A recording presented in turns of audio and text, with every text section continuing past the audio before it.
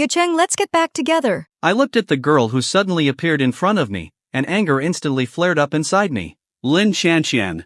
My ex. Once the most beautiful girl in our course, surrounded by crowds of admirers. But among them all, she chose me. I was not only attractive but also an outstanding student, a promising young man. Back then, I thought that was enough. We dated for just one semester, and then a rich guy from a neighboring department appeared. Money, gifts, a luxury car, that was enough for her to leave me and run to him. She didn't even try to hide the reason. Yi Chang, you don't have as much money as Hao. He drives a Porsche, and you ride a second-hand electric scooter. Aside from a pretty face, you have nothing at all. I don't want to spend my whole life paying off a mortgage and car loans with you. Those words broke my heart at the time.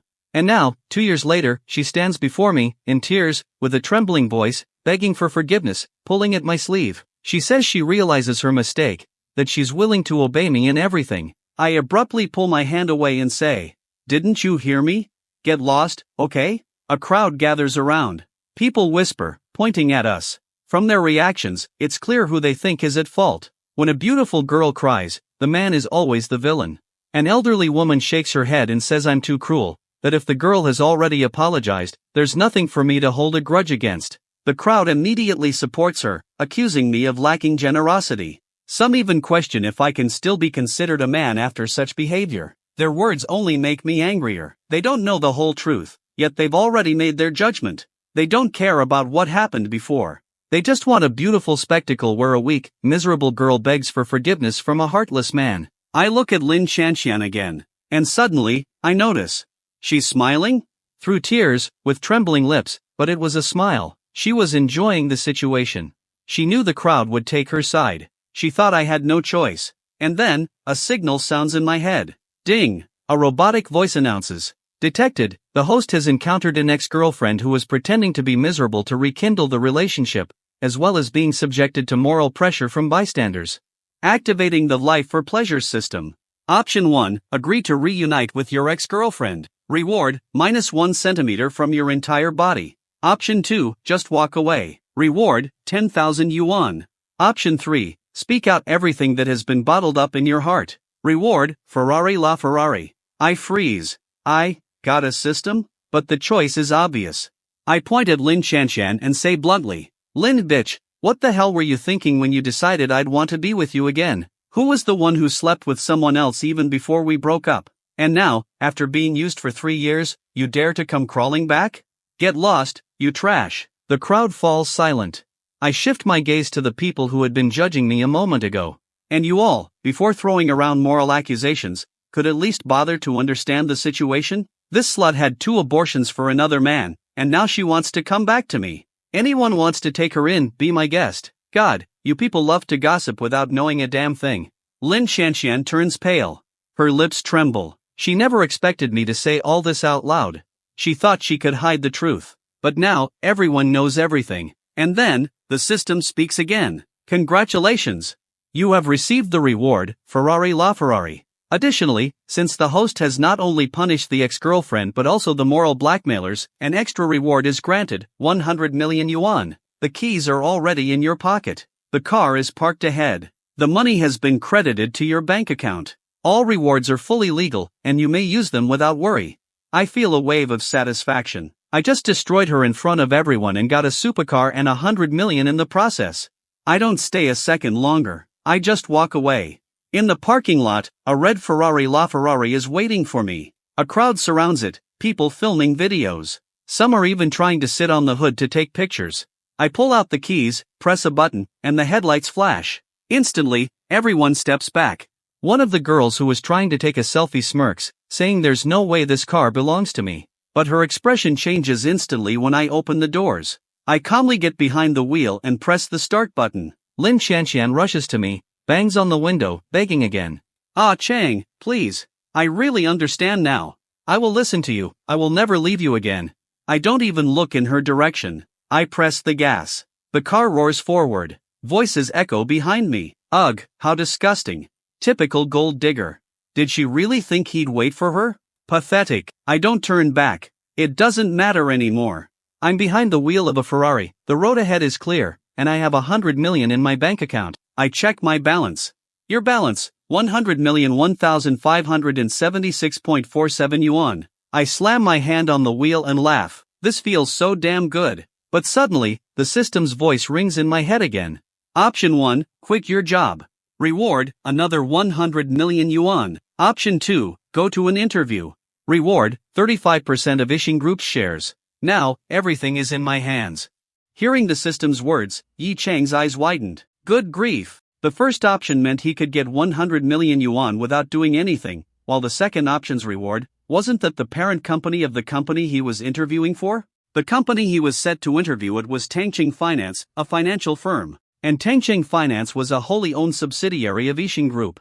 And what was Yixing Group? A super conglomerate worth over 300 billion yuan, ranked among the Fortune Global 500. Yi Chang, having studied business administration, knew exactly what 35% of its shares represented. He had previously researched Yixing Group's shareholding structure. Even the largest shareholder only held about 42%. This meant he would instantly become the second largest shareholder. Sure, 100 million in cash sounded tempting, but 35% of Yixing Group's shares? That was even better. Besides, the system didn't require him to pass the interview, just attending was enough. Wasn't this basically a free giveaway? Without hesitation, he chose option 2, he would go to the interview tomorrow. Now, it was time to go shopping. Or rather, stocking up? Yi Chang chuckled to himself, then drove his LaFerrari straight to the most luxurious mall in Shanghai. Upon arriving, he parked the eye-catching LaFerrari in the paid parking lot, and the security guards immediately took positions beside it. If a regular car got damaged in a paid parking lot? No problem, compensation was manageable. But a supercar like this? No one could afford that kind of damage. After leaving the parking lot, Yi Chang's first stop was the Rolex boutique. Sir, are you here to look at watches? As soon as he entered, a female sales associate warmly greeted him. The staff at Rolex were well trained. Even though Yi Chang was dressed in clothes worth less than 300 yuan, she still maintained a respectful attitude. Yi Chang glanced around the store and said, "I'll just take a look first." Of course. The saleswoman nodded and followed him as he browsed. He started looking at the display cases near the entrance. The watches there were on the cheaper side, under 100,000 yuan. Before long, his eyes landed on a very famous watch.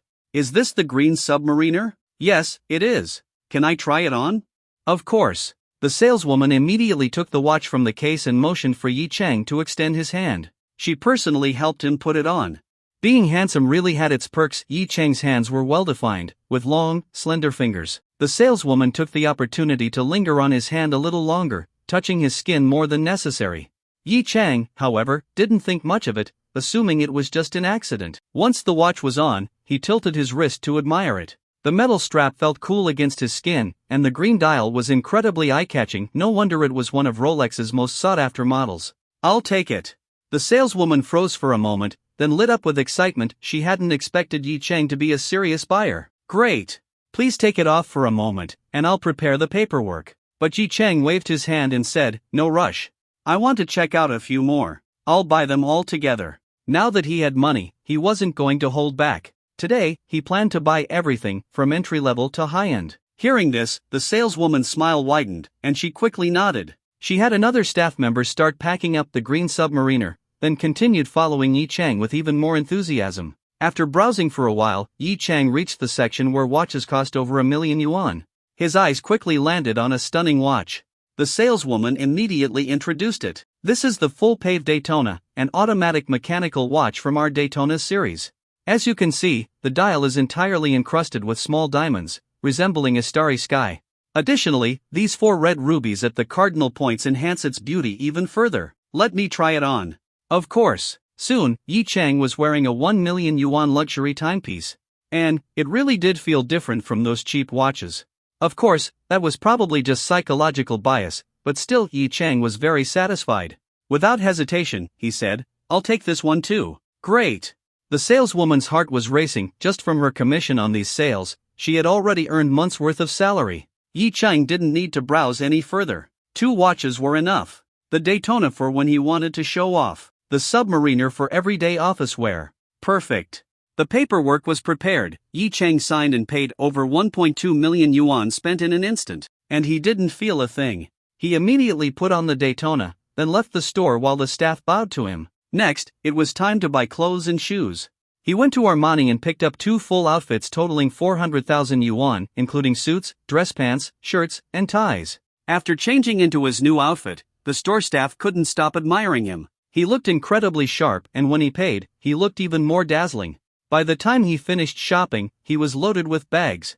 Wearing a casual Armani t-shirt, pants, and shoes, he returned to the parking lot, placed everything in his car, then rubbed his stomach. He was hungry. So, he went back to the mall to find a restaurant. After looking around, he settled on a Western restaurant. He had heard that high-end Western restaurants were ridiculously expensive, and today, he wanted to see just how ridiculous they could be. When the menu arrived, he was actually shocked. Damn! The most expensive steak was over 800 yuan. Was it covered in gold? Looking at the description, no, it wasn't. But it was sprinkled with edible gold flakes. Alright then, rich people really know how to have fun. And now, he was a rich person. So, he ordered one. The waiter didn't seem surprised. After all, one glance at Yi Chang's outfit, Armani, plus a blinging luxury watch, made it obvious he wasn't short on cash. His order: a steak, clam chowder, baked escargot. Total cost, 1,500 yuan. Back when he was in college, he didn't even spend that much in a month. Now, he was waiting for his food, casually playing with his brand new Huawei MX2 foldable phone, which he had just overpaid 20,000 yuan for. He was living the dream. But just as he was getting comfortable, he suddenly heard a loud scolding from a nearby table. What kind of service is this? You call this a high-end restaurant? I've been waiting forever for my steak. A soft, apologetic voice responded. I'm very sorry. I'll go check with the kitchen right away. Yi Chang froze. That voice. It sounded strangely familiar. Soon, the commotion died down. It seemed that the manager had stepped in to talk to the customer, while the female server kept her head down and quickly walked past Yi Chang's table. Yi Chang looked up and caught a brief glimpse of her, immediately freezing in place. Wasn't that Ning Qingxue from the neighboring class? She was a school beauty. Why was she working here? She was wearing a black uniform, with a knee-length pencil skirt. Her slender legs, wrapped in black stockings, extended gracefully from beneath the skirt, their smooth curves well-proportioned and refined. 2 years ago, after breaking up with Lin Shanxian, Yi Chang had lost faith in love. But from time to time, he and his dorm mates would still joke about how amazing it would be if Ning Qingxue could be his girlfriend. Wait a minute. Yi Chang suddenly recalled the expression on Ning Qingxue's face just now. She looked like she was about to cry. Yi Chang and Ning Qingxue had co-hosted academy events before due to their outstanding appearances, so they knew each other, though not very well. Still, seeing her upset, how could he not go over and offer some comfort? Just then, the system's voice rang in his mind.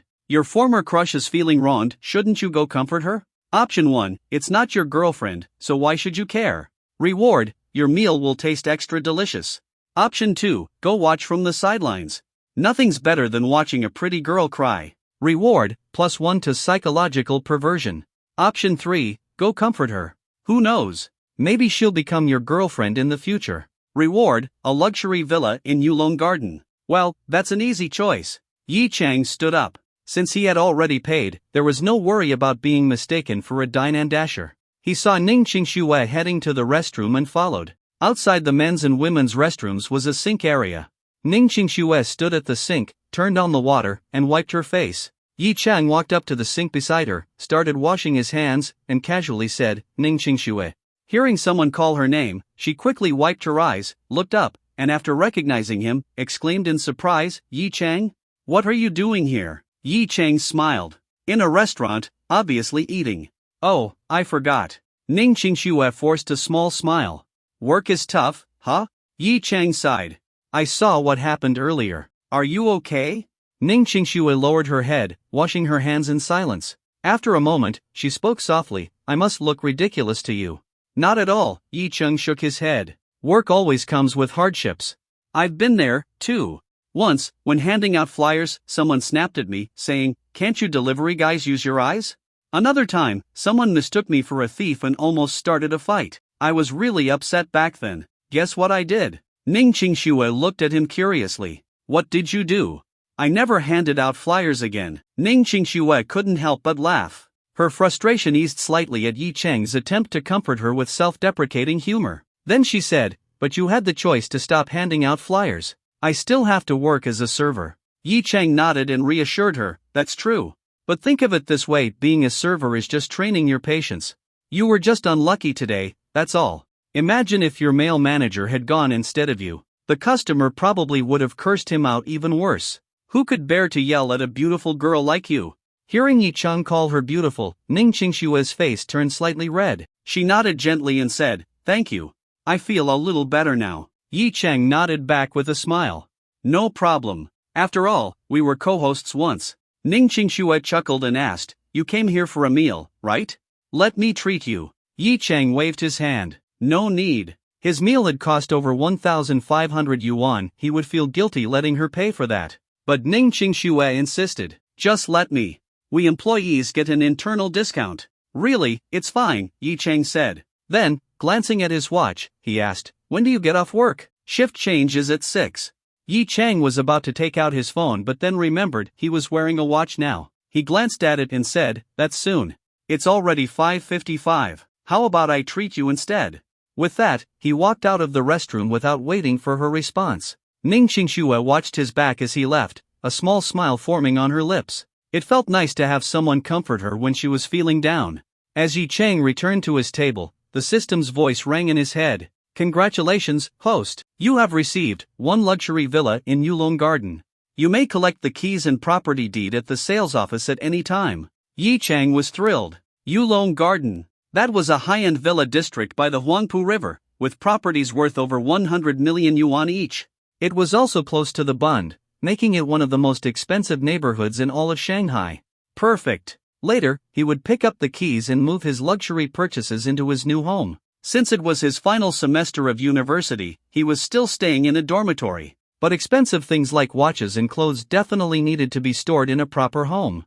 With that in mind, Yi Chang returned to his seat. A few moments later, Ning Qingxue came over and said, "I'm not officially off work yet. Just wait for me a little longer." Then, she walked over to the register and asked a co-worker, "How much is table 23's bill?" She figured Yi Chang's meal would cost at most 200 to 300 yuan. Her monthly salary was 4,000 yuan, and with the employee discount, she estimated the cost would be under 200 yuan.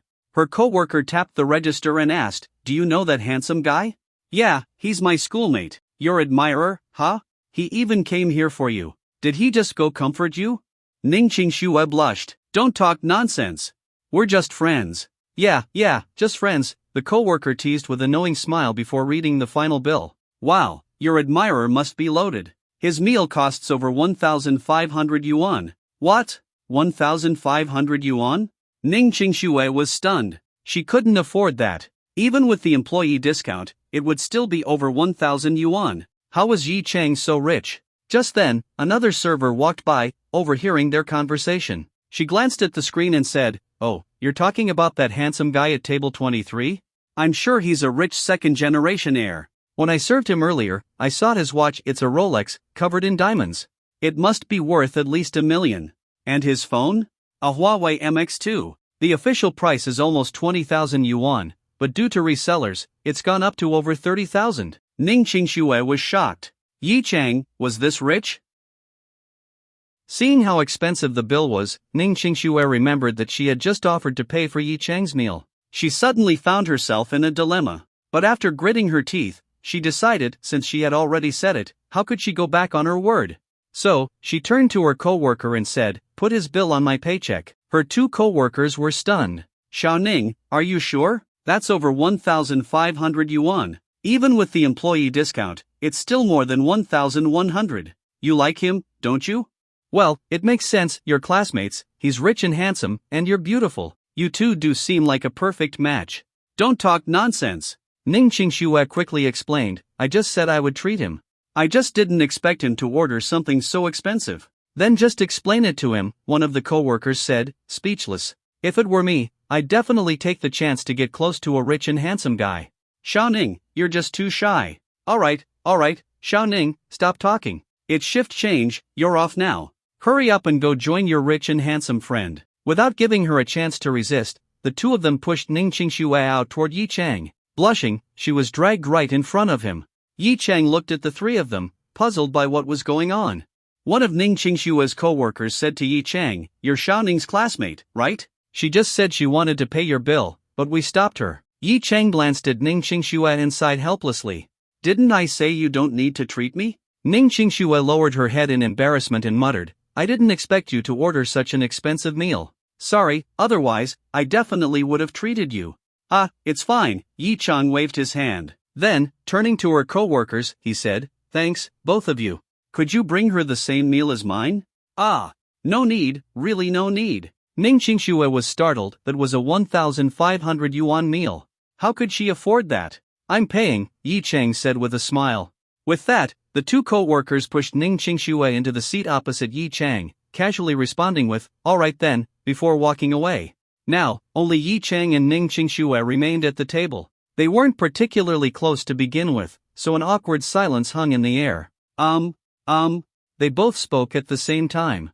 Ning Qingxue glanced at Yi Chang and spoke first. You really don't have to treat me. That meal is way too expensive. It's fine, Yi Chang waved it off. Didn't you just want to treat me? This time, let me treat you first. But I haven't paid for yours yet. Then treat me next time, with whatever meal you want.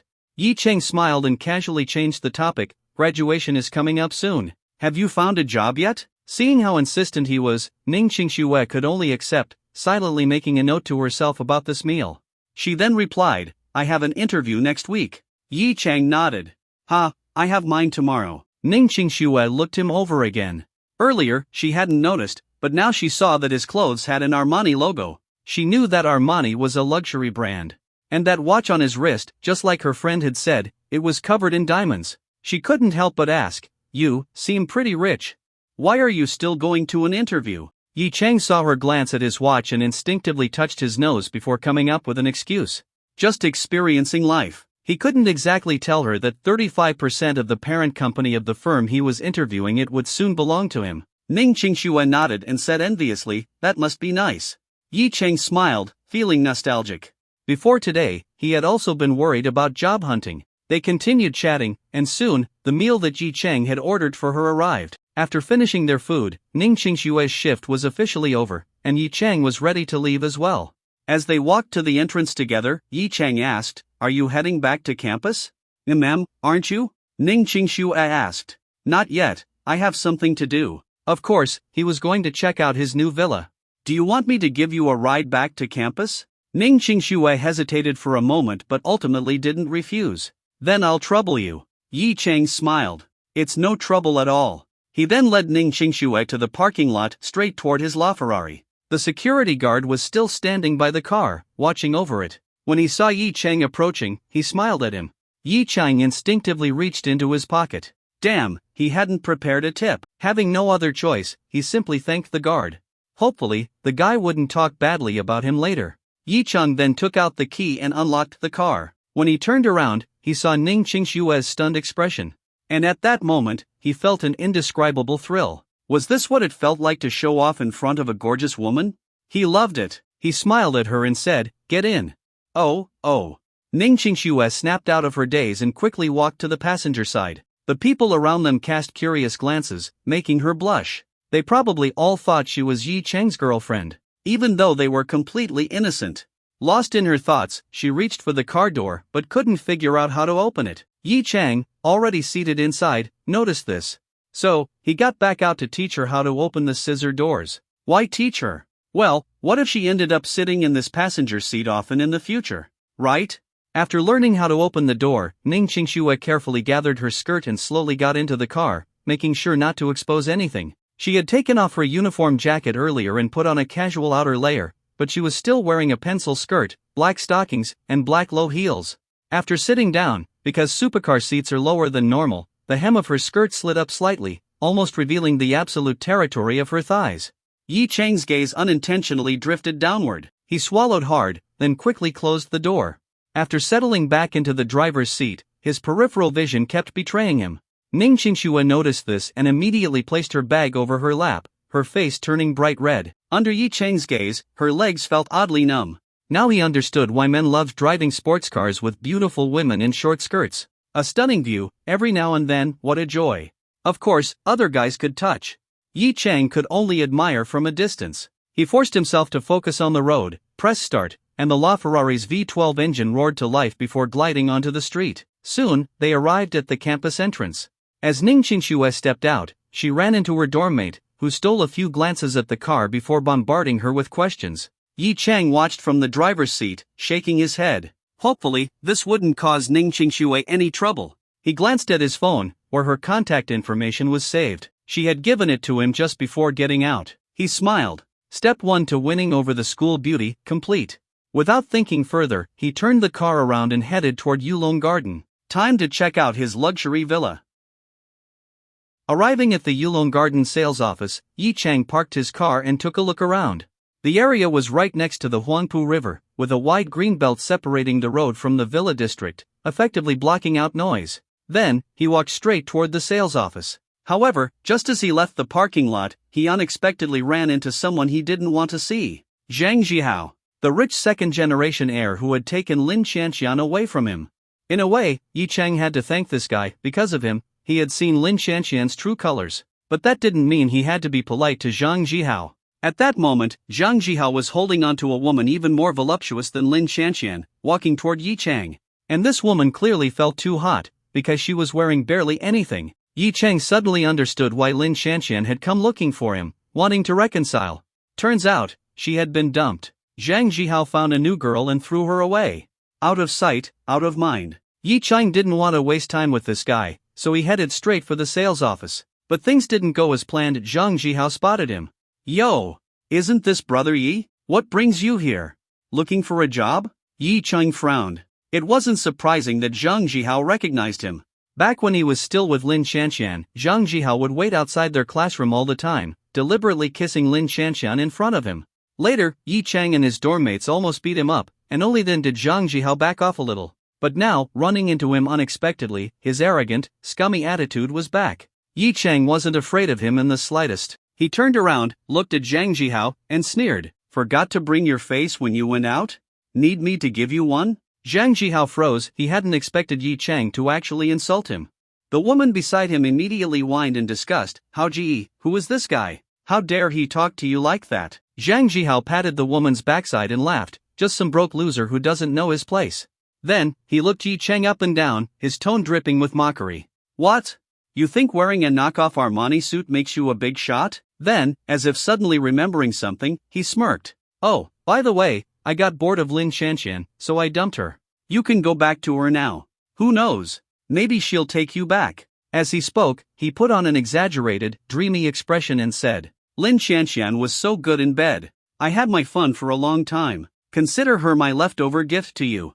The woman beside him blushed and buried her face in Zhang Zhihao's chest. How Ji, don't say things like that in front of people like him. Even though Yi Chang had nothing to do with Lin Xianxian anymore, hearing Zhang Zhihao's words still made his blood boil.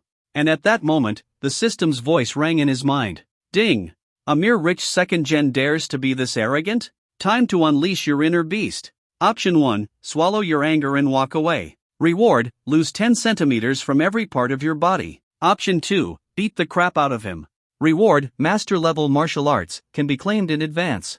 Option 3, show him what real wealth looks like. Reward, 10 billion yuan in cash. Option 4, first beat the crap out of him, then show him what real wealth looks like. Reward, master-level martial arts, can be claimed in advance, plus 1 billion yuan in cash plus full ownership of Jinsi Road Commercial District. Seeing option 1, Yi Chang flinched. This system was too evil. But as soon as he saw option 4, he grinned. Did this even need consideration? He had wanted to beat up this guy for ages. Without hesitation, he chose option 4 and told the system in his mind, I want to claim the master-level martial arts reward in advance. In an instant, countless martial arts techniques flooded his mind. From Tai Chi to Xingyi Fist, from sword techniques to spear combat, he even gained muscle memory for all of them. Yi Chang suddenly felt like he could take down a full-grown buffalo with his bare hands. He cracked his neck, looked at the two idiots in front of him, and grinned. But instead of attacking immediately, he sneered. TSK, what a perfect match, a whore and a dog, a couple made in heaven. Zhang Zhihao and the woman immediately turned ugly. Who the fucking are you calling a dog? Zhang Zhihao roared. I'm talking about you, dumbass. Yi Chang taunted. What, not convinced? Lin Xianxian was a whore, this woman is also a whore. And you? You're a short, fat pig. At least pigs have some use, they can be eaten. But you? You're just wasting air. Zhang Zhihao's face turned purple with rage. He hated when people pointed out his two biggest insecurities, his height and weight. Meanwhile, Yi Chang was tall, 1.8 meters, and good-looking. Back then, the only reason Zhang Jihao flaunted his wealth and publicly humiliated Yi Chang was because he was jealous of his looks. "Say that again, you bastard. You looking to die?" The woman was also furious, pointing at Yi Chang and scolding, "Can you not speak like a civilized person?" Yi Chang smirked. "My mouth, my words. I'll say whatever the hell I want. What are you gonna do, shorty? And you, slut?" Zhang Jihao was furious. He charged forward, throwing a punch at Yi Chang. Yi Chang let the punch land on his chest on purpose. Good. Now it's self-defense. He now had 100 ways to beat Zhang Jihao senseless while only leaving minor injuries so small they wouldn't even count as excessive force. He grabbed Zhang Jihao's wrist, twisted it backward. Zhang Jihao yelped in pain. In one swift move, Yi Chang spun behind him, swept his leg, and slammed him to the ground. Then, he channeled his inner Ip Man and began a Wing Chun-style beatdown. But he controlled his strength, striking specific pressure points on Zhang Jihao's back with the hardened knuckles of his fists. Zhang Jihao screamed in agony. Ow. Yi Chang, you bastard. Do you know what happens if you hit me? Stop, please. The woman panicked and shouted for help. Someone help. He's attacking someone. Since they were right near the Yulong Garden sales office, the security guards quickly rushed over. Stop fighting. Both of you, stop. By then, Yi Chang had landed a final punch, making Zhang Jihao howl in pain. He figured this last hit would leave him unable to do any strenuous activity for half a month. The security guards pulled Yi Chang away, but he didn't resist. "Why are you fighting in public?" one of the guards scolded. Yi Chang dusted off his clothes and said casually, "He hit me first." Then, he pointed at a security camera at the entrance and said, "That camera caught everything. If it weren't for that camera, he wouldn't have fought here." Seeing Yi Chang directly point out the security camera, the two security guards were stunned. So he had planned this fight in advance? But looking at Zhang Jihao lying on the ground, beaten half to death, it was hard to believe he had only suffered minor injuries. Even if Zhang Jihao threw the first punch, beating him up this badly still seemed excessive. At this moment, the woman beside Zhang Jihao helped him up. He looked absolutely miserable, his entire back aching with every breath. Furious, he turned to the security guards and shouted, "You too, beat him up for me. I'll give each of you 10,000 yuan. The two security guards glanced at Zhang Jihao in disgust. 10,000? Are you trying to bribe beggars? Seeing that the guards weren't even looking at him, Zhang Jihao's expression darkened, and he raised the offer. 50,000. Yi Chang chuckled. Enough already. Stop embarrassing yourself with that little pocket change. Zhang Jihao snapped back, little pocket change? You broke loser, I bet you don't even have 10,000 to your name. Yi Chang cracked his knuckles and smirked. Guess I didn't hit you hard enough just now. Zhang Jihao flinched. He absolutely did not want to get hit again. The pain from Yi Chang's last punch was unbearable. Every step he took now made him want to cry. At that moment, the sales office manager walked out. Since the fight had happened right at their entrance, it was his responsibility to check on the situation. However, as soon as he saw Yi Chang, he froze for a moment, then took a closer look. His expression immediately became respectful as he asked cautiously, "Excuse me, are you Mr. Yi Chang?" Yi Chang glanced at his name tag, sales office manager. Then, he nodded. "Yes, I am." "Ah, very nice to meet you. May I ask what happened here?" Yi Chang raised an eyebrow. So, this guy recognized him? Was the villa that the system prepared for him so extravagant that even the manager was treating him with this level of respect? But the timing was perfect. He pointed at Zhang Jihao and said, "This guy tried to attack me but lost, so I beat him up. You have security footage, right? You can back me up." Zhang Jihao was surprised. Why did this sales office manager know Yi Chang? And why was he acting so respectful toward him? Still, he quickly tried to use his own status. "Manager Liu, you came at the right time. I am Zhang Jihao, the son of the chairman of Zhang Group. I came here today to look at your properties, but this man suddenly attacked me. I need you to detain him and report him to the police." But Manager Liu completely ignored Zhang Jihao. Instead, he turned back to Yi Chang and said, "Of course, no problem, Mr. Yi. You are one of our most esteemed clients. We also have connections with the best law firms in Shanghai. We can arrange for legal assistance if you need it." Much appreciated, Yi Chang said with a smile. Zhang Jihao finally realized something was wrong. Yi Chang was an esteemed client? What the hell? Did he hear that correctly? His eyes drifted back to Yi Chang's outfit Armani. Then, to his watch Rolex full diamond Daytona. Could it be, everything Yi Chang was wearing was real? Not knockoffs? But Zhang Jihao's girlfriend still didn't get it. She still believed Zhang Jihao's claim that Yi Chang was just a broke loser wearing fakes. She pointed at Manager Lu and shouted angrily, "Hey, manager, are you blind? That guy just hit my boyfriend. And instead of punishing him, you're taking his side? My boyfriend is the son of Zhang Group's chairman. If he's happy, he might even buy one of your villas." Manager Lu frowned and replied coldly, "Zhang Group? Never heard of it." Then, he looked at the woman with disdain and continued, "And did you just say Mr. Yi is a broke loser? Sorry to disappoint you, but Mr. Yi recently purchased Yulong Gardens Villa Number 1, valued at 688.8 million yuan. I really don't understand what you mean by broke loser. You and your boyfriend together probably can't even afford the down payment. Furthermore, since you have insulted Mr. Yi and even attacked him, we have the right to add you both to our blacklist. If you attempt to harass our VIP client again, you are welcome to take it up with our legal department. Now, please leave our premises." Zhang Jihao and his girlfriend were completely stunned. Yi Chang bought a 688.8 million yuan villa? Yulong Garden Villa Number 1? Zhang Jihao had heard about this villa before, but he had never seen it in person. Just getting a tour required a financial audit proving at least 200 million in liquid assets. His own personal account didn't have that much, so he had never qualified to view it. Now, the manager was telling him that this villa already belonged to Yi Chang? Yi Chang gave Zhang Jihao a disdainful look and sneered, "Who's the broke loser now?" Then, without sparing him another glance, he turned and walked into the sales office. Manager Lu, with a stern expression, ordered the security guards to keep Zhang Jihao and his girlfriend from entering. Then, he smiled and respectfully followed Yi Chang inside, asking if he would like to inspect the villa today. Yi Chang agreed while listening to the system notification in his head. "Congratulations, host. You have completed option 4 and received Master Level Martial Arts, already claimed. 1 billion yuan in cash. Full ownership of Jinsei Road Commercial District. The cash has been deposited into your account. Expect a call regarding your new commercial property soon." Hell yeah! Forget the martial arts and the billion yuan. Jinsei Road was one of Shanghai's most prosperous commercial districts, even ranking among the top in China. And now, it all belonged to him. He wondered how much revenue it would generate. Just then, his phone vibrated. He glanced at the screen. "Your bank account has received a deposit of 1 billion Chinese yuan.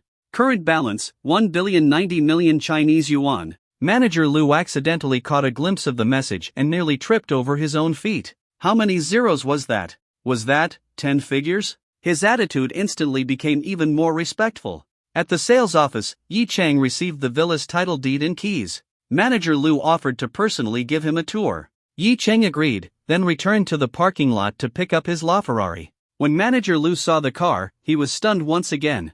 Meanwhile, far away, Zhang Jihao was still standing there, staring blankly as Yi Chang drove off in a multi-million-dollar supercar. This was the broke loser he had mocked? Wasn't this guy leagues ahead of him? Had Yi Chang been pretending to be poor all along? In the end, the real fool was him. Zhang Jihao felt his back ache even more. Driving into Yulong Garden, Yi Chang and Manager Lu arrived at the villa. The gate guards were instructed to recognize Yi Chang's face and car, ensuring he could enter freely from now on. As they drove in, Manager Lu thought to himself, "If only I were a woman. Landing a man like this would mean never worrying about money again."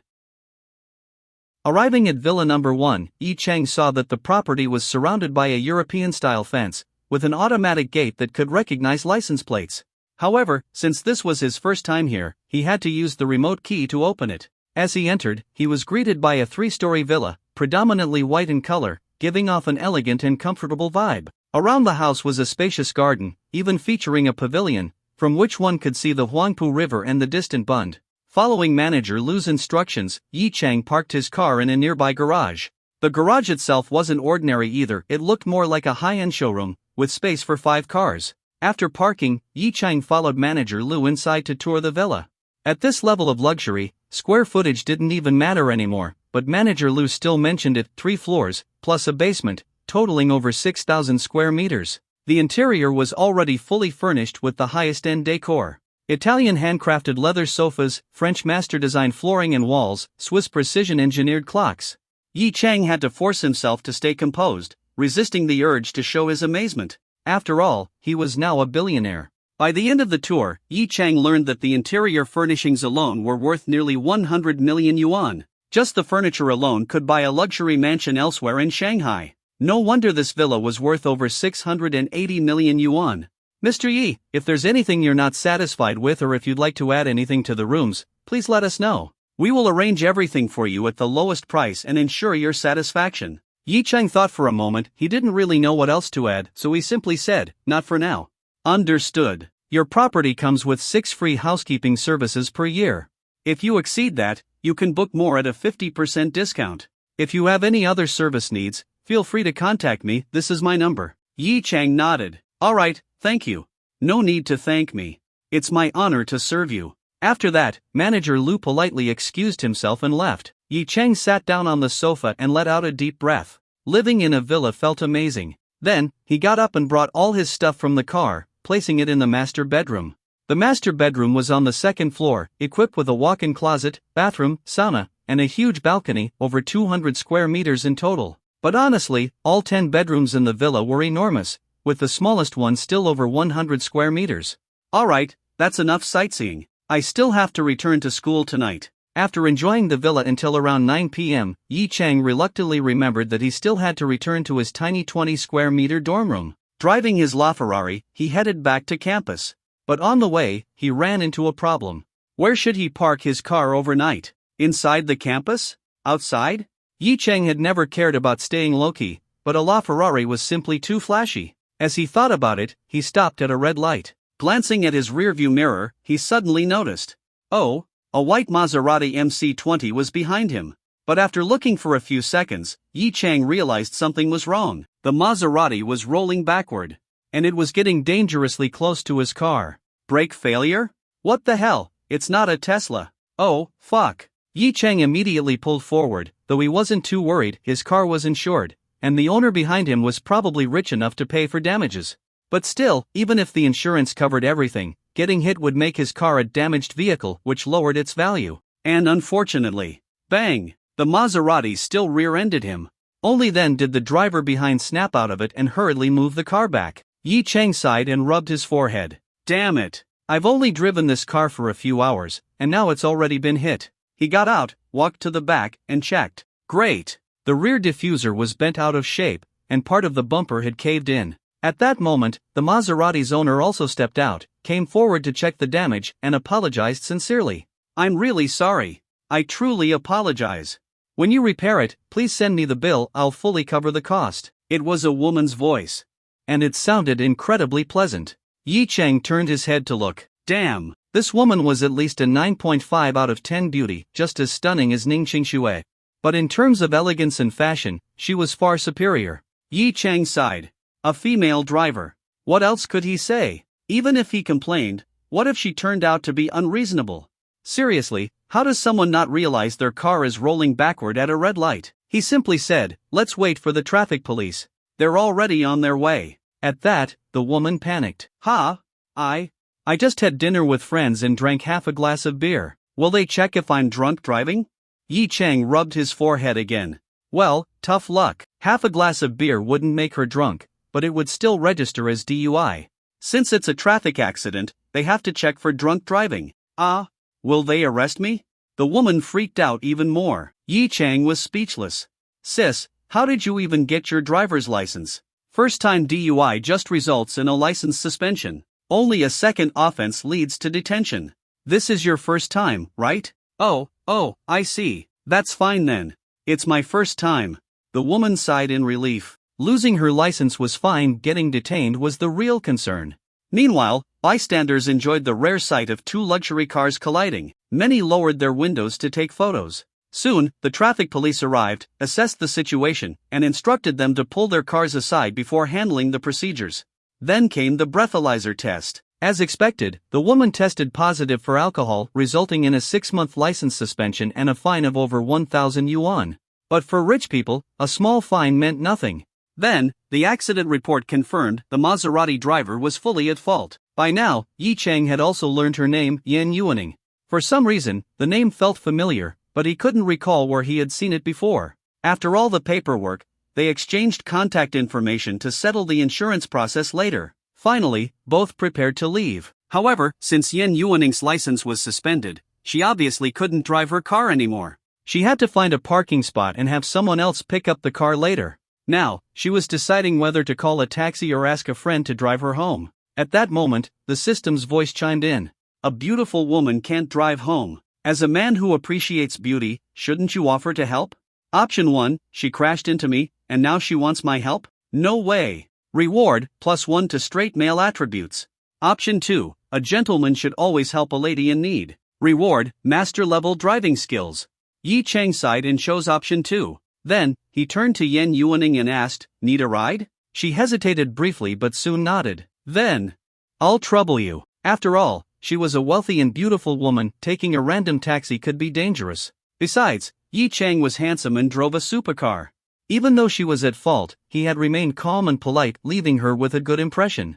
Except for one thing. He actually called her sis earlier. Unforgivable.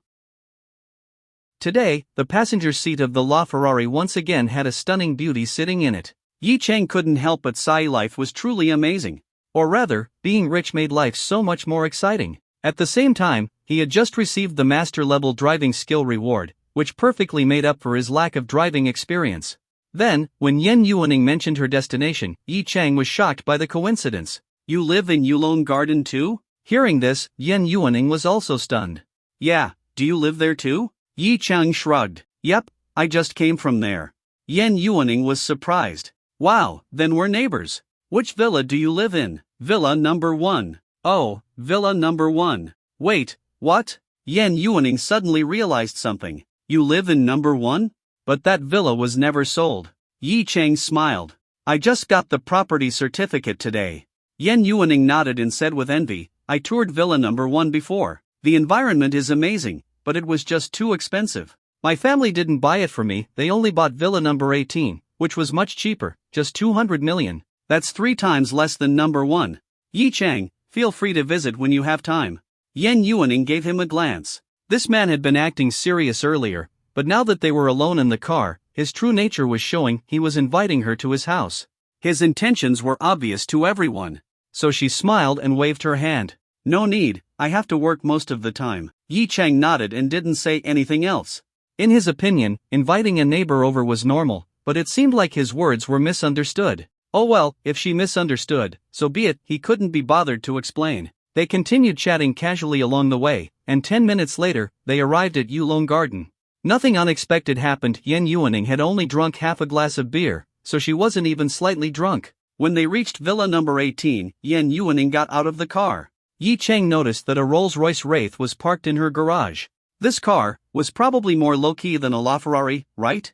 Yi Chang stroked his chin and suddenly asked, "Miss Yen, could you do me a favor?" Yen Yuaning, who had just stepped out, turned back and asked, "What is it?" Yi Chang pointed at the Rolls-Royce Wraith and said, "Can I leave my car here for now and borrow your Rolls-Royce for a day? I'll return it to you tomorrow." Yen Yuaning was taken aback. "Why?" Yi Chang, can I just say that I don't want to drive a damaged car?" Hearing this, Yen Yuaning laughed. "Of course, that's totally understandable. A lot of people think the same way. Then go ahead and park it inside. After all, I was the one who hit your car." "Thanks a lot." Yi Chang smiled and drove into the villa's garage. When Yen Yuaning opened the garage, Yi Chang noticed that there were 2 other luxury cars worth millions inside. After parking, he got out and said, "I'll wait outside then." If he asked to go inside, this Miss Yen might misunderstand him again. Yen Yuaning nodded. She actually appreciated his politeness. A moment later, she returned with the keys. Yi Chang took them and looked at the double R emblem. He couldn't help but feel amazed. Today, he had gotten the keys to 2 luxury cars. "Alright, thanks a lot." As Yi Chang was about to get in, Yen Yuaning suddenly spoke. "By the way." Yi Chang turned to look at her. She hesitated for a moment, then said, "Could you do me a favor?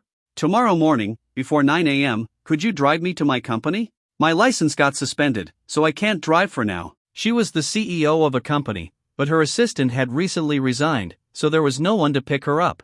Since she had a good impression of Yi Chang, she figured she could ask him. Yi Chang thought for a moment. Before 9 a.m.? But he had an interview at 10 a.m. Still, he didn't refuse immediately and asked, "Where's your company?" "Yixing Tower." Yi Chang froze on the spot. Yixing Tower? Wasn't his interview at Tangcheng Finance also in Yixing Tower?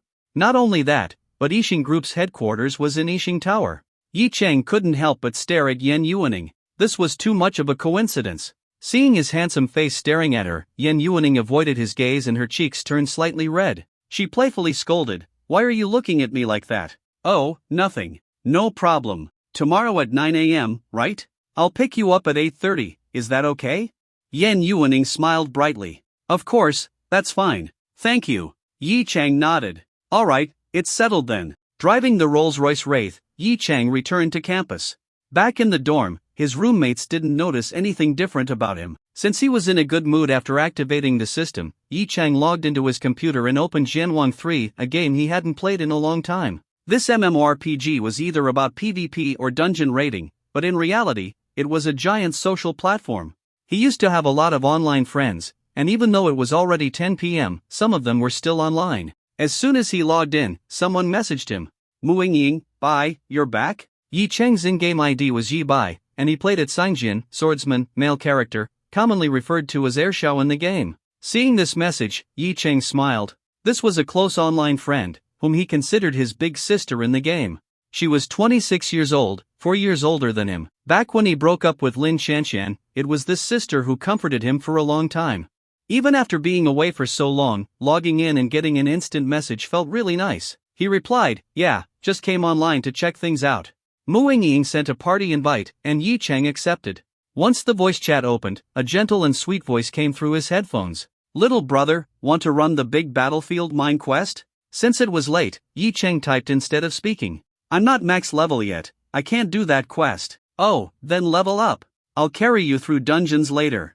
"It's too late, my roommates are already asleep. I'll log off soon and level up another time." "Okay." Then Muing Ying said, "By the way, little brother, say something. I haven't heard your voice in so long." Yi Cheng's voice was really pleasant, and many of his online friends liked hearing him talk. Yi Cheng helplessly replied, "It's late, I don't want to wake my roommates." "Oh, then never mind, next time." Muing Ying didn't push it further and instead stood beside his character in the game, playing around with some in-game interactions. She played a female Tiansu character and was probably a rich player since her character wore all the newest premium outfits. Yi Cheng, on the other hand, wore the cheapest default outfit, his sex standard uniform. Still, no one really cared about expensive outfits in this game, and Muing Ying certainly didn't mind. After playing for a bit, Yi Cheng logged off. He had an interview tomorrow, so he needed rest. The next morning, at 8:30 a.m., a Rolls-Royce Wraith parked outside Villa number 18 in Yulong Garden. The villa's doors opened, and Yen Yuaning stepped out, wearing a dark blue women's business suit. Her neat short hair and sharp outfit gave off an undeniable aura of power. She got into the car and said, "Thank you." Yi Cheng glanced at her a few more times, slightly surprised by her professional appearance. Then, he said, "No need to thank me. Let's go." Yi Cheng drove the car, now with master-level driving skills, and since he was driving a Rolls-Royce, which prioritized comfort, Yen Yuaning couldn't help but think having a driver like this wouldn't be bad at all. At the same time, she sized up Yi Cheng. Right now, he was dressed in a finely tailored Armani suit, with a tie neatly fastened at his collar. With his handsome face and immense wealth, even someone like Yen Yuaning, who had met countless men, couldn't help but glance at him a few extra times. Suddenly, Yi Cheng's phone rang. He glanced at the screen. An unknown number. Could be a sales call. So, he put it on speaker and answered. "Hello, is this Mr. Yi Cheng?" Yi Cheng was slightly surprised. The caller knew him? "Yes, speaking. What's the matter?" "Oh, hello. I'm Li Chang, the general manager of Jinxi Street Corporation in Shanghai. The company has officially been transferred under your name. May I ask when you'd be available to visit?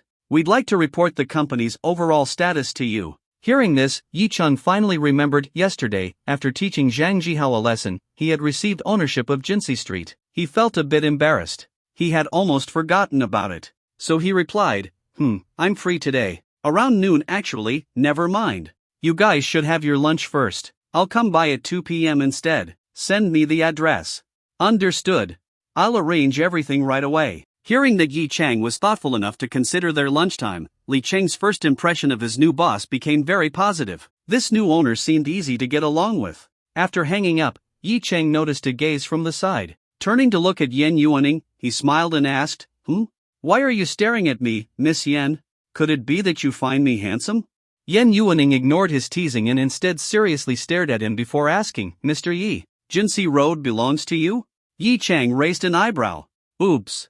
Looks like he accidentally showed off in front of this beauty. He really hadn't expected that call to expose the fact that he now owned Jinsei Road. Of course, even if he had remembered in advance, he still would have put it on speaker and maybe even acted more indifferent about it. So he casually replied, "Oh, Jinsei Road isn't mine. It belongs to the country. I just happen to hold its property rights for now." Yan Yuaning rolled her eyes. What nonsense! But still, this was beyond shocking. Jinsei Road was the most famous commercial street in Shanghai, even all of China, often called China's #1 commercial street. How could she ignore the fact that the person sitting right beside her owned it? And what made it even more unbelievable, he was so young. In her eyes, Yi Cheng's background suddenly became even more mysterious. "So shouldn't you be heading straight to your company after dropping me off at Yixing Tower? Jinsei Road alone generates hundreds of billions in rent every year, doesn't it?" "Hundreds of billions? That much?" Yi Cheng was genuinely surprised. "You didn't even know?" Now Yan Yuaning was even more shocked. "How the hell did you become the owner of Jinsei Road without even knowing its value?" Yi Cheng coughed twice and quickly answered her previous question. "Actually, I have business at Yixing Tower too, so I won't have much time to visit Jinsei Road's offices today." "You also have business at Yixing Tower? For what?" "An interview." "An interview?" Yan Yuaning froze. "I'm also going for an interview today." "You too?" "Yes. I'm the CEO of my company, so I'm going as an interviewer." She nodded and then asked, "Do you have investments in Yixing Group? Are you going as an interviewer too?" Yi Cheng fell silent. Something felt off, because he suddenly realized something. Yixing Group's chairman had the surname Yan, and Tangcheng Finance, the company he was interviewing for, was a subsidiary of Yixing Group. Moreover, Tangcheng Finance was a well-known financial firm, and its CEO's surname was also Yan. And if he remembered correctly, that CEO's name was Yan Yuaning. For a moment, he didn't feel like going to the interview anymore. It might be too awkward when they met face to face, but if he didn't go, he wouldn't get Yixing Group's shares. So, he decided not to tell Yan Yuaning just yet. That way, when they met later, she'd be the one caught off guard, and she'd be the one feeling awkward. So he replied with a smile, "Yeah, I'm also going as an interviewer." Yan Yuaning nodded and curiously asked, "What's the name of your company?" That's a secret for now." Yan Yuaning raised an eyebrow. "He's keeping secrets from me? It's just a company. What's the big deal?" "Fine, whatever." She let out a small humph. Yi Cheng glanced at her. Wait, was that a real humph? What was with this tsundere-like reaction? He thought for a moment maybe he was just too rich, making her feel slightly frustrated. Meanwhile, Yan Yuaning also realized her reaction was a bit unusual. Her face turned slightly red. She had never acted like this in front of a man before. It must have been an unconscious reaction. No, wait. The fact that it was unconscious made it even weirder. The more she thought about it, the more her thoughts spiraled. So, she forced herself to focus on her phone to distract herself. For the rest of the drive, they remained silent, and soon, they arrived at Yixing Tower. Located in the HP district, near the Huangpu River and not far from the Bund, Yixing Tower was owned by Yixing Group. It had 66 floors and was one of Shanghai's tallest buildings. To avoid Yan Yuaning realizing too soon that he was one of the interviewees, Yi Cheng suggested, "I'll drop you off at the entrance first, then go park." She agreed. But after hesitating for a while, she suddenly asked, "Can you pick me up at 8 p.m.? Yi Cheng sighed. If he actually became her assistant, would he have to drive her around every day? He didn't answer directly and just said, "I'll see if I'm free tonight." Hearing that, Yan Yuaning felt a bit annoyed. "I let you borrow my Rolls-Royce for free, and you can't even give me a ride home? Am I not pretty enough or something?" For the first time, the powerful CEO Yan Yuaning felt a slight sense of insecurity about her looks. But getting angry over something like this would be childish. So, she smiled and said, "Alright, just call me if you need to return the car." Yi Cheng nodded. "Thanks, I'll return it soon." Then, Yan Yuaning stepped out of the car and entered Yixing Tower, while Yi Cheng drove to the parking lot. Yi Cheng parked his car and waited downstairs for a while before heading up. Tangcheng Finance was located on the 36th floor, and since the elevator took some time, he had a moment to think. What kind of questions would Yan Yuaning ask once she realized it was him applying for the job? If she got mad, what if she deliberately made things difficult for him during the interview? Yi Cheng quickly came up with a solution. Pass the interview, get the system reward, and then quit. Then, as Yixing Group's second largest shareholder, he'd directly replace her as the CEO. She could become his secretary instead. And if there was work, she'd do it. If there wasn't, well, that part was just a fantasy. There was no way Yan Yuaning would agree to be his secretary. Ding! The elevator reached the 36th floor. The entire floor belonged to Tangqing Finance, which wasn't surprising. This company was strategically important to Yixing Group. Walking out of the elevator, Yi Cheng quickly found the front desk and asked where the interviews were being held. After getting his answer, he arrived outside the conference room. Inside, the interviews were already in progress. Outside, a few rows of chairs were arranged neatly, and the other candidates had already arrived. After all, Tangqing Finance was a big company, and getting a job here wasn't easy. Everyone wanted to make a great impression. There were 6 candidates, 2 men and 4 women. All of them were well-dressed, young, and clearly prepared. Some were chatting, while others were going through their notes for last-minute preparation. Yi Cheng? He sat there, completely relaxed, playing on his phone. Read interview materials? He could, but he didn't need to. After all, his chances depended entirely on Yan Yuaning's mood when she saw him. If she wanted him, he'd stay. If she didn't want him, there was no hope anyway. Truly a tragic situation. He rubbed his temples. If he didn't have the system, he'd probably be worried about this interview. But then again, if he didn't have the system, he wouldn't have met Yan Yuaning in the first place. Time passed quickly, and the first 2 candidates had already finished their interviews. Then, a voice called out, "Next candidate, Yi Cheng. Please come in." Yi Cheng stood up, adjusted his suit, and walked toward the conference room. Inside the conference room, at the center of the long table, Yan Yuaning was seated. She had just finished reviewing the previous candidate's evaluation, marking a few circles and crosses on the form. Then, she flipped to the next candidate's profile and saw the name, Yi Cheng. She froze. Immediately, she thought of that man. At first, she assumed it was just a coincidence. Maybe it was just the same pronunciation but a different name. But then she saw the photo. She was stunned. This guy, wasn't this that guy? Just then, the door opened. She looked up, and there he was. Yi Cheng, didn't he say he was going to be an interviewer? Why is he applying to be my assistant? This guy lied to me. Yan Yuaning's eyebrows shot up, and she glared at Yi Cheng. If it weren't for the other interviewers sitting beside her, she might have slammed the table and confronted him on the spot. Meanwhile, Yi Cheng pretended not to notice her glare as if he didn't even recognize her. He looked completely calm and composed. But seeing his nonchalant attitude, Yan Yuaning became even angrier. So, he really hid this from me? Fine, then. Time to teach him a lesson. She made up her mind. Her gaze toward Yi Cheng turned dangerous. Yi Cheng, unaware of this change, walked up to the interview panel, gave a slight bow, and respectfully greeted. "Good afternoon, interviewers."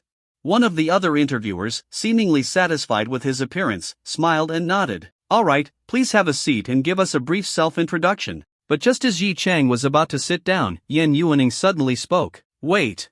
Don't sit yet." The other interviewers were stunned. What's the CEO doing? This candidate just walked in, and she's already making things difficult? Did she not want a male assistant? Yi Cheng sighed internally. As expected. She's targeting me, but he wasn't here to be a pushover. So, he pretended not to hear her, sat down anyway, and looked at her with confusion. What did you say? Yan Yuaning gritted her teeth. This guy is here to interview for my assistant position, and he dares act so smug? But with her subordinates watching, she had to keep her composure. So, she swallowed her frustration, put on a blank expression, and said, "Oh, nothing. Go ahead with your introduction." Yi Cheng smiled slightly and began. "Good afternoon, interviewers. My name is Yi Cheng. I studied business administration at Modern University, and I'm applying for the position of CEO assistant." Before he could even finish his first sentence, Yan Yuaning interrupted him. "Excuse me, but I have a question first." The other interviewers paused. Why is the CEO interrupting the introduction? Yan Yuaning stared at Yi Cheng and asked coldly. "You're applying to be my assistant, correct?" "Yes." "Then tell me, why are you wearing Armani? And why are you wearing a Rolex? Your outfit alone is worth over 100,000 yuan. Meanwhile, as the CEO, my entire outfit is worth less than 50,000 yuan. Even my watch is only worth 30,000. As an assistant, do you really think it's appropriate to dress more luxuriously than your boss?" The other interviewers were caught off guard. They only now realized Yi Cheng's clothes did seem high-end. There weren't obvious logos, but the CEO was experienced enough to recognize them. And that glimpse of his watch, it was definitely expensive. Actually, she had already noticed the Armani logo on his shirt this morning in the car. Yi Cheng raised an eyebrow. "So, this is the angle she's attacking me from?" Just then, the system's voice rang out. Ding! The female CEO is making things difficult for you. It's time to prove yourself as a real man. Option 1. A gentleman doesn't argue with a woman. Reward: women will see you as soft and easygoing. Option 2. Show dominance. Reward: a full-body physical enhancement. Yi Chang was speechless. Option 1. Are you kidding me? No way he was choosing that. Of course, he picked option 2. Leaning back into his chair, he locked eyes with Yen Yuaning and said, CEO Yen, I believe you're mistaken. As the CEO's assistant, I represent you in the eyes of outsiders. Wearing expensive clothes commands more respect, and it also reflects the company's strength. Besides, even if you wear something cheaper than me, no one would dare look down on you. After all, you're a CEO and a stunning woman. No matter what you wear, you'll always be taken seriously. Yen Yuaning squinted at Yi Chang. Hearing him compliment her looks, she felt a little better inside. Of course. She had been confident in her beauty her whole life. There was no way this man could just overlook it. Unless, he was a scumbag who had seen too many beautiful women. The other interviewers also felt that Yi Chang's words made sense. A CEO's assistant was often responsible for greeting VIPs and business partners, meaning they represented the company's image. If they could afford expensive clothing, it would make people think the company was strong. Even the assistant's salary was high enough to afford such outfits. But then, Yi Chang's next sentence almost made them fall out of their chairs. Of course, if the CEO is short on money, I'd even take out a loan to buy you an outfit. Damn. Isn't this a bit too early to show loyalty? You haven't even been hired yet, and you're already talking about taking a loan? And forget the loan, are you serious about saying this in an interview? Do you even want this job? Besides, our CEO is the daughter of Yixing Group's chairman. Our Tangcheng Finance handles billions in cash flow. Why on earth would you think the CEO has no money? But before they could recover from their shock, the CEO spoke up. What if I want something worth at least $1 million? Would you still buy it for me? Yi Chang grinned, glanced at Yen Yuaning, and playfully winked before saying, Of course. But I'll decide what to buy. Yen Yuaning almost laughed. She didn't doubt that Yi Chang had the money. The question was, would he really spend over $1 million on her? Over the years, plenty of men had tried to throw money at her to win her favor. But since she had no interest in them, they never got the chance to spend a dime on her. If it were Yi Chang, though, she wouldn't refuse. Not that she wanted to analyze why she felt this way. That won't work. If you're buying me something, you have to listen to me. How about this? Half your choice, half mine. No way. Then forget it. Fine. 75% my choice, 25% yours. I said half and half. Any less, and it's all my decision. The system required Yi Chang to stand his ground. To him, that meant he had to be assertive. Yen Yuaning glared at him. Yi Chang, on the other hand, looked completely indifferent. At that moment, the other interviewers finally caught on. Wait, you two know each other? Is this guy the CEO's suitor? And from the CEO's attitude, she didn't seem totally against it. The interviewers suddenly felt like they were witnessing something interesting. Meanwhile, one of the male candidates secretly took a photo of Yi Chang. In the end, Yen Yuaning backed down. With other people in the room, she couldn't say much more. Yi Chang might be her current enemy, but not an outsider. Brushing her hair back, she let out a breath, suppressed her irritation, and said, All right, let's officially start the interview. Everything before this? Off topic. But she wasn't done testing him yet. She didn't let any of the other interviewers ask questions. She was the only one grilling him. Yi Chang wasn't worried at all. Professional questions? Easy. He was well prepared. Then came the real challenge. Since Yen Yuaning didn't have a personal driver, her assistant needed to be on call 24/7. Could he handle that? This was obviously payback for how he didn't immediately agree to pick her up last night. But Yi Chang's answer made her grind her teeth in frustration. Depends on my availability. Any other candidate would have been kicked out immediately. But since Yi Chang knew Yen Yuaning, the other interviewers stayed silent. Yen Yuaning clenched her jaw and moved on to other questions. No matter how tricky her questions got, Yi Chang never fell for her traps. She was completely stuck. So, after 40 minutes, she finally ran out of things to ask. Fuming, she glared at him and said, The interview is over. Then, she stood up, walked straight to Yi Chang, and grabbed his wrist, dragging him toward the door. Continue interviewing the others. Director Zhang, take my place. Before anyone could react, she opened the door and pulled Yi Chang out. The other candidates, who had been waiting outside, were relieved when the door finally opened. But then, they saw something shocking. A woman had dragged one of the candidates out by force. They had no idea this was the CEO herself. They'd only realize it once they got inside and saw the nameplate. CEO Yen, where are you taking me? Yi Chang sighed after being dragged several meters down the hall. Yen Yuaning shot him a glare. We'll talk outside. Then can you let go of my hand? Men and women shouldn't be too close, you know. Yen Yuaning's blood pressure skyrocketed, but then she noticed. Company employees were watching. They were staring at her, clearly wondering, why is our beautiful CEO dragging a random man? Her face turned red. She immediately let go of Yi Chang's hand, glared at him again, and stormed toward the elevator. Yi Chang chuckled and casually followed. At that moment, the system finally spoke up. The host successfully held his ground during the interview. Reward, 1 full body enhancement. Claim anytime. But Yi Chang was still waiting for the reward from the Ishin Group interview. He asked the system, I attended the interview. Why haven't I received my reward yet? The interview results are not finalized. Please wait. So I have to wait for the results? Fine. The system's rules were absolute, so he had no choice but to wait. Most likely, the decision would come out tonight. But, would he accept the job if they offered it? Yi Chang looked up at Yen Yuaning's back. Her tailored suit fit perfectly, emphasizing her curves. Her chest size was definitely not smaller than a C cup. Her waist was slim, and her hips had an ideal 0.7 waist-to-hip ratio, considered the perfect proportion for women. She was wearing 5 cm heels, making her around 1.75 meters tall, just a bit shorter than Yi Chang. Between her pointed high heels and her pants, a small portion of her stocking-covered foot was visible. Yi Chang swallowed. Was she wearing ankle stockings, or full pantyhose? Either way, it was tempting. Yeah, he'd probably stay. Yen Yuaning was walking ahead when she suddenly turned around and noticed Yi Chang staring at her. Her face flushed slightly, and she asked, Why are you looking at me? Because you're beautiful, Yi Chang replied smoothly. Many men had complimented Yen Yuaning's beauty before, but Yi Chang's words somehow made her feel a bit pleased. However, she didn't show it and instead brought up an old grudge. Weren't you the one calling me big sis yesterday?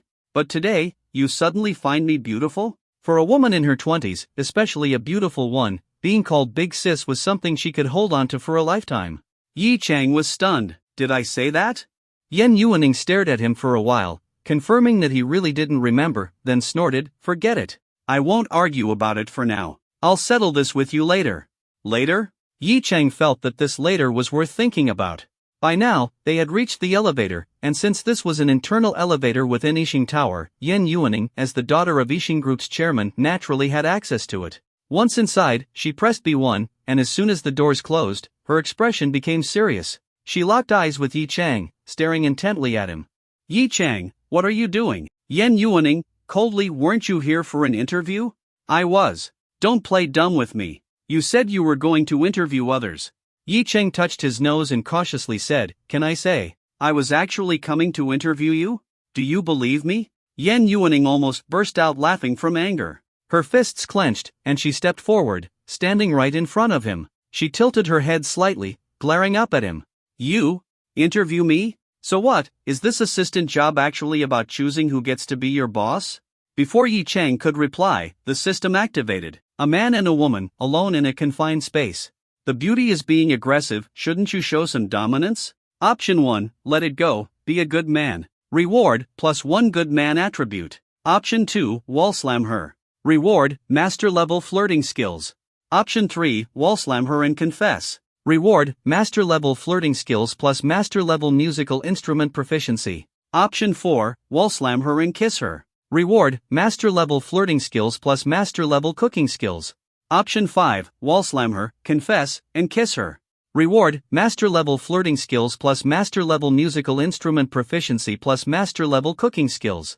More than 10 options popped up, each more outrageous than the last. One even suggested touching places he shouldn't, and the final option was, well, let's just say it involved deep communication. Yi Chang was speechless. Did this system seriously think there was enough time for deep communication in an elevator ride? This system can cut off the elevator's power supply, ensuring it won't resume operation for at least 30 minutes. Yi Chang. No need for that. Just cut the security cameras. As much as he enjoyed teasing Yen Yuaning, he wasn't crazy enough to pull an actual stunt in an elevator. Plus, they'd only known each other for a day. Who knew if she'd have him arrested afterward? System, cameras disabled. Go ahead. Yi Chang took a deep breath, locking his eyes on the feisty CEO in front of him. With her delicate eyebrows, sharp phoenix eyes, high nose bridge, and full lips, even when angry, she was irresistibly captivating. Then, Yi Chang took a step forward. Yan Yuaning was startled and instinctively stepped back. "What are you doing?" Yi Chang didn't answer, he took another step forward. Yan Yuaning stepped back again. The elevator was spacious, but after just 2 steps, Yi Chang had already cornered her against the wall. Don't come any closer. I'm warning you." But at that moment, Yi Chang raised his hand and placed it against the wall, right next to her head. A perfect wall slam. Then, he leaned in, stopping just 20 centimeters from her face. In the small, enclosed space, the air suddenly became charged with an ambiguous tension. Don't do anything stupid." Yan Yuaning's voice unconsciously softened, realizing she had cornered herself. But instead of forcing a kiss, Yi Chang calmly answered her previous question. "Of course, I wasn't here to interview for my own CEO." Then, he smiled slightly, lowering his voice into a deep, magnetic tone. "I was here to interview my future girlfriend." Yan Yuaning's mind went blank. Her face instantly turned bright red. Interview for a girlfriend? He was referring to her? Was this a confession? But they had only known each other for a day. She wasn't ready for this. She completely forgot that Yi Chang had applied for this job months ago, long before they ever met. So it was impossible for him to have planned this from the start. After a moment of dazed silence, Yi Chang continued, "And now, I think you're very suitable for the role. In fact, the moment I first saw you, Yuaning—" "No!" Yan Yuaning shouted abruptly. "Yuaning, don't say no, no. Say yes, yes." Yi Chang grinned mischievously. For a moment, Yan Yuaning's brain actually processed his words, and she nearly fell for it. But she quickly shook her head. "No. No." Yi Chang lowered his voice and insisted. "Yes. No MMPH." Before she could finish speaking, Yi Chang kissed her, firm, yet gentle. His masculine scent enveloped her senses, making her mind go blank. Inside, 2 voices fought within her. One screamed, "This is your first kiss. How could you give it to a man you just met? He's a total scoundrel." The other whispered, "This is your assistant. He's going to drive you to and from work for 6 months. Didn't you find his driving extremely comfortable? So what if it's just a kiss? He's handsome, rich, and owns Jinsei Road. He must really like you to take this job. Just treat it as a reward for him. You can always make him buy you something later." In the end, she chose the longer argument. She closed her eyes and rewarded him. As the kiss deepened, their bodies pressed closer together. According to various statistics, when men and women kiss passionately, men tend to let their hands wander. But Yi Chang wasn't just randomly touching her, he was following the system's mission requirements. Except for one place that was completely off limits, he made sure to explore every other spot. Mission accomplished. Finally, as the elevator slowed down, Yi Chang pulled away. He looked at Yan Yuaning's flushed face, his heart pounding uncontrollably. This powerful and untouchable CEO. He had just stolen her first kiss. Yan Yuaning opened her eyes, her face so red it seemed like it could bleed. Her delicate lips were slightly swollen, and her lipstick was smudged. Seeing Yi Chang's intense gaze, she felt both embarrassed and furious. She immediately raised her fist and punched his chest hard, cursing, "You pervert! Shameless! Freak!" As the elevator doors opened, she pushed Yi Chang aside, covered her face, and ran out. However, she had forgotten that she was wearing high heels. After only a few steps, her ankle twisted. She lost her balance and began falling toward the sharp corner of the elevator entrance. At that moment, her heart filled with bitterness. She blamed Yi Chang entirely. If she got injured, he'd better take care of her for the rest of her life. But just as she was about to hit the corner, she suddenly felt a strong arm wrap around her waist, pulling her back. Her body was instantly enveloped in a broad and warm embrace. Feeling a brief sense of relief, she turned her head and saw Yi Chang's face. It was that annoying face, the one that had just stolen her first kiss. But at this moment, all she felt was an overwhelming sense of security. No matter what kind of woman she was, she couldn't deny that a man who could make her feel safe was incredibly attractive. And Yi Chang fit that role perfectly, tall, well-built, and now her rescuer. For a moment, she couldn't bring herself to hate him. But that didn't mean she was going to be nice to him either. "Let me go." She pushed against his chest, trying to break free. Yi Chang, knowing that she was in a fragile emotional state, spoke softly. "Stand still first. Stop running. Why are you even running in high heels?" As he spoke, his hands gently supported her slim waist, ensuring she was stable before slowly letting go. Feeling his hands release her, Yan Yuaning's face turned even redder. She huffed and said, "Stay away from me. You pervert." She tried to walk forward again, but as soon as she moved, a sharp pain shot through her ankle. She let out a soft whimper, crouching down to rub her ankle. The pain was so intense that tears welled up in her eyes. "You twisted your ankle?" Yi Chang asked with concern. Yan Yuaning let out a soft unable to speak from the pain. "Let's get you to the car first." Yi Chang supported her arm, helping her up. "Take it slow." With Yi Chang's support, Yan Yuaning stood up and tried to take a step. However, the moment she put pressure on her foot, pain shot through her leg, causing her to collapse into his arms again. She didn't even have the energy to be mad about him holding her anymore. Like a little girl, she whined pitifully, "It hurts. I can't walk." Then, she raised her voice even more, "This is all your fault. If you hadn't kissed me, I wouldn't have twisted my ankle. You pervert." "Alright, stop being so dramatic." Yi Chang patted her perky backside, and his eyes lit up. "Nice.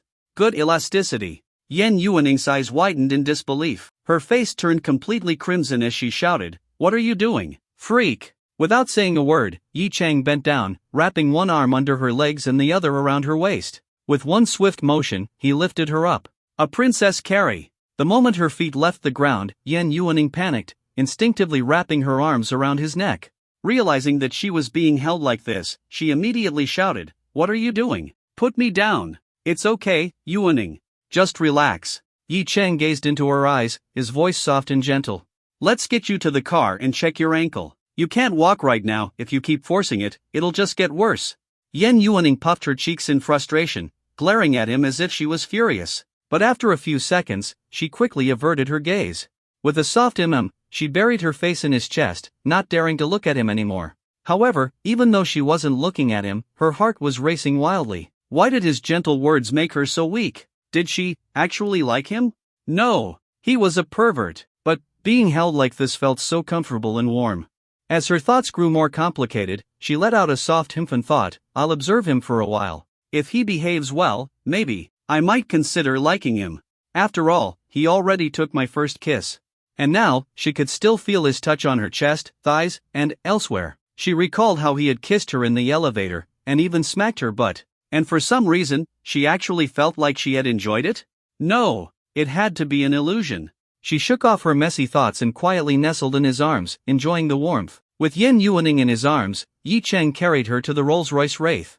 With both hands occupied, he had to struggle a bit to retrieve the car keys from his pocket. After opening the car door, he gently placed her into the passenger seat, closed the door, and then got into the driver's seat himself. Yan Yuaning sat there, rubbing her swollen ankle, her lips pursed in frustration. She glanced at Yi Chang and snorted, turning her head away. Yi Chang chuckled. At this moment, he realized that this cold and arrogant CEO could actually be adorable, just like a little girl who had been bullied. Then, the system's notification popped up. He could now claim his rewards. First, he accepted the perfect body enhancement reward. A strange sensation coursed through his body. He felt his strength increase, his reflexes sharpen, and his mind become clearer. If he looked in the mirror now, he would notice subtle improvements in his face. If he was a 95 out of 100 before, now he was a perfect 100. Any woman who was attracted to looks would instantly fall for him. Even those who weren't focused on appearances would feel an undeniable attraction toward him. And if he took off his shirt, he would see that his muscles were even more defined. Even his special ability had been enhanced significantly. However, Yi Chang hadn't noticed this yet. Next, he received his second set of rewards. Congratulations! You have received Master Level Flirting Skills plus Master Level Instrument Proficiency plus Master Level Vocal Proficiency plus Master Level Cooking plus Master Level Massage plus Master Level Censored plus Master Level Dance plus Master Level Calligraphy plus Master Level Painting. Yi Chang was stunned. 9 rewards at once? And they were all skills related to romance. He couldn't help but side-eye the system. Was it trying to turn him into the ultimate playboy? And wasn't there something strange mixed in there? Although, he wasn't complaining. Finally, he turned his gaze back to Yan Yuaning. Perfect. His master-level massage could help relieve her ankle pain.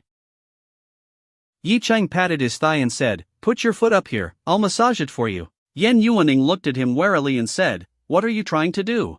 Trying to take advantage of me again?" Yi Chang replied, "I've already kissed you. Do you think I still care about something this minor?" Yan Yuaning gritted her teeth. "You! Hurry up and put your foot up. If you don't massage a sprained foot in time, the clotted blood inside might flow back into your bloodstream. It could even affect your skin later."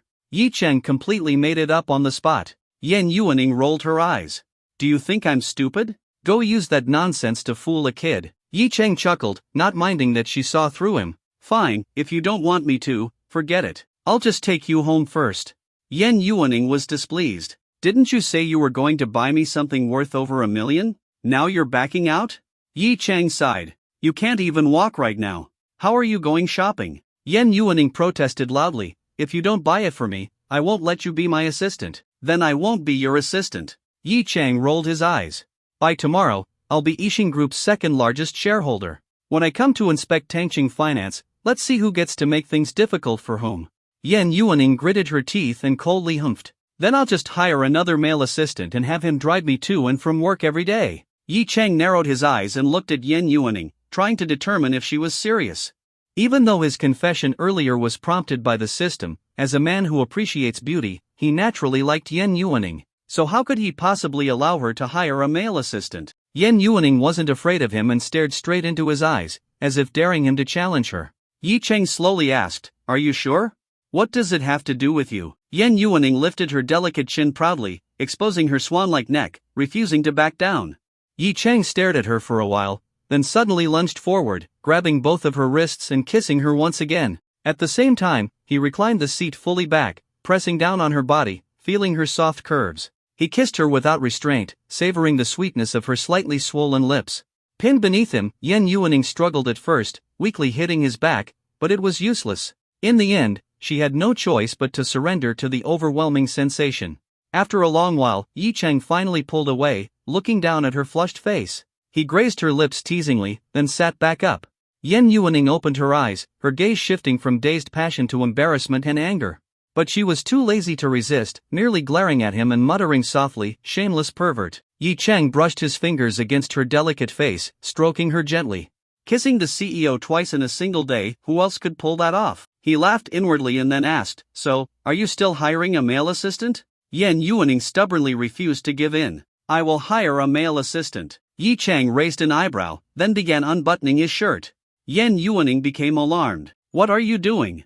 You pervert! She shouted angrily and tried to open the door to escape, but Yi Cheng had already locked it. At the same time, he had tossed aside his expensive Armani suit jacket. Let's see if you still dare hire another male assistant. Yi Cheng smirked as he continued unbuttoning his shirt. I won't hire one anymore. Yan Yuaning panicked. Even though she had already been kissed by him, she definitely wasn't ready to go all the way, especially not in a car, in a parking lot, where someone could walk by at any moment. Even if she did have feelings for him, it was way too soon. Yi Cheng raised an eyebrow. Really? By now, he had unbuttoned more than half of his shirt, leaving his chiseled chest exposed. Yan Yuaning hesitated for a second, then nodded quickly. But the moment her gaze landed on his open shirt, she froze completely. Wow. This guy actually had such an amazing body? Yi Cheng noticed her staring and asked, What are you looking at? Yan Yuaning snapped out of it, her face turning bright red. And nothing.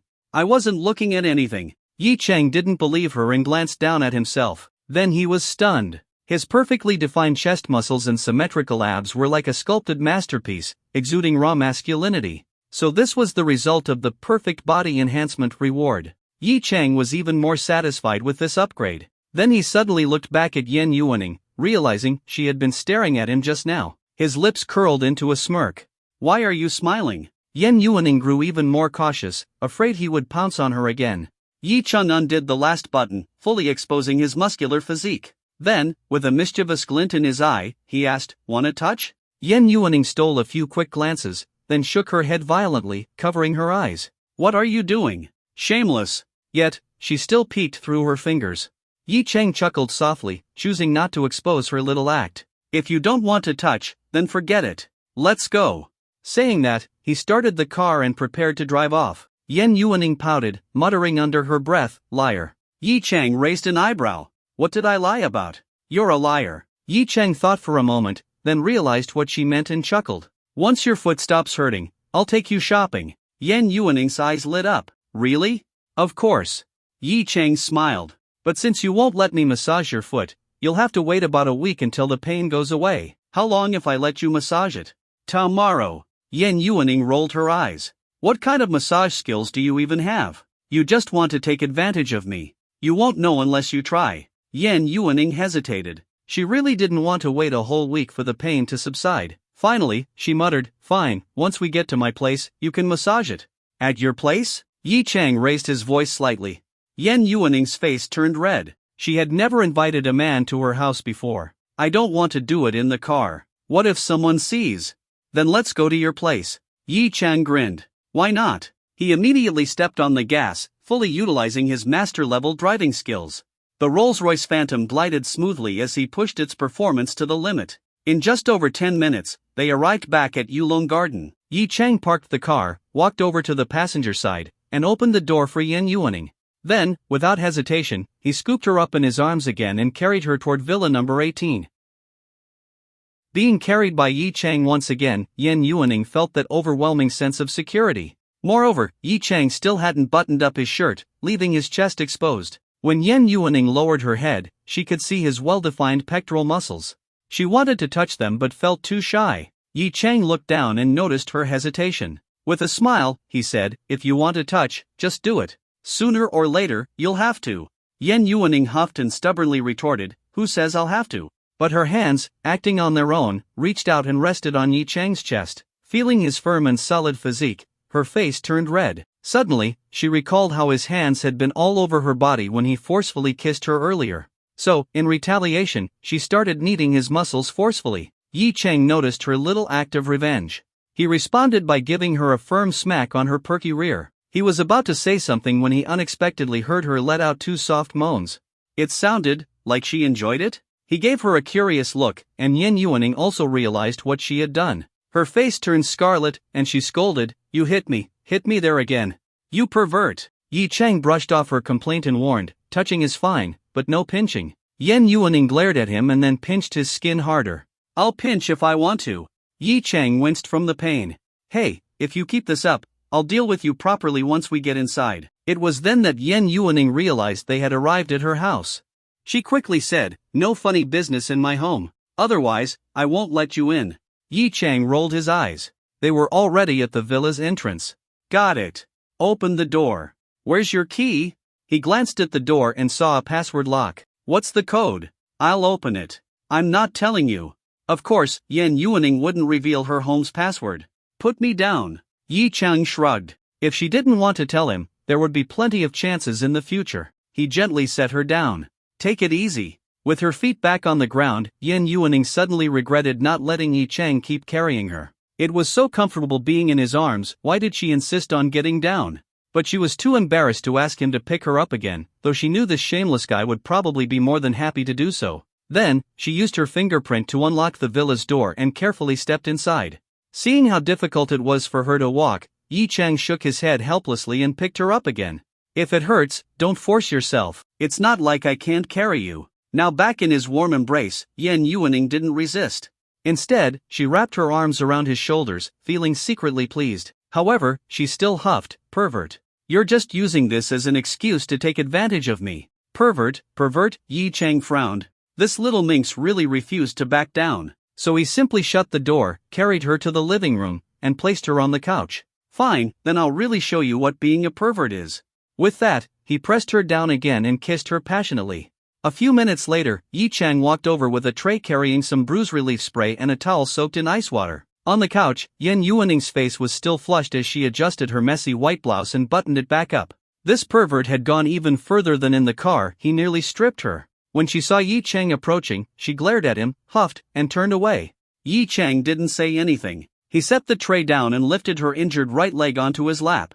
Seeing her delicate foot resting on this man's leg, Yan Yuaning felt both shy and reluctant. She wanted to say she could handle it herself, but then she thought this injury was his fault. He should be the one to take care of her. As she was lost in thought, she suddenly felt his hands grasp her ankle. Then, her high heel was slipped off. Yi Chang looked at the small foot wrapped in black silk stockings. Unfortunately, it was just a short stocking. He shook his head in disappointment. Yan Yuaning noticed and asked, "Why are you shaking your head?" Yi Chang answered honestly, "Why aren't you wearing full pantyhose?" "Why would I? Wearing that to work would be way too hot," she said irritably. Yi Chang chuckled. "Haven't you heard of tips for meeting your boyfriend?" Yan Yuaning was confused. "What's that?" "Look it up on your phone," Yi Chang said as he removed her stocking. Her fair skin was now fully exposed, and her 5 delicate toes looked as if they had been sculpted. He couldn't help but give them a gentle squeeze. Yan Yuaning instinctively pulled her foot back. "Why are you squeezing it?" Yi Chang replied, "It's part of the massage." Her ankle was injured. Why was he touching her foot? "You really are a pervert," she muttered. Yi Chang chuckled but didn't tease her further. He turned his attention to her swollen ankle, where a noticeable bump had already formed. He furrowed his brows. He would have to be extra careful while massaging it, too much pressure could worsen the injury. He took out the cold towel, wrung out the excess water, and placed it on the swollen area. Using a specialized technique, he began to massage her foot. Seeing how focused Yi Chang was and that he wasn't trying to take advantage of her, Yan Yuaning's heart warmed. This man actually wasn't that bad. And his massage technique was remarkably effective. She could already feel the relief in her foot. Meanwhile, her phone search had pulled up several videos about tips for meeting your boyfriend. She clicked on one and immediately understood what Yi Chang had meant earlier. Oof. This guy is so shameless. He's always thinking about perverted things. Besides, he's not my boyfriend. Why should I bother with these tips? Out of curiosity, she clicked on a few more videos. The content was all similar. She glanced at Yi Chang and huffed. Just what kind of things does this guy usually watch? After finishing the massage, Yi Chang sprayed some medicine on her ankle and reminded her, "You should rest at home for the next 2 days and take a break from work." Yan Yuaning nodded lightly. Even though she still saw Yi Chang as a shameless pervert, his thoughtful care and warm words filled her heart with a sense of comfort. Yi Chang then glanced at the time and suddenly froze. "Ha? It's already noon?" He turned to look at her. "Are you hungry?" "I'm starving," Yan Yuaning replied. "Do you have groceries at home?" "In the fridge," she said. She knew how to cook, but since she spent most of her time at work, she only occasionally made herself a late-night snack. But wait, was Yi Chang asking because? She looked at him in surprise. "You know how to cook?" Yi Chang raised an eyebrow. Not only did he have a system reward for master-level cooking, but he already knew how to cook before. "Of course. Don't underestimate me. I bet you're not better than me."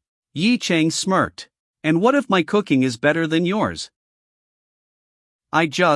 Yan Yuaning hesitated for a moment. When she looked up and saw Yi Chang's confident expression, she immediately said, "I just won't do anything special." This guy dared to make such a bet, he must have confidence. She wasn't going to fall for it. She mentally gave herself a thumbs up for her cleverness. Yi Chang chuckled, "Coward." Then, he walked toward the kitchen, not forgetting to remind her again, "All right, don't move around.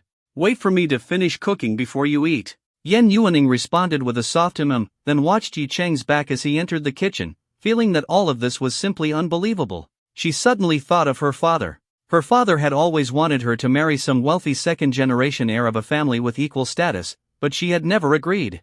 However, her father never pushed too hard. If her father knew that Yi Chang was actually the owner of Jinsei Road, he would probably be so happy he'd jump up in excitement. But of course, she wouldn't take Yi Chang to meet her father just yet. Otherwise, Yi Chang would definitely overthink things and assume she had agreed to be with him. She wouldn't let this shameless guy be that happy. Thinking of this, Yan Yuaning couldn't help but smile. Just then, her phone suddenly rang. When she saw the caller ID, it was actually her father. Her good mood instantly disappeared. She frowned, wondering why her father was calling. Because of his insistence on her marrying another rich heir, their father-daughter relationship had always been somewhat strained. Still, she couldn't ignore his call, so she answered, "Dad, why are you calling?" "You're my daughter. Am I not allowed to call you?" A hearty laugh came from the other end. Hearing her father's laughter, Yan Yuaning relaxed slightly. It seemed he wasn't calling to talk about something she didn't want to hear. It was never a good feeling to be at odds with family. She also hoped to mend things with her father, and deep down, she even secretly wished he was calling to tell her that he had finally agreed to let her date freely. "Of course, you can call me anytime. Besides, you're always at the top floor of the company, and I'm on the 36th floor. If you wanted to see me, you could do so anytime." Well, if I go to the 36th floor right now, will I see you?" Yan Yuaning froze. She was at home right now, how could he possibly see her? Something felt off. "I'm not at the company. I'm at home." "At home?" Her father's voice suddenly rose a few octaves, but he quickly calmed down and asked quietly, "Are you home alone?" Yan Yuaning fell silent. Her father's question already indicated that he had discovered something. Her silence also made Yan's father realize that something he wouldn't like had likely happened. He asked in a deep voice, "Who is that man? What is your relationship with him?" Yan Yuaning sighed inwardly, just as expected. Clearly, someone from the company had reported today's interview to her father. It was probably one of the interviewers. Of course, it wasn't surprising that her father had people in the company. What annoyed her was that those people were actually reporting her whereabouts to him. Yuaning? Seeing that his daughter hadn't responded, Yan's father called out again. Yan Yuaning finally spoke. Dad, what are you talking about? What man?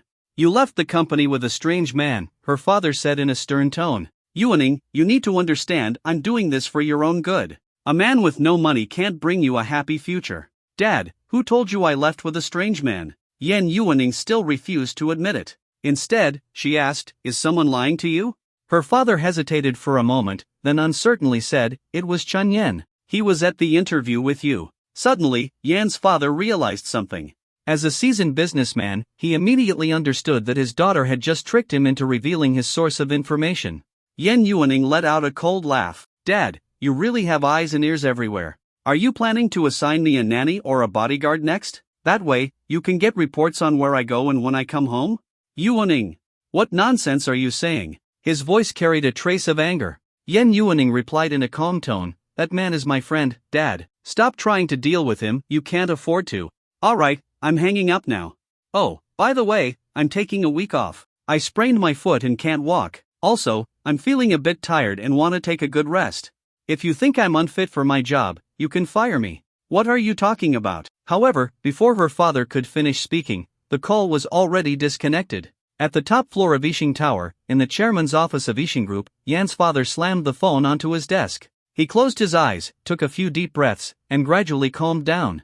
Chairman, please don't be angry. Miss Yuaning, she.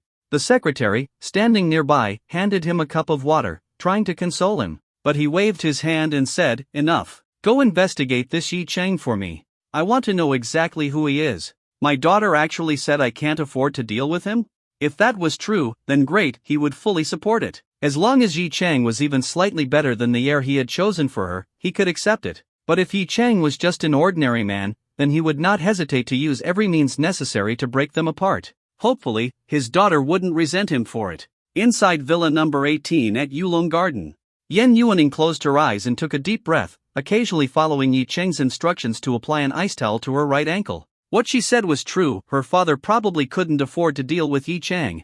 There were too many major companies headquartered on Jinsei Road. As long as Yi Chang was willing to lower rent prices slightly, those companies could easily put pressure on Yixing Group. Even just a few targeted remarks could severely impact the company's stock price.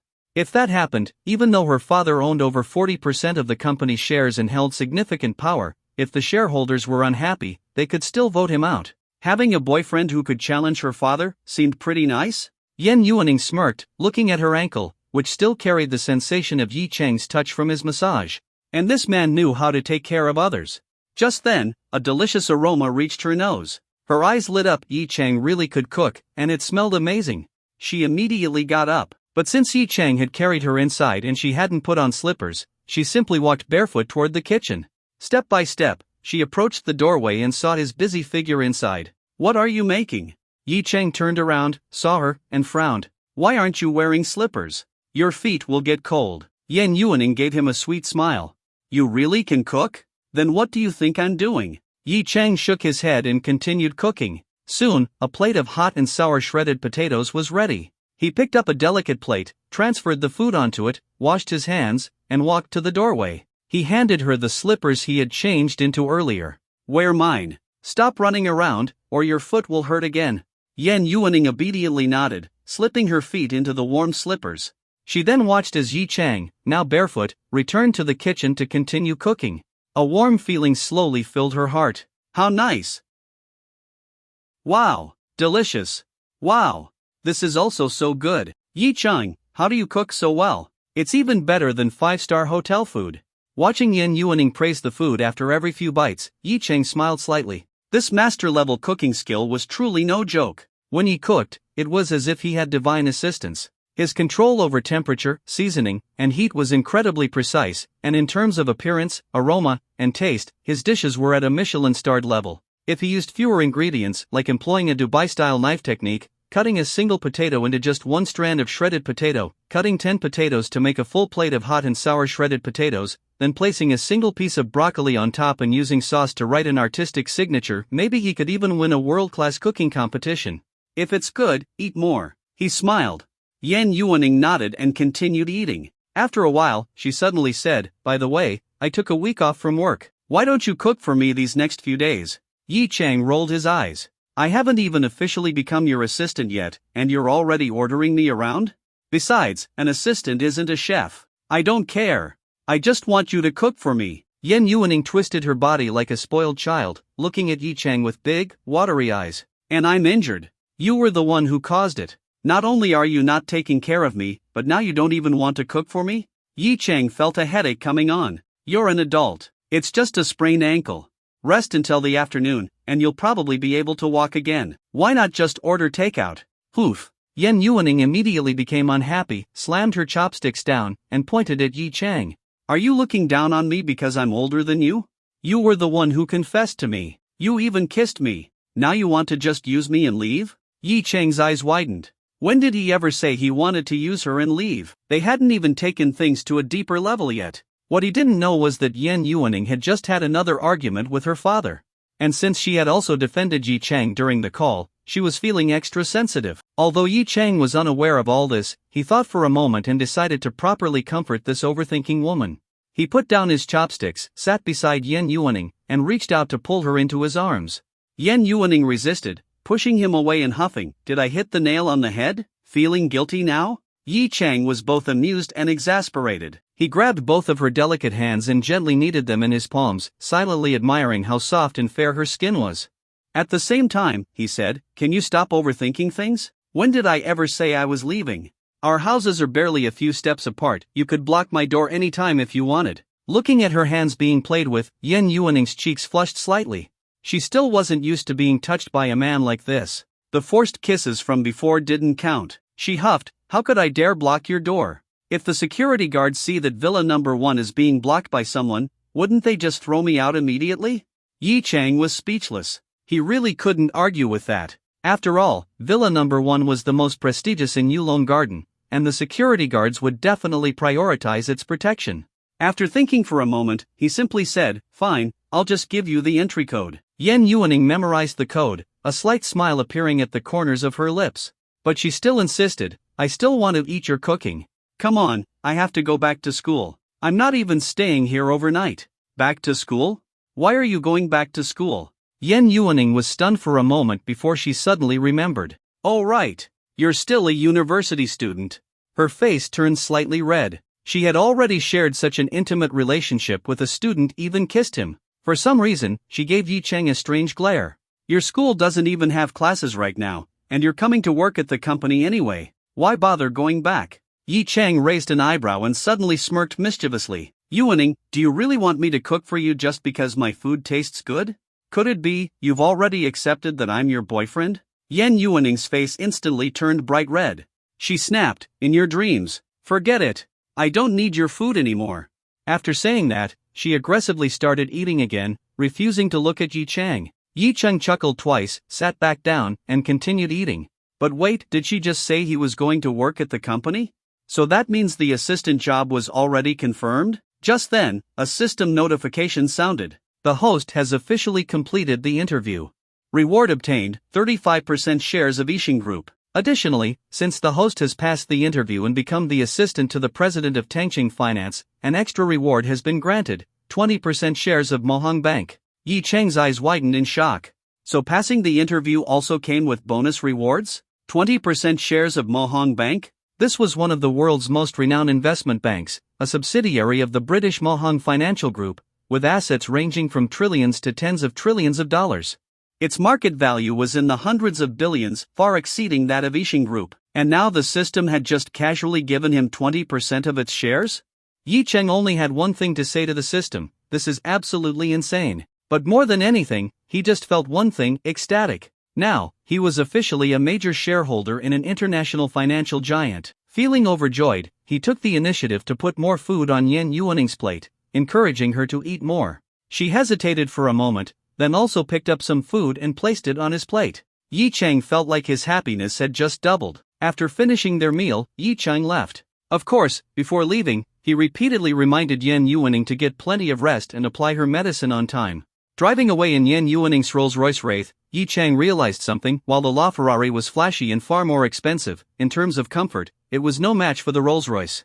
It almost made him not want to drive a sports car anymore. Soon, he arrived at Villa Number 1, changed into a fresh set of clothes, and then drove straight to his company on Jinsei Road in Shanghai.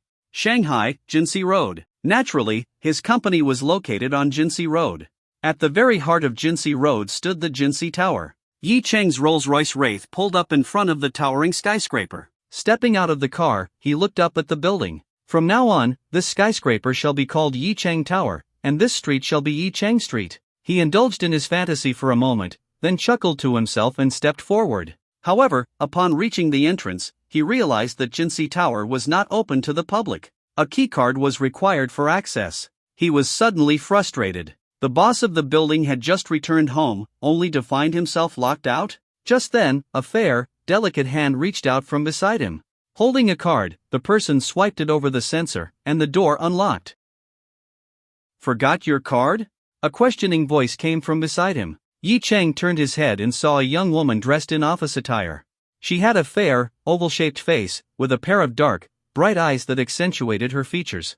Her delicate nose and cherry lips gave her a soft and fragile appearance, making men either want to cherish or tease her. Her long, jet-black hair was neatly tied up, cascading smoothly down her back, a perfect example of sleek, straight black hair. Beneath her fitted skirt were a pair of slender, well-proportioned legs wrapped in sheer stockings, complemented by a pair of black high heels. Yi Chang was momentarily captivated by her looks but quickly regained his composure and smiled. "Thanks, yeah, I really did forget my card." "You're welcome. Come in with me," the woman said with a polite smile, pushing open the door and stepping into the building. Yi Chang followed behind, unexpectedly needing a woman's help just to enter his own building. Would this be considered using a backdoor through a woman?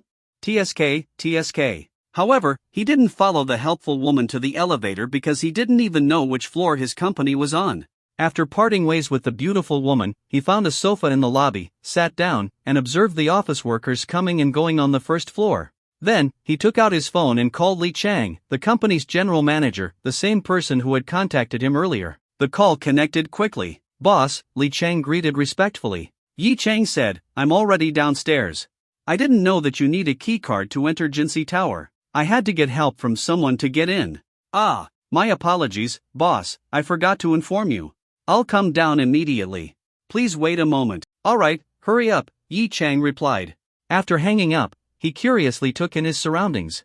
The color scheme had a strong business aesthetic. Office workers in suits and ties bustled around, carrying documents, talking on phones, and going up and down the elevators, all engaged in their busy routines. No one else, except him, had the leisure to just sit on the sofa and wait. Under normal circumstances, he might have been one of these workers, working hard to make money for his boss. But now, he could decide with a single word whether they, or even their bosses, could enter this building.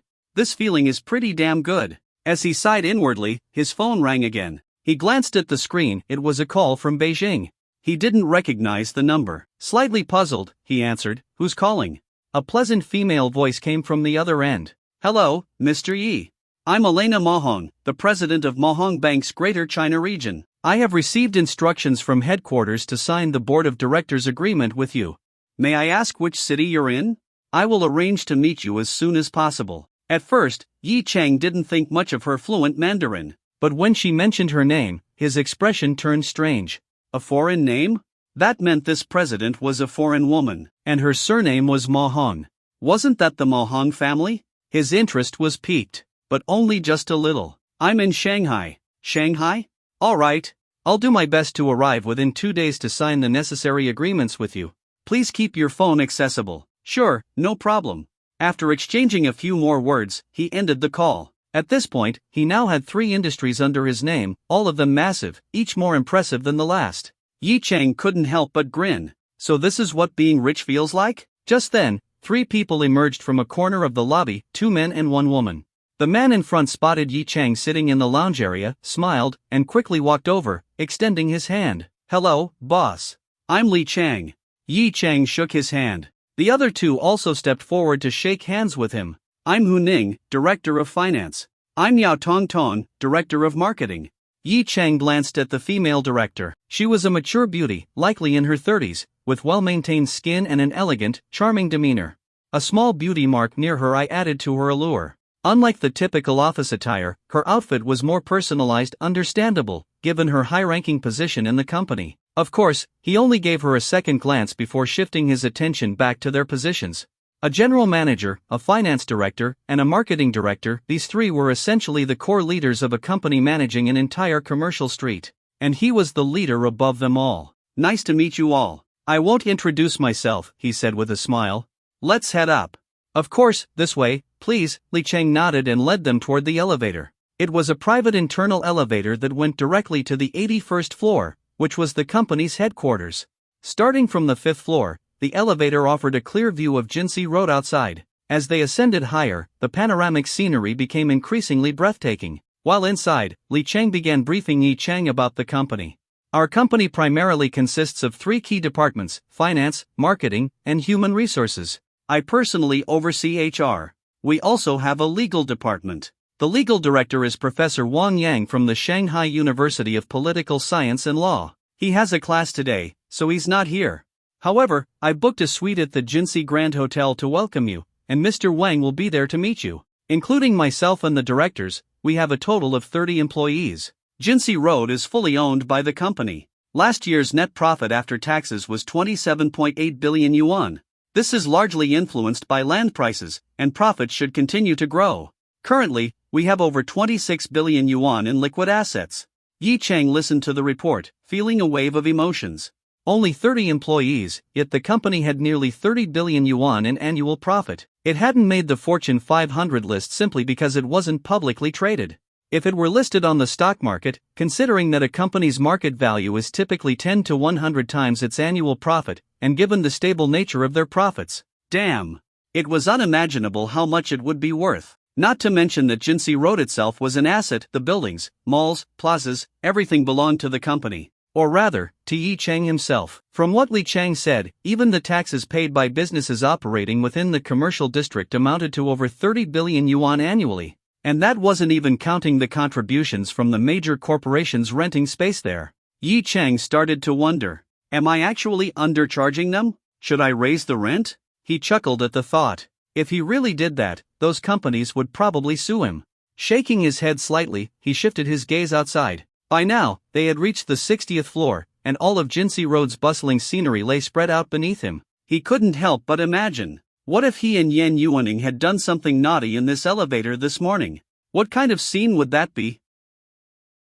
After stepping out of the elevator, Yi Chang entered the company's office floor. With Li Chang's introductions, he quickly got to know all the employees. When they saw their young and handsome boss, many of them were momentarily stunned, and some of the female employees even flirtatiously winked at him. Yi Chang, however, completely ignored them and walked straight into the chairman's office. This office was, of course, prepared for him. It was over 300 square meters, featuring a spacious solid wood desk, a bookshelf filled with books, and even an antique display shelf adorned with various potted plants and ornaments. The walls were decorated with famous calligraphy and paintings, giving the space an air of grandeur. Outside the floor-to-ceiling windows, the city stretched out from over 300 meters high, giving him a commanding view of the streets below. Standing by the window, Yi Chang instantly felt a strong sense of prestige. He sat in the leather office chair, which had an incredibly comfortable texture and even a massage function. He could lean back fully without worrying about falling over. Meanwhile, the 3 senior executives stood in front of his desk, continuing their report and handing over various documents. Yi Chang didn't even bother looking through them. If it weren't for the fact that he didn't want them to think he was intentionally making things difficult, he would have just asked them to read everything out loud to him instead. And so, the 3 of them continued reporting for half an hour. If not for his enhanced body, which kept him energized, he would have probably been nodding off by now. However, for a company with such massive profits, summarizing everything in just half an hour was actually quite brief. This was mainly because the company only had one business segment, leasing. When they finished, Li Chang asked, "Boss, there's over 20 billion yuan in the company's accounts. How would you like to use it?" Yi Chang sat up in his chair. This 20 billion yuan was the remaining balance after deducting all expenses, including facility maintenance and salaries. Meaning, it was fully at his disposal. For example, he could simply transfer it all to his personal account and make it his money. Of course, doing that would mean paying an enormous amount in taxes. Instead, he could spend the company's money directly buying houses, cars, etc., and keeping them under the company's name. Since he owned the company, it wouldn't make a difference. Plus, these expenses could be written off as business costs, reducing taxes. That's why companies reimburse employees when they collect invoices. But 20 billion? That was enough to buy an entire skyscraper in Pudong. He couldn't just blow it all on personal expenses. So, he hesitated. After thinking for a moment, he finally made a decision. Let's casually spend 1 billion yuan to set up an investment department. You guys handle hiring and arrangements. Actually, let's make it 3 billion. If it makes money, we'll keep investing. The three executives exchanged glances. Casually spending 1 billion? Is that something a human says? But then again, considering the company's size, it wasn't actually that crazy. Moreover, Yi Chang had just allocated 3 billion yuan for a new project. For them, this was great news. Li Chang immediately responded, "Understood, boss. I'll have everything ready in, give me 2 weeks." Yi Chang nodded. "Alright, that's settled." He glanced at his watch, it was only 3 p.m. "What time is dinner?" he asked. "I booked it for 6 p.m. The whole company will be attending. Is that okay?" "The whole company?" Yi Chang was surprised for a moment, then nodded. "Alright. I'll rest for now, call me when it's time to eat." "Understood." With that, the three executives quickly left the luxurious chairman's office. Yi Chang yawned. He was a little tired, but he wasn't about to nap for 3 hours. Playing games sounded like a good idea. He immediately powered on the office computer. The design looked businesslike, but after checking the specs, he realized it was extremely powerful, capable of running any AAA game smoothly. Unfortunately, he only wanted to play Jianwang 3, Swordsman Online. This computer wasn't worthy of AAA games. He went to the official website and started downloading. The internet speed was several hundred megabytes per second, ridiculously fast. Compared to the terrible dorm Wi-Fi at school, it was night and day. Shaking his head, he walked to the sofa to rest while the game downloaded. About an hour later, he got up and returned to his desk. The game had finished downloading. After installing it and waiting for some automatic updates, he finally logged in. A game character with the name Yi Bai appeared on the screen, carrying 2 swords, 1 long sword and 1 greatsword. This was the signature style of the Tsangjian Mountain sect, wielding dual weapons. Back then, Yi Chang had originally wanted to play as a female character. Staring at a male character's backside all day was unpleasant. But after switching to a male character, he discovered that his deep, pleasant voice often attracted female players hitting on him. That's when he understood the true purpose of playing a male character. If it weren't for his bad breakup with Lin Xianxian, which made him temporarily lose interest in romance, he probably would have found a girlfriend in the game long ago. After finally moving on from that relationship, he had focused entirely on studying, leaving little time for gaming. The version has been updated. I need to level up first. So, he used divine travel to teleport to a new map and began doing leveling quests. Leveling in this game was convenient. As long as you kept doing quests, you could eventually reach max level. And only at max level did the real game begin, since most events and activities required max level players to participate. Time passed quickly. Half an hour later, Yi Chang was farming monsters on a narrow path when suddenly, in the Who's Watching You notification panel, a player named Dulu appeared. Yi Chang hesitated. Why was this guy watching him? The next second, his health bar dropped to 0. He was dead. Yi Chang? Killed by Dulu.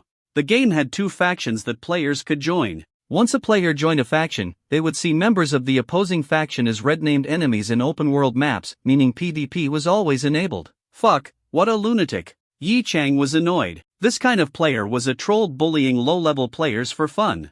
People like him were hated by the entire community. Thinking that the guy had left, Yi Chang revived on the spot and started meditating to recover health. But the moment his invincibility timer ended, he was attacked again by Dulu. Seeing himself die once more, Yi Chang immediately sent a private message. "You fucking idiot?" To his surprise, Dulu replied. "Trash, mad?" Yi Chang's temper instantly flared up. These toxic players were the worst, acting like jerks and not even caring. When Yi Chang was about to curse back, the system voice sounded. "Game world, just go for it. Option 1, swallow your anger, reward, -1 centimeter.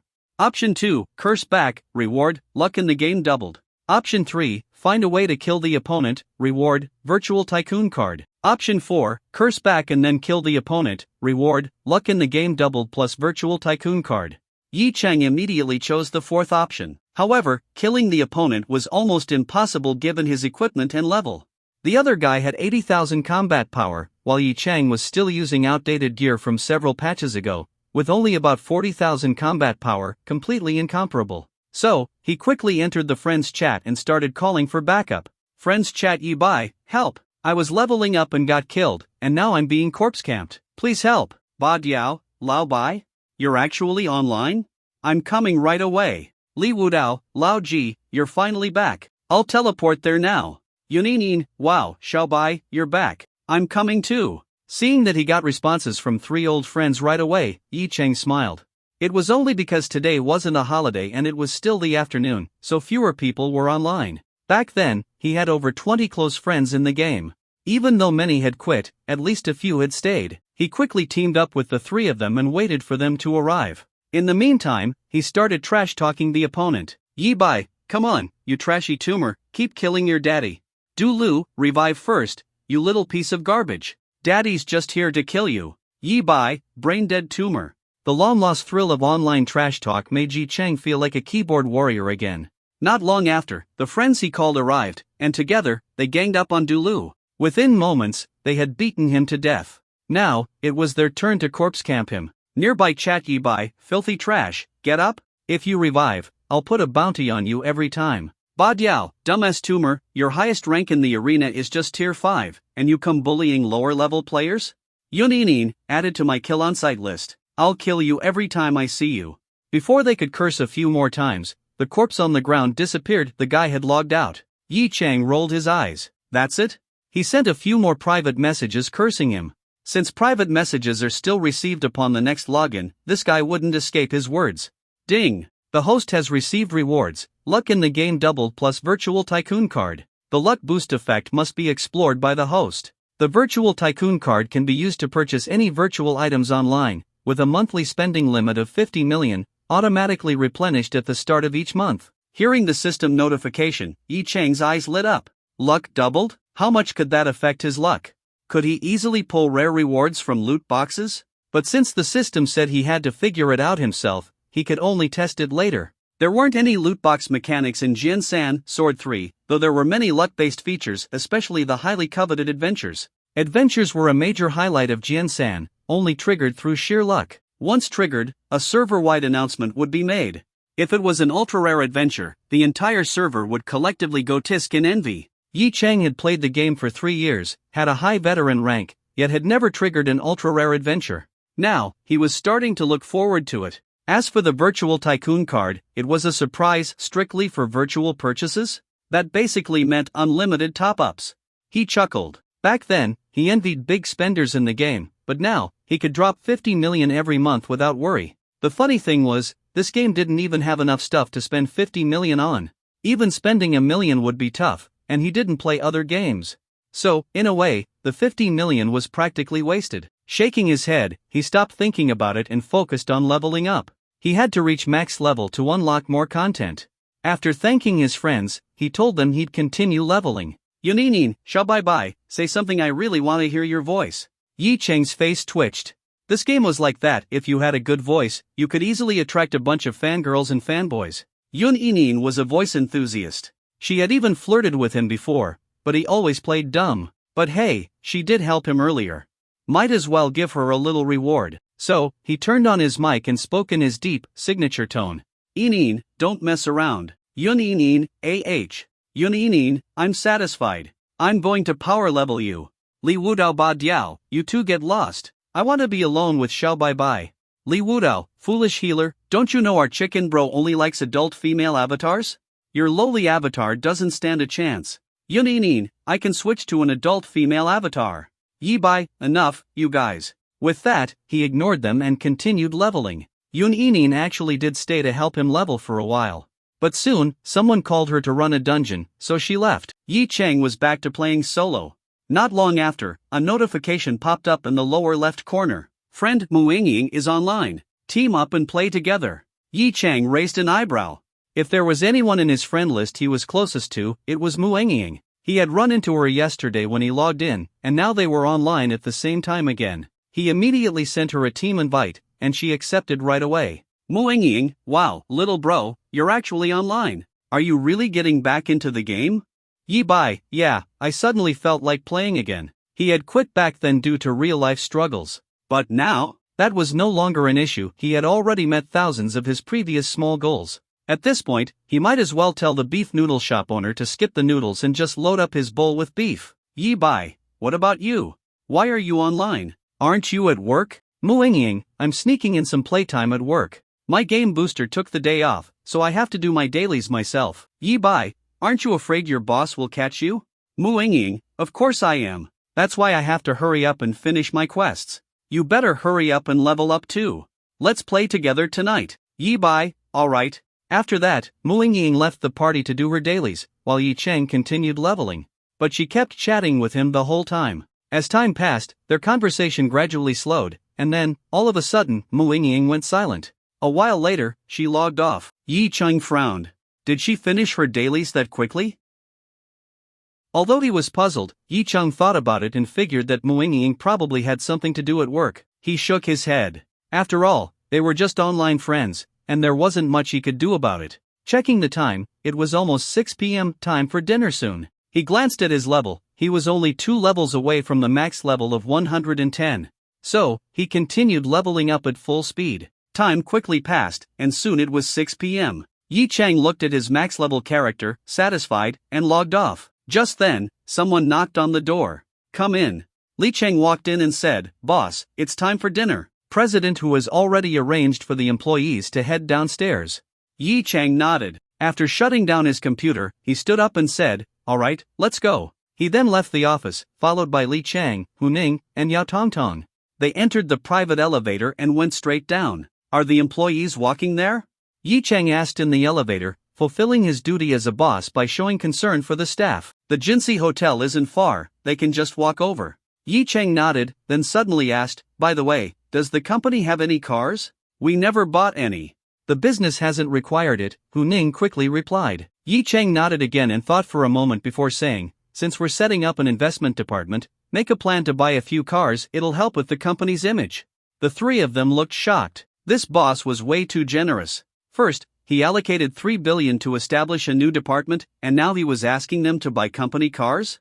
Li Cheng asked, Boss, could you give us a budget first? That way, we can plan accordingly. Yi Cheng, Li, get yourself one under 2 million. Each of the 3 directors can get one under 1.5 million. Buy a few larger vehicles under 1 million each, so employees have company transportation for group events.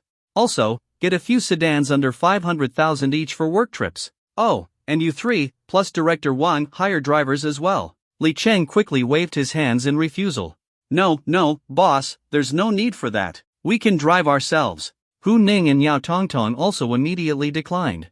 Damn, their boss was handing out luxury cars like candy, each of them getting a car worth over $1 million? This alone would cost over 6 million, plus the large vehicles and sedans?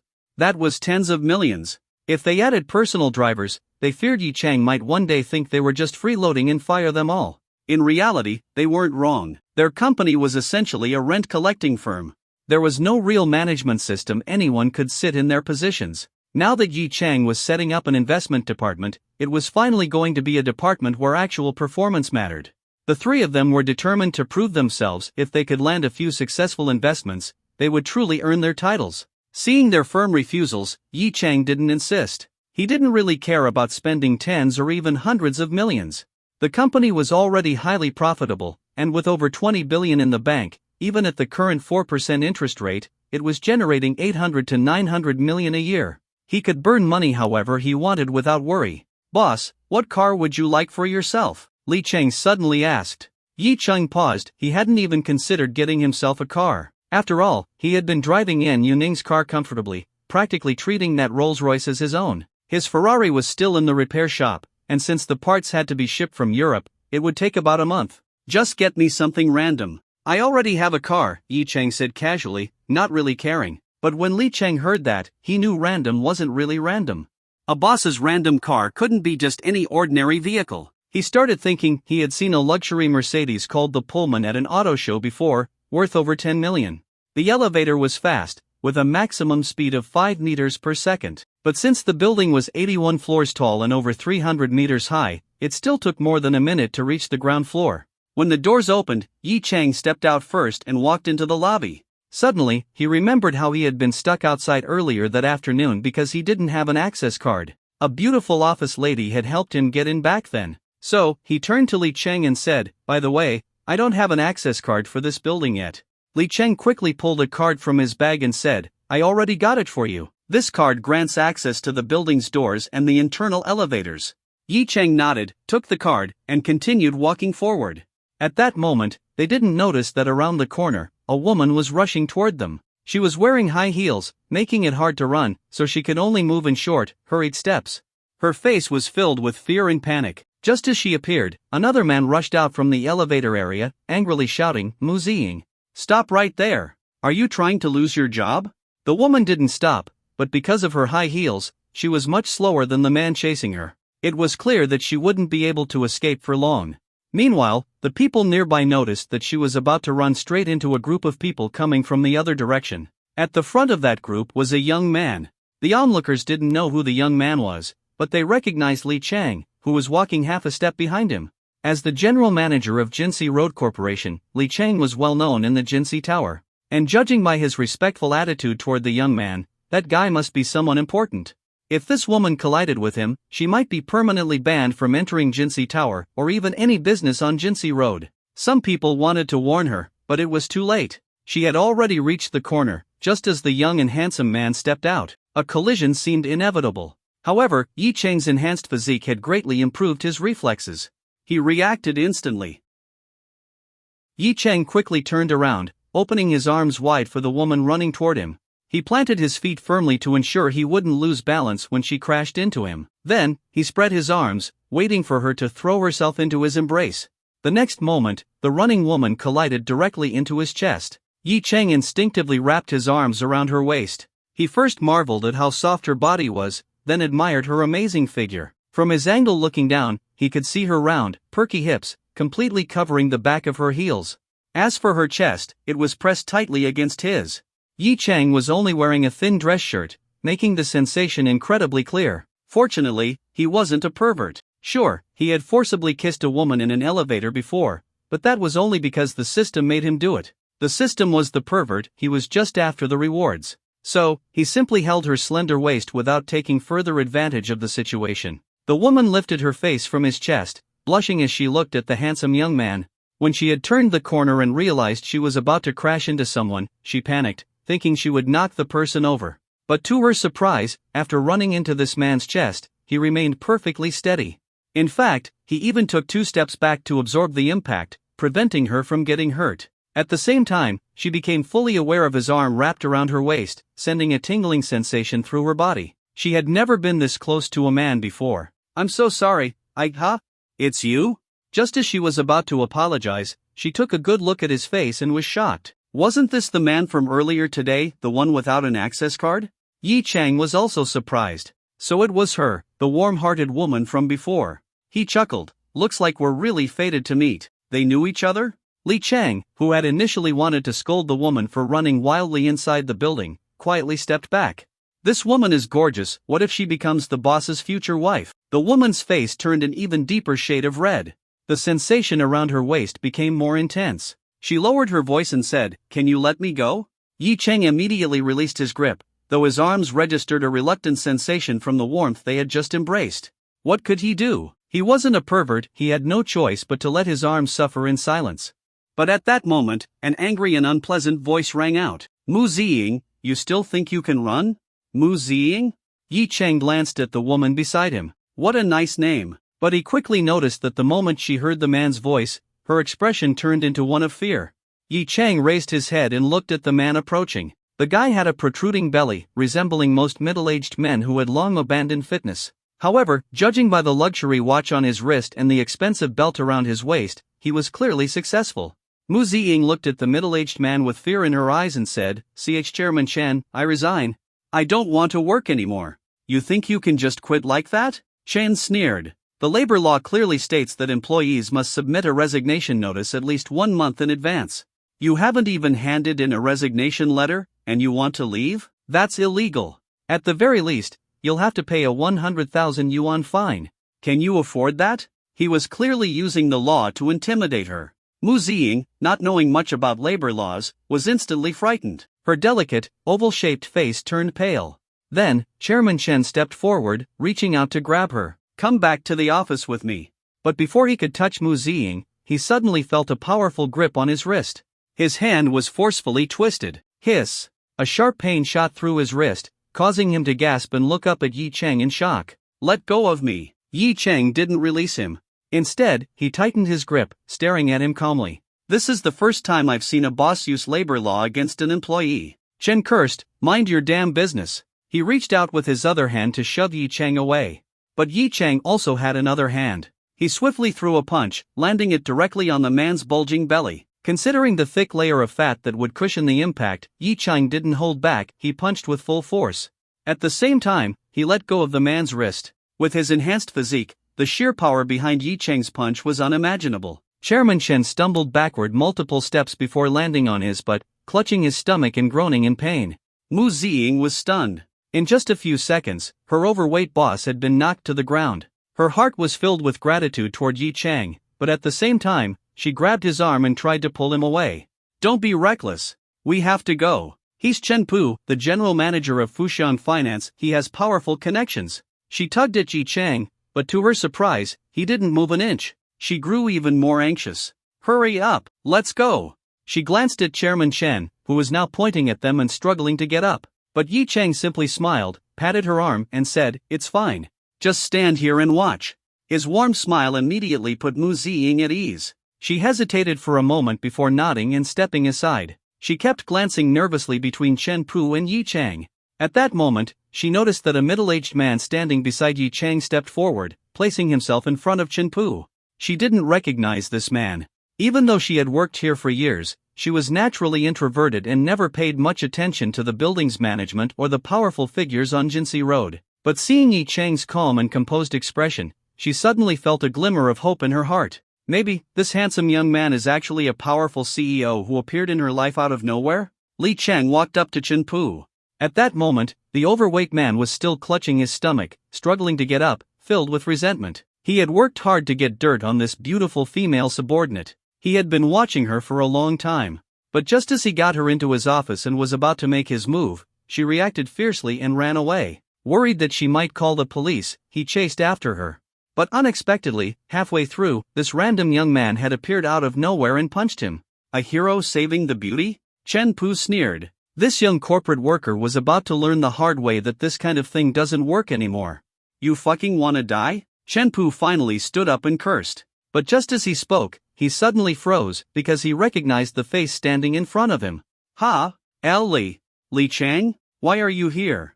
On Jinsei Road, Jinsei Corporation was the most powerful company. If anyone wanted to do business here, fine, but they'd better not cross Jinsei Corporation, or they'd be kicked out the next day. Sue them? Sure. Maybe they'd win in the end, but they'd have to endure months or even years of not being able to operate. Besides, no one really knew how much money Jinsei Corporation had for lawsuits. Only banks could compete with them. So, Chen Pu immediately lowered his stance in front of Li Cheng. Li Cheng looked at Chen Pu with a cold expression. As the general manager of Fushan Finance, Chen Pu was indeed running a large enterprise within the building. His company's market value was roughly equivalent to 2 years of rent collected by Jinsei Corporation. He also leased one of the most expensive floors in Jinsei Tower, and they had frequent business dealings. However, he made one critical mistake: he insulted his boss. Li Cheng had just met his boss today and was racking his brain on how to make a good impression, yet this happened? His face remained stern as he reached out and patted Chen Pu's shoulder. He then glanced at Yi Cheng and began introducing him. Chairman Chen, let me introduce someone to you first. Seeing Li Cheng's serious expression, Chen Pu suddenly had a bad feeling. This is my boss, Li Cheng said slowly. Chen Pu was dumbfounded. He looked at Yi Cheng in disbelief. Li Cheng's boss? Li Cheng was the general manager of Jinsei Road Corporation, and since the company was a privately owned enterprise, it had no external shareholders. Which meant, the identity of his boss was obvious. Li Cheng confirmed his suspicions. My boss is the sole owner of Jinsei Road Corporation. The entire Jinsei Road, including this building, is owned by our company. In other words, it all belongs to my boss. Do you understand? Chen Pu froze on the spot, staring blankly at Yi Chang. He understood all too well. He was standing on Yi Chang's property, and just moments ago, he had cursed at the owner? The people around them were even more shocked. The entire Jinsei Road belonged to this young man? The value of this road was immeasurable. As long as there wasn't a world war or a massive flood submerging the city, its worth would only continue to rise. Even at present, its value was beyond estimation. For years, the owner of Jinsei Road had been a mystery, but now, he was standing right in front of them. And not only was he this young and handsome, but, just look at his outfit, Armani suit, a luxurious watch on his wrist. This man was overflowing with wealth, someone who could spend billions like pocket change. Meanwhile, Mu Ziying was completely stunned. This man was actually that rich? Just a moment ago, she had been daydreaming about meeting a dominant CEO who would appear out of nowhere to save her, and it actually happened. She lifted her head, looking at Yi Chang, then at Chen Pu. The arrogant and aggressive Chen Pu had completely lost his earlier bravado. For the first time in a long while, Mu Ziying felt safe. After finishing his introduction, Li Cheng turned back to Chen Pu and spoke slowly. So, about you cursing at my boss, we'll deal with that later. Right now, explain why you were chasing this lady.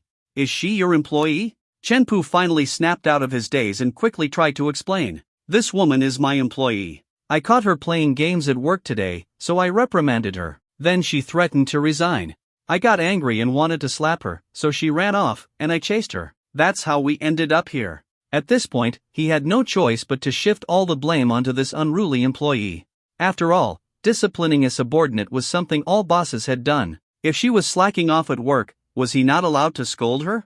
He then shot a warning look at Mu Ziying while continuing, Mu Ziying, look at yourself. You were playing games during work hours. I never even said I'd fire you. Why did you overreact? And now, look, you even ran into this gentleman here. Why don't you quickly apologize to him and return to work? I won't hold your mistake against you. Just do your job properly, and your salary will stay the same. What do you say? The crowd listened and started to believe Chen Pu's version of events. So that's what happened? Playing games during work hours and getting reprimanded, that was normal. As for the claim that Chen Pu tried to hit her, while it was indeed inappropriate, it hadn't actually happened, so it wasn't too serious. Now, he was even offering to let the matter go. It seemed like Mu Ziying had nothing to complain about. Even Li Cheng hadn't expected this to be the situation. It seemed both parties were at fault. But when he looked at Yi Cheng's calm and unreadable expression, he still frowned and said to Chen Pu, you're a grown man, and you wanted to hit a young woman? I was just angry at the time. Chen Pu sighed dramatically, pretending to regret his actions. He slapped his thigh and then looked at Yi Cheng. Sir, how should I address you? I admit I was wrong just now, and I sincerely apologize. How about this, I'll treat everyone to a meal at the restaurant across the street. Li Cheng responded, that won't be necessary. We already have dinner plans. Then next time, Chen Pu quickly said. I'll make sure to personally apologize properly. Li Cheng looked at Yi Chang, asking for his decision. Boss, what do you think? Chen Pu immediately put on a forced smile toward Yi Chang. But Yi Chang wasn't fooled by it. Something about Chen Pu's attitude felt off, like he was hiding something far worse. And Mu Ziying had helped him earlier, even if only in a small way. Since she seemed fragile and vulnerable, he decided to step in. He turned to her and gently asked, Miss Mu, what do you think? Mu Ziying snapped out of her thoughts and glanced at Chen Pu. He was smiling at Yi Chang, but his eyes were locked on her, full of silent threats.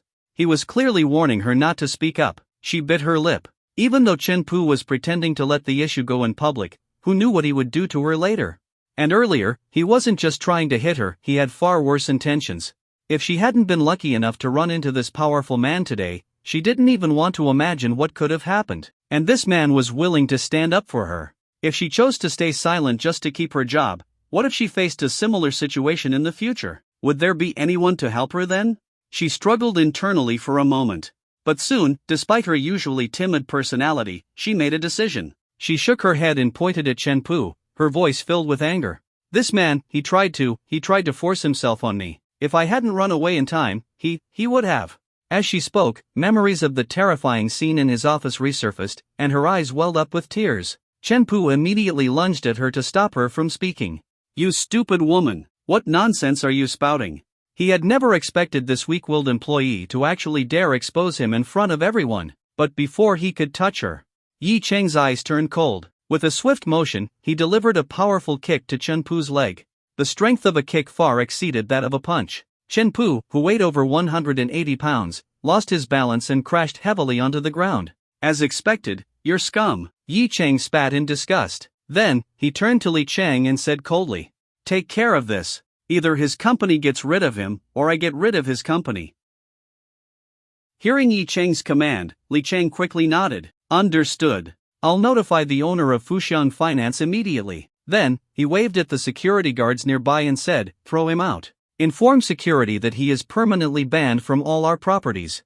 "Yes, sir." Several strong security guards rushed over, grabbed Chunpu, and forcibly dragged him away. Chunpu instantly regretted his impulsive actions. He quickly shouted, "Manager Li, shut up." One of the guards smacked him on the back of the head and sneered, "Trying to coerce a woman?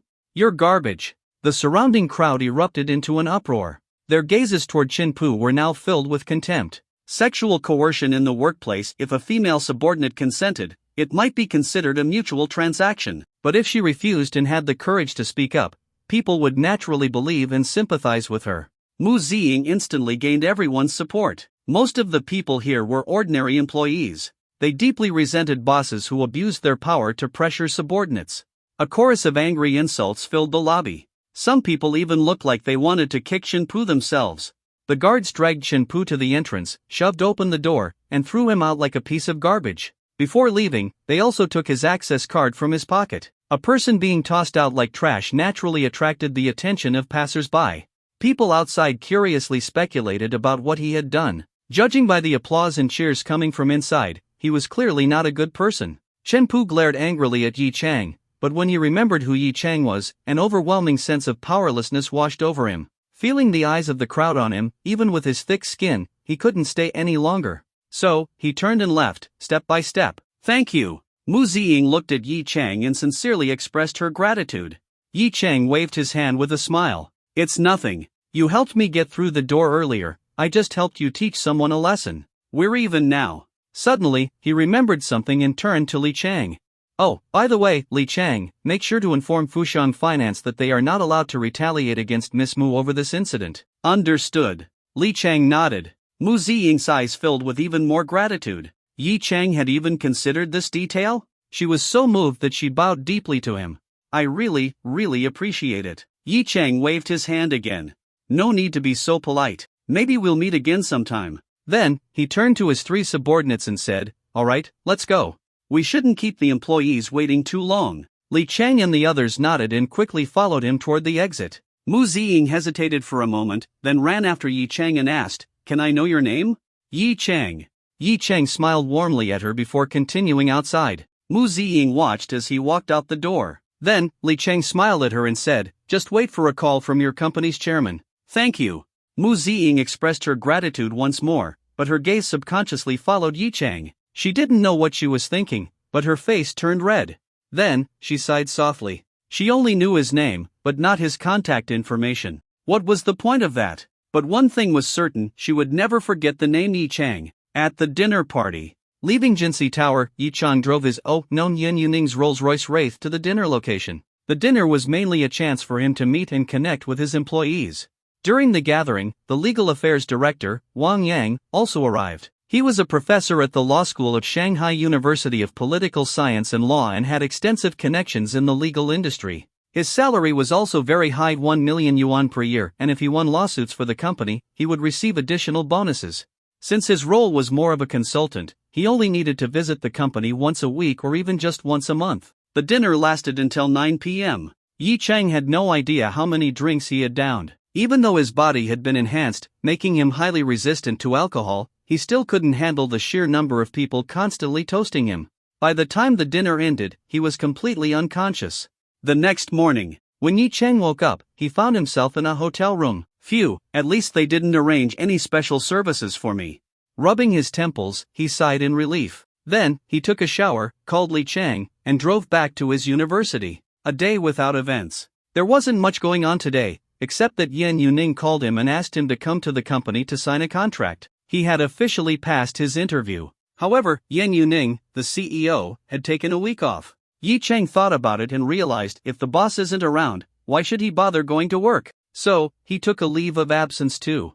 HR wasn't happy at all. What the hell? You're taking leave on your first day? Who do you think you are? They immediately reported it to the female CEO, but Yen Yuning actually approved it. HR had no choice but to accept reality. At the same time, they finally realized this assistant was not someone they could mess with. Of course, since Yen Yuning indulged him, the price he had to pay was he had to cook for her again. At the villa, cooking for the CEO. Yulong Garden, Villa Number 1. In the kitchen, Yi Chang was busy preparing food. Since she indulged me, I should return the favor, right? If she got upset, that would be troublesome. Outside the kitchen, the sound of a piano echoed through the villa, adding an artistic atmosphere to the space. However, the music was full of mistakes, indicating that the player was not very skilled. Yi Chang couldn't take it anymore. He paused his cooking and walked into the living room. A Steinway grand piano sat there, one of the most expensive pieces of furniture in the villa, valued at 2 million yuan, according to the real estate manager, Lu. Yi Chang waved at Yen Yuning, who was sitting at the piano, and said, "You should stop playing. Mozart is probably turning in his grave." Yen Yuning glared at him. "I just haven't played for a few years. I used to compete in piano contests in England." Yi Chang rolled his eyes. "A few years? That's all? And you've forgotten how to play Turkish march?" Yen Yuning gritted her teeth in frustration. "Then you play it." "Fine, I will." Yi Chang raised an eyebrow. It was time to test his master-level instrument proficiency skill. Yen Yuning was startled. "Wait, you actually know how to play?" Yi Chang scoffed. "You seriously doubt me?" Yen Yuning rolled her eyes. "You never said you could play, how would I know?" Yi Chang smirked. "I never said I couldn't play either. Why did you assume I couldn't?" Yen Yuning pouted. "Well, you never said you could, so how was I supposed to know?" Looking at her serious expression, Yi Chang couldn't tell if she was pretending to be clueless, or if she was genuinely clueless. After pushing Yen Yuning off the piano bench, Yi Chang sat down. With master-level instrument proficiency, he had not only gained skill but also an extensive mental library of musical pieces that he could play at any time. However, with so many songs in his mind, he wasn't sure what to play. So, he looked at Yen Yuning and said, "Name a song, and I'll play it." Yen Yuning's eyes lit up. "Choosing a song herself? Perfect. I want to hear Twinkle, Twinkle, Little Star variations." Yi Chang rolled his eyes. "Can't you pick something harder?" Still, even as he complained, his hands fell onto the keys and began playing the universally recognized melody of Twinkle, Twinkle, Little Star. Dang dang dang dang, dun dun dun dun. As Yi Chang's hands moved smoothly over the keys, Yen Yuning's eyes sparkled with admiration. She hadn't expected him to actually play the piano. More importantly, his posture, confidence, and fluid movements resembled that of a true pianist, leaving her in awe. This man was a hidden treasure, just waiting for her to uncover his full potential. The first segment of the piece ended, and the first variation began. The tempo suddenly increased, and the difficulty spiked. However, Yi Chang played effortlessly, with complete control, unlike her own hesitant and mistake-ridden performance earlier. Yen Yuning was even more shocked. Although her own piano skills had declined over the years, her ability to appreciate music hadn't. She often listened to classical music and had heard many master pianists' recordings, and Yi Chang's performance felt nearly on the same level. Could it be? Was his skill truly comparable to that of a professional pianist? She quickly shook off the thought. No, it's probably because I know him, so his playing just sounds better to me. Of course, this connection had nothing to do with romantic feelings. Even if he had forcefully kissed her and made her cook for him, they were not lovers. As she listened to his performance, her thoughts wandered in every direction. A sudden stop. The full piece lasted over 8 minutes, but Yi Chang stopped playing after 4 minutes. Why did you stop? The sudden silence pulled Yen Yuning out of her thoughts. I have to cook. Today's dishes are more complicated. Yi Chang stood up and pointed across the room. There's a record player over there, cost 500,000 yuan. You can use that instead. Play one more song. Yen Yuning grabbed his arm, her face filled with anticipation. You play better than the records. Yi Chang sighed in exasperation. He thought for a moment, then said, fine, but it'll cost you. Cost me what? Yen Yuning asked, confused. Yi Chang opened his arms and grinned. A hug. Yen Yuning's face instantly turned red. Shameless. No hug, no music. Yi Chang's expression remained indifferent. I should be in my dorm playing games right now, but instead, you dragged me all the way here to cook for you. Now you want me to play piano too? I'm a man, I have dignity. Can I just throw away my dignity? No, I can't. So, you have to pay up. Yen Yuning glared at him with disgust. Selling your dignity, huh? You're unbelievable. Still, after fidgeting awkwardly for a moment, she reluctantly stepped forward and hugged him. Yi Chang smiled in satisfaction. This woman was perfect, fair skin, long legs, a stunning figure, and, most importantly, rich. But there was one problem. If he didn't push her, she never made the first move. Yet, whenever he did push her, she never resisted, she even seemed to enjoy it. Interesting, very interesting. As he rubbed his cheek against hers, enjoying the smooth texture of her skin, Yen Yuning was just about to push him away when he finally released her. Then, he sat back at the piano, pondering what song to play next. A romantic melody. Got it. He suddenly thought of the perfect piece. Looking at Yen Yuning with deep, affectionate eyes, he said softly, Yuning.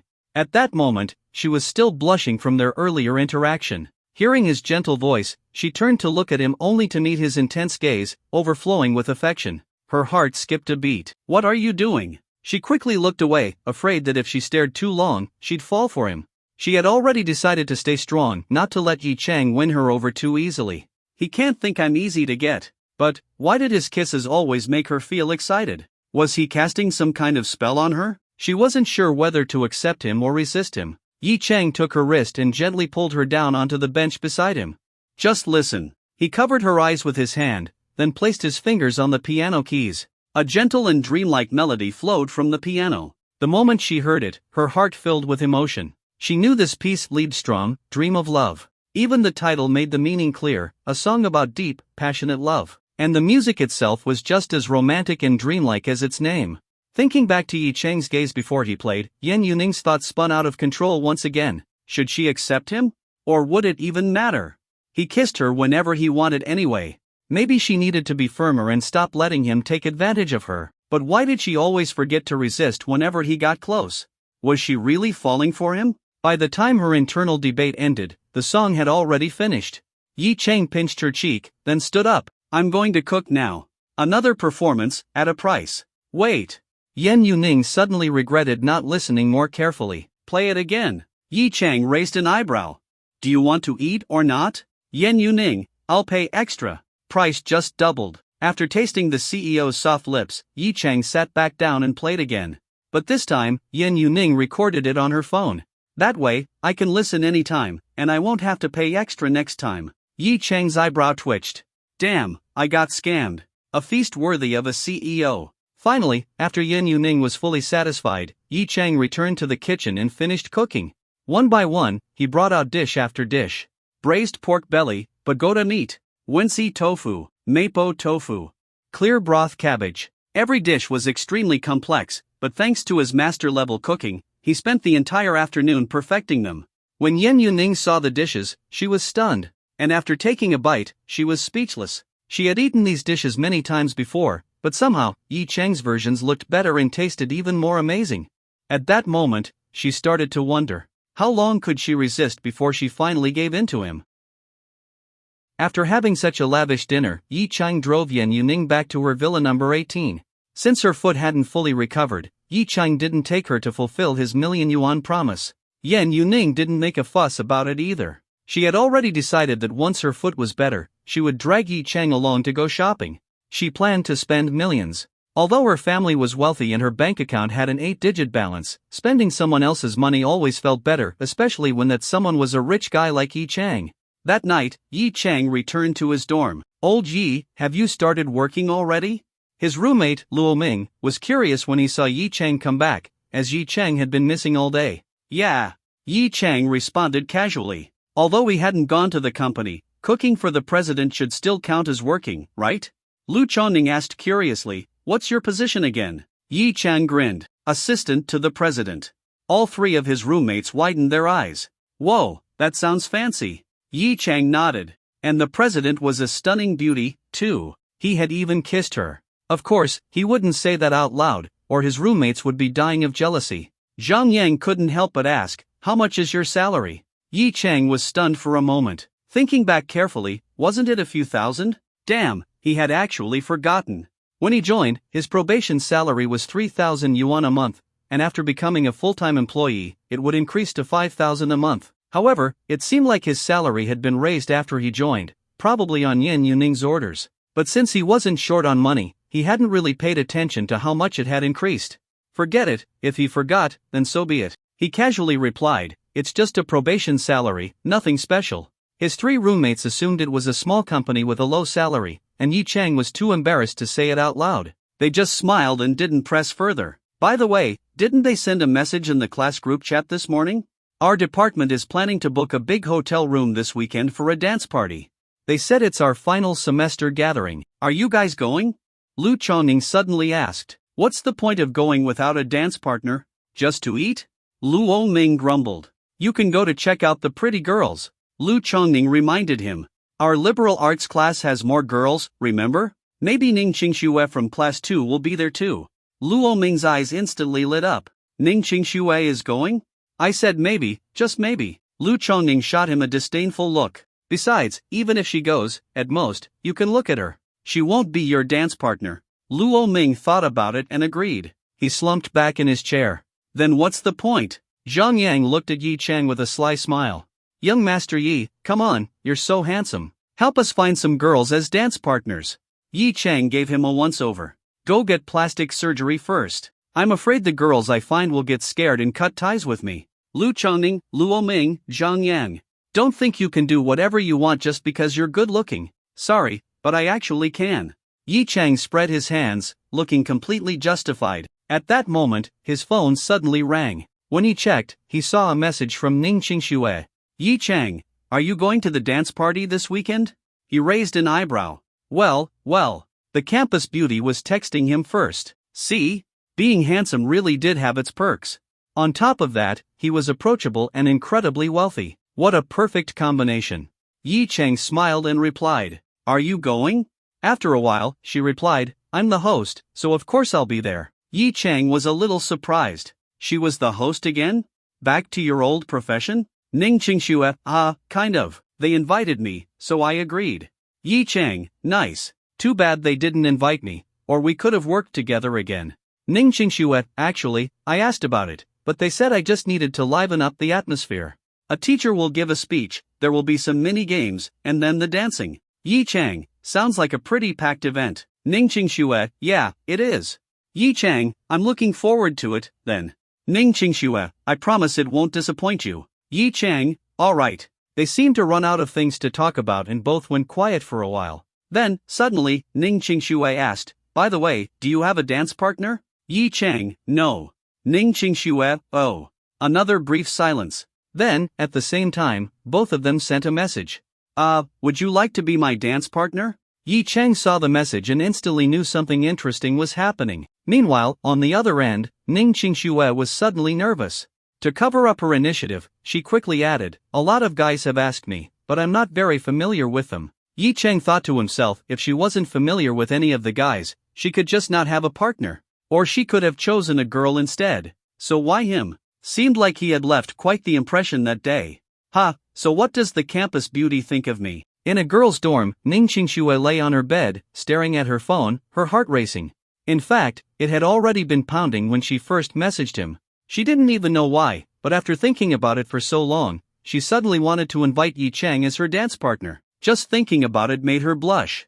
For the past few days, she couldn't forget how Yi Chang had suddenly appeared beside her that day, speaking softly to comfort her. His wealth that day had surprised her, but it was his gentleness that had touched her more deeply. She was a girl who valued emotions more than material things. Holding her phone with both hands, her delicate fingers tapped out a message. "Yes. It's decided," then. After sending it, she quickly put her phone down and buried her face in her pillow, trying to hide her burning cheeks. But she couldn't stop her ears from turning red. Yi Chang laughed and replied, "Alright, it's settled." Ning Qingxue, okay. With that, the conversation ended. Yi Chang put down his phone, smiling slightly. This was getting interesting. He couldn't help but look forward to the dance party. His roommates noticed his sly grin and asked, "What are you laughing at?" Yi Chang straightened his face. "I just thought of something happy." "What's so happy?" "Ahem, I got a girlfriend." Yi Chang blurted out nonsense. "What?" His two roommates immediately crowded around him. "For real? What does she look like?" Yi Chang thought for a second, then pulled out his phone to search for a picture. As he did, his new phone caught their attention. "You got a new phone? Is that a Huawei?" Wait, is that the MX2? Luo Ming asked in shock, staring at the high-end foldable screen. Yi Chang nodded. Damn, that thing's selling for over 30,000 now. How much did you get it for? Yi Chang, I got it at the official price. In reality, he had spent nearly 40,000 on it. Wow, Yi, you've been making bank lately? Just a little, Yi Chang said humbly. Just enough to get on the global billionaire list. Then he found a picture, pointing at the girl standing beside him. Here, this is my girlfriend. Luo Ming, damn, old Yi, she's gorgeous. Lu Chongning smacked Luo Ming and rolled his eyes. Dude, that's Ningqing Xue. Yi, you're so full of it. Yi Chang just chuckled. That was a picture from when they co-hosted an event. Looking at it now, they actually made a pretty good-looking couple. The next day, around 11 a.m., Yi Chang suddenly received a phone call. It was from Elena Mohan, the president of Mohan Bank's Greater China Division. It seemed that this wealthy heiress from Eagle Country had arrived. Answering the call, he said, Miss Mohan. Mr. Yi, I have arrived at Modu Airport. May I ask what time you will be available to meet today? Yi Chang replied, how about lunchtime? After your flight, you must be hungry. Let's find a place to eat and talk over a meal. By the way, how many people are with you? Thank you for your concern, Mr. Yi. There are 3 of us. Alright, let's meet at Jinsei Grand Hotel. I'll send you the room details after I book it. Okay, thank you for the trouble, Mr. Yi. After hanging up, Yi Chang immediately called Li Chang, instructing him to book a private room at Jinsei Grand Hotel. At the same time, he asked him to find a few people to accompany him. Since the other party had 3 people, it wouldn't be appropriate for him to go alone. Besides, Jinsei Grand Hotel was his territory. That's right, Jinsei Grand Hotel was, as the name suggested, located on Jinsei Road. It was the only 5-star hotel on that road, occupying the best location, and, along with Jinsei Tower, was one of the landmark buildings in the area. Entertaining guests from Beijing at Jinsei Grand Hotel was a well-thought-out decision. Understood, boss. I'll have the hotel manager arrange it immediately. Since it was an order from the boss, Li Chang didn't dare delay. He responded quickly. However, he didn't quite understand why the boss needed someone to accompany him. Perhaps the guest was particularly important? But he didn't ask too many questions. After hanging up, he glanced at the 2 company directors in front of him and said, the boss needs someone to accompany him to a meeting. Who wants to go? The 3 executives were in the conference room discussing the establishment of the investment department. After all, this was a 3 billion yuan business, so they needed a solid plan. Hu Ning and Yao Tongtong paused, confused. Going with the boss? For what? The boss said it's to help him maintain appearances. No idea why, but the guest seems to be important. The meeting is at Jinsei Grand Hotel, Li Chang explained. I'll go, Yao Tongtong said. You 2 continue the discussion. All right. Li Chang nodded and smiled. Perfect, President Yao is a woman. She can help the boss with appearances. Yao Tongtong rolled her eyes. I just want to try the food at Jinsei Grand Hotel. Heh, go on then. Li Chang laughed and waved his hand before continuing his discussion with Hu Ning. After calling Li Chang, Yi Chang didn't leave immediately. After all, the other party had just landed, so they wouldn't arrive that quickly. Suddenly, he became curious about this Mohan heiress, so he searched for her name on his phone. Mohan Bank was quite well known. Even though it was just a foreign bank operating in China, it wasn't difficult to find information on Elena Mohan, mostly business collaborations or charity-related news. But what really caught Yi Chang's interest were the photos. In the pictures, Elena was stunning. She had golden hair, blue eyes, and was dressed in an evening gown. Her figure was the best he had ever seen on a woman, even more seductive than Yan Yuning. No wonder she's a Western woman, Yi Chang couldn't help but remark. He began to look forward to their meeting. Admiring beauty, especially foreign beauty, was harmless, right? Of course, given her status, he couldn't mess around, but there was no harm in looking. Checking the time, he saw it was almost time to leave, so he set off for Jinsei Grand Hotel. Unfortunately, he got stuck in traffic, and it was a serious jam. He wouldn't be getting through anytime soon. He figured he'd be delayed by at least 10 or 20 minutes. Yi Chang sighed helplessly. There weren't any parking spots nearby, so he had no choice but to wait. He was definitely going to be late. Oh well, being late wasn't a big deal. At this point, he was a major figure. To Elena Mohan, he was essentially her superior since she didn't hold any shares in Mohan Bank. If the boss arrived late, it shouldn't be a problem, right? Still, adhering to traditional Chinese courtesy, he decided to send a message to Yao Tongtong, letting her know about the traffic and asking her to entertain Elena and the others for now. Upon receiving the message, Yao Tongtong was stunned. Her young boss was going to be late? She was already in the private room at Jinsi Grand Hotel and had met the guests. Through introductions, she learned they were from Mohan Bank. But Elena wasn't just a bank executive, she was a Mohan. The Mohan family didn't only own Mohan Bank, they had industries worldwide, particularly in finance. The financial power they represented was beyond estimation. Still, her boss was her boss. She had no choice but to explain to the Mohan Bank representatives. What? Your boss is going to be late? Is this how you receive us? A young man in the group immediately voiced his displeasure. His name was Li Jiannan, and according to the introduction, he was an administrative consultant for Mohan Bank's Greater China division. Li Jiannan was Chinese, and when he looked at Elena, his eyes showed possessiveness. Yao Tongtong speculated that this man must have significant influence in China, otherwise, as a subordinate, he wouldn't dare harbor such thoughts toward Elena Mohan. But in response to his complaint, she calmly replied, Mr. Li, being late can be intentional or unintentional. My boss is delayed due to traffic, which is clearly unintentional. On his behalf, I apologize to all of you. Li Jiannan's expression darkened, his brows furrowing. He had only found out about Elena's trip to Shanghai at the last minute and had immediately followed along, acting as her protector. As someone from Beijing with a well-connected family, he saw everyone else as mere commoners, including the people of Shanghai. He considered himself the perfect guardian for Elena. Yet now, their host was late, and even his subordinates dared to be so disrespectful? Although he thought this woman was decent-looking, he had long since lost interest in older women. His voice turned cold as he threatened, What's your company's name? Do you believe that with just one phone call, I can shut you down?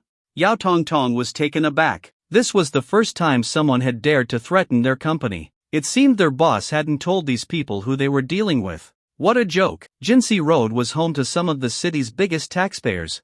If he tried to shut them down, not only would the businesses on this street band together against him, but the government would likely escalate the matter even further.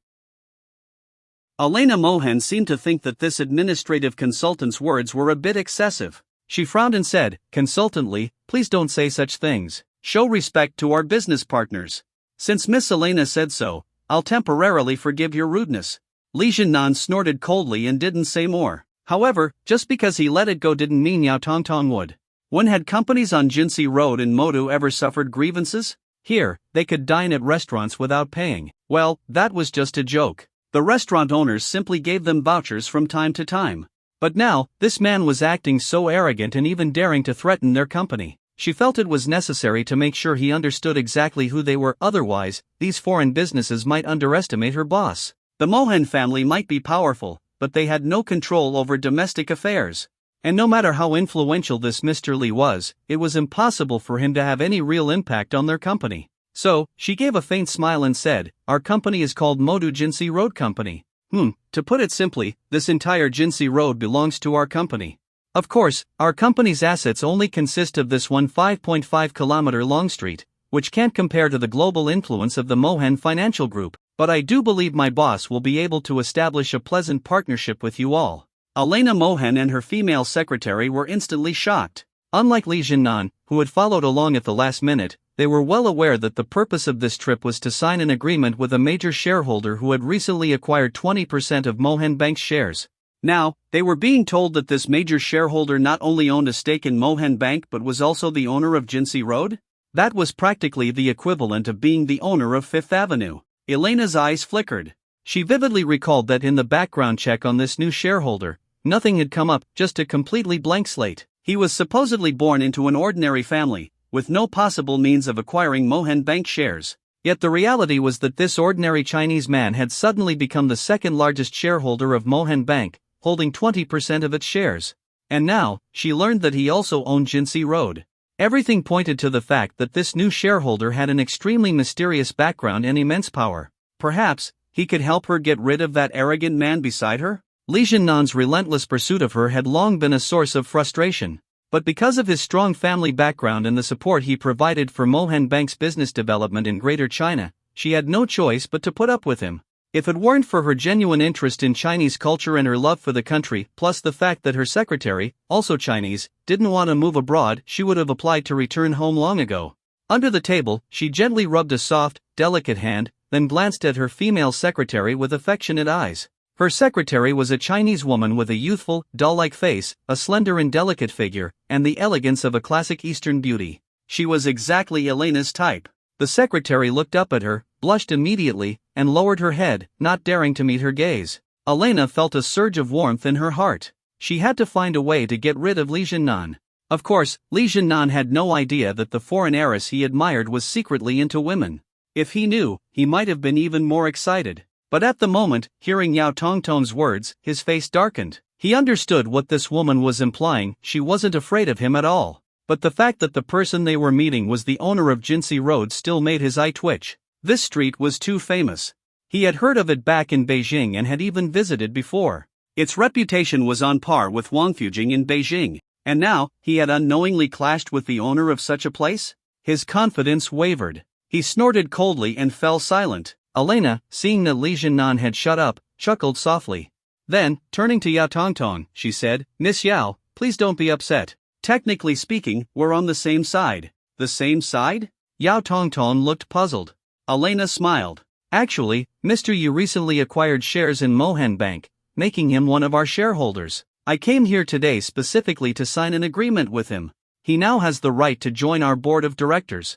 My father and our business partners are all looking forward to his involvement." Yao Tongtong was stunned. Her boss owned shares in Mohan Bank? Could it be just the Chinese division of Mohan Bank? But even if it was only Mohan Bank's Chinese branch, that was still shocking enough. Her young boss was truly extraordinary. Li Jinnan, on the other hand, couldn't help but feel a surge of jealousy. Mohan Bank's shares, even just 1%, were worth billions of dollars.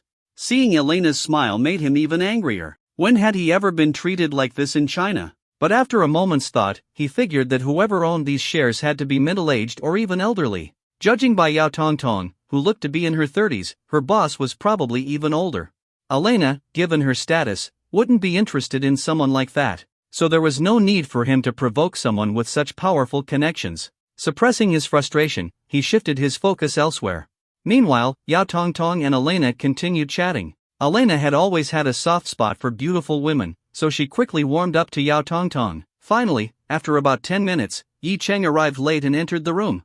He scanned the room and quickly spotted the only foreigner present. She had wavy blonde hair and was wearing only a white blouse, which was stretched tightly across her ample chest, forming an impressive curve. It was just short of resting on the table. Her lower half was hidden behind the table, so he couldn't see the long legs from the photos he had found. Yi Cheng smiled and stepped forward. "Sorry for keeping you waiting, Miss Elena."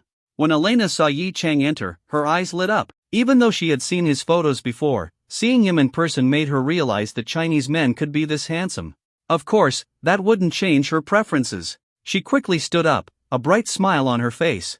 Before, Yi Cheng had just been a Mohan Bank shareholder, but now that she knew he was also the owner of Jinsei Road, her attitude became even more respectful. They shook hands, and she said warmly, "Unexpected troubles always come up in life, Mr. Yi.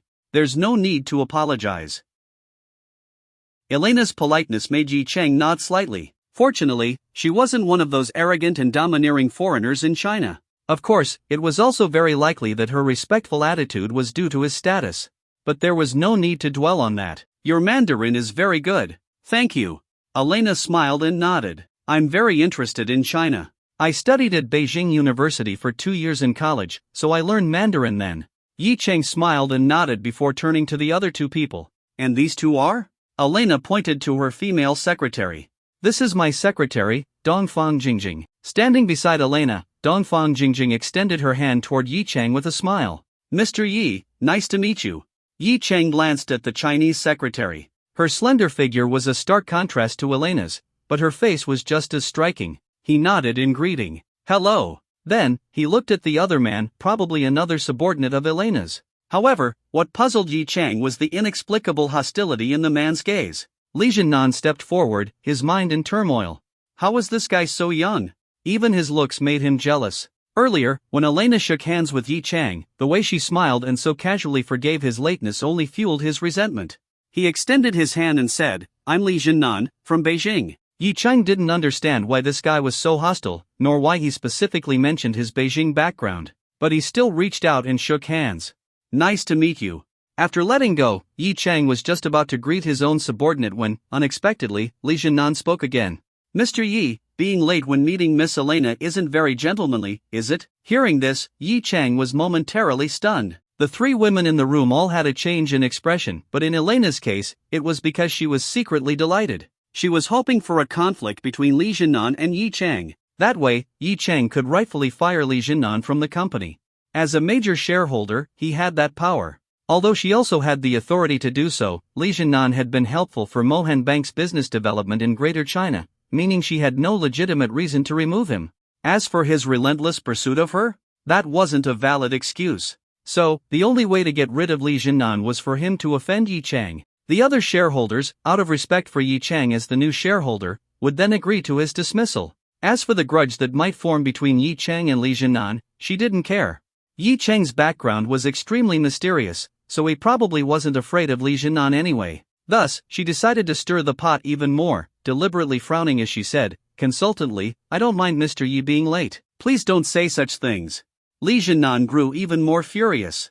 Elena was actually defending Yi Chang? Was it just because this guy was rich? Did his year-long companionship as a consultant mean nothing?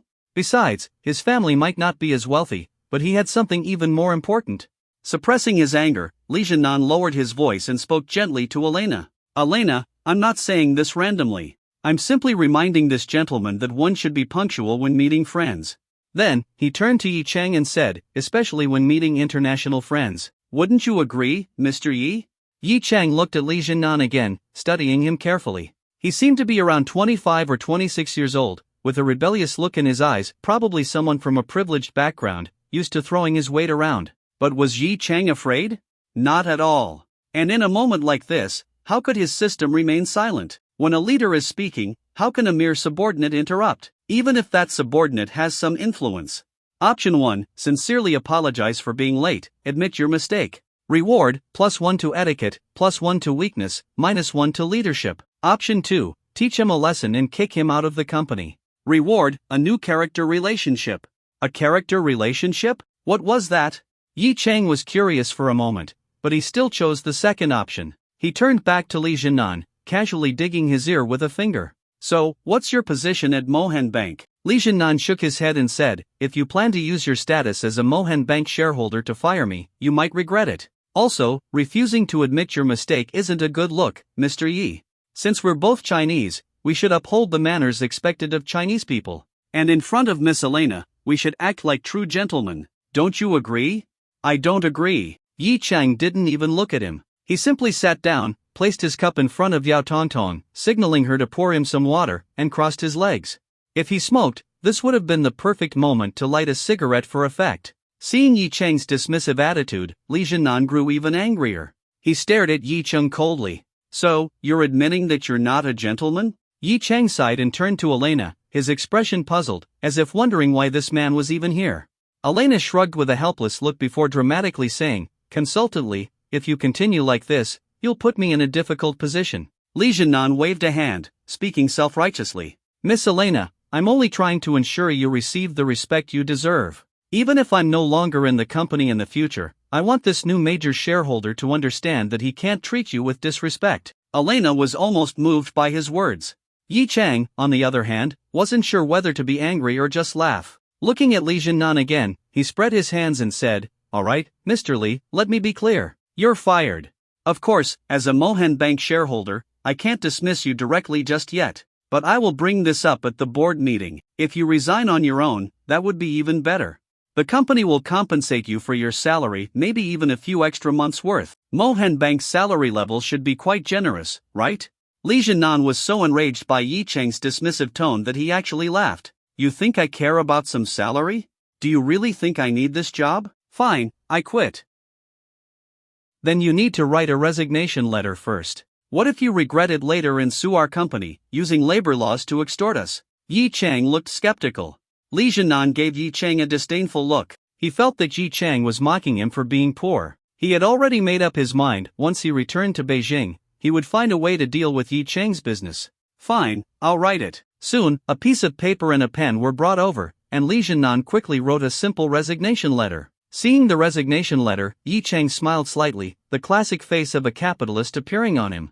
Having studied business management, he knew very well that the best way to get rid of an employee was to make them resign voluntarily. especially since Li Jinnan seemed to have a complex background. If he were forcibly dismissed and made a fuss, it would be troublesome for Mohan Bank as a foreign-invested enterprise. Elena and Yao Tongtong both saw through Yi Cheng's intentions, and admiration flickered in their beautiful eyes. No wonder he was so young yet so wealthy, he was indeed cunning. Yi Cheng put away the resignation letter, then turned to Li Jinnan again and said, "All right, Mr. Li, thank you for your cooperation. Now, let's move on to another topic." Taking the cup that Yao Tongtong handed him, he took a sip of fine Westlake Longjing tea before speaking. "I don't know why you think my behavior was ungentlemanly, and why you feel entitled to stand on some moral high ground and lecture an innocent person like me. Don't you think that makes you ungentlemanly yourself? Besides, I already apologized to Miss Elena the moment I walked in. Do you really think I need to apologize to you as well?" Li Jinnan sneered. "You call that an apology?" Yi Cheng shook his head and continued, "All right, let's not talk about being a gentleman. Let's talk about being a nobleman. Have you ever heard the saying, a nobleman is calm but not arrogant, while a petty person is arrogant but not calm? Judging by your expression, you probably haven't. Let me explain it to you. A nobleman remains composed and dignified, never overbearing. Meanwhile, a petty person likes to act as if they are a gentleman in front of a beautiful woman, feeling smug and self-satisfied, and then using morality to criticize an innocent person like me." Hearing himself being called a petty person, Li Jinnan instantly grew furious and was about to retort. But Yi Cheng cut him off. "Let me ask you another question. Have you heard the saying, a nobleman keeps his talents hidden?" He didn't wait for Li Jinnan's response and continued, "Judging by your expression, you probably haven't. So let me tell you, this means that a nobleman never deliberately shows off his abilities. A true nobleman wouldn't act like you, flaunting yourself as some so-called gentleman, especially in front of an international guest. That's just low, don't you think?" After finishing, Yi Cheng spread his hands and said, "In conclusion, you are not even a nobleman, let alone a gentleman. And whether someone is a gentleman or not, I believe Miss Elena is the one more qualified to judge." He then turned to Elena with a smile. "So, Miss Elena, do you think Mr. Li is a gentleman?" Elena blinked. She had always liked Chinese culture, and Yi Cheng's words about noblemen intrigued her. When she suddenly heard him direct the question at her, she instinctively glanced at Li Jinnan. Li Jinnan, unable to find a rebuttal, looked at Elena with hope, expecting her to speak in his favor. But Elena had already achieved her goal. More importantly, Li Jinnan had resigned on his own. Even if other shareholders questioned it later, it had nothing to do with her, it was all Yi Cheng's doing. So she had no need to save face for Li Jinnan. Smiling, she said, "I think Mr. Yi is absolutely right. Mr. Li is certainly not a true nobleman, and naturally, that means he is not a gentleman either." Since he had been fired, he was no longer consultantly. Li Jinnan, already struggling to respond to Yi Cheng's words, turned red with anger upon hearing Elena's statement. He even felt that the other two women in the room were mocking him with their gazes. He shot Yi Cheng a deep glare before storming out, slamming the door behind him. "Please be gentle when closing the door. My hotel doors are very expensive." Yi Cheng didn't forget to call out, making the beautiful women in the room burst into laughter. Now that the annoying man was gone, Yi Cheng finally sat down beside Elena. After thinking for a moment, he looked at Elena with sincerity. His strikingly handsome face was almost aggressive, making Elena instinctively avert her gaze. "Mr. Yi?" Yi Cheng spoke seriously. "Perhaps my initial apology didn't seem sincere enough, which made that gentleman unhappy. And as someone who is usually punctual, being late this time made me feel quite guilty. So, I believe I should formally apologize to Miss Elena again. It was my mistake today, and I ask for your forgiveness." The three women in the room were stunned. They hadn't expected Yi Cheng to actually apologize again. Given how he had treated Li Jinnan earlier, wasn't he supposed to be the arrogant type? But unsurprisingly, his words further improved their impression of him and even earned their admiration. In their eyes, Yi Cheng had now become a man of noble character. Elena smiled with a hint of appreciation. "Mr. Yi, it's rare to meet someone as sincere as you. If I weren't based in Beijing, I believe I would love to be close friends with you. You are a true nobleman and a gentleman as well." Yi Cheng chuckled. "Thank you for your kind words, Miss Elena." At that moment, the system issued a reward. Congratulations to the host for earning a new character relationship. Due to the host's sincere apology, an additional reward has been granted, Charisma Aura. Yi Cheng's eyes lit up. He had even received a bonus reward. Generating character relationship. Obtained character relationship, Long Kuan. Yi Cheng was puzzled and asked the system, "What is the character relationship with Long Kuan?" A relationship-based reward that allows the host to establish a highly intimate connection with a specific individual. As long as the host does not violate absolute principles, this relationship will never change. Yi Chang was stunned. So the system had found him a powerful backer? Then, who exactly was Long Kuan? After thinking for a moment, a sudden realization hit him. Good heavens, was this Long Kuan the chairman of Longting Group? Longting Group was one of the top corporations in the world, with industries spanning across the globe.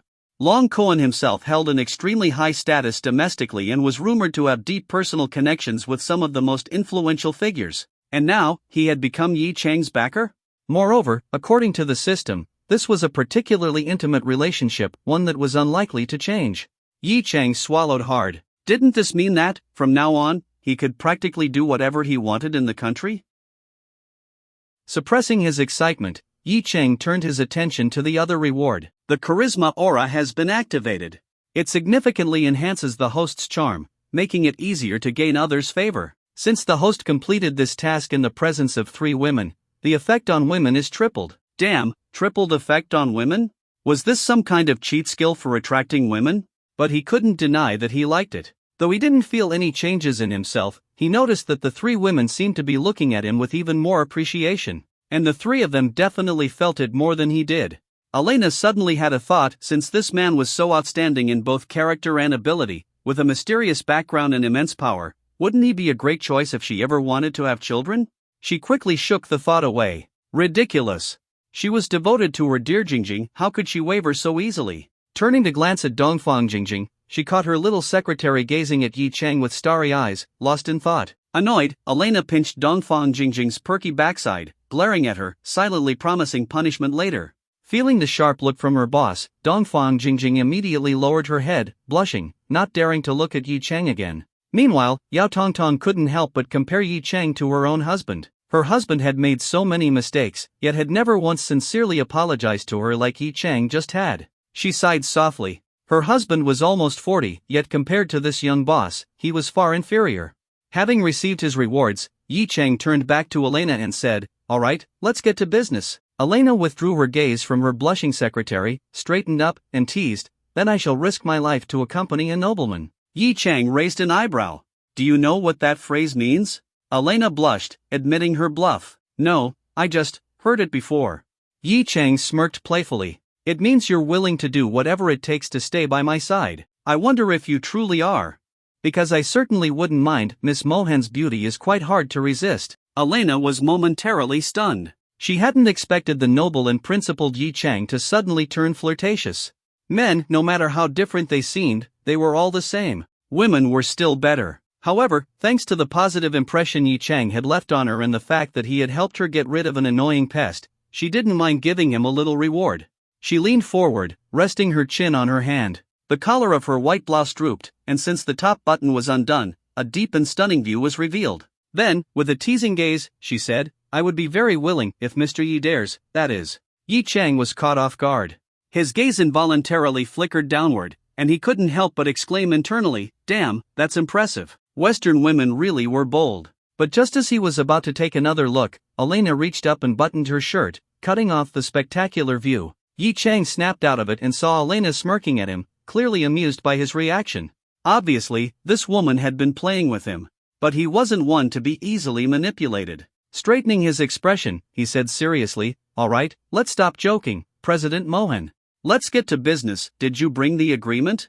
Elena lost interest. She had wanted to tease this Chinese man a bit more, but business came first. Straightening up, she said, "Of course I did." Dongfang Jingjing quickly took out a document from her bag and handed it to Yi Chang. He skimmed through it. It was the agreement confirming his position as a board member of Mohan Bank. Since he had acquired 20% of the shares, he automatically became a board member. The document outlined the responsibilities and obligations of a board member, but there were no hidden traps in the wording. After reviewing everything, Yi Chang took the pen Elena handed him and signed his name. "Mr. Yi, congratulations on officially becoming a board member of Mohan Bank. As per tradition, the board will hold a special meeting to welcome you. Will you be available to attend?" Instead of answering, Yi Chang asked, "Are you a board member?" Elena was caught off guard. "Ha? No, I'm not." "Then you can attend in my place as the new board member." The 3 women were stunned. Was he saying, he didn't want to be a board member? This was Mohan Bank's board of directors, who in their right mind would refuse. Both Yao Tongtong and Dongfang Jingjing looked at Yi Chang in disbelief. Yao Tongtong even wanted to persuade him if he accepted this position, it would be a huge advantage for their company's future investment department. The title alone would attract countless companies. Elena's heart pounded. Yi Chang had just said that she could represent him in the Mohan Bank board? She couldn't believe it. She hesitated before asking again, "Are you sure? Did you really mean that?" "Of course. Why would I lie to you?" Yi Chang leaned back in his chair, his tone completely natural. Elena had to admit she was tempted. Even as the heiress of the Mohan family, she wasn't a board member of Mohan Bank. The other board members wouldn't allow another Mohan family member to join, so from a family perspective, it would be beneficial for her to become a board member and secure more influence for her family. On a personal level, as a woman who had received a Western education and prided herself on her independence, she had ambitions of her own. Becoming a board member of Mohan Bank, even as a representative, would help her climb higher. Of course, she wasn't the type to be blinded by unexpected fortune. After thinking for a moment, she gave Yi Chang a seductive smile and looked at him with flirtatious eyes. "Mr. Yi, do you have any conditions for this?" Seeing her sultry expression, Yi Chang spread his hands. "I already said, Miss Elena, you're very beautiful." Elena chuckled. "And Mr. Yi, your generosity is making my heart race." She twirled a strand of her golden waves and once again leaned forward, resting her arms on the table. This time, her ample curves jiggled slightly with the movement. Then, with a playful, coquettish voice, she whispered, "If Mr. Yi would be willing to share just a little more of his shares with me, I think we could form an even deeper friendship." Yi Chang chuckled. Of course. Elena's eyes lit up, and even Yao Tongtong grew anxious, wanting to remind her young boss that shares like these weren't something to be given away so easily. But then Yi Chang finished his sentence. "Not happening." Elena stood up, shooting him an annoyed look. This time, she was the one being teased. "That's quite a pity." Yi Chang remained indifferent, he was just playing around with this foreign beauty. Even 1% of Mohan Bank's shares were worth over 100 billion yuan. He wasn't foolish enough to waste that kind of money trying to impress a woman he might not even win over. Elena might have seemed open-minded, but she was only offering him a bit of eye candy, nothing more. As for letting Elena represent him at the board meetings, it was simply because he didn't believe that holding 20% of the shares would allow him to make waves within the board. In fact, it might even attract suspicion from the Mohan family. So why not show goodwill instead? He knew that until he had absolute power over his opponents, alliances were the key to success. Besides, he felt that having Yin Yuning was already enough. Oh, and there was also a certain potential campus beauty. Was this becoming a difficult choice? Forget it. He decided to let fate take its course. If the moment arrived, he would act accordingly. No worries. At least for now, Miss Elena will temporarily attend board meetings on my behalf. However, for important meetings, you'll need to inform me in advance. Of course, I understand. Elena had never truly expected to obtain shares so easily unless Yi Chang was a complete fool. But she was still pleased that he had allowed her to represent him on the board. Under the influence of the charisma aura, her fondness for Yi Chang grew even stronger. With everything settled, Elena had Dongfang Jingjing contact the bank's headquarters to draft a power of attorney agreement. Once it was printed on the spot, they signed it immediately. After the agreement was finalized, Elena, feeling excited, gave Yi Chang a warm hug. Only Yi Chang knew what it felt like to experience such a curvaceous body pressing against him. But overall, he felt like he had one. In fact, he even began wondering if he terminated this agreement every month and then renewed it, would he get to hug Elena every time? If Elena knew what he was thinking, whatever goodwill she had developed toward him might instantly collapse. The meal soon came to an end. Yi Chang officially became a Mohan Bank shareholder, while Elena successfully advanced into the board of directors. Would this be considered a fair exchange of benefits? Yi Chang wasn't sure if the hug counted. After leaving the hotel, Elena prepared to return to work. As the president of Mohan Bank's Greater China region, she was usually swamped with responsibilities. She had only come in person this time because her father had instructed her to do so after Yi Chang became a major shareholder. "Would you like me to give you a ride?" Yi Chang asked, standing next to his Rolls-Royce. Elena smiled and shook her head. "The bank has a branch in Modu, and they sent a car to pick us up. No need to trouble you, Mr. Yi." Yi Chang nodded. Looking at Elena's exotic, beautiful face, he sighed regretfully. "Then this is goodbye. Hopefully, we'll meet again soon." Elena gave him a seductive smile, her sapphire blue eyes sparkling with charm. If you're feeling regretful, how about this? I'll treat you to dinner next time you come to Beijing. Yi Chang smiled. Then I'll look forward to it. Elena chuckled softly. At that moment, a Bentley Mulsanne pulled up by the curb. She bid farewell to Yi Chang and Yao Tongtong before walking toward the car with Dongfang Jingjing. However, something puzzled Yi Chang. As the two women walked, they suddenly held hands. And just before the car door closed, through the small gap, Yi Chang could have sworn he saw them, face to face, almost as if they kissed. A chill ran down his spine. Did he just witness something thrilling? Unfortunately, the Bentley had already driven away before he could confirm it. Covering his face, Yi Chang felt like, for the first time, those online rumors about certain women's relationships weren't so far from reality. Beside him, Yao Tongtong noticed his expression and couldn't help but laugh. Boss, are you interested in Miss Elena? Yi Chang quickly waved his hand. Don't talk nonsense, I'm not. Then, unable to hold back, he leaned in closer and whispered near Yao Tongtong's ear, you better not tell anyone, but I just saw Elena kiss her secretary. Yao Tongtong was startled by her young boss suddenly leaning in so close.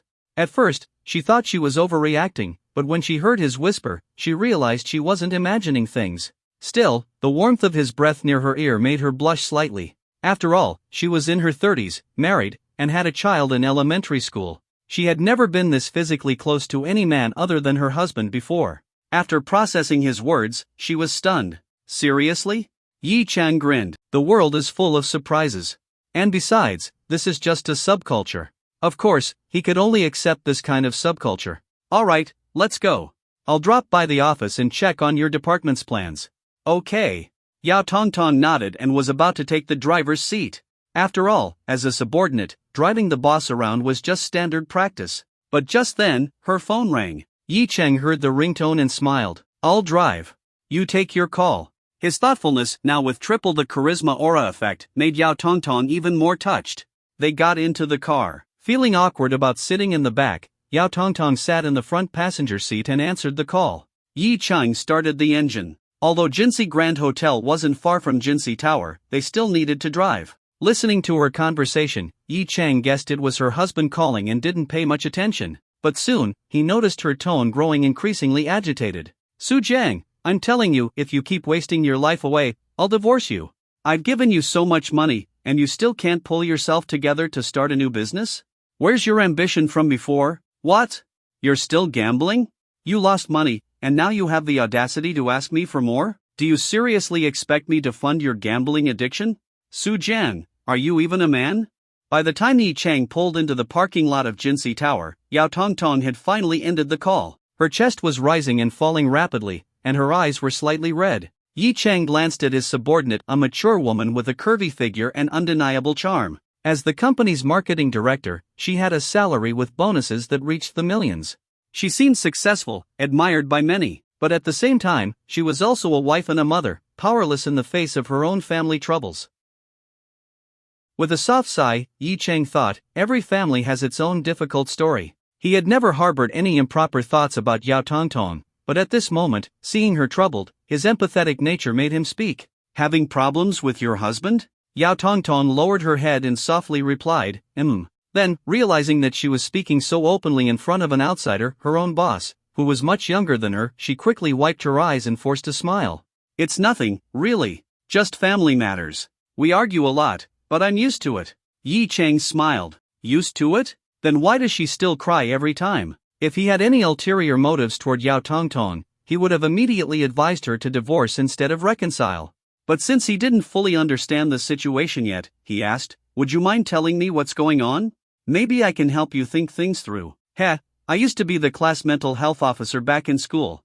Yao Tongtong glanced at Yi Chang, and her forced smile slowly became more natural. She had always had a good impression of her young boss, and after seeing him sincerely apologize to Elena twice today, she had formed an image of him as a young, talented man with integrity. For the first time, she found herself looking forward to interacting with her boss.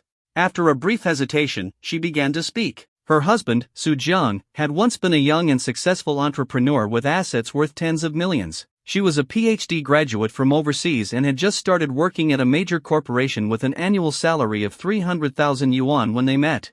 Both were ambitious and quickly connected, eventually getting married. But few businesses can sustain themselves forever, and Su Jiang's company was among the many that failed. Faced with a powerful competitor, he lost in the market battle. He tried to make a comeback several times, but reality kept knocking him down. Eventually, he lost all motivation and did nothing for years, not even looking for a job, forcing Yao Tongtong to support both him and their son. She had encouraged him repeatedly, even suggesting he find a regular job, but Su Jiang, used to being a boss, couldn't handle going from giving orders to taking them. After a short stint at a job, he quit because he couldn't accept being scolded. He remained unemployed for years. This led to increasing family conflicts. Now, he was even taking their son out of school on personal leave, spending her hard-earned money on leisure. And just today, he called to tell her he had gambled away the 30,000 yuan she had recently given him and was asking for another 30,000 to win it back. I've thought about divorce before, Yao Tongtong said, wiping her tears. But our son, Xiaoqi, is already 9 years old. I don't want him to grow up being told that he doesn't have a father. As she spoke, she became more emotional, recalling all the hardships she had endured. By now, the car had stopped. Realizing she had talked for too long, possibly wasting Yi Cheng's time, she quickly dried her tears and apologized. Sorry, that must have been embarrassing. Yi Cheng waved it off and handed her a few more tissues. No worries. You probably feel a bit better after talking about it, right? Yao Tongtong nodded. Thank you, boss. I do feel better. Yi Cheng smiled. No need to call me boss in private, just call me by my name. You actually look quite young, so I'll call you Sister Yao. Since it's a personal matter, I won't say too much. But if you ever feel upset, you can talk to me anytime. Of course, if you're uncomfortable, you can always confide in a close friend instead. Yao Tongtong smiled. She knew Yi Cheng was only 22, while she was already 36, 14 years older. Yet here they were, calling each other like siblings? But since it made her feel younger, she had no reason to refuse. She laughed. If you call me sister, then I'll call you little brother. I don't have many friends, most are just business acquaintances. Don't complain if I come to you often to vent. Yi Cheng laughed. Of course, I won't mind. Back when I was a mental health officer, this was part of my job. Yao Tongtong nodded, her appreciation for him deepening. After a moment of hesitation, she suddenly asked, then, little brother, let me ask you something, what do you think I should do now? Yi Cheng hadn't expected her to ask that. After listening to her story, he had already realized that this was not a problem an outsider could easily resolve. Su Zhang's situation was simple, he had given up on himself. If he could change his mindset, things might improve, but after years of stagnation, that seemed unlikely. Unless he was reborn into a past era where he could dominate the business world again. But since Yao Tongtong had asked, Yi Cheng thought for a moment before answering, Sister Yao, don't get mad at what I'm about to say. She nodded lightly, already guessing what he would suggest. Yi Cheng carefully chose his words. Sometimes, letting go isn't a bad thing. It can actually free both parties. And from a personal standpoint, if you don't want to regret things even more in the future, then maybe you should consider cutting ties. But this is just my suggestion. Ultimately, it's your decision. Yao Tongtong remained silent for a moment, then nodded. She couldn't act on it immediately, but at least now, the option that had once seemed impossible no longer felt completely off the table. Alright, let's head up. Yi Cheng unfastened his seatbelt and stepped out of the car. After a brief pause, Yao Tongtong wiped her face once more and followed. As they entered the lobby and walked toward the elevators, Yi Cheng failed to notice someone familiar standing nearby. Mu Ziying had just finished some work on the first floor when she suddenly saw a familiar figure passing by. Her heart skipped a beat, and she quickly followed only to confirm that it was indeed him. That day, thanks to Yi Cheng's help, she had not only kept her job at the company but also avoided punishment for playing games during work hours. Even the chairman had personally inquired about her well-being, leaving her overwhelmed. She knew all of this was because of Yi Cheng, the man who had suddenly appeared in front of her and protected her. But now that they had met again by chance, she hesitated. Would he even remember her? Besides, they were from completely different worlds, was there really a chance for a Cinderella story? In the end, she could only watch as Yi Cheng stepped into the private elevator and disappeared from sight. She sighed softly and turned away. If we missed each other, then so be it. 81st floor, General Manager's office. Yi Cheng didn't just walk in like a boss, instead, he knocked on the door before entering with Yao Tongtong. The entire 81st floor belonged to their 30-person company, so even the general manager's office was lavishly furnished, complete with a large desk, sofas, and a coffee table. At that moment, Li Cheng and Hu Ning were sitting on the sofa, still discussing the establishment of the investment department. Seeing Yi Cheng enter, both immediately stood up to greet him. Boss. Yi Cheng nodded slightly at them, walked over to the sofa, and sat down. Still talking about the investment department? Yes. Li Cheng nodded and briefly explained the current progress. A stack of prepared documents was also placed beside him. Yi Cheng picked them up and flipped through them as he listened. The initial preparations involved setting up the structure, determining how many employees to hire, and deciding what investments to pursue. With their boss allocating 3 billion yuan, Li Cheng spared no expense. Just for recruitment alone, he planned to set aside 10 million annually for salaries and incentives. Yi Cheng had no problem entrusting all of this to them. 3 billion? Just spend it. Oh, right, boss. This is the preliminary company vehicle procurement plan. Take a look. Yi Cheng took the plan from Huning. For company cars, the general manager and executives all got Mercedes-Benz S-Class sedans. The only female executive, Yao Tongtong, got a Maserati Quattroporte. Looking further down, he saw that all the other company cars were from high-end brands like Audi, BMW, and Benz. It was luxury to the max. There's even a car for me? Didn't I say I already have one? Yi Cheng was surprised to find that a car had been arranged for him as well. Hu Ning smiled. You're the company's boss, of course, we have to prepare a car for you. Though, we may need a larger budget. Yi Cheng glanced at the figure. 20 million. Damn. These guys sure knew how to spend money. Although it was company money, which was basically his money, he didn't mind. In fact, he liked it. For the past few days, he had been driving Yan Yuning's car as if it were his own.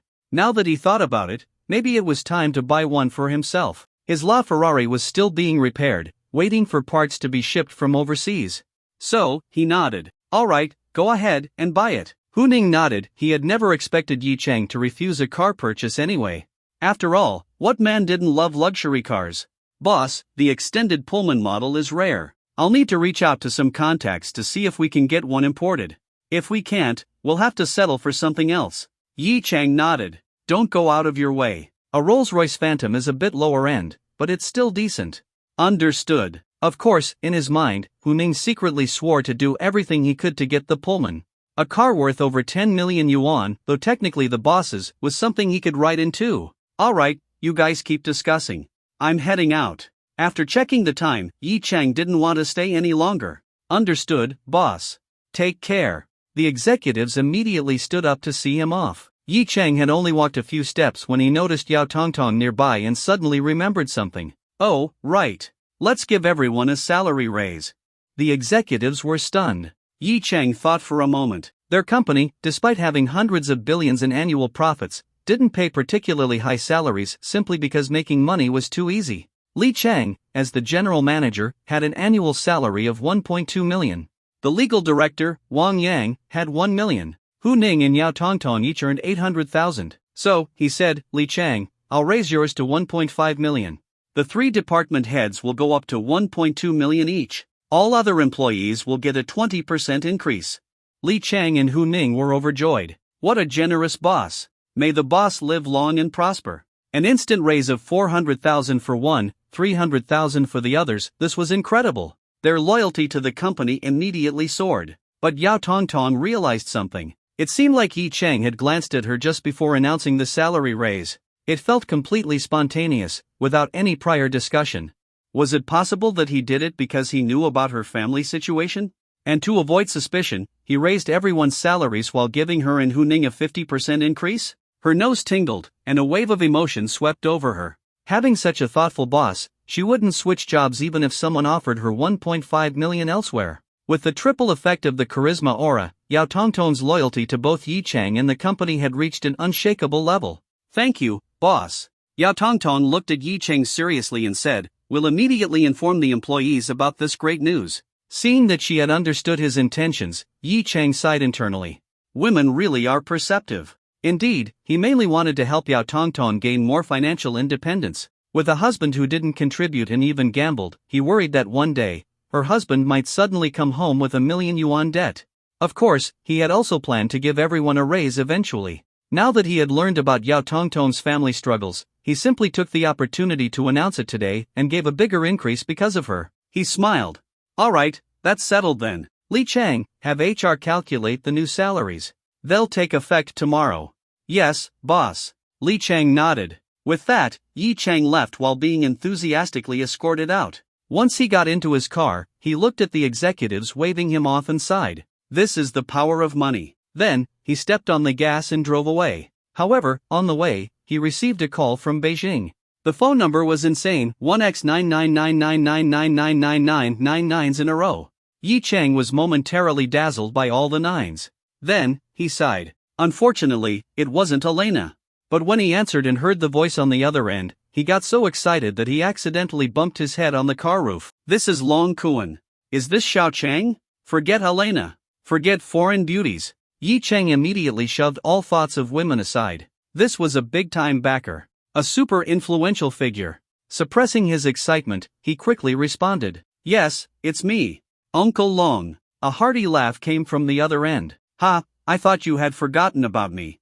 How have you been? Yi Chang grinned. I've been doing well. Thank you for checking in, Uncle Long. Ha, as long as you're doing well. You're studying at Modern University, right? About to graduate? Yes, I'll graduate in June. Have you found a job yet? How about joining Longtung Group as my assistant? Yi Chang's heart pounded. Goodness. Assistant to Long Kuan, chairman of Longtung Group? That was extremely tempting. But he still declined. Sorry, Uncle Long. I already have a job and haven't considered leaving just yet. Come on, working with a beautiful CEO, how could I give that up? Long Kuan didn't press the issue and chuckled. I won't force you, then. If you ever need help, just call my secretary. He'll take care of anything for you. And visit Beijing more often. Yi Chang grinned. I definitely will. Good. Another day passed. In the dormitory, Yi Chang was playing Jianwang 3, doing his daily quests. Now that he had reached the max level, he could participate in various activities. However, since he hadn't acquired good gear yet, he was still a weakling in the game. This game's PvP mode didn't allow players to buy equipment with real money. Instead, he had to complete tasks to earn a special, non-tradable currency to purchase PvP gear. So, he had no choice but to take his time. He hadn't been playing for long when Yan Yuning suddenly called him. Yi Chang, my foot is healed. Yi Chang, your foot is healed? That's great. It doesn't hurt when you walk anymore? MHM, no pain at all. Yi Chang smiled. Why are you calling? Don't tell me you're going back to work and want me to go too? But Yan Yuning snorted. Work? I finally got a whole week off. I'm not going back unless someone forces me. So, you missed me? Yi Chang teased with a smirk. Put. Shameless. Who would miss you? Yan Yuning scoffed, then repeated, my foot is healed. I got it. Why are you saying it again? Yi Chang was puzzled. I said, my foot is healed. Yan Yuning emphasized each word loudly, almost shouting. She even sounded a little annoyed. Yi Chang suddenly remembered he had promised to take her shopping once her foot recovered. He slapped his forehead. How could I forget about such an important date with a beauty? It definitely had nothing to do with the fact that the campus beauty, Ning Qingxue, had chatted with him for 2 hours this morning. He immediately said, I'll be right there. Wait for me at home, and don't forget to wear something nice. Keep dreaming. Yan Yuning scoffed, but then, her tone softened into a sweet, sultry voice. Hurry up, okay? Damn. Yi Chang felt his adrenaline spike. I'll be there in 20 minutes. After hanging up, he stripped off his clothes and put on what he considered his most handsome outfit, a crisp white dress shirt, fitted black trousers, and a pair of white sneakers. He also styled his hair. Looking in the mirror, he smirked. Damn, I look amazing. His two dormmates watched in stunned silence before one of them asked, Yi, what are you doing? Going to work. Yi Chang left them with that vague response before dashing out of the dormitory. Going on a date with the CEO? That counts as work, right? He headed straight to the campus parking lot, hopped into his Rolls-Royce Wraith, and drove toward Yulong Garden. He weaved through traffic with expert precision, his master-level driving skills ensuring a smooth ride, though he was probably cursed at by countless drivers along the way. But in the end, he arrived at Villa number 18 in exactly 20 minutes. After parking, he walked straight into the villa. Since he knew the door code, he let himself in without hesitation. Yu Ning. He looked around the living room but saw no one. Xiao Ning Ning, where are you? A sweet voice called down from upstairs. Stop shouting. I was changing clothes just now. Changing clothes? Yi Chang raised his voice. Then I'm coming up. Before he could take a step, he heard the sound of slippers pattering against the floor. A graceful figure appeared at the top of the stairs. Yan Yuning stood there, looking down at Yi Chang. For a moment, she was dazed. Dressed in a white shirt and slim black pants, he exuded a youthful energy. And that handsome face, it was enough to make any woman's heart waver. Even someone like her had to admit if Yi Chang weren't so good-looking, she wouldn't have gotten so close to him so quickly. Realizing she had been staring, her face turned slightly red. She quickly rolled her eyes at him and muttered, "Up to no good." Yi Chang felt a pang of disappointment. Damn, she already changed. But her outfit still caught his eye. She wore a lace chiffon blouse, revealing a graceful swan-like neck. The sheer fabric faintly outlined her delicate collarbones. Below, her ample curves stretched the fabric ever so slightly. She paired it with fitted jeans that hugged her figure perfectly, accentuating her perky hips, round thighs, and slender legs. But what made Yi Chang's heartbeat quicken was the fact that beneath the jeans, her feet were wrapped in black stockings. Were they ankle socks, pantyhose, or thigh-highs? The mystery made him itch to find out. Without hesitation, he strode up the stairs and wrapped his arms around her. "President, you're stunning." Hearing him call her president, Yen Yuning's face turned crimson. She shot him a glare and pushed him away. "No touching. And don't call me president. Otherwise, I'm not going." "Seriously? We've kissed, I've touched you before, and now you're suddenly acting reserved?" Yi Chang grumbled internally but respected her wishes. After all, he knew he'd win in the long run. "Fine, no touching." Then he reached for her hand. Yen Yuning immediately pulled back and glared at him. "I said no touching. Holding hands doesn't count as touching." Yi Chang said matter-of-factly and grabbed her hand again. Her annoyance quickly turned into amusement. She wanted to be mad, but at the same time, she found his persistence endearing. Was this what being in love felt like? But she quickly shook off the thought, blushing. "No. Not until he fully proves himself." "Alright, let's go. Today, I'm spending 5 million. Yen Yuning declared. 5 million? Yi Chang blinked. "What, you don't want to?" She pouted. "You made me wait this long to go shopping, so I'm increasing the price." But then she hesitated. "Maybe 5 million is too much?" After thinking for a moment, she added, "If 5 million is too much, then 3 million, or 2 million is fine too." Yi Chang burst into laughter. Pulling out his phone, he showed her his bank balance. Yen Yuning's eyes widened as she stared at the long string of digits. After counting carefully, she gasped. 10 billion? She finally realized just how rich this bad guy really was. Yi Chang smirked. "If you can spend this all in one day, then it's yours." Yen Yuning's eyelashes fluttered. "Really? Why would I lie?" "Then, just transfer it to me," she suddenly said. Yen Yuning's words stunned Yi Chang for a moment, but he showed no intention of refusing. Instead, he earnestly said, "Then should we go to the bank first? For such a large transfer, we have to go to the bank, right?" Yen Yuning burst into laughter and playfully tapped his nose with her slender finger. "Idiot, I was just teasing you. What would I do with that much money?" Yi Chang chuckled. "You can use it whenever you need it." Yen Yuning was deeply moved. Yi Chang didn't even blink before offering her more than 1 billion yuan. Was there any other man in the world who would do such a thing? Even her own father wouldn't. She blinked and asked, "If you give me all your money, what about you?" Yi Chang waved his hand nonchalantly. "I still have more than 20 billion in my company. I can spend that money however I like, so don't worry." Her smile froze. This guy. Is it really okay to flaunt wealth like this? Seeing her expression, Yi Chang smiled slightly and said, "But, if I ever run out of money, I'll just rely on you. By then, you'll have to support me." Yen Yuning rolled her eyes at him and scolded, "Dream on. I'm not supporting you. Then I'll have no choice but to wander the streets." Yi Chang immediately put on a pitiful expression. "You're so heartless. What nonsense." Yen Yuning huffed, pinching his arm. Then, with a slight blush, she snorted, "I won't let you mooch off me. I'll give you a job so you can earn your own money." Yi Chang beamed with joy. Wasn't that just another way of supporting him? He immediately wrapped his arms around Yen Yuning's slender waist and rested his head on her shoulder. She struggled slightly at first but soon quieted down, embracing his waist in return. The warmth of his body and the firmness beneath his clothes made her heart flutter shyly, yet she also indulged in the feeling. "Yuning, you're so good to me." After holding her for a while, Yi Chang lifted his head, gazing into her eyes. His deep, magnetic voice softly murmured, "I want to be your assistant for life." Yen Yuning's heart pounded wildly. His gentle gaze made her feel like she was sinking into it. Yi Chang's face gradually moved closer to hers. Realizing what was about to happen, Yen Yuning pressed her hands against his chest to stop him, but with little strength. She whispered, "Don't kiss me. I just put on lipstick. I'll have to reapply it later." If Yi Chang really wanted to kiss her, he could have, but her words made him change his mind. "Alright, I won't kiss your lips." Then where are you going to kiss?" Yen Yuning didn't expect this shameless man to actually stop.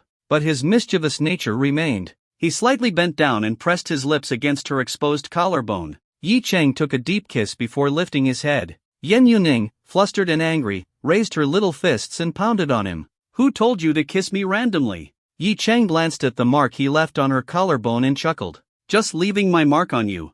Yan Yuning frowned. "What mark? Go check in the mirror." She immediately rushed into her bedroom, looked in the mirror, and saw the hickey just above her collar. Her face turned bright red in an instant. Meanwhile, Yi Chang had sneakily followed her into the CEO's bedroom. He approached her from behind and wrapped his arms around her waist. "Well, do you like it?" "Hate it. How am I supposed to go out like this? People will see." Yan Yuning pouted in embarrassment, tugging at her collar, but it kept slipping back. "That's the point, I want everyone to see that you're taken." Yi Chang grinned. "All right, we should go. If we're any later, you won't have time to spend my money." "Humph. Shameless. I never agreed to that." Yan Yuning's heart raced with shyness, but shopping with Yi Chang was more important. The mark wouldn't fade anytime soon. Stamping her foot, she turned around and smacked his chest angrily. "You're such a scoundrel." Then she rushed downstairs without looking back. Yi Chang laughed and followed her down to the entrance. He quickly put on his shoes, then turned to watch Yan Yuning take out hers. Feeling a sudden impulse, he stepped forward and said, "Let me help you put them on." "Don't be mad." Having someone put on her shoes for her, Yan Yuning huffed but then sat down, allowing him to do so. Her shoes were the same as Yi Chang's simple white sneakers. It seemed she hadn't considered wearing high heels for their date. But Yi Chang didn't mind. Wearing high heels while shopping was indeed torturous. Of course, he wasn't really concerned about what shoes she wore. His heart pounded as he looked at her black silk-clad feet in her slippers. Grabbing her ankle, he slipped off her slipper, the touch sending waves of excitement through him. At that moment, Yan Yuning regretted agreeing to this. She noticed the way he looked at her foot, he was up to no good. She even regretted her choice of wearing pantyhose underneath, probably because she suddenly recalled the videos Yi Chang had shown her that day. Yi Chang held her ankle, making her body stiffen as she instinctively pulled her foot back. She protested in a soft voice, "No funny business." Yi Chang slowly helped her put on her shoe while saying, "So you're admitting I'm your boyfriend now?" "I am not." Yan Yuning huffed. Yi Chang laughed, finished tying her laces, then suddenly yanked up her pant leg when she wasn't paying attention. Yan Yuning gasped, "What are you doing?" She quickly tried to pull her pant leg back down. Yi Chang's eyes widened. Whoa! There were letters on them. Then, he burst into laughter. "So this is your little secret for meeting your boyfriend?" Yan Yuning's face turned completely red, even her ears seemed like they could bleed. She stammered, It's not. I just what?" Yi Chang smirked. At this point, he no longer cared whether this poked at his weakness.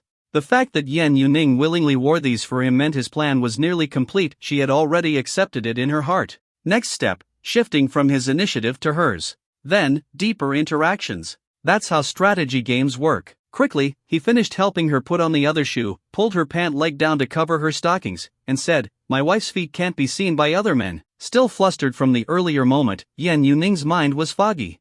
Hearing his words, she pouted, "Who's your wife?" "You are," Yi Chang declared. Holding the shy-faced Yan Yuning's hand, Yi Chang left the house with her. When they got to the car, Yi Chang took the initiative to open the door for Yan Yuning, acting like a gentleman as he invited her to get in. At the same time, he placed his hand on the doorframe to prevent her from accidentally bumping her head. After she got in, he followed, started the car, and asked, "Where do you want to shop?" Yan Yuning couldn't immediately think of a place, so she finally said, "You're the man, you decide." Yi Chang was stunned for a moment, then smiled. Since she said that, how could he refuse? "Then let's go to my turf," he chuckled. Yan Yuning didn't quite understand. "Your turf?" "Jinsei Road." She rolled her eyes at him and didn't say anything more. "Let's go." The car started and left the villa, heading straight for Jinsei Road. However, they didn't notice that as they were leaving Yulong Garden, a Lamborghini was driving toward them. The man in the Lamborghini watched as the Rolls-Royce pulled out. Through the windshield, he saw that the driver was a man, and in the passenger seat sat the woman who was originally supposed to be his fiancée. His gaze grew cold. He turned his car around and followed them while taking out his phone to make a call. "Zhao Chang, find some guys for me. I need to take care of a country bumpkin." More than 10 minutes later, Yi Chang drove into a familiar street once again.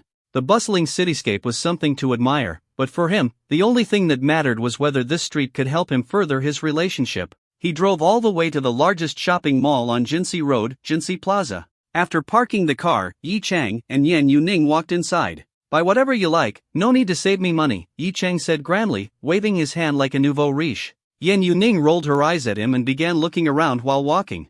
Yi Chang held her hand, and she didn't resist. In fact, she quite liked the feeling. Women have a special talent. When passing by a clothing store, they can instantly spot an item they love and rush inside to try it on. Yi Chang didn't understand how they did this.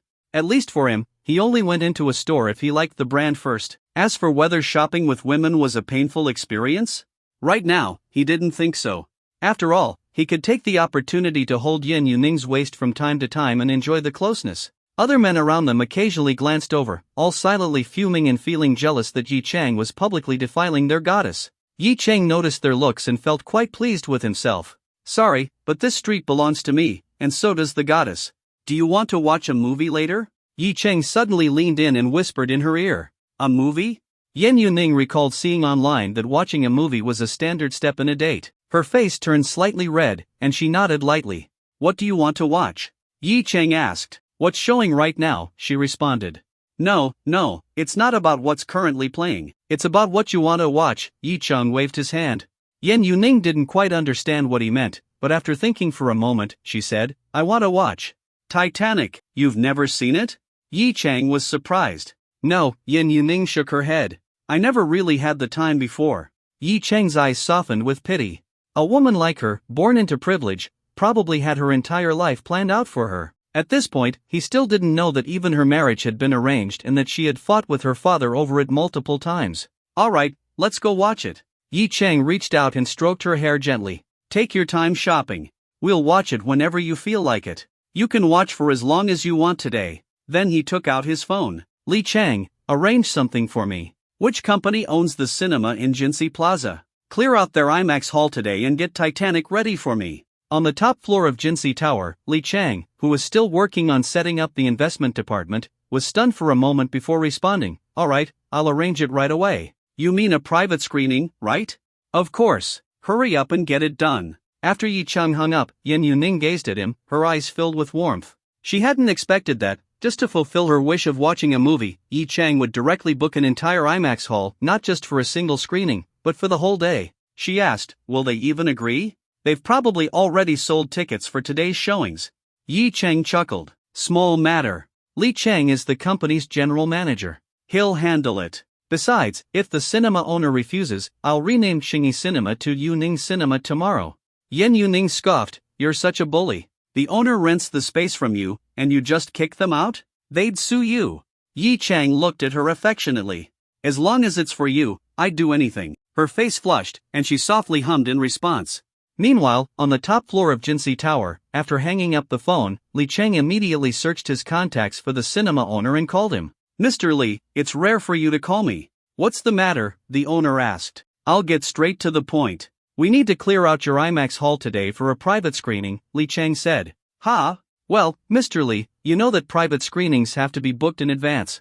We've already scheduled today's showings, and tickets have been sold. If we cancel now, customers will complain. The owner hesitated. Li Chang didn't waste time arguing. There are still about half a day's worth of screenings left, right? Even if we book the hall, that's just 7 or 8 screenings at most.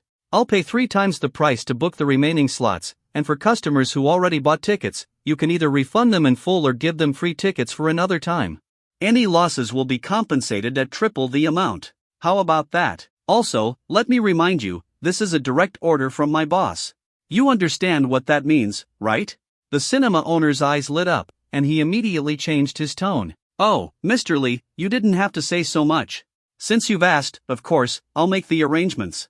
Li Chang nodded. Good. Let's grab a meal together sometime. Absolutely. After shopping for a long time, Yi Chang had bought everything for Yan Yuning: bags, clothes, watches, jewelry, each item costing at least tens of thousands.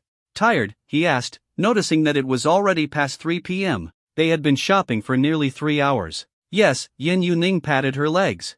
She was indeed exhausted. Yi Chang glanced at the many shopping bags he was carrying and then at her empty hands. So, women do get tired after all? Then let's watch the movie first, then have dinner. Okay. Yan Yuning enjoyed the feeling of having everything arranged for her. Not having to think about anything, not having to plan anything, of course, that felt comfortable. She leaned against Yi Chang, not wanting to move away at all. After placing all the shopping bags back in the car, Yi Chang and Yan Yuning headed straight to the cinema. While waiting in line for popcorn, Yi Chang took out his phone and called the cinema manager. This was a number that Li Chang had given him, instructing him to call the manager upon arrival at the cinema. Soon, Yi Chang had bought popcorn and 2 cups of milk tea, and the manager was already waiting nearby. "Mr. Yi, the IMAX theater has been closed to the public. You can enter at any time. Additionally, we've sourced a 3D copy of Titanic for you. I wish you and your wife an enjoyable movie experience," the manager said respectfully. Yi Chang glanced at the manager with an approving look. Sharp guy, he's going places. Meanwhile, Yan Yuning's face instantly turned red. Why was this man talking nonsense? She and Yi Chang looked so young, yet she was already being called wife? She stole a glance at Yi Chang, who was grinning from ear to ear. Feeling embarrassed and annoyed, she shot him a glare, but unfortunately, he didn't notice. Even though Yi Chang was pleased, he still clarified, not a wife just yet. The manager pretended to realize his mistake and, looking at how intimately they were holding hands, said, "Oh, you two seem so close, just like newlyweds." In truth, holding hands wasn't that intimate. The manager had simply noticed the red mark on Yan Yuning's neck. Yan Yuning became even more flustered and lowered her head. She couldn't just pull her hand away in front of others, she had to save face for this troublemaker beside her. Yi Chang waved his hand with a smile. "All right, just take us inside." "Of course, please follow me," the manager nodded and led them in. As they passed the ticket counter, Yan Yuning overheard a couple talking to the cashier. "Why can't we enter the IMAX theater?" they asked, holding their tickets. The cashier replied, "Apologies, the IMAX projection system is experiencing a malfunction. We are urgently arranging repairs. We can offer you a full refund for your tickets. Thank you for your understanding. We finally found time to watch a movie, and now you're telling us we can't? We sincerely apologize. We're happy to offer you either a full refund or free tickets for another movie." With a full refund and free tickets as compensation, the customers quickly accepted the situation. After all, if the IMAX system was broken, they wouldn't be able to watch the movie anyway. Since the theater was even offering extra tickets, there was nothing to complain about. Yan Yuning, however, felt deeply moved. Look at him, her assistant, he had shut down the entire IMAX theater just to fulfill her wish. No wonder King Yu of Zhou once lit the beacon towers just to make Bao Si laugh. She took the initiative to hold Yi Chang's hand, her heart filled with gratitude. Feeling her touch, Yi Chang smiled slightly and gently squeezed her soft, delicate hand, feeling quite pleased with himself. The rich have a simple and straightforward way of flirting. At the entrance of the IMAX hall, a sign read "Under Maintenance, No Entry," with retractable belts blocking the doorway. The manager unhooked the belt and let them inside. The massive IMAX theater was completely empty, and they had their pick of seats. Yi Chang led Yan Yuning to a seat in the back row and then told the manager, "All right, start the movie." The manager nodded, then leaned close to Yi Chang and pointed at the ceiling cameras, whispering, "They're already turned off." Yi Chang raised an eyebrow, glanced up at the cameras, then smirked knowingly and gave the manager a thumbs up. This guy really knew what was up. If he didn't get promoted in the future, it would be a shame. The manager left, and Yan Yuning curiously asked, "What were you whispering about just now?" "Nothing important," Yi Chang replied. Oh, Yan Yuning didn't think too much about it. Soon, the lights dimmed, the screen lit up, and the Golden Dragon logo appeared, followed by the studio's logo. Then, the movie began. Yi Chang held the popcorn, but his attention wasn't on the film. Instead, he kept sneaking glances at Yan Yuning's side profile. Under the flickering light of the screen, the shadows on her face shifted, making her look even more captivating. Yi Chang felt an overwhelming urge to kiss her. Yan Yuning didn't notice his gaze. She was fully focused on the movie. She rarely watched films, probably no more than 10 a year, so she was watching with extra concentration. From time to time, she would reach into Yi Chang's lap, take a piece of popcorn, and eat it. It had been years since she'd eaten something like this. It was sweet and delicious. The movie moved from the underwater exploration of the sunken ship to the grand Titanic setting sail. Young Leonardo DiCaprio appeared on screen, looking extraordinarily handsome. But Yan Yuning's expression remained unchanged. She quietly watched, occasionally eating popcorn or sipping her milk tea. Yi Chang grabbed her reaching hand. She looked at him, puzzled. He motioned toward Jack on the screen and asked, "What do you think of him?" "He's good-looking," Yan Yuning replied. "For a foreigner, he's probably considered quite handsome." Yi Chang felt jealous. She had never even called him handsome before. But her next words made him happy again. "But still, not as handsome as you," she said with a playful smile, cupping Yi Chang's face. Yi Chang immediately stopped feeling jealous and grinned. Really? He's an international movie star. Just because he's a star doesn't mean you can't be better looking than him. Yan Yuning rolled her eyes. Are you really that insecure? My confidence comes from you, Yi Chang said, placing his hand over hers, gently stroking the back of her hand before intertwining their fingers. Now that you said that, I feel confident again. Yan Yuning blushed, but in the darkness, it wasn't visible. She muttered softly, stop talking. Watch the movie. Yi Chang chuckled and said no more. I want some popcorn. Yan Yuning moved her hand, signaling him to let go. But Yi Chang misunderstood, or rather, he deliberately misunderstood and used his other hand to pick up a piece of popcorn, bringing it to her lips. Yan Yuning's embarrassment deepened. She stubbornly kept her mouth shut, unwilling to accept his offering. Open up, didn't you say you wanted some? Yi Chang coaxed. Just as she was about to refuse, she instinctively opened her mouth to speak and Yi Chang took the chance to pop the popcorn inside. She glared at him, annoyed. But since the popcorn was already in her mouth, spitting it out would be awkward, so she had no choice but to chew and swallow it. The first time led to many more. Yi Chang kept feeding her, and soon, she started enjoying the feeling of being pampered. Meanwhile, on screen, the romance between the film's protagonists was heating up, leading to a passionate kiss. Yi Chang turned to Yan Yuning and softly called, Yuning. She was deeply moved by the film's romance and didn't appreciate being interrupted. Don't talk. The next moment, she saw Yi Chang pulling her into his arms. And just like Jack and Rose on the screen, he kissed her lips. Half a minute later, Yi Chang finally pulled away, satisfied. The beauty in his arms was blushing deeply, her captivating expression making his heart race. Scoundrel! Once again bullied, Yan Yuning was almost getting used to it. Other than scolding this rogue, there was nothing else she could do. I couldn't help it, Yi Chang said righteously. I just made the mistake that all men make. Yan Yuning rolled her eyes. So you're just a pervert. Yi Chang didn't argue. Because it was true. He quickly shifted the topic. Watch the movie, we missed part of the story. Yan Yuning let out a soft humph, too lazy to argue with him. The movie continued. Films like this always followed a predictable structure, showing beauty and happiness at first, then a disaster unfolding in the middle, leading to despair in the final act, usually ending in tragedy to evoke strong emotions. At this moment, Titanic was reaching its climax. The ship was about to sink, and the protagonist stood on the deck, saying, you jump, I jump. Yan Yuning's eyes showed longing and emotion as she sighed, Jack and Rose's love is so beautiful. Meanwhile, Yi Chang was troubled by the gap between their two seats. Damn this IMAX theater, no couple seats. If he had known earlier, he wouldn't have let Li Chang book this hall. Hearing Yan Yuning's comment, he casually replied, that's why Rose survived, and Jack froze to death. Yan Yuning pushed him angrily. Why do you have to ruin the mood? Of course, she already knew the ending, but no one liked facing tragedy head-on. Yi Chang quickly tried to salvage the moment. That just means the male lead was willing to sacrifice himself for the female lead. Yan Yuning looked at him and softly asked, if I were Rose and you were Jack, what would you do? Yi Chang chuckled helplessly. You're not seriously thinking about traveling back in time, are you? It's a disaster movie. Yan Yuning remained serious. Just answer me. Looking into her eyes, Yi Chang knew this was one of those who do you save first, your mom or me questions. Though, thankfully, this one wasn't as tricky. At that moment, the system's voice chimed in. Women's questions are always filled with emotions and unrealistic scenarios. However, giving a perfect answer can quickly capture her heart. Option 1, give a bad answer. Reward, she will think you are cold and indifferent. Option 2, give an acceptable answer. Reward, charm aura effect increased tenfold for 1 day. Option 3, give a perfect answer. Reward, women will find you more likable, and their affection for you will be harder to decrease. Yi Chang couldn't help but complain in his mind if he combined option 3 with the charm aura, wouldn't he become every woman's best friend? Then again, that didn't sound so bad.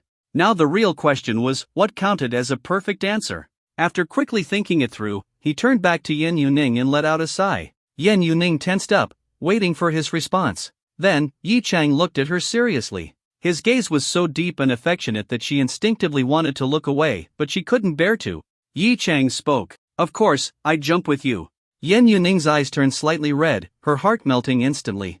But that was just an acceptable answer. Yi Chang wasn't done. He continued, but I wouldn't let that happen in the first place. First, if you wanted to go on a cruise, I'd buy a ship before the trip even started. There would also be a helicopter on board, ready to take off any time and fly us away. Since I'd own the ship, I'd naturally have the right to leave, Yi Chang said. Yan Yuning hesitated for a moment and asked, but what if people criticized you for leaving others behind?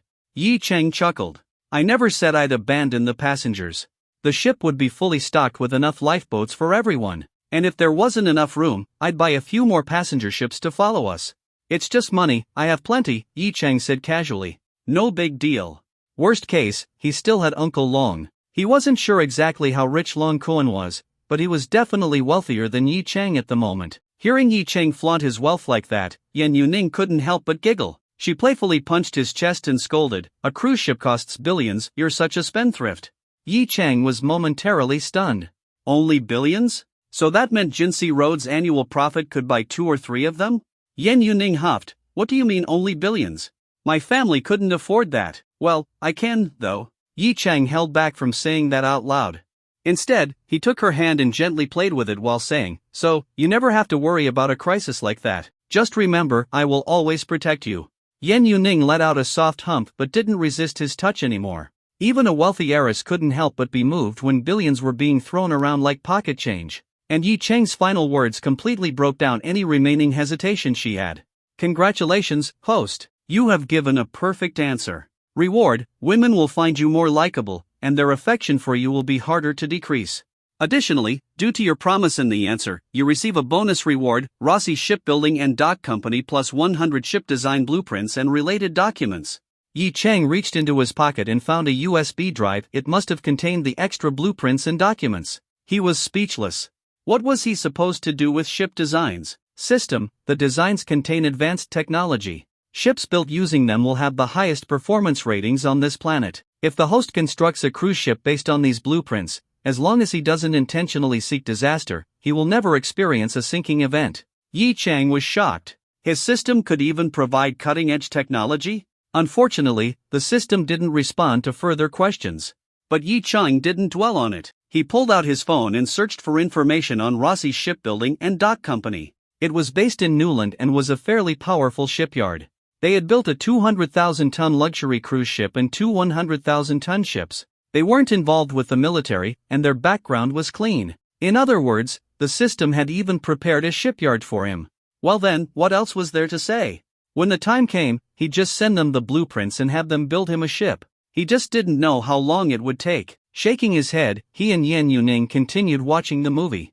As time passed, Yan Yuning became more and more emotionally invested in the film. Without realizing it, she began to see herself as Rose and mentally cast Yi Chang as Jack.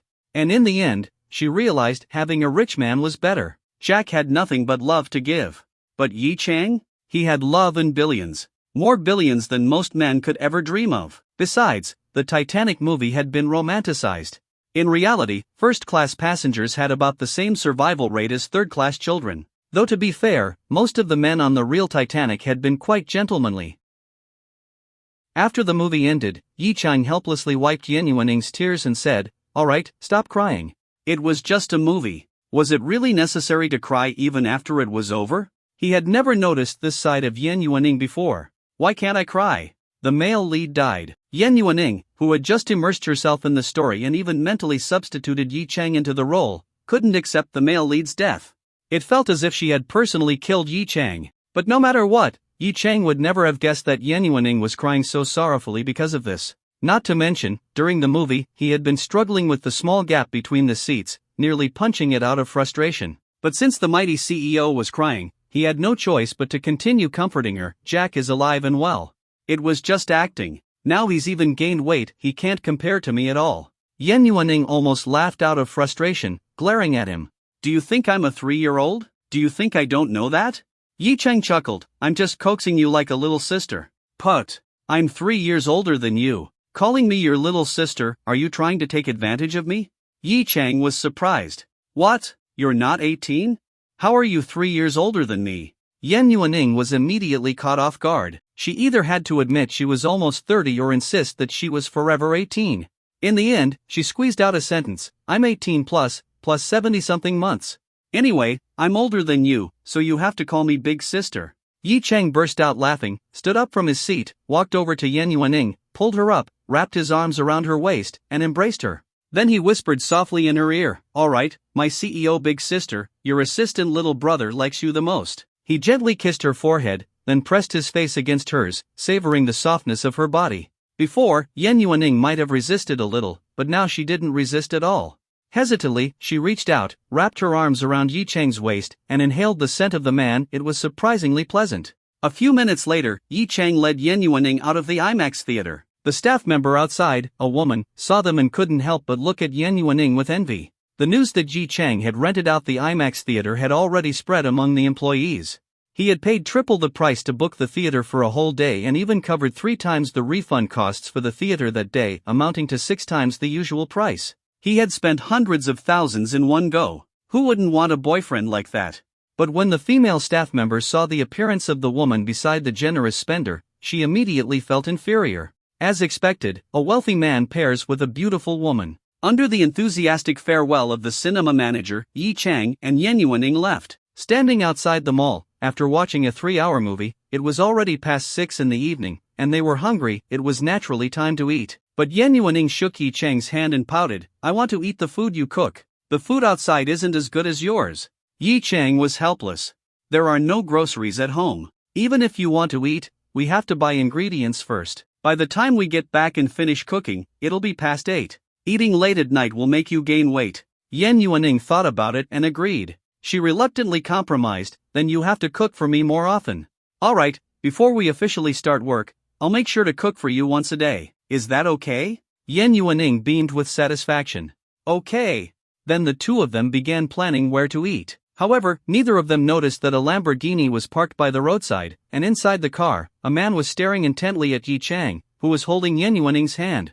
Du Xinghai gritted his teeth, slammed the steering wheel, and spoke into his phone, which was displaying an ongoing call. "Do it. Beat that guy to death. Damn it, how dare the toad try to eat swan meat?" He never imagined that the woman he had his eyes on would be snatched away by some country bumpkin from an obscure little town. "Yan Yuaning, oh Yan Yuaning, I didn't want to pressure you too much, but you actually got together with a guy like this? Did you approve of that pretty boy becoming your assistant too? How long have you two been together?"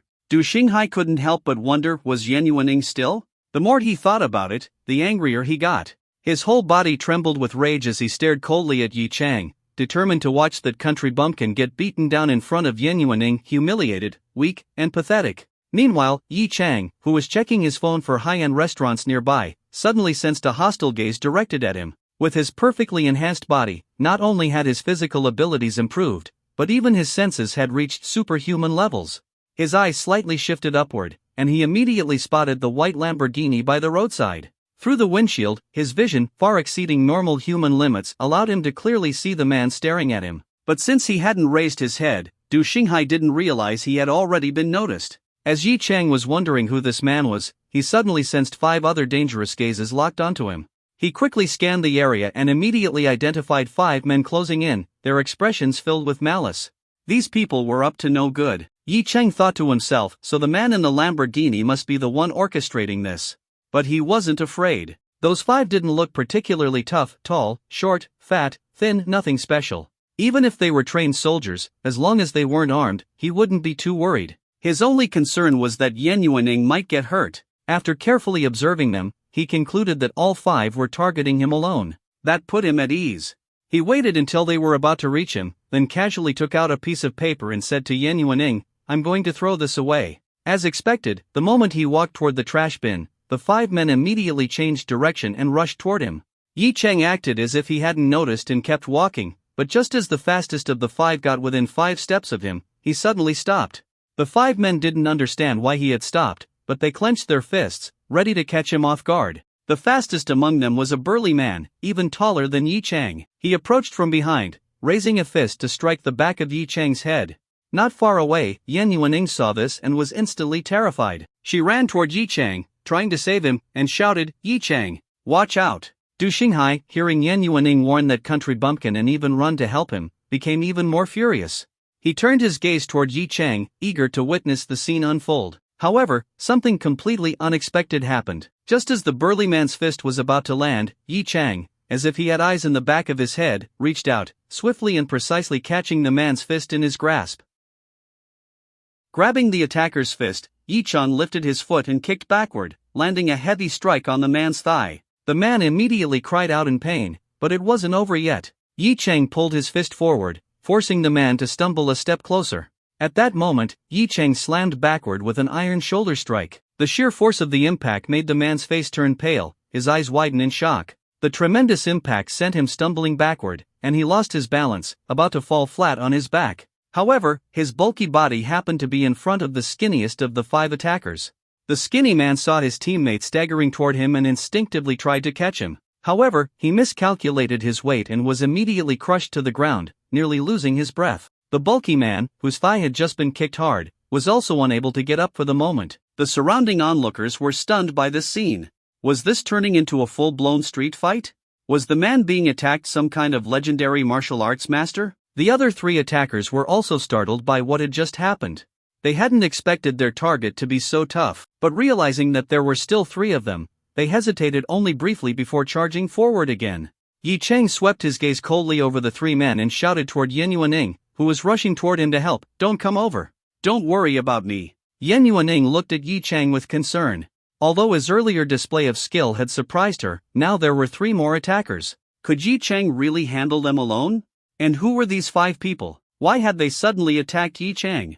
Regardless of how anxious she was for Yi Chang, he remained calm despite facing 3 attackers coming at him simultaneously. Just as the 3 men were about to crash into him from different angles, Yi Chang suddenly leaped backward.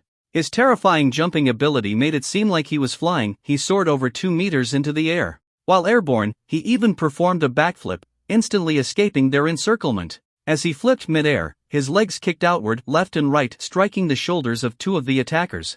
One of them was immediately sent crashing face-first to the ground, feeling as if his shoulder was about to break. The other heard a loud crack in his arm joint. His shoulder had been dislocated from the force of the kick, and he screamed in agony. At the same time, Yi Chang landed steadily on the ground. To him, these attackers were nothing but weaklings. He sneered contemptuously before swiftly delivering finishing blows to the remaining ones who could still stand. All 5 men, completely incapacitated. "Awesome!" someone in the crowd shouted. A large group of people had their phones out, recording the scene with shock on their faces. Some even started clapping. Yi Chang didn't pay attention to the bystanders. Instead, he glanced toward the Lamborghini, only to find that it had already driven away. It seemed the owner had seen his martial arts skills and decided to flee in advance. However, Yi Chang wasn't worried. Jinsei Road was his territory, and he had every right to take action. He took out his phone and called Li Cheng again. Li Cheng quickly picked up, unaware of what had happened, and asked with a smile, "Boss, how was the movie?" Yi Chang ignored his question and directly ordered, "I'm at the entrance of Jinsei Plaza. Just now, 5 people tried to attack me, but I've taken care of them. Also, a white Lamborghini was parked across from me when it happened. I suspect the car's owner was behind it. Send people to intercept that vehicle." Li Cheng's face instantly changed. His boss was on a date with a woman in their own territory, and yet something like this had happened? He immediately responded, "Understood. I'll give the order right away. Are you all right?" "I'm fine. Just a few small-time thugs following orders." "All right, hurry up and block that car." Yi Chang ended the call without saying more. Li Cheng swiftly made another call. To intercept a car on the road, they needed to use official channels. He quickly got in touch with the district traffic police and instructed them to locate the white Lamborghini and use traffic light controls to stop it. The district traffic police acted immediately. Not only was Jinsei Road Company the official owner of Jinsei Road, giving them the authority to carry out such actions, but this was also a case involving an attempted assault. The traffic police were more than justified in assisting. Within a minute of Li Cheng contacting them, the traffic police had already pinpointed Du Xinghai's location. They then extended the red light duration at the intersection, forcing him to remain stuck in traffic. Jinsei Road, being one of the busiest commercial streets in the country, had an enormous number of vehicles passing through. Du Xinghai had never expected Yi Chang not only to notice him but also to have the power to arrange for an interception. At that moment, he was merely confused about why a red light that normally lasted 40 seconds had suddenly extended to 99 seconds. As he waited for the light to change, he recalled Yi Chang's fighting abilities and started feeling uneasy. Damn it, people like that still exist? A country bumpkin who knows martial arts. He had witnessed Yi Chang's backflip, where he took down 2 people in mid-air. Now, instead of seeing Yi Cheng humiliated in front of Yen Yuaning, he had accidentally helped him show off his skills. This only made him even angrier. He pulled out his phone and, without waiting for a response, started cursing. "What kind of useless trash did you send? They got knocked down in seconds." They couldn't even land a single hit on him. Find me some real fighters next time. After ranting, he hung up, feeling increasingly frustrated. As he approached the next intersection, he encountered yet another 99-second red light. His mood worsened, he felt like even the traffic lights were conspiring against him. FCK. What kind of SHT traffic control is this? Who the hell sets red lights this long? Forget it. I'll just head straight to the office. His company's headquarters was in a building on Jinsei Road, and after turning at the next intersection, he'd be there. However, just as there were only a few seconds left on the red light, 2 police motorcycles weaved through the traffic and stopped on either side of his car. Each motorcycle had 2 traffic officers. One of them dismounted, knocked on his window, and said, "We've received reports of reckless driving. When the light turns green, pull over." Du Xinghai was stunned. Sure, Lamborghinis were loud, but he hadn't been speeding or doing anything reckless.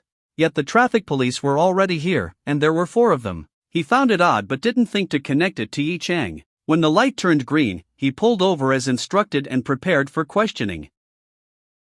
At the entrance of Jinsei Plaza, Yan Yuaning held onto Yi Chang's hand, looking at him with concern.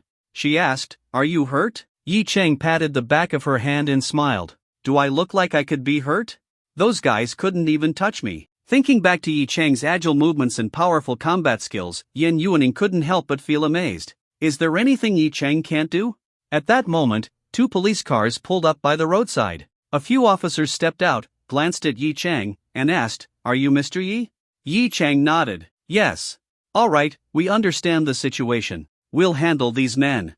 Also, the traffic police have already stopped the suspect's car. We'll take you to the scene for an identification. Would that be all right?" Yi Chang nodded. "Sure, let's do that." Then, he and Yan Yuaning got into one of the police cars. Under the officer's escort, they headed to the location where Du Xinghai's car had been stopped. Meanwhile, the 5 thugs were all handcuffed, with undeniable evidence against them.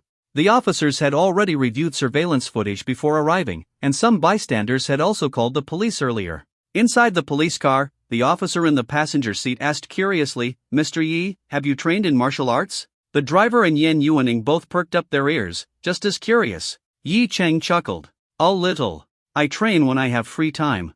"Impressive. I saw you do that backflip while kicking 2 guys midair. That was insane. Even my instructor at the police academy couldn't do that." Yi Chang laughed heartily. He didn't expect to be admired by police officers. He humbly replied, "Well, your instructor trained you guys, right? My skills aren't something I can teach others." The officers laughed. Yan Yuaning also felt a sense of pride for Yi Chang.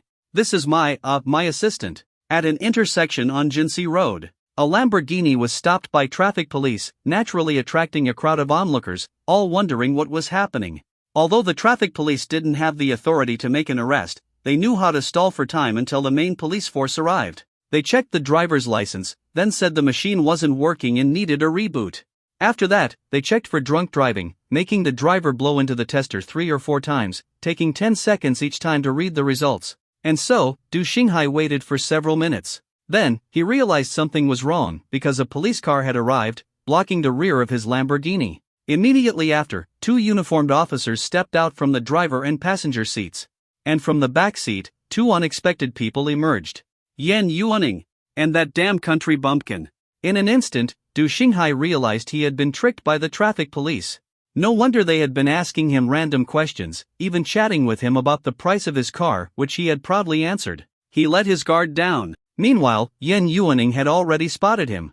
Her face darkened with fury as she shouted, "Du Xinghai, it was you?" Du Xinghai's face turned red. He hurriedly tried to explain, "No. Yuaning, listen to me." But then, he suddenly realized he was reacting too strongly. First, he needed to clear himself of suspicion, so he quickly changed his approach and said in a calm tone, "I was just heading to my company. Why are you here?" Yan Yuaning glared at him angrily. "Don't call me by my name. You don't have the right." Du Xinghai's face turned pale. The woman he had pursued for a whole year was now telling him he wasn't even worthy of saying her name? At that moment, Yi Chang finally understood this guy wasn't just some random enemy. He was a romantic rival, someone who had been pursuing Yan Yuaning but got in his way. No wonder he had sensed so much hostility from Du Xinghai earlier. Still, even a loser of a romantic rival needed to be put in his place. Yi Chang stepped forward and gently wrapped an arm around Yan Yuaning's slender waist, pulling her into his embrace. Then, leaning close to her ear, he whispered, "Since this is a matter between men, just watch." Yan Yuaning had been glaring at Du Xinghai, fuming with anger. But the moment Yi Chang pulled her close, her face instantly flushed red. She glared at him shyly, but didn't resist. Instead, she calmly leaned against him and turned her cold gaze back to Du Xinghai. Seeing this, Du Xinghai felt like he had been slapped in the face. He was so furious that he felt like his head had been dyed green, the ultimate symbol of being cuckolded. "You damn peasant, get your hands off her." He instinctively wanted to charge forward, but when he remembered Yi Chang's overwhelming combat ability, he stopped in his tracks. Yi Chang raised an eyebrow. "Why is this guy calling me a peasant? Is he just another arrogant rich kid from Shanghai?" But regardless, Yi Chang wasn't about to let his romantic rival off easily. With a mocking smile, he said, "Friend, have you ever heard the phrase, if you love someone, let them go?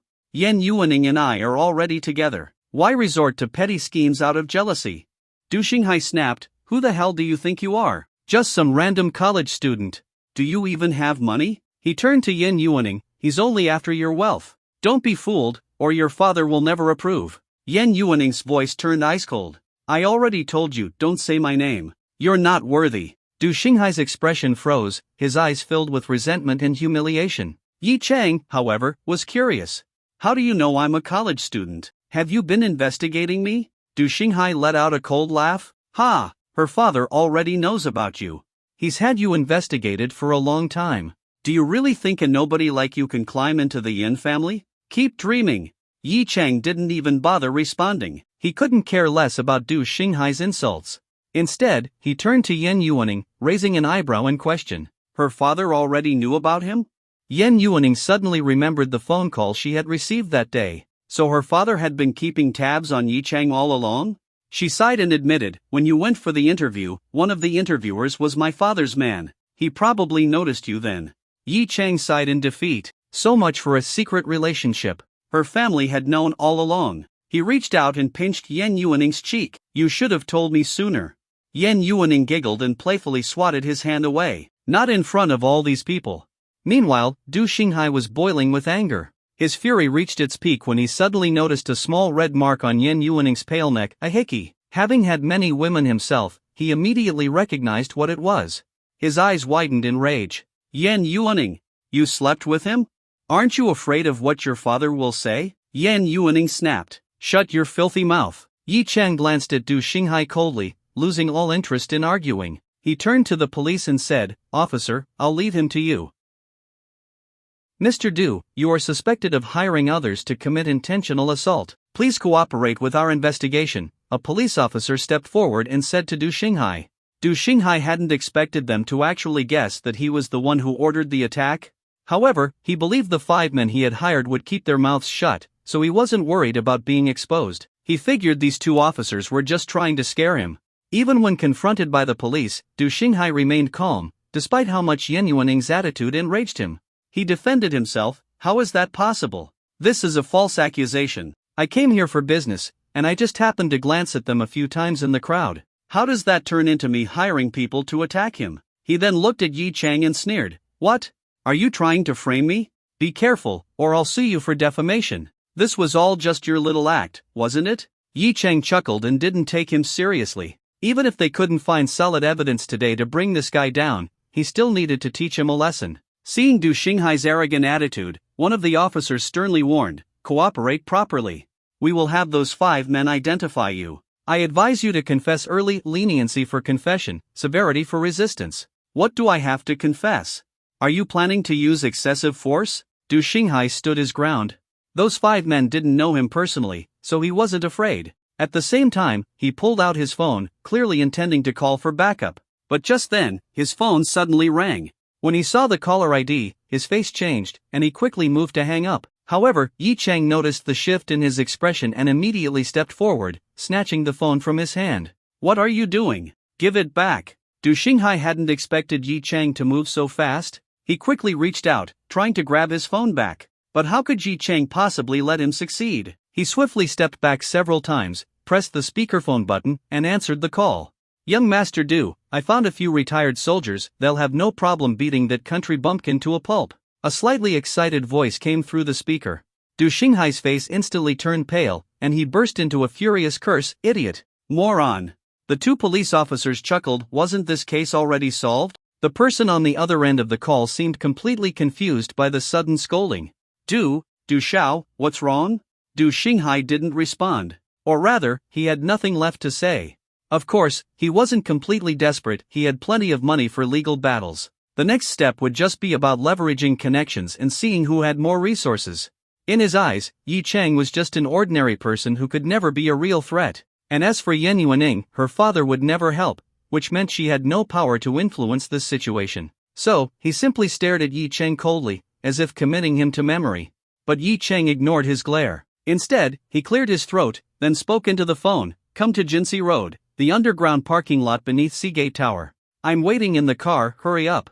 The person on the other end responded normally. Oh, okay, I got it. I'll be right there. Then, Yi Chang hung up the call. Everyone around was left completely stunned, staring at Yi Chang, because his voice had sounded exactly like Du Xinghai's.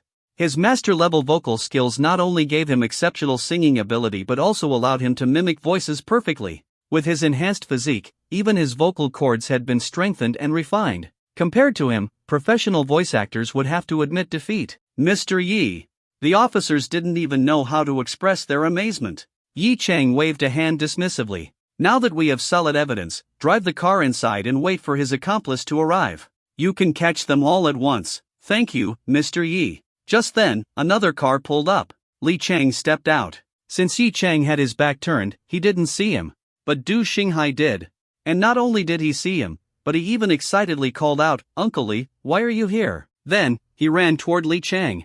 Yi Chang and the others turned to look, only to see Du Xinghai running up to Li Chang, speaking eagerly, Uncle Li, you came at the right time. I've been framed. As he spoke, he pointed at Yi Chang, his eyes filled with triumph. Yan Yuaning grew worried, thinking that Du Xinghai had brought a powerful backup. She couldn't help but ask, who is that? Yi Chang simply smirked, barely holding back his laughter. Du Xinghai's move had caught him a little off guard. Was this, mistaking a thief for his father? No, Li Chang wasn't a thief. At this moment, Du Xinghai was feeling overjoyed.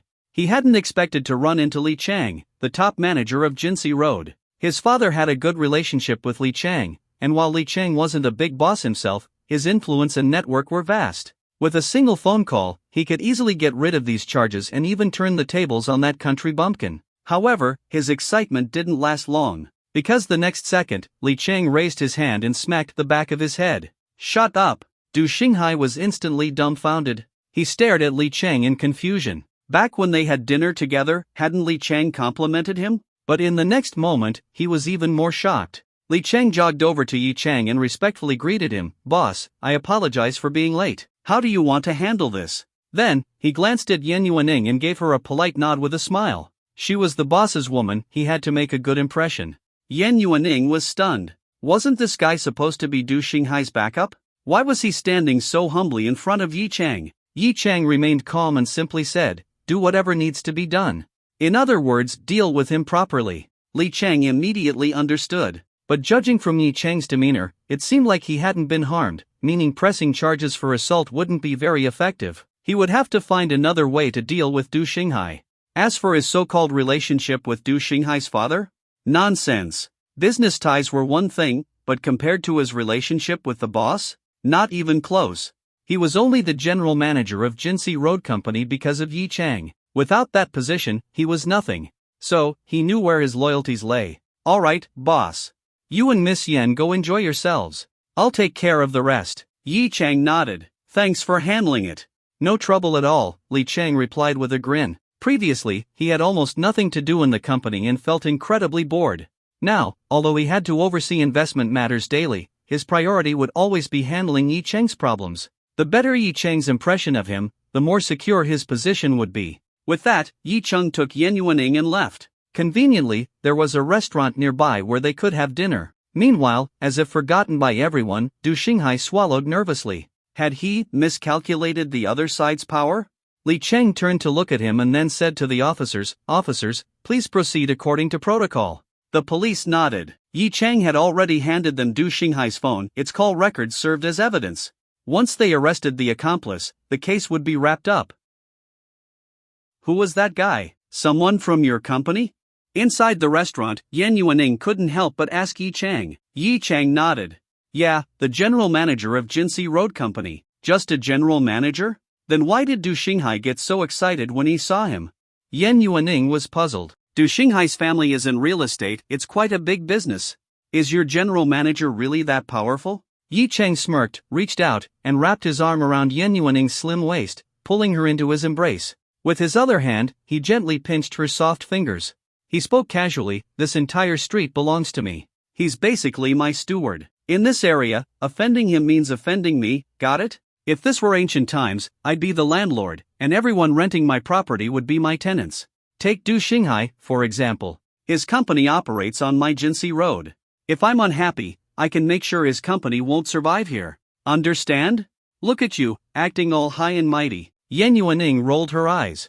Du Xinghai wouldn't dare offend your steward, but he dares to offend you. Seems like this landlord doesn't have much authority, huh? Yi Cheng's words caught in his throat. This little troublemaker just couldn't say anything nice, could she? He glared at Yan Yuaning and growled, "Say that again? I'm just keeping a low profile, understand? Yes, you're very low-key." Yan Yuaning's beautiful eyes sparkled with laughter as she reached out and pinched Yi Cheng's nose. No matter how capable he was, to her, he was still just a little assistant. Humph. Yi Cheng snorted, suddenly remembering something. He pretended to be angry and said, "And another thing, you didn't tell me your dad already knew about me. Were you planning to catch me off guard one day and introduce me to your parents? Then straight to marriage?" Yan Yuaning immediately started punching his chest, pouting. "What nonsense are you thinking? Dream on. I just didn't know how to tell you." Yi Cheng grabbed her wrist and let out a little snort. "That won't do. I'm upset, you have to make it up to me." Feeling guilty, Yan Yuaning blushed and asked, "How do I make it up to you?" Yi Cheng rubbed his hands together excitedly, leaned close to her ear, and whispered, "Did you bring your ID? I didn't wait. What are you thinking? You wish. You pervert." Yan Yuaning suddenly realized what he meant and immediately started punching him again. Yi Cheng's plan failed, so he had no choice but to drop it. But would he give up that easily? Of course not. After dinner, they went shopping. After all, Yan Yuaning had made up her mind to spend Yi Cheng's money. Since this wealthy landlord was so loaded, even if she couldn't spend $1 billion in a day, she could at least burn through a few million, right? By the end of the day, Yan Yuaning had spent over 10 million of Yi Cheng's money. Of course, she didn't just buy things for herself, she also picked out a few outfits for him. Finally, around 9 p.m., Yi Cheng drove her home. "Are you heading back to your school later?" Yan Yuaning asked. "No. Really? Then will you come to my place in the morning and make me breakfast?" "Sure." Yan Yuaning instantly beamed with joy. If Yi Cheng wasn't driving, she probably would have kissed him on the spot. When they arrived at Yulong Garden, Yi Cheng suddenly asked, "Want to come to my place for a drink?" "A drink?" Yan Yuaning looked at him suspiciously. Yi Cheng smiled. "It's not that late. When I bought the apartment, they gifted me a few bottles of red wine. I figured I should find an occasion to drink them." Yan Yuaning eyed him skeptically. "Just drinking?" Yi Cheng chuckled helplessly. "What else would I do?" Yan Yuaning still didn't believe him.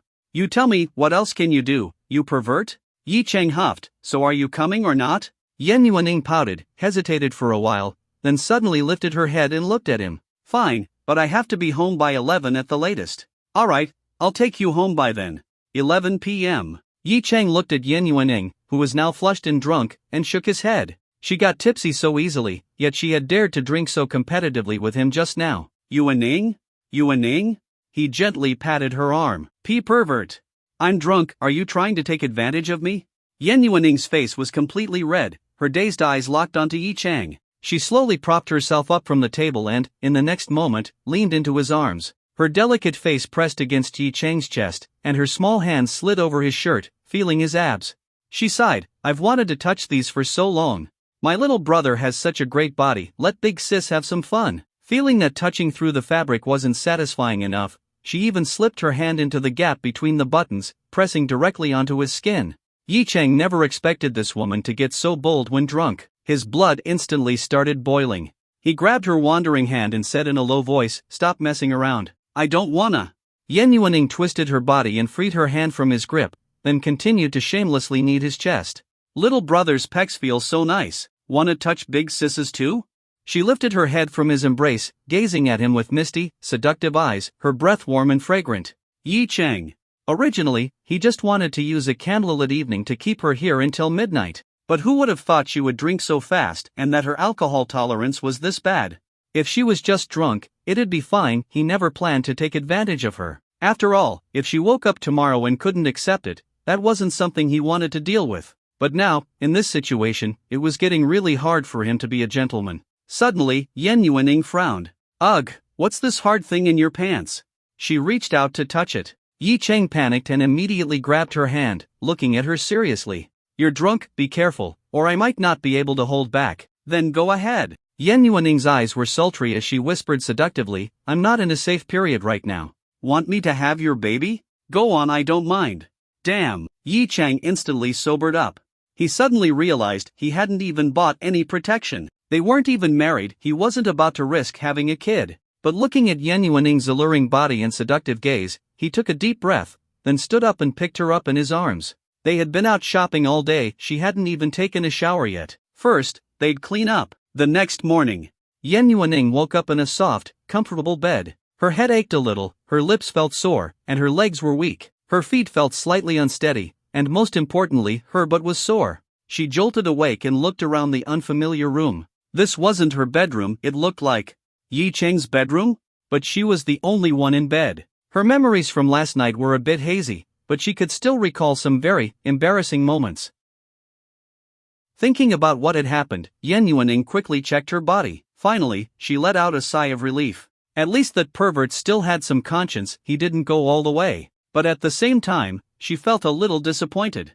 To be honest, she had practically offered herself to him, yet that guy didn't take full advantage of it. What a beast, or rather, not even a beast. Thinking of this, she couldn't help but giggle.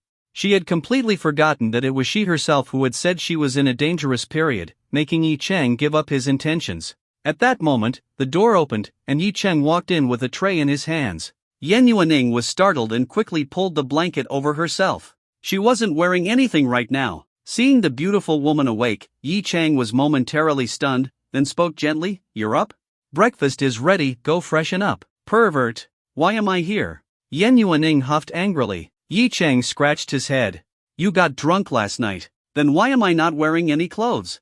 What did you do to me? I didn't do anything, okay? You said you were in a dangerous period, how could I dare do anything? Yi Cheng felt wronged. In his mind, since the final step hadn't been completed, then nothing had happened at all. If it weren't for the soreness in her body and the faint pain on her backside, as if she had been spanked, Yen Yuaning might have believed him. But what was done was done. She had no choice now.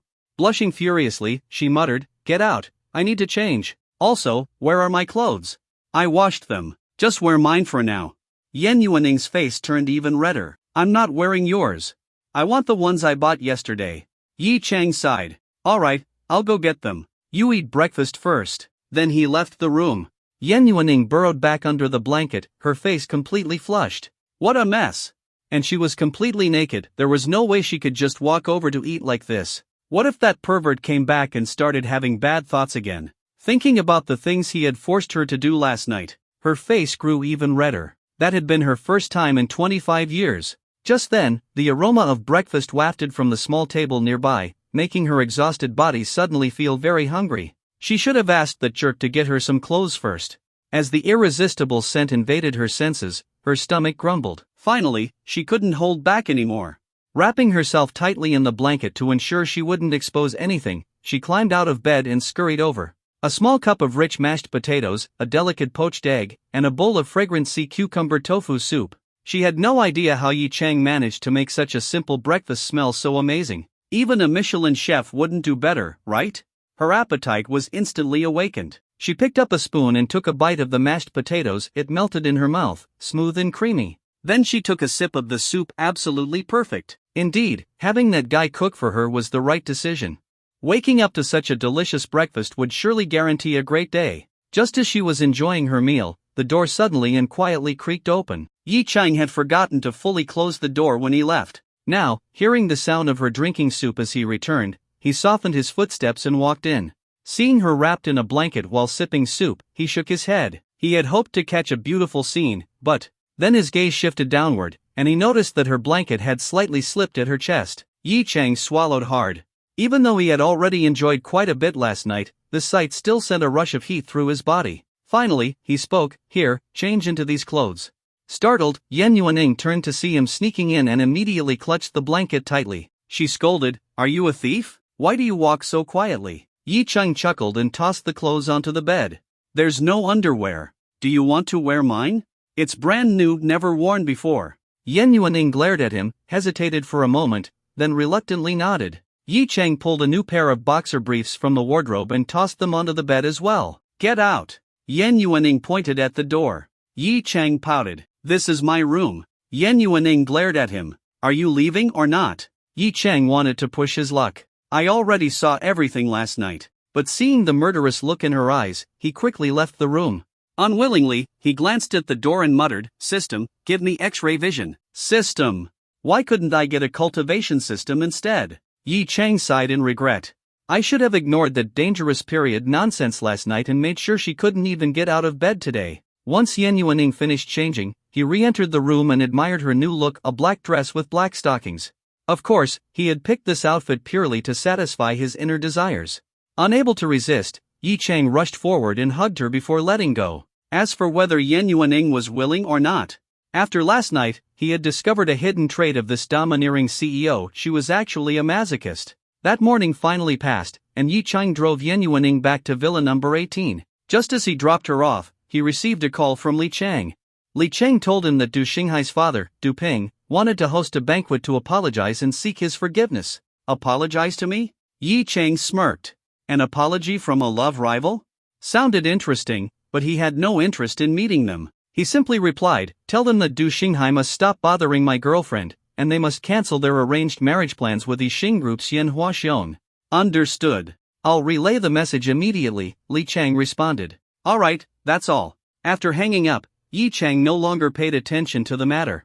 He figured that the Du father and son would probably report his true identity to Yen Yuaning's father. By then, her father would likely have nothing more to say about their relationship. After all, as the owner of Jinsei Road, there was no way her father would refuse to acknowledge him. Back at his school dormitory, his roommates were confused about his absence the previous night. "You had work? A night shift? You're a CEO's assistant, why would you have to work night shifts? You've only been at this job for a few days, and they're already exploiting you like this?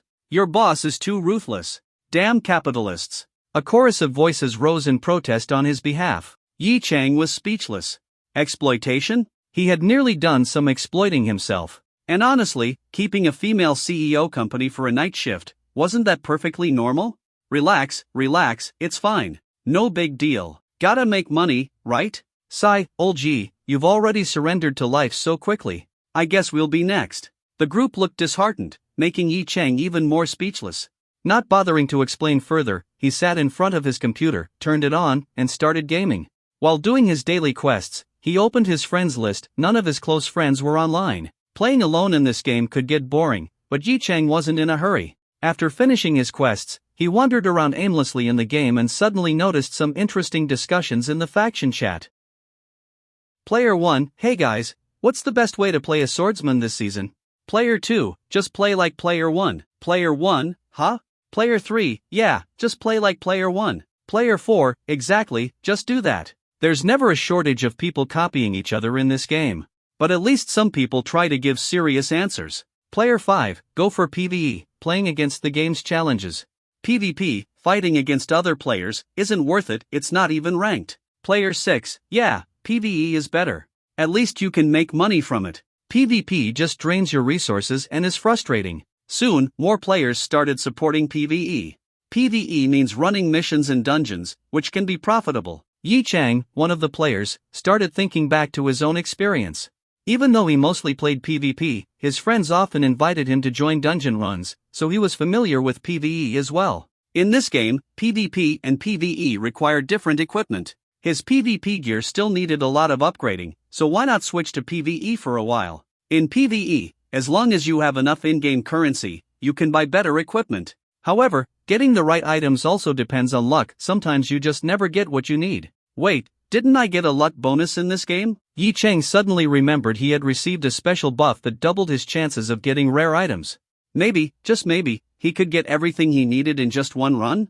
He decided to give it a shot. But first, he needed gold, the in-game currency. Without gold, he wouldn't be able to buy anything. Gold could be purchased cheaper through gaming forums, but that would take too long, so he decided to buy it directly from an online store. A character could hold a maximum of 2 million gold, so he bought 1.95 million. Adding that to the 30,000 gold he already had, he now had nearly 2 million gold. It cost him around $400, but that wasn't a big deal for him. Besides, since this was a digital purchase, he used his VIP gaming card, which gave him a huge monthly balance for in-game purchases. After completing the payment, he received the gold instantly in the game. Looking at his now overflowing inventory, he smiled with satisfaction, joining a high-level dungeon. Without wasting time, he opened the game's group finder and searched for the latest high-level dungeon. Since he didn't have any PvE gear, the only way for him to participate was to pay other players to carry him through the dungeon. The newest dungeon is called Baidi Jiangwan? Alright, let's do the hardest version. He found a group with 21 out of 25 players already joined. After messaging the leader, he was immediately welcomed into the team. After all, he was the paying customer, he wouldn't have to fight, just watch while the others did all the work. Because this was the hardest difficulty, the price was high, 80,000 gold.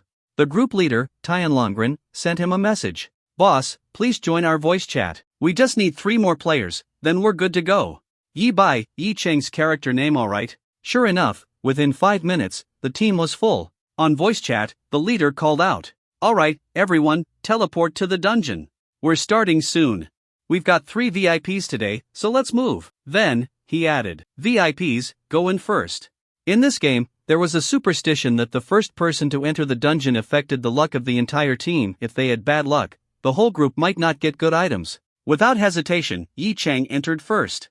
As soon as he did, the chat exploded with complaints. Oh no, a swordsman went in first? We're doomed. Why didn't we send the healer in first? Swordsman VIP, maybe step out so we can reset? There was a common belief that swordsmen had the worst luck when it came to loot, so many players didn't want them entering first. The leader sighed in voice chat. Alright, it's done. 10 people are already inside, no point complaining.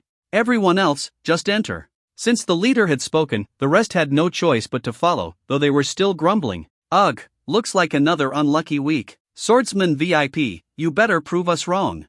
Yi Cheng ignored them all, keeping his cool and mysterious attitude. Superstition? That meant nothing against his luck boost. The first boss. Soon, all 25 players reached the first boss.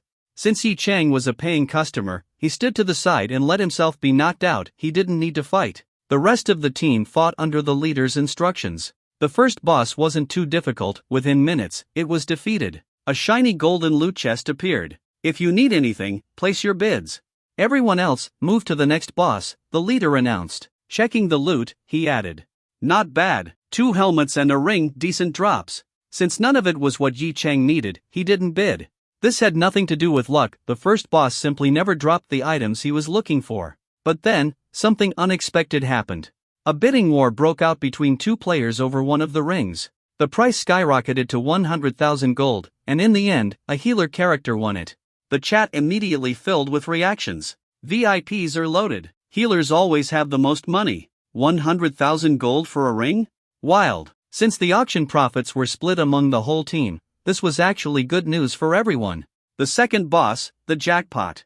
The team moved on to the second boss. After another intense battle, another golden loot chest appeared, and this time, the chat exploded even more. No way. For swordsman tokens. The leader was just as shocked. Holy crap, for upgrade tokens for the swordsman. VIP, you just hit the jackpot. He confirmed. Just so everyone knows, since the swordsman VIP paid for the carry, all 4 tokens belong to him. These tokens could be traded for top-tier swordsman gear, and getting 4 at once was extremely rare. No wonder the team was so surprised. But that wasn't even the biggest shock. Checking the rest of the loot, someone shouted in chat. It dropped the best wrist guard in the game. Oh my god, but it's not for magic users, ugh. A high-level player spoke up. I've been waiting for this wrist guard forever. This was a super expensive item, and the leader quickly started the bidding. Starting price, 10,000 gold. If you're out, type P. The high-level player immediately offered 50,000 gold. But that didn't scare off the competition. The price kept climbing. Soon, it reached 500,000 gold. Then, Yi Cheng calmly typed in chat. Yi Bai, 650,000. Yi Cheng wasn't trying to show off, he never expected people to go this crazy over bidding for gear. This was his first time joining such a high-stakes group. A completely ordinary piece of equipment selling for over 1,000 yuan? That was insane. But since it was something he actually needed, he had no choice but to go even more over the top. When he placed his bid at 650,000 gold, the whole group erupted. Swordsman VIP is so generous. Crying. I'll never doubt external damage classes again. Awesome. Boss, you're a legend. These same people had just been trash-talking him moments ago, but now they were obsessed with his wealth. The group leader, seeing how their messages were flooding the chat and wiping out the bid history, quickly stepped in. Hey! Let's finish the bidding first. Let the VIPs place their offers properly. The one who bid 600,000, are you raising? His words worked. The chat fell silent again. Then, a high-level player with the legendary weapon made his move. 700,000. Yi Bai, Yi Cheng 750,000. Legendary player, 850,000. The group held their breath. Was this piece of gear actually going to sell for over $1 million? Yi Bai, 900,000. Legendary player, 950,000. Yi Bai, 1 million. The chat exploded again. What the hell? It actually hit $1 million? This is insane, it's just a piece of equipment. They finally understood what shock and awe meant. But then, the legendary player stopped bidding. The leader waited for a moment but saw no new offers. Boss, are you raising? If not, I'll start the countdown. 3, 2, before he could say 1, the legendary player finally responded. I'm out. But before that, let's make sure the swordsman VIP pays up first. The whole group froze. Oh, right. This swordsman VIP looked like a complete newbie. His outfit was the cheapest available, and his gear was just basic quest rewards. Nothing about him looked wealthy. And yet, he was casually throwing around millions of gold? Normally, players would pay for their gear at the end of the dungeon, after the final boss. But this carried the risk of people taking the loot and running without paying.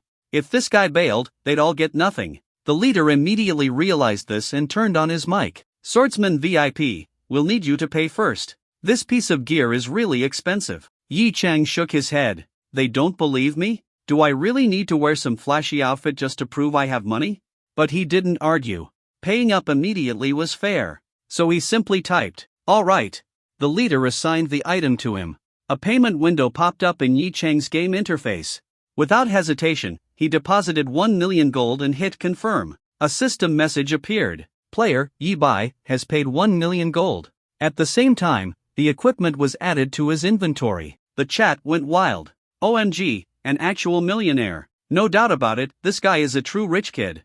Swordsman clan is insane. In the game's lore, the Swordsman clan was known for being filthy rich. Their entire base was built on a lake, which was basically the fantasy equivalent of living in a mansion on a private island. Yi Cheng said nothing. Instead, he started thinking, do I have enough gold left to buy more gear? Seeing that this mysterious VIP only spoke when bidding and never engaged in small talk, the leader lost interest in chatting and moved on to auctioning the next items. Meanwhile, players across different guild chats were already spreading the story about this insane bidding war. Sure, there had been cases before where gear sold for over $1 million gold, but it was rare. Whenever it happened, everyone talked about it. Within minutes, multiple guilds had heard about the event.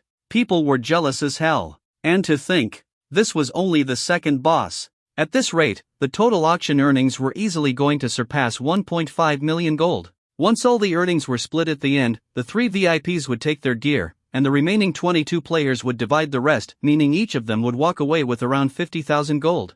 And there were still 4 bosses left. Third boss, insane luck continues. After the second boss's auction ended, the team moved on.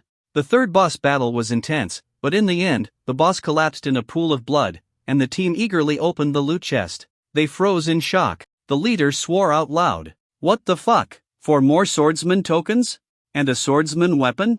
Because Yi Cheng was a VIP customer, all of these automatically belonged to him. The team groaned in frustration. Swordsman VIP, please have mercy. We need some tokens too. But Yi Cheng couldn't do anything about it. His double luck effect was simply broken. The auction continued. Another rare armor piece dropped, but Yi Cheng didn't bid since it didn't match his plan setup. That didn't stop the other players from fighting over it. After a heated bidding war, the final price was 300,000 gold. And so, the team progressed all the way to the 5th boss. 5th boss, the rare drop gamble. Before the fight, the chat exploded with anticipation. Swordsman VIP, I believe in you. Make this boss drop something good. Boss, please use your powers. Bless us with a rare drop. In this game, the rarest item that could drop was called xianjing. It was used to craft the ultimate legendary weapon, and almost never dropped. Yi Chang saw their messages and shook his head, amused. So far, every boss had dropped his faction's tokens, making some players furious.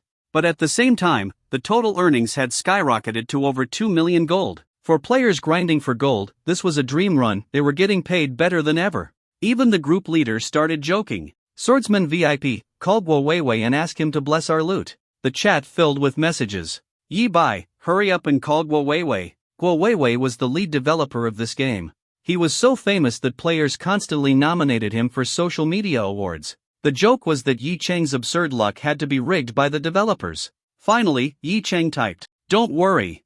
We'll get 2 rare drops." The chat panicked. And oh, boss, don't say that out loud. You just jinxed it. It's over. We're doomed. Wait, what if the VIP is immune to bad luck? I trust you, boss. Yi Bai, relax. I already called Guo Weiwei. We're getting 2 rare drops today. The chat lost it. No, we're doomed. The leader laughed and called out. Alright, everyone, stop talking and get into position. Time for the real challenge. The team got ready for battle. The 5th boss, unbelievable luck. The 5th boss was incredibly difficult, requiring quick thinking and precise coordination. But somehow, under a mysterious force, the team felt unusually lucky. They dodged attacks effortlessly, executed mechanics flawlessly, and everything just worked. For the first time ever, they cleared the boss on the first attempt, something that had never happened before. As the boss was about to die, the leader joked, "Wow, today's different. We actually got it in one go. Where was this intelligence when we were struggling before?" Right as he finished speaking, the boss collapsed. The group rushed to open the loot chest, and within seconds, the chat exploded. Xianjing, Xianjing, Xianjing. The leader was stunned. Holy shit. It actually dropped? He quickly opened the loot chest himself, and sure enough, a golden item with glowing effects appeared before his eyes. The rarest item in the game, Xianjing. Yi Chang muttered to himself, "This luck boost is completely broken." For a moment, he seriously wondered, would it drop again from the next boss? Both the 5th and 6th bosses had a tiny chance of dropping Xianjing, but for both to drop it in the same run? That was nearly impossible. Meanwhile, the chat was once again spammed with praise for Yi Chang. Swordsman VIP, you're a legend. The leader even tried to recruit him permanently. Swordsman VIP, why don't you join our raid team? If you stick with us, we'll let you enter first every time, and you'll get a 50% discount on all gear you bid for. Yi Chang, as usual, barely responded. No need. Alright then. The leader gave up and continued, "Okay, enough talking. Usual rules, bid on other gear first, then we'll auction the Xianjing.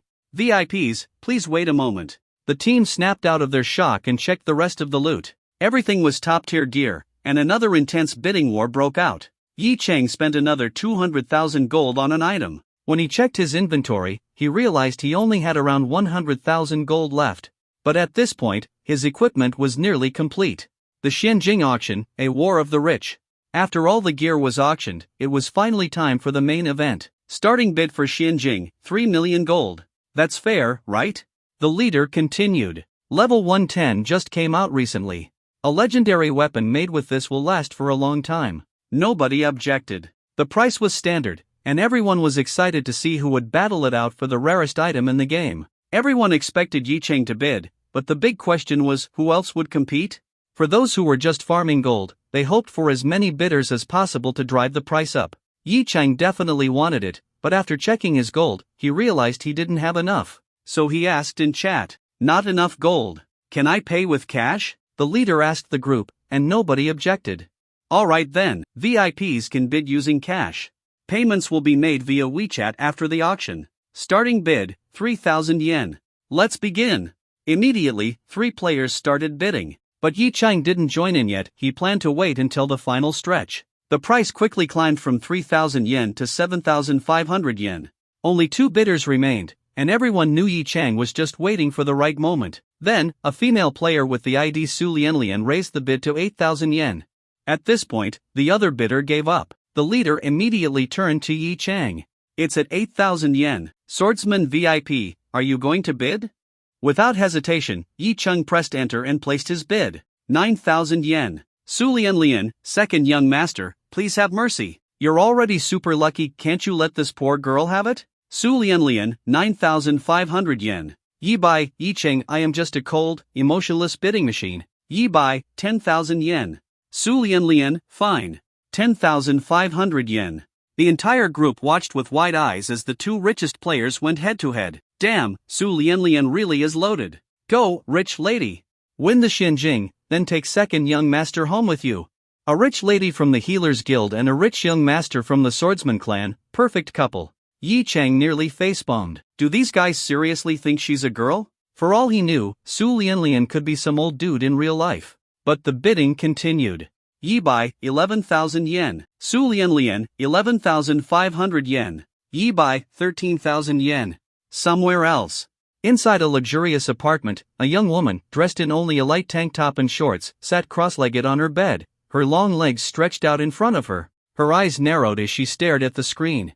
The player bidding against her had just raised the price by 1,500 yen in one go. Oh hell no. Suchiyu, a well-known celebrity streamer, slammed her desk. Does this guy seriously have more money than me? She had tried to save some cash, but this bastard wasn't backing down. This was a rare dungeon drop, and she had no idea when another one would appear. And to make matters worse, her dumb teammates were trying to ship her with this guy. I'm a goddamn celebrity. This is never happening. Fine. Time to throw money at the problem. Su Lianlian, 20,000 yen. The group chat fell silent. Then, a collective gasp. Holy shit. She just raised it by 7,000 yen in one go? Queen Su is unstoppable. Su, do you have room on your friends list? Su Lianlian, let me win first, then we'll talk. Yi Chang raised an eyebrow. He hadn't expected to run into a serious competitor. Alright then, let's see how far she'll go. Smirking, he typed, 25,000 yen. Su Lianlian, 30,000 yen. Yi Bai, 35,000 yen. Su Lianlian, 45,000 yen. Yi Bai, 50,000 yen. At first, the group was excited. Then, they just sat there in shock. These two were raising the bid by 5,000 yen each time. The leader started to panic. Even though he wanted a high price, this was getting out of hand. Guys, maybe calm down? Another one could drop later. Su Lianlian, I don't play often, so I have to win this. Yi Bai, I just came back from a break. Might as well enjoy the game properly. Meanwhile, guild chats across the server were blowing up. Every major group was now watching this auction in real time. On gaming forums, someone had even started a live thread, updating everyone on the insane bidding war. When the price hit 80,000 yen, Su Lianlian started slowing down, now raising by only 1,000 yen at a time. Yi Chang matched her pace. Su Lianlian, 83,000 yen. Yi Bai, 84,000 yen. Su Chiyu gritted her teeth. This guy is actually richer than me? Does this guy not care about money at all? 90,000 yuan, and he actually dares to bid that much? Su Chiyu gritted her teeth. She couldn't keep raising the bid anymore. If she kept going, she'd be living on instant noodles for the rest of the month. But then, an idea hit her. She was technically a team member, which meant she would get a share of the earnings once the auction ended. The total profit from the bids would be split among 22 non-VIP players in the group. She quickly pulled out her calculator and did the math. If she won, she'd get back around 95% of what she spent. Her eyes lit up. Wait a minute. I can afford to keep bidding. There's no way he'll go over 100,000. If he does, I'll admit defeat. Determined, Su Chiyu raised her bid, 91,000. Yi Bai, 92,000. Su Lianlian, 93,000. Yi Bai, 94,000. At this point, Su Chiyu started to panic. Is this guy actually that rich? She hesitated for a second, then switched on her voice chat and started acting pitiful. In the softest, sweetest voice she could muster, she spoke in YY, the team's voice channel. Second young master, have mercy on me, it's my first time seeing a Xianjing. Can't you let me have it? In real life, Su Chiyu was a famous singer, so her voice was naturally soft and mesmerizing. Now that she was deliberately acting cute, it sounded even more delicate enough to make hearts melt. The team froze for a second. Then, the chat exploded, especially from the male players. Wow, her voice is amazing. I think I'm in love. Su, can I add you as a friend? Do you have a game partner, Su? Su Chiyu ignored them all and continued acting pitiful. Second young master, please? Pretty please? Yi Cheng couldn't help but laugh. She actually turned on voice chat just to beg? That means she's out of tricks. Right as he was about to respond, a system message popped up in his game interface. The lady is asking for mercy. Will you agree? Option 1, who the hell are you? Why should I? Reward, VIP gaming card with instant cash withdrawal. Option 2, we can't be heartless, right? Let's be a gentleman. Reward, universal good guy card. Universal good guy card? Yi Chang blinked. What the hell is that? Even though option 1 would give him an extra 50 million game credits per month, he wasn't short on money. Curious about the mystery reward, he picked option 2. As for losing the Xinjing, he wasn't worried at all. His luck was broken beyond belief. He'd just get another one later. But he wasn't going to make it too easy for her. Just because she had a nice voice didn't mean he'd back down immediately. He turned on his own voice chat and spoke. I might consider letting you have it, but only under one condition. His deep, smooth voice echoed in everyone's headphones. The team went crazy. Holy shit, both of them sound amazing? Not only are they rich, but their voices are god tier too? I'm pregnant. Second young master, take responsibility. Second young master, do you need a game partner? Su Choyu froze. Wait, his voice is actually nice? But this was the internet. For all she knew, he was using a voice changer. Unlike the other girls in the team, she wasn't going to start simping just yet. But hearing his response, she immediately perked up. He's actually willing to negotiate? She quickly switched back to her soft, pleading voice. Second young master, anything. Just tell me what you want, and I'll do it. Yi Chang thought for a moment, then said, you have a nice voice. Sing a song for me. The team cheered. Yes. Sing. This auction is worth over 90,000 yuan, and we get a free concert too? Best day ever. Su Chiyu's eyes lit up. Sing? She was a professional singer. This was too easy. Alright. She giggled. I'll sing. Song of the City by Su Chiyu. She smirked. If she was going to sing, she might as well promote her own music. Hell, half the team might already be her fans. And she was right. What? Song of the City? I love that song. Wait, is Su actually a Su Chiyu fan too? Su Chiyu grinned. Yep. If you're a fan of Su Chiyu, we're already friends. Add me as a friend, then. Sure, she answered sweetly. But then, she quickly turned back to Yi Chang and asked, Second young master, is this song okay? Yi Chang raised an eyebrow. Su Chiyu? Is she a new singer? The voice chat went dead silent. Su Chiyu's smile froze. He doesn't know who I am? Unbelievable. But she quickly swallowed her pride. She wasn't losing this bid over a bruised ego. It's fine. She forced a smile. You'll know me after today. Yi Chang noticed her voice sounded a little resentful, but he just chuckled and said, all right, I'll be looking forward to it. MHM.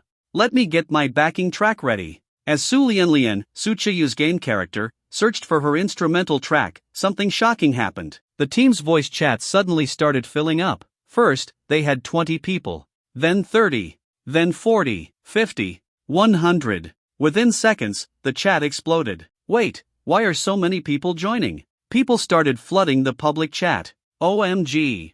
Rich Lady Su is gonna sing? Su, notice me. And then, there were Yi Chang's fans. I heard Second Young Master's voice is amazing. Say something, boss. Second Young Master. Marry me, I'll have your babies. That last one was definitely a guy. Some players started spreading rumors. Did Xinjing really get bid up to 90,000 yuan? Nah, I heard it's already at 100,000. Wait, wasn't it 200,000? The team leader nearly choked. Holy shit, there are over 300 people in here now? Then, he saw the public chat. Wait, you guys all came from the game forums? The public chat exploded again. Boss, times have changed. Information spreads fast now. Then, someone tagged a very specific player. Wait, onlookers? Isn't that one of the game developers? A system notification appeared. onlookers, I heard there were 2 whales going at it. Just here to watch the show. The chat lost its mind. Even the game developers were watching? This auction had officially gone viral. An unexpected concert. Finally, Su Chiyu was ready. But just as she was about to start, she glanced at the YY voice chat and nearly jumped in surprise. There were already over 500 people in the channel, and the number was still rising fast. Whoa, why are there so many people here? The raid leader chuckled. Miss Su, everyone's here to hear you sing. Yi Chang joked. Damn, if I knew this would happen, I would have asked her to sing just for me. The leader panicked and quickly backtracked. No way, swordsman VIP. Good things are meant to be shared. I mean, not that I'm calling Su a thing, I meant her singing. The public chat exploded with laughter. But at the same time, Yi Chang's voice had just been heard by everyone, and the newcomers in YY quickly realized he was the other mysterious whale in this legendary bidding war. Instantly, the chat was flooded. OMG, Second Young Master's voice is so good. Second Young Master is so handsome. I love Second Young Master. Marry me. Some girls even turned on their microphones to talk to him, a few even confessed on the spot. The channel became completely chaotic. The raid leader had no choice but to mute everyone except for himself and the two VIPs. Finally, peace returned. Alright, Su, you can start now, the leader said. Su Chiyu glanced at the YY participant count, almost 800 people now. At this rate, hitting 1,000 wouldn't even be a problem. She had never expected to attract this much attention just from playing a game, but she wasn't nervous at all. After all, she was a professional singer. Singing for large audiences was her daily life, and this wasn't even a live concert, it was just her sitting at her computer. She adjusted her equipment, making sure her audio setup was perfect. Not that she needed any effects or autotune, her real voice alone was enough. Once everything was ready, she smiled and said, "Alright, I'm starting now." The instrumental began to play. A beautiful, traditional Chinese melody filled the voice chat. The song was Song of the City, Su Chiyu's debut hit. The moment it was released, it had shot to the top of the music charts, launching her career into stardom.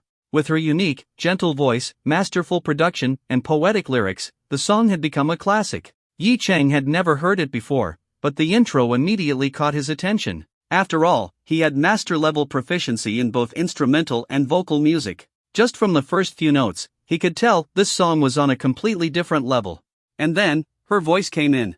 By the riverside, the willow catkins dance. The spring breeze knows not the hearts it stirs.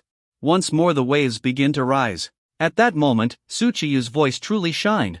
Yi Chang, as a musical expert, instinctively started analyzing her performance. He was this close to critiquing it like a judge. Meanwhile, the public chat was going crazy. So good.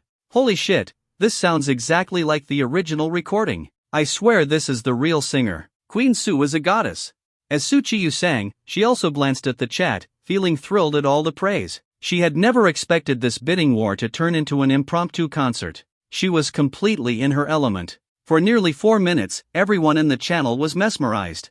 And then, she reached the final lyrics. Beyond the bridge, the snow falls gently, like a farewell song. The city's beauty fades into the cold moonlight. As the last note faded, the song came to an end. Su Chiyu took a deep breath and smiled. Thank you. Still catching her breath, she added, "Wow, I didn't expect this many people to show up. But as always, if you love Su Chiyu, we're already friends." The chat exploded again. I love Su Chiyu. Where do I add you? What server are you on? I'm transferring right now. Su, give me your number. Encore. Encore. Yi Chang massaged his temples, shaking his head at the chaos. All this, just because of a single auction? All this over 94,000 yuan? Was it really that big of a deal? Meanwhile, Su Chiyu ignored all the friend requests. She couldn't possibly add everyone. But then, she suddenly remembered. Strictly speaking, she had sung this song for the Swordsman VIP. So she turned to Yi Chang and said with a playful smile, "Alright, I was only here for the auction. Don't be too enthusiastic, everyone. Second Young Master, what do you think?" Yi Chang responded casually. "Very good. Beautiful voice. The Xianjing is yours." "Yay, thanks, Second Young Master." Su Chiyu cheered, then added with a teasing tone, "You're such a good person." Yeah, right. She hadn't forgotten. If it weren't for this guy, she would have won the Xianjing for just 8,000 yuan. Even though he let her win, she still had to pay 94,000. And about the rumor that the Xianjing only dropped because of his bad luck? She didn't believe that crap. If she had entered first, the Xianjing would have dropped anyway. Closing the deal. Of course, the raid members hadn't forgotten about the actual transaction. At the end of the day, money was more important than music. Even the spectators remembered. Wait, how much did the Xianjing sell for? Over 90,000. Wait, isn't that more expensive than an unbound one? Yeah, but unbound ones don't exist for sale right now. Meanwhile, some raid members had started live streaming the event, and people were flocking to watch. Back in the game, the final bidding confirmation was happening. Yi Chang had placed the last bid at 94,000 yuan. The leader turned to Su Chiyu. Alright, Su, final bid. Go ahead. Su Chiyu pouted and asked, "Can I pay part of it in gold? I still have 200,000 gold left. I'm really broke now." The leader chuckled. "That works. Thank you." Su Cheyu cheerfully transferred the money. The leader set up a WeChat group so the non-VIP members could receive their share, and Su Cheyu sent payments one by one. Luckily, WeChat's daily transfer limit was 200,000 yuan, so she didn't hit the cap. Once the payments were confirmed, she also deposited 200,000 gold in-game. Finally, the raid leader distributed the Xianjing to her account. Under the watchful eyes of over 1,000 players, the 94,000 yuan Xianjing officially had an owner. As Su Cheyu stared at the golden, glowing gem in her inventory, she grinned. Ha! Just 94,000 yuan, totally worth it. At the same time, the system announcement popped up across the server. Congratulations to player Su Lianlian for obtaining the rare item Xianjing in Baidi Jiangguan. Seeing her name in glowing yellow text, Su Cheyu felt a huge sense of satisfaction. Her vanity was completely fulfilled. Meanwhile, members of the raid immediately flooded the world chat with messages. Congrats to Su for getting Xianjing for 94,000. Congrats to Su for getting Xianjing for 94,000. Before long, the entire world chat was taken over by copypasters. After all, someone spending 94,000 yuan on a single item was huge news. In the past, this would have been unheard of, but now, the entire server and game community knew about it. The raid leader saw an opportunity and immediately started promoting his services. Su, if you need to farm meteorite iron, our team can help. We guarantee the best price and the fastest results. To craft a legendary weapon, a player needed 200 meteorite iron, 1 Xianjing, and a full dungeon run. Su Lianlian, sounds good. The leader grinned. This was business. Alright, let's move to the final boss. The song was over, the auction was over, and now it was time to finish the dungeon. Final boss, the lucky charm returns? As they walked toward the final boss, someone in chat called out, Swordsman VIP, bless us again. Give us another Xianjing drop. We bow to our lucky swordsman. Use your magic. But Yi Chang had already switched back into his cool and silent mode. He said nothing. Once they reached the boss room, he immediately killed himself off, letting the rest of the team handle the fight. Meanwhile, his system reward had arrived. Congratulations, host. You have received Universal Good Guy card. Item effect. Use this on someone who has called you a good person. Once used, this person will subconsciously always see you as a good guy and will rarely refuse any of your requests. Yi Chang blinked. Wait, the person has to have already called me a good guy? Thinking back, only one person had said that recently, Su Lianlian. No wonder it was called a Universal Good Guy card. It literally required someone to first hand you a good guy label. But would it even work on her? The system immediately answered his doubts. The card can be used on anyone, even people you've never met. As long as they have said the words "you're a good person," it will work. Yi Chang nodded. Should he use it? Why not? It's not like he could just go around convincing random people to call him a good guy. And besides, Su Lianlian had a really good singing voice. If he used the card on her, maybe he'd get a free personal jukebox whenever he wanted? Smirking to himself, he immediately activated the card. System, Universal Good Guy card successfully applied. Target, Su Cheyu. Yi Chang's eyes widened. Su Cheyu? Wait, isn't that? Then it hit him. Su Cheyu? That was the name of the singer from earlier, and that's the song she sang just now. Wait, so Su Lianlian is actually Su Cheyu? Yi Chang was stunned. A top celebrity, is my raid teammate? This was unbelievable. No wonder she kept saying things like, if you like Su Cheyu, we can be friends. She wasn't promoting someone else, she was promoting herself. Yi Chang chuckled, shaking his head. This just got interesting. Who would have thought that one of the biggest pop stars in the country was out here grinding dungeons in an online game? Curious, he quickly looked her up. Her profile popped up. Cute, sweet-faced girl. Oval-shaped face, long black hair. In one picture, she was pouting her lips. Adorable. Her listed height was 170 cm, but Yi Chang guessed it was more like 165 centimeters.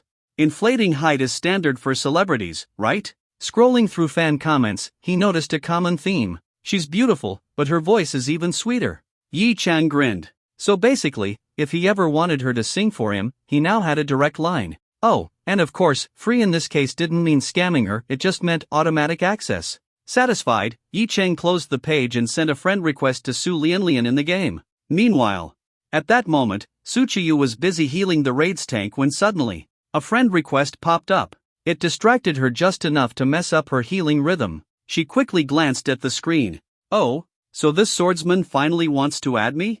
She let out a soft hum of satisfaction. Earlier, everyone had tried adding her as a friend except him. She had thought he was just too cool to bother adding a poor player who could only afford a 94,000 yuan Xinjing. TCH. So even Mr. Moneybags couldn't resist in the end, huh? She smirked but then paused. Wait, he actually let me have the Xinjing. Her mind started wandering. If he's that rich, why did he let me win? He didn't have to do that. He must be a good person. Then, she snapped out of it. No, wait. I had to spend 94,000 because of him. This bastard only drove up the price because he doesn't care about money. But, technically, I was the one who kept bidding. Su Cheyu found herself completely torn. This was the power of the universal good guy card. Even if she tried to be mad, her brain kept making excuses for Yi Chang. Before she could think any further, the raid leader suddenly shouted. What the hell is happening? The tank's HP is dropping. Healers, what are you doing? Then, at that exact moment, boom. The boss launched a massive attack, instantly wiping out the main tank and several DPS players. Shit! Everyone back out. Reset! The team quickly ran out of the battle zone to avoid a total wipe. The leader checked the healing logs and immediately found the problem. Oh, Su Lianlian didn't heal enough. The chat held its breath. But then, the leader's tone completely changed. Oh, it was Su? No worries, no worries. Just be careful next time. Do you want to switch to DPS instead? We can have another healer take over. The chat exploded. LMAO. This is what 94,000 yuan gets you. The VIP treatment is unreal. Ha ha ha. Meanwhile, Su Cheyu pouted. Ugh, it's all that swordsman's fault for distracting me. Even as she complained, her fingers instinctively clicked accept friend request. In the corner of Yi Cheng's screen, a small notification popped up. Su Lianlian has added you as a friend. Yi Cheng smirked. So, I just added a celebrity to my friend list, huh? Come on, everyone, use your burst skills. Quickly take down the boss. Finally, after overcoming many hardships, the last boss had less than 10% HP left. The raid leader spoke up. Everyone immediately activated their burst skills and went all out. The boss collapsed before them. Let's see what loot this sneaky bastard drops. Everyone rushed forward to loot the chest, but then they were all stunned. Mystic Crystal. Holy shit. Mystic Crystal. No fucking way. They actually got another Mystic Crystal. Raid leader, damn, hidden sword boss, you still want to say you're not related to GWW? People still on YY voice chat, and those watching the stream were completely shocked. What kind of insane luck was this? My god, 2 Mystic Crystals in a single dungeon run? Are you kidding me? Where's that game dev from earlier? Come out and explain what's going on here. The chat exploded. Some players don't even see 1 Mystic Crystal in a whole year, and these guys just got 2 in one run? They were jealous. The game dev who had spoken earlier was actually still there. He sent a message in the global chat. We've asked the tech team to check, but I'd say it's just extremely good luck for this raid group. The raid leader burst into laughter. Told you, our hidden sword boss is related to GWW. Meanwhile, Yi Cheng's eyes widened in disbelief. Holy shit, you can actually get 2 Mystic Crystals? Just how ridiculously boosted was his luck? Did he completely break the laws of probability? On the other side, Su Cheyu was absolutely dumbfounded. What? I just spent over 90,000 bidding on one, and now you're telling me another one dropped? What the hell? She was devastated. If she had known this would happen, why the hell did she fight Hidden Sword for the first one? Wouldn't it have been better to wait for the second one?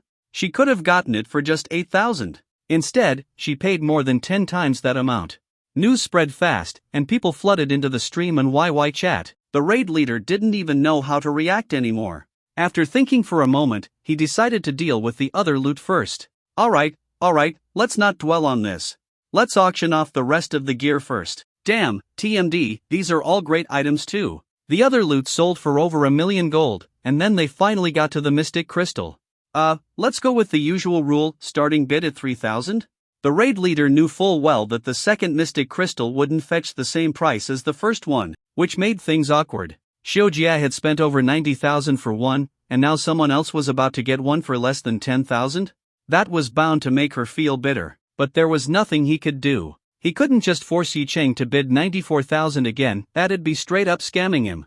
The bidding started. 4,000, 5,000.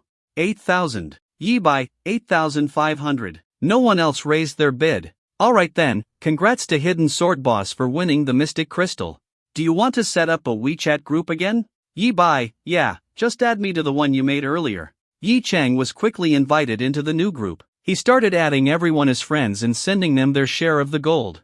8,500 split among the group members meant everyone got a bit over 300 each. Compared to the previous 90,000 plus, this was way cheaper, but everyone was still happy with the payout. The last person Yi Cheng transferred money to was Su Chiyu. After sending it, he messaged her. Xiujia, I've got a business deal for you. Interested? I guarantee you'll make back your mystic crystal money in less than a month, and it'll only take 30 minutes a day. Su Chiyu saw this annoying guy was actually offering her a business deal. Make back her mystic crystal money in a month? Only 30 minutes a day? Was there really such a gig? As a popular singer, she wasn't exactly broke, but every cent she made went straight into buying houses. She even had outstanding loans. Plus, she just dropped over 90,000, so yeah, she was kinda broke right now. Her company's salary wasn't enough to cover everything. Otherwise, why would so many celebrities take on brand deals and promotional gigs? She hesitated for a moment, but, considering that this guy was a good person, she decided to ask. What kind of business? Yi Chang grinned and replied. Singing. Su Choyu froze. Singing? She suspiciously asked. You're not running some streaming agency trying to groom online influencers, are you? What a joke. She was a star. If she wanted to stream, the platforms would come to her directly, begging to collaborate. Yi Chang, nope. Just singing for me. 5 songs a day, I'll pay you 10,000. Su Chiyu's eyes widened. 5 songs a day, 10,000 yuan? She suddenly felt pretty smug. Look at that. This guy had good taste. Even though he didn't know her real identity, he was still willing to pay this much. That meant her voice had completely won him over. And 5 songs? That wouldn't even take 30 minutes. That was 10,000 yuan a day, 300,000 a month. For her, this would be pure side income. No reason to refuse. A monthly extra 300,000 meant an annual 3.6 million. And since it'd be a direct transfer, no taxes. That would be a ton of extra spending money. For a singer who had only debuted 2 years ago, making over 3 million a year was already pretty good. She wasn't some viral pop star who made quick cash, she was a true artist, and real artists had to grind their way up. But, singing for a man every day? If people, especially her fans, found out about this, she'd be finished. And if they heard she was singing 5 songs a day for just 10,000 yuan? Wouldn't that make her seem super cheap? She hesitated for a long time before deciding to maintain her dignity and negotiate. 1 song per day. That's my limit. Yi Chang saw that she was willing to negotiate and chuckled. As long as she was willing to talk, that meant they had a deal. 1 song per day for 10,000? You're not even a big star. 5 songs for 10,000 is already generous. What the hell? I am a big star. Su Chiyu huffed. If she revealed her real identity, this guy would probably be scared shitless. But she couldn't do that. If he knew who she really was, things would get messy. Wait, was this guy even up to anything good? He was willing to throw so much money at a random girl he met online just to sing for him? He had to have some ulterior motive. Still, he seemed like a decent person. She decided to push her luck. I don't normally sing for people. And you saw earlier, I spent over 90,000 on gear, so I'm not hurting for money. I need a price increase. Yi Chang, alright then, 5 songs a day, 30,000. 5 songs for 30,000 yuan? Su Chiyu hesitated. That was 900,000 yuan a month, over 10 million a year. She was startled by the number. Even though she was popular now, her contract hadn't been renegotiated yet, and she was still at a disadvantage when it came to revenue sharing with her company. There was no way she could make that kind of money in a year. Was this guy really that rich? Could he be scamming her? She asked, are you serious? 30,000 a day? That's over 10 million a year. Do you really have that much money? Yi Chang, what? Just a little over 10 million a year? Then I'll just pay you for 10 years up front. Sign a contract with me, and I'll transfer the full amount right now. Su Chiyu's heart started racing. 10 years. That was over 100 million yuan. A fortune was right in front of her, just waiting for her to take it. How could she not be tempted? She never expected that just playing a game would lead her to someone this wealthy. But then, she suddenly became suspicious and said, a contract? Are you trying to tie me down for 10 years? Doesn't signing a contract mean we'd have to meet? Do you have some ulterior motive? Yi Chun laughed. This little celebrity was pretty cautious. Of course, he wasn't being serious. Signing a contract was just a joke for now. Relax, I'm just messing with you. I don't even know what you look like. What kind of ulterior motive could I have? Do we have a deal? If you agree, I'll send the money right now, and you start singing. Suchiyu bit her lip, took a deep breath, and finally typed, okay. There was no way she could refuse, he was offering too much. More importantly, this money didn't have to be split with her company. It was all hers. A moment later, she saw the transfer notification pop up, 30,000 yuan. Just like that, a third of her health bar was restored. Her heart pounded as she confirmed the payment. Since she had accepted the money, she had to do the job. She asked, how do I sing for you? Yi Cheng chuckled and typed, wait until the others finish splitting the money. Then I'll open a voice chat room, and you can join to sing. Got it. With that, their attention shifted back to the game. Yi Cheng had already paid, so the Mystic Crystal was officially his. The raid leader started promoting their dungeon farming services again, and Yi Cheng agreed. After all, he couldn't always be online himself. With that, the dungeon run was officially over. Yi Cheng left the party, but both he and Suchiyu were invited to the group's chat. After all, they were big spenders, and PvE groups always loved players with deep pockets. The two of them had already made a name for themselves. As soon as they joined, they were welcomed enthusiastically. As for Yi Cheng, since he was now considered a relative of the game developer, a bunch of people begged him to invite them next time he did a dungeon run, hoping for more incredible loot. But Yi Cheng ignored them. Instead, he created a private voice chat room and invited Suchiyu.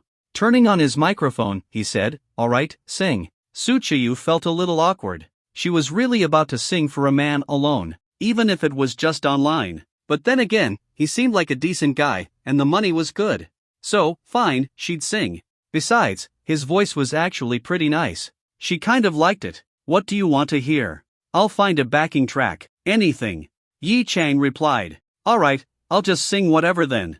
Okay. She chose one of her own songs and started singing. Yi Cheng listened, enjoying himself. Though he had initially intended to tease her, he had to admit she really could sing. 5 songs in a row, all her own. Yi Cheng chuckled, you must really love Suchiyu. After singing non-stop, Suchiyu gulped down some water. But when she heard Yi Cheng's comment, she immediately perked up. Of course.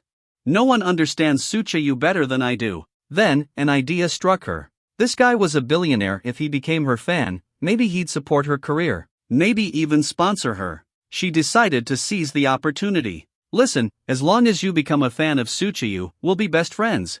Yi Cheng saw right through her little scheme and held back a laugh. Instead, he teased her. What's so great about being her fan? She's just another mainstream pop singer. Suchiyu nearly choked in anger. She wanted to curse him out, but considering how rich he was, she held back. Instead, she huffed. What do you mean, just another pop singer?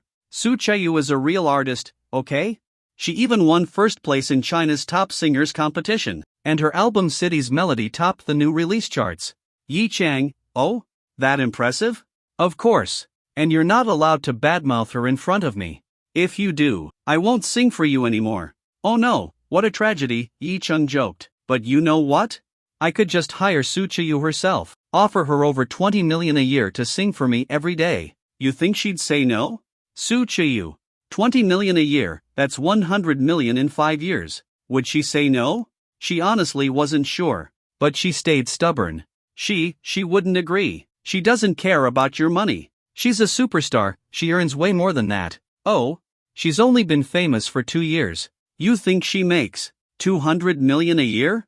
Suchiyu hesitated. Well, probably not. Then she pretended to be furious and said, whatever. She wouldn't agree anyway. And stop talking bad about her. You can't insult someone's idol in front of their fans. Yi Cheng smirked. He wasn't insulting her idol in front of her fans. He was insulting her in front of herself. Alright, I won't say anything more. But I think I'll test your theory. See if she really would turn me down. Then he casually pulled out his phone and called his assistant, Li Cheng. Hey, look into that singer named Suchiyu. Contact her manager. Offer her 25 million a year to sing 5 songs a day. We can sign a 10-year contract and pay up front. Yes, Suchiyu. She's been popular these past 2 years. Her big hit is City's Melody. No need to pressure them, just ask if she's interested. We're running a legitimate business, not a crime syndicate. Alright, let me know what they say. Yi Cheng had put the call on speaker. Suchiyu heard every word. It wasn't fake. He actually called someone. Her eyes widened in shock. You, how could you do that? I just want to see if your idol really values art over money. If she does, maybe I'll even consider becoming her fan. Hearing Yi Cheng's words, Su Qiyu huffed. Just because you have money doesn't mean you can do whatever you want. You can't disrespect my idol. You're really getting into character as a fan, huh? Yi Cheng shook his head with a smile and said, well then, let's wait and see. He had complete confidence in Li Cheng's abilities.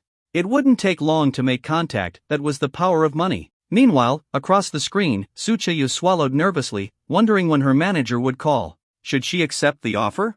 10 years, that was 250 million yuan. She'd never have to worry about money again for the rest of her life. But she had entered the entertainment industry to pursue her dream of being a star. How could she sell out for money? No, absolutely not. After some thought, she cautiously asked, if you became Su Qiyu's fan, what would you do? I've never been a fan before, how would I know? Yi Cheng answered confidently. But if it's a money problem, then it's not a problem. Oh, and connections. I may not know many people in the entertainment industry, but the people I do know definitely have plenty of connections. Helping Su Qiyu climb higher wouldn't be hard at all. Really? Su Qiyu's eyes lit up. You're not lying to me, are you? You're not even Su Qiyu. Why would I lie to you? Yi Cheng replied matter-of-factly. Then, who exactly are you? Su Qiyu couldn't help but ask. Someone who spoke this boldly couldn't be an ordinary person. Take a guess. Yi Cheng laughed. How could I possibly guess? Su Qiyu pouted. Alright, I'll let you in on a secret, something I haven't told anyone else. Hearing Yi Cheng sound so mysterious, Su Qiyu couldn't help but be curious. What secret? Long Koan is my uncle. Su Qiyu froze for a moment before realizing who Long Koan was. Her eyes widened in shock. Wait, seriously? You mean that Long Koan? The one from Longteng Group? Who else? Other than him, is there another famous Long Koan in the country? Yi Cheng replied. Su Qiyu's heart started pounding. If this hidden sword guy was really Long Koan's nephew, then if he became her fan, she'd never have to worry about the dark side of the entertainment industry again. In just 2 years, she had already encountered multiple cases of sexual harassment. If it weren't for her aunt being a shareholder in her company, she might have been forced out of the industry already. Even with her aunt's protection, she still had to deal with a lot of sketchy people. But if she had Long Koan's nephew backing her, who in the entertainment industry would dare mess with her? Longteng Group didn't run talent agencies or train artists, but their influence stretched far and wide. They owned shares in many of the biggest entertainment companies and controlled a massive portion of the music and film industries. With that kind of backing, they could do whatever they wanted. Su Qiyu's mind started to drift, and she began to daydream. With Longteng Group behind her, even the most senior figures in the industry would greet her with a smile. If she waved her hand, top composers and lyricists would line up to write songs for her. Any song she released would get the best promotional resources. If she held a concert, the entire stadium would be packed with fans chanting, Su Qiyu, we love you. Meanwhile, Yi Cheng noticed the long silence on the other end. Wait, could this little celebrity actually be buying into his story so easily? Did she not know that anyone could make things up online? Well, actually, he wasn't lying. Long Koan was his uncle. With that connection alone, he could easily turn any newcomer into a superstar, let alone an already famous singer like Su Qiyu. Just then, Su Qiyu's phone rang. Since her mic was open, Yi Cheng could hear the ringtone as well. Su Qiyu looked at the caller ID and froze. It was really her manager, so this guy wasn't bluffing. She quickly muted her mic to avoid revealing her identity and picked up the call. Hongjie? What's up? Hongjie Zhou Hong was Su Qiyu's manager, assigned by her company. She was also a close friend of Su Qiyu's aunt, so she had always looked out for her. Zhou Hong sounded excited. Qiyu, I have amazing news for you. Su Qiyu played dumb. Oh?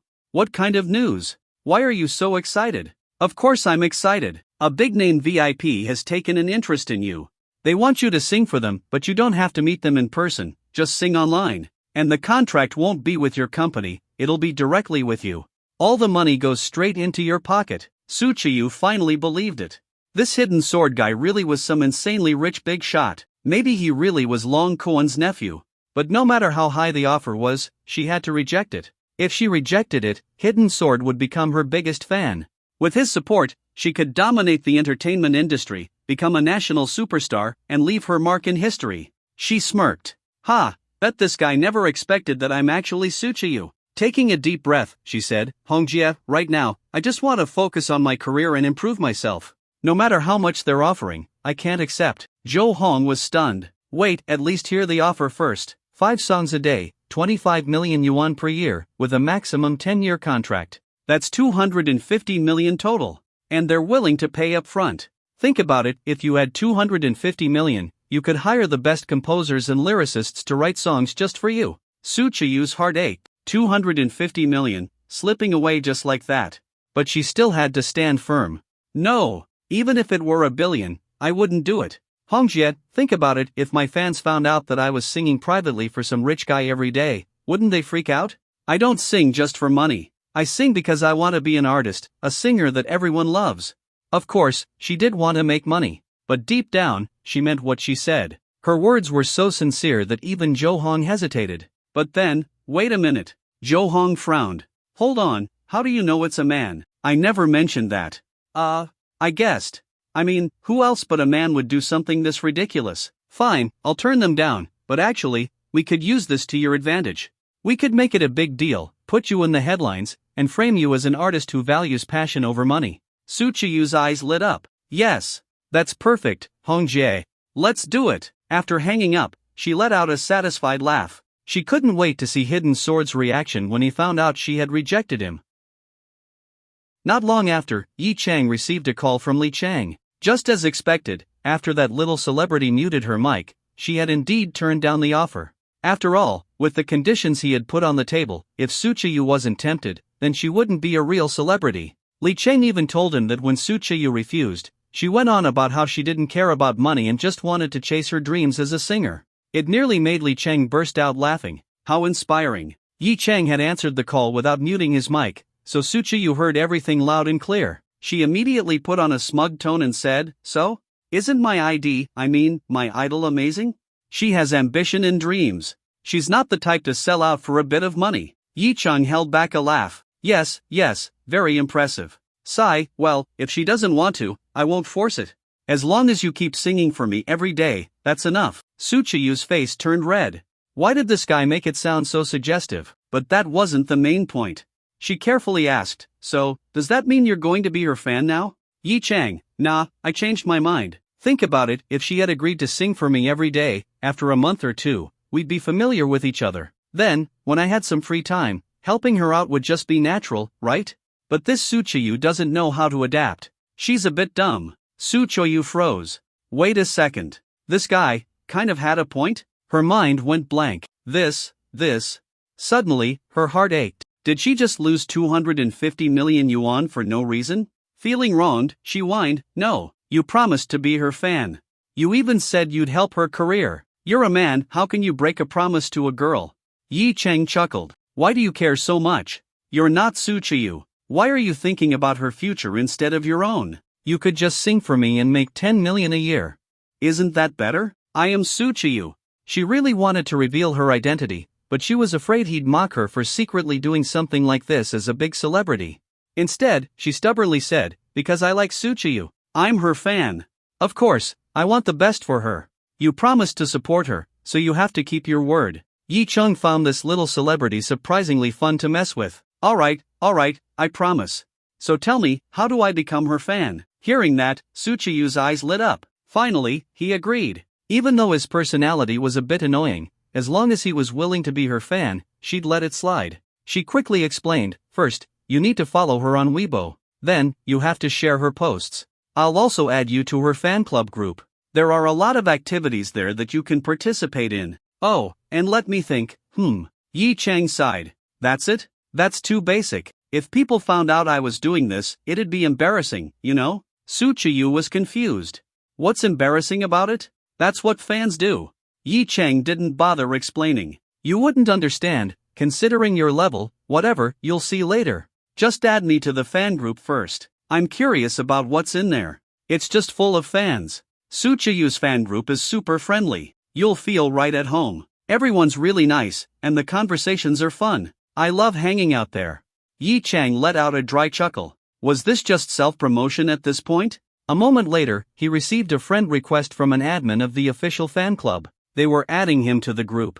Yi Chang playfully asked, "Wait, you have connections with the official fan club admins? That impressive?" Soo Chi-Yu casually replied, "Oh, I just told them about you.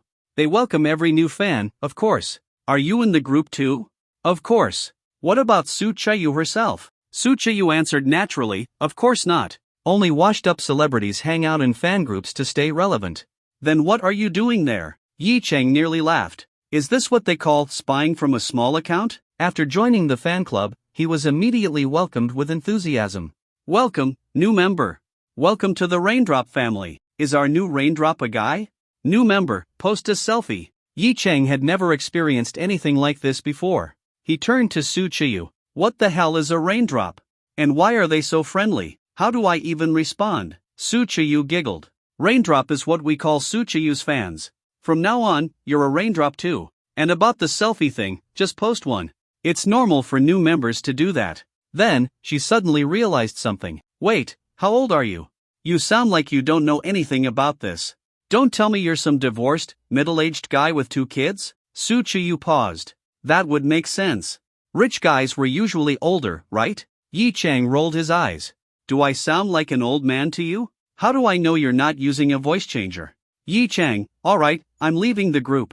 No, wait. I was joking. Su Chayu panicked. Okay, I won't say anything else.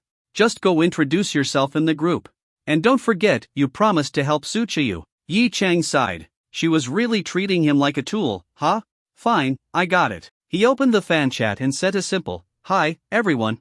As for posting a selfie? No way. But, he could post something else. Let's show this little celebrity what a real man looks like. He walked to the mirror, lifted his shirt, and snapped a photo of his perfectly sculpted abs. He sent it to the group as a disappearing flash photo. The fan group, mostly full of female members, instantly erupted in excitement. Whoa, that body. Drop a full selfie, handsome, new member, I like you already. Meanwhile, Su Chayu, who had been lurking in the chat, clicked on the disappearing photo. And instantly froze. This guy had that kind of physique? Even though his face was hidden, based on his build alone, he was definitely handsome. Add in the fact that he was rich and well-connected, he just got a massive boost in her eyes. And worst of all, she blushed. She quickly turned on her mic. Hey, send me a real selfie. I showed my face first. Yi Chang smirked. Why should I? You perv. Su Chayu nearly choked. Did this guy just call her a perv? You, say that again. What did you call me? A perv. I'm not singing for you anymore. Then I'm leaving the group. Su Chayu, are you even a man? Why do you keep threatening to leave the group every time? Do I need you to tell me whether I'm a man or not? Take a look at the girls in this group. They're going crazy. Su Chayu's fans aren't very classy, huh? Have you considered filtering out some of them? Who told you to randomly post pictures? You're the one being inappropriate, posting body pics. Alright, I'm done talking. If you want my picture, send me yours first. Keep dreaming. Like hell she'd send her own picture. Wouldn't that expose her identity? Fine, whatever. Yi Chang thought to himself he could find her pictures all over the internet anyway. Did she think her photo was some rare treasure? Su Chayu swore that if this hidden sword guy were standing in front of her right now, she'd tie him up and show him what it really meant to be the queen. Fine, I won't send one. I'm done talking to you. Just don't forget your promise, you said you'd help Su Chayu. Yeah, why would I lie to a little girl? Hanging up now. Hey! She had wanted to ask how he planned to help, but this guy just hung up on her without hesitation. Stomping her foot in frustration, she wondered why had she ever thought he was a good person. Yi Chang logged out of YY, still amused. This little celebrity was more interesting than he'd expected. Playing this secret identity game with him, and she actually seemed to be enjoying it. Those people who had been in the voice chat earlier should be thanking him after all. They'd just gotten a free live performance from a top-tier singer. But since he had promised to help her, he'd keep his word. He'd need to contact Long Kuan and make use of Longting Group's resources. Would Long Kuan think less of him for asking for help over some celebrity? Would it make him seem useless? Then again, the system had made it clear as long as he didn't violate certain absolute principles, his relationship with Long Kuan wouldn't change.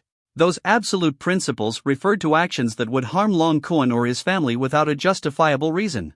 Also, Long Kuan was extremely patriotic. To him, loyalty to the country was practically a belief. If Yi Chang ever did something that betrayed the nation, Long Kuan's attitude toward him would definitely change.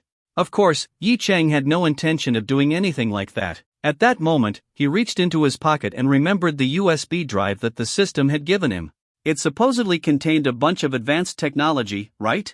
Not that he had any use for it at most. he could have his shipbuilding company build a few luxury yachts. Since that was the case, he might as well hand the data over to Long Cohen. Longton Group could probably make better use of it. But still, he was curious. What kind of futuristic technology was in there? He plugged the USB into his computer. It took forever to load. Yi Cheng frowned. Why was it taking so long? When it finally loaded, he checked the storage size. 1 PB, which was 1024 terabytes. What the hell?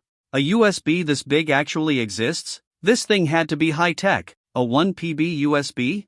His cheap 5,000 yuan computer shouldn't even be able to read something this massive. Unless, was this USB also some kind of advanced technology? Yi Cheng rubbed his eyes, checked again. Yep, still 1 PB. Okay. The system had officially given him something beyond his comprehension. But then a new question arose: how could just 100 blueprints take up 1 PB of space? He opened the USB. It took 10 minutes to load. When it finally opened, he started scrolling through the file names. Cruise Ship Model I, Cruise Ship Model 2, Cruise Ship Model 3, Cruise Ship Model 4. A ton of cruise ship designs. Each one took up multiple terabytes. Yi Cheng was in awe. This is insane. He clicked on a random one. It took another 30 seconds to load. Inside, he found an overwhelming amount of data, technical specs, blueprints, engineering calculations, even the exact process for metal forging. Damn, this is so detailed. Even a total amateur could probably build a ship with this. Yi Cheng clicked his tongue in amazement and went back to the main folder to keep browsing. There were 20 different cruise ship models, ranging from 100,000 tons to 300,000 tons. Underneath those were other ship types: cargo ships, yachts, speedboats, fishing boats. 40 more designs in total. After reviewing 60 different ship designs, he flipped to the next page. And what he saw made his jaw drop. Wait, are these destroyers? System. What the hell? Why are there military ship designs in here? System, military ships are still ships. Yi Cheng. Well, technically, that logic was flawless. And thinking back, the reward never specified that the designs would all be civilian ships. He scrolled through the list. There were 5 different destroyer models. Clicking into one, he was shocked. Nuclear-powered. The blueprints even included detailed schematics for small-scale nuclear reactors designed specifically for warships. This was way beyond his understanding. System, why are there nuclear-powered warships in here? The system. No response. Yi Cheng, the hell? Are you trying to get me to start my own navy? No country in the world had nuclear-powered destroyers. Nuclear-powered aircraft carriers and submarines were common, but warships? Too expensive, and conventional engines worked just fine. But these designs solved the problem by miniaturizing nuclear reactors, making them small and efficient enough to power a warship. Yi Cheng suddenly realized something. Wait, does this mean I have access to groundbreaking, next-level technology? His heartbeat quickened. How the hell was he supposed to explain having these blueprints? What was he going to say? That he hacked into the Pentagon and stole top-secret military schematics? Yeah, right. No one would buy that. His chest tightened as he scrolled down. Destroyers. Amphibious assault ships. Supply ships. Attack ships. Frigates. Then, 3 nuclear submarine designs. And at the very bottom, 2 aircraft carriers. 1 conventional powered carrier. And 1 nuclear-powered carrier. Yi Cheng's hands trembled. China still hadn't built a nuclear-powered aircraft carrier. But here it was. A fully detailed, buildable blueprint. His entire body tensed. Among all the system's rewards, this was probably the most valuable. And now, the biggest question. How the hell was he supposed to hand this over without exposing himself? The answer came quickly. He needed to talk to his Uncle Long. Beep. The phone rang, and Yi Cheng's call to Long Cohen was answered. Uncle Long. Ha, Xiao Chang, what's the occasion? How come you have time to call me today? Long Cohen's tone was warm and friendly, making Yi Cheng appreciate just how powerful the system's reward really was. From what he had read online, Long Cohen was known for being stern and rarely smiling. But now, he was talking to Yi Cheng as if they were truly close. Uncle Long, I have some highly classified information that I need to hand over to you. Classified? How classified are we talking? More classified than national secrets. Long Cohen chuckled. Since when did you get your hands on something like that? Tell me about it. Yi Cheng replied, it's better if we talk in person. I'll be in Shanjing the day after tomorrow and we'll show you then. Tomorrow was his department's annual gala, and he didn't want to miss it. While this information was important, handing it over a day later wouldn't make a difference. Long Cohen wasn't too concerned about whether Yi Chang came tomorrow or the day after. After all, he had no idea what this so-called classified information was. Maybe this kid was just playing around. So, he laughed and said, "Alright then, I'll be waiting. I'll make sure to give you a warm welcome." "Sounds good," Yi Chang responded, but then hesitated before adding, Uncle Long, I actually have another favor to ask." Long Cohen was momentarily surprised, then burst into laughter. "If you need something, just say it. No need to bring up some classified information as an excuse. Next time, don't be so formal with me. Just tell me what you need." Yi Chang was speechless for a moment, so the guy didn't even believe he had real classified information. But that was fair. After all, Yi Chang was just a college student. Why would he have access to something top secret? Still, hearing those words warmed his heart. This was a true powerhouse of a man, yet he took the time to answer his call, showing no impatience at all. Even if it was thanks to the system's influence, the kindness was genuine. Uncle Long, does Longtung Group have strong influence in the media and entertainment industry?" Long Cohen thought for a moment. "Entertainment? I don't really pay attention to that side of things, but I'm sure the company has some involvement. Tell you what, I'll give you my secretary's number. He handles these smaller matters. Whatever you need, just talk to him. As for me, if you ever just want to chat, feel free to call anytime." Yi Chang immediately thanked him. "Thank you, Uncle Long." "Oh, come on, don't thank me. Helping you is only natural. In the future, don't even mention thanks, alright?" Long Cohen pretended to sound displeased. Yi Chang quickly corrected himself. Alright, I won't say it again." "Good." With that, the call ended. Shortly after, Yi Chang received a text message with a phone number. Long Cohen's personal secretary, Lu Zicheng. Yi Chang saved the number and immediately called. The call connected quickly. "Hello, is this Secretary Lu?" "Yes, this is Lu speaking. Am I speaking with Mr. Yi Chang, Chairman Long's nephew?" It seemed Long Cohen had already given instructions, as Lu immediately recognized his name. "Yes, that's me." Lu Zicheng's tone became even more respectful. "Young Master Yi, how can I assist you?" He had no choice but to be polite. Chairman Long had personally ordered that whatever Yi Chang requested must be fulfilled, no questions asked. In Longting Group, Lu Zicheng's status was high as the chairman's secretary. Inside the company and among business partners, he was treated with great respect. But he knew very well, his power came from Long Cohen. If Long Cohen was ever dissatisfied with him, all of that would disappear instantly. At the same time, he was curious, who exactly was Yi Chang? He had never heard of Chairman Long having such a nephew before. Hearing how respectful Lu was, Yi Chang found it a bit amusing. This was Longtung Group's chief secretary, someone others would kill to have a connection with, yet here he was, calling Yi Chang young Master Yi. Uncle Long really was amazing. With a smile, Yi Chang said, "Secretary Lu, no need to be so formal. Just talk to me normally." Lu Zicheng let out a small sigh of relief. It seemed this young master was easygoing. "You're Chairman Long's nephew, I have to show respect." Yi Chang chuckled but didn't dwell on it. Instead, he got straight to the point. "Alright, Secretary Lu, I just wanted to ask, does Longtung Group have a lot of influence in the entertainment industry?" Lu immediately answered, "Of course. You only need to know one thing, no one in the entertainment industry dares to go against Longtung Group. If we want someone blacklisted, they're done." "That powerful? Could you even take down a superstar?" Yi Chang asked, intrigued. Lu scoffed. "That's easy. It only takes 3 steps. First, we use media reports to destroy their public image. Second, we silence them on social platforms, Weibo, public accounts, fan groups, whatever excuse we need, we shut them down. Third, we block them from releasing any new work. Big stars all have skeletons in their closets. It's just that the public doesn't know about them. We only need to dig a little, and we'll find something. Follow these 3 steps, and no celebrity, no matter how famous, can survive in the industry." Yi Chang was silent for a moment before saying, "Damn, that's impressive. And what about making a nobody famous?" Lu chuckled. "That's even easier. We have deals with all the major TV networks and variety shows. We just put someone on a few of them to build hype. Then, we use media coverage to push their name. Give it a year, no, actually, just 6 months. As long as they have a decent look, we can boost their fan base by tens of millions.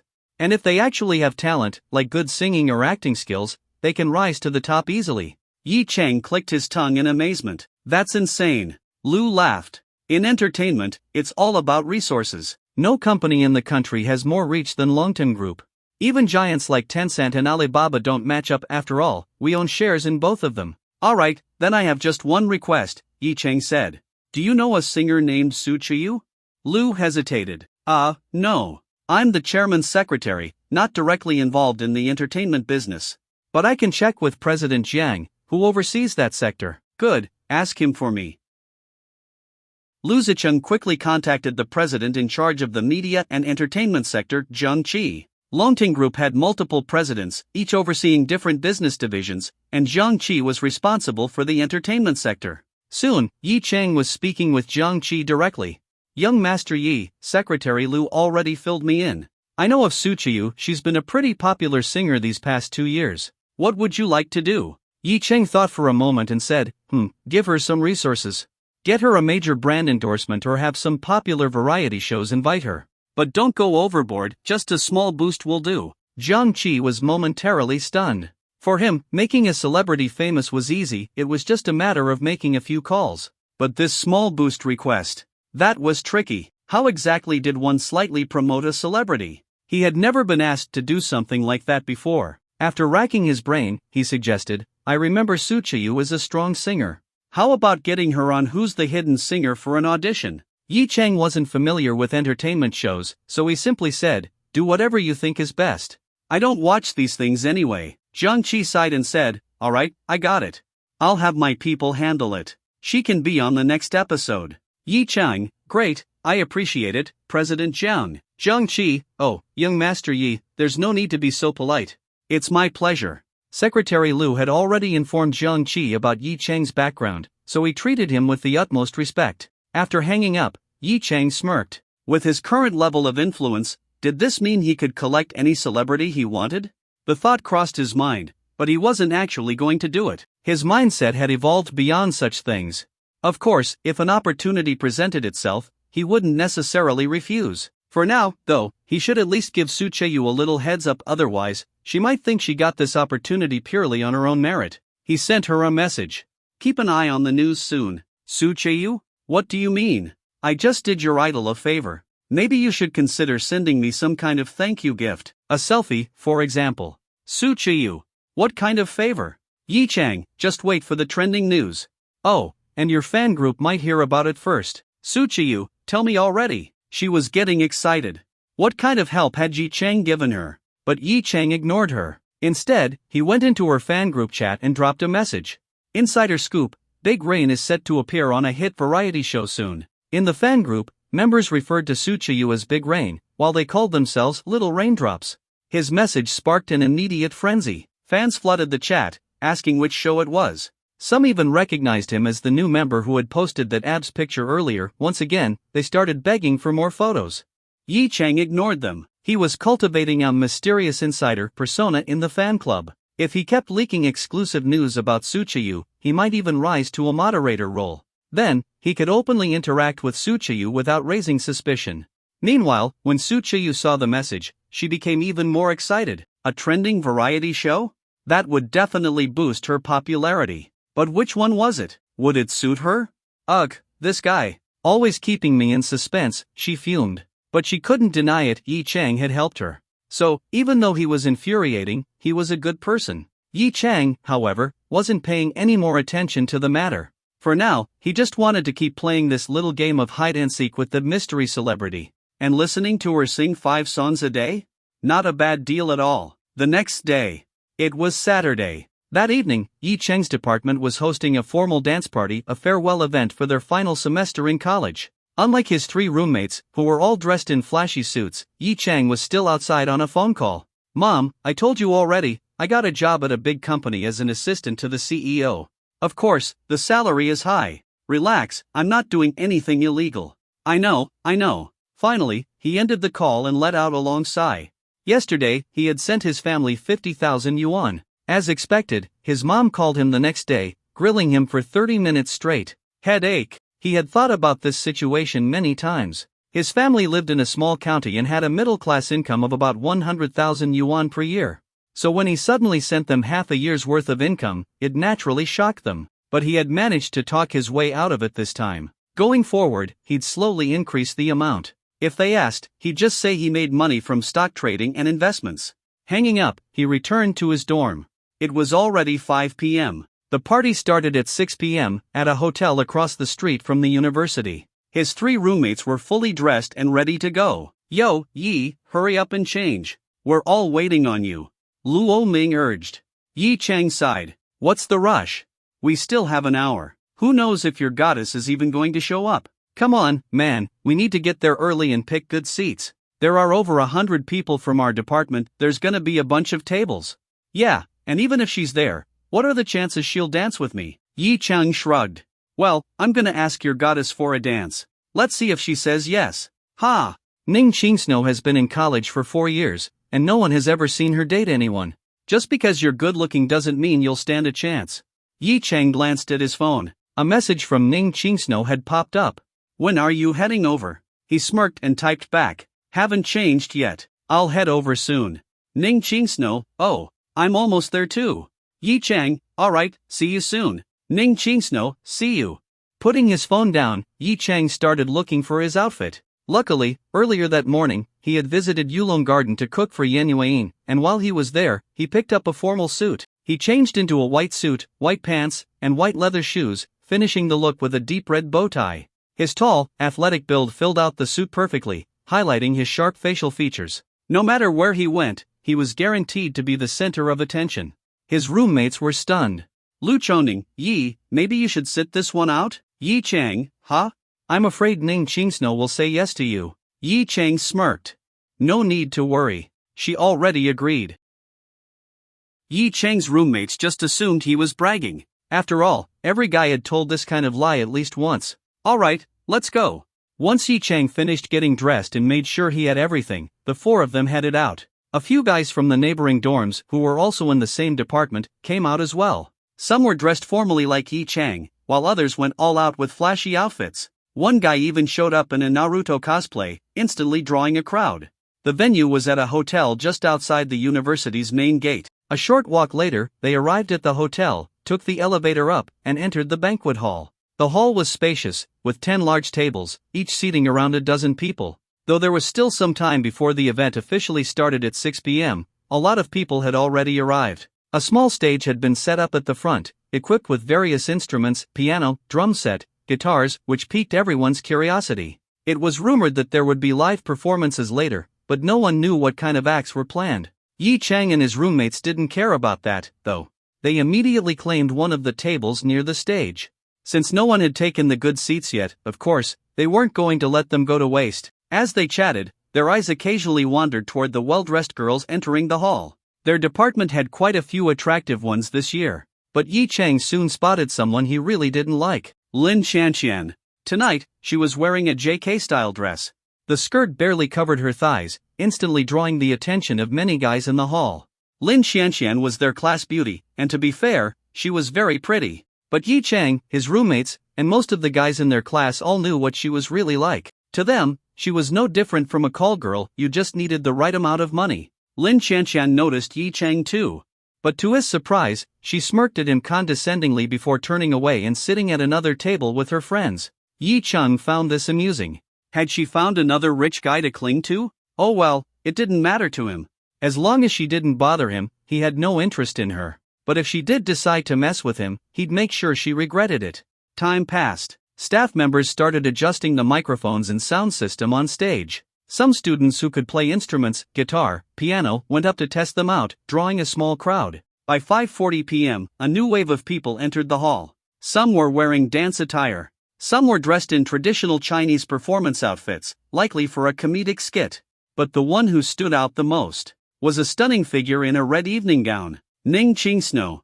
Her makeup was subtle, and she wore a faint smile that was enough to charm both men and women alike. Her long, slender legs peeked out from beneath her gown. She wasn't wearing stockings, leaving her smooth, fair skin exposed. She walked in black high heels, accentuating the perfect curve of her body, elegant, graceful, and breathtaking. The moment she entered, she started looking around, as if searching for someone. A few guys and girls beside her tried making conversation, but she only responded casually, not paying them much attention. At Yi Chang's table, the guys immediately erupted in excitement. Holy sh*t, guys, the campus beauty is here. Luo Ming's face lit up like a fanboy. He quickly took out his phone and started taking pictures. I see her. Zheng Yang was just as thrilled, practically standing up. Damn, she looks amazing tonight. Guys, I think I'm in love. But then, Lu Chongning suddenly shouted, "Shut up! She's looking over here." Sure enough, Ning Qingsno had turned in their direction. Not only that, she left her group and started walking straight toward their table. Every guy at the table froze. Why was she coming over here? Before they could process what was happening, Yi Chang stood up and walked toward her. "Yo, Yi Chang, what are you doing?" "Going to talk to her." He left them in shock, walking straight up to Ning Qingsno. And the most unbelievable part? She smiled even brighter when she saw him. And just like that, the two started chatting casually, like old friends. Yi Chang's roommates were completely stunned. What the hell just happened? "You look beautiful tonight." Yi Chang gave her a once-over and complimented her dress. Ning Qingsno's cheeks turned slightly pink. She also took a good look at Yi Chang's outfit. He looked even more handsome than when she had seen him at the restaurant. Of course, she didn't know that Yi Chang's physique had been perfectly enhanced. She simply assumed he had dressed up well today. "You look really handsome too." "Thanks," Yi Chang chuckled. "I'm really looking forward to our dance later." Thinking about dancing with him later, Ning Qingsno quickly averted her gaze and looked at his chest instead of his face. She replied softly, "It's still early. There are performances and games first. It'll be at least an hour before the dance starts." "That's fine," Yi Chang smiled. "But eventually, we will dance. Just don't reject me later, alright?" Later tonight, he'd finally get to wrap his arms around the campus beauty's waist and see just how slim and soft it was. Ning Qingsno blushed and avoided looking at him. "We already agreed. Of course, I won't reject you." Yi Chang smirked.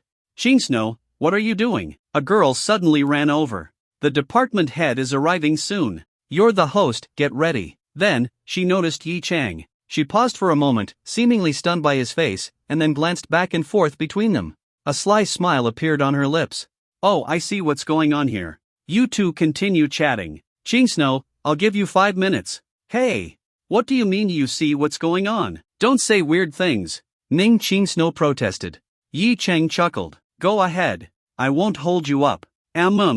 Sorry, we'll talk later." With that, she quickly ran off after her friend. Yi Chang shook his head with a smile and walked back to his table. Along the way, he could feel the death glares from the other guys in the room. When he sat back down, his roommates just stared at him, dumbfounded. He raised a brow. "What? Why are you guys looking at me like that?" "Yi Chang, is there something you haven't told us?" "Yeah, spill it. What's going on between you and the campus beauty?" Yi Chang laughed. "What else? We're just friends."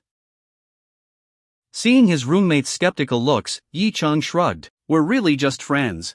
Why would I lie?" Then he added, "But that's only temporary." His 3 roommates looked like they were about to cry. "Damn it, you beast. You actually stole my goddess." "I let my guard down." Yi Chang rolled his eyes. "Is it that serious?" He couldn't be bothered to argue with these guys who talked big but never took action. All bark, no bite. At 6 p.m., the banquet hall was nearly full. The school leadership occupied one table, while students sat with their friends. On stage, everything was set up and ready. Ning Qingsno, holding cue cards and a microphone, gracefully walked onto the stage, her high heels clicking against the floor and drawing everyone's attention. All eyes turned to her. As soon as the dazzling campus beauty stepped onto the stage, the once noisy hall instantly fell silent. Graduation is a heavy word, but it also marks a new beginning.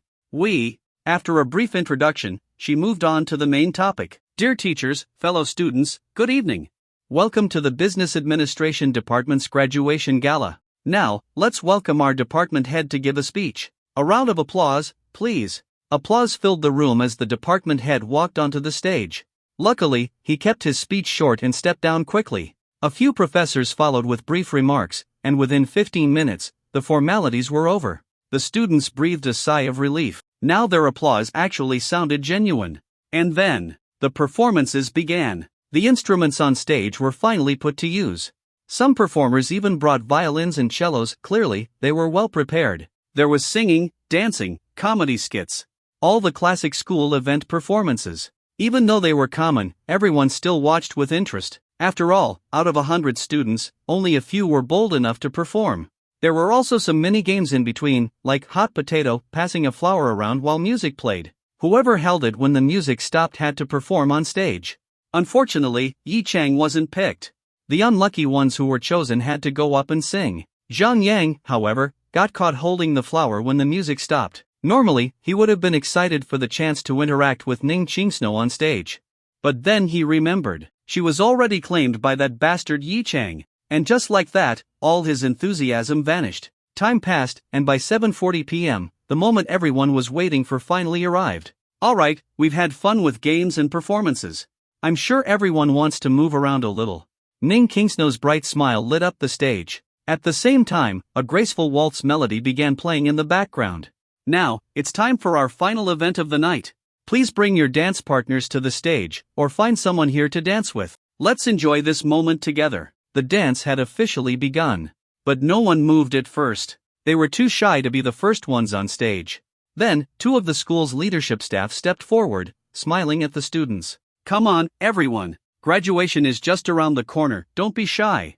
And with that, the two leaders began dancing. Seeing them take the lead, the hesitant students started pairing up and heading onto the dance floor. Couples placed their hands on each other's shoulders and waists, linking hands as they swayed to the music. Not everyone knew how to waltz, but that didn't matter. No one cared about proper technique, even just moving with the rhythm was fine. At Yi Chang's table, Luo Ming looked around. Where's everyone's dance partners? Lu Chongning, don't have one. Zhang Yang, we're not Yi Chang. Yi Chang, don't drag me into this. The next second, they watched as Luo Ming stood up and walked toward a girl at a neighboring table. Extending his hand, he asked her to dance. The girl hesitated for a moment, then shyly placed her hand in his. The two walked to the dance floor. Lu Chongning and Zhang Yang? Lu Chongning, what the hell? That actually worked? Zhang Yang, devastated, grabbed Lu Chongning's shoulders. Bro, we're doomed. No dates. No girls. And soon, Yi Chang is going to wrap his arms around the campus beauty's waist. Life is unfair, sob sob sob. Lu Chongning smacked his hands away. Don't touch me. I'm not part of this mess. And then, they watched in shock as he stood up too. Just like Luo Ming, he walked to a nearby table, reached out to a girl, and she accepted. Lu Chongning had secured a dance partner. Zhang Yang was stunned. The real clown was him. He turned to Yi Chang, eyes filled with betrayal. Don't tell me, you're going to leave me too? Yi Chang smirked, patted his shoulder, and said, there are plenty of single girls here, Zhang Yang. Go forth. I believe in you. Zhang Yang, painful emoji face. Meanwhile, Yi Chang left his seat. It was time to measure the campus beauty's waist. Ning Qingsnow was sitting at another table. In her red gown, she was undoubtedly the most beautiful woman in the room, and the center of everyone's attention. She was like the main character, captivating everyone's gaze. A tall, confident guy suddenly approached her. He smiled, thinking he looked charming, and extended his hand. Miss Ning, may I have this dance?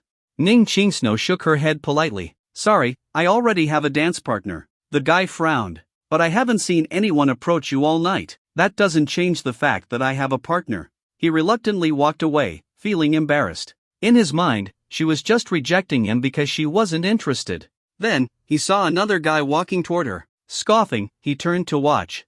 Ready to see this loser get rejected. Yi Chang walked toward Ning Qingsnow. He had seen her turn down that other guy. He smirked. The campus beauty was waiting for him. He couldn't keep her waiting any longer. Quickening his pace, he arrived in front of her. Ning Qingsnow looked up. Finally, he was here. Now, she wouldn't have to keep rejecting other guys. Yi Chang flashed a charming smile.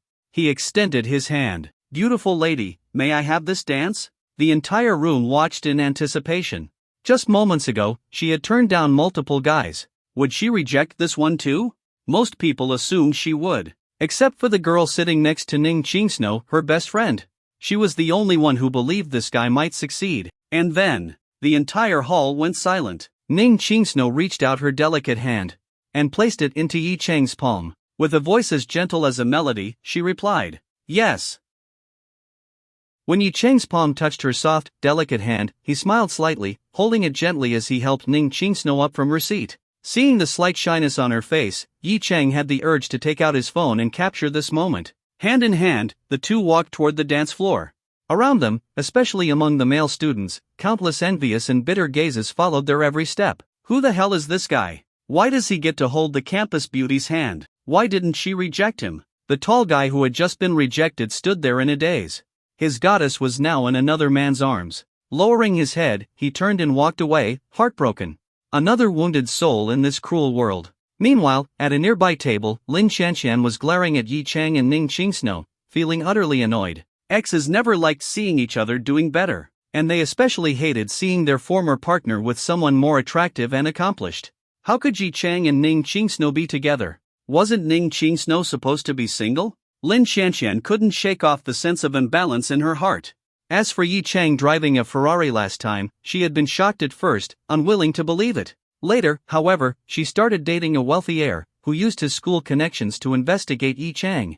He found out that Yi Chang was just working as an assistant to a CEO at some big company, so that Ferrari was probably just his boss's car. She had no idea that the car in question was a LaFerrari, a globally limited model worth tens of millions. She never considered that such a car's actual owner wouldn't casually hand over the keys to an assistant. So, she fully believed her new boyfriend's explanation. And, honestly, the theory made sense. She knew Yi Chang's background. He came from a small, third-tier town. How rich could he possibly be? Buying a Ferrari? Not a chance. That car definitely wasn't his. He was probably just showing off for a fleeting moment of vanity. Lin Shanxian saw no hypocrisy in herself for being materialistic. Instead, she looked down on Yi Chang even more for his pretentiousness. Just then, her phone rang. Seeing the caller ID, her face instantly brightened. She picked up her phone and got up to take the call outside. Before leaving, she said to her friends, "It's my boyfriend. There's nothing good to eat here anyway. He booked a private dining room next door and invited all of us for dinner. Let's go there later." Her friends all looked at her with admiration. Having a rich boyfriend was every girl's dream. Yi Chang, of course, paid no attention to Lin Shanxian's table. Why would he care about a gold digger? Holding Ning Qingsno's soft, delicate hand, he led her onto the dance floor. Facing each other, they stood still for a moment, locking eyes. "So, shall we start?" Ning Qingsno's cheeks were slightly flushed. She nodded lightly and said, "Let's begin." "I might not be very good at this." Yi Chang smiled. "Just follow my lead."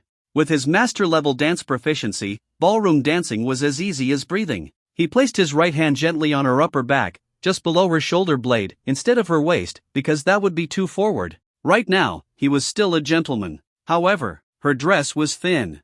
The moment his hand touched her back, he could feel the slight elasticity of her skin. A faint blush spread across Ning Qingsno's face.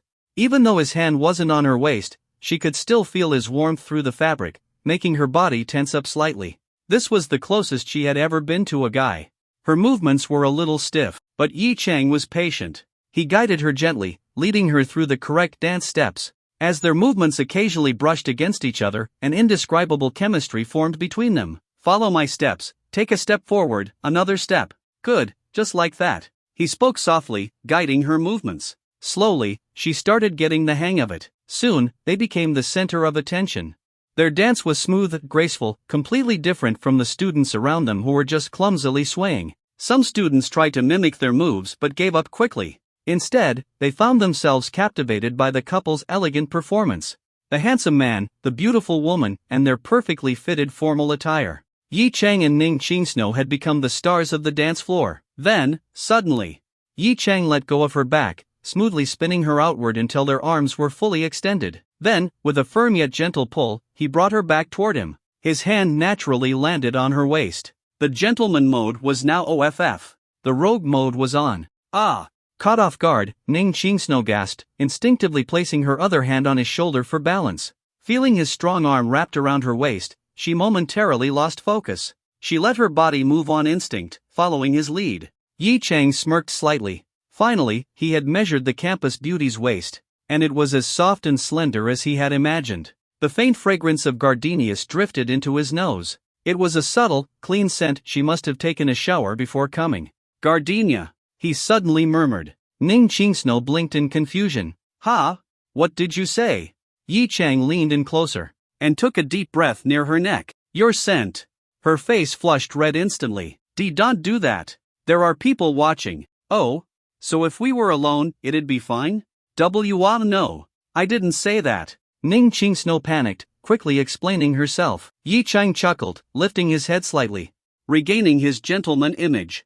If you ignored the fact that his hand was still firmly on her waist. As they continued dancing, he casually said, "You have a natural talent for dancing. You picked it up fast." She shyly replied, "It's because you led well." I was clueless at first. Yi Chang smirked. "Ever seen Scent of a Woman?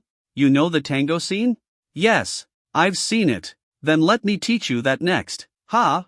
Yi Chang pulled her even closer. their faces almost touching. Then, he led her into a passionate tango. In Western culture, this wouldn't be a big deal. But in China, such an intimate dance was practically a public declaration of love. Still, neither of them were married. So instead of disapproval, the onlookers were filled with shock and envy. Especially the guys. Their jealousy toward Yi Chang skyrocketed. By the end of the dance, Ning Qingsnou's face was completely flushed. The intimate movements had left her feeling weak, and the moments when Yi Chang's face had brushed against hers only made her even more shy, especially with so many people watching. She could feel the gazes around her. She wasn't sure if they were shocked that their campus beauty was dancing so closely with a guy, or if they were simply jealous of him. But finally, the waltz came to an end, and they stepped apart. Yi Chang smiled as he looked at her. Through the occasional brush of their chests and the feel of her waist under his hand, he had roughly figured out her measurements. Now all that was left was her hip size, but that wasn't exactly easy to measure.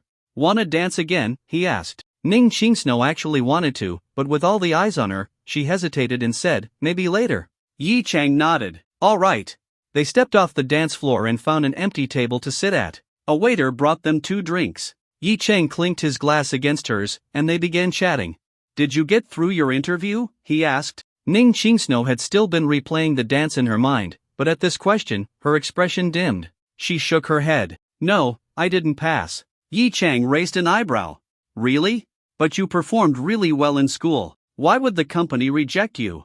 She sighed, a little frustrated. "They were only hiring one person, and another applicant had connections, so I got pushed out." Yi Chang shook his head. There wasn't much you could do in situations like that. Sometimes, life just wasn't fair. "Have you thought about interviewing elsewhere?" he asked. "Not yet. Still working as a waitress at that restaurant?" Yi Chang was silent for a moment before saying, "Need my help?" "Huh? No, it's okay. I want to find a job on my own." She was momentarily stunned when he offered. Remembering the sports car he had driven that day, she knew he was a rich guy. If he wanted to, he could easily help her get a job. But she quickly refused. She didn't want to accept favors for free. Yi Chang smiled. "I can find you an interview opportunity with a good company, but you'll still have to pass on your own merit. What do you think?" Ning Qingsnou was instantly tempted. If it was just an interview opportunity, she didn't mind. Passing or failing would still depend on her own abilities. But then, a thought crossed her mind, and she narrowed her eyes at him.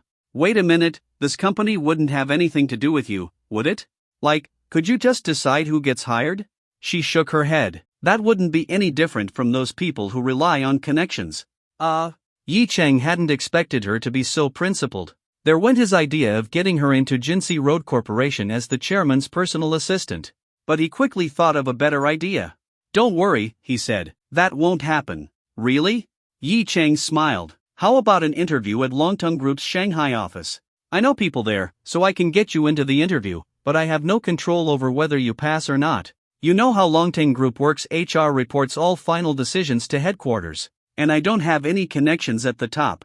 Except with the chairman himself." The moment he mentioned Longtung Group, Ning Qingsnou was shocked. Yi Chang had the ability to arrange an interview at Longtung Group? They never recruited fresh graduates with business-related degrees. For majors like business administration, economics, finance, or law, Longtung only hired professionals with years of experience. This made Yi Chang's offer incredibly rare. Her heart began to race. This was a golden opportunity. A job at Longtung Group meant great salary, amazing benefits, and just having it on her resume would be a huge career boost. More importantly, she believed him when he said he couldn't control the outcome. Everyone knew Longtung Group's hiring process was strict.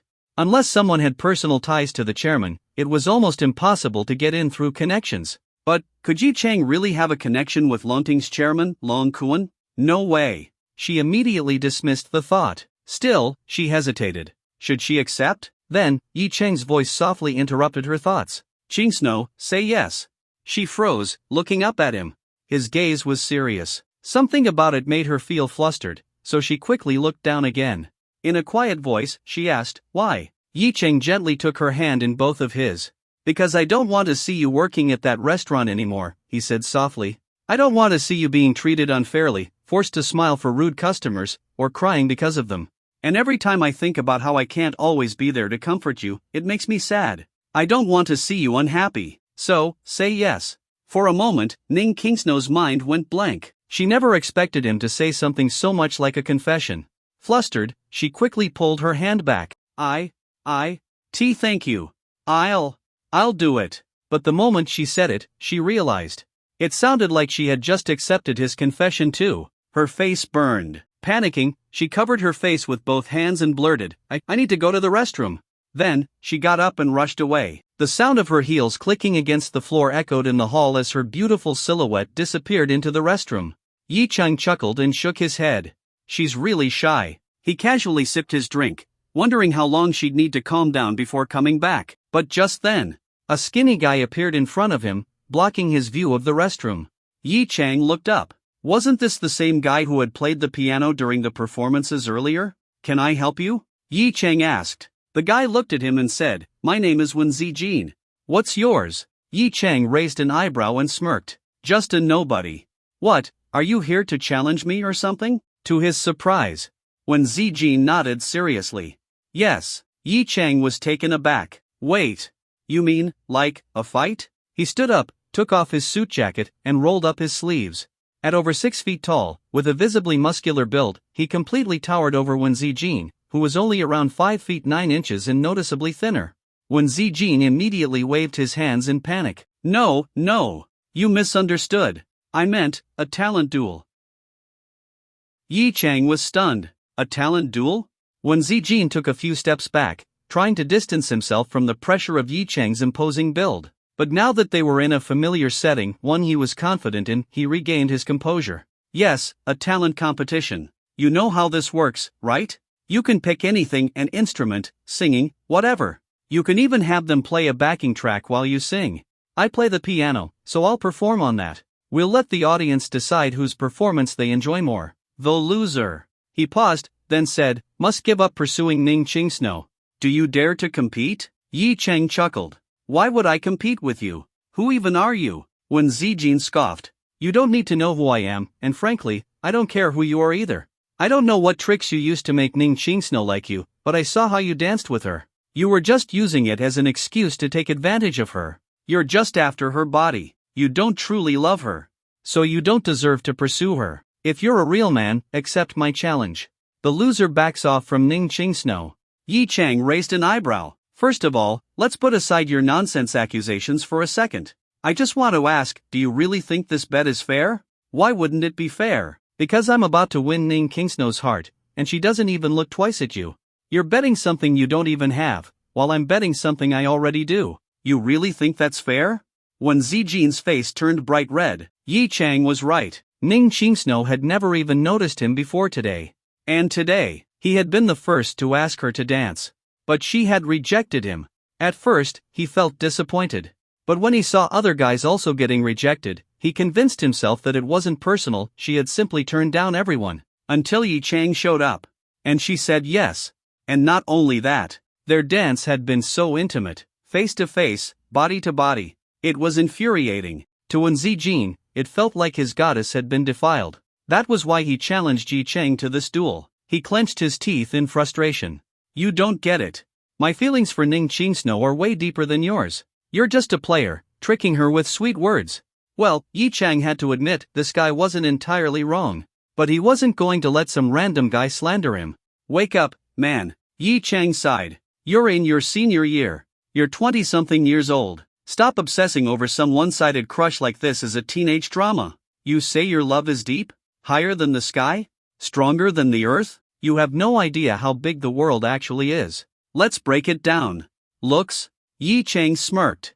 I win. Strength? He glanced at Wen Zijin's skinny frame. You think you can protect her? I win.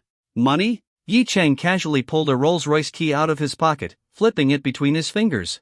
Wen Zijin's eyes widened. Then, just as quickly, Yi Chang put it away before too many people noticed. Oh, right, this was actually Yen Yueqing's car. He almost forgot. But whatever. It still proved his point. So tell me, what do you have? Yi Chang continued. You think your talent can support her financially? That's stupid. When Zijin's confidence shattered, he recognized that key. A Rolls-Royce. That meant Yi Chang was filthy rich. People around them started noticing the tension, turning to watch, feeling all the eyes on him, when Zijin burned with embarrassment. But then, an idea struck him. If Yi Chang had that kind of money, then maybe. Maybe Ning Ching Snow only liked him because he was rich? The more he thought about it, the more it made sense. But he didn't blame her. He blamed Yi Chang for using money to corrupt his goddess. At that moment, he stopped caring about logic. Clenching his fists, he said, "I don't care about any of that. Just tell me, do you accept my challenge or not?" Yi Chang sighed. "Alright, fine. Since you're so desperate, I won't hold back." Did this guy really think he was just some random amateur? His master-level talents weren't just for show.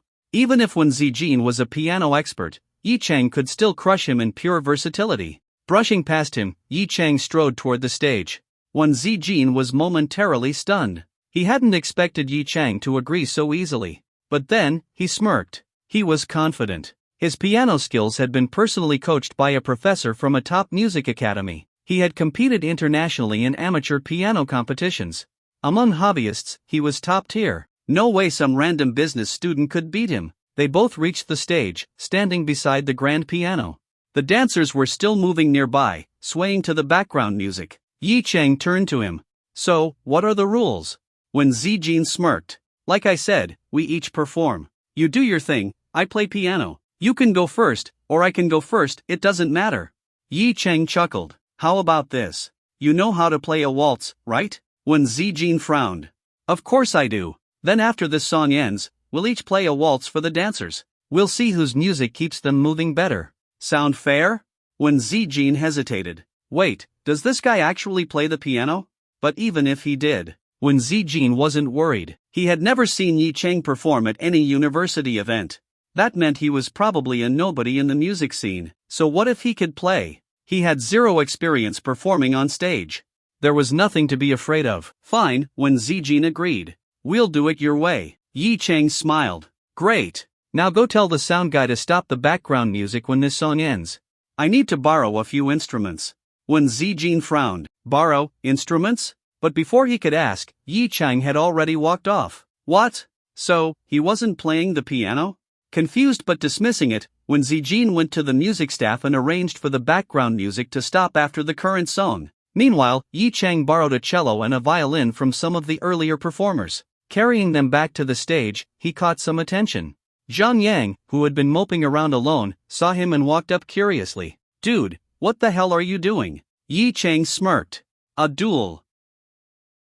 Zhang Yang was instantly confused. "A duel? What duel?" Yi Chang smiled. "Just clap for me later, that's all." Then, Yi Chang returned to the stage. When Zijin stared at the cello and violin in Yi Chang's hands, momentarily stunned. "You can play both of those?" Yi Chang nodded. "So, can I ask you to accompany me later?" When Zijin's first instinct was to refuse. Accompany him? Wouldn't that be helping the enemy? But he wanted to defeat Yi Chang fair and square, not by taking advantage of the situation. After a brief hesitation, he said, "Fine. What are you going to perform?" Yi Chang raised an eyebrow.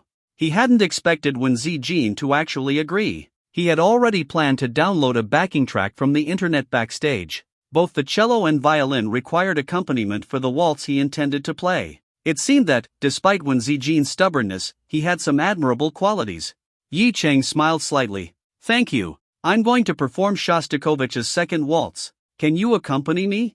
Wen Zijin was surprised. "I can, but, you know how to play this piece?" "Yes." Yi Chang nodded. "I'll perform first, so I'll trouble you later." Wen Zijin scoffed. "Don't think I'm helping you. I just don't want you claiming later that I was afraid you'd win and refused to accompany you on purpose." Yi Chang held back a laugh. This guy was actually kind of cute. He cleared his throat and said seriously, "Of course. I understand. But regardless, thank you." Then, he took out his cello from its case and found a tall stool to sit on while playing. At that moment, he spotted Zhang Yang in the crowd and gestured for him to come up and hold the violin so he could switch instruments later. Still confused, Zhang Yang came on stage. Holding the violin for Yi Chang, he asked in astonishment, "Old Yi, you can actually play the cello? And the violin too?" Yi Chang didn't waste words. "Just watch." At that moment, the background music playing in the hall came to an end, and no new track followed.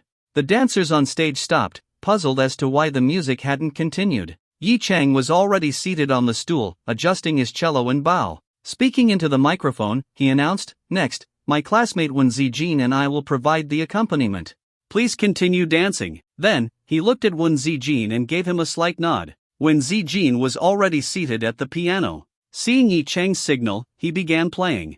Do dun dun, do dun dun, do dun dun, do dun dun. The piano's intro ended, and the deep, rich tones of the cello rang out on stage. Through the microphone, the music spread across the hall, reaching every listener. Yi Chang's words had already drawn attention. Now, as the cello's music resonated, everyone turned to look. They might not know the name Second Waltz, but they had definitely heard it before, maybe in a movie, maybe in a video. Its elegance and depth carried a philosophical undertone. The dancers who had just stopped now resumed, swaying to the familiar yet slightly unfamiliar melody. The combination of piano accompaniment and the cello's slightly melancholic tone brought a touch of sadness, making the dancers not just immerse themselves in the dance but also take a moment to appreciate the beauty of the music. Those who weren't dancing turned their gazes toward the cellist. His handsome appearance naturally earned goodwill, and the moving music made him seem even more refined and sophisticated. The young students closed their eyes, losing themselves in the music. The school leaders stopped their work-related conversations, looking up at the stage, reminiscing about the grand waltzes of the 90s and early 2000s. Some even closed their eyes, listening attentively. A few couldn't resist the urge to dance along, pulling their partners onto the stage and joining the waltz. When Zijin's accompaniment was simple, allowing him to focus on watching Yi Chang's performance, he was shocked. He hadn't expected Yi Chang to have such exceptional musical skills, capable of producing such mesmerizing music. At first, he had thought Yi Chang was just some lowly pursuer of Ning Qingxue, driven by lust. But now, he wavered. Someone with this level of musical talent, could he really be the person Wen Zijin had assumed? Wen Zijin was a student at Modern University, but he was also a devoted fan of classical music. To him, anyone who loved and could perform classical music well was automatically a friend. He firmly believed that those who truly appreciated classical music, and could master it, must have good character and a romantic soul. Thinking about it this way, had he misjudged Yi Chang? Could it be that Yi Chang was sincere about Ning Qingxue, just like he was? Just then, when Zijin's expression changed, he noticed Yi Chang giving a subtle signal to his classmate, who immediately handed him the violin. In less than 2 seconds, Yi Chang swiftly set down the cello, took the violin, and positioned it under his chin. The bow moved again, and this time, a brighter sound burst forth. It was as if the music had transitioned from a melancholic valley to a joyous peak, instantly lifting the audience's spirits. The dancers' steps became lighter and more cheerful. When Zijin's eyes widened in disbelief, he even hit the wrong note. He could hardly believe what he was seeing. Yi Chang had switched instruments so quickly and seamlessly, without a single missed or off note. His timing was flawless, completely composed. What the? Was this guy the reincarnation of Tom and Jerry's maestro? Then, when Zijin saw Yi Chang's confident smile as he played the violin, he began moving across the stage, stepping into the crowd of dancers. At that moment, he was no longer just a musician, he was the undisputed star, and everyone else was merely his background. When Zijin's heart was filled with admiration, he had no other emotions left. This performance was so masterful that, for a moment, he felt like he was accompanying a true music maestro, and to be a part of it, he felt honored. To him, the pursuit of music was just as important as love, and Yi Chang's music had won him over. Maybe, just maybe, Yi Chang really was the right match for Ning Qingxue? Yi Chang, of course, had no idea what was running through Wen Zijin's mind. He continued playing, weaving through the dancers. They instinctively made space for him, their gazes filled with admiration and respect. His classmates, who had known him for years, were now staring in disbelief. No one had ever imagined he had such a talent. Offstage, Lin Shanshan was introducing her new boyfriend to her girlfriends when she spotted Yi Chang moving gracefully across the dance floor with his violin. Her eyes widened in surprise. She never knew Yi Chang could play both the violin and the cello. Back when they were dating, he had never once mentioned it. That realization filled her with resentment. She turned to her new boyfriend and said coldly, "Let's go to the room you booked. It's too noisy here." Then, taking a few of her friends with her, she left the hall. Women's restroom. Ning Qingxue stood in front of the sink, repeatedly splashing cold water on her face. But her cheeks were still burning red, as if she had a fever. Even after washing for a while, the heat wouldn't go away. Thankfully, she was only wearing light makeup today, so she didn't mess up her face. Yi Chang's words still echoed in her mind, making it impossible for her to calm down. That guy, he actually did that to her just now. Not only did he call her Qingxue, but he also held her hand so gently, looked at her like that, and said those words. For someone who had never experienced love before, this was the first time Ning Qingxue felt what it was like to be treated so tenderly by a guy. But because it was her first time, she was completely flustered. Yet she wasn't angry, just embarrassed. In truth, she had already had a crush on Yi Chang for a long time. He had probably forgotten. Back when they were co-hosts for an event, after several rehearsals together, Yi Chang had helped her out a few times. On the actual stage, she had nearly messed up because she forgot her lines, but since Yi Chang had read through her script beforehand, he saved her at the last second, preventing her from embarrassing herself. She had never forgotten that. But after that event, they had lost contact. At the time, Yi Chang had just gone through a breakup and wasn't interested in women at all, not even the school beauty. And as a girl, Ning Qingxue was naturally reserved. A semester passed, and occasionally, when she thought of him, she felt a small regret that nothing had ever developed between them. She never expected that, in the last semester of senior year, when she was feeling wronged at her part-time job, she would run into Yi Chang by chance, and he had comforted her. After that day, memories of him from years ago came flooding back, and she was surprised to realize how vividly she remembered them. So when she heard about the department's upcoming dance ball, she finally let go of her reservations and took the initiative to chat with Yi Chang again. She even agreed to be his dance partner. Thinking back to their dance earlier, Yi Chang had guided her through elegant steps, making her feel like a princess dancing with a prince. But at the same time, his intimate gestures made her shy, making it hard for her to go out and see him again. Ugh, what should I do? She thought anxiously.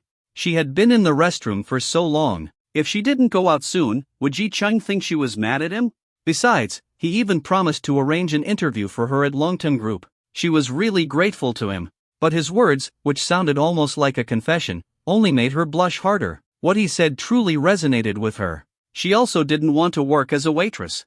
And with her looks, she wasn't suited for that job anyway. She had assumed that working at a high-end restaurant meant all the guests would be sophisticated, but in reality, she still encountered men who ogled her and even tried to touch her. If she hadn't been good at protecting herself, she wouldn't have lasted there. Covering her face, she struggled with her thoughts for a long time. Just then, two girls walked into the restroom, chatting as their conversation drifted into her ears. That guy playing the violin is so handsome. I'm in love. Right? The way he moved through the dancers, wow, it was perfect.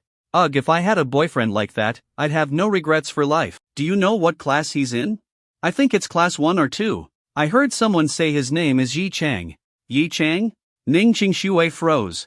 Yi Chang could play the violin? Hurry up and finish up. I want to go back and watch him before his performance ends. Yeah. Hearing this, Ning Qingxue quickly wiped her face and rushed out of the restroom. She had to see for herself, was Yi Chang really playing the violin? If it was him, she definitely didn't want to miss it. No, she couldn't miss it. Leaving the restroom, she was immediately greeted by the sound of beautiful music. She turned her eyes toward the stage. There, under the bright lights, stood a tall figure in white, holding a violin, while gliding gracefully across the strings. The enchanting melody filled the air. Ning Qingxue covered her mouth in shock. That figure, it was Yi Chang. She slowly approached the stage, joining the group of students gathered around. Taking out her phone, she started recording. Even some teachers and school leaders were now watching this incredibly talented student. At that moment, Yi Chang noticed Ning Qingxue. He smiled at her. With the violin in his hands, that smile was incredibly charming. Ning Qingxue couldn't help but smile back. Holding up her phone, she gave him a thumbs up. Yi Chang, still playing, slowly walked toward her. The dancers instinctively parted for him, clearing a direct path to Ning Qingxue. She looked at him in surprise. She hadn't expected him to come toward her. Her cheeks turned red again, and when she noticed the envious looks from the surrounding girls, the corners of her lips curled up in delight. Yi Chang circled around her once, then leaned in and whispered so only she could hear. I'd play for you every day if you wanted. With one last charming smile, he turned and walked back onto the stage. Reaching his tall stool, he smoothly handed the violin to Zhang Yang, picked up his cello, and started playing again. The bright, elegant sound of the violin faded into the deep, rich tones of the cello. The dancers adjusted their pace to match the shift in music. The audience watched in awe. Yi Chang's seamless instrument switch was nothing short of impressive. This guy is on a whole different level. Meanwhile, Ning Qingxue, whose flushed face had just started to cool down in the restroom, found herself burning up again. She had heard Yi Chang's words loud and clear. Pouting slightly, she muttered under her breath, "What nonsense is he saying? What if someone heard?" But when she looked at Yi Chang again, her gaze had softened even more. The music continued but was now reaching its final notes. Finally, as Yi Chang drew the last stroke of his bow, the elegant waltz came to an end. The room erupted in applause. Whether they had been watching from the audience or dancing on the floor, everyone clapped enthusiastically. When Zijin let go of the piano keys. As a music student, he was utterly shocked by Yi Cheng's ability to switch instruments so effortlessly. And no matter if it was the cello or the violin, Yi Cheng's performance was masterful. I can't believe our department had a musical genius like this, and I never even knew. Yi Cheng walked over to him and said, "Thanks for accompanying me. Now it's your turn." When Zijin sighed, shaking his head, his expression was a mix of disappointment and relief. There's nothing left to compete over. I admit defeat. Yi Cheng was stunned for a second before laughing. This guy was actually pretty interesting. Encore! Encore! Suddenly, someone in the audience started chanting. Within seconds, the whole crowd joined in. Yi Cheng and Wen Zijin exchanged glances and smiled. Then, Yi Cheng picked up his violin again. Wen Zijin adjusted his posture at the piano, and just like that, the music started once more. And the dancing continued. Time passed quickly, and soon it was 8:30. Yi Cheng and Wen Zijin stopped playing, no longer providing accompaniment for the dancers. I can tell you truly love music, and you're better at it than I am, so, I believe you really like Ningqing Shua. Wen Zijin looked at Yi Cheng seriously and said, "Goodbye, I wish you both happiness." Then, he left the stage, walking alone toward the exit. His thin figure carried a sense of loneliness. Yi Cheng was speechless. This guy was a bit too dramatic. Who still did this gentleman's duel thing in this day and age? But for Yi Cheng, it was actually a good thing. It meant he wouldn't have to deal with Wen Zijin bothering him anymore. Shaking his head, he turned to look at Ning Qingxue, who was standing not far away. She stood quietly in her red dress, forming a striking contrast with the lively surroundings. Her delicate hands were gently placed in front of her, and her beautiful face was slightly flushed as she gazed at Yi Cheng, as if waiting for him. Yi Cheng dusted off his suit and walked toward her with a smile. "Were you waiting for me?" Ning Qingxue nodded slightly and suddenly reached out her hand to him. Yi Cheng was momentarily stunned, then smiled, reaching out to take her hand. Leading her back onto the stage, he wrapped his arm around her waist, and the two of them started dancing again. Their eyes met, and as Yi Cheng deliberately closed the distance between them, their bodies pressed tightly together. Feeling the warmth and softness of the girl in his arms, Yi Cheng whispered, "Next week, get ready for your interview. They'll notify you of the time. Don't worry, the interviewers will treat you fairly." Ning Qingshue's mind went blank for a moment. The thin fabric of her dress allowed her to feel the warmth of Yi Cheng's broad chest. Her body instinctively followed his lead, moving with his rhythm, all while sensing his gentleness. Hearing his words, she snapped back to reality, her eyes refocusing. Looking up, her shy face showed a hint of gratitude. "Thank you." Yi Cheng chuckled. "No need to thank me, I wanted to do this." Then he added softly, "By the way, quit your waitress job tomorrow." "Huh?" Ning Qingxue was taken aback. "What if I don't pass the interview?" "Even if you don't pass, you should still quit. I already told you, I don't want to see you working as a waitress," Yi Cheng said firmly. "If you don't get the job, I'll find something else for you."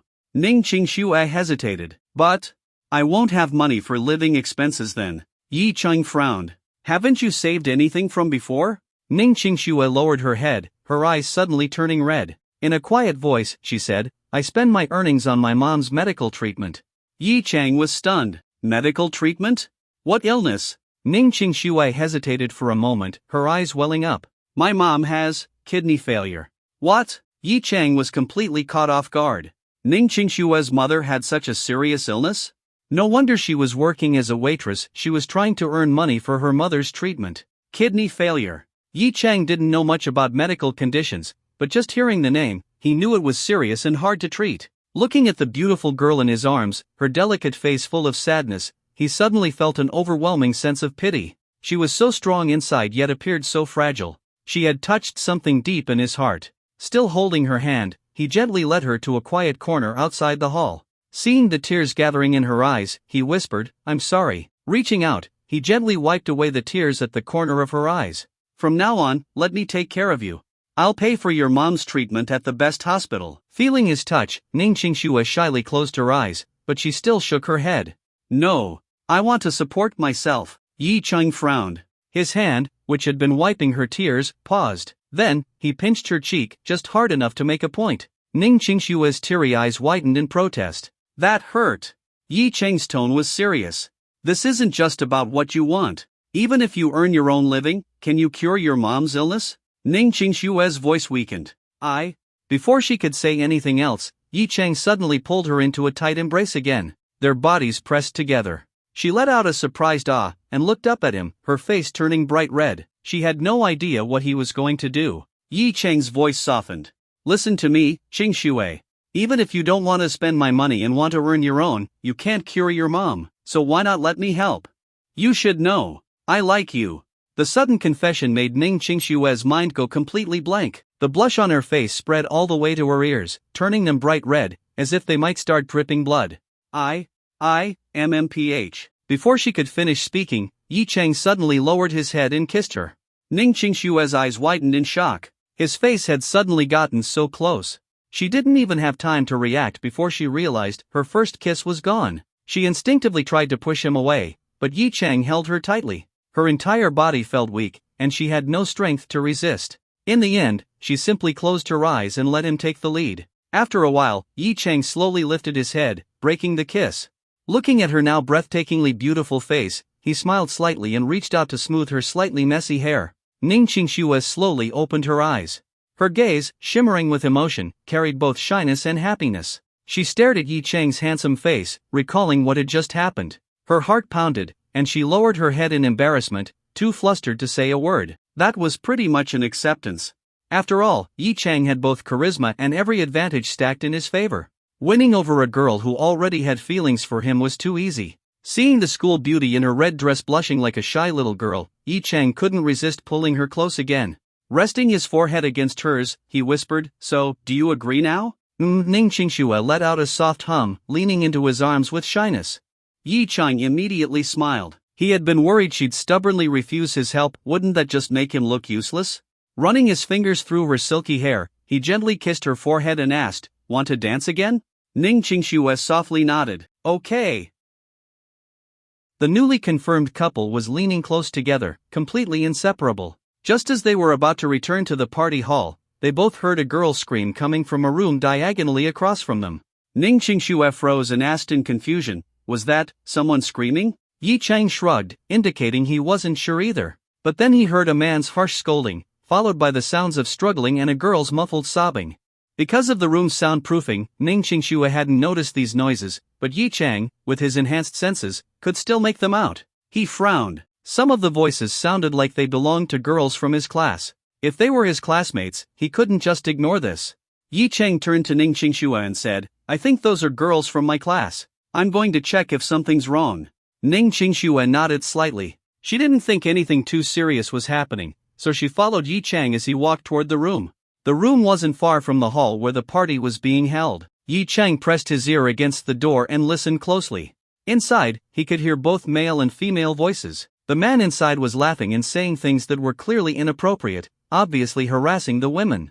The women sounded scared, their voices weak as they tried to resist. Yi Chang's frown deepened. The voices did sound like his classmates, and even if they weren't, something bad was definitely happening in that room. At that moment, 7 or 8 students suddenly rushed over. Yi Chang glanced at them. Some were from his class, while others were from different classes. There were both men and women. A male student who knew Yi Chang immediately asked, "Yi Chang, what's going on in there?" Zhangya sent a message in the class group chat with this room number. Yi Chang was startled. "I'm not sure yet, but I listened from outside, and it sounds like something bad is happening." The students' faces changed instantly, and one of them said anxiously, "Then let's open the door now." Yi Chang nodded and grabbed the doorknob, trying to push it open, but it was locked from the inside. A male student stepped up and knocked on the door. Just as he was about to speak, Yi Chang patted him on the shoulder and shook his head. The student looked at him, puzzled. Yi Chang said, "Be careful not to alert them." Everyone immediately fell silent. If Yi Chang was saying that, then something serious must really be going on inside. Just then, a voice from inside called out, "Who is it?"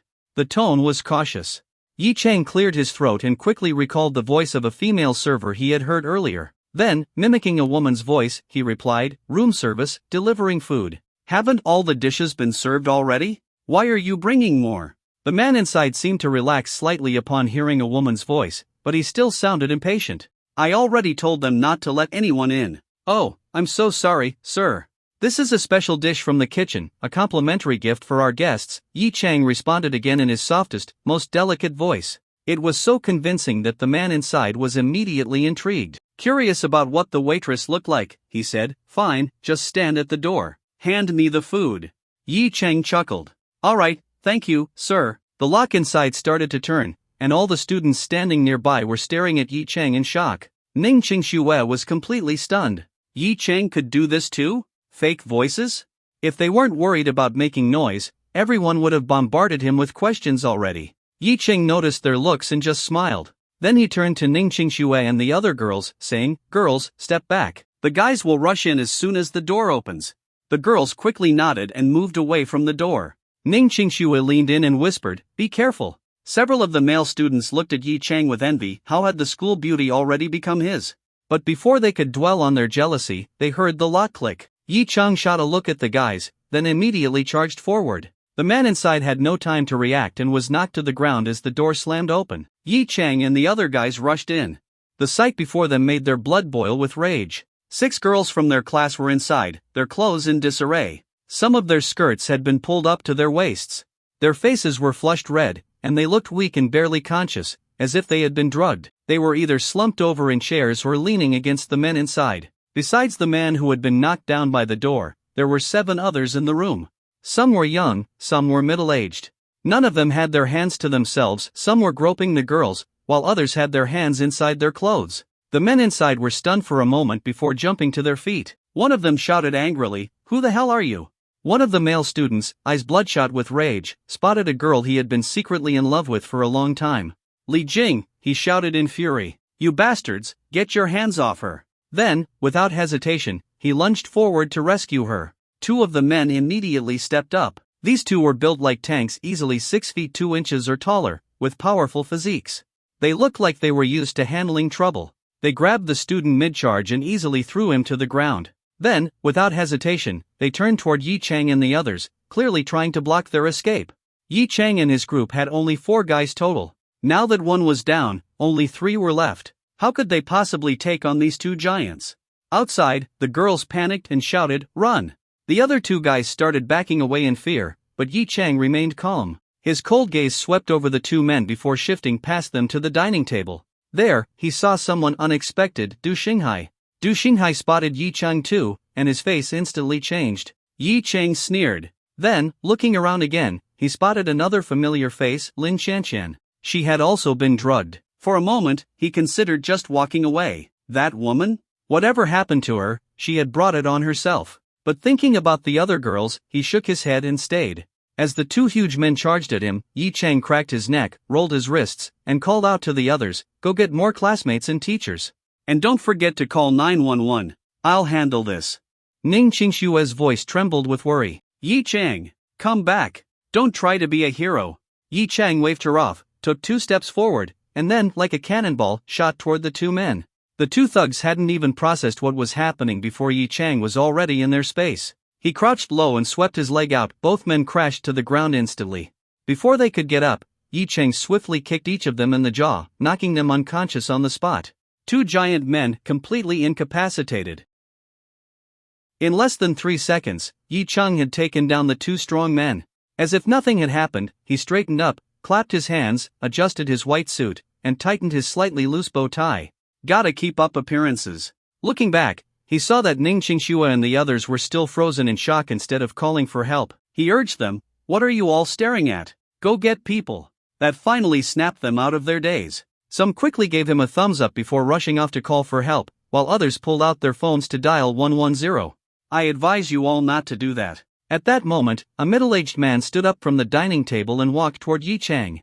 "I admire your courage in helping your classmates, but you may not realize the consequences of offending us. How about this, you take your classmates and leave, and we'll pretend this never happened. In addition, we'll compensate each of the female students with 10,000 yuan. How does that sound?" As he finished speaking, he had already reached Yi Chang. But the moment his words left his mouth, slap. A crisp slap sent him straight to the floor. Clutching his face, the middle-aged man glared at Yi Chang in fury. Yi Chang looked down at him coldly, rubbed his hand, and said, "Damn, your skin's thick as hell." Still feeling unsatisfied, he kicked the man in the stomach, making him let out a pained howl. "Cut the bullshit. Do you believe I won't make sure you rot in prison for life? You people are absolute scum. What century are we living in, and you're still pulling this kind of crap for kicks?" Yi Chang scolded the men inside, his good mood completely ruined. He had been enjoying his time with the school beauty, had even gotten her first kiss, and then ran into this disgusting situation.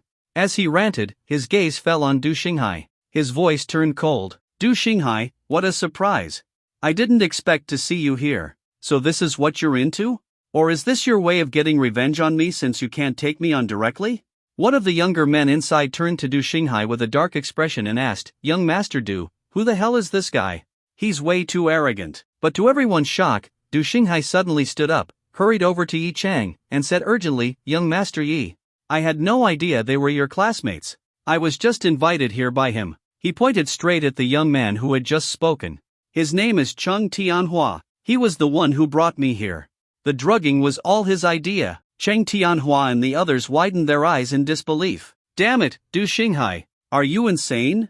Do you even know what you're saying? But Du Xinghai just sneered. He knew very well who he could and couldn't mess with. He could afford to offend everyone here except Yi Chang. Yi Chang had a direct influence on whether his family business could operate normally. That was someone he absolutely could not cross. I suggest you all apologize right now. Otherwise, none of you can afford to offend young Master Yi. Yi Chang raised an eyebrow.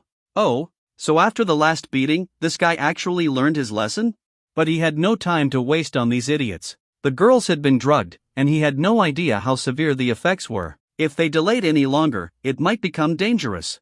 He immediately moved to help the female students, signaling for the other male and female classmates to assist in getting them out. The men inside, wary of Yi Chang due to Du Xinghai's reaction, could only watch as the girls were taken away. Before long, Ning Xingxue and the others arrived with several teachers, faculty members, and over a dozen students. When they saw the clearly drugged female classmates, fury erupted. One male student, unable to contain his rage, charged toward the men inside, ready to fight. But at that moment, someone at the door shouted, Stop! Don't be reckless!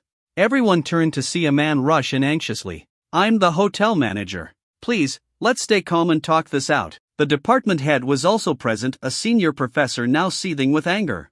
Though the event had been organized by students and the teachers were only invited guests, if something serious happened, they would also bear responsibility. He pointed at the hotel manager and furiously scolded, What kind of hotel are you running? How could you let scum like this in? If anything happens to our students, how do you plan to explain yourselves? The hotel manager was sweating bullets. On one side were wealthy businessmen and powerful second-generation heirs.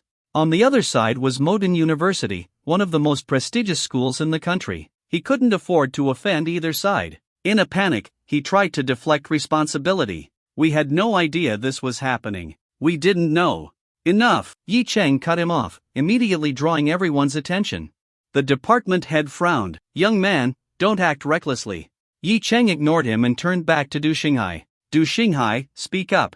Tell everyone exactly what happened. If you tell the whole truth, I promise you won't suffer any consequences. If you don't, I promise you'll regret it. Du Xinghai hesitated. Should he spill everything? If he did, he'd offend everyone in the room. Cheng Tianhua's face darkened. Du Xinghai, you better think carefully. No matter how powerful he is, he's just one man. Yi Chang leaned closer to Du Xinghai and whispered, You better think carefully too. I have more than just one Gold West Road in my hands. Du Xinghai clenched his jaw, then finally said, Fine, I'll talk. He looked utterly miserable. Not even a few days had passed, and thanks to Yi Chang, he was about to get hauled off to the police station again.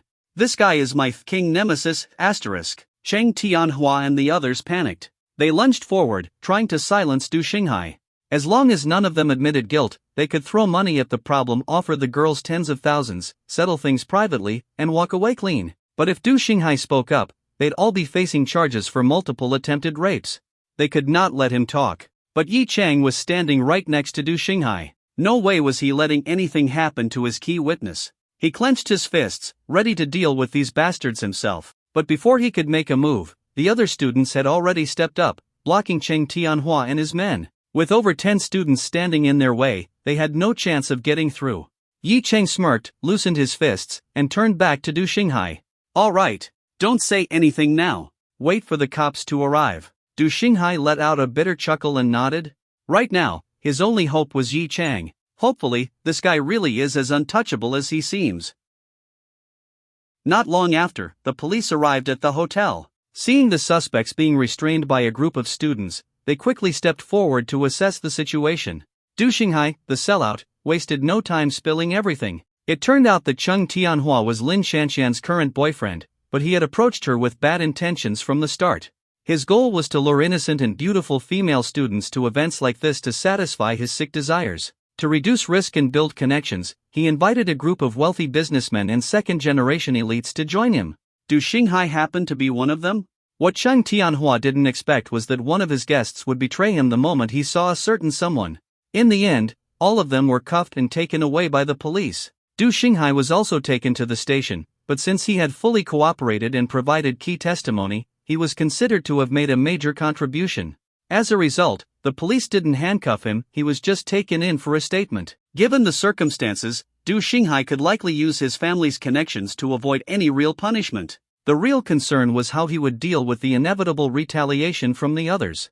He knew his family wasn't powerful enough to protect him, so his only hope was Yi Chang. As for the drugged female students, they were taken to hotel rooms provided for free, where they were cooled down with cold water and allowed to sleep. By morning, the drug's effects would wear off, and they would be fine. Once the police took the suspects away, the atmosphere at the party was completely ruined. Most people lost interest in continuing. Meanwhile, curiosity about Yi Chang's identity spread among those present. How did he get someone to confess everything so easily? But when they looked around for him, he was already gone. Under the bright city lights, Yi Chang walked hand in hand with Ning Qingxue. In May, Shanghai was hot during the day, but the night breeze was still cool, carrying a slight chill. Yi Chang noticed the thin fabric of Ning Qingxue's dress and let go of her hand. Taking off his white jacket, he gently draped it over her shoulders. "Don't catch a cold," he said softly. Ning Qingxue had been looking down at the pavement. Feeling his movement, she lifted her head to look at him. A soft smile appeared on her lips. She held onto the lapels of the jacket, tightening it around herself. The warmth of his body still lingered on the fabric, bringing a slight blush to her cheeks. Then, she reached out and wrapped her arm around his. Every so often, she glanced at his side profile, which she never seemed to get tired of admiring, her eyes sparkling. She thought back to what had happened at the hotel. Yi Chang had been so commanding, standing up against those scumbags, effortlessly taking down their hired muscle. Not only was he brave, but he also had the power to back it up. His mysterious identity had even made the others too afraid to resist. A man like that naturally made her feel safe. He was sometimes domineering, yet at other times incredibly gentle and caring. She lowered her gaze to the jacket draped over her shoulders, it was warm and thoughtful. And then she thought about him on stage, playing the cello and violin so elegantly. Her heart swelled with pride. Wait, why was she feeling proud? The thought suddenly popped into her mind. She glanced at Yi Chang, carefully wondering. He should be my boyfriend now, right? So, feeling proud of her boyfriend was normal, right? As the thought settled in, she felt a wave of sweetness in her heart. Without thinking too much, she let her hand slip down from his arm and intertwined her fingers with his instead. Yi Chang noticed her movement and turned to look at her. She also looked up at him, her delicate face carrying a shy smile, her eyes soft and gentle. She was breathtaking. Yi Chang stared at her for a moment, then suddenly pulled her into his arms and kissed her again. Ning Qingxue hadn't expected such a bold move. Even though the street wasn't crowded, there were still some people around. She panicked and tried to push him away, but Yi Chang was already too absorbed. In the end, he kissed her anyway. But he wasn't greedy, just a light taste before pulling away. Ning Qingxue's face was flushed red. She lowered her head, embarrassed, and let out a soft protest. But she didn't say anything else, looking like a quiet, obedient little kitten. If it had been Yen Yuan instead, she probably would have cursed him as a pervert and a scoundrel by now. Yi Chang couldn't help but chuckle. "What are you laughing at?" She thought he was laughing at her and pouted in dissatisfaction. Yi Chang cleared his throat. "I was just thinking, how lucky I am to have met you." Ning Qingxue instantly buried her face in his chest, mumbling, "You're such a bad guy." Her voice was soft and sweet, like an angry little kitten. Yi Chang smiled warmly, running his fingers through her silky hair. It felt incredibly smooth to the touch. Suddenly, he remembered something and asked, "By the way, how much do you make as a waitress?" 4,000 yuan a month. "Why? 4,000, huh?" Yi Chang nodded thoughtfully. He had been paying Su Chiyu 30,000 a day. Now that Ning Qingxue was his girlfriend, giving her 50,000 a day didn't seem unreasonable, right? He pulled out his phone, found her WeChat, and sent her 2 payments of 50,000 totaling 100,000 yuan. Since WeChat only allowed daily transfers of up to 200,000, he started wondering if he should get multiple accounts. After all, if he had more, female friends to take care of, he might need more options. I just sent you some spending money. Check your phone, Yi Chang said casually. I'll send you money every day until you find a job. Spending money? Ning Qingxue was puzzled. Yi Chang playfully pinched her nose. I told you, I'll take care of you from now on. Ning Qingxue blushed and whispered, thank you. Yi Chang immediately frowned. Don't thank me. Oh, okay, I got it. She blinked, secretly pleased. Yi Chang gently pinched her cheek. Check your phone before you forget. Okay.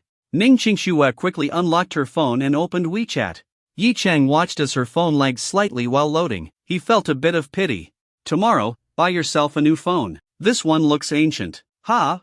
But I don't have money. As soon as she spoke, she saw the WeChat transfers. She had expected Yi Chang to send her maybe a few dozen or at most a few hundred yuan. But when she saw the number, she froze. Wait, why is there 50,000? No, why are there two 50,000s? That's 100,000. She turned to look at Yi Chang, completely stunned. He simply smiled without saying a word. This is way too much. Ning Qingxue bit her lip. I can't accept this. Yi Chang's tone instantly darkened. If you don't accept it, I'll get mad. But, before she could protest, Yi Chang snatched her phone from her hands and accepted the transfers himself. What I give you, you must take. If you don't. Yi Chang suddenly pulled her into his arms again. I'll kiss you. And with that, he kissed her again. Ning Qingxue's eyes widened. This man was shameless. Outside the girls' dormitory, Yi Chang said to Ning Qingxue, get some rest when you get back. Don't forget to quit your job tomorrow, buy yourself a new phone, and get anything else you want.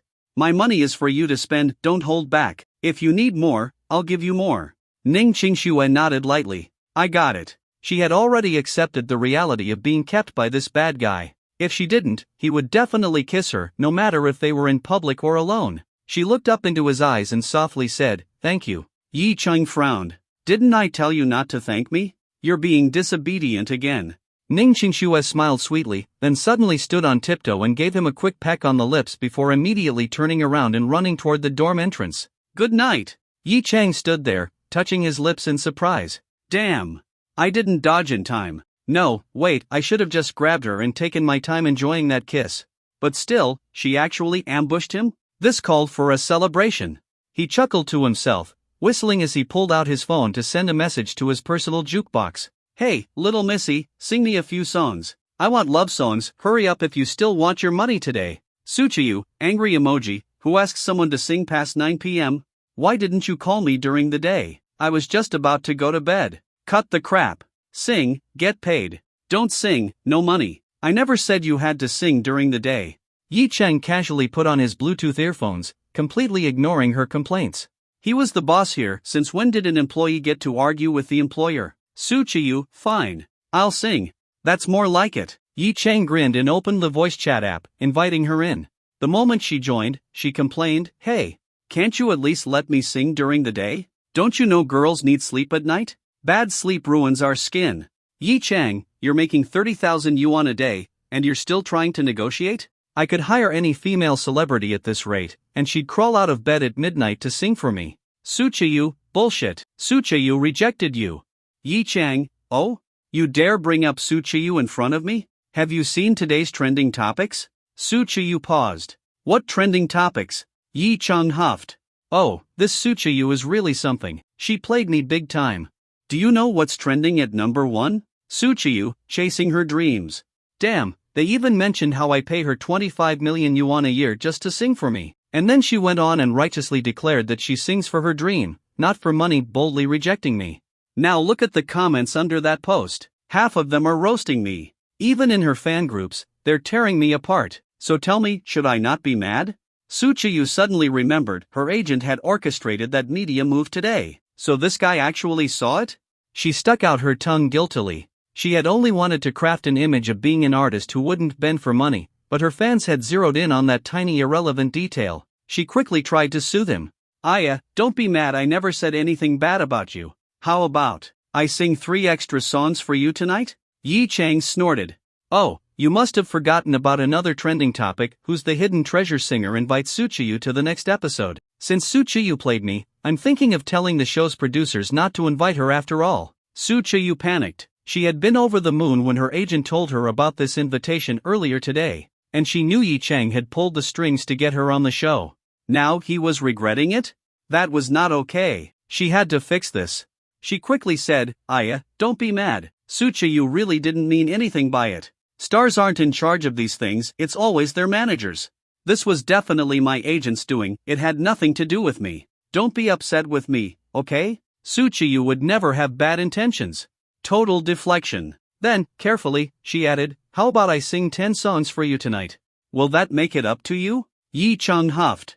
"Turn on your camera while you sing." Suchayu froze.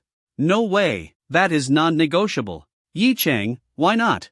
I'll turn mine on too. Didn't you want to see me?" Suchayu, "Aya, no real reason.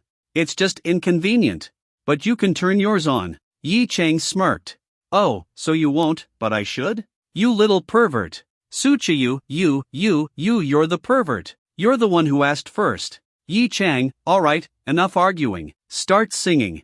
You did say 10 songs. No, actually, 10 songs today, tomorrow, and the day after. This is labor exploitation. Then I'll make sure who's the hidden treasure singer." Fine. 10 songs it is." Suchayu was on the verge of tears. What had she done to deserve this? How did she end up dealing with a guy like this? Sure, he was technically a good guy. But damn, he was infuriating. Yi Chang chuckled. "See? That's how it should be. The more cooperative you are, the better things will be for Suchayu. As a fan, you should be doing this." Suchayu pouted. "But you're my fan, too. You're just bullying another fan. We come from the same roots, why must you be so cruel?" "Cut the crap. I was grafted onto your fandom, I wasn't born into it." Yi Chang smirked. "Alright, start singing." Suchayu grumbled, Fine. What do you want to hear?" "Love songs. I'm in a good mood, I nearly walked away with my beauty tonight." Suchayu scoffed. "Men. Typical."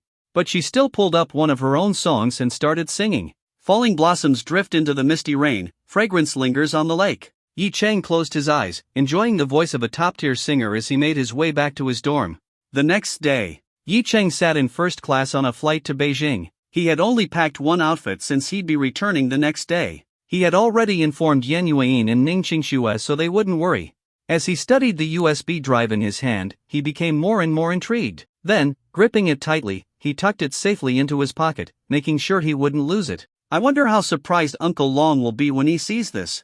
Yi Chang smirked, waiting for the plane to land. A massive Boeing 747 landed at Beijing Airport. As soon as Yi Chang stepped off the plane, a familiar system notification rang in his ears. "Technology from the future is in your hands. Whether to let it shine or keep it hidden, it all depends on your choice. Option 1, do not hand over the data. Reward, 10 billion in cash. Option 2, hand over the data. Reward, a random piece of future technology information." Yi Chang was momentarily stunned. The system was interfering with this matter too?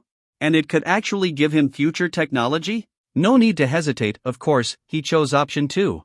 He was curious to see what kind of futuristic tech he would receive. Adjusting the strap of his backpack, he walked toward the exit. The area was crowded with people picking up passengers. In no time, he spotted a group holding signs with his name.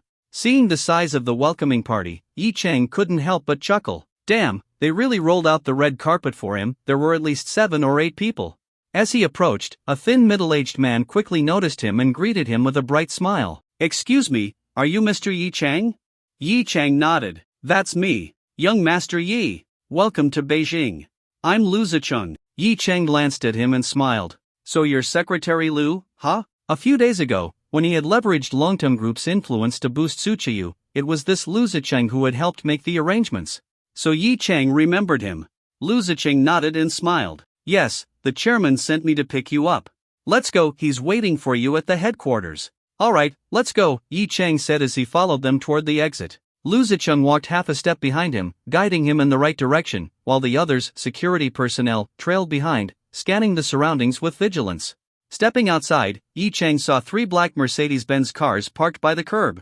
The one in the middle was the legendary Mercedes-Maybach Pullman limousine, the car that Jinxi Road Company had initially planned to gift him. Lu Zicheng led Yi Chang to the Pullman and opened the door for him. "Young Master Yi, please get in." Yi Chang took a moment to inspect the luxury vehicle. Even the license plate was flashy, Beijing A99999. "This is Chairman Long's personal vehicle. He sent it specifically to pick you up." Noticing Yi Cheng's gaze, Lu Zicheng quickly explained while feeling a sense of awe himself. Just how important was this Yi Cheng to Long Kuan? The chairman never let anyone else use his car. Yet, looking at Yi Cheng, aside from being ridiculously handsome, he didn't seem particularly special. Yi Cheng nodded and got into the car. The security team boarded the two Mercedes S-Class vehicles in front and behind, surrounding the Pullman in a protective formation. As the convoy began moving, Lu Zicheng sat beside Yi Cheng. "Young Master Yi, would you like a drink?" Yi Cheng nodded. "Sure, why not?" Lu Zicheng pressed a button on the rear console, and a hidden compartment popped open, revealing a refrigerated minibar. He took out a bottle of Romani Conti and poured Yi Cheng a glass. Yi Cheng accepted the wine glass, which was filled to about a third, and noticed that Lu Zicheng put the bottle away without pouring himself a drink. "Aren't you drinking?" Yi Cheng asked. Lu Zicheng shook his head. "This wine is usually reserved for Chairman Long's guests and friends. As staff, we don't drink it. Besides, it's work hours, I can't drink on duty." Yi Cheng smirked. "You guys sure have strict rules." Lu Zicheng chuckled. "Working for Chairman Long, no rule is too strict." Yi Cheng nodded. Looked like Uncle Long really had a presence about him. No wonder he could run such a massive empire. He didn't ask any more questions and instead focused on the upcoming meeting. About 30 minutes later, the three-car convoy stopped in front of a towering building. Located in Beijing's Second Ring Road, right on Chang'an Avenue, it was incredibly close to the heart of power. Its architectural style resembled that of government buildings, square, grand, and imposing. "This is our headquarters, Longting Tower. The land and construction cost tens of billions. Because zoning laws near the Forbidden City prohibit high-rise buildings, the tower only has 6 floors. But thanks to its vast footprint, it's incredibly spacious inside. There are over 10,000 employees working at headquarters alone." As the car rolled to a stop at the building's entrance, Lu Zicheng continued his introduction while leading Yi Cheng inside. 3 security personnel remained behind them, following closely. As they walked through the company lobby, employees they passed would respectfully greet Lu Zicheng. "Good day, Secretary Lu." At the same time, they curiously glanced at Yi Cheng. Who was this young man? Even Secretary Lu was personally escorting him, he had to be someone important. Yi Cheng took in the surroundings. Unlike most modern corporate offices, Longting Tower had a strong classical aesthetic. Antique display shelves, porcelain vases, and wooden paneling dominated the interior, blending seamlessly with nature. As expected from Longtung Group, truly unique. Inside the elevator, they went straight up to the 6th floor. Finally, they stopped before a set of grand double doors. This was the chairman's office. Lu Zicheng knocked. "Chairman, Mr. Yi has arrived. Come in." A deep, authoritative voice answered from within. Hearing permission granted, Lu Zicheng input a security code to unlock the door. As he did, he explained, "We had some intrusions in the past, so we switched to a password-locked system." Yi Cheng nodded. "Damn, being the boss of a company like this sure sounds exhausting. Nothing like being a carefree landlord like me who would even want to break into a landlord's office." The doors swung open, revealing a vast office. At first glance, Yi Cheng immediately spotted the man behind the solid wood desk. A middle-aged man with a strong, square face and a short military-style haircut. His expression was serious and unsmiling, his posture upright, his physique well-built. If he stood up, he'd probably be around Yi Cheng's height. Dressed in a black tang suit, he looked less like a businessman and more like a martial artist. This was Long Kuan, the man who helmed Longtung Group, the corporate giant. One of China's most renowned entrepreneurs, a business titan feared even by international financial elites. Both domestically and internationally, few had ever managed to gain the upper hand against him. But at that moment, the stern-faced titan broke into a warm smile as soon as he saw Yi Cheng. He stepped away from his desk and walked toward him. "Xiao Cheng, you're here." Yi Cheng nodded and respectfully greeted him, "Uncle Long." Good. Long Kuan nodded, reaching out to pat Yi Cheng's head like an affectionate elder. His expression was remarkably gentle. Lu Zicheng, standing off to the side, was utterly dumbfounded. Not even Long Kuan's own son got this kind of warmth from him. Could this Yi Cheng actually be his illegitimate child? But before he could overthink it, Long Kuan turned to him and said, "Xiao Lu, step outside. I need to have a private chat with Xiao Cheng. And keep your mouth shut, don't spread rumors." "Yes, Chairman." Lu Zicheng quickly lowered his head in acknowledgement and left the office. As the doors closed again, Long Kuan wrapped an arm around Yi Cheng's shoulder and chuckled. "Come on, let's talk over some tea." Yi Cheng hesitated. "I hope I'm not disturbing your work." "Not at all. Talking to my nephew is far more important than work." Long Kuan waved dismissively. Yi Chang couldn't help but smile, feeling warmth in his heart. Uncle Long treated him with such kindness. He could only hope that the USB drive he had brought would be of real help to him. A young man and an older man sat on a couch, sipping tea and chatting. Long Koan asked Yi Chang how he had been doing lately.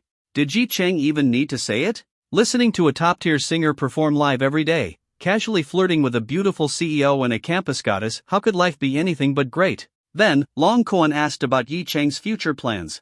Yi Chang thought to himself, his plans boiled down to three things: chasing girls, and still TMD chasing girls. But out loud, he said, my company is setting up an investment division soon, so I'm planning to try my hand at investing. Long Koan was surprised. Your company?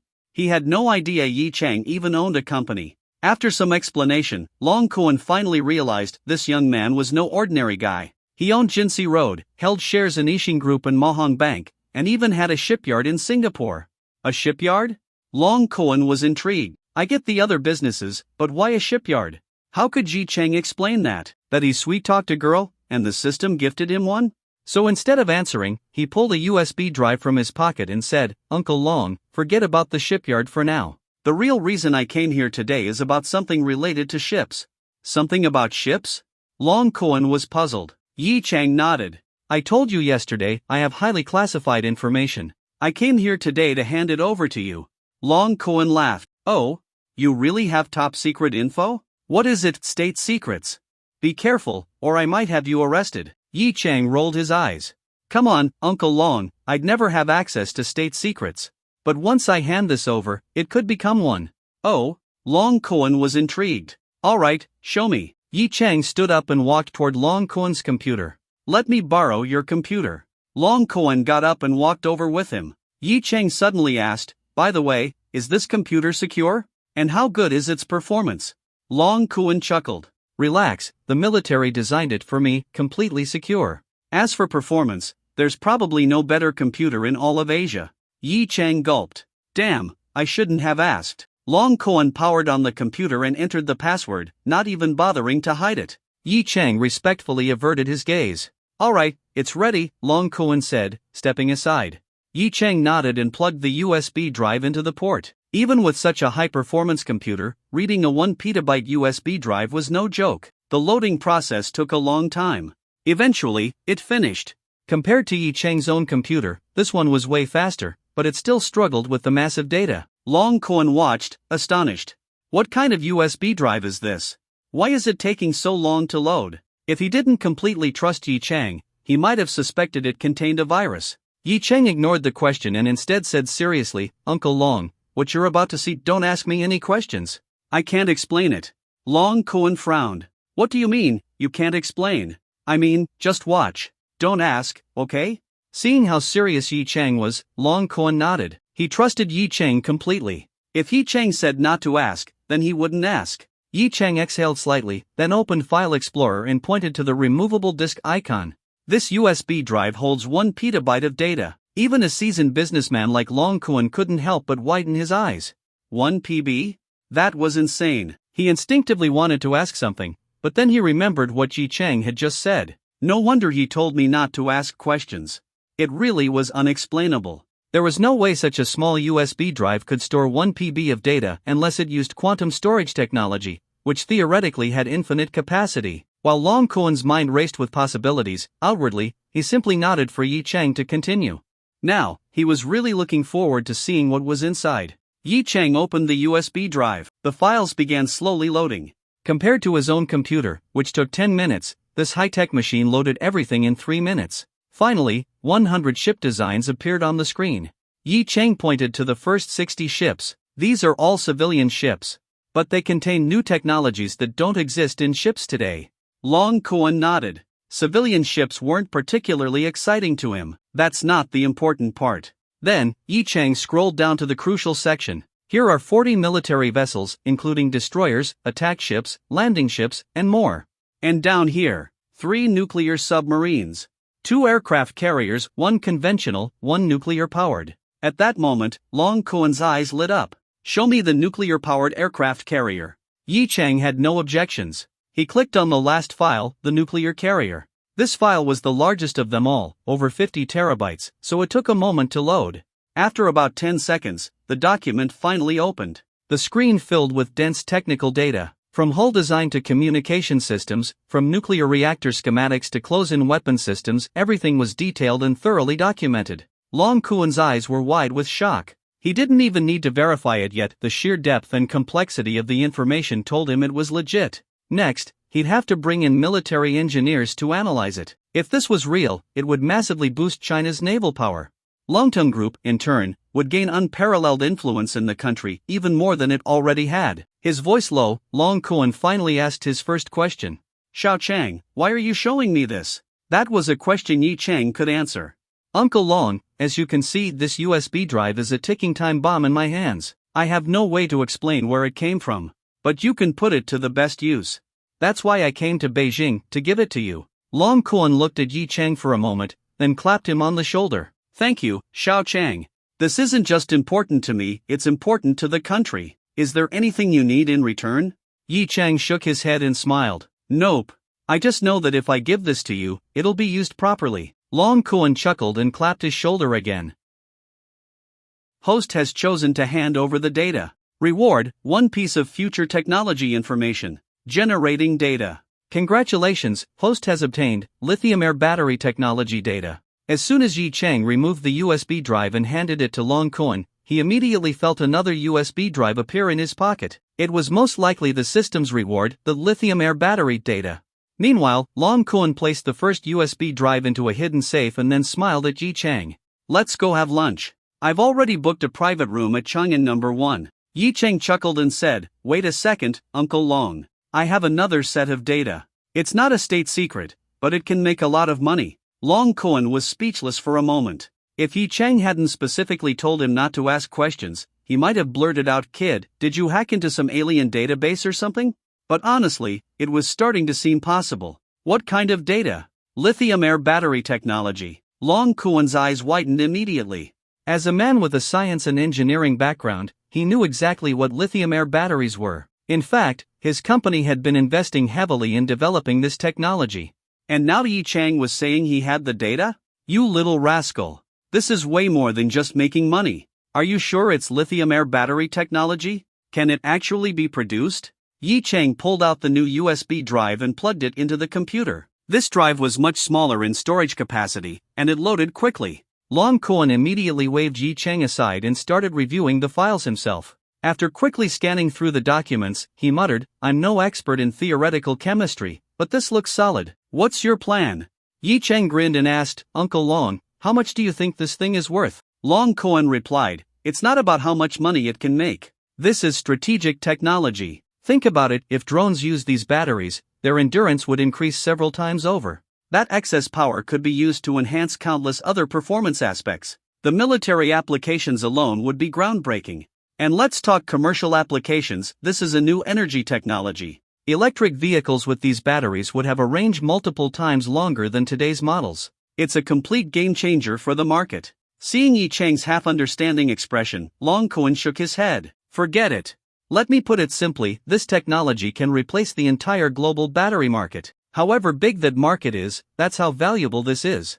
And on top of that, it will open up even more markets. Yi Chang nearly pulled out his phone to Google how big the battery industry actually was. Long Kuan stood up and asked, so, how do you want to handle this? Yi Chang answered, of course, I want to partner with you, Uncle Long. I'll just sit back and collect the money. Long Kuan shook his head with a laugh and said, first, we need to file patents. Without patents, we can't move forward. Once we secure them, you'll contribute the technology as an investment, and Longting Group will fund market expansion. Looks like China is about to dominate another global industry. You and I, nephew, are about to start making a lot of foreign money. Yi Chang nodded enthusiastically. Yeah. Let's make those foreigners pay up. Of course, before anything else, Long Kuan needed to verify the data. Fortunately, Longting Group had laboratories worldwide. He immediately contacted a chemical research lab in Beijing to begin testing. Results would be ready within a few days. The tests would be conducted under strict confidentiality, with every participant signing a non-disclosure agreement. As for the military ship data, that would have to wait for government scientists to verify. With those two matters handled, Yi Chang had accomplished the main goal of his trip to Beijing. Afterward, he and Long Kuan took the elevator downstairs and headed to Chang'an No. 1 for lunch. This was the most renowned Chinese restaurant on Chang'an Avenue, expensive, but undeniably delicious. Come on, you don't visit Beijing often. Eat up, Long Kuan said, picking up a slice of Beijing roast duck and placing it on Yi Cheng's plate. Yi Cheng quickly said, all right, thank you, Uncle Long. Tisk, why are you thanking me? I should be thanking you for what you brought me today, Long Kuan said, waving his hand dismissively. Yi Cheng smiled and took a bite of the duck. Damn, it was good. Even though he had master-level cooking skills, he wasn't at god-tier level. The chef here was clearly a master himself, on par with Yi Cheng. As he ate, he suddenly thought about Long Kuan's Maybach Pullman and felt a little envious. Rubbing his hands together, he hesitantly asked, Uncle Long, I do have one more favor to ask. If you need something, just say it. No need to be so formal with me. Yi Cheng scratched his head. Well, can you get me a Pullman like yours? I've been wanting one. Long Kuan blinked, then burst into laughter. That's what you wanted? That's easy. I'll have Lu Ziqing contact Mercedes-Benz directly and get one delivered to Shanghai for you. He immediately picked up his phone and made the call. Yi Cheng was stunned. You're contacting Mercedes-Benz directly? Long Kuan replied matter-of-factly, of course. What else would I do? It's not like Mercedes-Benz is some big company. If it weren't for European government interference, I would have bought out 2 of the ABB brands already. Yi Cheng, who's the real protagonist here? But excitement quickly took over. This meant he'd soon have his own Pullman. Way cooler than any LaFerrari or Koenigsegg 1:1. After hanging up, Long Kuan said, you'll have it within a month. Thanks, Uncle Long. I told you, stop thanking me. Then, as if remembering something, he asked, by the way, about that favor you asked me for in the entertainment industry, did Lu Ziqing handle it properly? Yi Cheng nodded. Yeah, everything's taken care of. Long Kuan thought for a moment, then said, all right, here's what I'll do. I'll appoint you as Longteng Group's global special president. From now on, if you ever need to mobilize company resources, you won't have to go through Lu Ziqing. You'll be able to issue orders yourself. Yi Cheng froze. Global special president of Longteng Group? That sounded like a big deal. Are you sure about this? Won't the company executives be upset? Long Kuan sneered. I'd like to see who dares to complain. A powerful aura radiated from him. At that moment, Yi Cheng was reminded this man wasn't just his kind and generous uncle. He was a business titan who dominated the corporate battlefield. It's settled. I'll hold a meeting and announce your appointment. You'll start immediately. Long Kuan was repaying Yi Cheng for the 2 invaluable pieces of data he had delivered. Before this, Longteng Group had never had a position with authority nearly equal to the chairman. Yi Cheng cautiously asked, so, what exactly are my responsibilities? Long Kuan smiled. That's up to you. You'll mostly be in Shanghai, right? Just keep an eye on the regional branches when you have time. Yi Cheng couldn't help but admire Long Kuan's absolute control over his company. With that level of power, of course, he could do whatever he wanted. But being Longteng Group's special president sounds pretty fun. Alright, got it. Yi Cheng had just scored himself a luxury car and even landed a special president position at Longteng Group. Naturally, his lunch tasted even better. After they finished eating, Long Kuan said, I have to head back to the office, so I won't keep you any longer. I'll have Lu Ziqing arrange the rest of your schedule. By the way, when are you heading back to Shanghai? Yi Cheng waved his hand. No need. I'll just wander around Beijing on my own. I'm flying back tomorrow. Not staying a few more days? Nope. Are you kidding me? I've got a school beauty and a CEO waiting for me back home. How could I possibly forget? Especially the CEO, in just 3 more days, it'll be her safe period. There's no way I'm missing that. Alright, then I'll head back. About the military ship data, do you want me to let the military know your name? Yi Cheng quickly shook his head. Absolutely not. I don't want the government keeping tabs on me. Long Kuan chuckled. Alright, fair enough. What about your battery technology? Do you want your name attached to that? Yi Cheng thought for a moment and said, well, once we set up a company, I don't mind being the CEO or chairman. No problem. You can run it however you want. You'll hold 70% of the shares, Longteng Group will take 30%. As the majority shareholder, you have the final say on everything. Yi Cheng had no objections, being the big boss sounded just fine. Alright, enjoy your day in Beijing. Let me know when you're heading out. With that, Long Kuan left the restaurant, escorted by his security detail. The restaurant was inside the Grand Hyatt Beijing, where Long Kuan had already arranged a presidential suite for Yi Cheng to stay in. Yi Chang made his way to his room. Standing by the window, he had a perfect view of Tiananmen Square and the Forbidden City, both just a stone's throw away. It suddenly hit him, he'd never actually visited these must-see landmarks of China. Should I go take a walk? But sightseeing alone sounded boring. Then he remembered he actually did know someone in Beijing. A very beautiful someone. And she happened to be a lesbian. Just thinking about all the things he'd seen in certain online videos made his heart itch. And the best part? That woman had a thing for East-West collaboration scenarios. Yi Chang smirked and pulled out his phone. Scrolling through his contacts, he found Elena Mohan's number and dialed. It didn't take long before the call connected. Well, if it isn't my dear Mr. Yi. What made you think of calling me today? Her voice was seductive, so much so that Yi Chang almost wondered if she was actually a man in her past life. Because honestly, that would explain everything, why she liked women, why she understood men so well. She had clearly figured men out completely. My dear Miss Elena, I've just arrived in Beijing. Don't you think it's time you fulfilled the promise you made me? Mohan Bank, Greater China HQ, President's Office, Private Lounge. Oh my dear Mr. Yi, you're already in Beijing? Elena's tone was filled with mock sorrow, as if she were genuinely upset. Why didn't you tell me in advance? I would have gone to the airport to pick you up. Yi Chang, I was here to meet an elder first. Just finished, and now, of course, I thought of you. Is that so? Then I suppose I should be grateful that Mr. Yi hasn't forgotten me. Hearing Yi Chang's response, Elena quietly let out a breath of relief. For a second there, she had thought he was calling to discuss board member affairs.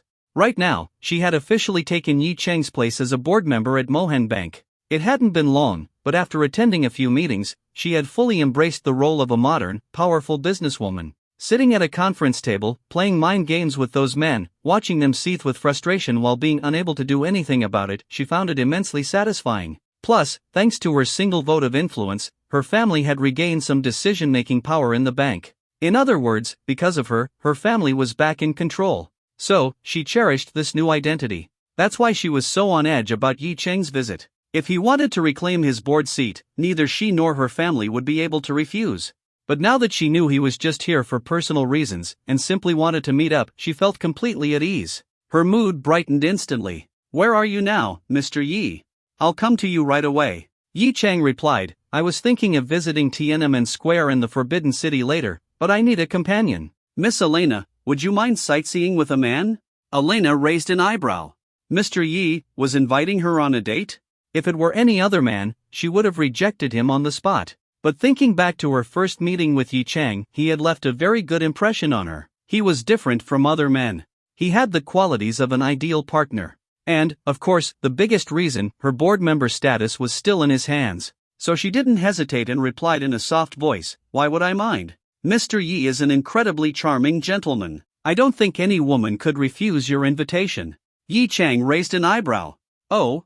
If I invite you to spend the night, would you accept? Of course, he kept that thought to himself. Instead, he said, then I appreciate the compliment. I'm at the Grand Hyatt Beijing, just call me when you arrive. Understood. Then, as if she suddenly remembered something, Elena added, oh, by the way, I hope you don't mind if I bring my secretary along? You've met her before, Dongfang Jingjing. Yi Chang's eyes lit up. Of course I don't mind. Actually, that makes it even better. I don't think any man would refuse the chance to go out with two beautiful ladies. And he meant it. A real-life lesbian couple? His curiosity was off the charts. Alright then, please wait a bit, Mr. Yi. We'll be there soon. Elena chuckled seductively before hanging up. She turned to look at her secretary, who was still lying in bed, naked. Walking over, she captured Dongfang Jingjing's lips, savoring the kiss for a moment before pulling away. Then, she whispered, come on, let's go meet that Mr. Yi we met in Shanghai. Dongfang Jingjing clung to her like an octopus, pouting. Elena, I thought you didn't like men. Why are you being so nice to him? Jealous? Elena smiled and gently stroked her secretary's cheek. Then, in a teasing voice, she said, that was before. Now, I like men. What, is that a problem? She playfully patted Dongfang Jingjing's face and added, from now on, don't ever question me like that again. Or else, heh. Without waiting for a response, she got up, grabbed a pair of black silk stockings, and slowly slipped them on. Hurry up and get ready. We don't want to keep him waiting. A Maserati Quattroporte pulled up in front of the Grand Hyatt Hotel.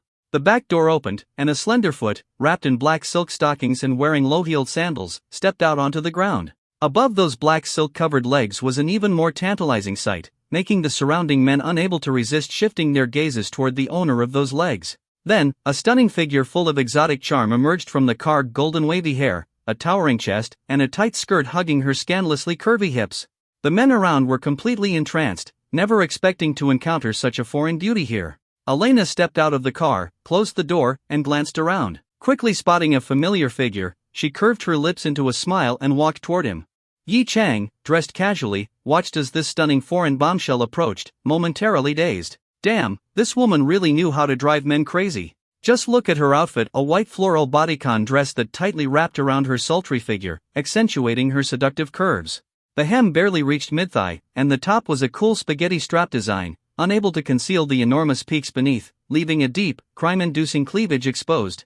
And those long, slender legs wrapped in black silk. Yi Chang couldn't help but think this kind of woman must be liberated from foreign men. Miss Elena. He stepped forward, reaching out to shake her hand, but before he could, the foreign beauty spread her arms and threw herself into his embrace.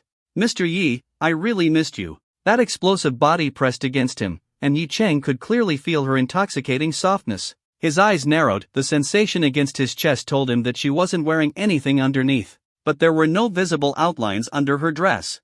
Was it adhesive? Wasn't this woman supposed to be into women? Why was she dressed like she was deliberately seducing him? Yi Chang's thoughts ran wild, but he simply said, I'm honored that Miss Elena missed me so much. Elena let go of Yi Chang, smiling playfully. But I wonder, Mr. Yi, did you miss me?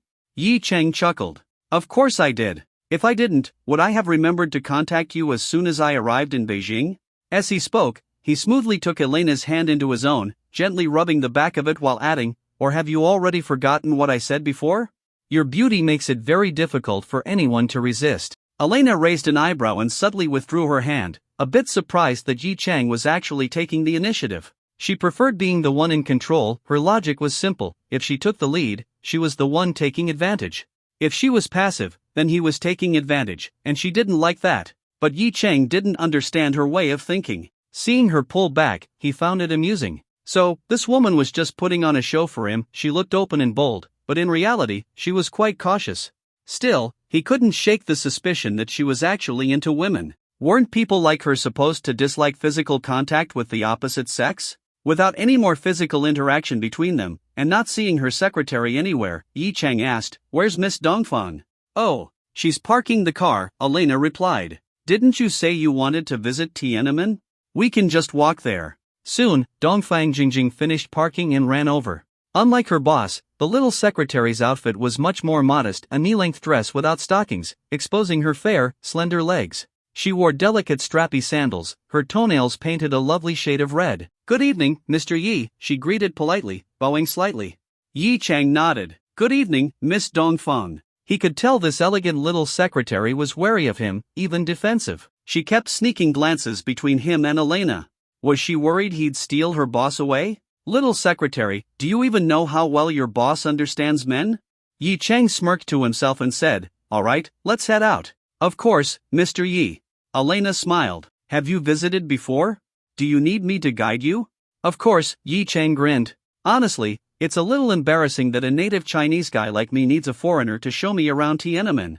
Elena covered her mouth and giggled. Then she reached out and lightly patted Yi Chang's chest. Don't be embarrassed. I've lived in Beijing for years. I might not speak the local dialect, but I know all the famous spots inside out. I told you before, I love Chinese culture. As she spoke, she tapped his chest 3 times. Suddenly, her eyes lit up. His chest felt firm? Did this man work out? Curious, she patted him a few more times to confirm, yep, pure muscle. Yi Chang looked at her strangely. What is this foreign chick up to? Was she that into touching his chest? Was she copping a feel? He glanced down at her chest, wondering if he could return the favor. Seeing her boss acting like this, Dongfang Jingjing panicked. She reached out and tugged on Elena's sleeve, giving her a very hurt look. Feeling her secretary's pull, Elena suddenly realized what she was doing. But instead of being embarrassed, she doubled down, placing her entire hand flat against Yi Chang's chest, fingers slightly curled as she gave a light squeeze. Whoa, that was solid. Just as she was about to let go, she suddenly felt her wrist being grabbed. Looking up, she saw Yi Chang smirking at her. For the first time, she blushed a little, but still feigned innocence. Mr. Yi, what's the matter?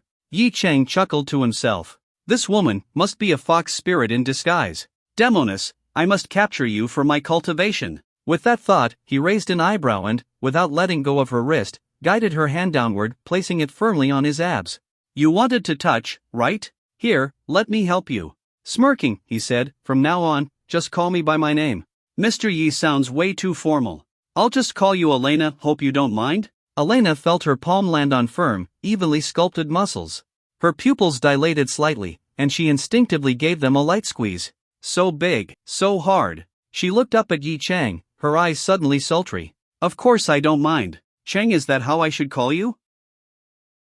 Hearing the word Chang, Yi Chang almost ignited again. Too hot. He quickly let go of the foreign girl's wrist, afraid that if he couldn't control himself, he would take her straight to the Hotel Fort Justice on the bed. But since this form of address was quite suggestive, he still nodded and said, of course you can.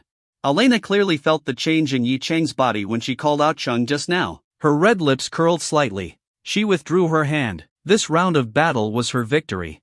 But this man's physique was perfect. And when she thought about his mysterious identity, it set him apart from other men even more. She pursed her lips, suddenly curious about what Yi Chang's body looked like under his clothes.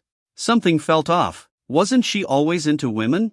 Why was she suddenly interested in a man? Could it be she was actually bisexual? She glanced up at this handsome Chinese man, then flicked her tongue against the corner of her lips. So what if she was bisexual? For some reason, she found herself strangely attracted to this man. If Yi Chang knew, he would probably shout, Charm Aura, the eternal god. The slightly ambiguous interlude quickly passed. Yi Chang and the two strikingly different beauties left the hotel entrance and headed toward Tiananmen. Dongfang Jingjing seemed quite displeased with her boss's behavior just now, pouting all the way. But Elena wasn't fazed in the slightest. Every now and then, when Yi Chang wasn't paying attention, she would subtly discipline the disobedient little secretary in various ways. Of course, Yi Chang wasn't actually unaware, he was just curious to see what these two audacious women would dare to do. Unfortunately, since they were on a busy street, they kept things relatively tame, which left Yi Chang feeling a bit disappointed. After wandering around the square for a while, Yi Chang suddenly noticed Elena sneakily pinching Dongfang Jingjing's cheek. He turned his head and, with a surprised expression, asked, Elena, what are you and Jingjing doing? Elena hadn't expected to be caught. When she saw Yi Chang's puzzled face, she quickly explained, Jingjing had sweat on her face. I was helping her wipe it off. She didn't want Yi Chang to realize anything strange about her preferences. Yi Chang raised an eyebrow and chuckled. You two sure have a close boss-secretary relationship. Elena smiled. Of course. She looked at Dongfang Jingjing and said, Jingjing, isn't that right? Dongfang Jingjing's face was slightly flushed. She didn't want Yi Chang to find out about the dynamic between her and her boss, so she quickly nodded. Yes, the boss has always taken care of me like an older sister. So, a sisterly bond, huh? Yi Chang smirked knowingly and said, well, I hope your relationship stays this good. Thank you. Elena smiled. Yi Chang glanced around before saying, now, let's check out the Forbidden City. I've always wanted to see it. Great. Elena nodded quickly, relieved that the conversation had moved on. This guy is a bit slow, huh? He really didn't catch on to anything. He. Elena laughed to herself, thinking she had hidden things well. These two fools, do they really think they're hiding anything? Yi Chang hummed internally. Sooner or later, he'd expose the lousy acting of this boss-secretary duo. They bought tickets online and soon arrived at the entrance of the Forbidden City. Even though it wasn't a holiday, it was the weekend, so there were still plenty of visitors. As they entered the Hall of Supreme Harmony, the crowd thickened. People were bustling about, making it quite packed. Elena took on the role of a tour guide, explaining various details to Yi Chang, which genuinely surprised him. A foreigner knowing so much? She was just short of explaining everything in a perfect Beijing accent. The Hall of Supreme Harmony was vast, with many noteworthy spots. As Elena led Yi Chang around, she suddenly bumped into a female tourist. She quickly apologized, and the tourist didn't mind, even complimenting her on her good Chinese. Elena smiled and thanked her, then continued her tour guide duties for Yi Chang. Watching all this, Yi Chang found it amusing. A thought crossed his mind, and without hesitation, he reached out and grabbed Elena's hand. Elena's sapphire blue eyes widened in surprise as she stared at Yi Chang. She hated being passive. She immediately tried to pull her hand away but failed. Chang, what are you doing? She asked. Yi Chang smiled at her. Too many people easier to bump into someone. Holding hands will keep you safe. Elena rolled her eyes. If you're afraid of bumping into people, just be more careful. Why do you have to hold my hand? Keep explaining things to me. Yi Chang ignored her glare and looked at the antique decorations around them. Elena gritted her teeth. There were too many people around, and she didn't want to forcefully break free. It might embarrass him, and that could be a problem considering the board of directors. Fine. She'd let this guy have his way just this once. After all, she had groped his chest and abs earlier. This was just letting him take a little back. Besides, she glanced around. It was easy to notice men sneaking glances at her, some even secretly snapping photos. As a beautiful foreign woman in China, such attention was nothing new. But today, since she had dressed up specifically for meeting Yi Chang, she was attracting even more stares than usual. She snorted lightly. Let these guys be jealous. She moved closer to Yi Chang, practically sticking to him, making their interaction look even more intimate. Sure enough, those men started glaring at Yi Chang with envy. Elena smirked, feeling a sense of triumph. But she hadn't realized that her actions had drawn the attention of a certain shameless man beside her. Yi Chang was surprised at how close Elena was getting. This chick was bold, huh? Well, he could be bold too. Without hesitation, he wrapped his arm around Elena's waist. When they hugged before, he hadn't had a chance to really feel anything. But now, damn. For someone with at least a 30-60 up top, how the hell did she still have such a tiny waist? Elena's body stiffened when she felt his hand on her waist. She turned to look at Yi Chang. He was actually smiling. Before she could protest, Dongfang Jingjing, seeing her beloved boss being defiled by this shameless man, immediately spoke up in protest. Mr. Yi, please don't treat my boss like that. Seeing Dongfang Jingjing puffing up in anger, Yi Chang was momentarily stunned, then let out a chuckle and finally let go of Elena. He had only done that to show this woman that he wasn't so easy to tease. But thinking about the relationship between these two, even though he didn't fully understand their feelings, didn't his actions just now basically put a hat on Dongfang Jingjing? Damn, that was funny. He couldn't help but complain in his heart. Seeing that Elena was released, Dongfang Jingjing quickly stepped forward to shield her, looking at Yi Chang with a wary expression. Elena found it both amusing and frustrating. She reached out, pulled her little secretary aside, and said, Jingjing, stop it. I told Mr. Yi to do that. Who said that? Dongfang Jingjing protested. It was obviously Mr. Yi doing it without your consent. Seeing how disobedient her little secretary was, Elena's voice dropped a notch. Listen to me. Stop making trouble. I knew I shouldn't have brought you along. Dongfang Jingjing looked aggrieved as she stepped aside, feeling hurt. Elena had always said she only liked her, but now she was siding with a man and treating her this way. As if to prove that she was indeed the one who initiated things, Elena stepped forward again, grabbed Yi Chang's hand, and smiled at him. Chang, you said it yourself, holding on to you means I won't bump into people. Yi Chang looked at her action, his brain momentarily stuck. He was getting more and more confused about this woman. Oh, so if I hold your hand, it's not okay, but if you hold mine, then it's fine? What kind of logic was that? His master-level flirting skills seemed to be useless at this moment. Thinking about it carefully, could it be that this woman liked being the one in control, not being controlled? Damn, why didn't she say so earlier? If she had, he would have just lain down and let her take the lead. Yi Chang felt like he had uncovered this woman's secret. Fine, if she wanted him to be passive, he'd be passive. So he held onto that fair, delicate hand and smiled. Alright, let's keep walking then. But the next moment, he felt another soft, slender hand wrap around his other hand. Both he and Elena turned in shock to look at Dongfang Jingjing. Yi Chang was speechless. Elena was acting strange, and now even this secretary was acting strange? Weren't you two supposed to love each other? Why were both of you targeting me, the outsider? What bad intentions could I possibly have? Elena, on the other hand, gave Dongfang Jingjing a dangerous look, as if to say, what do you think you're doing? It was okay for her to be close to a man. But if Dongfang Jingjing got close to a man? Absolutely not. Meanwhile, the usually delicate and timid little secretary gathered her courage and glared back at her boss.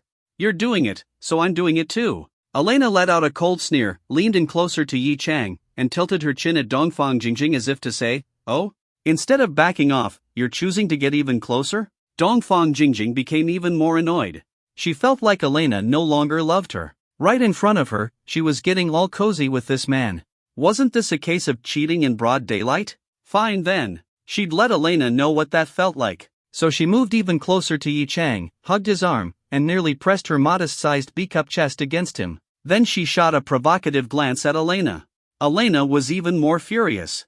Oh, you little brat, Looks like I haven't trained you well enough. How dare you defy me? Trying to put a hat on me, huh? Let's see who goes harder then. So Elena let go of Yi Chang's hand and instead wrapped her arms around him, leaning her entire body against him. Dongfang Jingjing's eyes widened and pressed in even closer. Yi Chang was dumbfounded. What the hell? He was just an innocent bystander, yet these two stunning beauties were fighting over him? And the men around them were all getting jealous. Why the hell did he get to have both a Chinese beauty and a foreign bombshell clinging to him?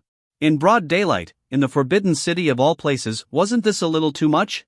If there were rules against this here, the guards would probably kick him out. Ladies, what exactly are you trying to do? If you have something to say, let's just talk, alright? No need for all this touching and grabbing. Yi Chang glanced left and right, utterly helpless. He wanted to pull away, but he was afraid they'd actually start fighting. So after thinking about it, he decided to just let it be. And it definitely wasn't because he was enjoying it. Definitely not. Elena rested her head on his shoulder, her Germanic features tinged with a rosy blush. Her red lips, coated in lipstick, parted slightly as she whispered into his ear in a sultry voice, "Chang, I really want to see your abs." Then she turned to Dongfang Jingjing and shot her another provocative look. Dongfang Jingjing gritted her teeth. She wasn't as tall as Elena, who was over 5 feet 9 inches, so she had to stand on her tiptoes. Even then, she was still about 4 inches away from reaching Yi Chang's ear. But she tried her best and whispered, "Mr. Yi, you're the most handsome man I've ever seen." Her ears were burning red, completely forgetting that she used to hate men. Yi Chang. Did these two even realize how many people were around them? If you've got the guts, why didn't you do this back at the hotel? Screw it. Passive or not, he was taking both of them. Without hesitation, Yi Chang reached out and wrapped his arms around both of their slim waists. Ah! Both women gasped at the same time. The two who had been competing against each other suddenly remembered. Their tool for competition was a tall, strong, and very energetic man. People nearby started staring. The men were envious. The women were jealous. And everyone else awkwardly looked away. This was not something they wanted to witness. Then, Yi Chang, still holding both women, walked off to another part of the Forbidden City, feeling absolutely triumphant. Elena's waist was firm, toned, and completely free of any excess fat. Her legs were strong, like they could probably crush someone. Meanwhile, Dongfang Jingjing's waist was soft and delicate, even tinier due to her naturally petite Eastern frame. Yi Chang's arm could easily wrap around it completely. Holding on to both of them, he led them to a quieter corner outside the Hall of Supreme Harmony. With both beauties blushing furiously, he smirked and said, "Ladies, do you really think I don't exist? How about we head back to the hotel, and I show you what a real man is?" Elena pressed her hand against his chest.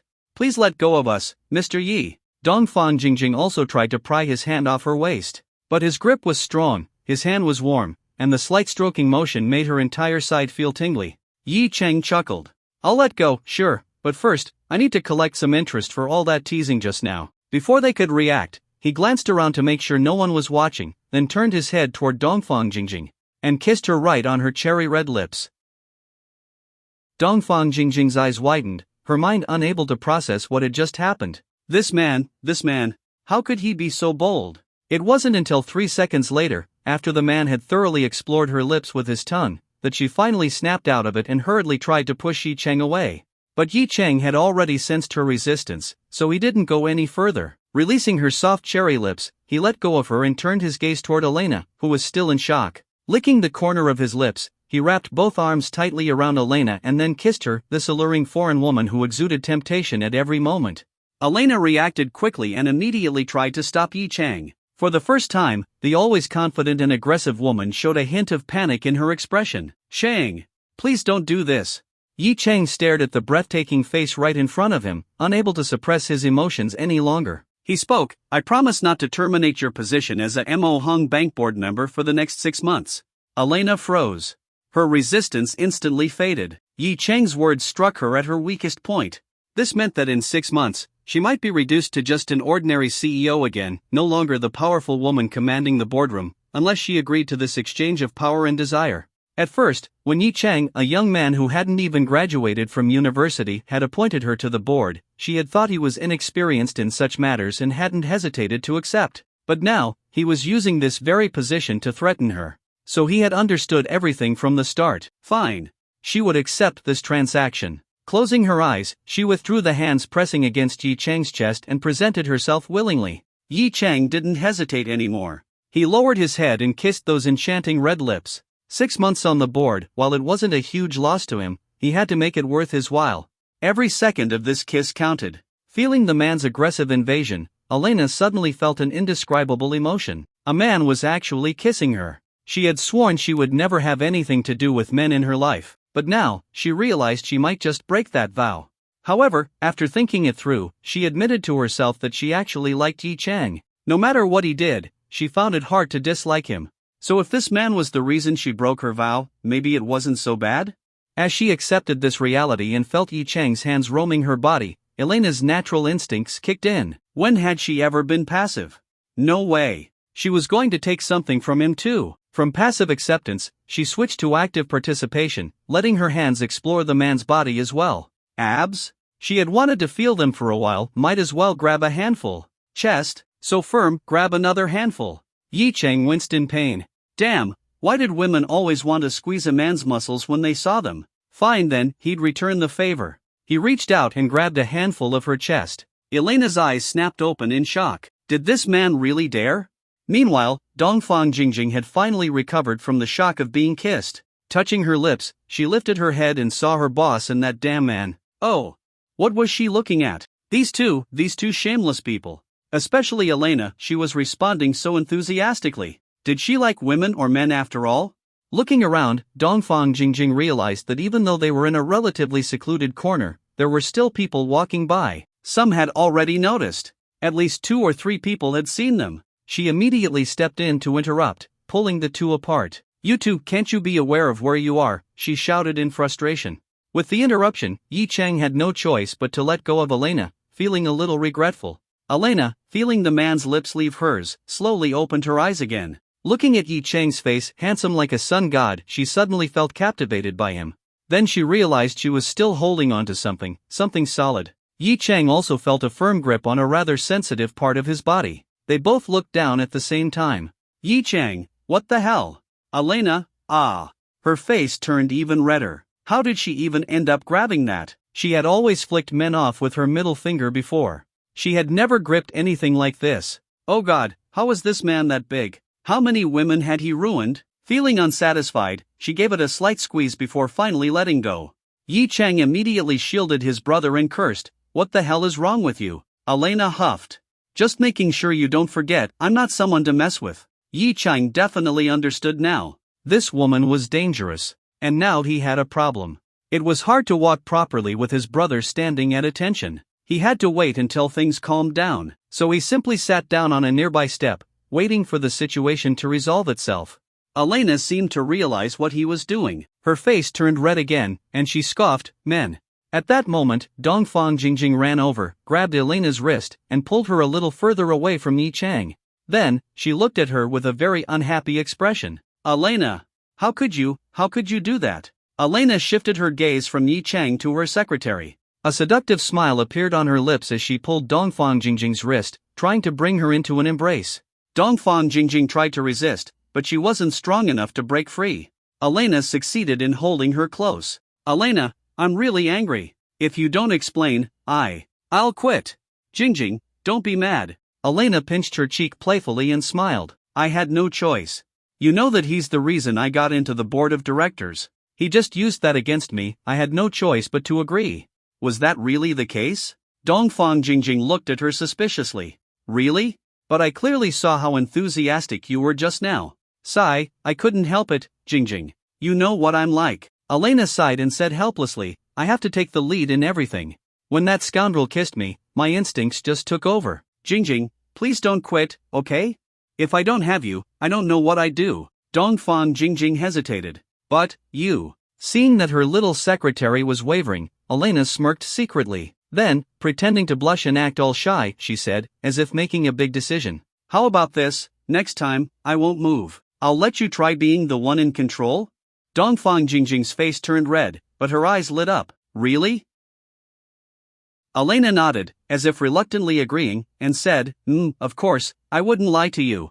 Then I'll forgive you. Dongfang Jingjing finally nodded, pouting. But you can't get intimate with that man again. Elena was instantly delighted. She hugged her little secretary tightly and quickly said, Of course, I won't do that again. I didn't even want to in the first place. But if he forces me because of his status, then there's nothing I can do. Hearing Elena's words, Dongfang Jingjing immediately redirected all her anger toward that man. Last time in Shanghai, she thought he was a good person. But after meeting him today, she finally saw his true face.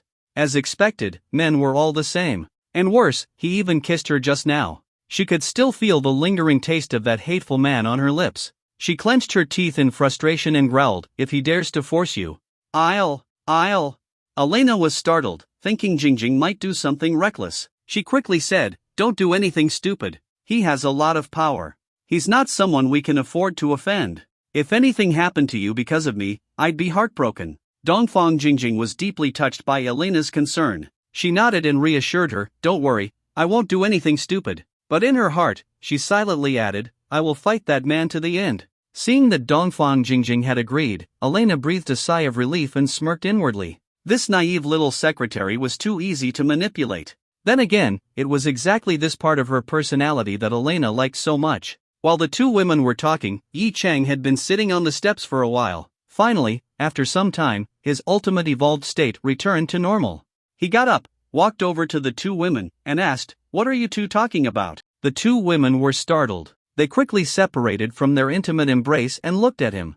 Elena quickly changed the topic, pretending to be furious about what had just happened. She put on a serious face and said, "Mr. Yi, you were a little too much just now." Yi Chang raised an eyebrow. "Miss Elena, weren't you the one who was pretty enthusiastic just now?" Elena's face instantly turned red. Dongfang Jingjing immediately stepped in front of her boss, her small face cold as ice. "Mr. Yi, please behave yourself. The CEO might not be able to resist your threats, but you also did that to me just now. Be careful, or I might accuse you of sexual harassment." Yi Chang was stunned for a moment, then suddenly laughed. "And you're not worried that because of you, your CEO might lose what she wants?" Dongfang Jingjing froze. I. Elena quickly pulled her aside and apologized to Yi Chang. "Chang, please don't mind Jingjing's words. She didn't mean it, she's just worried about me." Yi Chang chuckled. These two really thought he hadn't noticed what was going on between them? "Yeah, I get it. Miss Dongfang is a very loyal secretary, always looking out for her boss," Yi Chang said, then suddenly smirked. "Miss Dongfang, how about working for me instead? I'll offer you double Elena's salary." Dongfang Jingjing glared at him. "Forget it. Working as your secretary would be a total nightmare." The look on her face screamed, "You're a pervert," making Yi Chang shake his head helplessly. It seemed like changing this little secretary's opinion of him wouldn't be easy. Not that it was his fault, he only kissed her because he couldn't resist. If she hadn't been messing with him, it wouldn't have happened. Elena, meanwhile, smiled, feeling amused by how protective her secretary was. She turned to Yi Chang and said, "Yi Chang, Jingjing is my favorite secretary. Don't even think about poaching her." Yi Chang laughed and waved his hand. "Just joking." "I hope so," Elena said before quickly changing the subject. "By the way, Mr. Yi, don't forget what you promised just now." Yi Chang nodded. "Of course, I won't forget. 6 months means 6 months." Elena nodded but suddenly sensed something hidden in his words. She stared at him and asked directly, "And after 6 months?" Yi Chang smirked. "That depends on your performance, Elena." Elena clenched her teeth. This bastard had completely found her weakness. But there was nothing she could do about it. Damn men. Dongfang Jingjing saw that Yi Chang was once again pressuring her CEO. She glared at him, clearly upset but unable to do anything. "All right, Elena, keep being my tour guide." Yi Chang pointed toward another ancient hall and smiled. Elena rolled her eyes. "Fine, let's go." This time, Yi Chang didn't try to hold her hand. A man had to know when to stop, he had already taken a huge advantage earlier. No need to get greedy over something so small. The three of them continued exploring the Forbidden City. A striking trio, 2 gorgeous women and 1 tall, handsome man, they naturally drew attention. Especially Elena. After all, a stunningly beautiful foreign woman, dressed in a way that made her stand out, was bound to catch people's eyes wherever she went. And Yi Chang? Well, he was undeniably the most envied man among all the guys around. By the time they finished their tour, it was already 6 p.m. Leaving the Forbidden City, Yi Chang asked, "You two must be hungry, right? We've been walking for hours, let's go eat." Elena nodded. "Sounds good." Yi Chang said, "Then let's go to the Grand Hyatt Hotel. I'm staying there anyway." Elena raised an eyebrow. "Your hotel?" Yi Chang saw the look in her eyes and laughed. "What? You think I'm trying to do something to you? Of course not, Elena smiled. Then let's go. Yi Chang pointed in the direction of the hotel, and the three of them walked over. Back at the hotel, Yi Chang took them to Jing Restaurant, one of the best fine dining spots there. After all, the food was amazing. He ordered several dishes, each costing thousands of yuan, but he didn't mind. All expenses were charged to Longton Group's corporate account anyway. Plus, the hotel itself was a wholly owned subsidiary of Longton Group, so technically, it was just internal spending. While enjoying their gourmet meal, Yi Chang also ordered a bottle of red wine worth over 10,000 yuan. The three of them sipped on their drinks, one glass at a time. Dongfang Jingjing watched as Yi Chang kept making toasts to Elena, and Elena kept responding. She sneered inwardly. Did this guy really think she and Elena had weak alcohol tolerance? Ha! A single bottle of red wine? She could drink that without even blinking. In her mind, she was certain this man was trying to get them drunk so he could do unspeakable things. Ha! She picked up her glass and raised it toward Yi Chang. Mr. Yi, I'll toast to you. Elena glanced at her little secretary, then also lifted her glass. Chang, I'll toast to you as well. Dongfang Jingjing panicked. What are you toasting for? Wasn't this just letting this man get 2 drinks out of 1 toast? Yi Chang looked at the 2 women, raised his glass with a smile, and said, all right. The CEO is bold and generous, the secretary is loyal and devoted, a perfect match. Cheers to you both. With a crisp clink, Yi Chang downed his drink in one go. If he knew what Dongfang Jingjing was thinking, he would have cried out in injustice. Heaven knows, he really wasn't planning on doing anything like that. Besides, if he were planning something, wouldn't it make more sense to wait until nighttime?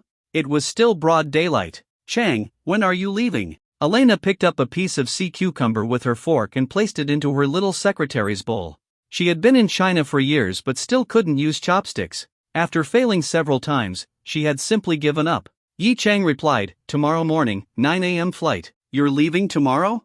Elena was surprised. She had thought he would stay a bit longer. I'm just here to visit my elders. I still have a lot of things to handle in Shanghai, Yi Chang said as he picked up a piece of sea cucumber and placed it into Elena's bowl. Elena was momentarily stunned by the gesture, then rolled her eyes at him.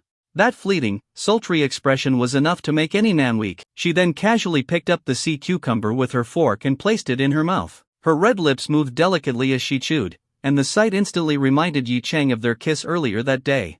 Noticing his expression, Elena immediately knew he wasn't thinking about anything decent. She let out a small humph, then smiled and asked, shall we send you off tomorrow? Mr. Yi doesn't have a car in Beijing, does he? Yi Chang thought to himself, I'm literally taking the Longton Group's CEO's car to the airport. What do you mean I don't have a car? But if it meant sitting with beautiful women, he wasn't going to refuse. And judging by Elena's tone, she was just being polite. Oh, if you're being polite, then I won't be polite either. In that case, that would be great. Thank you, Miss Elena. Yi Chang immediately smiled and added, oh, why don't you two just stay at this hotel tonight? That way, it'll be more convenient to leave in the morning. With that, he called over a waiter and said, please inform the manager to book 2 additional rooms for me. Make sure they're not too far from mine. The waiter respectfully responded, understood, Mr. Yi. Then, he went off to inform the manager. This particular waiter had actually been assigned specifically to serve Yi Chang. After all, since Yi Chang was personally being hosted by Long Kuan, he was obviously a close relative of Long Kuan. That meant the hotel, being a fully owned subsidiary of Longton Group, had to provide top-tier service. The 2 women were completely stunned. What? Yi Chang just casually booked 2 rooms for them? That was way too outrageous. Elena hadn't expected that not only would Yi Chang accept her polite offer, but he'd also be so decisive booking the rooms without even asking for their opinion and even making sure they were close to his. Yi Chang, acting as if he didn't notice their death stares, smiled and said, this hotel has a great environment. Since you 2 are sending me off tomorrow, of course, I have to make sure you have a comfortable place to stay. Wow, thank you so much. Elena gritted her teeth. This man never played by the rules. Where were the refined manners of a traditional Chinese gentleman? But in the end, she could only accept reality. With a charming smile, she said, then, thank you, Mr. Yi. Dongfang Jingjing puffed up in anger. This man was too devious. But for her CEO's sake, she had no choice but to accept. Soon, the rooms were booked, and the waiter returned with the keycards, handing them to Yi Chang and informing him of the room numbers. Yi Chang took the keycards and handed them to the 2 women. Dongfang Jingjing immediately said, CEO, let's share a room. Elena blinked and smiled. No need. Let's not waste Mr. Ye's generosity. I prefer staying alone anyway. Dongfang Jingjing felt completely defeated. She had only suggested sharing a room so she could protect Elena.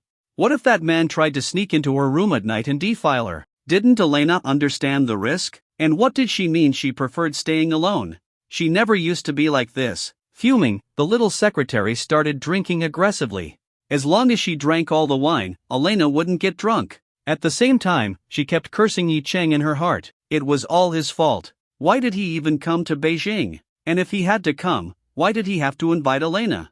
It was so obvious that he had bad intentions. Yi Cheng noticed Dongfang Jingjing gulping down drink after drink and raised an eyebrow in surprise. This girl could really drink? Elena saw Yi Cheng's confusion and explained, Jingjing has an excellent alcohol tolerance. Don't underestimate her. Yi Cheng was speechless. Even so, this isn't how you should be drinking. Deciding to ignore the little secretary, he continued eating with Elena. Meanwhile, Dongfang Jingjing unknowingly finished an entire bottle of wine by herself. Yi Cheng had no choice but to order another bottle and reminded her, don't drink too much. Dongfang Jingjing huffed, I will drink.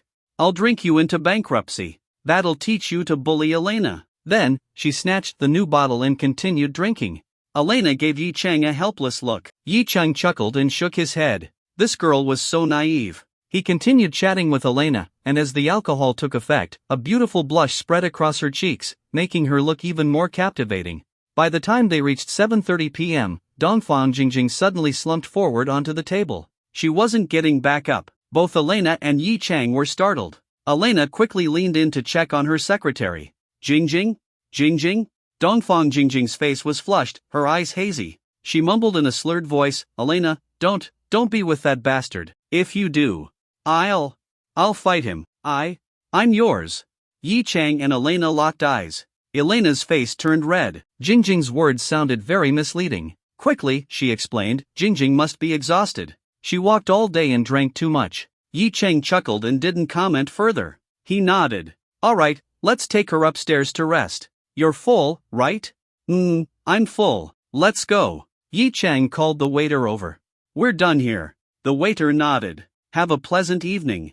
Elena found it odd that the waiter never asked for payment. Throughout the entire meal, the staff had been unusually respectful toward Yi Cheng. He hadn't even needed to provide an ID when booking the rooms earlier. Could it be that Yi Cheng had some connection to this hotel? She remembered that this hotel was owned by Longtum Group, a financial giant even the Mohang family had to respect. What kind of status did Yi Cheng have that made the Grand Hyatt treat him like a VIP? Curiosity sparked in her heart. But instead of asking directly, she simply helped support Dongfang Jingjing and followed Yi Cheng upstairs. Taking the elevator to the top floor, Yi Cheng helped Elena bring the drunk Dongfang Jingjing into her room. The room had a separate bedroom and living area, so Elena took Dongfang Jingjing into the bedroom to clean her up, remove some of her clothes, and tuck her into. Even though she was the CEO and Dongfang Jingjing was her secretary, their special relationship made it natural for her to take care of her like this. Yi Cheng, on the other hand, stood by the floor-to-ceiling window, looking at the view outside. The window overlooked the hotel's interior, which was designed to resemble a tropical rainforest. There was also a pool, where a few people were still swimming. After a while, Elena walked out of the bedroom and stood beside Yi Cheng, gazing at the scene outside with him. Mr. Yi, you were really bad today, she said with a slightly resentful tone. Yi Cheng raised an eyebrow and glanced at her. The room lights were off, and the only illumination came from the faint glow outside. In the dim light, the contrast of light and shadow on this exotic beauty's face made her look even more alluring. Yi Cheng chuckled and asked, how so? Elena placed a hand on Yi Cheng's shoulder, then looked back out the window. You used the board member position to blackmail me and then did those things to me. That's not very gentlemanly. Didn't you say last time that you were a gentleman? Yi Cheng smirked and placed his hand on the back of Elena's hand, which was resting on his shoulder. Today? Wasn't it you who seduced me first? Elena froze for a moment, then quickly withdrew her hand, glaring at him playfully. What seduction? Mr. Yi, you really don't know how to talk. Yi Cheng didn't mind.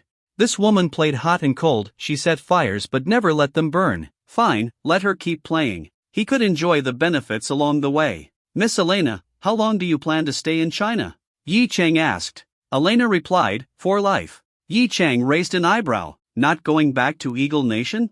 Never. Elena lifted her chin and said firmly, never? So, are you planning to marry here? Find a Chinese man?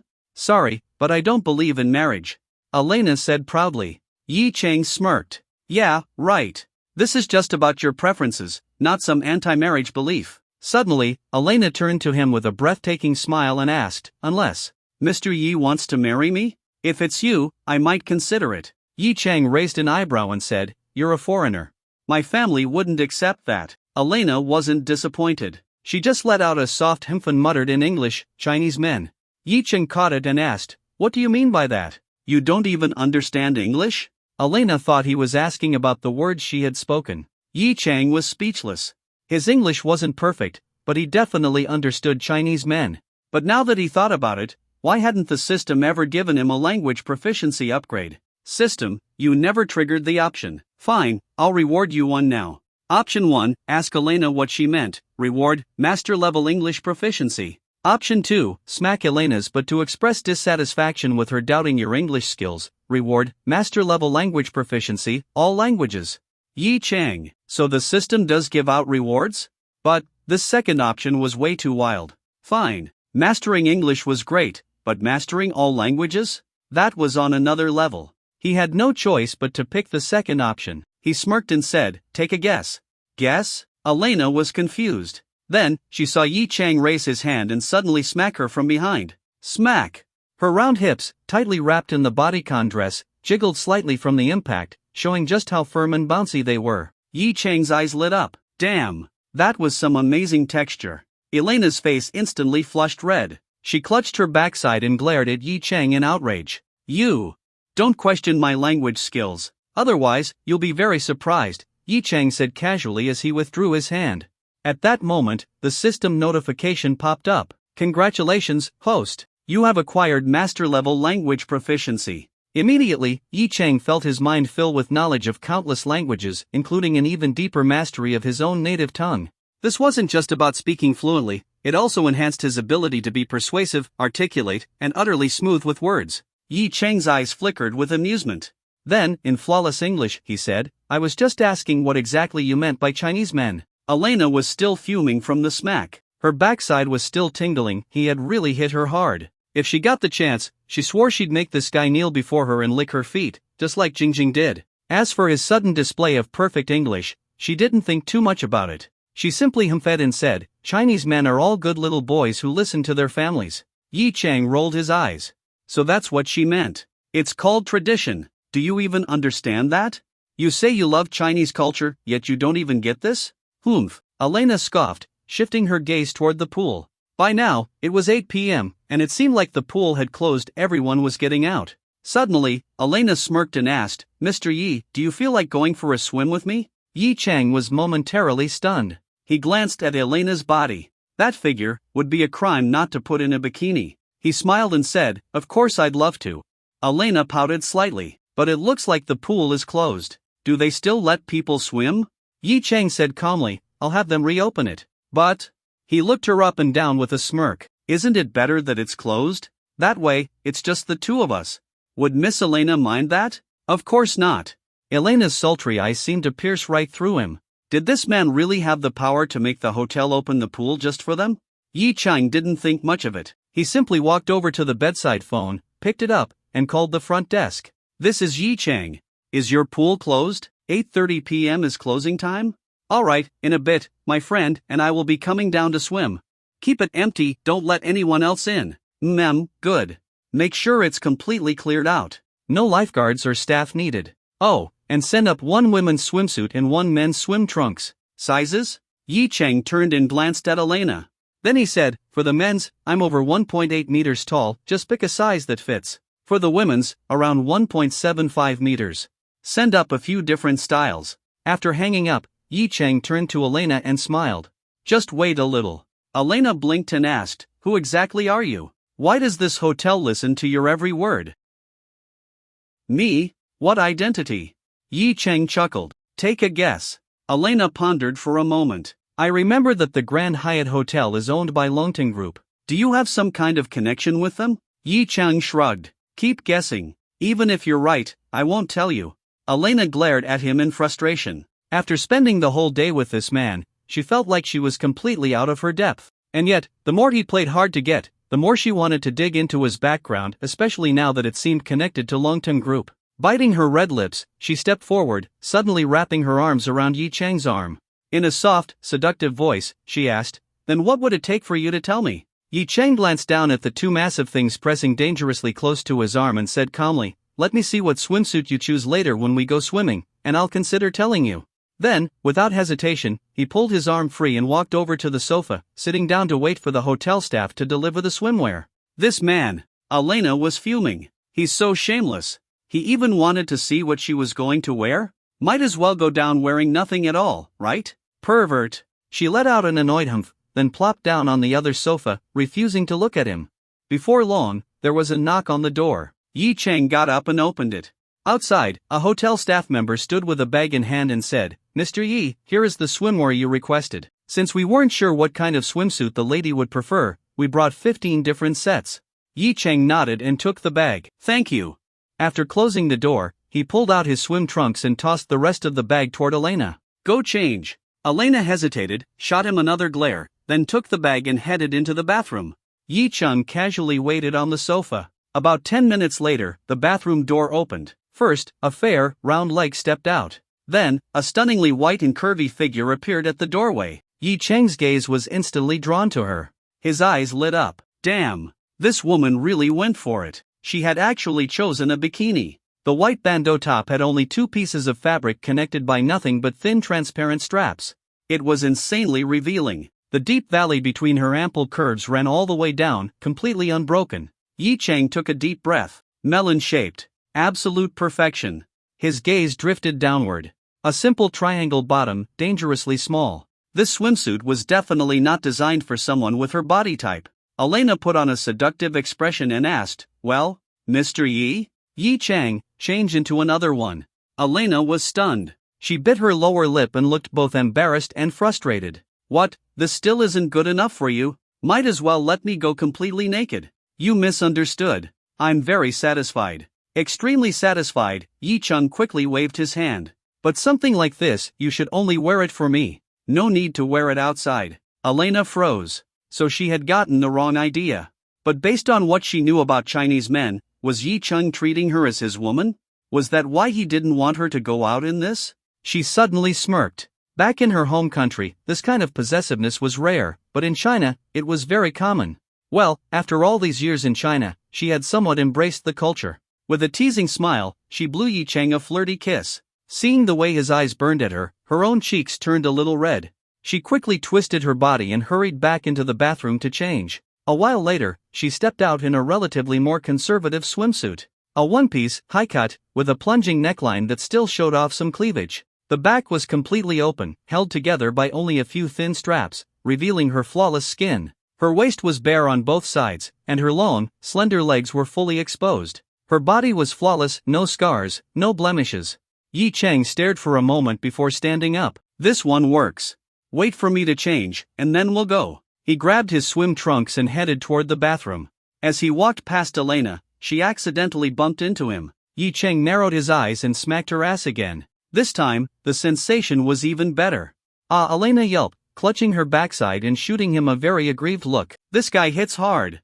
After changing, Yi Chang left his clothes in his room and met up with Elena again. Both of them put on bathrobes and took the elevator downstairs. A hotel staff member was already waiting for them. Upon seeing the two of them step out, the employee couldn't help but be envious of their looks.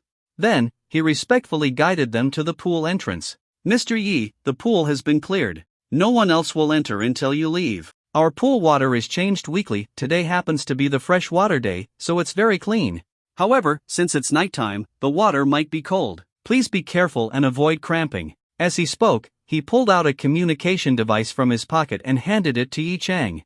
"This is a communicator. If you need anything, just use this, and we'll provide assistance." Yi Chang nodded, took the device, briefly examined how to use it, then entered the pool area with Elena. The staff member left and shut the entrance behind them. Seeing the extreme level of service Yi Chang was receiving, like he was the boss of this place, Elena finally couldn't hold back her curiosity. She asked again, "Mr. Yi, now will you tell me who you really are? What's your connection to the Grand Hyatt?"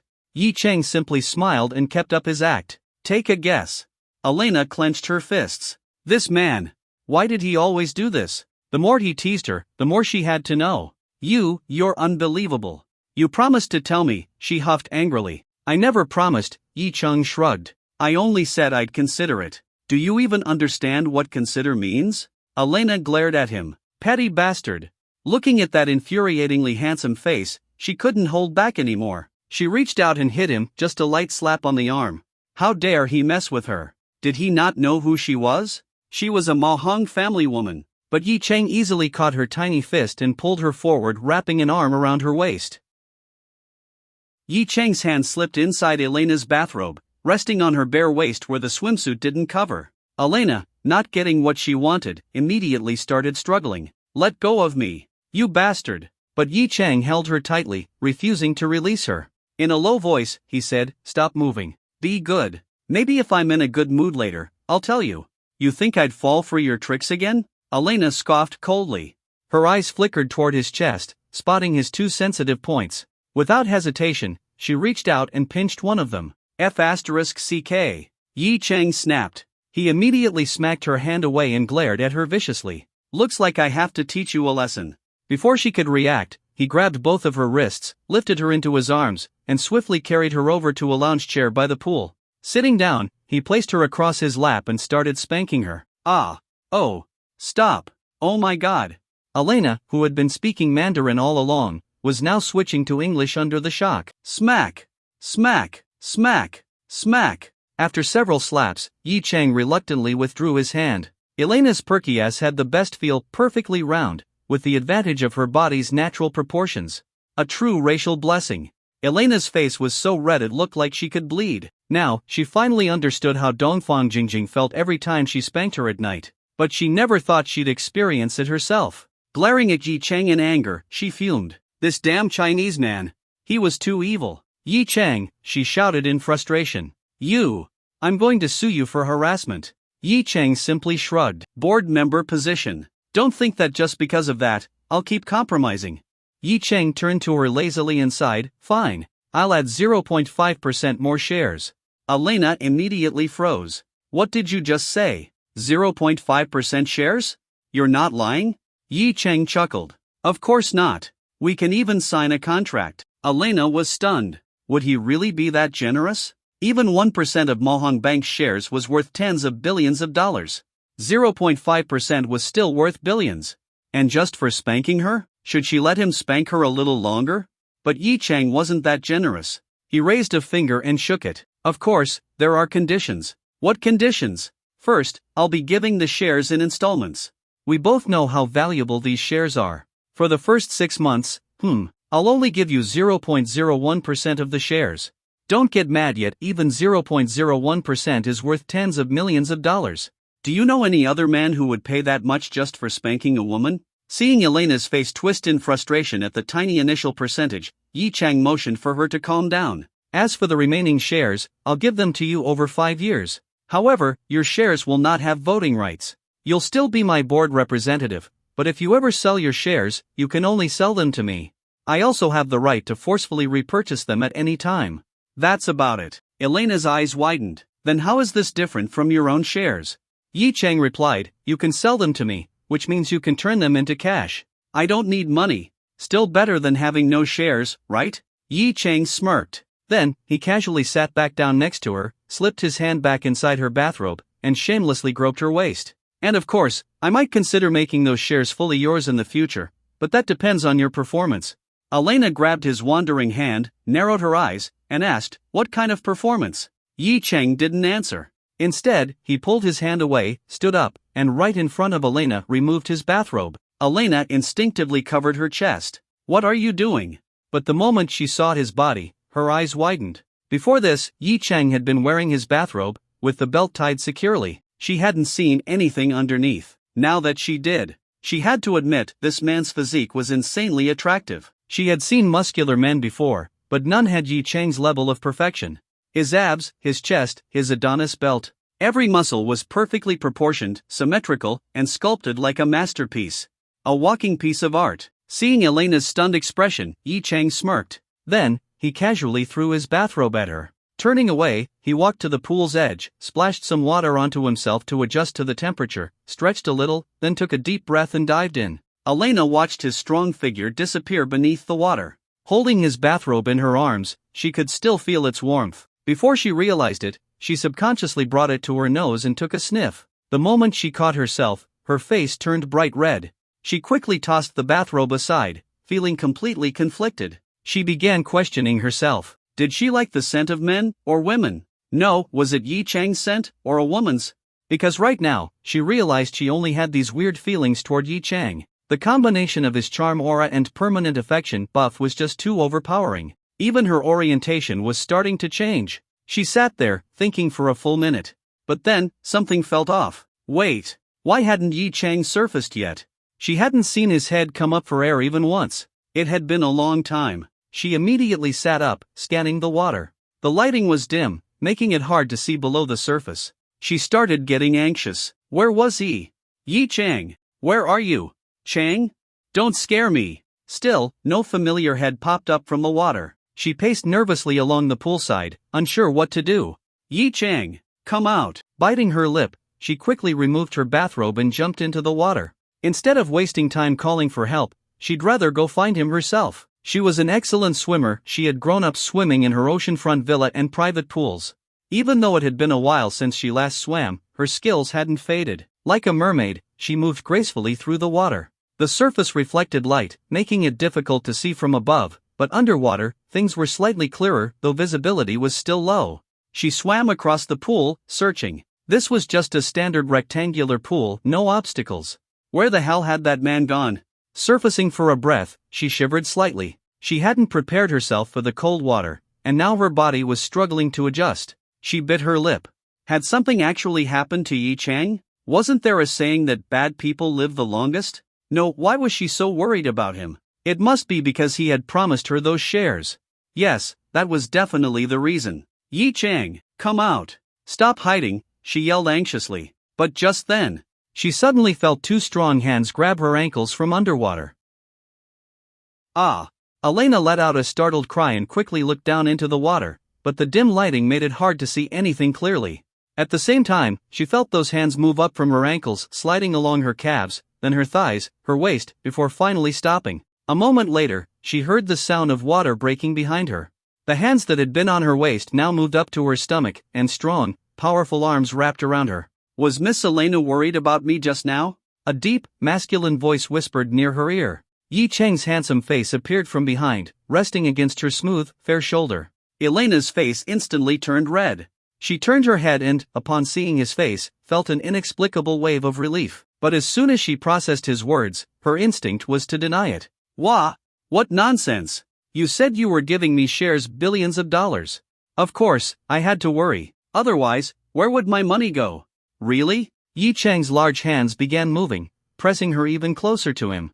His bare chest was now completely against her nearly exposed back. Elena could even feel a certain burning hot object pressing against her. No!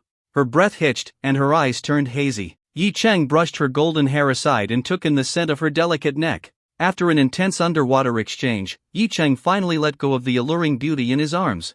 If it weren't for the fact that this was a public place, even an entire pool of cold water wouldn't have been enough to douse the fire in his chest. Scooping up Elena's now weak and soft body, he carried her out of the water and onto the poolside. They each settled onto a lounge chair. Yi Chang turned his head and said, "Elena, come to my place tonight." Elena, still catching her breath, instantly understood what he meant. She quickly shook her head. No way. Yi Chang raised an eyebrow. No? But you seemed to enjoy yourself just now. Elena's face turned even redder. Back when she played around with Dongfang Jingjing, she had never felt embarrassed. But this was the first time she had been so physically close to a man. For the first time, she understood what shyness felt like and something else she couldn't quite explain. But when it came to actually crossing that line with a man, she still hesitated. This sudden awareness of her own hesitation made her frustrated. She needed to regain control. How could she let this man dominate her? Especially a man several years younger than her. She was already 27. Quickly adjusting her mindset, she returned to her usual confident self. Her eyes gleamed with seductive mischief as she looked at Yi Chang. Well, it's not entirely impossible. Yi Chang caught the change in her demeanor and smirked. Oh, she's playing games again? Fine. He'd play along. After all, she was staying in his hotel. Even if she didn't come to his room, what was stopping him from getting her room key from the front desk? Judging by how things were going, if this wasn't a public place, he would have already taken things to the next level. He smiled. And what do I need to do? You still haven't answered my question, have you? Elena rested a hand on his shoulder, her own lips curling into a teasing smile. This Grand Hyatt Hotel, what's your relationship with it? Are you really connected to Lonton Group? Yi Chang raised an eyebrow. Why is she so obsessed with my background? Chuckling, he grabbed the delicate hand on his shoulder and kissed the back of it. I haven't decided if I want to tell you yet, but if you come over tonight, maybe I will. Elena shot him an annoyed glare. This man. He wouldn't make a move until he saw real benefits. Did he not know that sometimes you have to sacrifice a little to win big? So frustrating. Her eyes flickered with an idea. Rising from her lounge chair, she climbed onto his, straddling him with her knees on either side of his thighs. Her hands rested beside his head as she leaned in, looking down at him seductively. If you tell me first, she murmured, I promise I'll come over tonight. Yi Chang didn't even try to hide where he was looking. His gaze openly lingered on the swaying melon-sized objects in front of him. Don't try to negotiate with me. We haven't signed the contract for your shares yet either, have we? Elena fumed. Couldn't this guy give her a little leeway? She had already let him take so much advantage of her. Just one last step, and he still wouldn't budge? Evil capitalist. Annoyed, she covered her chest, refusing to let him look anymore. Then, with a huff, she flipped off of him and jumped straight into the deep end of the pool. The deep end ranged from 1.6 to 1.8 meters, a standard depth. Elena was 1.75 meters tall, slightly shorter than the deepest part, but Yi Chang wasn't worried. He had already seen her swimming skills, there was no way she'd drown in a hotel pool. Still, he kept his eyes on her just in case. With his beyond normal vision, even in the dim water, he could faintly make out her shape moving through the depths. Then, he noticed something. Elena had deliberately swum to the farthest corner of the pool, somewhere just outside of his line of sight. She wasn't moving anymore, just hiding. Every now and then, she peeked out to check if he was looking for her. Yi Chang chuckled. Oh, so she wants to play ghost in the water? Nice try. That only works when I do it. He decided to let her play her little game. But a few minutes later, Elena, still hiding in the corner, started feeling disappointed. Yi Chang hadn't come looking for her at all. In fact, he wasn't paying attention at all. A hint of sadness crept into her heart. This bastard, he didn't care about her at all. And yet she was panicking for him earlier. Men are all the same. She scoffed and lost interest in hiding. Besides, staying in cold water for so long was making her shiver. And the night breeze wasn't helping. Might as well swim a bit more and call it a night. Even if she never found out his real identity, she wouldn't let him win. As for those stupid shares, who cares? By tomorrow, he'd be gone. And after some time, she'd just forget about him. They would go back to being strictly business partners. Diving back into the water, she pushed off the wall like a mermaid, planning to swim a few laps. She finished one lap quickly. Every now and then, she lifted her head, but Yi Chang still wasn't looking her way. Her disappointment deepened. Was everything today just a waste? Frustrated, she swam even faster. 1 lap. 2 laps. By the 4th lap, she reached the center of the deep end. She had never been afraid of the depth before, but a sharp pain suddenly shot through her calf. A cramp. She knew how to handle muscle cramps while swimming, but she hadn't practiced in a long time. And after swimming multiple laps in the cold, exhaustion had set in. For the first time, panic set in. Her body began sinking. She frantically slapped the water, trying to stay afloat, but she was completely out of strength. She was terrified. The water rose over Elena's mouth, preventing her from calling for help. Instead, she inhaled through her nose and choked on the water, swallowing several mouthfuls. Despair began to settle in. Countless images flashed through her mind, but instead of her family or even Dongfang Jingjing, the face she saw the most was that of that heartless man. But just then, she caught sight of a strong figure on the poolside. Yi Chang had suddenly sprung up from the lounge chair, bare feet slamming against the ground as he dashed toward her. Then, he leaped. A sliver of hope rekindled in her heart. Moments earlier, when Elena had left the corner of the pool and started swimming, Yi Chang had been keeping an eye on her the whole time. When he saw her finally swim out from her hiding spot, he knew she had lost patience. He smirked to himself. Elena still lacks endurance. If she had just waited a little longer or stopped sneaking glances at him, he probably would have started worrying after a while. Still, he continued watching her out of the corner of his eye, intending to call the hotel staff for a bottle of red wine and some late-night snacks. Swimming? Watching a beautiful woman swim was much more enjoyable. Seeing Elena move through the water like a mermaid, Yi-chung found himself quite entertained. She wasn't taking any breaks, swimming back and forth without stopping. That surprised him, he hadn't expected her to be this good. But on her fourth lap, as she reached the deepest part of the pool, she suddenly stopped. Her arms flailed slightly, making only small splashes.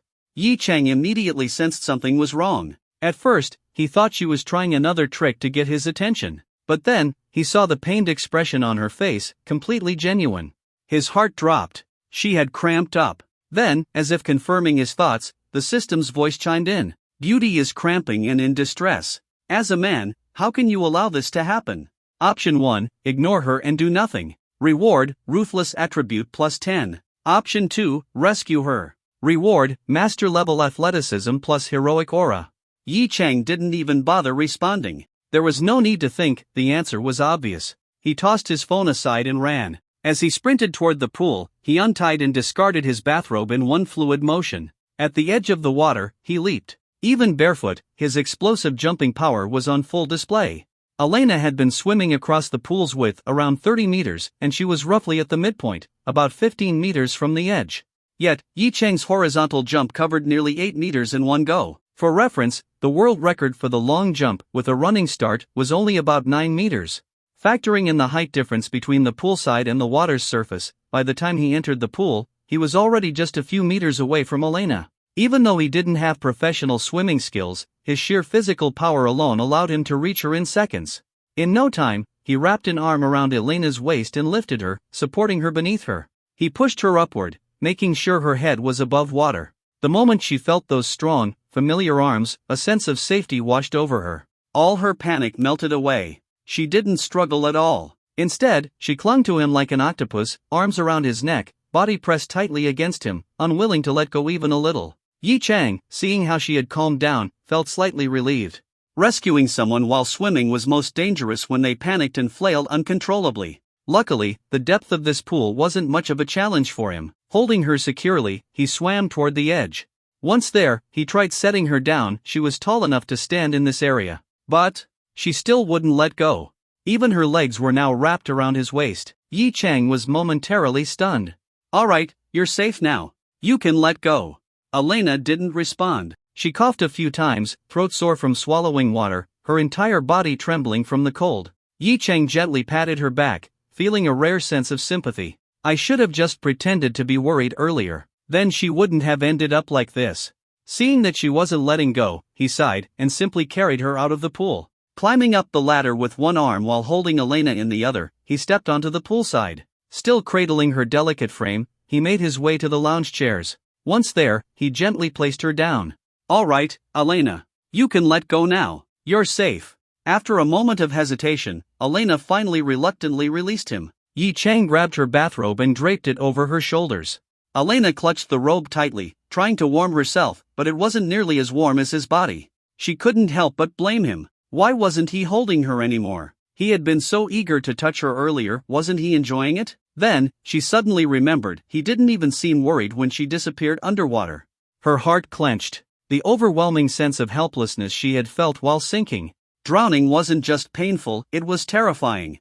Tears welled up in her eyes. Yi-chang had just retrieved his own bathrobe when he noticed her shoulders shaking slightly. At first, he thought she was still shivering from the cold. But when he listened closely, she was crying. He was shocked. Quickly, he sat beside her and asked, "Why are you crying?" "You're safe now, there's nothing to be scared of." Elena kept her head down, burying her face between her knees. Her shoulders trembled as she continued sobbing. Yi-chang felt a little helpless. During the day, this woman had been so seductive, sly like a cunning little fox. But now, she looked so vulnerable, so pitiful. After thinking for a moment, he sighed and pulled her into his arms again. Feeling his warmth surround her once more, Elena immediately wrapped her arms around him tightly. She clung to him like a child, absorbing his body heat, her soft cries turning into muffled whimpers. Yi-chang gently patted her back. "All right, don't cry. I'm here. You're safe." He then whispered, "Let's go back to the room." Scooping her up again, he started walking. Once more, her legs instinctively wrapped around his waist. Yi-chang sighed. Grabbing his discarded phone, he checked the screen. The tempered glass protector was cracked, but the phone itself was fine. Good. Replacing a brand new phone would have been annoying. With Elena still clinging to him, he walked toward the pool exit. A hotel staff member saw them coming out, with Elena still in his arms, and was visibly stunned. What exactly had happened in there? Since Yi Chang had ordered the surveillance cameras to be disabled, no one had been able to see inside the pool area. Only these two knew what had taken place. But seeing the shivering foreign beauty in his arms, tears still in her eyes, the staff member couldn't help but imagine things. Ignoring them, Yi Chang stepped into the elevator and went up to their floor. Since he used an internal passage, no one else saw Elena's current state. Reaching their rooms, he paused in front of his door. Then, he looked down at Elena. "Tonight, stay with me?" Elena didn't answer. She simply tightened her grip on him. That was all the answer he needed. Yi Chang opened the door and stepped inside. Entering the room, Yi Chang closed the door behind them. Still holding Elena, he carried her straight to the bathroom and began filling the tub with hot water. After adjusting the temperature, he stepped out to wait. Standing in the living room, he looked down at the beauty in his arms. Elena's face was still a bit pale, though noticeably rosier than when she first came out of the water. The faint weakness on her features gave her a delicate and fragile beauty. She clung tightly to Yi Chang, unwilling to leave the warmth of his body. "Elena, do you feel better?" He sat down on the sofa, adjusting himself slightly to avoid any discomfort caused by her curvaceous figure pressing against him. Gently patting her back, he continued to comfort her. Looking at her soft lips, still trembling, he shook his head. A woman is always a woman. No matter her orientation, when faced with danger, she still felt fear. And when in need of comfort, she still sought the embrace of a man. His pats gradually turned into soft caresses, trying to ease her emotions. Elena slowly lifted her head, looking at him, eyes still glistening with unshed tears. Yi Chang was startled. He reached out and wiped the corners of her eyes.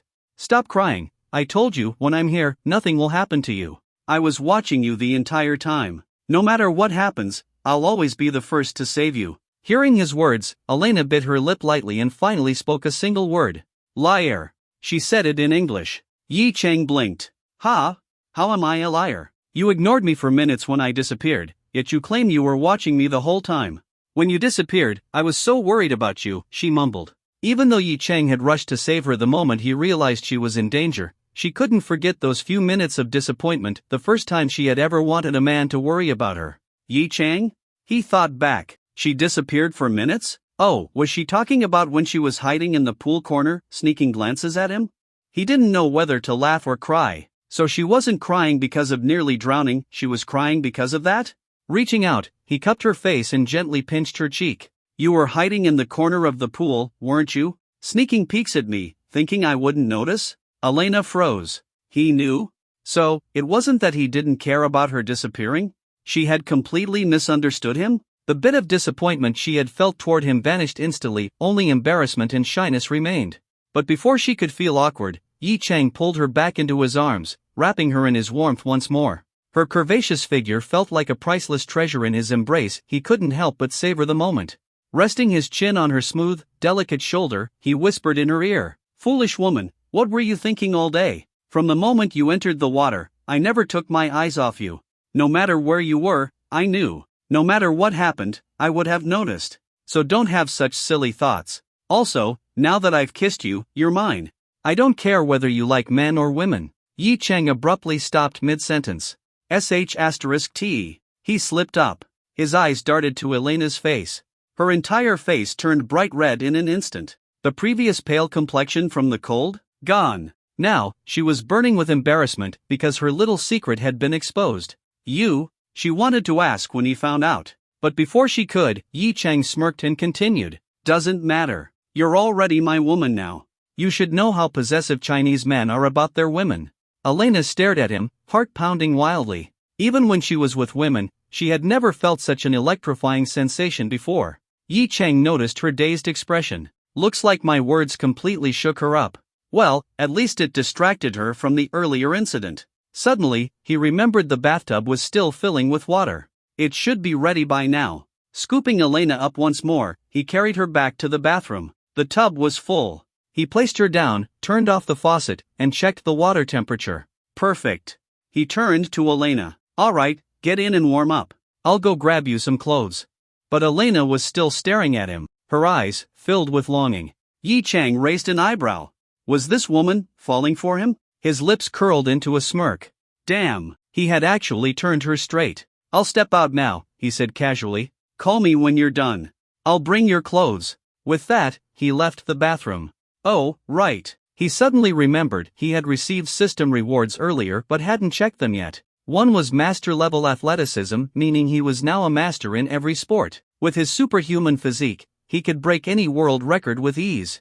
The other was the hero's aura. Yi Cheng frowned. What's the effect of hero's aura? System. Hero's aura, any person saved by the host will become completely devoted to him. Men will be unwaveringly loyal. Women will develop varying degrees of romantic attachment.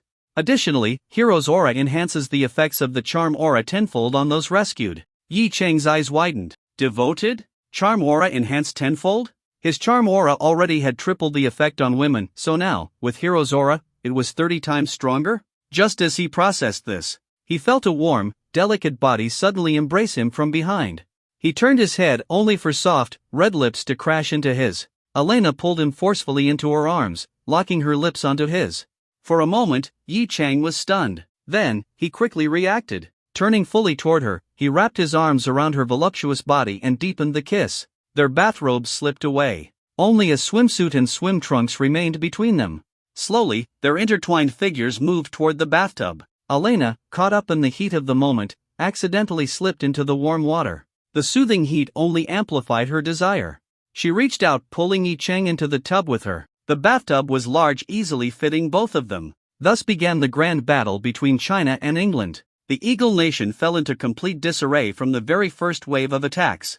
The Chinese forces stormed the enemy's capital. Then, in the name of peacekeeping, they retreated. However, the Eagle Nation refused to let them go, trapping them from both flanks. The Chinese forces had no choice but to launch another full-scale invasion. After hundreds of rounds of battle, the two sides detonated all nuclear warheads simultaneously, as countless fireworks lit up the night sky. 3 a.m. The room next to Yi Cheng's. Dongfang Jingjing groggily woke up, holding her aching head. Ugh, where am I? She stared blankly at her surroundings, still disoriented. Then, memories of last night rushed back into her mind.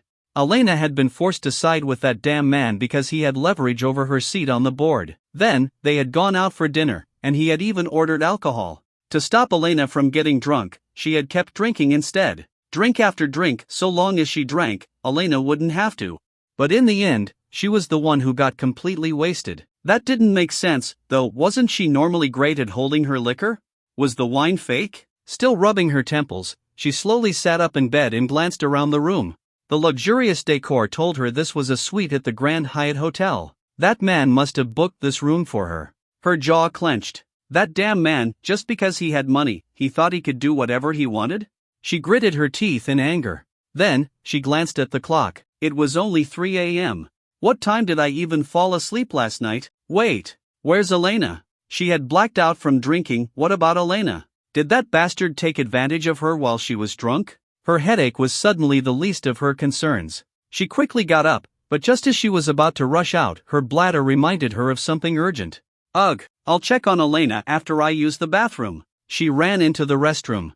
But the moment she stepped inside, she froze. There were multiple swimsuits hanging inside, and they were all women's swimsuits. Some of them were still neatly packaged, but a few had already been opened. Her eyes landed on a white, two-piece swimsuit. She picked it up, her face instantly flushed red. Oh, bikini? Her mind spun. The Grand Hyatt did have a pool. Did Elena end up swimming with that damn man? Was she forced into it? Her gaze suddenly shifted to the laundry basket nearby. A pair of black lace panties and black stockings were hanging over the edge. Her breath hitched. Weren't these the ones Elena was wearing today? She wasn't even wearing these anymore. There's no way they were still swimming at this hour. It was already past 3 a.m. What happened was obvious. No. Her mind went blank. She felt like snowflakes were falling around her as a cold northern wind howled in the distance. Her world had collapsed. She no longer cared about using the bathroom. She ran back into the bedroom, grabbed her clothes, and frantically picked up her phone. Dialing Elena's number, she pressed the phone to her ear, her fingers trembling. The line rang. No one answered. Her hands shook even harder. She put down her phone, threw on her clothes, and stormed out of the room. Arriving at Elena's room, she knocked rapidly, her heart clinging to a desperate sliver of hope. Maybe Elena is actually in here. Maybe those clothes in the bathroom were just left there because she didn't want to wake me up. She knew Elena had a habit of sleeping naked sometimes. But she knocked for ages, and no one responded. Her expression turned ice cold. She turned toward Yi Chang's room. Without hesitation, she raised her fist to knock. But before she could, she heard strange noises coming from inside. Her eyes widened in shock. She trembled as she pressed her ear against the door. And then, the indecent sounds filtered through. All of her last hopes shattered completely. Her body went stiff for a moment. Then, bang, bang, bang. She pounded on the door, her voice filled with rage and grief. Open up! Open the door! Her furious shouts echoed in the hallway. If anyone saw this scene, they'd probably think she was here to catch a cheating boyfriend. Inside the room, in front of the bathroom mirror, Yi Chang stood behind Elena, his arms wrapped around her waist. Elena, do you remember what I once told you? A gentleman conceals his strength. I remember. Do you know the second half of that phrase? I don't, no. A gentleman conceals his strength, and strikes when the time is right. Yi Chang struck, but just as he was about to continue, a loud banging echoed from outside the room.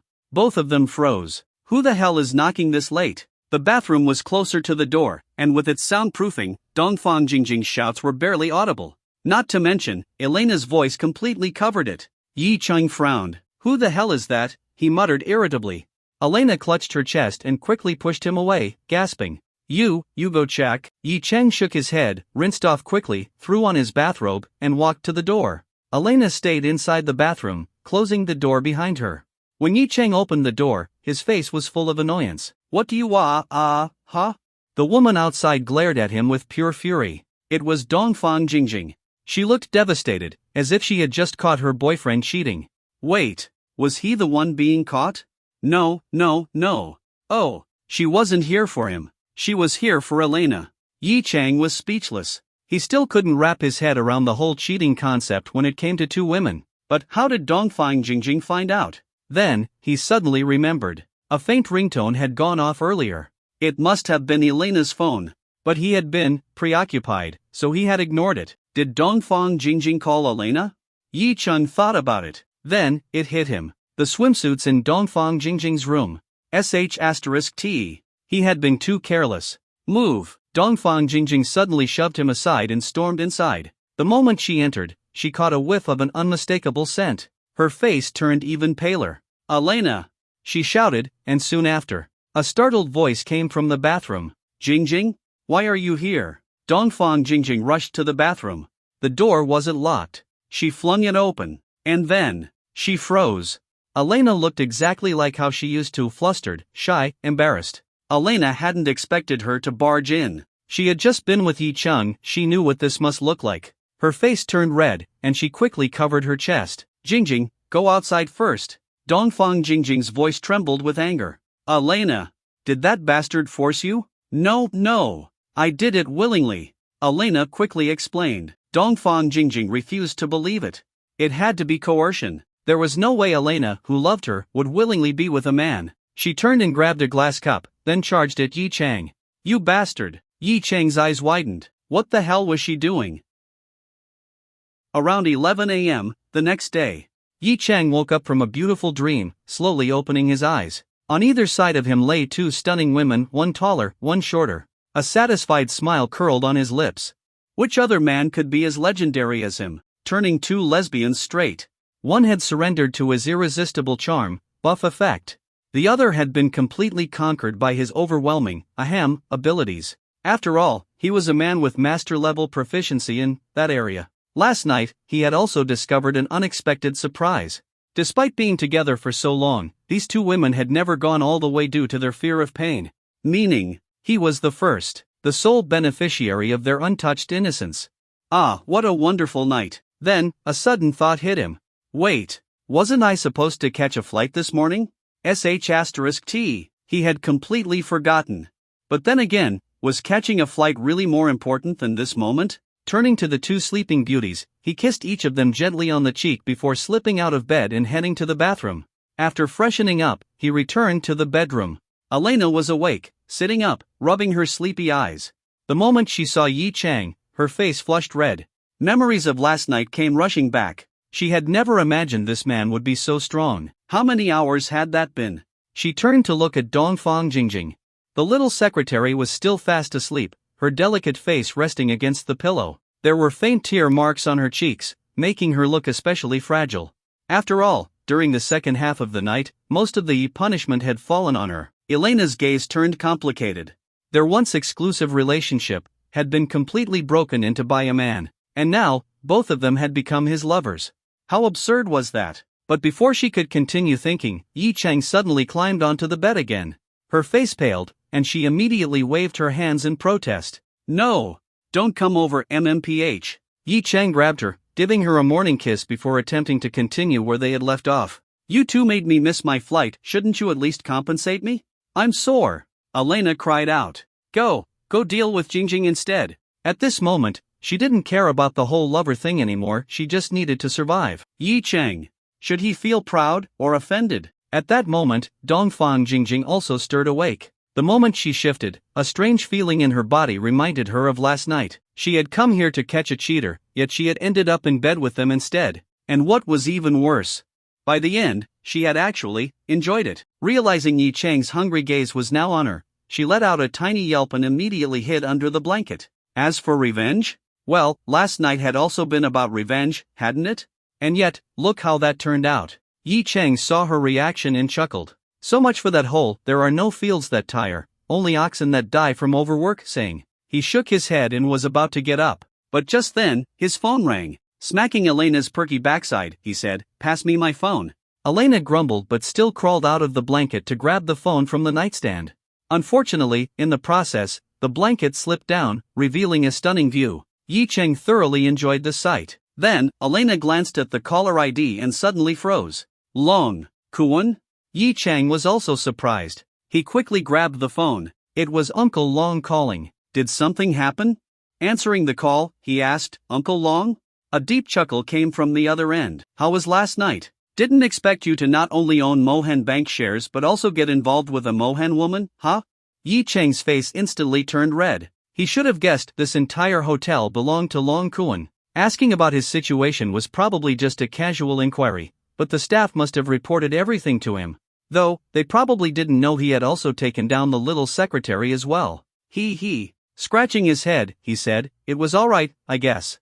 Nothing special. You know, it was my first time, so I don't have much experience. Elena and Dongfang Jingjing, who were eavesdropping, both rolled their eyes. First time? Him?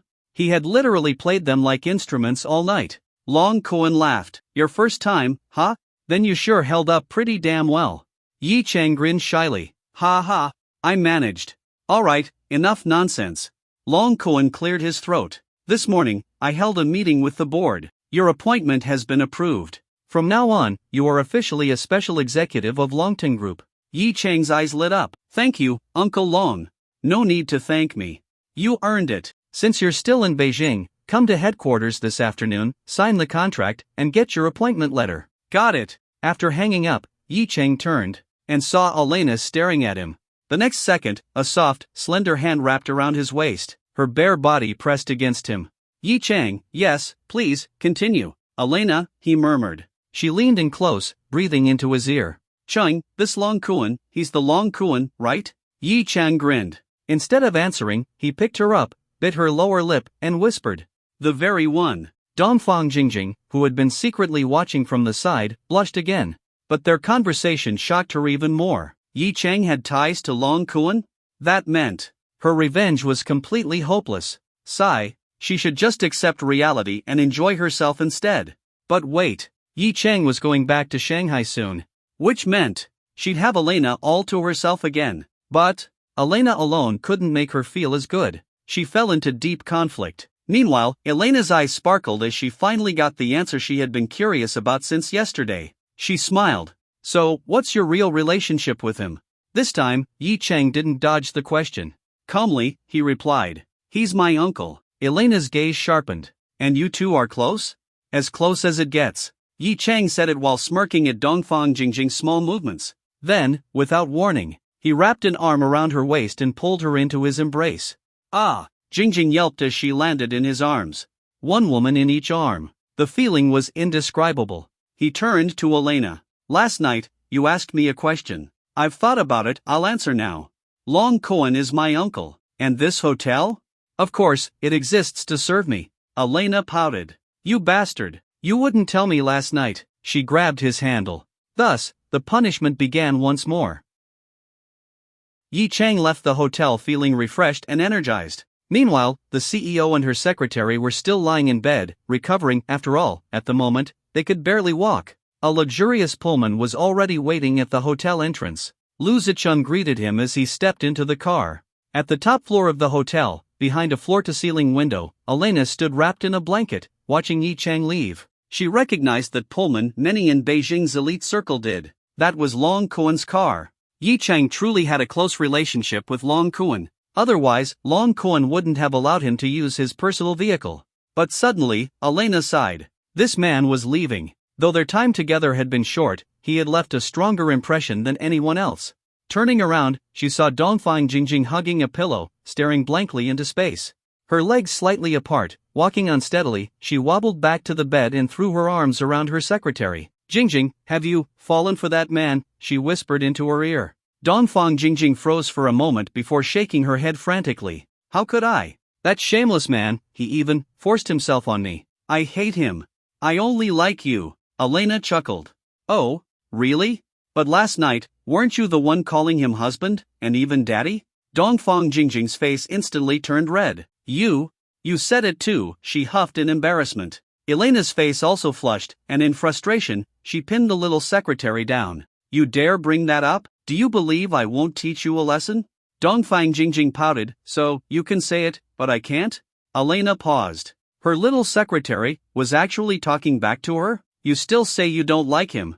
Look at you now, you even dare to argue with me. Dongfang Jingjing's face burned, and she mumbled under her breath. It's just that, you can't bring me happiness, but he can. Elena had no idea what her secretary was thinking, but she could clearly feel that something had changed. Jingjing was different now.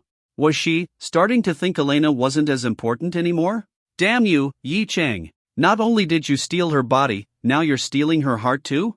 At that moment, her phone buzzed. It was a text message from Yi Chang. Elena, I'm heading back to Shanghai this afternoon. Come find me there within a week, I'll transfer the shares to you. Oh, and bring Jingjing too. Dongfang Jingjing climbed up and saw the message. The moment she saw her own name mentioned, her eyes lit up with joy. Elena, he wants us to go to Shanghai to find him. Elena rolled her eyes.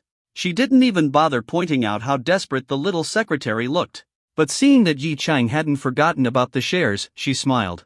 No matter what. A man who could casually hand over shares worth billions. Who was also incredibly handsome. And, most importantly, insanely skilled in that department. Which woman could resist? Her face reddened slightly, but she quickly recovered. Check my schedule when we get back. Find an open date, I'll go then. Dongfang Jingjing nodded eagerly. As her secretary, that was her job. Yi Chang's car pulled up in front of Longting Group's headquarters. Inside the chairman's office, 3 men were already waiting. Long Koan sat behind his desk, calmly sipping tea from a Yixing clay teacup. Lu Zicheng led Yi Chang inside and introduced the others. This is Su Yunxian, a shareholder of Huajin Corporation. Huajin was the government's appointed representative within Longting Group. Yi Chang smiled and greeted him. Hello, Mr. Su. President Yi, Su Yunxian responded with a polite smile. Lu Zicheng continued, this is our group president, Guo Ning. Hello, President Guo, Yi Chang said, keeping his smile. Guo Ning nodded stiffly in response. There was clear resentment behind his polite smile, which made sense. Out of nowhere, Yi Chang had been appointed global special president, a position even higher than his. But Yi Chang wasn't bothered by his attitude. He was heading back to Shanghai soon anyway. Guo Ning had no influence over him. Lu Zicheng then gestured to the last man. And this is Chen Jinxing, our vice chairman and a major shareholder of Longtum Group. Vice chairman. And a shareholder. A heavyweight. Yi Chang nodded. Nice to meet you, Chairman Chen. Chen Jinxing was in his early 50s, slightly overweight, and had a piercing gaze. But instead of responding, he turned to Long Kuan. Chairman Long, is this the young man you personally appointed as global special president? He's so young, how will he convince others to follow him? As vice chairman, Chen Jinxing held significant power within Longtum Group. So, naturally, he had the right to question Long Kuan's decision. After all, Yi Chang, as global special president, could mobilize Longton Group's resources worldwide. The only thing he lacked was hiring and firing power. But more importantly, even Chen Jinqing couldn't control Yi Chang. Yi Chang answered only to Long Kuan, and that infuriated him. But Long Kuan remained unfazed. He simply set down his teacup, lit a cigarette, and took a slow drag before speaking. Chairman Chen, sometimes, conclusions shouldn't be made too quickly. There are things you don't know yet. And the things you don't know, I do. That's why I'm very clear on how much Yi Chang has contributed to this group. And those things are not for you to know. At least, not for now. He then turned to Lu Zicheng. Lu Zicheng immediately stepped forward. Long Kuan pulled a document from a stack of files and handed it over. Lu Zicheng took it and walked over to Yi Chang. President Yi, once you sign this, you'll officially be Global Special President of Longton Group. Yi Chang smiled. All right. Taking the pen, he skimmed through the contract, then moved to sign. Wait. Chen Jinqing suddenly spoke up. But Yi Chang ignored him. He signed his name without hesitation. Congratulations, President Yi, Lu Zicheng said respectfully. His eyes were filled with admiration. If only he had an uncle like Long Kuan, he'd be unstoppable. Thanks, Yi Chang responded with a grin. Chen Jinqing's face darkened. This 20-something-year-old brat just ignored him? President Yi, he sneered. Don't you think you're too young to handle this position? Young people should know their limits. They should understand their place. Yi Chang turned to look at him, his expression calm. Chairman Chen, he said with a smile, young people should have ambition. We should take on challenges, otherwise, what's the point of being young? Wouldn't you agree? Besides, I was appointed by Chairman Long himself, unless you have a problem with his decision? Yi Chang wasn't the least bit intimidated by this so-called Chairman Chen. In Longton Group, no one held more power or influence than Long Kuan. His authority was absolute, practically a dictatorship. With such a powerful backer, Yi Chang didn't need to worry about offending anyone. Chen Jinqing never expected Yi Chang to actually speak to him so disrespectfully. His face instantly darkened. Just as he was about to retort, Long Kuan chuckled and spoke up. Ha, Xiao Chang, you should hold back on words like that.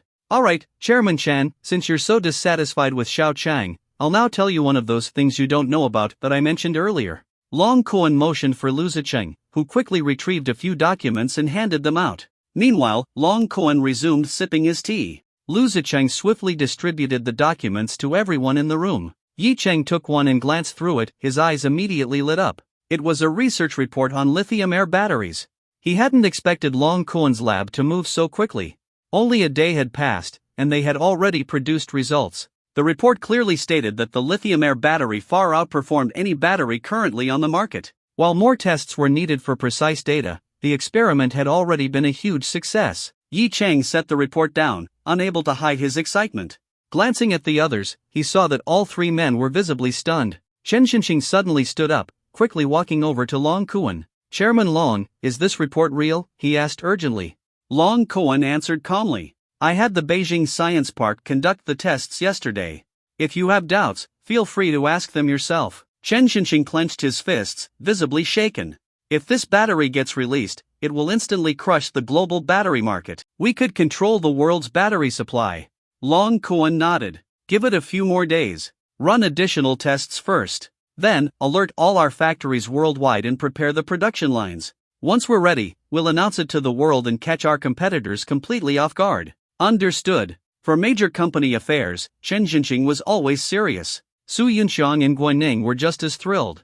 As a government-appointed representative in Longton Group, Su Yunxiang knew how important this was. He immediately asked, Chairman Long, may I report this to my superiors? Long Kuan waved his hand dismissively. Don't ask me. Ask President Yi. Ask President Yi? The room fell silent. Everyone was stunned. Long Kuan stood up, walked over to Yi Chang, and placed a hand on his shoulder. This lithium-air battery technology, Yi Chang is the sole patent owner. His words shocked the room. They all turned to Yi Chang in disbelief. He's the only patent holder? Chen Jinqing couldn't believe it. Chairman Long, are you serious? Long Kuan nodded and patted Yi Chang's shoulder. Xiao Chang handed the research over to me personally. Otherwise, how do you think the lab produced these results so quickly? But, Chen Jinqing wanted to say something else, but Long Kuan cut him off. Enough, Chairman Chen. I tolerated your opposition during the meeting earlier, but now you need to understand something. Xiao Cheng has handed over all rights to this battery except for the patent itself and his rightful share of the profits. That means both our company and our country will benefit immensely. If you continue to oppose his appointment as global special president, then don't blame me for being impolite." Long Kuan's sharp tone sent a chill through the room. Chen Jinqing flinched. Long Kuan had always been this way, he allowed some opposition when making decisions. But the moment he provided a solid justification, continuing to argue was a mistake. Chen Jinqing knew this was now unstoppable. Even if all the shareholders united against it, they still wouldn't be able to overrule Long Kuan. Instead, he shifted his mindset. Since Yi Chang had given Longting Group control over the battery's business rights, the company now had absolute dominance over the global battery industry. A complete monopoly. This was a massive advantage. So, Chen Jinqing sighed and nodded. "I understand, Chairman Long." Then, something occurred to him. Long Kuan had said that this battery technology was just one of the things Yi Chang had contributed, which meant there were more.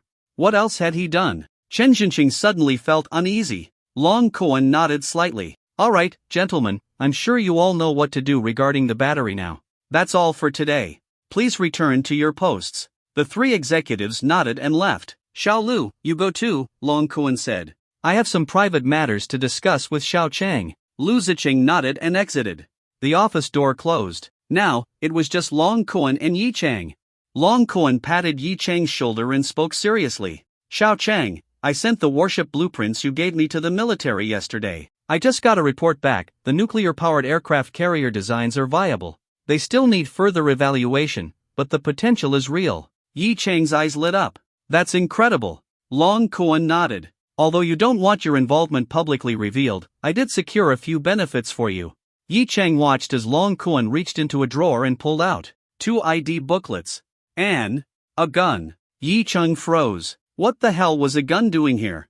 Long Kuan chuckled at his reaction. Then, he handed over the 2 booklets. Yi Chang took them and opened them. The first one read, People's Republic of China National Security Bureau ID. The second one, a gun permit. Both contained his photo and official seals.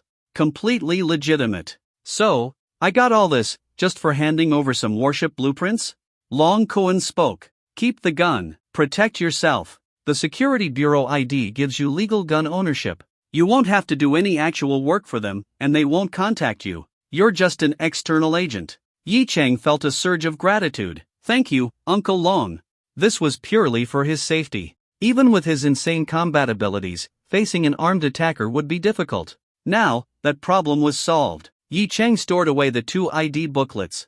Then, Long Kuan handed over the gun. "A Glock 19, lightweight, compact, and perfect for you." He then pulled out a small bag. "This is a special carrying case. It can bypass all domestic security checks. Even though you have a gun permit, it's better to avoid trouble at security checkpoints. There's also 1 spare magazine and 75 rounds of ammo. Use them wisely." 6 p.m. A boarding gate at Shangjing Airport. Yi Chang glanced at the flight attendant while showing his first-class ticket. She smiled sweetly at him. "Dear passenger, please proceed." Carrying his bag, he walked into the jet bridge. No one around him had any idea inside his bag was a real gun. He had felt a little nervous going through security earlier, afraid of getting caught. But thankfully, the special storage case did its job. Not a single person noticed. Walking through the narrow jet bridge, he arrived at the aircraft door. He handed his ticket over again to the flight attendant at the entrance. As a first-class passenger, he was met with warm hospitality. Inside first class, under the guidance of the flight attendant, he settled into his window seat. His bag? He kept it beside him instead of placing it in the overhead compartment. After all, there was a gun inside. What if something happened mid-flight? Men tend to develop a bit of paranoia when they possess a weapon. Turning his head, he gazed out at the vast airport, waiting for takeoff. A few flight attendants stole quick glances at him. His sharp side profile and quiet demeanor had captivated them instantly. One of them approached with a glass of water. "Sir, here you go." Yi Chang took the glass with a polite smile. "Thank you." The flight attendant smiled sweetly. "You are on flight XXXX, scheduled to take off at 6:25 p.m. and land at Shanghai Airport at 9 p.m. If you need anything, please let me know." "Got it." Yi Chang nodded calmly, took a sip of water, and turned back to the window. The flight attendant walked away, slightly disappointed. Looks like this handsome guy was out of her reach. More passengers boarded. At that moment, a mature woman entered the cabin. She was dressed in a black business outfit. The pencil skirt covered about 2/3 of her thighs, and underneath, a pair of silky, nude-colored stockings hugged her long, shapely legs. Her figure was stunning. She was on the phone, discussing business matters. From the sound of it, she was involved in international trade, mentioning terms like Southeast Asia and port every now and then. She sounded impressive. Under the flight attendant's guidance, she took the seat next to Yi Chang. The flight attendant even helped place her suitcase in the overhead compartment. Yi Chang noticed the movement beside him and looked up. The woman exuded maturity. She had a full, curvy figure and a natural elegance in her every move. Her long black hair was tied into a simple ponytail, and she wore a pair of gold-rimmed glasses, giving her an intellectual charm. Her almond-shaped eyes and well-defined brows framed her face beautifully. Beneath the glasses, her nose was slightly upturned, her nostrils small. Her lips, coated in a vibrant red lipstick, moved constantly as she spoke. Her complexion was fair, but her aura screamed mature woman. A classic, stunning cougar. Yi Chang mentally compared her to Yao Tongtong. In terms of looks, they were about the same, but this woman carried a more dominant presence. She was probably someone of high status. From her watch, necklace, and handbag, all expensive brands, she was clearly wealthy. After a quick assessment, he smirked to himself and thought, "Auntie, I don't want to work hard anymore." Then he turned back to the window. He used to take trains to school because he couldn't afford flights. Now that he had money, he enjoyed window seats. But the wealthy auntie beside him was still on her call. Yi Chang caught bits and pieces. She was the chairwoman of her company, had traveled to Shangjing for business, and was now heading back to Shanghai. From her conversation, it seemed like her company dealt with shipping. Suddenly, her voice grew anxious. What? The Raza shipbuilding company might not be able to deliver on time? What's going on? They promised an end-of-the-month delivery. The exhibition for small and mid-sized cruise ships is in July. Yi Chang froze. Raza Shipbuilding Company? Wasn't that the company the system had rewarded him with? Come to think of it, he hadn't even contacted them yet. He had planned to go through the system's database, pick the best cruise ship design, and have Razith build it for him. Even though he had handed most of the blueprints over to Long Cohen, he had kept 60 civilian ship designs for himself. He even bought several high-capacity external hard drives just to store them. Each drive was 32 terabytes and cost nearly 20,000 yuan. He had bought over a dozen just to fit everything. Thankfully, civilian ship data wasn't as massive as warship blueprints, otherwise, he'd have needed even more. As for uploading them to the cloud? Too risky. Those designs contained cutting-edge technology. Each one was worth billions. Cloud storage could easily lead to data leaks. Once I get back to Shanghai, I'll contact Razith and have them build a 300,000-ton cruise ship, Yi Chang decided. Then, he'd present it to Yen Yuning. It would definitely surprise her. Thinking about Yen Yuning, Yi Chang started wondering if her safe days were approaching again. Last night and this morning, he had certainly enjoyed himself. Just then, the woman next to him sounded even more frustrated. What? They changed owners? And the new owner has to approve the delivery? What kind of ridiculous policy is this? She was clearly annoyed. But considering her company had ordered a billion-yuan cruise ship, needing the owner's approval for delivery was completely reasonable. At that moment, a flight attendant approached her. "Ma'am, I'm sorry, but the plane is about to take off. Phone calls can interfere with communications, so we kindly ask you to end your call." The woman nodded at the flight attendant, quickly gave a few last instructions, then hung up and switched her phone to airplane mode. Yi Chang chuckled to himself. Looked like her employees were about to work overtime. But if Razith had changed owners, it could only mean one thing. It was definitely his company now. No wonder the ship hadn't been delivered. He, the new owner, hadn't even contacted them yet. He glanced at the woman as she rubbed her temples in frustration. The situation amused him. Guess I should contact the company soon. Can't let this cause unnecessary trouble for others. After a moment's thought, he decided to say something. "Miss, are you referring to the Razith Shipbuilding Company in Newland?" The woman paused and turned toward him, noticing him for the first time. She hadn't paid attention before, but now that she looked, this young man was quite handsome. A good-looking man always leaves a favorable impression on a woman, especially the first impression. Plus, this guy looked at least 10 years younger than her. There was no reason for her to be wary, and the fact that he had immediately pinpointed Razith's location surprised her. Do young people nowadays know about these things? She smiled. Yes, that's the one. How do you know about it? Are you also in the shipping industry? At first, Yi Chang considered revealing his identity to the female chairman, but after thinking about it, he decided against it. It would just make things awkward, and she might even curse him in her mind. After a moment's thought, he shook his head and said, "No, I just happen to know a little about this industry. I overheard your conversation earlier, Mississippi. You don't need to worry too much. Rossith Shipbuilding is a major company, ranked in the top 10 worldwide.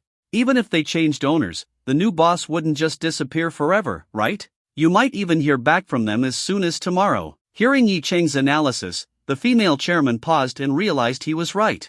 A company that big, if someone spent a fortune to buy it, they wouldn't just ignore it. Looking at it this way, she had clearly overreacted upon hearing the news and hadn't considered this point carefully. Her previously furrowed brows relaxed, and she smiled. Under Yi Cheng's natural charm, her favorability toward him skyrocketed. She extended her hand and introduced herself. "Thanks, young man.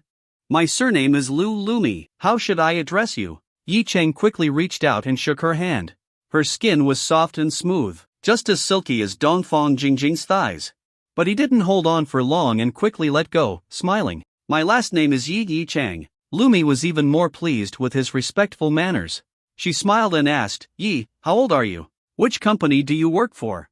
"Me? I'm 22, still in college. Right now, I'm just an intern." "Still in school? An intern?" Lumi was surprised. She hadn't expected him to be so young. After a brief moment, she reached into her bag and pulled out a business card, handing it to Yi Cheng. Yi Cheng took it, puzzled, and glanced at it. "Lumi, chairman of Tianlu Shipping Company, Shanghai." Miss Lu, this is." He didn't understand why she was giving him her business card. "What's your major? Which university?" Lumi didn't answer directly but asked instead. "Business Administration at Modern University. I'm in my senior year." "Modern University? Not bad." Lumi nodded approvingly. "That school has a strong business administration program. Would you be interested in working as my secretary?" "Ha?" Yi Cheng was stunned. Wait, isn't this moving too fast?" He still didn't fully grasp the extent of his natural charm. For him, doing one thing to increase a woman's favorability was like doing 3 things at once. "Recently, my company's been really busy, and I need a secretary. How about it? I'll pay you twice what you're earning now. Your internship salary can't be that high, right? Plus, this would be a permanent position with a full contract. In 2 years, if you do well, your annual salary will be 200,000 yuan. What do you think?" Ha. Yi Cheng was even more shocked. "Auntie, do I really not have to work hard anymore?" But then, Lumi suddenly frowned. "Wait a minute, this is first class. If Yi Cheng could afford a first-class ticket, maybe he wasn't short on money?"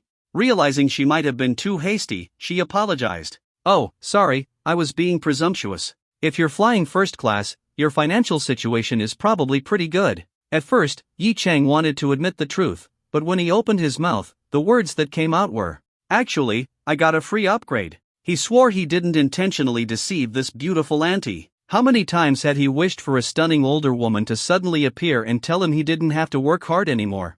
Now that the opportunity was in front of him, of course, he had to play along. Lumi was startled for a moment, then glanced at him carefully. Indeed, he didn't look like a rich guy. His clothes didn't have any visible logos, so it was hard to tell the brand. His bag was just an ordinary off-brand one worn out, even. When Yi Cheng had gone shopping before, he hadn't thought to buy a new bag. So, yesterday, he just grabbed his old one and left. Lumi smirked. "So, does that mean you're accepting my offer? Great. After we land or maybe tomorrow you can come to my company, and we'll sign the contract. How about it?" But Yi Cheng quickly waved his hands. "Oh, no need. I'm actually pretty happy with my current job. More importantly, my boss treats me really well. I feel bad leaving just like that, I'd be letting them down. So, Lu Jia, I'll have to pass." His female boss really was good to him. Lumi raised an eyebrow. She hadn't expected him to refuse. She thought when he mentioned the free upgrade, it meant he was interested in the job. But now, he was turning it down? Still, a handsome man always had his reasons. And the fact that he was declining out of loyalty to his current boss just showed that he was a decent person. Her opinion of him improved even more. She chuckled. "Not bad. With that kind of attitude, I doubt any boss wouldn't like you. But if you ever want to switch jobs, just let me know. I'll always have a spot for you." Yi Cheng nodded and thanked her. "Thanks, Lu Jia." "Heh, you're still in college, yet you're calling me Jia?" Lumi covered her mouth, laughing lightly. "I'm 39 this year, you should be calling me auntie." Yi Chang looked at her in shock and said in disbelief, "What? Lu Jia, you're 39? No way. You look, at most, 29. No woman dislikes being told she looks younger than she is, no matter her age." Lu Mi's smile deepened. She waved her hand. "Oh, come on. It's obvious I'm almost 40. Plus, I've been divorced. You should just call me Auntie Lu, otherwise, people who know me might say I'm shameless." "Divorced? Well, isn't that even better?" Yi Chang grinned. "I don't know about that. If we walk out together, people would probably think we're siblings. So I'll stick with Lu Jie." Lu Mi laughed, covering her mouth. Alright. Suit yourself. Then I'll call you Xiao Chang. That okay with you?" Yi Chang smiled. "Of course, I don't mind." Lu Mi nodded, then suddenly took out her phone. "Oh, right. Let's exchange contacts." So, Yi Chang pulled out his phone, and they exchanged numbers and WeChat IDs. His phone was a foldable Huawei MX2, but when folded, it didn't look too flashy. Plus, he had cracked the screen protector last night when saving Elena at the pool. The screen was covered in cracks. Seeing that, Lu Mi became even more convinced that he wasn't rich and had indeed gotten a free upgrade. She gently patted Yi Chang's shoulder and smiled. "Since you're calling me Jia, I'll treat you like a little brother. If you ever need help, just reach out to me. If you run into financial trouble, you can come to me too." Yi Chang smiled and nodded. "Does this count as being taken care of? I love it. Thanks, Lu Jia." Lu Mi smiled and nodded, glancing out the window. At this moment, the plane had entered the runway, waiting in line for takeoff. She didn't say anything further, just asked the flight attendant for a blanket. Her face showed signs of exhaustion, probably from a long day of running around. And since she still had work to do after landing, she planned to catch some sleep on the flight. Soon, the plane took off and soared into the sky. Once it reached cruising altitude, Yi Chang looked out at the blue sky and white clouds. Every now and then, he glanced at Aunt Lu beside him. He called her sister Lu out loud, but in his mind, she was still Auntie. "After all, Auntie, I don't want to work hard anymore." Right now, this beautiful auntie was resting quietly with her eyes closed, her head slightly tilted toward Yi Chang. Her delicate nose moved slightly as she breathed evenly. A few strands of hair fell over her face, making her mature features look peaceful. The only imperfection was her slightly furrowed brows. She was probably dreaming about the troubles in her life or work. It made her look a bit pitiful. Suddenly, the plane hit some turbulence, causing the cabin to shake. Lu Mi's body also swayed, and part of her blanket slipped down, landing right across her chest. Her head instinctively shifted, as if trying to find a more comfortable position until it finally ended up resting on Yi Chang's shoulder. Maybe, in her subconscious, she didn't see the person next to her as a stranger, so she didn't wake up. Instead, she even adjusted her head slightly, settling into a more comfortable position before continuing to sleep. And just like that, the worried look on her face disappeared. Yi Chang's body immediately stiffened. "Auntie, come on. Did he just become a pillow for this beautiful auntie?" He turned his head slightly, looking at Lu Mi. Her full chest rose and fell with her breathing, and as the blanket slipped further down, he accidentally caught a glimpse of the soft white skin through the collar of her white blouse. Quickly, he looked away. "This is a newly acquainted auntie. I can't look. After a moment of hesitation, he reached out and carefully pulled the blanket back up, making sure to avoid touching her body. A while later, the flight attendant came by with the meal cart. She glanced at the sleeping Lu Mi, then at Yi Chang. Assuming they were close, she asked, "Sir, what would you and your wife like to have?" Yi Chang looked at Lu Mi beside him. Well, to be fair, she really didn't look her age. It wasn't surprising that the flight attendant mistook her for his wife. "Just bring us 2 meals, he replied. "All right." The flight attendant nodded and handed him 2 meal trays before pushing the cart further down the aisle. However, the movement of the cart woke Lu Mi up. She slowly opened her eyes as her mind returned to reality. Suddenly, she felt like she had been resting against something comfortable, but it wasn't the seat back. She turned her head and saw that she had been sleeping on the young man next to her. Ever since her divorce years ago, she had thrown herself entirely into her career and hadn't had any physical contact with a man in a long time. Her mature and elegant face suddenly flushed red. Softly, she asked, "Sorry, why didn't you wake me up?" Yi Cheng's expression remained pure. He gently rolled his shoulder a little and casually said, "I saw that you were sleeping soundly, and you looked really tired, so I didn't want to disturb you." "Oh, here, the flight attendants just brought dinner. You should eat so you can get some more rest. We still have over an hour before landing." Watching the way he subtly rolled his shoulder as if trying to hide the soreness, Lu Mi's gaze softened. She realized that his shoulder must have been stiff from her leaning on it for so long. She didn't say much and simply took the meal from Yi Chang's hands. It was true, she hadn't eaten before boarding. She ate slowly and elegantly. She looked good even when eating. But Yi Chang didn't sneak any glances, he stayed pure. Lumi, on the other hand, occasionally glanced at him. This young man was very handsome. He was just her type. Her face turned red again. So what if he's my type? He's only 22, still in college. She quickly averted her gaze and continued eating. After finishing her meal, she decided to get more rest since there was still a long way to go before landing. However, not long after she fell asleep, she leaned onto Yi Chang's shoulder again. Yi Chang was speechless. His shoulder had already been sore for a while, even though his body had been physically strengthened. But looking at her peaceful sleeping face, he sighed internally. If I don't want to work hard, I'll just have to put up with this. Our plane has now arrived at Shanghai Airport. Please remain seated with your seatbelts fastened until we come to a complete stop. As the plane slowed down and began taxiing along the runway, Yi Chang glanced at Lumi. She was still sleeping soundly. Even the landing hadn't woken her up. A soft smile lingered on her alluring lips. Yi Chang sighed. His shoulder was really sore now. After thinking for a moment, he reached out and gently patted Lumi's arm. Her long eyelashes fluttered slightly before she opened her eyes, lazily asking, Are we here? Then, as if realizing something, she quickly sat up. When she looked down, she saw that she had been resting against Yi Chang again. She immediately apologized. I'm so sorry. I should have woken up sooner. Yi Chang stretched his shoulder and smiled helplessly. But he still said, It's fine, really. No big deal. Seeing his expression, Lumi hesitated for a moment before reaching out with both hands and gently pressing on his shoulders. Let me give you a quick massage, she said. Then, without waiting for his response, she started kneading his shoulders and upper arms. Yi Chang was caught off guard. This beautiful auntie was actually massaging him? It felt really good. But still, he pretended to be shy and hesitant. Lu Jia, this. Seeing his reaction, Lumi couldn't help but smile. It's okay. It was my fault. I should at least give you a massage so you don't resent me for it later. I wouldn't resent you, Lu Jia. Don't overthink it, Yi Chang quickly reassured her. Haha, I know.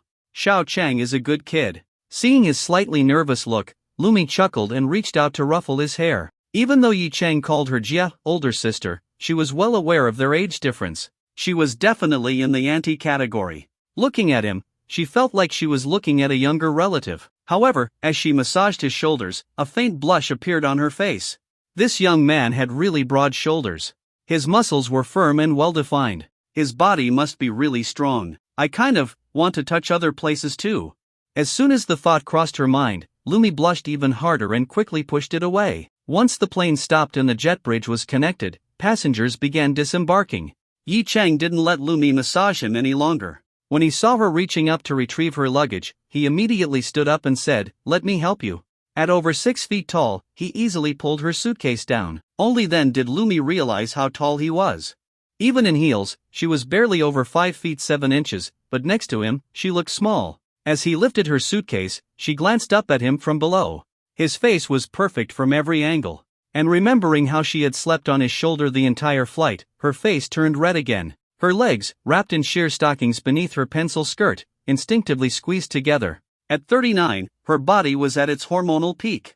And after years of abstinence, with Yi Chang's good looks and natural charm, some thoughts she shouldn't be having started creeping into her mind. She quickly lowered her head.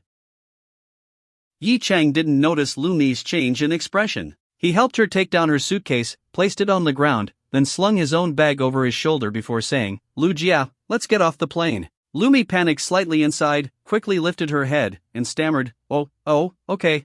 Yi Chang glanced at her flushed face, feeling a bit puzzled, but then simply joined the queue, letting Lumi walk ahead of him. Under the enthusiastic farewell of the flight attendants, the two of them disembarked. I can take it, Lumi said, looking at Yi Chang dragging her suitcase. Yi Chang smiled and shook his head. I'll carry it. After all, we're about to part ways soon. I don't even know if I'll ever see you again. Hearing the slight regret in Yi Chang's voice, Lumi felt an unexpected sense of anticipation and said, Don't you have my number? You can call me anytime. Yi Chang spread his hands. Once I start working, I'll get busy. I wouldn't even know what excuse to use to ask you out. Lumi's lips curled into a playful smile. Why do you need an excuse to see me? Just call me. As long as I'm free, I'll meet you anytime. Yi Chang's face lit up with surprise. Really? Why would I lie? The real question is, do you want to see me? Lumi's almond-shaped eyes narrowed slightly, her red lips curling into a smile. The charm of a mature woman radiated from her effortlessly. Yi Chang was stunned for a moment. Being stared at like this made Lumi's face turn even redder. Her flushed cheeks looked as ripe as an apple. She pouted, "Xiao Chang, why are you staring at me like that?" Yi Chang snapped back to reality, quickly averting his gaze like a shy little boy. I just think you're really beautiful, Lu Jia," he admitted honestly. A gleam flashed in Lumi's eyes, and her delicate face turned an even deeper shade of red. She chuckled softly. "Xiao Chang, you're not being very honest." Yi Chang hurriedly apologized. "Sorry, Lu Jia, I was being rude." "It's okay. Let's keep walking." Lumi shook her head gently and pointed forward. Oh. Yi Chang quickly nodded and continued walking. Lumi watched his tall, broad back from behind and smiled to herself. "I may be 39, but I've still got it. I can still charm a young man." She quickly caught up to him, walking side by side. The sound of her high heels clicked against the floor, and her toned, stocking-clad legs moved gracefully with each step, naturally drawing the attention of passing men. Eventually, they reached the exit. It was time to part ways. "Well, see you next time, Lu Jia," Yi Chang said, handing her the suitcase handle.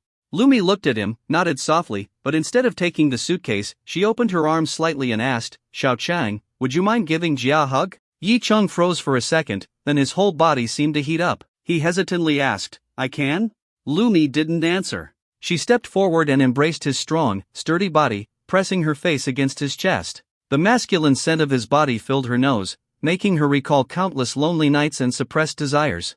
She took a deep breath, savoring the scent of this young man as if she were addicted. Yi Chang, on the other hand, held this mature, charming woman in his arms, feeling somewhat surprised. He had spent the entire flight carefully portraying himself as innocent, inexperienced, a shy young man, all to win this beautiful auntie's favor. He thought he was only at the getting acquainted stage, but somehow, he had already skipped straight to hugging. Not bad at all.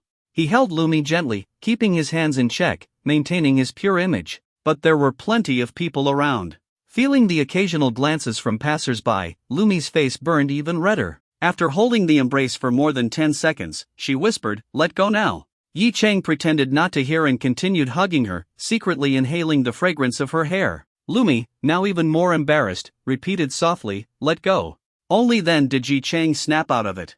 Oh. He quickly released her and looked away with a flustered expression. Seeing him act even shyer than she was, Lumi couldn't help but giggle. This big boy is even more bashful than me. Rising slightly on her toes, she reached out and gently ruffled his hair. "Lu Jia is leaving now. Don't forget to keep in touch, okay?" "Oh, okay. Bye, Lu Jia." Yi Chang finally reacted and waved his hand. Lumi gave him a soft smile and walked away while pulling out her phone to make a call. Not long after, she arrived next to a Porsche Panamera. A woman stepped out of the car and quickly opened the door for her. As Lumi got inside, Yi Chang clearly saw her glance back at him with a subtle smile on her lips. Moments later, the Porsche disappeared at the intersection. "Auntie's gone. Time for me to go too." Yi Chang pulled out his phone and made a call. "Yu Ning, I'm at the exit. Where are you?" "I'm almost there." Not long after, a Rolls-Royce Wraith pulled up by the curb. The license plate was one he recognized. Yi Chang smiled, slung his bag over his shoulder, and walked over to open the door. Sitting in the driver's seat, Yan Yuning beamed as she watched him get in. Even though they had only been apart for a day, she realized she had been restless without him. She opened her arms, silently asking for a hug. Yi Chang didn't hesitate. He tossed his bag aside and embraced her tightly. "Did you miss me?" He leaned in, his tongue lightly teasing her delicate earlobe as he whispered in his deep, magnetic voice. Yan Yuning's body stiffened slightly, letting out a soft, flustered gasp. I didn't miss you." Yi Chang smirked, leaning in again. This time, he took her earlobe into his mouth, gently sucking on it while his hand slid down to her hip, giving it a firm smack. "Ah!" Yan Yuning let out a moan. Yi Chang hadn't held back, but for someone like Yan Yuning who had certain preferences, even pain could feel pleasurable. He grinned mischievously. "Still saying you didn't miss me?" Yan Yuning pouted. "What are you doing? We just met and you're already." But then, she suddenly sniffed the air and frowned. "Wait, what's that smell on you?" "Shit, Lumi's scent." Yi Chang quickly realized but remained calm. Without a hint of guilt, he said, "Oh, I was sitting next to some middle-aged woman on the plane. Her perfume was really strong, and I guess I brushed against her while getting off. It must have stuck to me." Then, he snorted and smacked her again. What, you don't trust me? Yen Yuning let out another soft moan and quickly shook her head. I don't. I mean, I wasn't suspicious. She widened her eyes and glared at him, but any doubts she had quickly faded. Feeling his warmth after a day apart, she melted into his embrace. She closed her eyes and let herself enjoy the moment. The next day, Yi Chang woke up in the master bedroom of the Yulong Garden Villa No. 1. Rubbing his head, he glanced to the side. No one was there. Damn, he had a dream about certain things last night and thought Yen Yuning was lying next to him. Too bad, he originally wanted to pull her into bed with him, but after dropping him off at home, she ran off, saying she still couldn't accept it yet. She told him to wait a little longer and even said she was still in her dangerous period.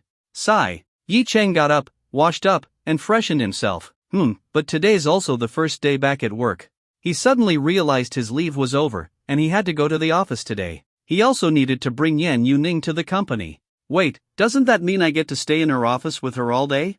Yi Chang chuckled to himself. Of course, he would still do his job properly, but that didn't mean there weren't other things he could do in between. Checking the time, it was 8 a.m. He took out his phone and sent Yen Yuning a message, asking if she was awake. But just then, he noticed another unread message on WeChat. It was from Lumi, sent around 7 a.m. Feeling curious, he opened it and immediately widened his eyes. Lumi, money transfer, 200 yuan, hashtag. Lumi, Xiao Chang, here's some pocket money from your Lujia. Spend wisely. If it's not enough, just ask me for more. Yi Chang was stunned. Wait, what? Did I really just get sponsored? Lujia. Lu Auntie, why didn't you appear in my life earlier? Yi Chang almost shed tears of joy. But still, he had to refuse. Yi Chang, Lujia, I really can't accept this. I'm not in such a bad situation. At Shanghai Tianlu Shipbuilding Company, chairman's office. Lumi was busy handling the massive pile of documents that had built up during her business trip. As the head of Shanghai's largest shipbuilding company, she managed everything from sightseeing boats on the Huangpu River to massive cargo ships for international trade at Shanghai's port. The company even owned a 150,000-ton cruise ship worth billions. Their annual revenue was in the hundreds of billions, and though the profit margin wasn't extremely high, it was still a major corporation. Naturally, she had a lot on her plate. Just as she was reviewing a document, her phone chimed. She picked it up, and her heart skipped a beat. Unlocking the screen, she saw a WeChat message from Xiao Chang, just as she expected. The corners of her lips curled up slightly as she recalled last night's hug at the exit gate. The sensation of his body and scent still lingered in her memory, and her charming face took on a flirtatious warmth. Opening the chat, she read his message and immediately chuckled softly. A mature woman's charm radiated from her effortlessly. She knew he was just putting up a strong front. Leaning back in her chair, her full chest subtly bounced with emotion. Holding her phone, she replied, Lumi, it's just some pocket money so you can eat well. No need to be frugal. You're a tall, strong boy, you should keep up your energy. Lumi, oh, and I'll send you 200 yuan every day. Don't reject Lu Jie's kindness. This little amount is nothing to me, just accept it. Yi Chang responded weakly. Yi Chang, isn't this too much? I used to spend only 200 yuan a week. Lumi smiled. Only 200 a week? He was clearly pretending to be independent. Lumi, that's nothing. You already call me Jia, so isn't it natural for an older sister to take care of her little brother? Besides, this amount is really nothing for your Lu Jia. Lumi, photo. The image showed her bank account balance over 20 million yuan. Lumi, and this is just one of my accounts. Yi Chang broke into a cold sweat. Was Auntie showing off her wealth to a younger man? Yi Chang, Lu Jia, this feels kinda weird. Lumi's almond-shaped eyes blinked. Lumi, weird? How so? Yi Chang, it's like I'm being kept by Lu Jia. Seeing this message, Lumi's face turned red. Kept? Now that she thought about it, wasn't that exactly what she was doing? A 39-year-old female CEO sponsoring a 22-year-old male college student? Her breathing quickened slightly. She started typing a reply but deleted it. Instead, she held down the voice message button and spoke. Lumi, voice message, then let Lu Jia take care of you. Honestly, at my age, I could be your aunt. Isn't it nice for an auntie to take care of a young college boy like you?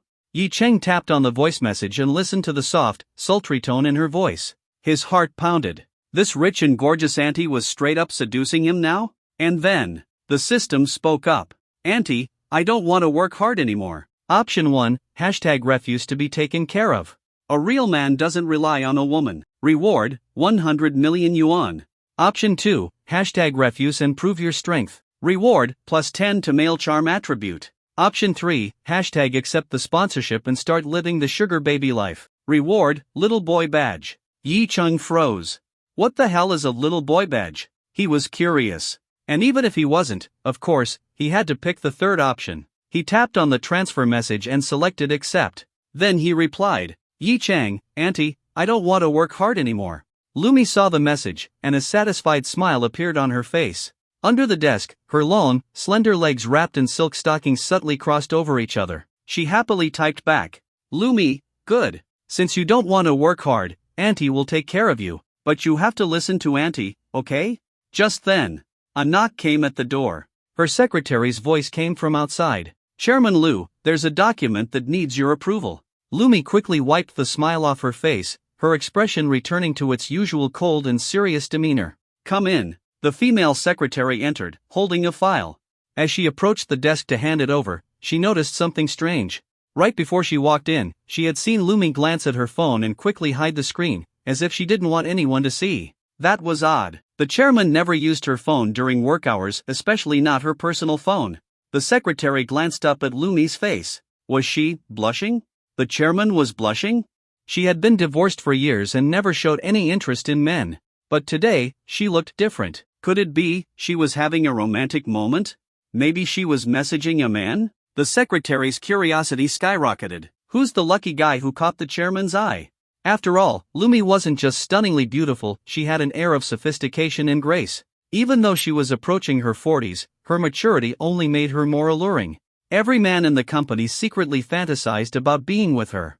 Lumi lifted her head and saw the secretary staring at her with a gossipy look. Frowning, she said, What are you thinking? Leave the document here and get out. Oh, yes, Chairman Lu. The secretary quickly nodded, realizing she had overstepped. Gossiping about the boss was a death wish. She swiftly exited the office. Seeing the secretary leave, Lumi ignored the document on her desk and quickly picked up her phone to check Yi Chang's reply. Yi Chang, I'll definitely listen to Auntie Lu. Her red lips curved into a smile as she replied, Lumi, good boy. As long as you listen, Auntie will give you more. Yi Chang, Okay, Auntie. Lumi, why aren't you calling me Lu Jie anymore? Yi Chang, I feel like calling you Auntie makes it feel more like I'm being taken care of. Lumi's heart fluttered with embarrassment, but at the same time, this kind of aunt-nephew dynamic also gave her a special thrill. She lightly scolded, little troublemaker. Then she replied, Lumi, call me whatever you like. Yi Chang, Auntie is the best. Lumi, why am I the best? Yi Chang, because Auntie is so beautiful, and you're even willing to take care of me. Of course, you're the best. Lumi's face turned slightly red. Lumi, Xiao Chang, don't say nonsense. Auntie is just helping you out because I feel bad for you. You can't say Auntie is taking care of you. Yi Chang, oh. That single word oh carried a sense of disappointment. Lumi suddenly thought about how Xiao Chang seemed like such a pure and innocent young man. Did he get upset by what she said? That wouldn't do. After thinking for a moment, she asked, Lumi, are you free this weekend, Xiao Chang? Yi Chang, yes, I'm free. Lumi, then Auntie will take you out for dinner this weekend. Seafood, Western food, or something else, you choose. Yi Chang, really? Then let's have Western food. Lumi, okay, Auntie will find a nice place. Yi Chang, sounds good. Lumi, alright, it's settled then. Auntie is still working now, so we'll talk more this weekend. Yi Chang, okay. Seeing Yi Chang's reply, Lumi couldn't suppress her excitement for the weekend. This was a date, and with a boy 17 years younger than her. She recalled how she had slept so peacefully on his shoulder during the flight yesterday, and her gaze turned slightly dreamy.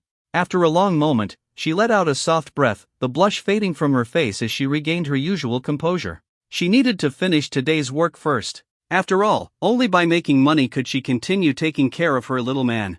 Then, as if suddenly thinking of something, she quickly picked up her phone and transferred another 1,000 yuan to Yi Chang. After that, she placed the phone aside and didn't dare look at it again. If she kept going, she might not be able to resist running to the bathroom. Looking at the extra 1,000 yuan transfer from Auntie Lu, Yi Chang felt a rush of emotion. This Lu auntie was really feeling some kind of way. She mentioned she was divorced, but he didn't know for how long. Either way, since she was single, there was no guilt in being taken care of. At that moment, the system notification appeared. Congratulations, host. You have received the reward, little man badge. Effect: when you display innocence, weakness, or a pitiful side in front of women, they will feel an urge to protect you. Women 10 plus years older than you will develop an even stronger sense of attachment. Men crying isn't a sin. Note, this may attract jealousy from other men. Yi Chang. What kind of garbage reward is this?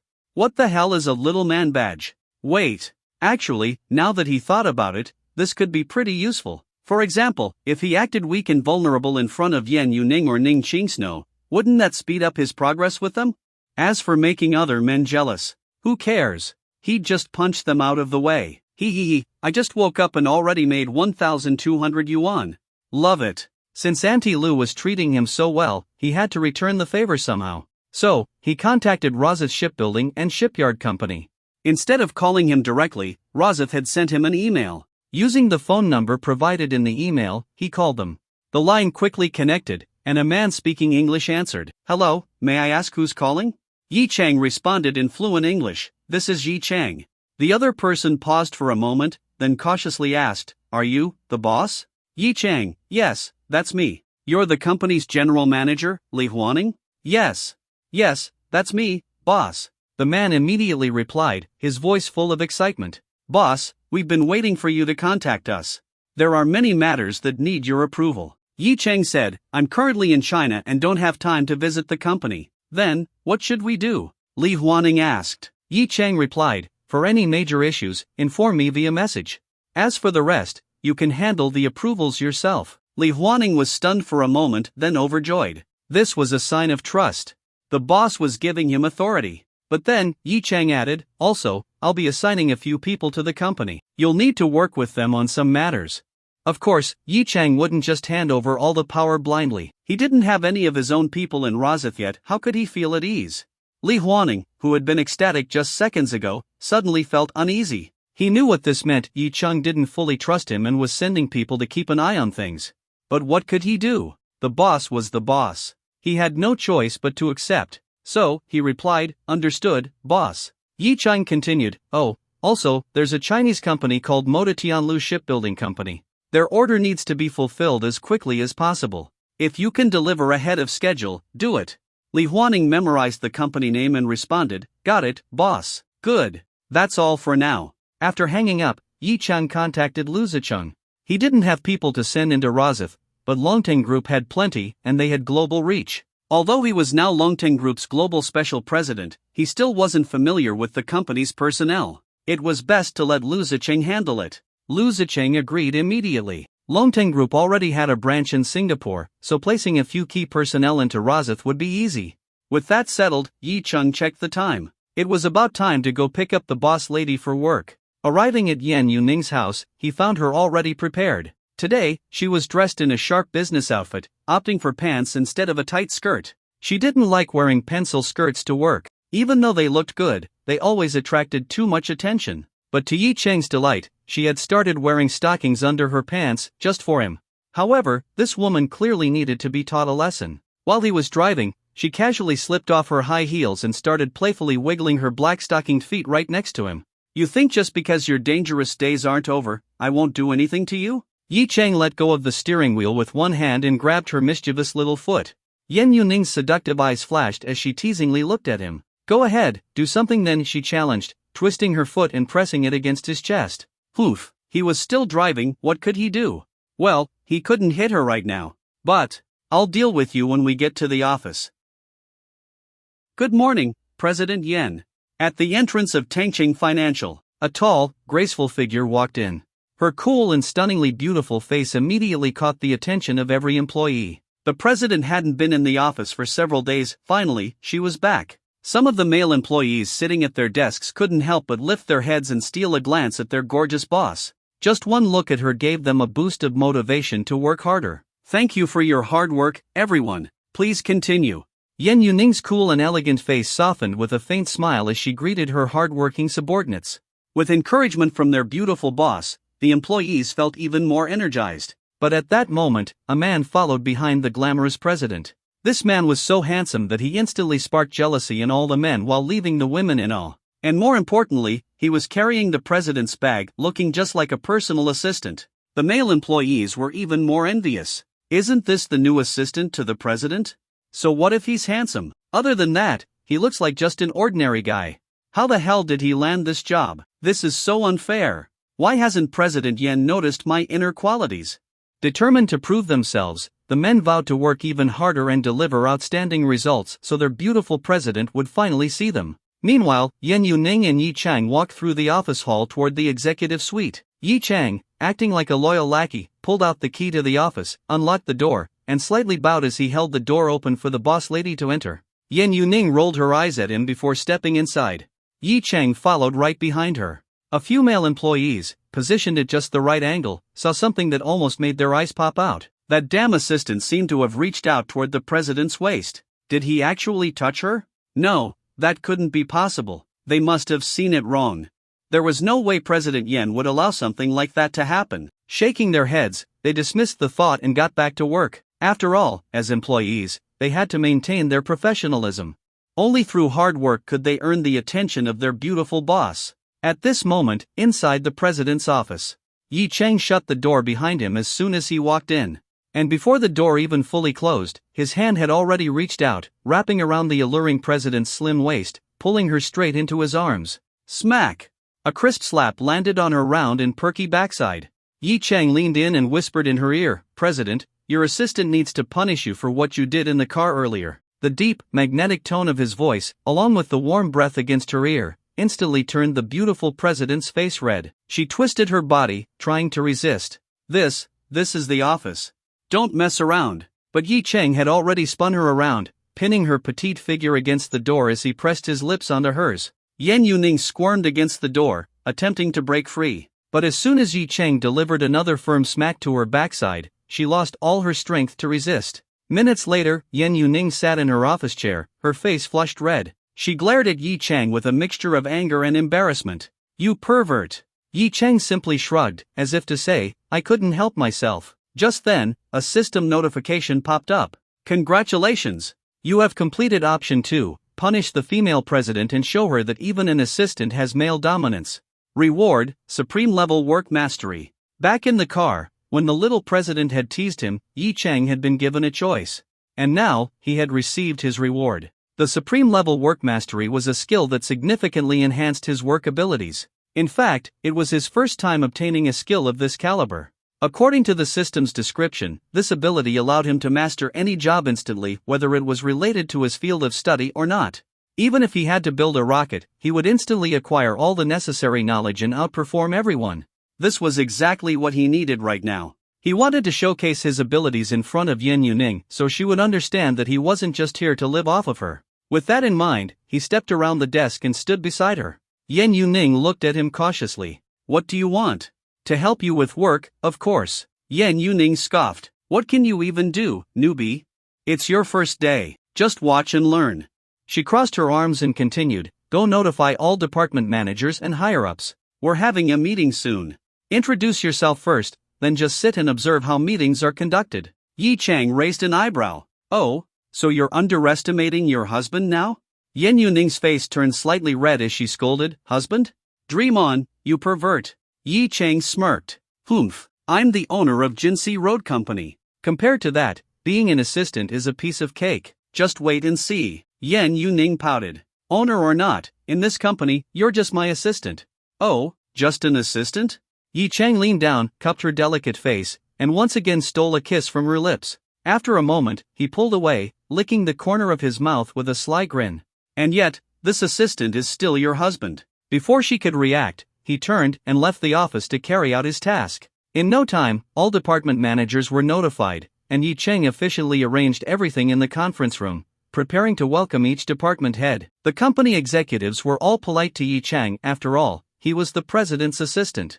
Even if they didn't know his background, they had to show respect. At the same time, they quietly sized him up.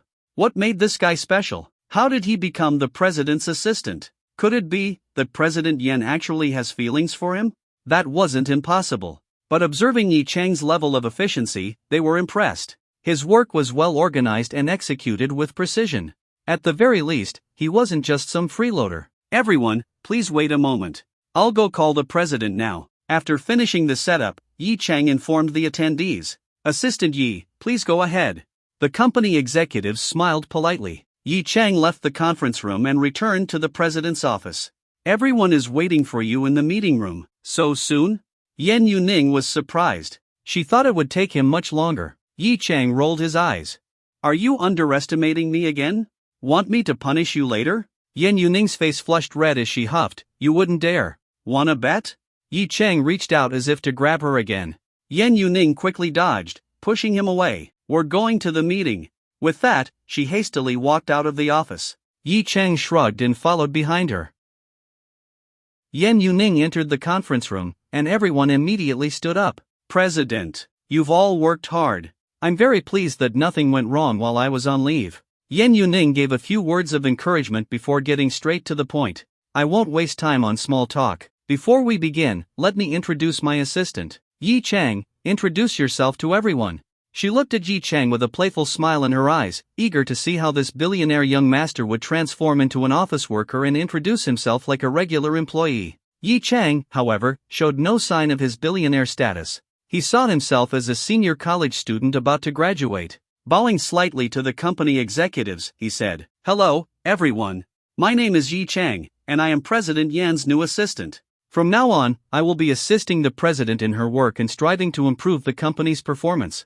I hope to learn from all of you and appreciate your guidance and patience." "Thank you. Assistant Yi, you're too polite. Welcome." The people in the room had already formed a positive impression of Yi Chang, so they all gave him face and clapped. Seeing how well he was received, Yan Yuning was slightly surprised. How did he win them over so easily? A glint of admiration flashed in her eyes. Not bad, as expected of my man. He had effortlessly accomplished what most assistants struggled with, building relationships with department heads. Since relationship building was a crucial part of the assistant's role, Yi Chang was clearly well qualified. With introductions done, the meeting officially began. Yan Yuning reminded Yi Chang to take proper meeting notes, which was also part of his job as an assistant. She was a little worried that since this was his first time, he might struggle. After all, these notes weren't just for her, everyone in the meeting would read them.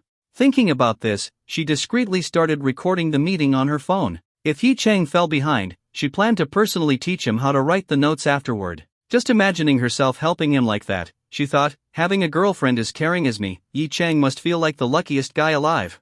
With that thought, she smiled slightly and officially started the meeting. The main purpose of this meeting was to address all the company matters that had piled up while she was on leave. While waiting for Yi Chang to start working, she had completely ignored company affairs.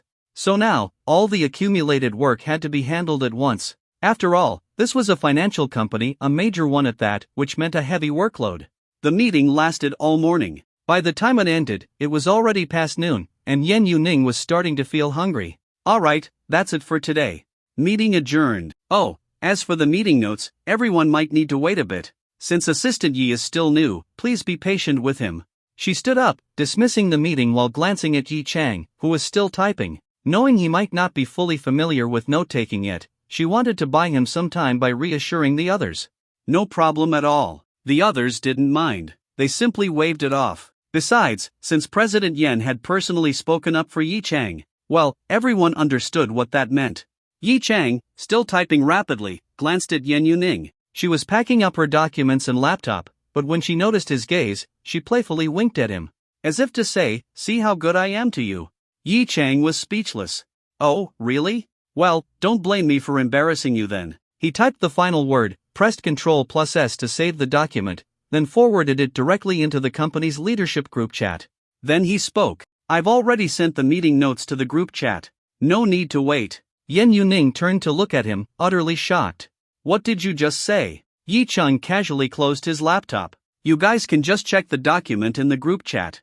I wrote it up quickly, so please review it and let me know if any details need revision." Then, turning to Yan Yuning, he gave her a smug look. She glared at him. Does this idiot think this is a joke? What if he intentionally messed it up to make me look incompetent in front of the shareholders? Was he planning to get me fired so I'd have no choice but to work for his Jinsei Road company as his secretary? Though furious, she didn't want to embarrass him in front of everyone. She quickly pulled out her phone and checked the leadership group chat. However, some of the other executives had already opened the document. As they read through it, their expressions changed from surprise to amazement. Wait, he finished this during the meeting? This is incredibly well written. concise and detailed. Everything important is included. This is much better than what the previous assistant used to do. The executives were full of praise.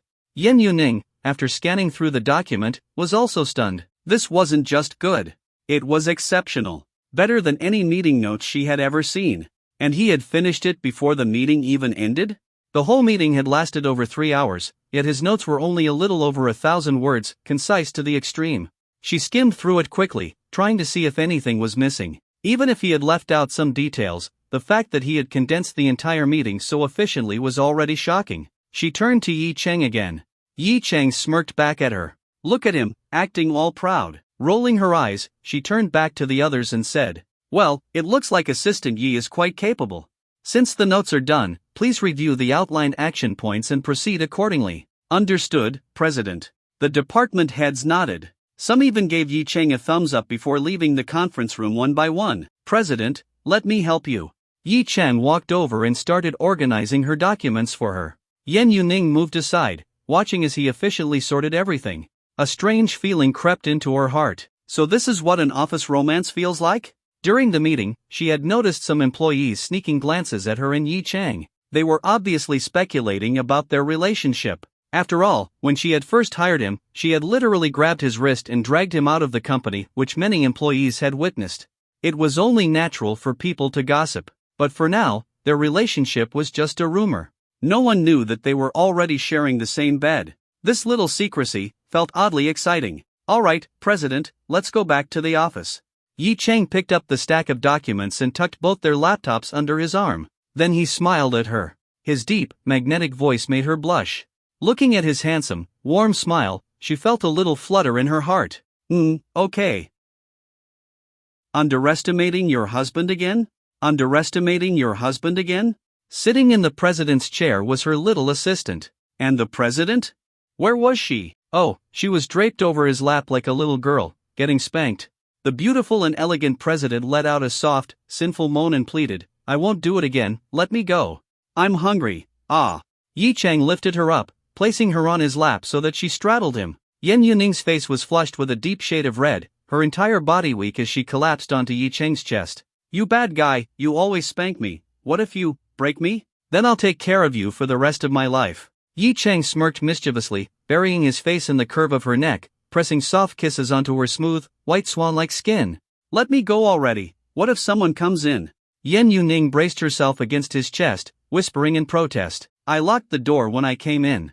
No need to worry." Yen Yuning's eyes widened. "You bastard. If someone tries to come in and finds the door locked, won't they start suspecting us? So what if they do? Worst case, I'll just fire them all." Yi Cheng declared boldly, "Then I'll hire even better people for you." "What nonsense are you talking about?" Yen Yuning pinched his handsome face and rolled her eyes. "Firing everyone? No company could afford that kind of chaos. Come on, let me go. Let's get some food, I'm starving." Yi Cheng gave her one last playful smack on her perky backside before finally letting her go and standing up. "All right, let's go." They quickly adjusted their clothes and headed toward the door. But just as Yi Cheng reached out to unlock and pushed the door open, knock, knock, the handle turned. Clearly, someone was trying to open the door, but since it was locked, they couldn't. The person outside seemed surprised that the door was locked and jiggled the handle a few more times before a sharp, angry voice came through. "Yen Yuning, open the door." Yen Yuning's face instantly changed. She turned to Yi Cheng, her voice low and urgent. "It's my dad." "Her father? Yen Huaxiong?" Yi Cheng figured that after Du Xinghai and his family had gone to cancel the engagement, Yen Huaxiong would have at least heard of him by now. But even if he hadn't, it didn't matter. Yi Cheng wasn't afraid of him. Patting Yen Yuning's back reassuringly, he gave her a confident look before reaching to unlock the door. Yen Yuning anxiously watched him. She was locked in an office with a man. And now her father was outside. Who knew what he would think? Although she had argued with her father just a week ago, now that she was about to face him, she couldn't help feeling nervous. But then she remembered Yi Cheng was the owner of Jinsi Road Company. Her tension eased. "Oof, let my father see that the man I chose is no pushover." Just as Yi Cheng unlocked the door, the person outside forcefully pushed it open with a strong shove. Yi Cheng raised an eyebrow, pressing his hand against the door to block it. Yen Huaxiong, standing outside, frowned deeply. He had heard the lock click and had immediately tried to push the door open only to find it stuck. Someone was blocking it. It couldn't be his daughter, she wasn't strong enough to resist his push. That meant, it could only be that damn assistant. His expression darkened, and he turned to the person beside him. "Help me push the door open." Standing next to him was his secretary. The secretary wasn't sure why the chairman was trying to force his way in, but he did know that inside this room was the chairman's daughter, and a male assistant. It didn't take much to figure out what was going on. As a father, it was understandable that Chairman Yen would be furious. Without question, the secretary stepped up and began pushing the door alongside Yen Huaxiong. But, no matter how hard they pushed, the door didn't budge. Yen Huaxiong's face darkened even more. He called over a third person to help, but even with 3 men pushing, the door still wouldn't open. Inside, Yen Yuning was puzzled. "Why are you holding the door?" she asked. Yi Cheng chuckled. "Having a little contest with your dad." His voice was loud enough to be heard outside. Hearing Yi Cheng's words, Yen Huaxiong's anger flared. "A mere college student from an ordinary family dares to challenge me? Fine. Let's see how long you can last. No matter how strong you are, capital is stronger." Yen Huaxiong had already heard about what had happened during the meeting, how Yi Cheng had written the entire meeting summary in real time, producing a report that was incredibly detailed yet concise. This had surprised him a little, but he hadn't thought much of it. Anyone could take meeting notes. Give someone an hour or two after the meeting, and they'd still be able to organize everything properly. So what if Yi Cheng was faster? Big deal. Today, he was here to teach this arrogant brat a lesson, show him who not to mess with. "Everyone, push the door," Yen Huaxiong commanded. Hearing the chairman's order, the headquarters staff and the Tangcheng financial employees all stepped forward to help. However, the door was only so big. At most, 5 people could push at the same time. Even so, the result left everyone stunned. Even with 5 people pushing, the door still wouldn't move. They could see that the door had already opened slightly, there was a visible gap. But no matter how hard they pushed, they couldn't widen that gap even a fraction more. Inside, Yi Cheng sneered, pressing his hand and foot against the door. Completely motionless. How could a bunch of office workers possibly compete with his strength? He had already surpassed human limits. Even the world's strongest weightlifters wouldn't be able to match his raw power. Yen Yuning, watching him, felt a mix of amusement and concern. She had no idea how many people were outside pushing the door. But she never expected that her father and Yi Cheng would start competing through a damn door. "Yi Cheng, stop messing around. Just let my dad in." Yi Cheng smirked. "All right. Everyone outside, I'm letting go now. 3, 2, 1. He released his hold and stepped back with Yen Yuning, giving the door space to open. Bang! The door flew open. Yen Huaxiong strode in. As the head of a billion-dollar corporation, his presence alone was intimidating. With his deep-set expression, the entire room felt suffocating. Even though Yen Yuning had convinced herself there was nothing to be afraid of, seeing her father's stern face still made her heart race. Yen Huaxiong's gaze swept over both of them before fixing onto Yi Cheng. The father-in-law versus son-in-law showdown had officially begun. Yen Huaxiong had an imposing presence, but Yi Cheng wasn't intimidated in the slightest. Of all the people he had encountered, who could compare to Long Kuan in terms of aura? Certainly not Yen Huaxiong. And so, inside Yen Yuning's office, the middle-aged man and the young man locked eyes, staring each other down. Seeing her father and her boyfriend getting into a silent standoff the moment they met, Yen Yuning grew nervous. "This won't do. If this continues, they're bound to start arguing." She quickly spoke up. "Dad, what are you doing? Why are you staring at my assistant like that?" "Assistant?" Yen Huaxiong glanced at his daughter, then let out a cold scoff. He turned to his secretary and ordered, "Everyone, get out. Shut the door. If anyone dares to eavesdrop, they can pick up their paycheck from the finance office this afternoon." The secretary was disappointed he wouldn't get to watch the drama unfold, but he had no choice but to obey. He swiftly closed the door and ushered everyone away. Although the employees were dying to know what was about to happen, the chairman had spoken. They could only leave reluctantly. Inside the office, Yen Huaxiong shot his daughter a glance before speaking in a heavy tone. "You say he's your assistant? Then tell me, why were you locked inside your office with him?" "We weren't doing anything," Yen Yuning protested. "I don't care if you were or not," Yen Huaxiong said coldly. "A man and a woman, locked in an office alone together, what kind of example does that set? How are you supposed to maintain authority as a leader if the company finds out? How will you earn respect? If word gets out, what do you think people will say? That the daughter of Yixing Group's chairman is having an affair with her assistant? That Tangcheng Financial's president is romantically involved with her subordinate? Do you have any idea how rumors spread these days? Of course, I can handle that. I have my ways of keeping things under control. But what really concerns me is whether these rumors are true or not. Yuning, I don't know what you see in this man, but I have to tell you, I will never approve of this. Every word from her father struck her like a heavy blow, making her face grow paler. Her father's authority was absolute. No one in the group dared to challenge him. As a child, she had been playful and mischievous. But as an adult, she had learned not to defy her father. And now, hearing his firm rejection, she felt an ache deep in her heart. But she clenched her teeth. This is about my happiness. I can't back down, I won't. Dad, if you refuse to accept this, then I'll have no choice but to do something that will upset you. Yan Huaxiong's face darkened. Yuning, think carefully. What can this man really offer you? If I cut off your financial resources, can he still provide you with a good life? Dad. Yan Yuning was about to respond when she suddenly felt her hand being held. Yi Cheng took her hand, gently patting her back as he spoke softly. It's all right. Let me handle this. His words touched her heart. She couldn't let him face her father alone. She looked at him, nodded, and softly said, okay. She trusted Yi Cheng. Since her father had come all this way, it was time to lay everything on the table. Seeing this lowly assistant daring to hold his daughter's hand in front of him, Yan Huaxiong's anger exploded. Let go of her, he shouted. But instead of letting go, Yi Cheng interlocked his fingers with hers. Looking at the furious chairman, he said calmly, Chairman Yan, some things are beyond human control. Yu Ning likes me, and I like her. The more you interfere, the more complicated things will become. Besides, I don't understand why big-shot businessmen like yourself always feel the need to meddle in their children's marriages. It's time to update your thinking. Yan Huaxiong's voice turned ice-cold. I'm not interfering with Yu Ning's marriage. I'm interfering with you. Me? Yi Cheng chuckled.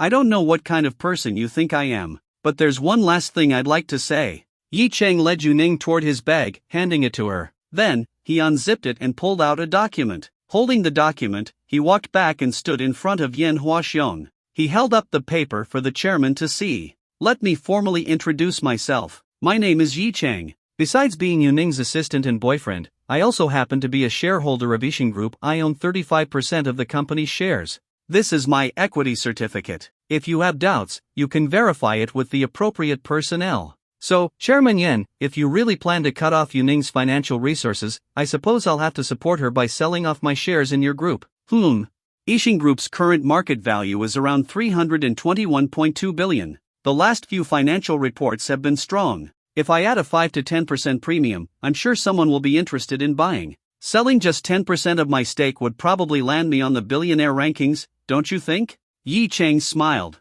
Yan Huaxiong's furious expression suddenly froze. Yi Cheng was the mysterious investor who had purchased 35% of Yixing Group's shares? His eyes locked onto the equity certificate. He immediately reached out to grab it, but Yi Cheng swiftly pulled it back and handed it to Yu Ning instead. At that moment, Yu Ning was just as shocked as her father. When did Yi Cheng acquire shares in our family's company? Technically, this would impact her family's control over the company.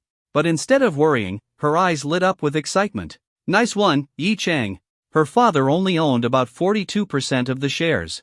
If Yi Cheng could acquire another 8% from the public float, he would become the largest shareholder. Of course, buying 8% would require a massive amount of money. She had no idea if Yi Cheng had that kind of cash. Meanwhile, Yan Huaxiong had no idea his daughter was already scheming ways to help Yi Cheng surpass him as the majority shareholder. But at this moment, he wasn't even angry anymore. Because Yi Cheng was no longer someone he could afford to be angry at. The group had indeed lost 35% of its shares to a mystery buyer. And Yi Cheng's confident words suggested he wasn't bluffing. Moreover, from the brief glimpse he had of the equity certificate, it looked completely legitimate. Taking a deep breath, Yan Huaxiong stared at Yi Cheng. Who are you? He had investigated Yi Cheng's background but couldn't understand how this kid had managed to acquire so many shares. He needed to know Yi Cheng's real identity. Yi Cheng raised an eyebrow. I just introduced myself, didn't I? Yan Huaxiong shook his head. If you don't want to tell me, then fine. If you truly own 35% of Yixing Group, then I have nothing more to say. Now, I believe you can give Yu Ning a life just as good as the one I've provided for her. So, I congratulate you. I approve of your relationship with my daughter. Yi Cheng raised an eyebrow. Just a moment ago, this guy was so aggressive. And now he's suddenly okay with it? Yu Ning's eyes widened in surprise. She turned to Yi Cheng, her face lighting up with joy. Her father had actually agreed so quickly. Noticing their shocked expressions, Yen Huaxiong, who had been stone-faced this entire time, finally let out a small chuckle. He looked at Yi Chang and said, "I only reject men who can't guarantee Yuning a worry-free life. I never rejected you, Dad." Hearing her father's words, Yin Yuaning's eyes showed some emotion. At least her father still loved her, not intending to use her for marriage alliances. Even regarding the Du family, her father had not really pressured her. But soon, she shook her head and said, "Dad, a worry-free life isn't what I want, happiness for the rest of my life is." Yen Huaxiong was momentarily stunned but, after looking at her and Yi Chang, smiled and said, "Then I won't interfere anymore. Now that your future is both worry-free and happy, my goal is achieved, and yours is too. There's no need for me to argue with you anymore. Alright, I won't ask any further about you too," he said, turning to Yi Chang. "You're shareholder Yi, right? Since you've already bought the company's shares, should we hold a shareholder meeting and formally introduce your identity to everyone?" Yi Chang waved his hand, "No need. Let's keep a low profile. After all, I'm now serving as Yuaning's assistant." "Alright then." Yen Huaxiong gave Yi Chang a deep look. "I hope you'll always treat Yuaning well, otherwise, I reserve the right to refuse." He didn't wait for Yi Chang's reply. He turned around, opened the office door, and left. Inside, the two looked at each other in surprise. Just because Yi Chang revealed his identity, Yen Huaxiong stopped causing trouble? Yi Chang shrugged and said, "It seems your dad really cares for you." "Of course, my dad certainly cares about me." Yen Yuaning no longer resented her father and immediately spoke in his defense. Yi Chang raised an eyebrow. "But is he as good to you as I am?" Yen Yuaning bit her lip and lightly hit his chest, pouting, "Other than spanking me and biting my lips, when have you been good to me?" Yi Chang grabbed her hand and hugged her tightly, smiling mischievously. "I'm the only one allowed to spank you and bite your lips, isn't that good enough for you? Besides, only I know you enjoy being spanked." Smack! A few days later, the chairman confronted the CEO and her male assistant in the office. Although it happened during the lunch break, many people still witnessed it because several employees were called to help open the door. Yet soon afterward, the chairman walked out with a cheerful expression, completely opposite from his initial fierce attitude. Consequently, the incident began spreading among the employees.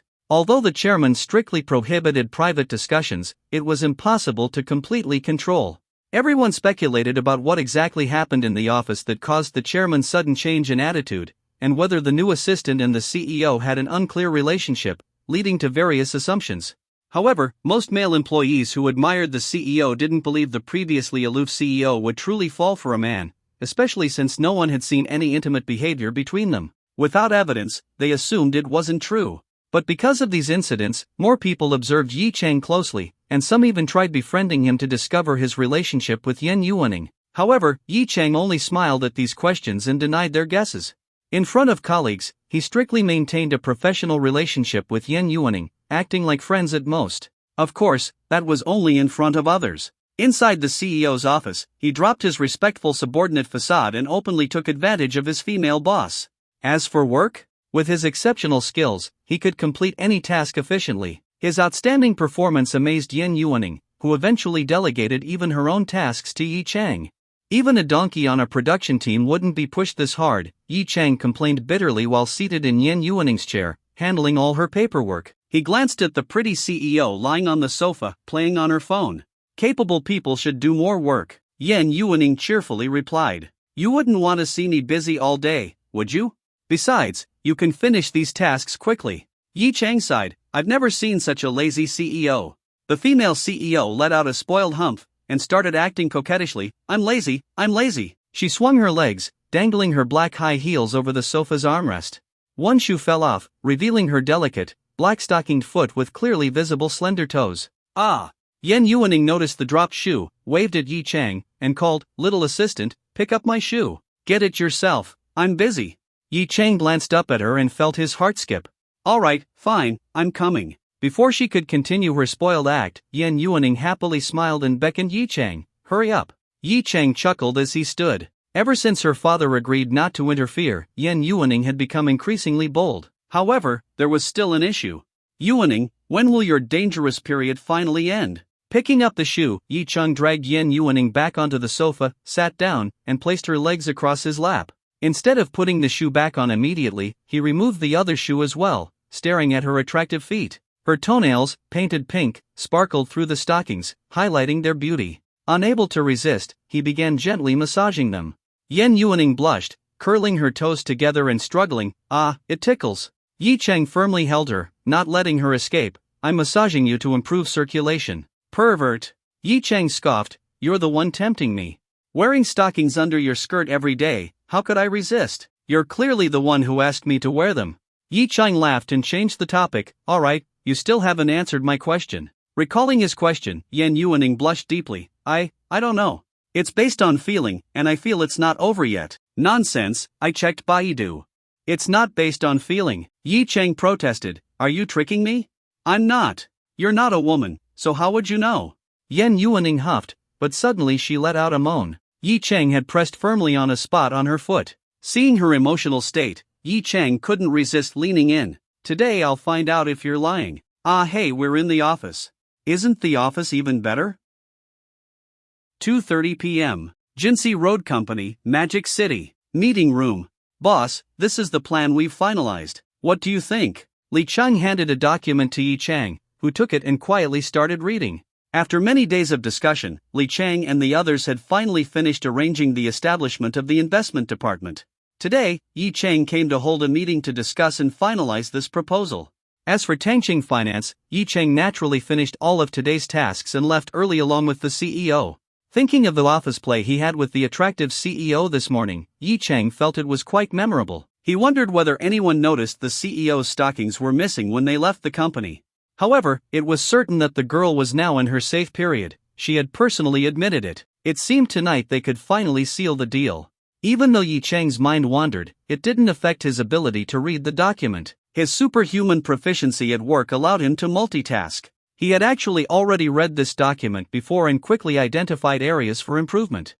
This part here, and here, can be modified like this. Listening to Yi Cheng's suggestions, Li Cheng and the others initially thought he was just messing around. After all, Yi Cheng was only in his 20s, how capable could he be? But after carefully listening to his suggestions, they were immediately surprised, because Yi Cheng's advice hit precisely on key points and opened their minds.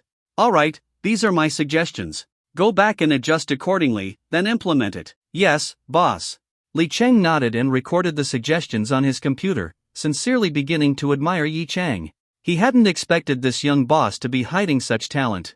"Oh, by the way, boss, our recruitment announcement has been published. We've already received over 100 resumes in the past few days, and we've initially screened down to 50. Would you like to review them?" Yi Cheng thought about it. He had nothing else this afternoon, so he agreed. "Sure, send them to me later. I'll review them in my office. The meeting is dismissed for now." "Yes."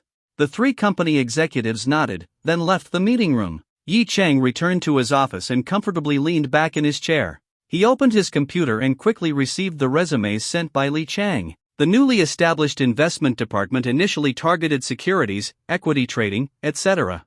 Naturally, the recruited employees were specialized in finance or economics. Initially, they planned to hire 8 people, all basic investment department staff like securities analysts, investment analysts, and so forth. As for leadership roles, naturally, they would directly poach experienced individuals. Yi Cheng had directly allocated 3 billion renminbi, so poaching top talent wouldn't be hard. Throwing around millions could easily attract industry experts. Yi Cheng didn't need to worry about this. Li Cheng and others would select the targets, and he'd just review the list. Reviewing these resumes for basic positions, Yi Cheng found all candidates impressive. At minimum, they were graduates from 985 universities, with several overseas graduates included. Yi Cheng smiled slightly, amused that he, a college student who hadn't even graduated yet, was choosing among these experts. He read through the resumes quickly, effortlessly scanning through the documents. However, when he reached the 27th resume, he paused abruptly. Mu Ziying? The name sounded familiar. Wasn't this the female office worker he had met downstairs the other day, who was targeted by that animal-like boss?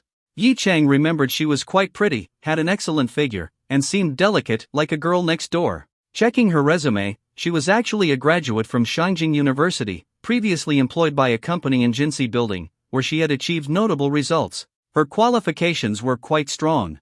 Yi Cheng nodded slightly and continued reading the next resume. He had no special thoughts about her. It wasn't realistic to flirt with every pretty girl he encountered, unless they were exceptionally attractive. But hadn't he briefly hugged Mu Ziying's waist that day? Her waist had felt pretty good, hadn't it? Yi Cheng tapped his own head. What was he thinking? He continued working. Soon, he finished reading all 40 resumes. Yi Cheng stretched lazily and checked the time. It was only 3:30. Might as well play games. This computer had Jiansan, JX3 Online, installed anyway. He opened the login client, which required downloading updates, and Yi Cheng waited patiently. Thinking of Jiansan reminded him of Suchiyu. This minor celebrity seemed to have recorded an episode of Who is the Treasure Singer a few days ago. Today was Friday, so it was probably airing tonight? Yi Cheng became curious. He didn't know the show's specific format. Was it simply singing? Forget it, he'd just ask that little celebrity directly. He found Suchiyu's WeChat and sent a voice message. This young master wants to hear songs, hurry up. After a long while, she replied with another voice message. Huff just wait a bit, Huff it's not very convenient right now. Yi Cheng raised his eyebrows wide. This girl, not convenient? Her tone easily caused misunderstandings. Could she have been taken advantage of by someone? Thus, he sent a message asking, you aren't doing something inappropriate right now, are you? She quickly responded with another voice message. What? Huff, what inappropriate thing? You're panting pretty hard. Could it be you're making love? At home, Suchiyu, who was running on her treadmill, instantly turned red upon seeing this message. She gritted her teeth, glaring fiercely at his profile picture. What nonsense was this guy talking about? What making love? She was just running, alright? This guy had a dirty mind, always thinking inappropriate things. She immediately turned off the treadmill, stepped off, quickly snapped a photo of the treadmill, and then angrily typed back, you're the one making love. Stop talking nonsense. I'm just running. Yi Cheng chuckled upon seeing her reply. He knew her voice sounded off, it didn't resemble Elena's or Dongfang Jingjing's voices from that night. Alright, I misunderstood. I'll let you sing just 3 songs today. Oof. Seeing this reply, Suchiyu finally calmed down. Singing 5 songs straight was exhausting. She had been especially tired recently, particularly after recording the program a few days ago. Yi Cheng then asked again, do you have time for gaming now? Sing while we play. After entering YY voice chat, both logged into the game. Come to Yangzhou Gate for teaming up. Yi Cheng sent a team invite to Suchiyu. Oh, coming. Suchiyu went to Yangzhou map in the game, found her teammate's icon on the map, and controlled her character Su Lianlian to come in front of Yi Cheng's character Yi Bai. Suchiyu made her character face Yi Cheng's, then zoomed in the game view and looked at the appearance of his character. Then she laughed out loud. Dude, don't you think your character is ugly? Don't you know you can find a better face preset? Yi Cheng was speechless. Mind your own business. I made this face myself. I think it's handsome, that's enough. Suchiyu laughed even harder. What is this face? You'll never find romance in game like this. Yi Cheng laughed. Funny. With my voice, do you know how many people want to be my in-game lover? Suchiyu, anyway, I won't. I didn't even ask you. Suchiyu snorted, then asked again, speaking of which, you're so rich, why don't you buy any costumes? What for? Costumes make you look better. You're so ugly. If you don't buy some outfits, won't you look even uglier? Too lazy to top up. You buy some for me then. Seeing Yi Cheng's message, Suchiyu snorted, dream on. I earned your money, and now you want a rebate? Alright, stop the nonsense. Sing for me. Yi Cheng couldn't stand it anymore. Why was this girl talking so much today? Suchiyu giggled and said, what song do you want to hear? Whatever. I've already sung all of Suchiyu's songs. Then sing something else. That's not right. Why not? You're Suchiyu's fan. You should say, I never get tired of Suchiyu's songs. Yi Cheng. He said impatiently, can you just quickly sing something else? Aren't Jay Chou's songs much better than Suchiyu's? Suchiyu responded even more unhappily. Jay Chou has been famous for so many years, of course, his songs are better. Suchiyu only debuted 2 years ago and became popular just over a year ago. How can you compare? Yi Cheng couldn't bear it anymore. Why are you talking so much nonsense today? I told you to sing, so hurry up.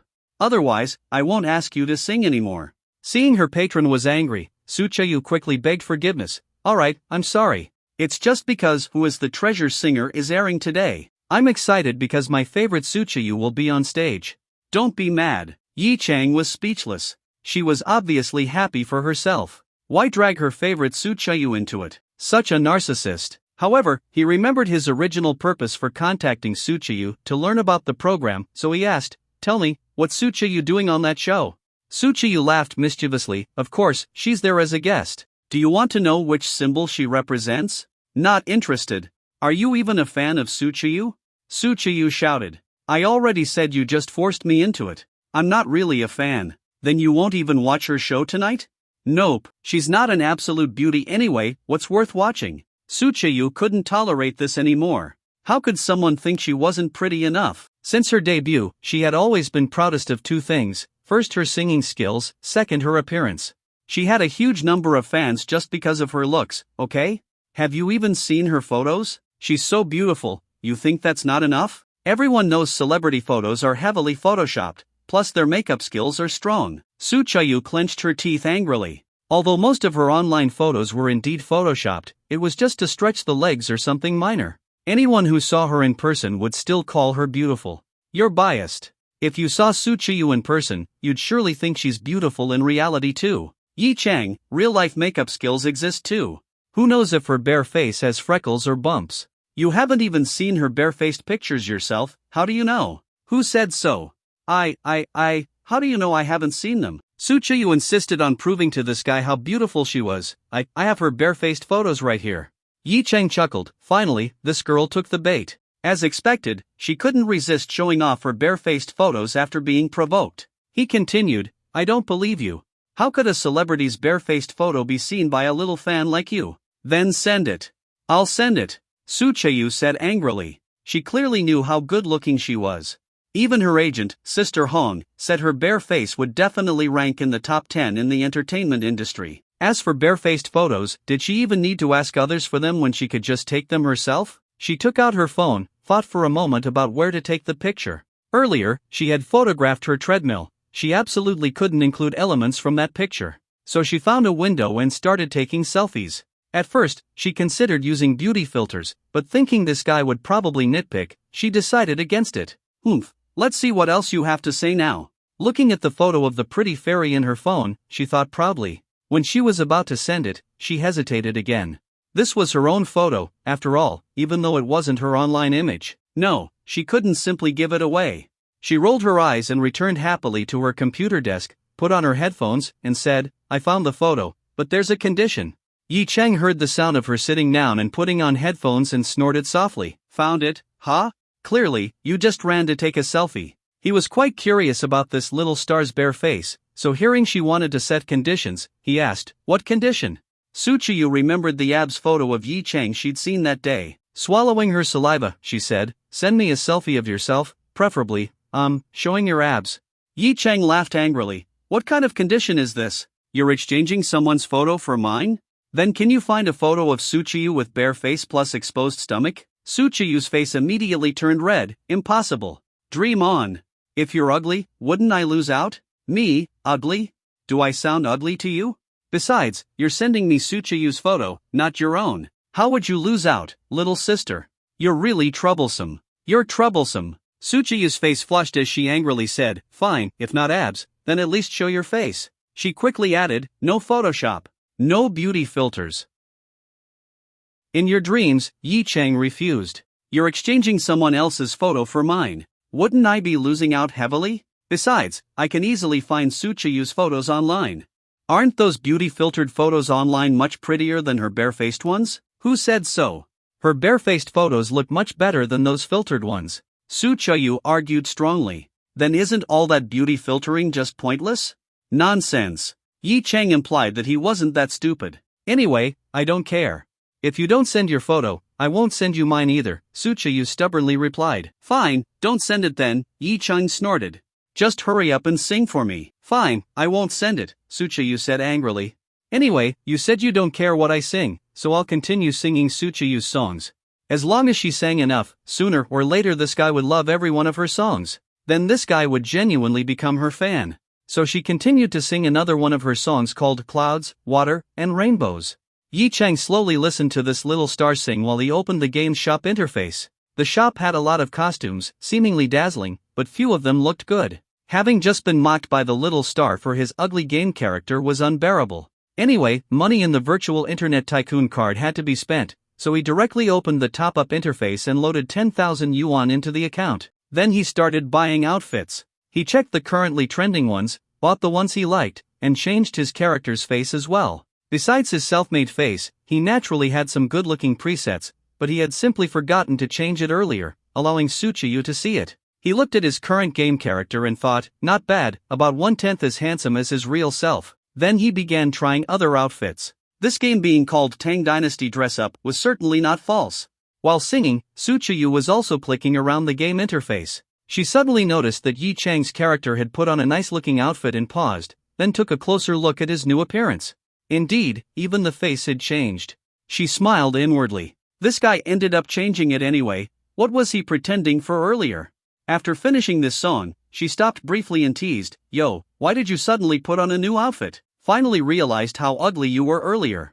Yi Chang laughed lightly, "Just sing your songs properly, or you won't get paid today." "Hateful capitalist," Suchiyu complained unhappily. Yi Chang laughed and said, "Still complaining?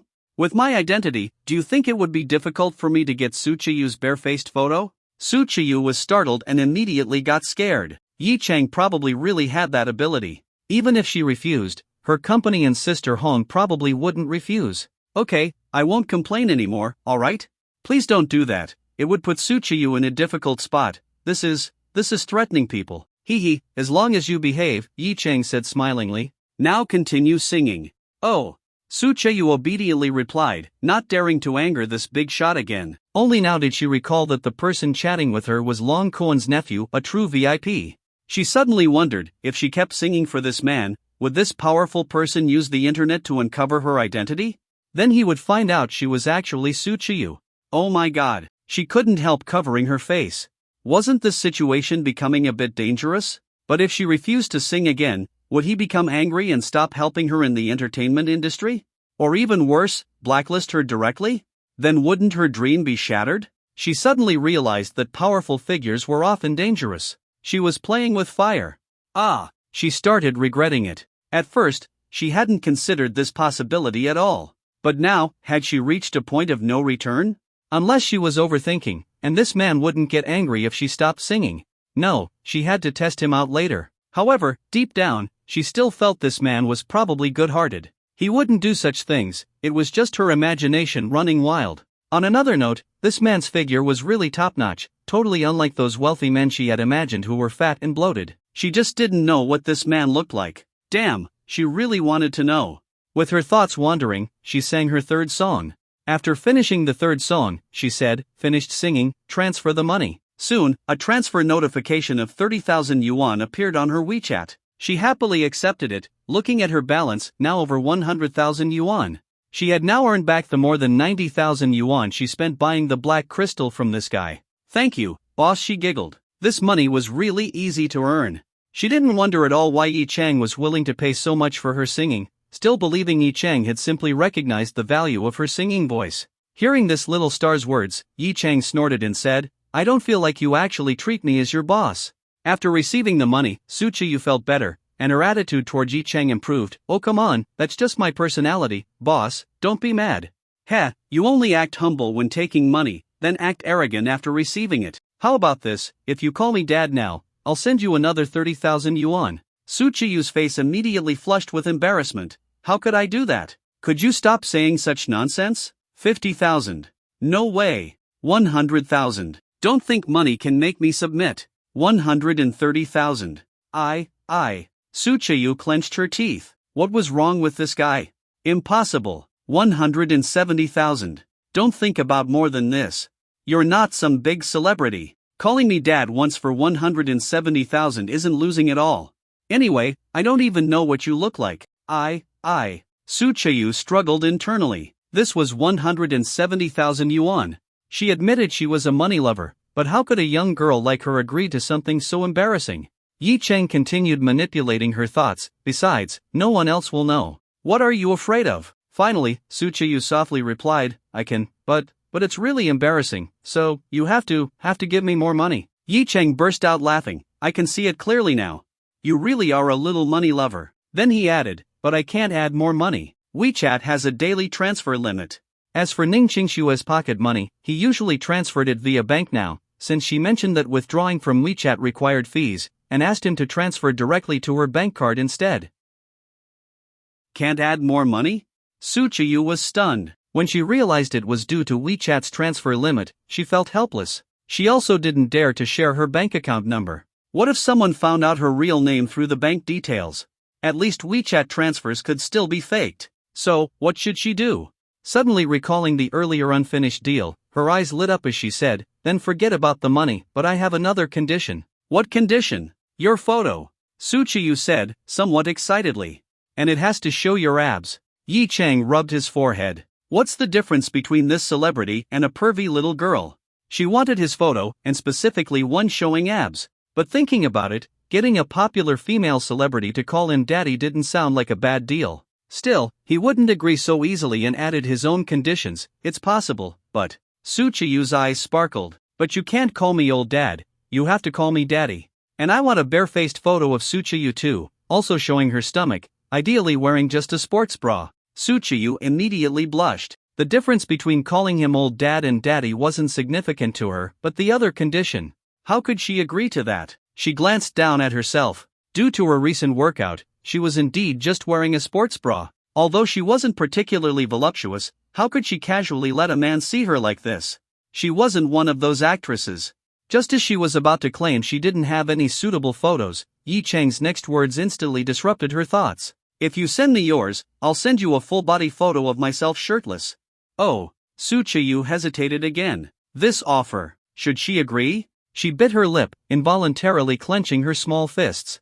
This man's full-body photo, and shirtless. She could gauge his height, see his body proportions clearly, observe his abs and chest muscles, and even his face. She was genuinely curious about what this influential man looked like. As for her own photo, she could easily take one right now. After some thought, she finally said, "Fine, but you send yours first." Yi Chang replied with a smile, "Deal." This woman really would agree to anything just to see him. Leaving his office chair, Yi Chang immediately took off his shirt and headed straight into the bathroom, where there was a full-length mirror. Standing in front of it, he quickly snapped a picture and sent it over. Seeing the incoming photo, Suchiyu eagerly widened her eyes, bringing her head closer to the screen. Instantly, she was mesmerized. Wow! He was way too handsome. In the photo, Yi Chang's left fist rested on his waist, his right hand holding the phone beside his head, slightly turned to reveal a striking side profile that would melt any woman's heart. His muscular arms, chest, and defined abs were flexed, making his streamlined physique even more apparent. Even through the phone screen, Suchiyu could feel the surge of hormones hitting her. Her sweet, adorable oval face instantly flushed red. Too masculine. Yi Chang's voice sounded from her headphones. "Alright, your turn now?" Regaining her senses, Suchiyu covered her face. One photo wasn't enough. She wanted more. Rolling her eyes mischievously, she said, "This is probably an internet photo, right? Take another in a different pose. I need to confirm you're not tricking me with an online image." Yi Chang. Just how badly did this woman want to see his shirtless photos? Fine. He'd give her even more, until she couldn't handle it. Of course, he'd add another condition. "I can do that, but I'll need more barefaced photos of Suchiyu. For every one you send me, I'll take another. Deal?" Suchiyu licked her lips. "Deal." She threw caution to the wind. Yi Chang chuckled. This naive little celebrity. Did she really think he didn't know her true identity? Such a foolish little girl. By now, he had figured out her nature, greedy for money, fame, and clearly fond of handsome men. And somewhat silly, too. But teasing a celebrity who wasn't even aware that he'd recognized her was amusing. This way, she'd agree to many conditions she otherwise wouldn't accept. "You have to call me daddy first before we continue." Only now did Suchiyu realize their initial agreement was about that term. Blushing deeply, she softly asked, "Can I skip this?" "No." "Well, okay then." "Alright, I'm listening," said Yi Chang. Suchiyu hesitated again internally, but finally sighed. She had agreed after all 170,000 yuan and getting to see this man's pictures. Lightly biting her lip, she softly whispered, "Dad, dysprosium." Yi Chang frowned slightly. "What did you say?" "Didn't hear it." I just said it," she pouted. "Sister, you call that saying it? That's infrasonic, who could hear that?" Fine, I'll say it again." Gathering courage, she moved the microphone close to her mouth and carefully said, "Daddy." Immediately after, she shyly covered her face, cheeks flaming red, her whole body trembling from embarrassment. As a man, Yi Chang felt powerless against that voice. Perhaps because of her shy hesitation, that soft daddy sounded even sweeter, leaving him somewhat unsettled. Damn, Elena and Jingjing said they'll only be available the day after tomorrow. I absolutely need to hear them say this a few more times. Which man could resist? Yi Chang thought to himself. Attempting to hear it again, he said, I didn't catch that clearly. Say it again. No way. I was loud enough already, you can forget it. Suchayu wouldn't dare repeat it now, forcing Yi Chang to give up reluctantly. But after this first time, there'd be countless others. In the future, he'd surely get this little star used to calling him daddy. Then Yi Chang transferred the remaining 170,000 yuan to her and continued their photo exchange game. Yi Chang posed as requested, while asking Suchayu to find attractive pictures of herself. A somewhat dirty yet mutually enjoyable exchange began. After about 10 minutes. Alright, no more photos. Your pose requests are getting weird, and you're not even meeting my conditions, Yi Chang complained. What did she mean, asking him to mimic Michael Jackson's crotch-grabbing move? She wouldn't even send him a photo of herself touching her chest. Keep dreaming.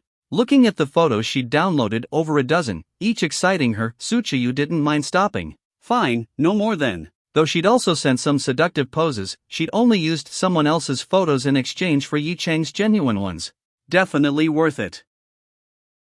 Yi Chang said, I'm hanging up the voice call first. Let me get on my computer. He had already switched to his phone to take pictures in the bathroom. Oh, okay. Both sides ended the voice call. Yi Chang washed his face in the bathroom and was about to leave. As he opened the bathroom door and stepped out, at the exact same moment, the office door was also pushed open. He then saw Yao Tongtong walking in. His eyes widened instantly, he still wasn't wearing a shirt. Yao Tongtong entered the office, glanced around, and called out, Boss? Where are you? When she saw Yi Chang standing at the bathroom door, her mature face instantly turned red. Then she let out an ah, in surprise. Why wasn't the boss wearing any clothes? And, his body was way too good. Much better than her husband's physique. She stood there, staring dumbfounded at her young, handsome boss. Hearing her exclamation, Yi Chang immediately realized this was bad. Wouldn't people outside hear it? After all, Yao Tongtong had just pushed the door open, and it wasn't fully closed yet. He quickly rushed over. Since the bathroom was near the office entrance, he reached her in just a few steps and covered her mouth. Sister Tong, don't scream. If people outside hear, how am I supposed to explain this? Yao Tongtong's face was burning red as she quickly nodded. She could feel her hand brushing against Yi Chang's firm waist, making her even more flustered. She immediately pulled her hand back. But at the same time, her young and handsome boss still had his hand covering her mouth, making her too nervous to move. Seeing that she had calmed down, Yi Chang quickly let go and sighed. Sister Tong, why didn't you knock before coming in? Yao Tongtong lowered her flushed face and stole occasional glances at Yi Chang's chiseled abs. She softly said, I knocked for a while, but you didn't respond. I thought you were resting, so I came in. Sorry, boss. Well, that wasn't really her fault. Yi Chang sighed, alright, I was in the bathroom, wiping off sweat. I took off my clothes and didn't hear you. The air conditioning was too high, and I got sweaty. Hearing his explanation, Yao Tongtong nodded. She didn't even consider the possibility that Yi Chang had been exchanging photos with some woman he met online. She glanced at his upper body again, then blushed and reached out to push him. Hurry and put on some clothes. But as she did so, she suddenly realized something. She had just touched Yi Chang's chest. Yi Chang looked at the two soft, fair hands pressed against his chest in shock. Wait, was he just taken advantage of by his mature and beautiful subordinate? Yao Tongtong let out another ah, and quickly pulled her hands back, her heart pounding wildly. She cursed herself internally. How could she be so shameless and touch another man's chest? She was a married woman. Panicking, she turned around and stammered, You put on your clothes. I'll wait outside. With that, she hurried out of the office. But just before she shut the door, Yi Chang clearly noticed her stealing another glance through the crack. Yi Chang rubbed his forehead. What the hell just happened? Someone had to take the blame for this. He immediately started cursing Suchayu in his heart, that little pervert. If not for her, would he have taken off his shirt? And now Yao Tongtong had seen him. Though, seeing her shy but curious reaction, Yi Chang couldn't help but shake his head helplessly. Did this count as seducing a married woman? That wouldn't be good. Grumbling, he walked back to his office chair and put on a white dress shirt. Then he called out, Come in. The door opened, and Yao Tongtong, still blushing, stepped inside. Seeing her young and handsome boss properly dressed now, she felt a little disappointed for a second, before quickly scolding herself. What was she even thinking? She was 36, married, and had a kid. She should be ashamed of herself. Walking up to the desk, she said, Boss, I wanted to ask for some leave. Yi Chang was surprised. Leave? Isn't the weekend starting tomorrow? What do you need leave for? Also, didn't we agree before? Just call me Xiao Chang or Little Bro in private. I call you Sister Tong, after all. Yao Tongtong smiled gently and nodded. My husband said he wants to take me and our child on a trip. It'll be around 5 days. Yi Chang raised an eyebrow and chuckled. Oh? Your husband finally came around? Alright, go ahead and enjoy. He genuinely hoped his subordinates had happy marriages. Yao Tongtong had previously told him that her husband, Su Jiang, had gambled away money and even asked her for more. But now, not long after, he had suddenly changed his ways and was taking his family on a trip? That was good news. Yao Tongtong smiled. Yeah, he's been behaving lately. His attitude toward me has improved a lot. He even said he's planning to start a business again. The last 2 days of the trip will be in Hangzhou, where he plans to meet some business partners, so the trip will be a bit longer. She seemed genuinely happy. Yi Chang nodded.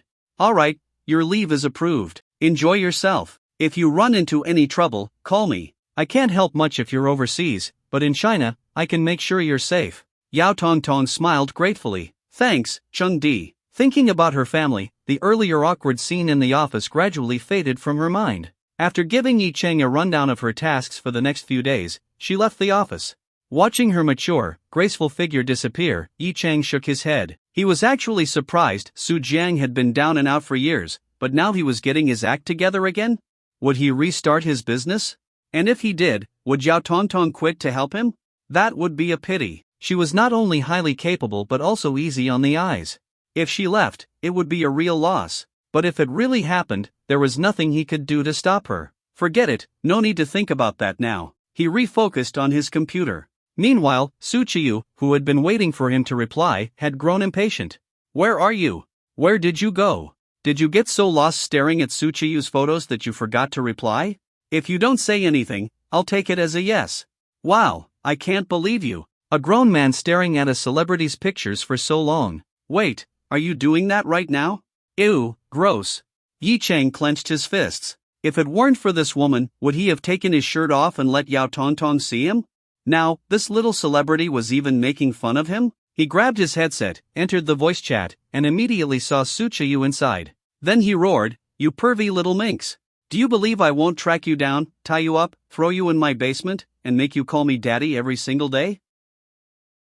Su Chiyu, who was bored and staring idly at her in-game character, was suddenly startled by the angry shout coming from her headphones. She jumped up from her seat in fright, causing her chair to roll backwards, and she fell hard onto the floor.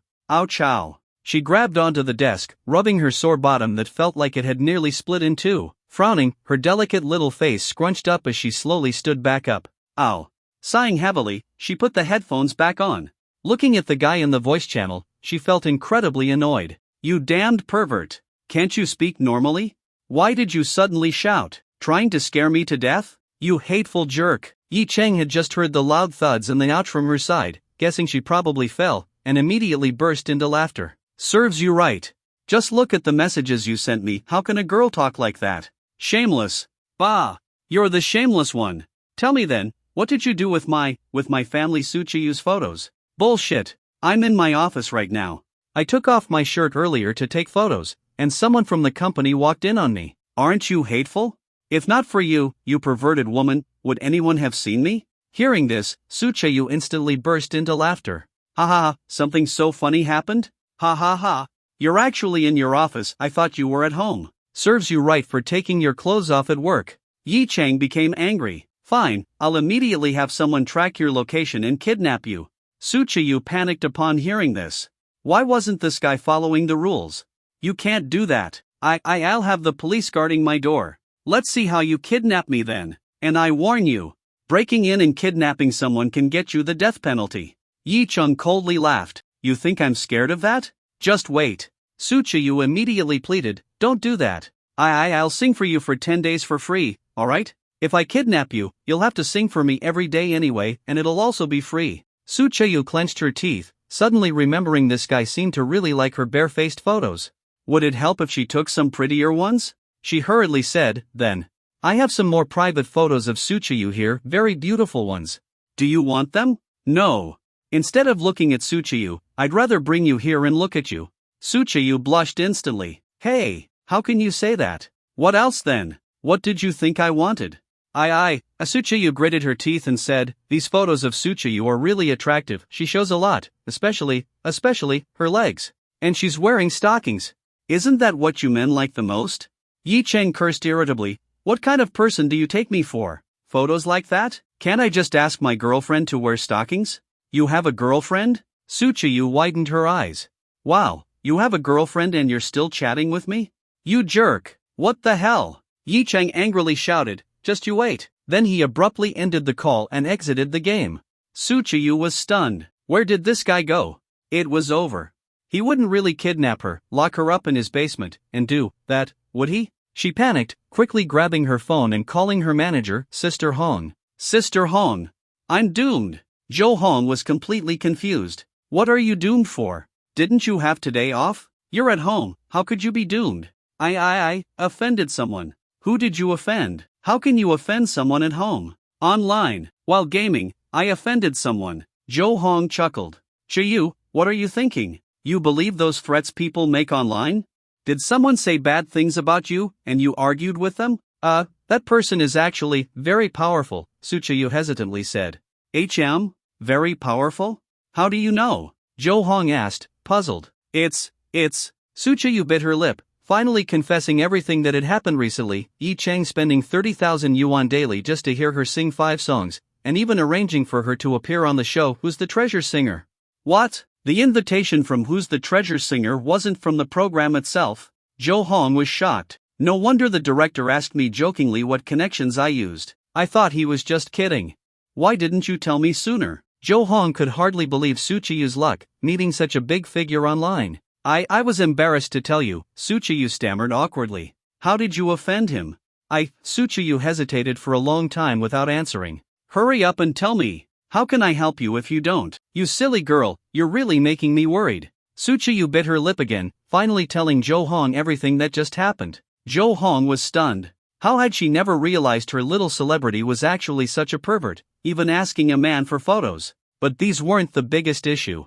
The real problem was, he helped you so much, why didn't you treat him nicely? Why tease him like that? Right, does he know your real identity?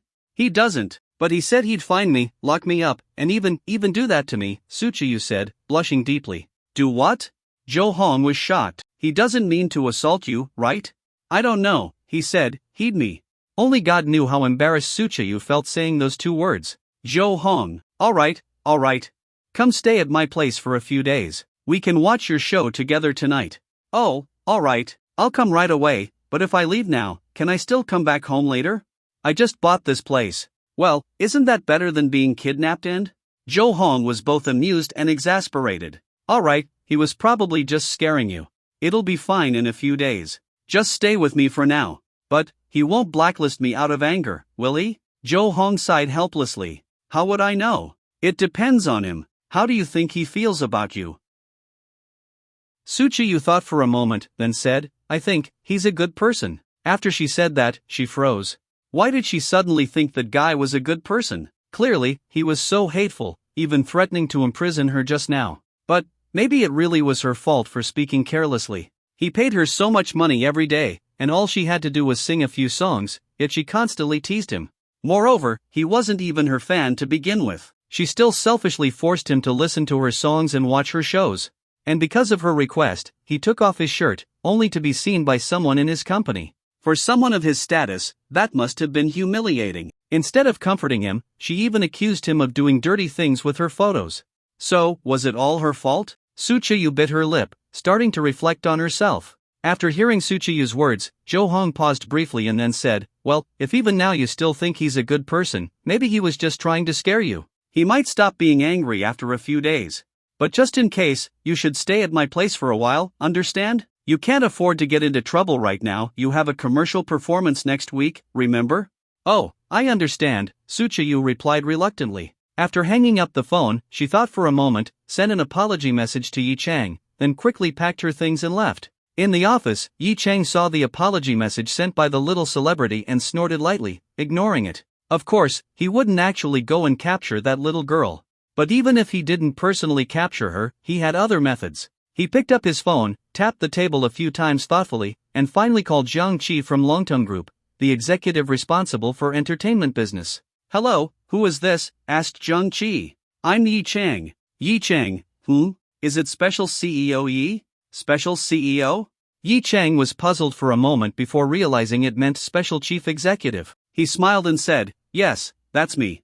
"Oh, CEO Yi, is there something you need, or is it related to Su Chiyu?" Jiang Qi asked respectfully. Jiang Qi knew well how highly regarded this young man, appointed as the global special CEO by Longkuan Group, was. After all, Vice Chairman Chen Jinqing had been openly humiliated by Chairman Long at a meeting because of him. Therefore, he had to show Yi Chang maximum respect. Yi Chang paid no attention to Jiang Qi's attitude and directly said, "It's related to her. Help me investigate what events she's planning to attend soon." "Events?" Jiang Qi replied promptly, "All right, CEO Yi. Once I find out, I'll send you the information immediately." "Thanks, CEO Jiang," Yi Chang said simply, then hung up the phone. Afterwards, Yi Chang logged back into the game. That little celebrity had already gone offline, maybe she had fled her city overnight. Chuckling lightly, Yi Chang glanced downward and saw that Mu Yingying had also come online. It had been a long time since he'd played with Yingying, so he messaged her privately, grin emoji. Mu Yingying quickly replied, "Piggy head, ice cream." Yi Chang smiled and wrote back, "Sister Yingying, are you free to play now? Wanna do daily quests together?" Mu Yingying replied, "Sure." They quickly formed a party and joined the same voice channel. Mu Yingying's sweet, gentle voice came through the headset. "Little brother, you finally bought a cosmetic skin? Did you get rich recently?" Yi Chang laughed. "Sort of. Wow, finally hearing your voice again. It's still so pleasant," Mu Yingying said cheerfully. Yi Chang rubbed his forehead, helplessly replying, "It's just a voice." "Yours sounds nice too, Sister Yingying." "Hee hee, thanks for the compliment," she giggled. "Sister Yingying, aren't you working today? I remember you usually only have time during weekends to log in during the day." "Oh, I quit my job. I'll go to the company later to pick up my resignation letter and collect this month's salary." "You quit?" Yi Chang was surprised. "Did you find a better job?" "No, I just didn't want to stay at this company anymore. I've applied to another company, but I don't know if I'll get in," Mu Yingying explained. "That company is super powerful." "Super powerful?" Yi Chang laughed. "A Fortune 500? They aren't listed, so they can't be ranked, but they're powerful anyway." Yi Chang didn't press further about which company it was. Although he and Mu Yingying had a pretty good relationship, they hadn't exchanged real-life photos. After all, protecting privacy was still important online. As they chatted casually, they continued doing daily quests. After a while, Mu Yingying suddenly asked, "By the way, little brother, what kind of girls do you guys generally like?" Yi Chang froze briefly, then asked with a teasing smile, "Sister Yingying, have you found someone?" "Oh no, nothing like that. I'm just asking." Mu Yingying sounded shy, clearly trying to cover up. Yi Chang chuckled, not teasing her further. He simply replied, "With a voice as pleasant as yours, Sister Yingying, you must be the soft type. Most guys like that type, anyone from 18 to 60 would like it. So, how old is the guy you have your eyes on?" Probably in his 20s. I think he's around that age." Mu Yingying's words essentially admitted that she was indeed pursuing a man. "If he's in his 20s, that's definitely fine. Maybe if Sister Yingying sends me a photo, I can give you better advice." "In your dreams? You even want my photo?"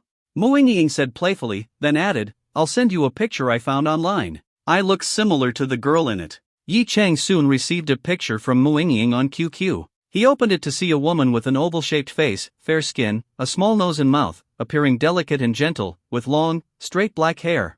Yi Chang commented, "Yeah, Sister Yingying, I bet you'll easily win over that guy." "Oh right, how's his family background?" Yi Chang suddenly asked. Mu Yingying hesitated slightly, then said vaguely, "Him. I guess his family is quite well off." "Then it's perfect, Sister Yingying. You're wealthy too, so it's an equal match," Yi Chang joked lightly. "What do you mean wealthy?" Mu Yingying replied defensively. "Just look at the cosmetics you're wearing. This golden generation outfit is worth about 30 or 40,000 now, right? And this white doll veggie outfit you have is also over 10,000. Hey! I bought these outfits when they first came out, at the original price. They only increased in value later," Mu Yingying argued. Besides, to be honest, that guy has enough money to buy our entire JX3 game." Yi Chang was stunned. "You have your eyes on a rich second-generation heir?" "Sort of," Mu Yingying said shyly, then quickly explained, "but it's not because he's rich. He helped me once." "He helped you once?" Yi Chang caught onto the key detail and then chuckled. "In that case, Sister Yingying, you should be bold and go after him. Trust me, it'll work." "Huh? Would that be okay?" Mu Yingying hesitated. "Wouldn't he find me annoying?" "You're overthinking it." Yi Cheng laughed. From the picture you sent me, as long as you look as pretty as that girl, there's no way he'd reject you. The fact that he helped you back then was probably because you're attractive. Men helping women, don't they just hope the woman will repay them with affection? If you take the initiative, you'll definitely win him over. By the way, are you close to him? Repay with affection? That sounds awful, Mu Yingying huffed. Then she mumbled, I only know his name. We didn't know each other before. Yi Cheng's eyes widened. Wait, you only know his name? You didn't know him before? Do you even have his contact information? No, Mu Yingying admitted. Yi Cheng was speechless. After a moment, he sighed. Sigh, this is hopeless. I've never dated before, okay? I have no experience, Mu Yingying defended herself. She had been too embarrassed to ask for his contact info at the time, especially with so many people watching. Thinking about that man named Yi Cheng, she sighed. Why did she only ask for his name back then and not his contact information? She was such an idiot when it came to relationships. She couldn't help but smack her forehead in frustration. Yi Cheng sighed. So basically, you won't even be able to meet him. How are you supposed to chase him? That's not true. Mu Yingying said, embarrassed. Actually, the company I applied to is his. I've been preparing for the first round interview these past few days. If I make it to the final round, I'll get to see him again. Maybe he still remembers me. Yi Cheng's eyes widened. Damn, she even chased him all the way to his company? He couldn't help but laugh. Nice, Sister Yingying. With this level of effort, he's bound to accept you. Ugh, stop talking nonsense. Mu Yingying huffed. I'm done talking to you. The quest is finished, I need to turn it in and log off soon. I have to head to the company later. I'm done too, let's turn it in together, Yi Cheng said. With that, the two refocused on the game. Time passed quickly. About an hour after Mu Yingying logged off, Yi Cheng checked his phone. It was 5:30 p.m., time to get off work. Of course, he could leave whenever he wanted, but as the boss, he had to set an example for his employees. Just then, a text message popped up. It was from Jiang Qi. CEO Yi, I found out that Su Qiyu will be attending a charity gala in Hangzhou next Wednesday. She was invited to perform for free. The event is quite large, and many well-known figures will be attending. If you need an invitation, I can get one for you. Under what identity would you like to attend? Yi Cheng raised an eyebrow. Hangzhou? That wasn't far from Shanghai. Might as well go. What identity should he use? Thinking for a moment, he replied, alright, I'll attend as the global special CEO of the group. He wanted that little celebrity to understand offending someone of his status wasn't so simple. Oh, right. He also needed to ask for leave from Yan Yuaning. He couldn't afford to upset his boss after all. In front of her, he was just a small assistant, not the global special CEO of Longton Group. And he definitely couldn't let her know he was taking leave to see another woman. He wasn't ready to deal with that kind of drama. Seems like I've been pretty busy lately, Yi Cheng mused. Looking at his schedule, he realized he had a lot going on. Soon, he had to return to Yulong Garden, where the big boss was waiting for him to feed her.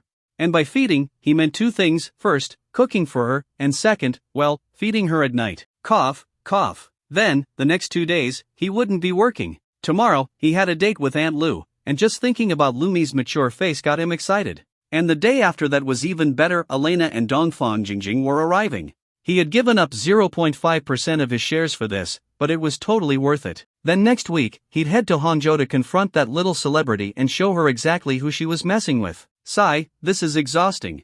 Yi Cheng rubbed his temples. At this rate, wasn't he bound to crash and burn sooner or later? Suddenly, he remembered Yao Tongtong was also going to Hangzhou next week, but she was going with her husband and child, so it had nothing to do with him. Shaking his head, he got up from his chair, packed up his things, and left the office. As he stepped outside, he ran into Hu Ning. Boss, heading out? Yeah. You're not leaving? Hu Ning shook his head. Still got some work left. Gonna stay late. Yi Cheng chuckled. Ever since he gave everyone a raise, it seemed like they were all extra motivated. Alright, don't overwork yourself. Hu Ning nodded and then pulled out a set of keys, handing them to Yi Cheng. Boss, here's the car you asked me to buy, it's ready. Yi Cheng's eyes lit up. After Long Cohen gifted him a Pullman, he told Hu Ning to forget about finding another Pullman and just get him a sports car instead. He hadn't expected it to be ready so soon. Taking the keys, he glanced at them and saw the Bugatti logo. He raised an eyebrow. A Bugatti? How'd you get it so fast? It's only been a week. Hu Ning grinned. It was just luck. A company owner needed cash urgently, so he sold off a bunch of his cars. He said he hardly ever drove them, they were just for collection. This one is a Bugatti Chiron Per Sport, a limited edition, only 60 units worldwide. The guy said he spent over 40 million yuan to import it with all the necessary paperwork. I bought it for 40 million, he needed the money fast. Yi Chang nodded. He wasn't upset about the price. Curious, he asked, where's the car now? It's in the company's second parking lot. It was delivered just now. Yi Chang nodded. Alright, I'll go test it out now. Good work. Not a problem, Hu Ning replied with a smile. Originally, Yi Chang had only allocated 20 million yuan for the car, but Hu Ning had boldly spent double that amount. Yet, Yi Chang wasn't angry. It seemed Hu Ning had made the right bet. His boss's impression of him had definitely improved. Taking the car keys, Yi Chang exited the elevator and arrived on the first floor, ready to head to the parking garage. The lobby was still bustling with people coming and going. The white-collar workers had expressions of either urgency or joy on their faces. Yi Chang's presence didn't attract much attention, after all, not everyone knew about his status as a major landowner. Walking out of the long corridor from the internal elevator exit, he reached the very corner where that woman had bumped into him last time. Yi Chang smiled. Would he get hit again this time? As he stepped past the corner, he really did see a woman walking towards him. The key point was that she had her head down, lost in thought, completely unaware of her surroundings. Without seeing him at all, she walked straight into him. Yi Chang could have easily dodged, but he recognized the woman. Wasn't this the same Mu Ziying from that day? Last time, she had bumped into him in the same spot while trying to escape, which was understandable. But now, with her head down again, was she about to crash into him a second time? What a ridiculous coincidence. Yi Chang found it both funny and exasperating. Instead of dodging, he simply let her collide into his chest. The impact threw Mu Ziying off balance in her high heels, causing her to stumble backward. Her thoughts were suddenly pulled back to reality, and she instinctively let out a startled cry, ah. But Yi Chang reacted quickly, reaching out to wrap his arm around her waist. Feeling herself embraced by a man under such circumstances once again, Mu Ziying's cheeks turned red. She liked Yi Chang, but did this mean she had just been touched by another man? She also felt incredibly unlucky. How did she manage to bump into someone twice at the same corner? Last time wasn't really her fault, but this time, it definitely was. She had been thinking about the analysis her younger brother from the game had given her, imagining how she should talk to Yi Chang when they met again. Lost in thought, she had completely forgotten her surroundings. Realizing that strong arms were still holding her and that her face was pressed against his chest, Mu Ziying's face grew even redder. She quickly lifted her head and placed both hands against his chest to create some distance, stammering apologetically, sorry. I wasn't looking, it's you. Him, it was actually him? Her initial embarrassment was instantly replaced by a mix of surprise and shyness. At the same time, a strong sense of security washed over her, making her reluctant to let Yi Chang remove his arm from her waist. She even had the urge to lean back into his embrace and quietly enjoy the hug. Unfortunately, as soon as she recognized him, Yi Chang let go. He smiled and asked, "Are you always this clumsy?" Hearing his question, Mu Ziying blushed even more and grew nervous. She fumbled for words, I'm not usually like this. I was just lost in thought. You still have to watch where you're going, Yi Chang chuckled. I think you have a special skill, you always manage to bump into me. You're right. Mu Ziying lowered her head and quickly agreed. In front of Yi Chang, she felt like a junior employee being lectured by a domineering CEO. Yi Chang shook his head. This woman probably wasn't even listening to what he was saying. What was she so shy about? Did bumping into him twice really make her develop feelings for him? Be more careful when you walk next time. I'll be going now. Oh, okay, Mu Ziying instinctively responded, but then she suddenly remembered what her online younger brother had advised her. She had to get his contact information. She quickly followed after him, blushing, and said, wait. Mr. Yi, can I ask for your contact information? Yi Chang turned around and looked at her. Did she really develop feelings for him? Now, this was getting interesting. His gaze slowly scanned Mu Ziying from head to toe. She had an oval-shaped face, long black hair, and looked gentle and delicate, like a traditional beauty. She reminded him of the internet photo Mu Ying had sent him earlier. They looked quite similar. For some reason, Mu Ziying wasn't wearing professional attire today, even though she had come to work. Instead, she wore an off-shoulder floral dress. The pink fabric enhanced her soft and elegant aura, revealing her smooth, rounded shoulders. Between them, a delicate collarbone stood out beautifully. Around her slender, fair neck, she wore a sparkling silver necklace, making her neckline appear even more graceful. The dress's hem reached mid-thigh, exposing her long, well-proportioned legs. She wore sheer white stockings that accentuated her skin, making her legs look even more flawless. On her feet were pointed-toe high-heeled sandals, with thin straps wrapping around her ankles, adding an ethereal charm. As Yi Cheng examined her, Mu Ziying grew increasingly nervous. It felt as if he was evaluating whether she was attractive enough to be his girlfriend. Would he find her appearance and outfit suitable? At the very least, she had been complimented on her looks since childhood. Her face grew redder and redder. When she noticed Yi Cheng's gaze lingering on her legs, she instinctively straightened them and pressed them together. Finally, Yi Cheng looked away. He raised his eyes to meet hers and smiled. "You're off work now, right?" Uncertain of his intentions, Mu Ziying replied, "I quit my job already. I came today just to pick up my last paycheck." "You quit?" Yi Cheng was surprised. Was it because of what happened that day? Mu Ziying hesitated for a moment before answering, "Partly. Mostly because of you." Yi Cheng couldn't hear her thoughts. Suddenly, he recalled the 50 resumes he had reviewed earlier and had an epiphany. "Oh, I remember now. You applied to my company, right?" Mu Ziying immediately felt embarrassed. Yes.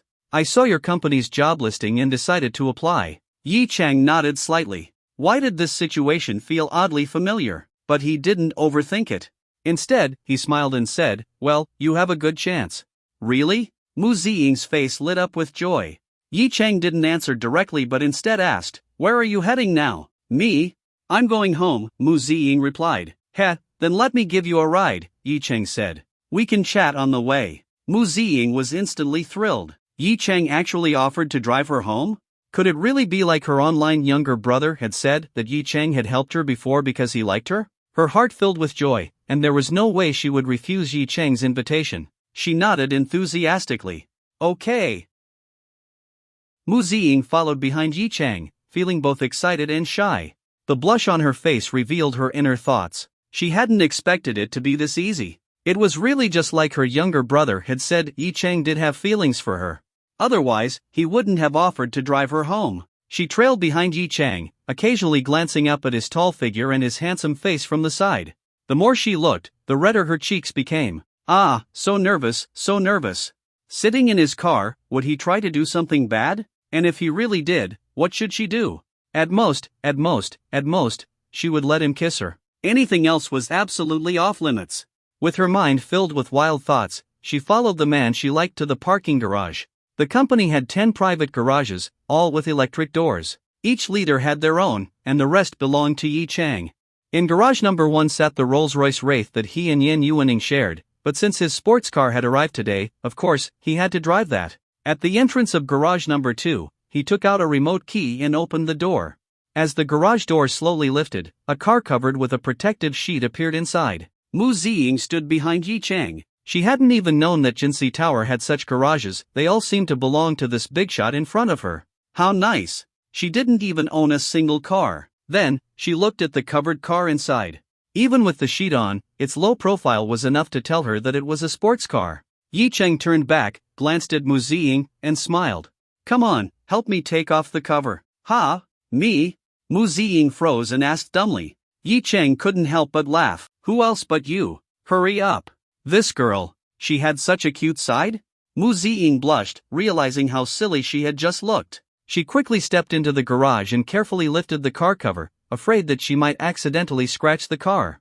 As the cover was removed, a silver and black supercar, exuding an overwhelming sense of dominance, appeared before them.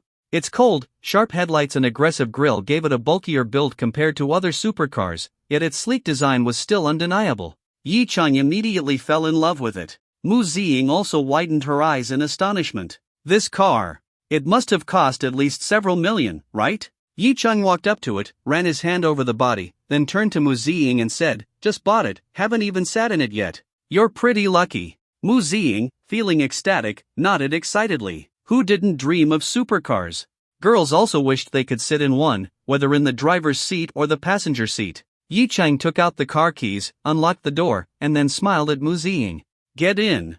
Mu Ziying nodded and went to the passenger side. Bugatti's car doors weren't overly complicated, so she easily opened one and sat inside. Yi Cheng also opened the driver's side door, bent down, and got into the car. Sitting in the low sports seat, Mu Ziying's skirt naturally slid up, revealing her slender legs. The hem had lifted so much that she was almost at risk of exposing herself. Her face turned red. She hadn't brought a bag today, and all her belongings were stuffed into the dress's pockets. Looking at her bare thighs, she kept trying to pull her skirt down, but no matter how much she adjusted, she still couldn't fully cover herself. However, when Yi Chang glanced over, he realized he had overthought it. She was wearing safety shorts. Slightly disappointed, he looked away. But still, just admiring her fair, slender legs wasn't bad, especially with the sheer white stockings adding to their allure. "Buckle up, we're heading out," Yi Chang said. "Oh, okay." Mu Ziying quickly reached for the seatbelt. But in her nervousness, she struggled for a long time without fastening it. Her face turned red as she anxiously said, "Why won't this seatbelt pull out?" "It won't pull?" Yi Chang paused. "Don't tell me they sold me a defective one." Although Hu Ning had assured him that the car's previous owner barely drove it, it was still a second-hand vehicle. And in the world of supercars, second-hand transactions were quite common. But when Yi Chang turned to look at Mu Ziying struggling with the seatbelt, he was speechless. He sighed and said, "Are you serious? You don't even know how to buckle a seatbelt?" I just can't pull it out," Mu Ziying pouted, looking pitiful. Yi Chang shook his head, unfastened his own seatbelt, and leaned over. As soon as he moved closer, Mu Ziying's face instantly turned bright red. What are you doing?" she asked in a small voice, unable to meet his gaze. She thought he was about to do something inappropriate. Did he think she had broken the seatbelt? She quickly explained, "I swear, I didn't break it. I really just couldn't pull it out." Yi Chang rolled his eyes.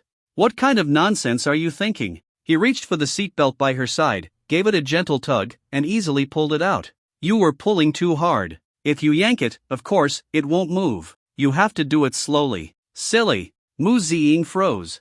She had completely forgotten something so simple. Her face instantly turned so red that it looked like she could bleed from embarrassment. She wished she could just disappear on the spot. "All right, now buckle it yourself. Weren't you a graduate of Beijing University? How can such a smart girl be so clueless?" Mu Ziying stammered for a long time, unable to say a word. Even she felt that she had been ridiculously dumb just now. She had actually thought the seatbelt was broken. What a joke. A car this expensive, how could even the seatbelt be faulty? But she had been too nervous the moment she sat inside. Especially when she noticed Yi Chang's gaze lingering on her legs, it made her even more flustered. As a result, her eyes started to well up with tears. Yi Chang turned his head and saw her reddened eyes, feeling even more helpless. Was she really about to cry over this? Maybe he shouldn't have called her dumb. Shaking his head, he softened his tone and said, all right, why are you crying now? Your eyes are all red." I'm not." Mu Ziying lowered her head, but a tear still betrayed her and slipped down. "You're still saying you're not," Yi Chang sighed. "Women really were made of water." He reached out and gently brushed the tear away with his fingertip, then lightly wiped the area around her eyes. Mu Ziying froze. She could feel his touch on her face, and she stared at his long, well-defined fingers. Her face had just been touched by him? "You're not crying anymore, right?" Yi Chang's gentle voice sounded again, pulling the dazed girl back to reality. She stared at Yi Chang dumbly, her small mouth forming an O shape, yet she didn't know what to say. The finger that had been wiping away her tears left her eye and slowly slid down, grazing her delicate, soft skin until it reached her cheek. Then, a single finger turned into a palm, gently caressing her adorable, oval-shaped face. Yi Chang looked at Mu Ziying. Silly girls always made people want to tease them. His 4 fingers, except for his thumb, slightly pinched the skin on her face, feeling its soft texture. His thumb lightly brushed against her delicate nose, then slowly moved downward, pressing against her soft, moist lips. After a long moment, Mu Ziying suddenly snapped back to her senses. She quickly reached out, grabbed the hand on her face, pushed it away, and turned her head to the side, her face completely flushed. She didn't dare to look at Yi Chang as she whispered, "Please don't do this." She wasn't angry, just endlessly embarrassed. She had never experienced anything like this before. Yi Chang chuckled softly and raised his hand in front of Mu Ziying. There was a faint trace of her saliva on it. "You got my hand wet. You should help me wipe it off." Mu Ziying's eyes widened in disbelief. How could he bully her like this? He was the one who had acted recklessly, yet now he wanted her to wipe his hand? But looking at Yi Chang's warm, smiling face, she lowered her head and murmured, I don't have tissues." Since it was a new car, Yi Chang hadn't prepared any tissues inside. But no tissues? That wasn't a problem. He smiled. "Anything else will do." "Anything else?" Mu Ziying was puzzled. She instinctively glanced down at her dress and blushed. If I wipe it on my dress, it'll get dirty. Yi Chang glanced at her legs. What about your stockings? Stockings? Mu Ziying followed his gaze and looked at her legs. No way. She instinctively pulled her legs back and quickly said, the stockings will get dirty too. And people might see. Then what should we do? I don't know. I can't wipe it on the car. It's expensive, Yi Chang said thoughtfully. And I can't wipe it on myself either, this is your saliva, after all. It was clearly your fault. Mu Ziying thought to herself, feeling wronged. She looked at Yi Chang's hand, then at his long, well-shaped fingers, and thought, his hands were really nice looking. But what was she supposed to do? Her face grew redder and redder. Finally, she bit her lip, closed her eyes, and whispered, then, you can wipe it on my stockings. But, Yi Chang's smile turned even more mischievous. She actually agreed? He had tissues in his pocket, but he just wanted to tease this silly girl a little more. But what? But, not on my legs. Someone might see. Then where? Your feet? Yi Chang glanced at her small, delicate feet, then shifted his gaze to her skirt. Or maybe. Mu Ziying immediately covered her skirt with her hands and shook her head furiously, her face burning. No way. Just my feet.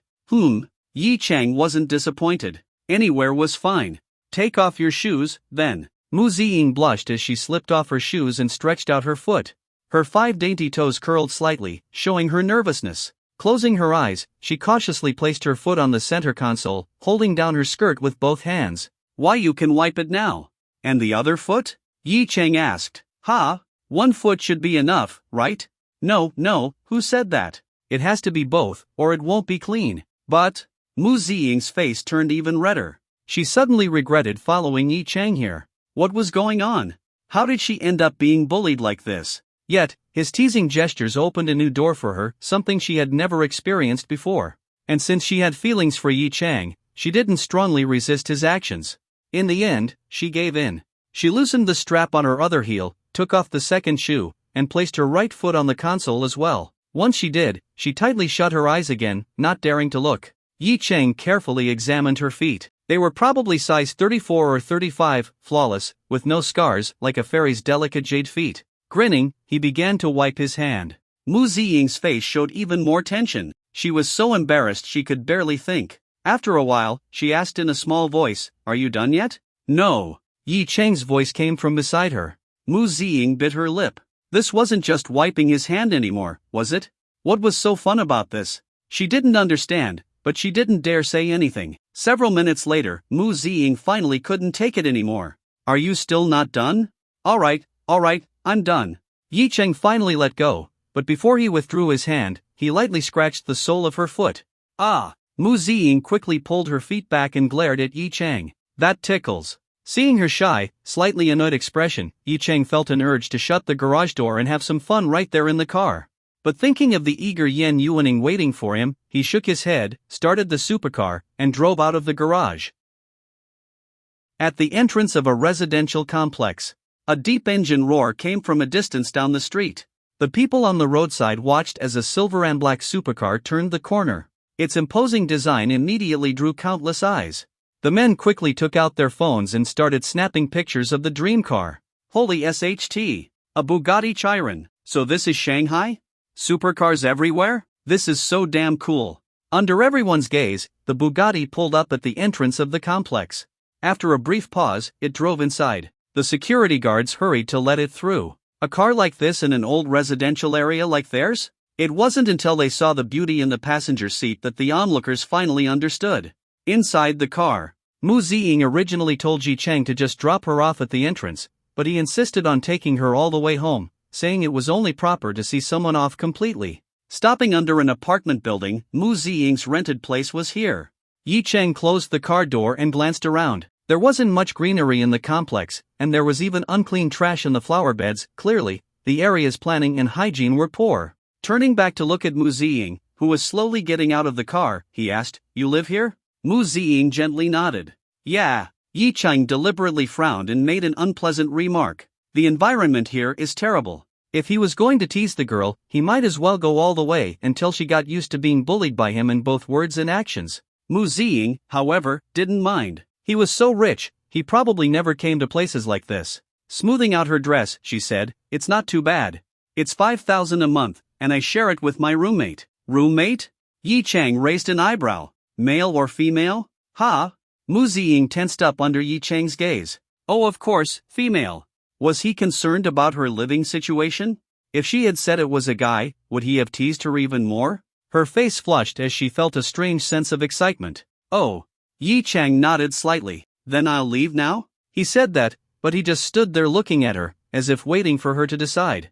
Mu Ziying hesitated. She didn't really want to part ways with Yi Chang so soon, even after all the teasing earlier. Do you want to come up for a bit? You still haven't given me your contact info. Yi Chang raised an eyebrow and glanced at the time. It was only about 6:10 p.m. The drive here had taken barely 15 minutes. All right then. He nodded. Is your roommate home? Hearing him agree, Mu Ziying cheered inwardly and quickly said, she probably isn't. Her job keeps her busy. Oh. Yi Chang nodded, locked the car, then looked around again with a concerned expression. No one here is going to damage my car, right? It's worth 40 million. Ha? No. The people here are nice. Mu Ziying hurried to reassure him, but inside, she was shocked. 40 million? How many zeros was that? How many years would she have to work to make that much? Yi Chang looked at her with a half-smile. And if someone does damage it, how will you compensate me? Mu Ziying froze. Compensate him? Wouldn't the person who damaged it be responsible? Why her? 40 million, even if she sold herself, she couldn't afford that. I don't know. She bit her lip. I'll work for you for free. Free labor? Yi Chang raised an eyebrow. Free labor is the most expensive. Are you planning to work for me, trick me into trusting you, seduce me, and then make me take care of you? Mu Ziying frantically shook her head, her heart pounding. Did Yi Chang really think that about her? No, I wasn't thinking that. Don't misunderstand, she said anxiously. Yi Chang chuckled softly and stopped teasing her. All right, let's see if my car gets scratched. In the meantime, let's go upstairs. Mu Ziying quickly nodded. Oh, okay. Then, she led Yi Chang upstairs. Taking the elevator to the 7th floor, they soon arrived at her rented apartment. Upon entering, there was a small living room, probably less than 20 square meters. No TV, just a table, a chair, a bathroom, and 2 bedrooms. Many young professionals who came to Shanghai for work lived in such cramped spaces. They commuted daily to the flashy CBD, earning seemingly high salaries but enduring a tough lifestyle. Yi Chang hadn't expected an apartment this small. It was bigger than his college dorm but much smaller than his family home, which was over 100 square meters. Then again, this was Shanghai. It's a bit small, sorry about that. Mu Ziying apologized. In her mind, Yi Chang had probably never stayed in a place like this. Yi Chang shook his head, feeling a bit of pity for this naive girl. But he still had to tease her. Yeah, it is pretty small, he remarked. Your salary should be pretty decent, right? Your last company was a big one. You should be making at least 10,000 to 20,000 a month. Why live here? Mu Ziying explained, my roommate is my best friend. Her salary isn't very high, so we rent together. Such a kind-hearted girl. Yi Chang thought with a sigh. Don't you want to change your living environment? Of course, but I want to stay with my best friend, and I also want to save enough money to buy my own place in Shanghai one day. As she spoke, a dreamy light shone in her eyes. Looking at her, Yi Chang's gaze softened. If he didn't have the system, he'd probably be just like her, finding a job, working hard, living this kind of life in Shanghai, or perhaps returning to his small hometown. Still, while his gaze grew more tender, so did his urge to tease her. But how? Right now, he couldn't think of a reason. Just then, Mu Ziying poured him a cup of tea. There was a water dispenser in the apartment. Yi Chang took a sip and frowned. This tea is awful. Mu Ziying quickly apologized. Sorry, it's cheap tea. Yi Chang shook his head, put down the cup, and asked, which one is your bedroom? Ha? The clueless girl froze, then pointed at one of the 2 doors. That one. Without asking for permission, Yi Chang got up and walked straight to her bedroom. Mu Ziying snapped out of her daze and suddenly realized something. She quickly stood up and called out, wait a minute. But Yi Chang had already opened the door and stepped into the silly girl's private room. The bedroom was just as small, not much different from the living room, about 15 square meters. There was a single bed with a large stuffed bear on it, and in the corner, a pink computer desk. The computer on it didn't look cheap, but given Mu Ziying's salary, buying such equipment wasn't too difficult. The room smelled nice, just like the light fragrance on the silly girl herself. Yi Chang glanced around and suddenly noticed something intriguing. A pile of women's underwear. Some of them even looked quite provocative, like lace, sheer fabrics, and other delicate designs. Yi Chang's gaze turned playful. This girl actually wears this kind of lingerie? Ah, don't look! Mu Ziying rushed into the room, quickly blocking Yi Chang's view, trying to prevent him from seeing her intimate clothing. She had completely forgotten that she hadn't put them away before leaving for work earlier. Yi Chang chuckled and gently pushed her aside, then casually sat down on her. The girl's bed was soft and quite comfortable. Mu Ziying, seeing him bypass her, didn't even have time to react to a man sitting on her bed. With her face burning, she hurriedly scooped up all her underwear. Yi Chang didn't take advantage of the situation, he simply watched her movements with an amused smile. Not until she had stuffed all the lingerie into a small wardrobe did she turn to look at Yi Chang. Seeing his smirk, she wished she could crawl into a hole and disappear. Didn't expect you to be so bold. Yi Chang teased. I'm not.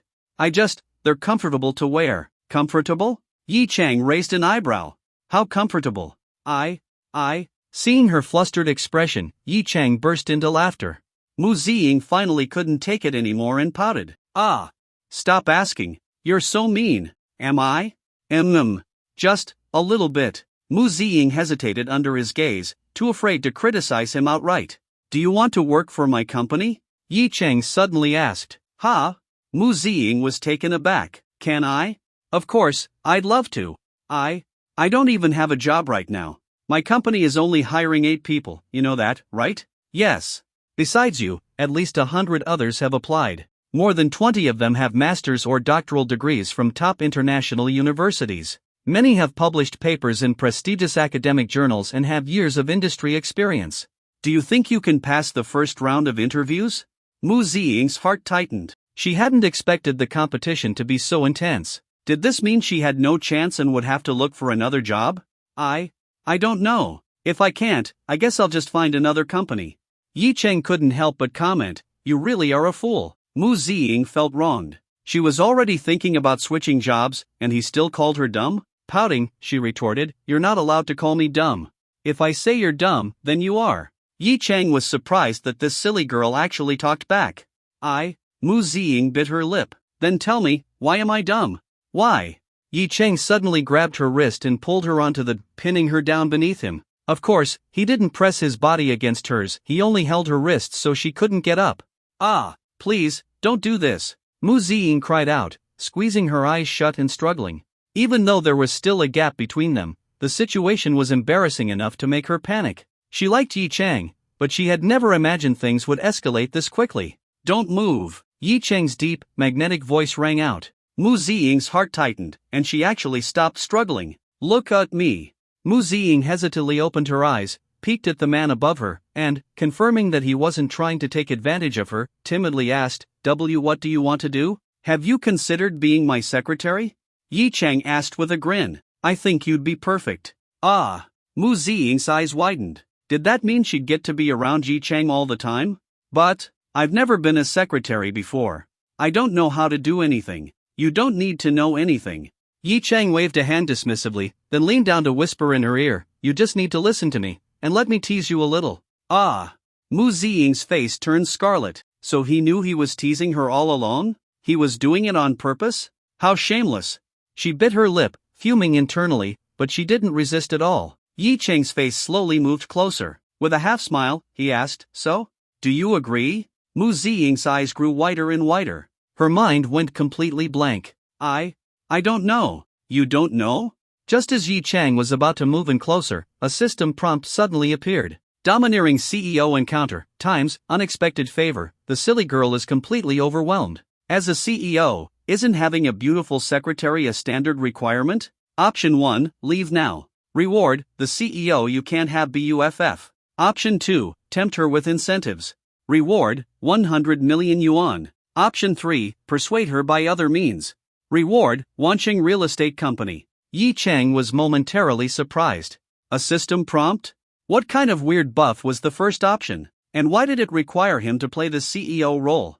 Thinking back, he hadn't really acted like a domineering CEO toward any woman besides Mu Ziying. Probably useless. His gaze shifted to the third option. Launching real estate? If he remembered correctly, it was a major real estate company with influence across the country. It was perfect timing. Seeing how tiny Mu Ziying's apartment was, he had been thinking of giving her a place to live. But, wasn't gifting a house considered an incentive? Yi Cheng's gaze settled on the girl's face. His mind flicked through various options before landing on one, the CEO's kiss.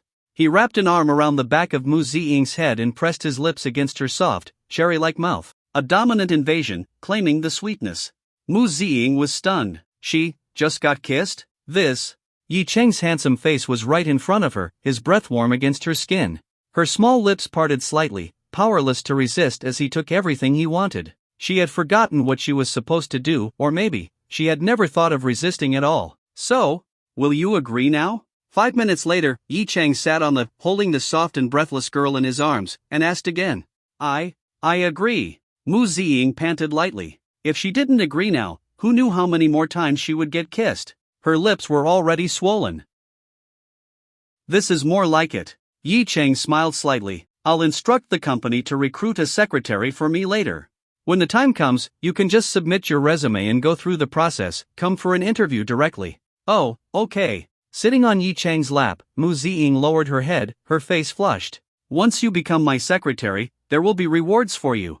Yi Cheng reached out and gently played with her hair. What kind of reward? Mu Ziying was curious. Guess. Yi Cheng chuckled softly. At this moment, he had already received his reward. Later, he would pick a villa for her. When bending the rules for a female subordinate, you have to offer some benefits. Ugh, I can't guess. Mu Ziying pouted. Then don't guess. Yi Cheng gently pulled her into his embrace, the hand that had been toying with her long, straight black hair now resting on her face, stroking it softly. Feeling this tenderness, Mu Ziying slowly narrowed her eyes, leaning into the man's broad and warm chest, her heart full of peace. After being forcefully kissed by him just now, Mu Ziying had accepted it. Her heart had already been taken by this man. But she was willing. After all, she had secretly fallen for him long ago. However, she soon felt that the large hand stroking her was starting to move elsewhere. A finger reached her lips and slowly slipped inside. Good girl. Yi Cheng used his other hand to pat her head. Looks like he would have to visit Jinsei Road's company more often in the future. A few minutes later, Yi Cheng wiped his saliva-stained finger on Mu Ziying's sock, checking the time. Damn, his boss was probably going to be mad. Sure enough, his phone rang. He looked at the caller ID. It was Yen Yuaning. As soon as he picked up, a coquettish voice came from the other end. Little assistant, are you planning to quit your job or what? That last or what carried a hint of anger. Yi Cheng hurriedly said, President, I just got a Bugatti. I'm coming back right away. Tonight, I'll prepare something romantic for you, okay?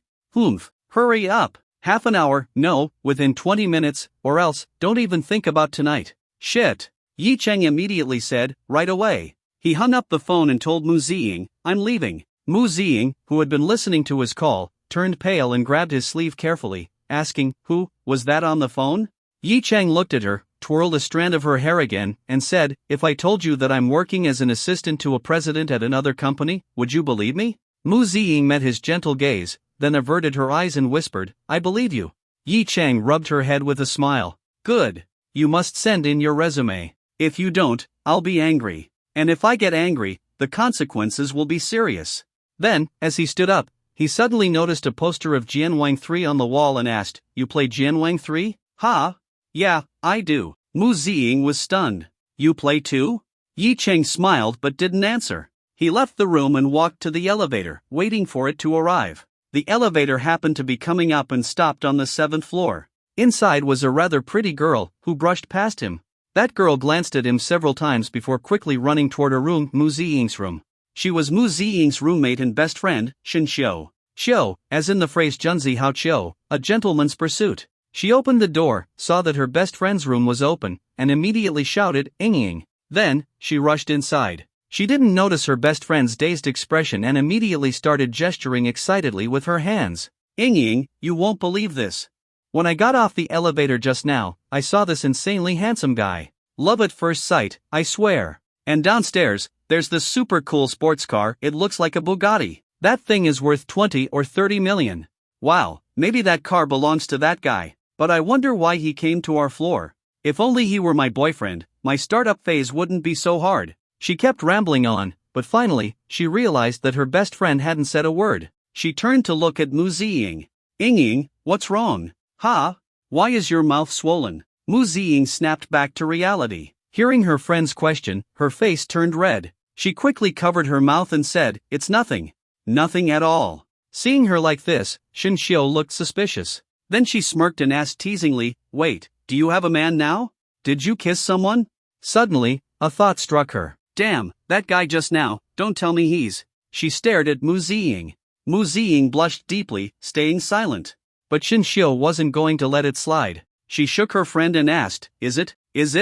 Dizzy from being shaken, Mu Ziying quickly pushed her hands away. But seeing the look in her friend's eyes, she hesitated and then nodded slightly. "Yes, it's him." "Then, that car downstairs is his too?" Shin Xiu pressed.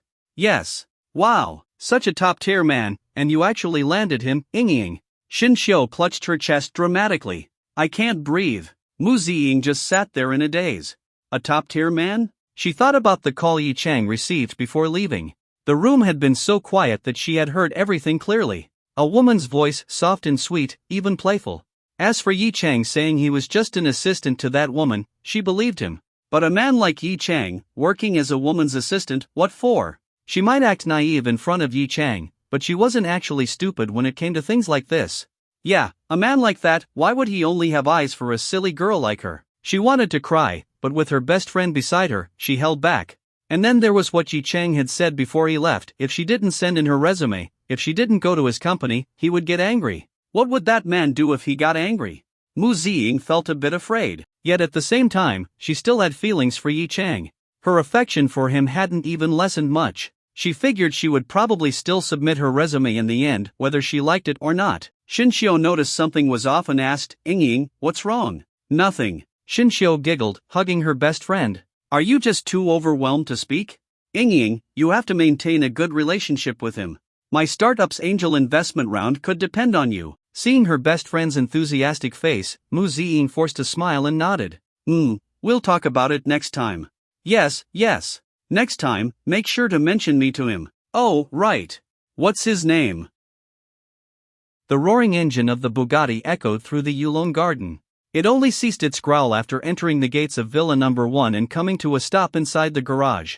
If it wasn't Villa Number 18, then it was Villa Number 1, because Yi Chang had let Yen Yuaning stay in his house. Holding a bouquet of 99 roses, Yi Chang stepped out of the garage and checked the time, only 2 minutes left. "Hurry up!" He immediately ran inside with the flowers. Seeing no one in the living room, he called out upstairs, "Yuaning."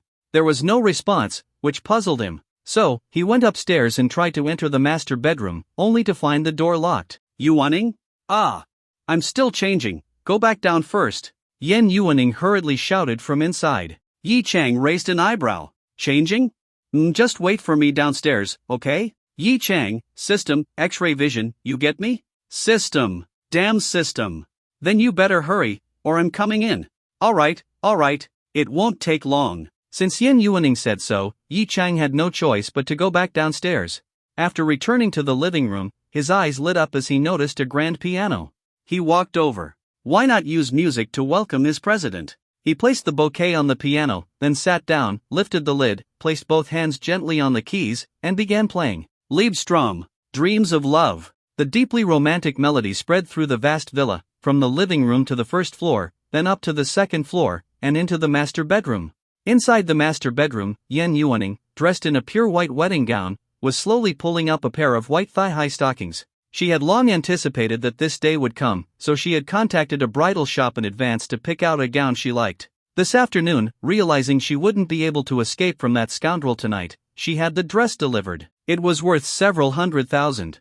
Of course, there wasn't time for a custom order. That kind of wedding dress would have to wait for their actual wedding day. Tonight was just a little reward for her little assistant and his excellent work these past few days. Though, this reward would likely cost her dearly. She lifted her head and looked at herself in the mirror. The wedding dress draped over her perfect figure made her look like a celestial fairy.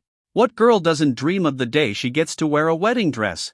That scoundrel. When he sees me later, he'll definitely be so happy he jumps for joy. Blushing, she thought to herself while finishing putting on one stocking. She admired her long, slender legs, lightly brushing her fingers over them. Who knew how that guy would defile them later? He was really getting a bargain. Just then, she heard the sound of a beautiful piano melody coming from outside. Wasn't this the Liebstrom that Yi Chang had played for her before? Her eyes sparkled with excitement. She quickly grabbed the other stocking, put it on, then walked barefoot to the wardrobe. She pulled out a shoebox, inside of which were 2 silver stiletto heels, adorned with countless sparkling rhinestones that shimmered in the light. Yan Yuaning carefully slipped one shoe onto her foot, then the other. Once she was fully dressed, she stepped down from the bed, lifted the hem of her dress slightly, and took a few steps. The combination of the mirror's reflection, her long legs, and the elegant high heels was simply stunning. Well worth the 6-figure price tag. Her beautiful face took on a rosy flush. She could hardly wait to go downstairs and see the man playing the piano. She opened the door and headed toward the stairs. The crisp click-clack of high heels echoed from the second floor down to the living room. Yi Chang, recognizing this familiar sound, continued playing while glancing toward the staircase. As the sound of heels drew closer, a breathtakingly angelic figure appeared at the top of the stairs. His gaze froze. He even forgot to play the piano for a moment, but soon, he snapped out of it and switched to a tune everyone knew. Dun dun dun dun dun dun dun dun. The Wedding March. His eyes remained fixed on Yan Yuaning, who was walking slowly down the stairs in her pure white wedding gown. His gaze traced from her stunning face to her fair neck, where a platinum necklace shimmered in the light. The pendant, a dazzling ruby, rested between the curves of her low-cut neckline, its brilliance contrasting against her snow-white skin. Her slender waist, cinched by the fitted gown, outlined a perfect curve. The hem of her dress was lifted by her gloved hands, revealing those exquisite high heels beneath. She held onto the stair railing, descending carefully. With the voluminous skirt blocking her view of her feet, she had to step cautiously. But hearing Yi Chang suddenly switch songs, her perfectly made-up face turned an even deeper shade of red. Fine. She'd let this guy experience a little taste of what a wedding felt like in advance. Slowly, she reached the bottom of the stairs. Seeing Yi Chang's unwavering gaze on her, she shyly avoided eye contact. Then, she noticed the bouquet of roses on the piano, and a wave of joy washed over her heart. Lifting her dress slightly, she hurried to the piano and picked up the bouquet. Though she didn't count them, she could roughly guess 99 roses. She hadn't expected Yi Chang to prepare roses for tonight as well. Closing her eyes, she inhaled the rich fragrance of the vibrant blooms, happiness swelling in her chest. Finally, the last note of the piano faded, and Yi Chang stood up, staring at Yan Yuaning's breathtaking beauty. Yan Yuaning, holding the bouquet, quietly gazed back at him. If a priest had been present, they might have both instinctively said, "I do." Shang. Yan Yuaning gently parted her red lips, slowly reaching out to him as she stepped forward. But Yi Chang dodged. Yan Yuaning looked at him in confusion. Yi Chang pointed at his clothes and smiled. "I can't hug a goddess dressed like this." Yan Yuaning giggled and chided, "Then hurry up and change." Yi Chang took off running toward the bedroom, skipping 5 or 6 steps at a time. Using the peak speed his enhanced body allowed, he reached the master bedroom, changed into a formal suit in under a minute, a white dress shirt, a tailcoat, and even a pair of polished leather shoes. In less than 10 seconds, he sprinted back downstairs. Seeing Yan Yuaning still standing beside the piano, he dashed straight toward her. Yan Yuaning's eyes sparkled as she looked at the now dashing man. She opened her arms once again. Yi Chang couldn't hold back any longer. He lunged forward, wrapped his arms around her delicate waist, and captured her cherry-red lips. This kiss carried no lust, only deep love. Yi Chang embraced Yan Yuaning, indulging in the softness of her lips. It was only after a long moment that they slowly separated. Their eyes met, and Yi Chang pressed his face against Yan Yuaning's once more, feeling her warmth and inhaling her scent. At that moment, the system appeared again. In life, one experiences countless things, love being one of them. Though the host is a shameless scumbag, he still has a heart full of love, even if it's slowly falling apart. Tonight, you will truly fall in love with a woman. Option 1, do everything in your power to satisfy Yan Yuaning tonight. Reward, random, based on circumstances. There was only one option, which surprised Yi Chang. It was a first. And what did it mean by calling him a shameless scumbag? Just because he liked 1 or 2 beautiful girls, did that make him a scumbag? I never deceived anyone's feelings. Also, why didn't the system activate when he was with Elena and Dongfang Jingjing the other day? System, the host knows the reason better than anyone. Yi Chang. Fine, he admitted he was greedy and lusted after beautiful women. But he had paid the price, more than $1 billion, in fact. As he complained internally, Yan Yuaning rubbed her cheek against his and asked, "What are you thinking about?" Yi Chang snapped back to reality, kissed her eyelashes gently, and said tenderly, "I was thinking about how I can make you happy tonight." Yan Yuaning blushed and playfully tapped his nose with her finger. "That depends on your performance." Yi Cheng caught her wrist, still covered in her white silk glove, and lightly rubbed it against his face before kissing her lips again. After a brief kiss, he let go and said, "Alright, time to cook for you." I'm so hungry. Yen Yuaning pouted, waving her little fist as she playfully hit his chest. "It's all your fault for coming back so late. My bad, my bad. Tonight, I'll prepare an extravagant dinner for you." Yi Cheng pinched her cheek with a smile. Yen Yuaning nodded, holding the bouquet of roses in her hands. Seeing her like this, Yi Cheng couldn't help but think of a bridal bouquet. Not bad. He chuckled softly and walked toward the kitchen. "Wait for me. I want to watch you cook." Yen Yuaning followed him. Of course. Yi Cheng didn't refuse. Once in the kitchen, he retrieved a milk cupcake from the fridge, dusted it with cocoa powder, and handed it to Yen Yuaning. "If you're hungry, have some cake first." Seeing the exquisite cake, Yen Yuaning didn't hesitate to dig in. She took a bite, savoring the taste, and kept mumbling, "So good. As long as you like it." Yi Cheng smiled and continued preparing dinner, taking out the prepped ingredients. His mastery-level cooking skills allowed him to easily create dishes from various cuisines. Normally, he cooked filling and delicious meals with just a few dishes each day. But tonight was special, so he decided to emulate a Michelin chef: small portions, exquisite presentation, and a wide variety of dishes. For instance, the several kilogram bluefin tuna delivered in the morning. Of course, it was caught in other oceans, not from Japan. Who knew if the ones there had been contaminated by radiation? He only sliced the best part, the toro, to make sashimi. The steak was Angus beef imported from Scotland. As for the once top-ranked Japanese wagyu, off the menu, it was no longer safe to eat. Of course, there were also classic Chinese dishes. But tonight's theme was light seasoning, heavy focus on ingredients, so he used minimal oil, salt, soy sauce, and vinegar. He worked until nearly 8 p.m., finally finishing the extravagant meal. Seated at a spacious dining table, the two of them held crystal wine glasses filled with deep red liquid Romani Conti, worth millions. The ingredients alone had cost Yi Cheng several million. Cheers! Yi Cheng clinked glasses with a bright smile. Yen Yuaning was still in her wedding dress, though she had removed her gloves. Raising her glass with her slender fingers, she lifted her elegant swan-like neck and took a sip. Watching her throat move as she swallowed, Yi Cheng couldn't resist the urge to kiss it. After drinking, Yi Cheng pulled her into his embrace with his left arm and used his right hand to pick up a piece of sashimi, dipping it in sauce before bringing it to her lips. "Open up." Yen Yuaning took a bite. The ingredients were excellent, and Yi Cheng's seasoning was perfect for her taste. So good. Her eyes lit up. It was far better than any gourmet meal she'd had before. "In that case, have mine too," Yi Cheng said with a smile. "No way, if I eat too much, I won't have room for everything else." She glanced at the table full of delicious food. No way she'd let herself miss out. Yi Cheng coaxed, "Don't worry, eating a little more than usual won't hurt." Yen Yuaning swallowed and shook her head. "But eating too much will make me gain weight." Yi Cheng chuckled and reached out to gently stroke her stomach. "I'll still like you even if you gain weight." Men are liars. Yi Cheng raised an eyebrow. "Then let me show you what a liar tastes like." Saying this, he kissed her again. After an hour-long meal, Yen Yuaning patted her full stomach and pouted. "It's all your fault, I'm stuffed." Yi Cheng grinned, grabbed her wrist, and stood up, pulling her with him. "Since you're full, let's dance."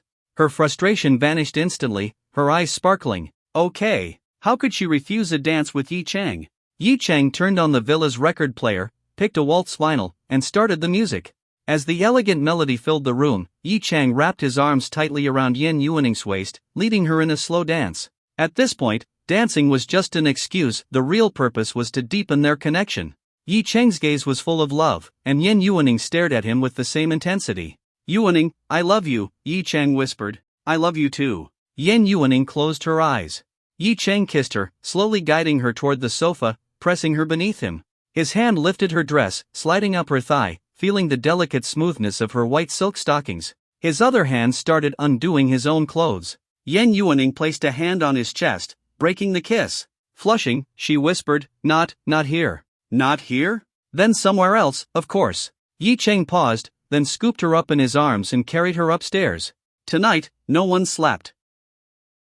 Saturday, 9 a.m.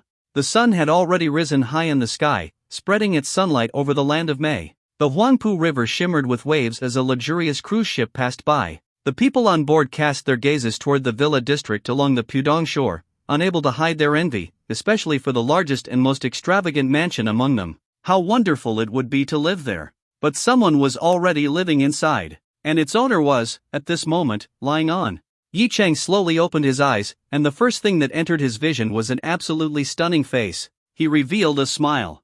Last night, they had gone at it from past 9 until after 2. It was Yan Yuning's first time, and her body wasn't as enduring as Elena's. It shouldn't have lasted that long after all, even Dongfang Jingjing had only lasted less than 2 hours that night. However, Yan Yuning's tendencies had been triggered, so she ended up enduring a few extra hours of punishment. Looking at her face, although it bore a happy smile, there was still a trace of fatigue. Yi Chang couldn't help but feel a little regret and pity. Had he known, he would have stopped earlier last night. He shouldn't have kept going just because Yan Yuning kept saying, "More, don't stop." A bit of guilt surfaced in his heart, so he simply lay there, quietly watching her, not wanting to wake her up. As for the date with Aunt Lu, well, that was an afternoon matter, no rush in the morning. Just then, the system spoke up. "Congratulations, host, for completing the selection. Yan Yuning's mental satisfaction, 95%. Physical satisfaction, 120%. Rewards obtained, Super God level mastery plus Haiching Headhunting Company plus 10 billion cash plus master level design mastery." What the hell, 120% physical satisfaction but only 95% mental satisfaction? Yi Chang rubbed his forehead. Should he be proud, or should he reflect on where he failed to satisfy Yan Yuning emotionally? And they even rewarded him with Super God level mastery? Damn, wasn't master level already enough? The rest of the rewards were relatively normal. A headhunting company? If he remembered correctly, this company was the largest headhunting firm in the world. As for master-level design mastery, Yi Chang focused for a moment and was instantly stunned. This design encompassed all knowledge related to design. Whether it was engineering design or corporate architecture design, he had mastered it all. It even included fashion design, clothing coordination, makeup, and so on. He knew everything. This mastery is pretty damn powerful, he thought to himself before deciding not to dwell on it further. There was nothing more important than watching a beautiful woman sleep. About 10 minutes later, probably sensing in her dream that she was being watched, Yan Yuning's beautiful eyelashes fluttered twice before she gently opened her eyes. A handsome face, filled with infinite tenderness, entered her vision, making her delicate face flush with a rosy hue. Seeing that she had woken up, Yi Chang reached out, wrapped his arms around her slender waist, pulled her into his embrace, and then moved his face closer. Yan Yuning let out a soft moan as Yi Chang once again kissed her soft lips. She didn't close her eyes but kept them wide open, gazing into Yi Chang's eyes. When she saw the undeniable love in them, she finally closed her eyes in satisfaction. Not long after, Yi Chang let go of her and got up. "You must be hungry. I'll go make you breakfast." Yan Yuning sat up, wanting to respond, but her legs under the blanket went weak, completely devoid of strength. A deep blush spread across her delicate face as she clearly felt the soreness below. Thinking about her own initiative and wildness last night, she didn't dare to look at Yi Chang, yet for some reason, she still longed for more. Yi Chang saw her expression and couldn't help but laugh. Leaning down, he asked, "Do you want me to feed you in another way?" "Ah, go away. Shameless pervert." Yan Yuning quickly pushed him aside. Even though she still wanted it deep down, especially craving Yi Chang's merciless treatment, she knew her body couldn't handle it anymore. She needed a full day to rest, or else this bull of a man might come for her again tonight. Yi Chang chuckled, gently stroked her delicate face, then turned and left. That morning, he had brunch with Yan Yuning. The rest of the time, he spent cuddling with her. A woman like Yan Yuning was at her most sensitive and in need of a man's care after. However, Yi Chang didn't forget to mention that he had work at the company in the afternoon. Recently, they were setting up an investment department, so there were a lot of things to do, and he often had to work overtime. But he swore that he would finish everything within the next 2 days to ensure it wouldn't affect Monday's work, and, as he put it, he valued his job as her little assistant more than anything else, which touched Yan Yuning deeply. So, after noon, she no longer suppressed her desires and once again sought out Yi Chang. And so, after last night's madness and today's midday session, she was left completely exhausted, lying limp on. Other than unconsciously mumbling "feels good" and "daddy" a few times, she had no strength left at all. "I left your dinner in the fridge. Just heat it up later. If you really can't get up, just have some snacks. I might be back late tonight, don't miss me too much." Yan Yuning lay on, too weak even to take a bath, only able to respond softly. Yi Chang looked at her and shook his head. She might not even wake up by the time he got back tonight. He got up and went into the walk-in closet to pick out his outfit. He chose a white dress shirt and long pants. Both were clothes he had bought in the past for just a few dozen bucks when he needed something presentable for job interviews. Though they looked clean and neat, they were cheap. Since he was going on a date with Aunt Lumi, he had to dress well. Of course, he was sure that Aunt Lu would immediately see through the cheapness of his outfit. After putting on a pair of white sneakers, fixing his hairstyle, and checking himself in the mirror, he exuded the fresh charm of a young man, the type that aunties liked the most. Yi Cheng smiled slightly and left the villa. He needed to go to the school gate to wait for Lumi to pick him up, but when he saw his car, a Bugatti Chiron, he hesitated. Driving this to school? After thinking for a moment, he first drove the Bugatti to Yen Yuning's villa, swapped it for a regular Maserati, and then headed to the school. After parking the car at the school gate, Yi Cheng took out his phone and glanced at WeChat. This morning, Auntie had transferred him another 500 yuan, and he hadn't even accepted it yet. Clicking to accept the transfer, he sent her a message, "Auntie, I just finished my overtime work." If he hadn't told Lumi that he had to work overtime on Saturday morning, she might have called while he was with Yen Yuning. Yi Cheng praised his own cleverness. Lumi didn't reply to the message, but instead, she called directly. As soon as he answered, her mature, seductive voice came through. "Xiao Cheng, are you finally done? Auntie can't wait to see you." Over the past week, Yi Cheng had been chatting with Lumi almost every day, maintaining constant contact. She also transferred him money daily, ranging from 200 to 1,000 yuan, making Yi Cheng truly experience what it felt like to be kept. As for their previous sibling-like relationship, it had long been forgotten by these two people obsessed with the idea of an aunt-nephew romance. He spoke in an infatuated tone, "Auntie, I miss you too. I keep thinking about how it felt to hold you that night, and how you looked wearing glasses." Lying lazily on her couch at home, Lumi straightened her relaxed, voluptuous body upon hearing his words, a blush appearing on her mature and beautiful face. "You little rascal, Auntie is almost 40, and you still like hugging me. In my eyes, Auntie is only 20. I even want to call you little sister." Lumi scoffed and scolded him, "Nonsense. You're not allowed to say that again next time." "Ah, I'm sorry, Auntie." Lumi touched her warm face with one hand, then stood up from the couch, unable to wait any longer to see Yi Cheng. "Where are you now?" "Auntie is going to change clothes and come right away. I'm back at school." "School? All right.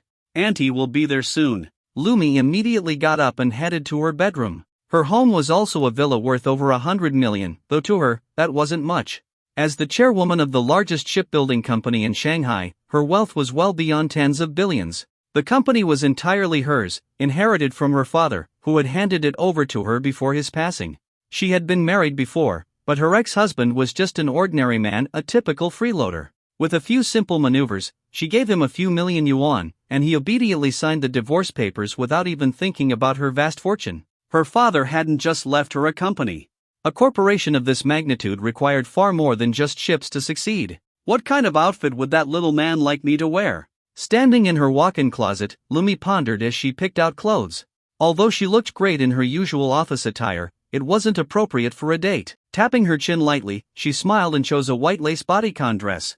Then, she picked a pair of nude-colored sheer stockings and began taking off her silk nightgown to change. Once dressed, she selected a pair of white peep-toe high heels.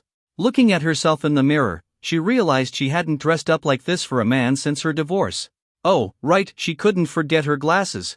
That little man liked it when she wore glasses. She put on a pair of gold-rimmed glasses and admired her mature, beautiful reflection. Touching her delicate face, she thought, even at 39, there are still many men crazy about my beauty. But most of those men were in their 30s or 40s, mature, successful men with refined charm. However, she wasn't interested in them.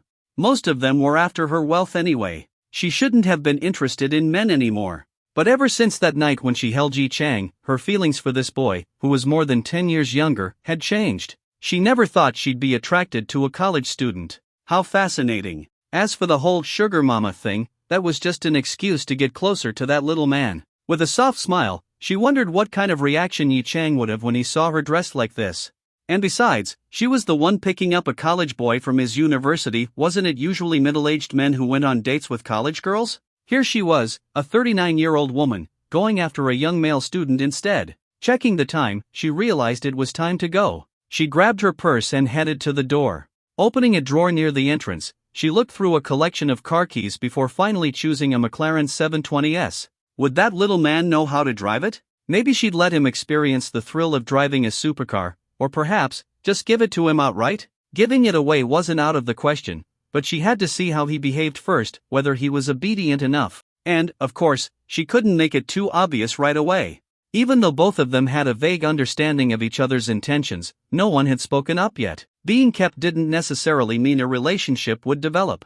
He had to be the one to say it first, only then would she have the upper hand. She had to make sure that little man couldn't resist her. With a sly smile, feeling like her plan was flawless, Lumi picked up her purse and walked out of the house. Arriving at the garage, she got into her car.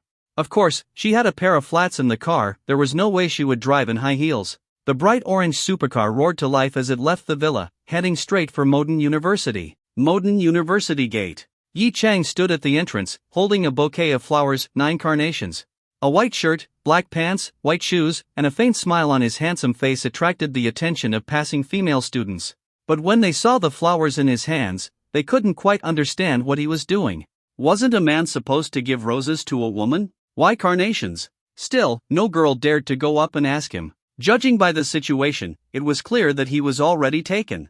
Not long after, a striking bright orange sports car suddenly appeared at the entrance. The powerful vehicle slowly came to a stop right in front of Yi Chang. A moment later, the butterfly doors opened with a flourish, and a mature, elegant woman stepped out of the car. She had a beautiful face framed by gold-rimmed glasses, her eyes filled with a hint of delighted amusement as she walked toward Yi Chang.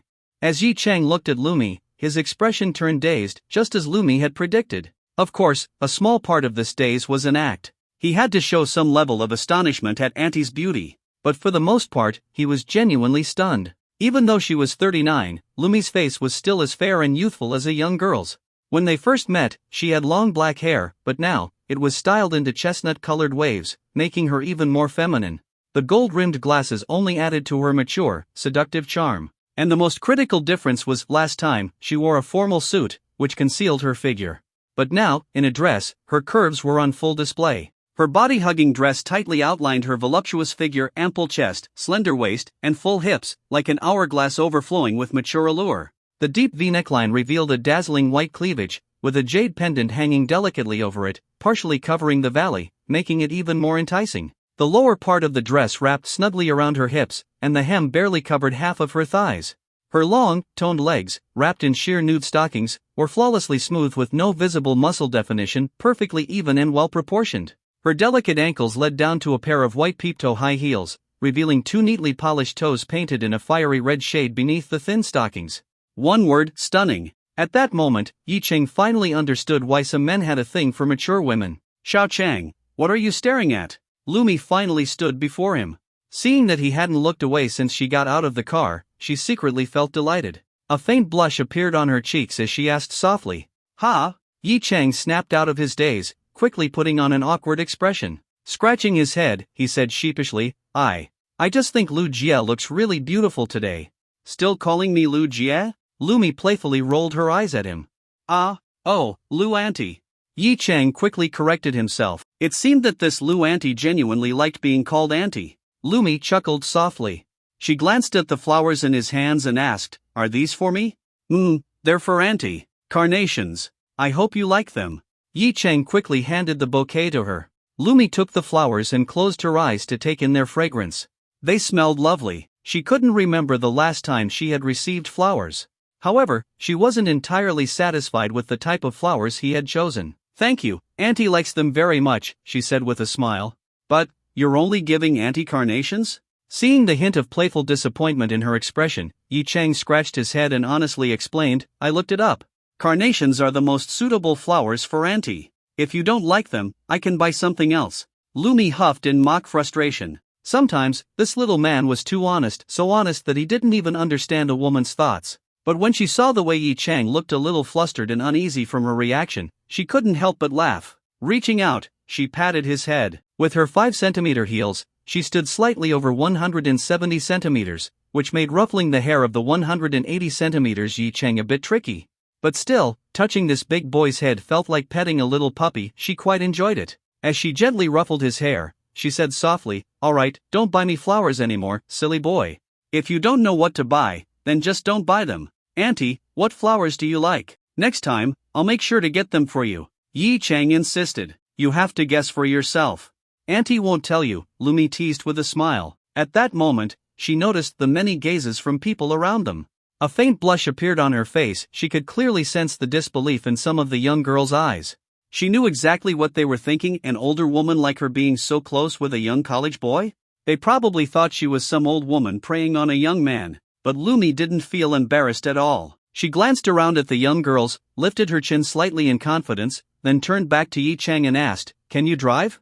Yi Chang glanced at the McLaren beside them, a flash of admiration flickering across his face before he looked at Lumi and said, "I'm afraid I might scratch Auntie's car. I can't afford to pay for it." Lumi caught the look of admiration in his eyes. After all, what young man wouldn't love a supercar like this? She smiled and said teasingly, "It's just a car. Even if you crash it, Auntie won't blame you." But Yi Chang still shook his head. "Auntie, you should drive." "I really don't dare." Of course, he wasn't about to drive. He was here to enjoy being spoiled. He was just a clueless little puppy, everything had to be taken care of by Auntie. Besides, if he wasn't driving, he could spend the whole ride secretly admiring Lumi. Seeing his insistence, Lumi didn't argue. She had originally planned to gift this car to Yi Chang, but there was no rush. She nodded and said, "All right then, get in the car." Yi Chang smiled, nodded, and walked over to the passenger side. However, after fumbling around the door for a while, he put on a troubled expression and said to Lumi, "Auntie, I don't know how to open this door." Lumi was momentarily stunned before she chuckled, shaking her head. She walked over to Yi Chang's side, then directly took his large hand and placed it into a groove on the door. Feeling the warmth of the boy's palm, a faint blush appeared on Lumi's face as she said, "Can you feel the handle?" Yi Chang carefully felt the smoothness of Auntie's delicate hand and replied, "Got it. Just pull it open." Hearing his response, Lumi quickly withdrew her hand. Noticing Yi Chang's look of slight disappointment, she smiled to herself before turning to walk back to the driver's seat. Yi Chang then opened the butterfly door and got into the car. Inside, the space was compact, the seats were low, and only a center console separated them, sitting them very close together. Lumi began taking off her high heels. When she got out of the car earlier, she had deliberately changed into heels just so Yi Chang could admire them. And in fact, she had indeed noticed how Yi Chang had stared at her feet a little longer than usual. "Help me grab my flats. They're right under your feet," Lumi said, slipping off her shoes. Her knees bent completely, and her feet rested on the edge of the seat, causing her dress to stretch tight, perfectly outlining her full hips. Yi Chang leaned down, tilting his head to search under the seat with his right hand while glancing toward the driver's side. He saw Lumi's small stocking-clad feet resting on the seat and also noticed the curves of her hips. Unfortunately, he could only see them from the side, the rest was pressed against the seat. Lumi caught his gaze and smirked slightly. Of course, she could feel how the dress was hugging her body and knew exactly where the boy was looking. But unlike a shy little girl, she wasn't embarrassed at all. Instead, she suddenly tensed her body even more and asked with a smile, "Xiao Chang, what are you looking at?" Yi Chang immediately snapped his head back. Nothing. I wasn't looking at anything." Lumi chuckled softly, then, as if trying to get more comfortable, suddenly shifted her plump hips against the seat, saying, "Hurry up and hand me the shoes. Auntie will take you shopping to buy some clothes." "Oh, thank you, Auntie." Yi Chang finally grabbed the pair of flats and handed them to Lumi. In return, Lumi passed him her white high heels. "Just put them under your seat." Yi Chang placed the elegant high heels neatly under the seat and watched as Lumi slipped on her flats. Every movement radiated the charm and allure of a mature woman. Suddenly, a thought struck him. Why didn't he see any panty lines under her dress? He squinted slightly and finally noticed a faint ridge, like a thin line. Could it be the legendary tea-back? The more he thought about it, the more certain he became. His understanding of this Lu Ante deepened even further. With a faint smile, he averted his gaze and looked straight ahead. Lumi finished changing shoes, fastened her seatbelt, and said, "All right, let's go." Yi Chang responded softly. Then, the McLaren 720S let out a deep roar and sped away from the university gate. The onlookers who had been eyeing the car all showed expressions of envy, and many began whispering among themselves about the boy who had just gotten in. "That guy, is he being kept? I think it's possible. That woman looks young, but her aura and demeanor don't fit, she's got to be at least 35. Damn, I wish I had a rich sugar mommy too. You should try looking like that guy first. With your face, you're not cut out to be a kept man." The McLaren sped down the road toward its destination. Inside the car, Yi Chang occasionally glanced at the road ahead but couldn't help sneaking peeks at the beautiful aunt beside him. Lumi noticed everything clearly. She turned to Yi Chang with a smile and said, "Xiao Chang, you're not being very honest. How many times have you looked at Auntie already?" Yi Chang stammered. "I just couldn't help but take a look." "And why do you want to look? Auntie looks really beautiful today." "Oh, So, does that mean I didn't look beautiful last time you saw me? Lumi tilted her head slightly, adding a hint of cuteness to her mature charm. Yi Cheng's gaze froze for a moment, then he quickly waved his hands. No, no. Auntie is always beautiful, no matter what. It's just that today's outfit suits you especially well. Oh? And why is that? Lumi continued pressing. Yi Cheng lowered his head. It's hard to say. Lumi chuckled. Just then, they hit a red light that lasted for a full minute. She pulled the handbrake, turned her body toward Yi Cheng, and looked at him. What's so hard to say? What can't you tell Auntie? Come on, say it. I won't. If you don't, Auntie will get mad. Lumi's eyes narrowed slightly. Yi Cheng seemed startled, raising his head in panic. Auntie, don't be mad. Lumi's gaze softened again. She reached out and ruffled the boy's hair once more. Silly boy, Auntie was just teasing you. But you still have to answer my question. I'm afraid Auntie will get mad if I say it. Lumi laughed. If it was something that might make her mad, then it was even better. She wanted to see just how bold this little guy could be. Say it. Auntie promises not to be mad. Then, if I say it? Go ahead. I think Auntie's dress matches Auntie's face really well. I really want to. Yi Cheng stopped talking again. Lumi's face turned slightly red, but she still asked, You want to do what? Suddenly, a car behind them honked. It turned out the red light had already changed to green. Lumi quickly started the car but still glanced at Yi Cheng, waiting for his answer. After hesitating for a long time, Yi Cheng finally spoke. I want to give Auntie a kiss.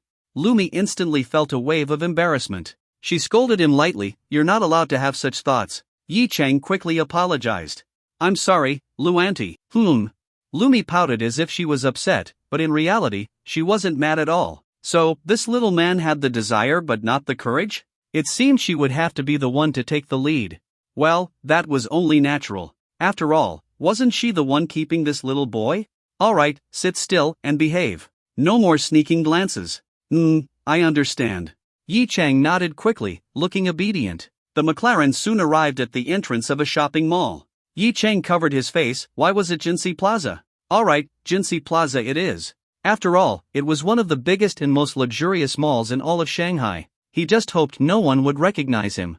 After parking the car, Yi Cheng handed Lumi her high heels again. Lumi was about to take them, but then she remembered she had to take the initiative to awaken this little man's hidden desires. So, she withdrew her hands and instead lifted her legs, resting them on the center console, stretching them out in front of Yi Cheng. Her mature face, as delicate as a ripe peach, carried a slight blush. With a seductive gaze, she looked at Yi Cheng and said, Xiao Cheng, Auntie isn't in a convenient position to change shoes. Help Auntie put them on. Yi Cheng's eyes widened as he looked at the pair of beautiful legs in front of him.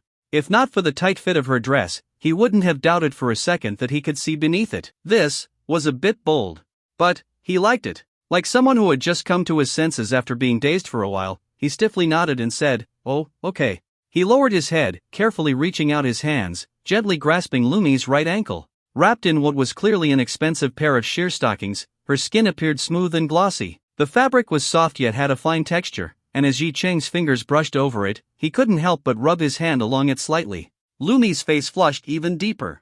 Although she had told herself to take the initiative, and although she was nearly 40 old enough that she shouldn't be shy about such things, when she felt the subtle friction on her ankle, she still stiffened slightly with embarrassment. But fortunately, Yi Cheng didn't take advantage of the moment. After briefly feeling the texture of her stockings, he behaved properly and started helping her change shoes.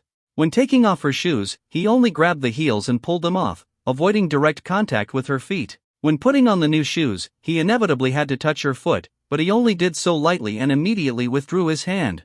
Watching Yi Cheng's gentlemanly actions, Lumi felt an even greater fondness for him. But at the same time, she also felt a bit disappointed.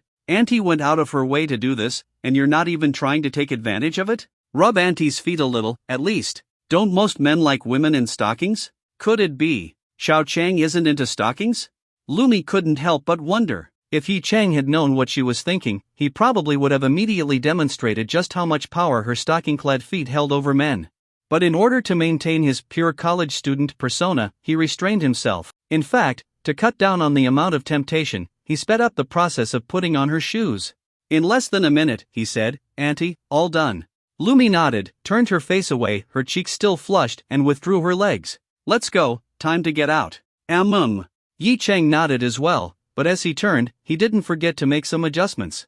However, given his size, it was completely useless. Damn it, he wanted to sit in the car a little longer. So, he deliberately stalled, pretending that the sports car's door was too low, making it difficult for him to get out. After wasting a good amount of time, he finally stepped out. But in the end, his ultimate evolution form only barely regressed to a super evolution form. At first, Lumi didn't understand why he was taking so long to get out. But when her gaze accidentally landed on his lower half, she was instantly stunned, her beautiful face turning bright red. A woman her age, of course, knew exactly what that bulge meant. And now, she finally understood why Yi Chang had been stalling in the car. She couldn't help but take a few extra glances. After all, this could directly impact her future happiness. The size seemed quite impressive. She instinctively pressed her thighs together before quickly shifting her gaze away. At that moment, Yi Chang closed the car door and caught sight of Lumi's flushed face. Great! Looks like she noticed. So, he pretended to be embarrassed, walked up to her, and said, "Lu, Auntie, shall we go?" Lumi avoided looking at him and gave a small nod. Both of them knew they understood each other without words. Lumi was genuinely flustered. Yi Chang? He was just acting. With master-level seduction techniques, he was an expert at dealing with women of all kinds. Even though he hadn't mastered acting skills, when it came to playing this kind of role with a woman, he was a natural. Walking side by side toward the mall, Yi Chang and Lumi were almost pressed against each other, their shoulders or arms brushing from time to time. Aside from not holding hands or linking arms, they looked exactly like a couple. Both of them were undeniably attractive, and Lumi's outfit today was particularly eye-catching. Along the way, they drew glances from passers-by. Her mature aura was impossible to hide, and Yi Chang was so young. People couldn't help but wonder, could this be one of those legendary aunt-nephew romances? Lumi ignored the curious stares. She wouldn't feel shy because of others, only because of what had happened between her and Yi Chang. Seeing couples around them holding hands, Lumi secretly glanced at Yi Chang beside her. Yeah, if she waited for this honest little guy to make the first move, she'd probably be waiting forever. So, she took the initiative again. In the next moment, Yi Chang suddenly felt his hand being grabbed. He looked down at Lumi beside him, his face showing a mixture of surprise and delight. "Hey, Auntie? Xiao Chang doesn't mind if Auntie holds your arm, right?" Lumi glanced at him, her red lips curling up slightly. "And no, I don't mind," Yi Chang quickly replied, looking nervous and flustered. "Good, then let's keep shopping." Lumi smiled brightly. "Auntie is going to buy you clothes, pants, shoes, and a watch. Oh, and a belt too. Is there anything else Xiao Chang wants? Auntie will buy it for you today." Yi Chang quickly waved his hands. "Auntie, really, you don't have to. Just a few pieces of clothing are enough." "How could that be enough? Xiao Chang is tall and handsome, you need to wear something nice to match your looks," Lumi said with a teasing smile, squeezing his arm slightly. This feeling, it really felt like she was dating. What else could Yi Chang do? He was just a poor college student being spoiled by a rich woman. So, he nodded in agreement. They continued walking into the mall. Lumi took him into a Givenchy store and bought him a set of clothes, then led him to Cartier to buy a watch. Of course, they didn't only shop for luxury brands. Occasionally, they wandered into more affordable stores as well. The entire time, Lumi held onto Yi Chang's arm, never letting go, making the store clerks all curious about their relationship. Yet, Yi Chang still called Lumi Auntie. This completely confused the clerks. Aunt and nephew? Then why do they look like a couple? But in the end, no one could figure it out. After leaving yet another store, Yi Chang was carrying multiple shopping bags in one hand, while his clothes had already been swapped out for luxury brands. The tailored fit and high-quality fabric made him look even more handsome. Lumi kept sneaking glances at him, feeling more and more satisfied. So good-looking, tall, strong, obedient, and pure, this was exactly the kind of young man a 39-year-old woman like her fantasized about. And yet, she had accidentally turned that fantasy into reality by making him her own kept boy. Noticing Lumi's satisfied glances, Yi Chang knew it was his turn to make a bold move. So, the arm that Lumi was holding slowly moved, his hand inching toward hers. Lumi immediately noticed. Watching his restless hand gradually approach hers, her eyes lit up. Finally, this little guy is taking the initiative. The corners of her lips lifted into a faint smile as she quietly waited for him to succeed. Slowly, gently, Yi Chang's hand brushed against hers before his palm lightly rested on top of her delicate hand. His eyes nervously darted toward Lumi, as if testing her reaction. Seeing that she didn't object, he finally started closing his fingers, slowly enveloping her soft hand in his. Her skin was smooth, delicate, almost weightless, as if it could slip out of his grasp at any moment. Only then did Lumi turn her head and glance at him, pretending to be displeased. With a soft, scolding tone, she said, "Xiao Chang, you're being naughty. How can you just hold Auntie's hand like that?" Yi Cheng froze. Nervously, he blurted out, I didn't mean to, it was instinct. If Auntie doesn't like it, I'll let go." As he spoke, he released her hand. But before he could react, Lumi immediately grabbed it back. Holding onto his hand tightly, she smiled and said, "But Auntie likes it when Xiao Chang holds my hand. So don't let go again." "Auntie likes it too?" Yi Cheng asked. Lumi's delicate brows lifted slightly. Holding his hand like this wasn't as comfortable, she much preferred the feeling of his big hand wrapping around hers. "Auntie likes it a lot," she said. Then, she asked, "Does Xiao Cheng like it?" I do," Yi Cheng nodded. "Good." Lumi smiled gently. Yi Cheng gritted his teeth and made an even bolder move. His large hand fully enveloped Lumi's, fingers interlocking with hers. Lumi's hands were incredibly soft, delicate, and smooth, maintained to perfection from never doing any manual labor. Yi Cheng couldn't help but enjoy the feeling. Lumi, in turn, was pleasantly surprised this little guy was finally being bold. She smiled sweetly at Yi Cheng, then gently tightened her grip, interlocking her fingers with his as well. Now, they truly looked like a couple. Not just any couple, a deeply affectionate one. Thinking about this, Lumi's face turned even redder. Neither of them spoke, continuing to stroll through the mall hand in hand. They entered a mid-range clothing store, which was more crowded than the luxury boutiques. As they browsed through the racks, Yi Cheng suddenly found something interesting and pulled Lumi toward it. Lumi let him lead her. Since this wasn't one of the high-end stores, she didn't feel the need to pick out clothes for Yi Cheng herself. Stopping in front of a display, Yi Cheng pointed at 2 shirts and said, "Auntie, let's buy these 2. One for you, one for me." Lumi was about to agree when she looked up and realized what they were. Couple shirts. Both shirts were white, with matching designs printed on them. One had the letters GF, the other had BF, girlfriend, boyfriend. Her pretty face turned red, and she instinctively said, "But the dress I'm wearing can't be changed." Hearing this response, if it were Yen Yuning, Yi Cheng would probably grin mischievously and ask her, "Are you already eager to wear matching outfits with me?" But facing this auntie, he instead said, "We can wear them next time." "Auntie, don't you want to go shopping with me again?" Yi Cheng's voice was filled with grievance, instantly stirring a sense of affection in Lumi. One must know that Yi Cheng currently had the little man metal buff, which meant that whenever he showed weakness, grievance, or a pitiful side, it would trigger a woman's maternal instincts toward him. And for Lumi, who was 10 years older than him, this buff had an extra effect, making her care for him even more. So, Lumi quickly tightened her grip on Yi Cheng's large hand and gently said, all right, we'll buy them." "Xiao Chang, don't overthink it. Auntie really enjoys shopping with you." Only then did Yi Cheng's face light up with joy. He lifted Lumi's hand to his lips and kissed her delicate fingers, saying, "Auntie, you said it yourself." Watching his affectionate gesture, Lumi's face turned red. She retracted her hand slightly and scolded, "You little rascal, what are you kissing for?" "Auntie's hands are beautiful," Yi Cheng said, then quickly corrected himself, No. Auntie is beautiful everywhere." Lumi rolled her eyes at him, her gaze filled with countless emotions, stunning Yi Cheng for a moment. But he quickly regained his senses, turned around, took the 2 pieces of clothing, and said to Lumi, "Auntie, let's try them on first, shall we? I'm wearing a dress, it's not easy to take off. Then Auntie can just put it on over your dress." "We just need to see how they look together," Yi Cheng insisted. "I want to see how we look wearing them together." "Well, all right." Seeing Yi Cheng's expectant gaze, Lumi couldn't bear to refuse. Besides, she was also curious about what it would feel like to wear a couple's outfit with a guy more than 10 years younger than her. Yi Cheng carried the 2 outfits and once again held Lumi's hand as they walked toward the fitting room.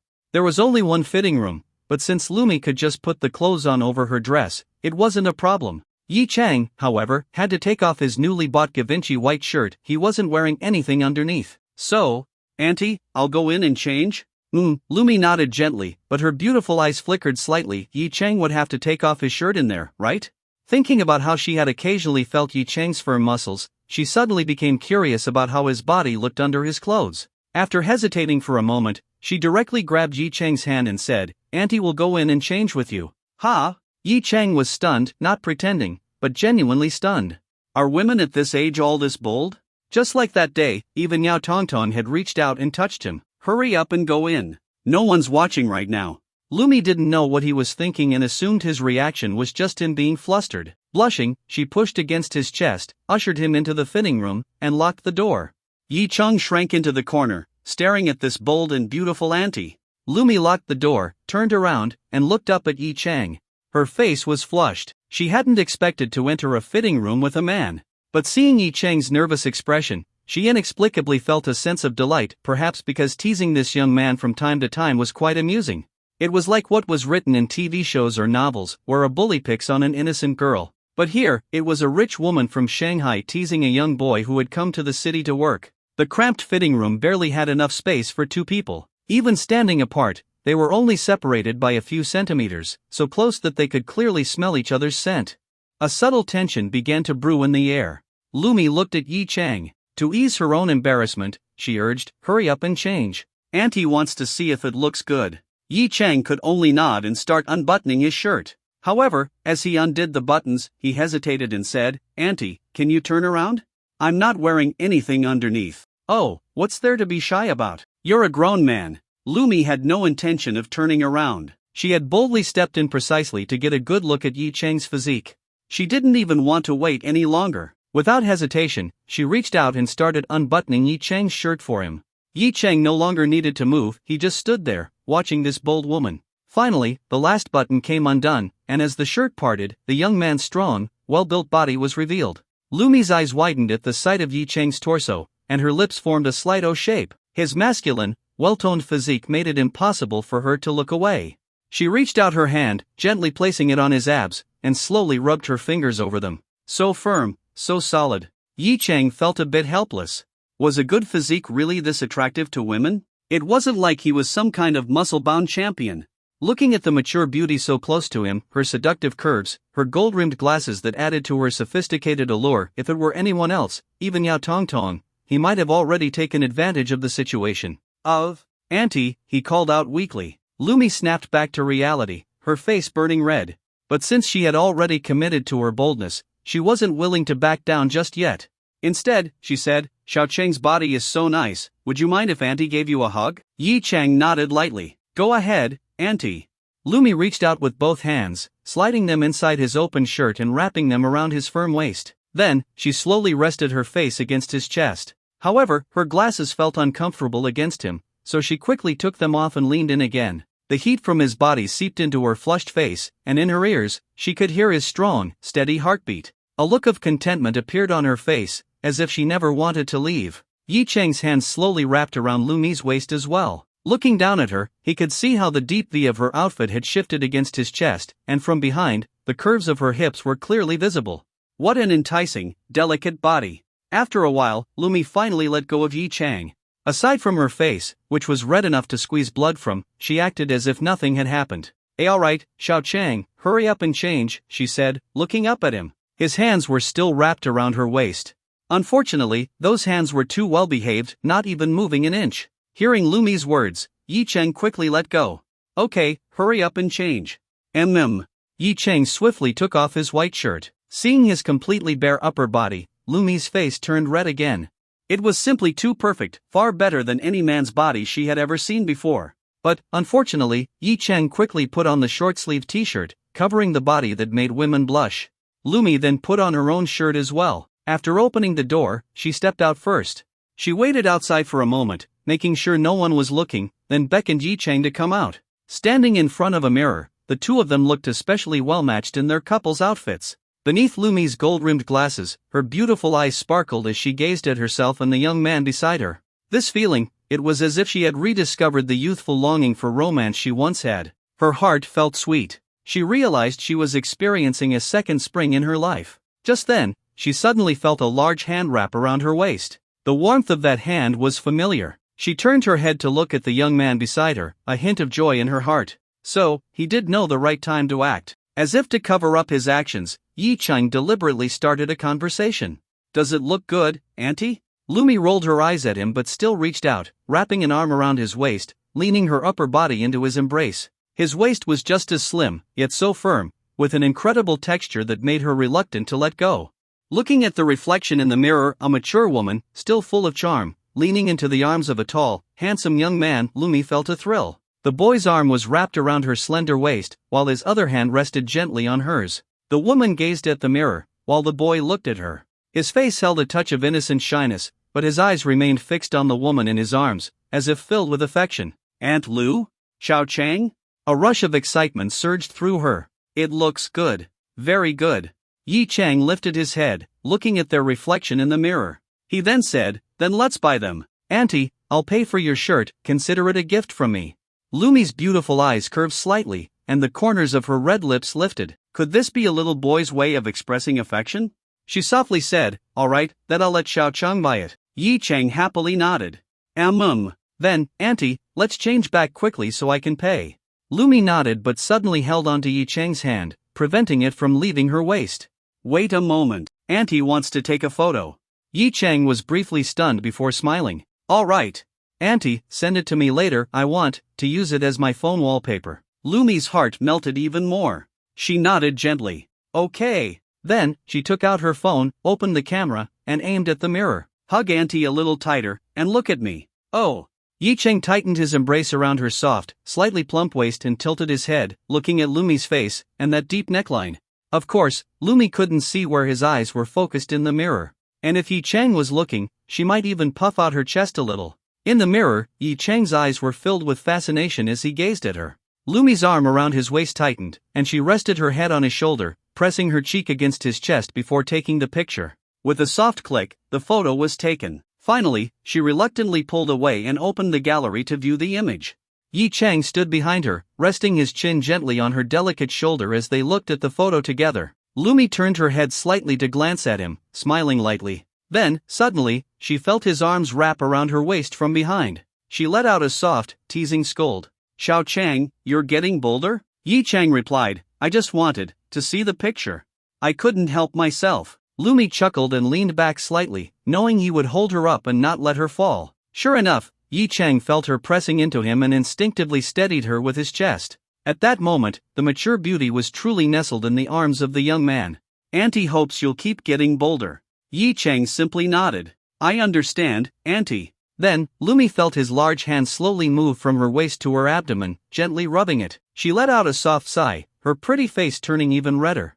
This little boy, under her encouragement, his courage was definitely growing. She lightly pressed her hand over his to stop him. Although she enjoyed the feeling, there were still people around. She whispered, look at the photo. There are too many people here. Don't move around. Oh. Yi Chang obediently responded, moving his hand back to her waist, then refocused on the phone screen. Wow. It was such a sweet photo. In it, he gazed tenderly at Aunt Lu in his arms, while she nestled close to him, her face blushing with both joy and shyness.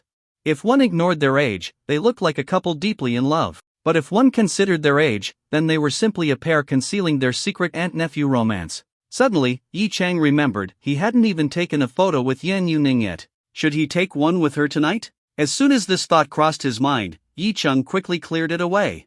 He was still holding a beautiful woman in his arms. How could he be thinking of someone else? That wouldn't be right. Auntie, you're so beautiful. He sincerely praised the woman in the picture. Xiao Chang, you're very handsome too, Lumi replied, her gaze soft and shimmering. Then, she suddenly teased with a sultry tone, and you're also very bad, and very bold. Yi Chang's face turned red. Lumi reached out and covered his lips with her hand, her alluring red lips curving into a smile. But Auntie said, she likes you bolder. Then, she suddenly took a step back, leaving his embrace. Smiling, she said, alright, hurry up and change back, then go pay. A flicker of regret flashed in Yi Chang's eyes as she pulled away, but he quickly nodded. Okay. Suddenly, he asked, Auntie, together? Lumi gave him a seductive glance and playfully scolded, dream on. Then, she pushed him away. She was still wearing her dress underneath, so taking off the t-shirt wouldn't reveal anything. The only reason she had changed with him earlier was to see how good his physique was. Now that she had seen and was satisfied, there was no need to go in again. Though, she still wanted to see more. But that would have to wait for another time. Noticing Yi Chang's slightly disappointed expression, she chuckled to herself. Little guy, if you have the guts, come and take Auntie for yourself. Auntie won't blame you. With a soft smile, she took off the t-shirt and looked at the letters printed on it, GF, her heart filling with a sweet, shy feeling. Very soon, Yi Chang changed back into his newly bought Givenchy white shirt, holding the t-shirt in his hand as he quickly returned to Lumi's side. Auntie, give it to me. I'll go pay. Lumi nodded gently and handed the t-shirt to Yi Chang. She had seen the price tag, each piece was a little over 100, and together they cost 199. She had never worn such cheap clothes in her entire life. But at this moment, wearing that t-shirt felt far more comfortable than any of the designer pieces she had custom ordered before, even those costing tens or even hundreds of thousands. Most importantly, her heart felt comfortable. She lightly pressed a hand against her chest, glancing down at the slight cleavage exposed by her v-neck. A smile played on her lips. She knew exactly how many times that little boy had stolen glances in that direction. She had noticed every single one. Soon, Yi Cheng finished paying and bought the 2 pieces of clothing. Returning to Lumi's side, he said, "Auntie, it's done." Lumi nodded softly. "Then let's go."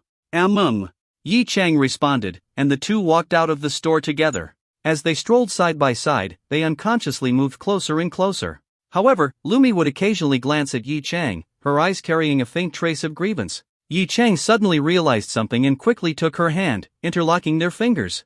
Only then did Lumi smile in satisfaction, warmth and sweetness filling her heart. After walking around for a while, Yi Cheng suddenly asked, "Auntie, do you want to watch a movie together?"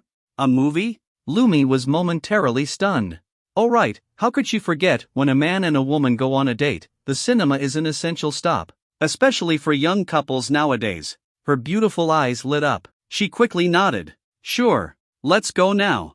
Yi Cheng smiled slightly and said, "Then let's put these things back in the car first." The two of them went downstairs and placed Yi Cheng's shopping bags into the car. At the same time, Yi Cheng started booking movie tickets online. After the lesson he learned last time with Yan Yuning, he would never again pick a theater without couples seats. He chose a recently popular romance film and found a theater with couples seats.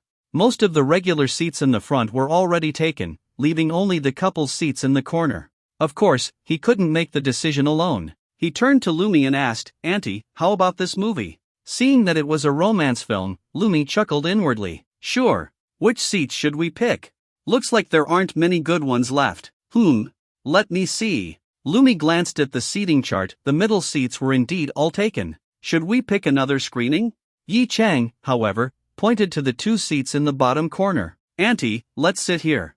Lumi hesitated. "This spot doesn't seem very good. Wouldn't it be hard to see the screen?" Yi Cheng lowered his voice and said softly, This is the couple's seat." "Couple? Seats?" Lumi's. Biting her lip, her eyes filled with charm as she softly said, "If Xiaocheng wants to sit here with Auntie, then let's do it." "Auntie, you're the best." Yi Cheng's face lit up with excitement. He quickly purchased the couple's seats and said to Lumi, "Auntie, let's hurry up. The movie is about to start." Thinking about how she would soon be sitting in a couple's seat with this young man, Lumi blushed and nodded. Let's go up then." Yi Cheng smiled, took her small hand naturally, and led her back into Jinsei Plaza. Lumi occasionally lowered her head slightly, looking at their intertwined hands. Her heart felt calm. This is what it feels like to be cherished. And by a younger man, no less. As for her identity as the CEO of a billion-dollar company, she had completely forgotten about it. Right now, she only wanted to enjoy the happiness of being led by Yi Cheng. Riding the escalator, they reached the floor where the cinema was located. As Yi Cheng looked at the familiar entrance, he couldn't help but feel a little nervous. Hopefully, the cinema manager wouldn't recognize him. Otherwise, everything would be exposed today. Stepping into the cinema, Yi Cheng collected the movie tickets. There were still about 10 minutes before the movie started. Looking around, he asked, "Auntie, I'll go buy some milk tea." "What would you like? Milk tea?" Lumi had never been a fan of these overly sweet and high-calorie drinks, but after seeing so many young girls holding milk tea in their hands, she hesitated for a moment before nodding gently. "Let's go take a look first." "Okay." Yi Cheng continued holding her hand and led her toward the milk tea shop nearby. "Auntie, what do you want to drink?" Yi Cheng asked. Lumi carefully examined the menu, thought for a moment, and said, "The taro milk with fresh cream." Yi Cheng nodded. "All right." Then, he started scanning the QR code to place the order, operating his phone with one hand while still holding Lumi's hand with the other. However, the moment he called her auntie just now, it drew quite a bit of attention from the people around them. After all, a young man bringing his aunt to buy milk tea, it just felt off. And when they saw the two holding hands, the surrounding people began exchanging strange looks. Earlier, when Yi Cheng called her auntie, it didn't attract much attention because the people around them were constantly moving. But now, as everyone was standing at the entrance waiting for their drinks, many had clearly heard it. Standing beside Yi Cheng, Lumi could keenly feel the lingering stares, some filled with surprise, some with skepticism, and even some with disdain. Some of those gazes even fell on Yi Chang. These looks suddenly woke Lumi up. Ever since she met Yi Chang that day, her feelings for him had been growing. She could also sense Yi Chang's affection for her, but all of this was just them indulging in their own little world. At the end of the day, people still had to return to society. If their relationship were to be exposed, even if some people supported it, there would be far more who opposed it. And as the CEO of a billion-dollar company, if their relationship were leaked by those with ulterior motives, it wouldn't just affect her, it would bring huge risks to Yi Chang's reputation as well. Perhaps she wouldn't care. After all, it wouldn't change who she was. Her parents had already passed away, and while she still had relatives, many of them were just clinging to her company to live off her success. If she got upset, she wouldn't even consider their feelings. That was why she had never cared. But what about Yi Chang? Even though their relationship was technically a kept one, she never saw Yi Chang as some boy toy to be at her disposal. She was serious about this relationship, so she had to consider Yi Chang's feelings. This simple, seemingly innocent, a bit naive young man, what modern people would call a little puppy boy, made her want to protect him. She didn't know how Yi Chang's family would react if they found out he was dating a 39-year-old woman. She didn't even need to think about it, they would definitely disapprove. Unless she threw enough money at them to make them accept it. But a relationship built on money would always be unequal. How would this young man feel about that? That's why their relationship had to remain hidden. They had to keep it a secret from the outside world and live in their own private space. And in the future, if Yi Chang ever needed to get married because of his family, she wouldn't be able to stop him. As she thought about these things, Lumi lowered her head, her gaze dimming as she fell into confusion. Yi Chang was in the middle of ordering the milk tea. After paying, he suddenly felt Lumi tighten her grip on his hand. He instinctively looked up at her and saw that she had lowered her head, her expression inexplicably downcast, her eyes filled with hesitation. He was stunned. What's wrong? Looking around, he noticed that some of the stares from others were quite piercing. He more or less figured out the reason. He didn't say anything and simply waited for the milk tea to be ready. As for those stares, he didn't care at all. Who's ever seen a scumbag or a playboy care about such things? Sir, your milk tea. The drinks were ready. Yi Chang took both cups, one was Lumi's taro milk with fresh cream, and the other was his vanilla milk tea. Auntie, let's go, he said with a bright smile. The movie should be starting soon. His voice pulled Lumi out of her daze. Looking at the young man's warm smile, she suddenly felt an unexplainable sadness. This boy probably had no awareness of these issues at all. He hadn't been through much yet, he was still just a young man, freshly stepping into society, just beginning his career, with a heart still full of innocence. But since she had already realized the reality of it, she had to carry the sadness in advance. Still, she didn't show anything on her face. Instead, she smiled again. All right. Holding Yi Chang's hand tightly, she turned and walked with him toward the cinema. She could still feel the lingering gazes behind her, along with people whispering and pointing. But she merely glanced at the milk tea in Yi Chang's hand and asked, "Is milk tea good? Auntie has never had it before." "Auntie, just give it a try. If you don't like it, I'll drink it for you." "Ha? But if Auntie already drank it, you'd still drink it? We can't waste it." "Auntie, this cup costs 15 yuan. Yi Chang paused for a moment, then whispered, "Besides, I also want to know what the milk tea Auntie drank tastes like." These words, spoken like a confession, struck Lumi's heartstrings. She lifted her head and looked at Yi Chang's warm, boyish smile before softly asking, "You don't mind that Auntie is already 39? Yi Chang blinked and asked in confusion, "Auntie, why are you asking this?" Lumi didn't answer, only saying, "Never mind, just pretend I didn't ask." Yi Chang let out an "oh" and followed behind her to the ticket check-in. After their tickets were scanned, they walked into the theater. On the way to the screening hall, Lumi clearly felt Yi Chang's grip on her hand tighten more and more, she could even feel his palm starting to sweat. What's going on? Is he nervous? Lumi was puzzled, but at this point, they had already entered the theater. The screening hall was quite large. The couple's seats were in the last row, with a total of 5 pairs. Each was embedded between wall pillars, creating a completely private space. And since they were in the very back row, the sense of privacy was even stronger. Their seats were in the farthest corner. People who choose these seats usually aren't here just to watch the movie. Lumi didn't know this. She only felt that the seats were too much in the corner, making it not ideal for watching the film. But she had agreed to watch this movie only because these were couples' seats. Looking at the narrow loveseat-style sofa, her pretty face blushed slightly. Sitting here, their bodies would definitely touch. But since she was already seeking excitement, she might as well go all the way. Even though her earlier realization had dampened her mood a little, it didn't stop her from enjoying her date with Yi Cheng today to revisit the youthful longing for love she once had. Her legs, wrapped in a form-fitting skirt, shifted slightly. Holding the hem of her dress with one hand, she slowly sat down, her curvy figure appearing even more seductive in the dim theater lighting. She patted the seat beside her, still holding Yi Cheng's hand in her other hand. Looking up at him, she pulled him gently and smiled alluringly. "Come, sit down." Yi Cheng nodded, looking a bit nervous. He sat down beside her, trying to stay on one side, avoiding contact with Lumi. After sitting down, he placed his hands neatly on his lap, acting very obedient and proper.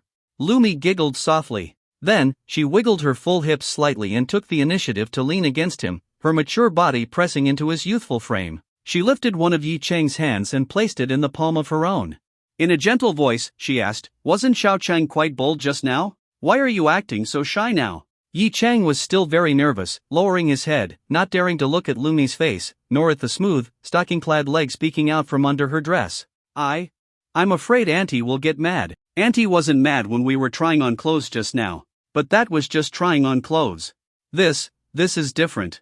Lumi gently shook her head. "Nothing is ever different. It only depends on whether Auntie is willing or not, silly boy." She guided Yi Cheng's hand behind her and then leaned forward completely, resting her entire body against him. She placed her face against his shoulder, but her glasses felt a little uncomfortable, so she took them off before settling back down. Now, she quietly gazed at Yi Cheng's profile, both of her delicate arms wrapped around his waist, making her look just like a little woman in love, irresistibly alluring. Meanwhile, the soft fullness of her chest, pressed against him, had changed shape. "Xiao Cheng, you started getting nervous right after the ticket check. What's wrong?" she asked softly, her breath brushing against Yi Cheng's face. Under the theater lights, the redness on one side of his face was still visible. Seeing this shy little boy, Lumi inexplicably found it amusing. Yi Cheng looked at Lumi and whispered, "It's hard to say." "What's so hard to say to Auntie?" Lumi's beautiful eyes carried a hint of reproach. The hand resting on Yi Cheng's chest slowly moved downward, stroking his abdominal muscles. The discouraging thoughts from earlier gave her an impulsive feeling of throwing caution to the wind. If not for the lingering sense of shame in her heart, she might have been even bolder. But she was also curious about what Yi Cheng wanted to say that made him so nervous. So, she urged, "Hurry up and say it. Auntie is waiting." Yi Cheng turned his face away, not daring to look at her. "Then I'll say it, but Auntie, you mustn't get mad." "Mei Cham, Auntie won't get mad. Auntie will never be mad at Xiao Cheng." Her eyes slowly closed.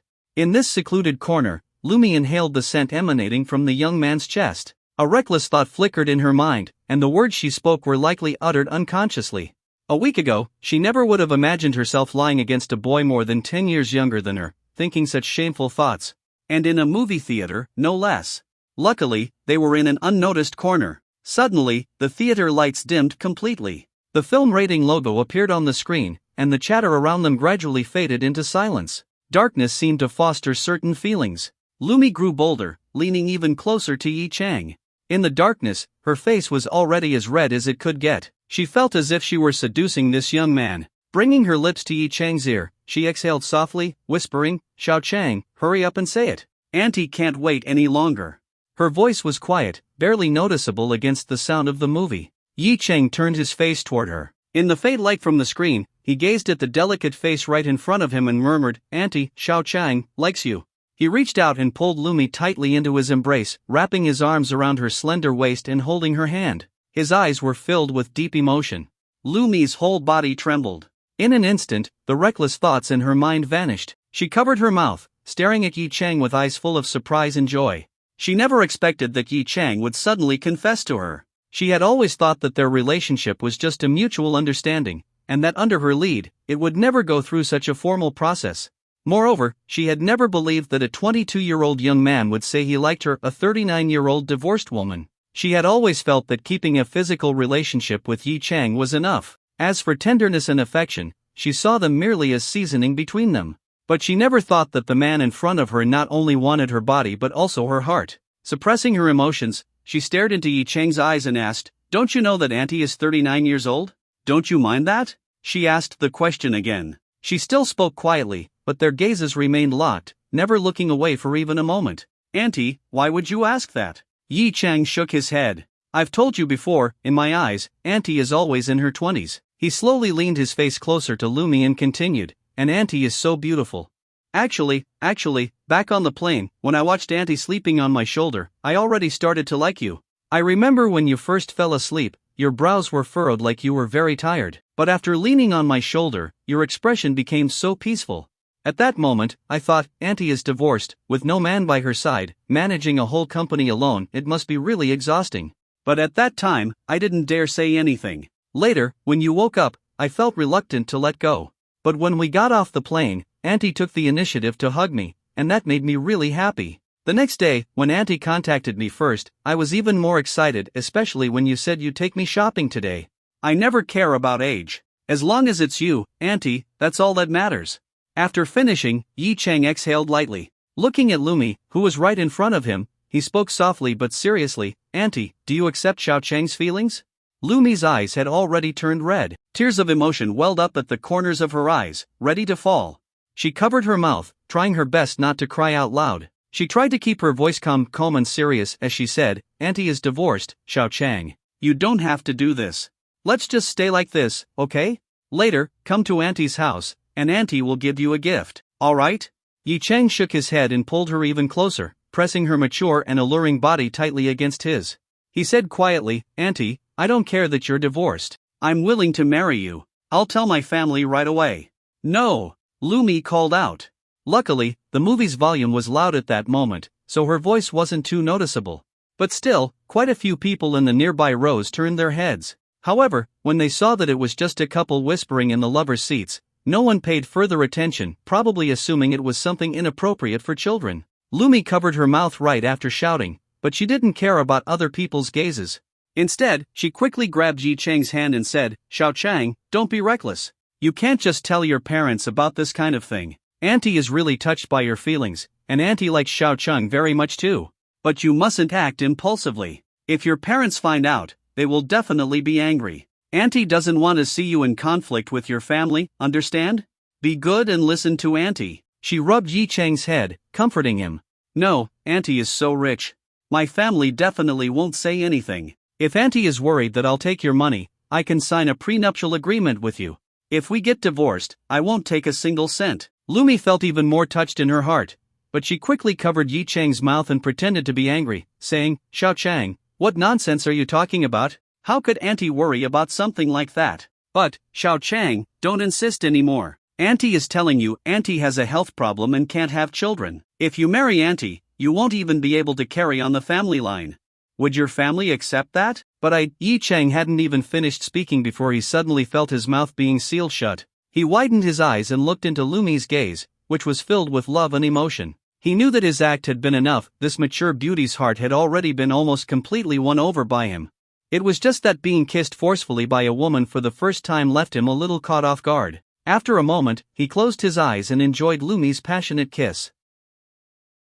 The aunt's lips were soft, and her fragrant saliva was still sweet. In the secluded corner, no one noticed. Even if someone did, they could only cast envious glances. Yi Chang tightly embraced the mature body in his arms, feeling its constant warmth. But since they were still in a movie theater, they didn't dare take things further. Silence filled the air.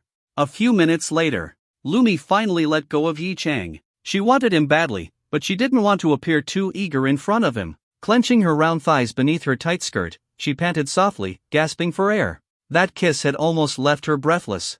Resting her face against Yi Chang's, her eyes were dazed as she whispered, Xiao Chang, Auntie really likes you.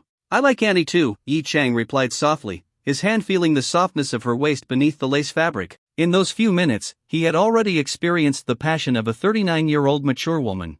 If not for the fact that his body had been strengthened, he might have been worried about his future intimate life. Just kissing for a few minutes was already this intense, he had never been this wild before. Looking down, he saw Lumi's full, curvy hips sitting on his lap. Her arms were wrapped around his neck as she leaned against him, while one of his hands held her waist to keep her balanced. The other was placed on her calf, stroking it and feeling the delicate texture of her expensive sheer stockings. Perhaps realizing that their position was inappropriate, Lumi quickly climbed off Yi Chang's lap. After all, they were in a public place. Even though she moved back to her seat, she still nestled into Yi Chang's arms, holding onto him and enjoying the warmth of his broad chest. The theater's air conditioning was really cold. Thinking back to Yi Chang's heartfelt confession, all the sorrow and sadness Lumi had felt before disappeared. Yi Chang was even willing to tell his family about her, so why should she be drowning in self-pity? She used to think that she didn't care about what others thought, but she had to consider Yi Chang's feelings. Now she realized that Yi Chang didn't care about others' opinions either, and she felt completely relieved. Still, for the sake of Yi Chang's future, she was willing to make sacrifices. "Xiao Chang, are you a good boy?" she asked softly, leaning in his embrace. "Of course, I always listen to Auntie," Yi Chang replied, savoring the warmth of the mature body in his arms. "If you listen, then don't forget what Auntie just said." Lumi lifted her head, gently stroking Yi Chang's face. "Don't tell your family. Auntie doesn't want to see you fighting with them, understand?" But Yi Chang looked troubled. "It feels like I'm letting Auntie down." Lumi smiled slightly, raised her chin, and planted a gentle kiss on Yi Chang's cheek. Seeing his dazed expression, she chuckled softly. "There's nothing to feel bad about. Auntie doesn't think that way. Auntie is already 39, married and divorced. I'm not that fragile. As long as Xiao Chang likes Auntie, that's enough." Yi Chang's face showed deep emotion as he tightened his embrace around Lumi and said, "Auntie, I will always like you. No, I will always love you." "Silly boy, love isn't something you say so easily." Lumi laughed and shook her head. But when she looked at him again, she found that he had already launched another surprise attack. Auntie, stop pestering me, okay? My family will get mad. Don't abandon Auntie, please. Auntie won't keep clinging to you. I just want you to love me a little. Wang Auntie, you're already over 40. Please step aside. I need to get to school. Xiao Ning, go away." The dialogue from the movie on the screen drew sighs from the audience. This film, I Hate That You Were Born Too Soon, told the story of a woman in her 40s who fell in love with a 21-year-old college student. The male lead was a student renting a room in the female lead's home, as she was a close friend of his mother. Because of various circumstances, the female lead developed forbidden feelings for the male lead, but he couldn't accept it. The scene playing now was when the male lead realized her feelings and decided to leave. The audience whispered among themselves. Regardless of gender, everyone felt sorry for the female lead. She had been divorced, mistreated by her ex-husband, and even suffered domestic abuse. She had finally met someone kind and caring, yet she still couldn't have her happy ending.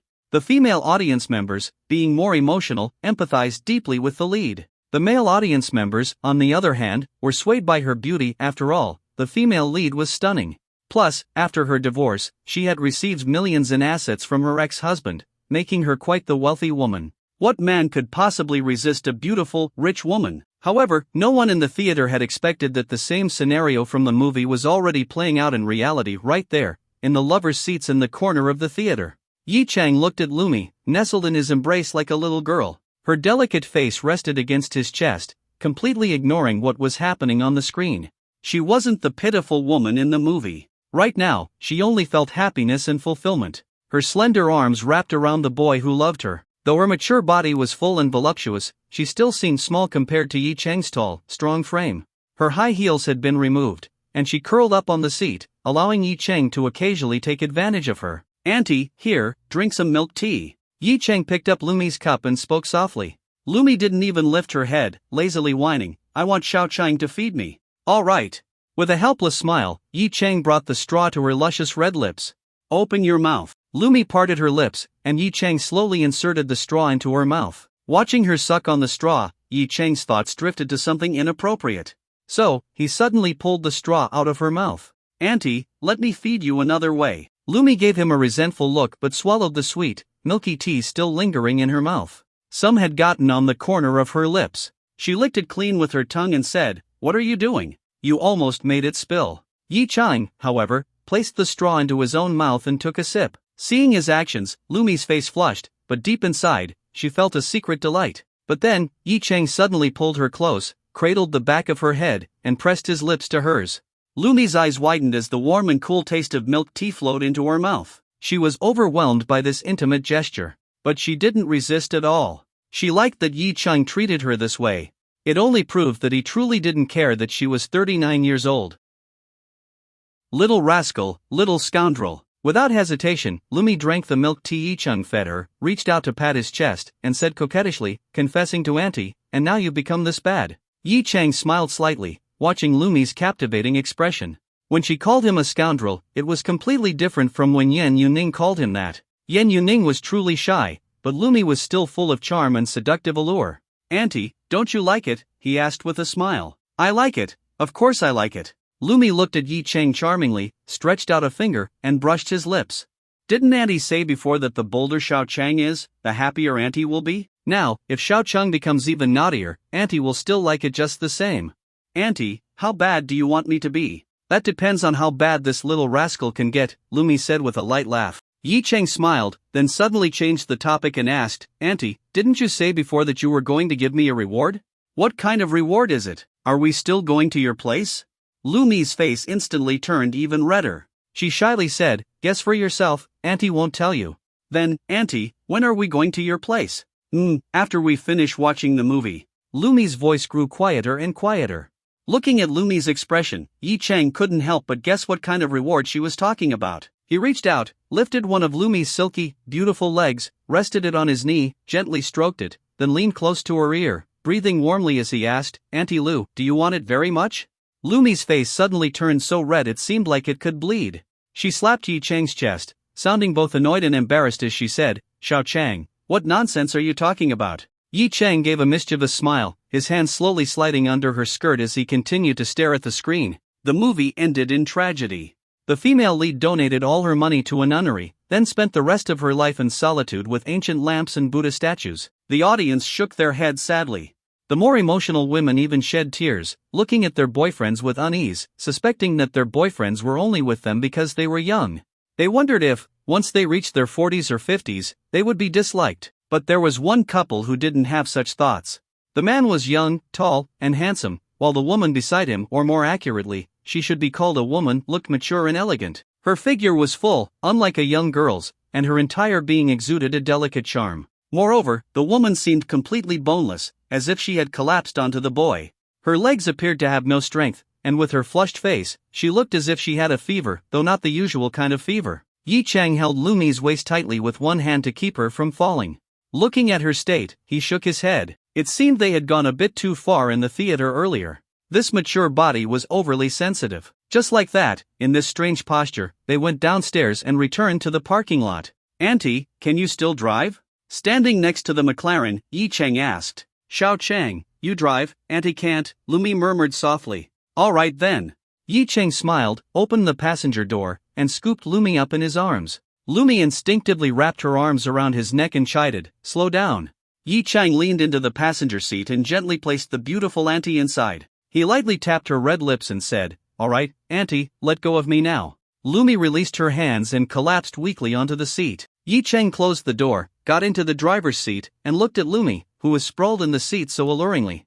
If it weren't for the fact that the sports car's space was too small, his build was strong, and Lumi's body was very full, making it unsuitable for that, he might have shaken the car apart. Auntie, put on your seatbelt. You help Auntie put it on, Lumi said weakly. Yi Chang had no choice but to lean over, pull down the seatbelt, and fasten it for her. He deliberately threaded the belt through the middle, glancing at the proud curves before nodding in satisfaction. Then, he started the car and, following Lumi's directions, arrived in front of a villa. The villa was luxurious, making Yi Chang gain an even deeper understanding of just how wealthy Lumi was.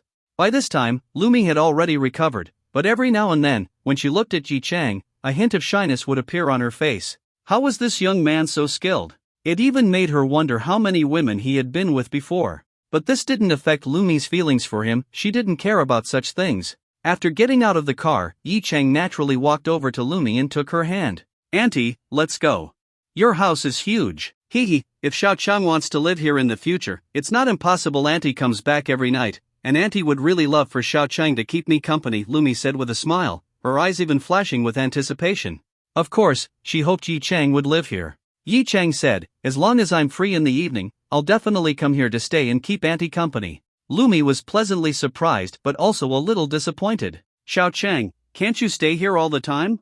Yi Chang smiled bitterly. Auntie, I still have to go to work every day, and this place is a bit far from my company.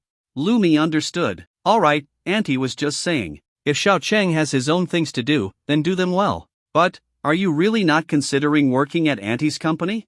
Yi Chang looked helpless. Auntie, I really want to, but my current boss treats me very well. I don't want to disappoint their kindness. Besides, if I work at Auntie's company, I'm afraid it will affect your work. You would definitely take care of me, and I don't want to take advantage of that. Silly boy. All right, Auntie won't force you. But if you ever don't want to stay at that company anymore, you must come to Auntie's company, okay? Lumi could only agree. She thought about it. Yi Chang was just a young man, and a somewhat innocent one at that. He hadn't yet experienced the hardships of the real world and still held on to strong principles. In her mind, Yi Chang's current company was probably just an average-sized one. They might be treating him well now to earn his loyalty, but once he realized that their kindness came without any real benefits, he would likely start losing interest. That's why she told Yi Chang to come to her company later. For now, she wanted him to gain more experience. Yi Chang nodded and said gratefully, "Thank you, Auntie. If in a year, or maybe half a year, I can't stay at that company anymore, I'll come to Auntie's company. Then, I'll stay with you all the time." Lumi smiled brightly. "All right," but after saying that, she sighed with a hint of sorrow. "In a year, Auntie will be 40. By then, Xiao Chang, will you still like Auntie?" Yi Chang immediately looked flustered. "Auntie, what are you thinking? I told you, I will always like you." He took Lumi's hand and pulled her into his arms, looking at her seriously. "Auntie, everything I say is true. Please believe me." Seeing how anxious he was, Lumi smiled, buried her face in his chest, and hugged him back. "I know, Auntie believes you." Yi Chang suddenly crouched down, lifted Lumi into his arms, and carried her toward the villa. "Auntie, let's go inside." Seeing the fiery look in his eyes, Lumi squinted slightly. "Go, let's go inside." Yi Chang couldn't wait any longer and stepped inside. It was now 5 p.m. There were 5 hours left until 10 p.m. He had to make the most of his time. 4 hours later. In the master bedroom, Lumi leaned against Yi Chang's chest, feeling completely satisfied. Years of emptiness and fulfilling her desires alone, today, she had finally experienced true satisfaction. The body of a young man made her crave more. However, since she hadn't eaten in the afternoon, and after such intense exercise for so long, she was already starving. Though she had replenished herself with a large amount of protein drinks during the process, it was obviously not enough. "Xiao Chang, Auntie is hungry." Yi Chang looked at the beautiful woman in his arms. Experiencing a mature woman for the first time had given him a deep sense of satisfaction. After all, the women before had little endurance, and since they were all first-timers, he had to take it slow with them, adding more foreplay. But with Lumi, he had been at full power the entire time, and she kept demanding more, using him to fill the loneliness of the past few years. "Auntie wasn't already full just now?" Yi Chang asked with a playful smile, thinking she was joking. "Little rascal, Auntie is really hungry. We didn't eat anything this afternoon." Lumi chided, "You're just like a bull, aren't you tired? When I'm with Auntie, I could never get tired." Yi Chang reached out and gave a playful squeeze, making her let out a soft cry.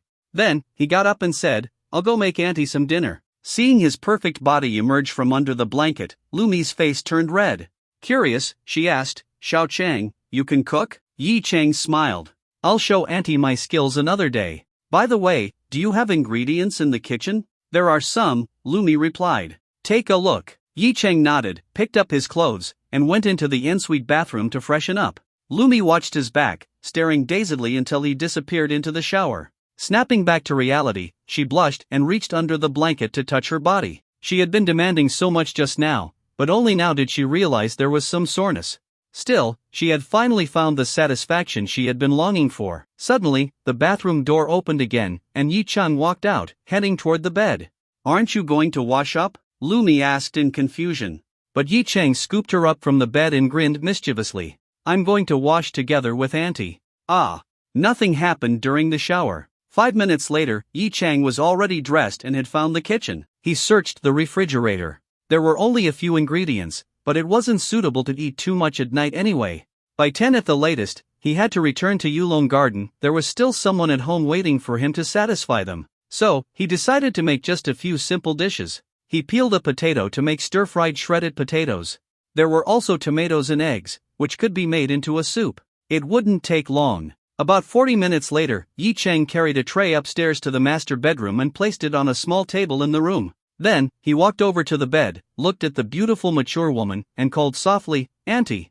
Lumi had been looking at her phone. When she saw Yi Chang come in, a blush spread across her face. However, she had already put on a silk nightgown, the short hem barely reaching her thighs, making her look incredibly alluring. Yi Chang reached out again, lifted her weak body from the bed, and carried her over to the small table. The table was tiny, meant more for decoration or holding coffee. There was only one chair beside it. After placing Lumi on the chair, Yi Chang had nowhere to sit. But Lumi quickly noticed that he had only brought one set of utensils. Xiao Chang, aren't you eating? Yi Chang shook his head. Auntie, I have to go. Lumi's body trembled. She knew he had to leave, but she still felt a little sad. However, she didn't show it. She understood that Yi Chang had his own responsibilities. Why don't you eat a little first? No, I won't. Yi Chang shook his head again. Lumi bit her lip, struggled to her feet, and threw herself into Yi Chang's arms. She pressed her red lips to his, seeking one last lingering kiss, offering him the final warmth of the night. 10 minutes later, Yi Chang looked at the McLaren car key in his hand and couldn't help but smile slightly. The money Lumi had transferred to him before was just a small amount, but this car truly solidified the nature of his arrangement with her. This was full-fledged sponsorship. It seemed he would have to put in extra effort to satisfy this auntie in the future. Not that he minded, the taste of a mature woman was something he found himself unable to resist. He then opened the car door, got in, and started the engine. Overwhelmed with joy, he stepped on the gas pedal. The engine roared and the sound gradually faded into the distance. Inside the villa, Lumi sipped her bowl of rich and fragrant tomato and egg soup, her face showing a mix of happiness and regret. Still, the soup was really delicious, she thought to herself. Another night passed. Yi Chang stood by the bed, slowly getting dressed. Yan Yuning, still under the covers, clutched the blanket tightly, her face flushed with shyness. The exhaustion from the night before still lingered in her body. Where are you going? A very important client from Beijing. A foreign one, Mahong Bank. Ever heard of it? Yi Chang replied honestly. Mahong Bank? Of course, Yan Yuning had heard of it. Pouting, she huffed. My little assistant is really something. Casually meeting such a big shot like it's nothing. Yi Chang had just fastened the last 2 buttons when he heard her words and couldn't help but laugh. He walked over and suddenly lifted the blanket. Yan Yuning's bare body was instantly exposed. Ah! Her face turned bright red as she quickly covered her chest and pressed her legs together.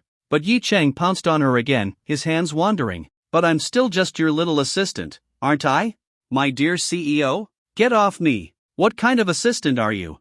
You've slept with the CEO. She reached out to push his chest, but in doing so, she unintentionally revealed herself again. Panicked, she covered her face with both hands, pretending to be an ostrich. Seeing her like this, Yi Chang smiled and let her go. In front of her subordinates, she was supposed to be a dignified and composed CEO, but at this moment, she was just his little woman. Alright, I'm leaving. I might be busy negotiating all day and won't be back until late. Don't miss me. Humph, who would miss you? You wish. Yi Chang chuckled, buttoned up his shirt, put on his suit, and tied his tie. Watching him all dressed up, Yan Yuning suddenly felt a little hungry for him again. Maybe, just maybe, she might miss him after all? Humph. She pulled the blanket over her face. As long as she didn't see him, she wouldn't think about that bastard. Yi Chang left the villa, drove his Rolls-Royce, and headed straight to the airport. After parking, he arrived at the arrival gate, waiting for Elena, the president of Mohong Bank's Greater China region, and her secretary, Dongfang Jingjing. From time to time, he checked his phone to confirm that Elena's flight had already landed and that she was likely making her way out. Not long after, he spotted 2 figures emerging from the corridor, one tall and voluptuous, the other petite and delicate. The smaller one was pulling a suitcase. One of them perfectly matched most men's fantasy of a foreign beauty, curvaceous and alluring. The other looked like a real-life version of Lin Daiyu from Dream of the Red Chamber, delicate and fragile. Together, they made an incredibly captivating pair. Many men around were sneaking glances at them, but the 2 women were used to such attention and paid no mind. They seemed to be looking for someone. Soon, they both spotted a figure in the crowd. Their faces briefly lit up, but they quickly masked their expressions, replacing them with polite, professional smiles. Wearing high heels, they gracefully approached Yi Chang. Elena extended her hand, her expression calm and composed. Mr. Yi, hello. Beside her, Dongfang Jingjing gave him a subtle smile. Yi Chang raised an eyebrow. These 2 women, acting as if they didn't know him? Or were they, trying to play games? His initial warm smile faded, becoming just as formulaic as theirs. Miss Mahong, hello. Yi Chang extended his hand, shook hers briefly, and quickly let go, polite and distant. Elena was momentarily taken aback. This man was mirroring her attitude? Damn it. He was definitely faking it. Who knew how eager he really was inside? She had to make him wait. Yi Chang had no idea what was going through her mind. Turning to Dongfang Jingjing, he extended his hand again and said, You must be Secretary Dongfang. Nice to meet you. Dongfang Jingjing sneaked a glance at Elena, then reached out to shake Yi Chang's hand. She suddenly raised her eyebrows at him and, with her free hand, pointed slightly at Elena almost as if to say, this is all her idea. Yi Chang was momentarily stunned, then couldn't help but smile. She had switched sides already? Typical. No way a fellow Chinese would side with a foreigner over their own. He gave her a knowing smile and then turned to Elena. Miss Mahong, shall we? Elena nodded, still unaware that her secretary had already betrayed her. She lifted her fair, slender neck and strode toward the exit. Yi Chang walked up beside Dongfang Jingjing and reached for her suitcase. Secretary Dongfang, let me carry this for you. At only about 1.6 meters tall, Dongfang Jingjing had to tilt her head up to look at him. Seeing him in his perfectly tailored suit, with his handsome features and an aura of masculine charm, coupled with his gentle smile, she felt her face flush with shyness. Softly, she murmured, and handed him the suitcase handle. It had been a whole week since she last saw him. Remembering that night, she felt a mix of embarrassment and longing. She had once considered herself a protector of women, devoted to her CEO. When she first saw Elena with this man, she had been furious. But what happened later made her understand what true pleasure was, something Elena could never give her. Like Stockholm Syndrome, she had fallen for Yi Chang. Instead of taking the suitcase handle, Yi Chang gently took her small hand, kneading it slightly. In a low voice, he asked, "What's up with Elena?" "She just came up with this at the last minute. Before we got off the plane, she told me to act like I didn't know you." "I have no idea what she's planning," Dongfang Jingjing whispered. Facing Yi Chang, as she caught the scent of him approaching, she forgot all about any so-called camaraderie or loyalty to her superior. None of that was more important than the person she loved more, though she did care for Elena as well. Yi Chang raised an eyebrow slightly and nodded. "I understand." Smiling, he lightly scratched her palm. "I'll make sure you're well fed later." Dongfang Jingjing's face instantly flushed. She quickly shook off his hand. "Stop saying nonsense." Yi Chang chuckled indifferently, then grabbed his suitcase and headed toward the exit. Once they arrived at the parking lot, he placed his suitcase into the trunk and turned to Dongfang Jingjing. "You drive." Dongfang Jingjing was momentarily stunned, then responded with an "oh" before taking the keys from Yi Chang's hand and heading to the driver's seat. Elena quickly called out, "Jingjing, don't drive." She then turned to Yi Chang and smiled faintly. "Mr. Yi, my secretary and I have some things to discuss. I'd trouble you to drive instead." Yi Chang let out a simple "oh" and said, "Could it be that Miss Mohan thinks what I have to discuss isn't important? We are, after all, talking about shares in Mohan Bank." Hearing this, Elena immediately felt a surge of anger. This damn man. He was actually using this to threaten her. He just never gave in, did he? Thinking back to that night, when she had been desperate to learn about Yi Chang's connection to that hotel, she had even put on a bikini and gone into the pool to him, yet he had refused to say a word, insisting on only speaking after close contact negotiations.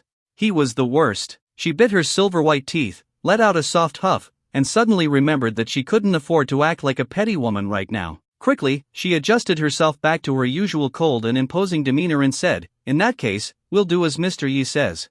Jingjing, you drive." With Elena's approval, Dongfang Jingjing finally opened the driver's door and got in. In her heart, she sighed, boss, why are you playing games with Yi Chang? He's 22. You can't win against him." Elena then took a seat in the back, and Yi Chang also got in beside her. The back seat of the Rolls-Royce Wraith had a partition in the middle, preventing them from sitting too close. Elena found this reassuring. Yi Chang, on the other hand, was displeased. What kind of ridiculous design is this? This isn't just inhumane, it's anti-romance. Once both of them were inside, the car's soft closed doors shut automatically, and Dongfang Jingjing started the engine. Yi Chang turned to look at Elena and smiled. "Miss Mohan, how long are you planning to stay in Shanghai this time?" "A week," Elena replied flatly, taking out her phone and starting to scroll. "A week?" Yi Chang let out a thoughtful "oh" and said, "It seems Miss Mohan didn't come to Shanghai just to sign a contract with me." "Of course not. Your business is just a side task. My main purpose is to inspect the Shanghai branch and also enjoy a few days of sightseeing." Elena spoke casually, showing no special regard for Yi Chang, even though he was a major shareholder. Yi Chang smiled and nodded, unaffected by her attitude. "Sightseeing? That sounds nice. Beijing is an inland city, after all, while Shanghai is by the sea. You can visit the beach or take a stroll along the Bund. I wonder if Mr. Yi has any recommendations. I plan to go sightseeing with my secretary." Elena put down her phone and turned to look at Yi Chang. As she moved, her wavy blonde hair swayed slightly, exuding a natural allure. "Oh?" Yi Chang smiled slyly and suddenly asked, "Miss Mohan, do you happen to enjoy swimming?" I could recommend a few good places. The moment she heard the word swimming, Elena's breathtaking face instantly turned red. How dare he? He actually dared. He actually dared to bring up that word. That night at the pool. It was undoubtedly one of the most unforgettable experiences of her life, second only to that night. Recalling what had happened in the pool, she couldn't help but feel flustered. Her beautiful eyes glared at Yi Chang, but when she saw his ever so innocent, smiling expression, as if he had merely mentioned it in passing, her fair fists clenched. She wanted nothing more than to punch him and let him know that she was not someone to be messed with. However, after thinking it through, she decided that she needed to keep up the act today. So, she swallowed her frustration, put on a composed smile, and played along. Oh, is that so? Then why doesn't Mr. Yi recommend a few swimming pools to me? Yi Chang chuckled. I own quite a few swimming pools in Shanghai. There are 3 by the Huangpu River, 2 public ones and a private one. There's also a private pool by the seaside, all of them open air. Oh, right, my company also owns 3 5-star hotels in Shanghai, each equipped with a pool. Besides that, there's the Manhwa Hotel, which is also one of my properties. But the pool there is open all day, so it's not exactly the best choice. So I'd recommend that Miss Mohan go for one of my private pools, especially the seaside one. The view is stunning, and there won't be any interruptions. You and Secretary Dongfang can wear whatever swimsuits you like and swim however you want. I can even arrange top-tier service for you, completely free of charge. Where did all these swimming pools and hotels come from? Naturally, from Yi Chang's acquisition of Wanqing Real Estate. This massive real estate conglomerate spanned the entire country and even had assets abroad. Since its headquarters were in Shanghai, it naturally owned numerous properties in the city. A few swimming pools? Child's play. As for the Manhwa Hotel, it was one of the few ultra 5-star hotels in all of China. The headquarters of Wanqing Real Estate was located in the Manhwa Hotel itself. Elena's small mouth unconsciously parted in astonishment. She had not expected that, apart from Jinsei Road, this man actually owned so many other properties. Just along the banks of the Huangpu River, he had 3 swimming pools, not to mention the ones by the sea. In a city like Shanghai, where every inch of land was worth a fortune, how could such prime locations belong to him? Even the Manhwa Hotel was his. That was one of the few officially recognized ultra 5-star hotels in China, on par with the Pango Hotel in Beijing. She vaguely recalled that the Manhwa Hotel belonged to Wanqing Real Estate, did it not? That real estate company was a true giant, and if Yi Chang's words were to be believed, Wanqing Real Estate was also his? Elena could not help but feel that Yi Chang was becoming even more of an enigma. Not only was he Long Cohen's nephew, but he also personally owned so many companies and properties. It seemed impossible to gauge just how deep his influence ran. But on the other hand, he had already thoroughly gauged her depths. Miss Mohan? Yi Chang looked at Elena's stunned expression and smiled as he asked again.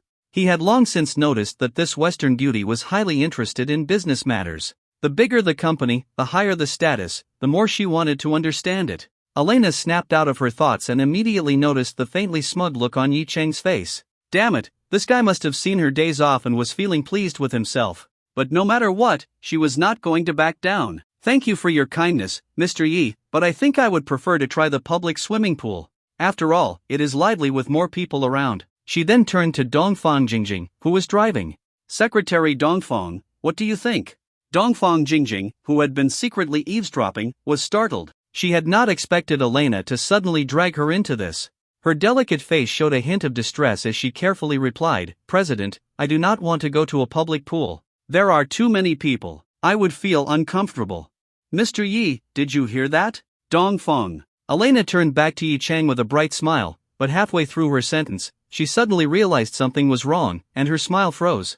Dongfang Jingjing, what did you just say? She could hardly believe it. Was her little secretary actually disobeying her?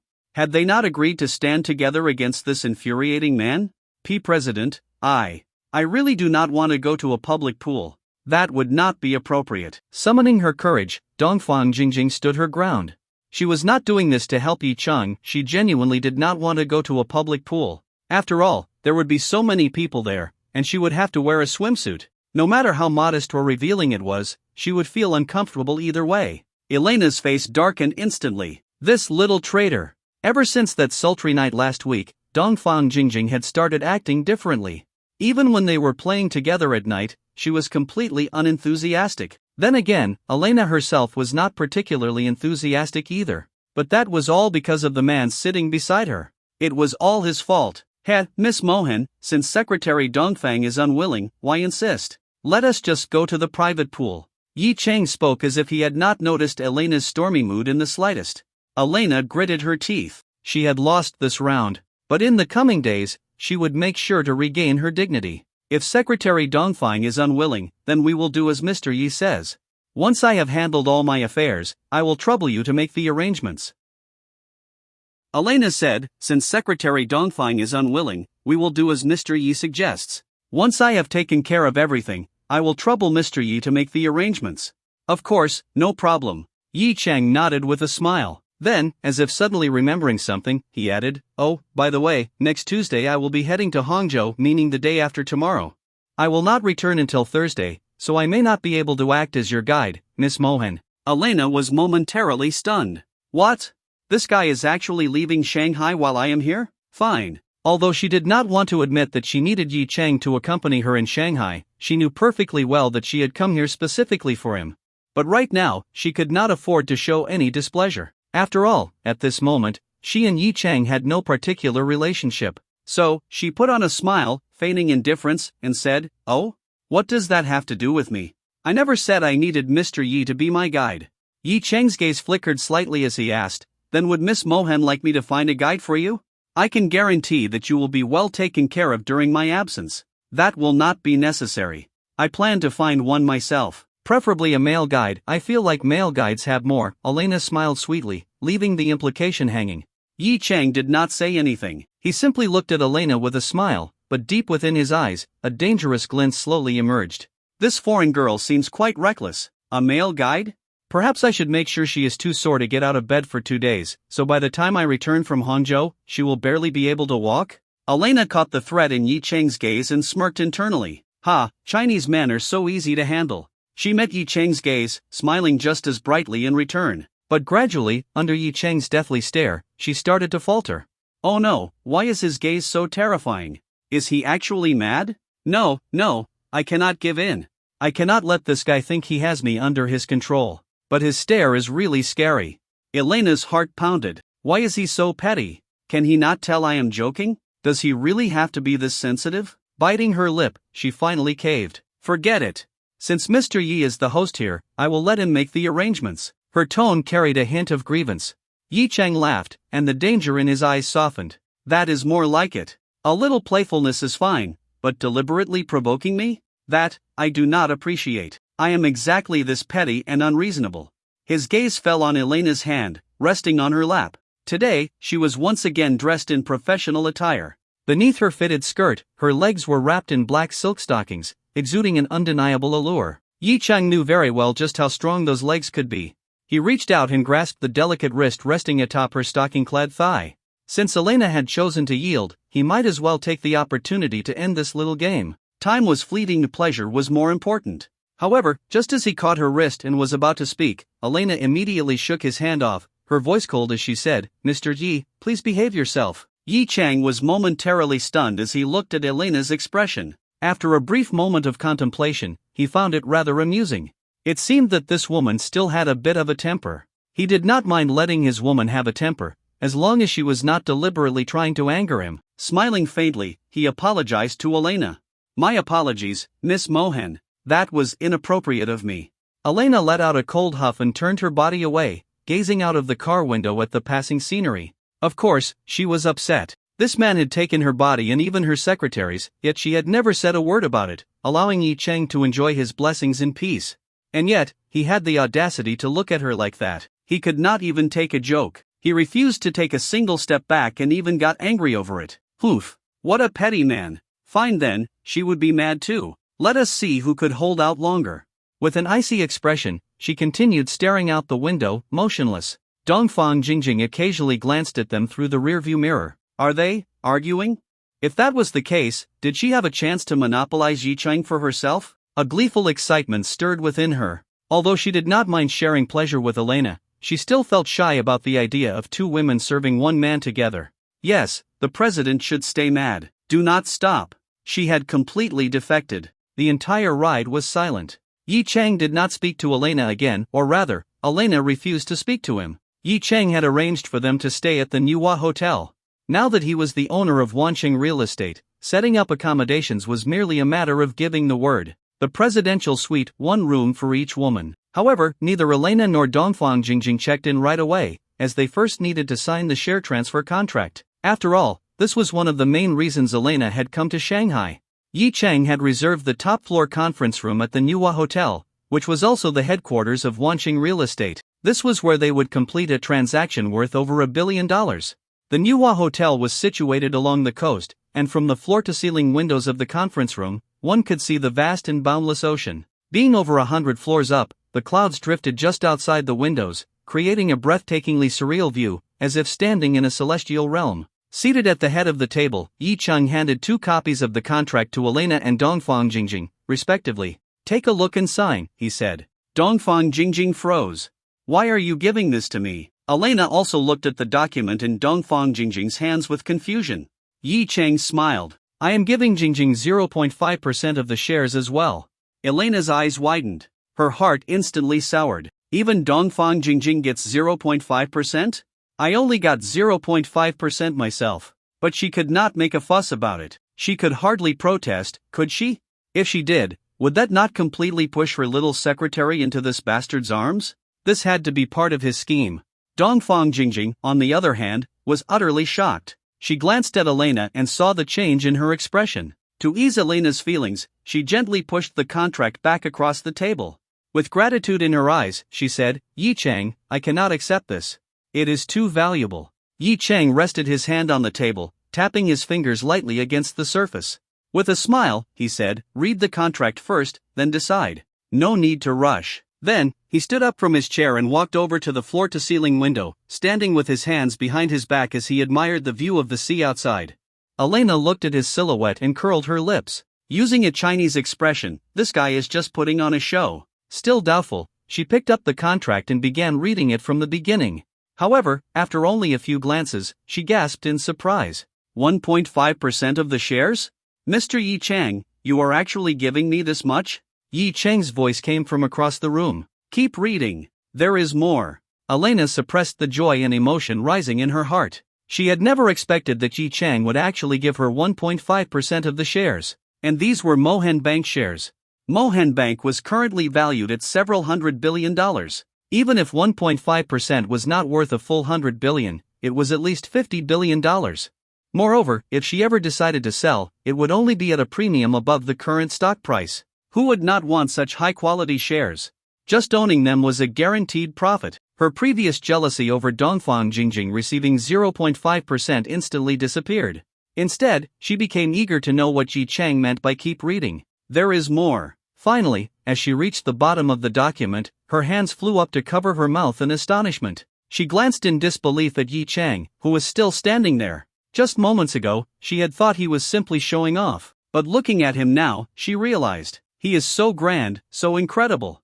She suddenly had the urge to drop her previous little tantrum, run up to him, and smother him with her chest. Because at the bottom of the contract, it was written that once both parties signed, the 1.5% of shares would immediately belong to her without any additional conditions. She could hardly believe it. Just last week, when Yi Cheng had promised to give her shares, there had been countless conditions attached. First of all, the shares were only 0.5%, which was already a fraction of what he was giving her now. But even that 0.5% would have been given to her in installments over several years. On top of that, the shares would not have been fully hers. Any transaction, sale, or transfer of those shares would have required Yi Cheng's approval. Under those conditions, the shares were essentially just being parked under her name, while she would only hold the right to collect dividends. And yet, she had never cared about the money. Even if it was worth billions, that was not what she wanted. What she truly wanted was the status of a major shareholder and the power that came with it. Previously, when Yi Cheng had given her 0.5% of the shares, she had been pleased, but nothing more. That amount was nowhere near enough to put her among the top 10 shareholders of Mohan Bank. If she had introduced herself as a major shareholder of Mohan Bank, people would have checked the shareholder list and found her name nowhere among the top 10. They would have laughed her off. Not to mention, her shares had been under the control of the bank's second largest shareholder. She would have been nothing more than a rich woman with no real power. But now, with Yi Cheng granting her 1.5% of the shares, she had instantly entered the ranks of Mohan Bank's top 10 shareholders. Previously, the 10th largest shareholder had held only around 0.7%. And now, with her 1.5%, she had leaped past several people to become the 6th largest shareholder. More importantly, she was no longer under Yi Chang's control. Any decision she made, whether to buy more shares or sell them, would now attract countless eyes. This was the status she had always wanted. As she stared at Yi Chang's back, all of her earlier frustration vanished completely. Now, the only thing left was, how was she supposed to smooth over this awkwardness? After all, even if she was no longer mad, there would still be a period of awkwardness after a fight. Finally, she picked up the pen and signed the contract. Yi Chang had already signed his name, meaning the contract was now officially in effect. Satisfied, Elena gazed at the document in her hands before looking over at Dongfang Jingjing. Dongfang Jingjing, at that moment, had her mouth covered, her face filled with joy and disbelief as she stared at her own contract. Sensing Elena's gaze, she turned to look at her, and from Elena's expression, she immediately felt her excitement. Hesitantly, Dongfang Jingjing asked, "Elena?" Elena beamed and said, "Hurry up and sign. From now on, the two of us together hold 2% of Mohan Bank's shares. We are major shareholders." Seeing that Elena was not upset at all, Dongfang Jingjing's face lit up with happiness. Previously, she had hesitated to sign because she cared about Elena's feelings. After all, the shares had originally been meant for Elena. Now, it was obvious that she had received hers only because of her relationship with Yi Chang. She was well aware that she was simply benefiting from Elena's influence. However, now that Elena seemed even happier than she was, Dongfang Jingjing no longer hesitated. With an excited smile, she quickly signed her contract. In that instant, she officially became a world-class wealthy woman, with a personal fortune worth over $10 billion. But most importantly, this was a gift from Yi Chang, and she had no intention of rejecting it. At that moment, Yi Chang finally turned around. Seeing the two women beaming with joy, he smiled faintly. "All signed?" he asked. Elena's lips curved into an uncontrollable smile. Upon hearing Yi Chang's words, she nodded. "Thank you, Mr. Yi. Your generosity has truly touched me." "Still calling me Mr. Yi?" Yi Chang raised an eyebrow. Elena's face immediately flushed with embarrassment. She huffed lightly and said in a coy voice, "What else should I call you, then, Mr. Yi?" There was no way she was going to admit that she was no longer mad simply because he had given her too much. So, she had to keep pretending to be upset. Yi Chang extended a finger and playfully pointed at her from a distance before shaking his head helplessly. Then, he turned to Dongfang Jingjing. "What about you, Jingjing?" he asked. Ignoring Elena's gaze, Dongfang Jingjing threw herself straight at Yi Chang, leaping into his arms like a swallow returning to its nest. "Shang, thank you." Yi Chang wrapped his arms around her slender waist. Her petite figure felt incredibly comfortable in his embrace. Elena, standing beside them, wanted to join in but felt too embarrassed. Her heart itched at the sight, and finally, she could not bear watching them being affectionate right in front of her anymore. She immediately stepped forward and pulled them apart. "Hey, Mr. Yi, why are you hugging my secretary?" Yi Chang let go of Dongfang Jingjing, raising an eyebrow as he looked at Elena, while Dongfang Jingjing lowered her head, blushing furiously. Yi Chang chuckled, and just as Elena was about to grow flustered and annoyed, he said, "All right, you two must be exhausted from the trip. How about we head to the hotel and get some rest?" Let us rest first, then." Elena nodded. After hours of flights and car rides, she was indeed a bit tired. But Yi Chang, this guy, would he really be so considerate? Was he truly not going to do anything to her? Could he not see that she was no longer angry? She was just pretending. Elena was itching to relive the sensations of that night. But Yi Chang really did nothing. Along with Dongfang Jingjing, he escorted her to her room first. "If Miss Mohan needs anything, you can contact the hotel reception. The service at Manhwa Hotel is among the best in the world," Yi Chang said. "All right then, Miss Mohan, please rest well. I will now take Secretary Dongfang to her room." Seeing that Yi Chang truly had no intention of staying, Elena immediately pouted, her tone filled with irritation. "Then go." She then shut the door. Through the closed door, Yi Chang could still faintly hear a soft humph from inside. He chuckled and turned to Dongfang Jingjing. Her face was already flushed red. Now, it was just the two of them. She suddenly recalled that night Yi Chang had also arranged separate hotel rooms for both of them and then taken them one by one. Was he planning to start with her tonight? A strange sense of anticipation stirred within her. "Secretary Dongfang, let me take you to your room." "Oh." Dongfang Jingjing nodded softly and followed behind Yi Chang toward the next room. Yi Chang opened the door and gestured politely, inviting her in. Seeing his gentlemanly demeanor, Dongfang Jingjing grew even more puzzled. Could it be that he really was not planning to do anything tonight? But the next moment, she realized she was wrong. The instant she stepped into the room, she felt herself being tightly embraced from behind. In one swift motion, Yi Chang carried her inside. The door shut with a loud thud, and before she could react, her skirt had already been lifted to her waist. Then Pia, a sharp slap landed on her rear. Finally, there was the sound of stockings tearing rip. Jingjing, I have been waiting for you for so long. His deep voice murmured beside her ear, and a warm tongue brushed against her sensitive earlobe, making her entire body tense up. And then, she surrendered to the long-awaited pleasure. Inside Elena's room, she lay on a chaise lounge by the floor-to-ceiling window, holding the contract in her hands, feeling utterly delighted. The corners of her lips curved high. Suddenly, she spread her arms wide and happily shouted, "Ah!" She was simply too happy. 1.5%, this number echoed over and over in her mind. Cherishing the contract, she carefully placed it into a folder. Then, she kicked off her high heels, allowing her silk-clad feet to dance across the plush carpet of the presidential suite before she dove straight into the bed. Burying her face in the pillows, she savored the joy of this moment. Finally, she rolled over onto her back, lying flat on the bed. Her mind began replaying the image of that man. It was all because of him. Her memories rewound, back to the pool, to the bed, to the bathroom, to that bastard. Why did he not stay just now? I am not even mad anymore. Is he not supposed to be fearless? A woman who had experienced Yi Chang's masterful skills could never forget that blissful sensation. Her face grew increasingly red. She decided to stop thinking about it and just sleep. Too lazy to even take off her clothes, she hugged a pillow and closed her eyes, attempting to fall asleep. But after tossing and turning for dozens of minutes, she was still wide awake. She was simply too excited. Who would not be thrilled after acquiring 1.5% of Mohan Bank's shares? Finally, unable to stand it any longer, she sat up in bed. Her outfit felt uncomfortable. She still had not changed out of her business attire. She remembered that her other clothes were in Dongfang Jingjing's room. They had only brought one suitcase, and all their clothes were packed in it. So, she decided to go find Dongfang Jingjing and retrieve her clothes. She was going to be in Shanghai for a week, and she had brought quite a few outfits. Getting out of bed, she slipped on the hotel's provided slippers and headed next door. The doorbell rang, disturbing the man and woman in the room. Yi Chang stood in front of the floor-to-ceiling window, his hands wrapped around Dongfang Jingjing's slender legs. Dongfang Jingjing was leaning against the window with her upper body when she was startled by the sound. Gasping softly, she said, There's someone outside the doorbell." Yi Chang simply smiled indifferently. He already knew who it was.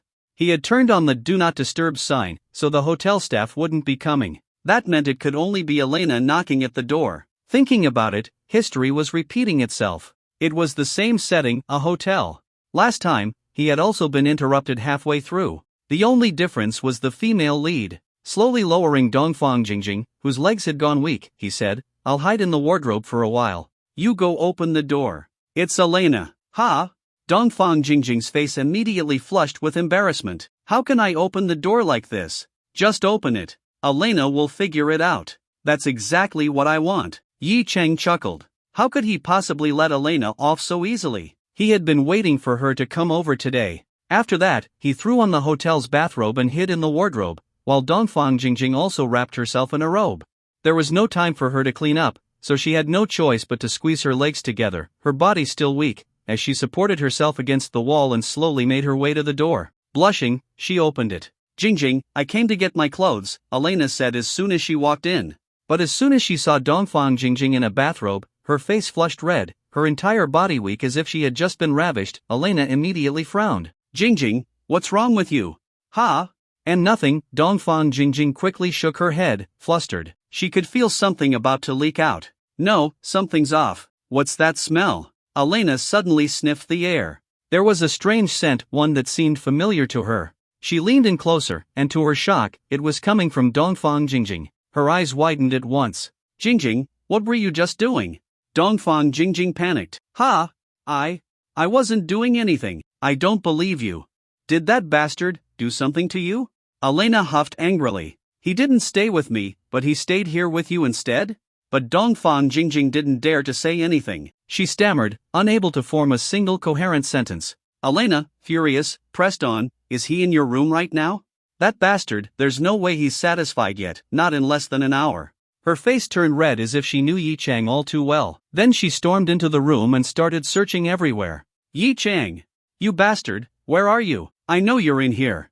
She stomped into the bedroom, where that lingering, shameful scent still faintly hovered in the air. Since not much time had passed, it wasn't too strong yet. She started searching everywhere, first checking the bathroom, nothing. Then she came to the bed and lifted the blanket, still nothing. Elena, stop looking.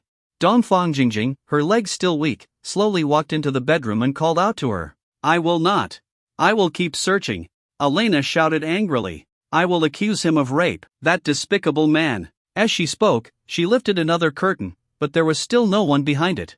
The presidential suite had many places to hide, and she had not yet searched the wardrobe. However, after finishing with the curtains, she set her sights on the row of wardrobes. The wardrobes were large, arranged in 2 rows forming a right angle in the corner of the room.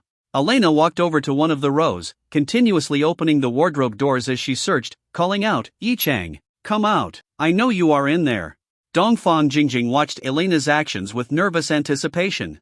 She knew that Yi Chang was hiding in the wardrobe on Elena's left, but at that moment, something unexpected happened. It was as if Yi Chang had responded to Elena's words. He quietly opened the wardrobe door and stepped out. The door moved without making a sound, and his footsteps were completely silent, so Elena did not realize that a man had already emerged behind her. Just as he had ambushed Dongfang Jingjing earlier, Yi Chang now attacked Elena, violently lifting her tight skirt. Then, with a tearing sound, will you still act like that with me again? And no, I will not.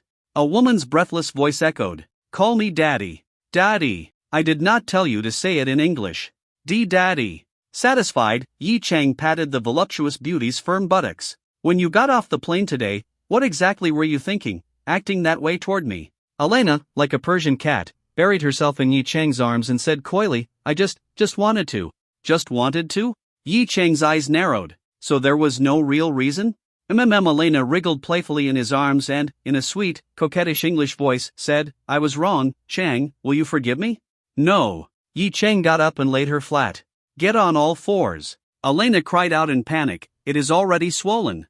Looking at the stunning beauty who had completely lost her strength, Yi Chang felt utterly satisfied. As for Dongfang Jingjing, that piece of shit could not last even 2 hours. By now, her eyes had rolled back and her consciousness had not yet returned. And Elena now, aside from the fact that her mouth could still speak, had absolutely no strength left. Why are you going to Hangcheng on Tuesday? She asked weakly. On Wednesday, I am attending a charity gala, Yi Chang replied in a clear and invigorated tone. The charity gala in Hangcheng? Elena suddenly recalled, I seem to have heard of it.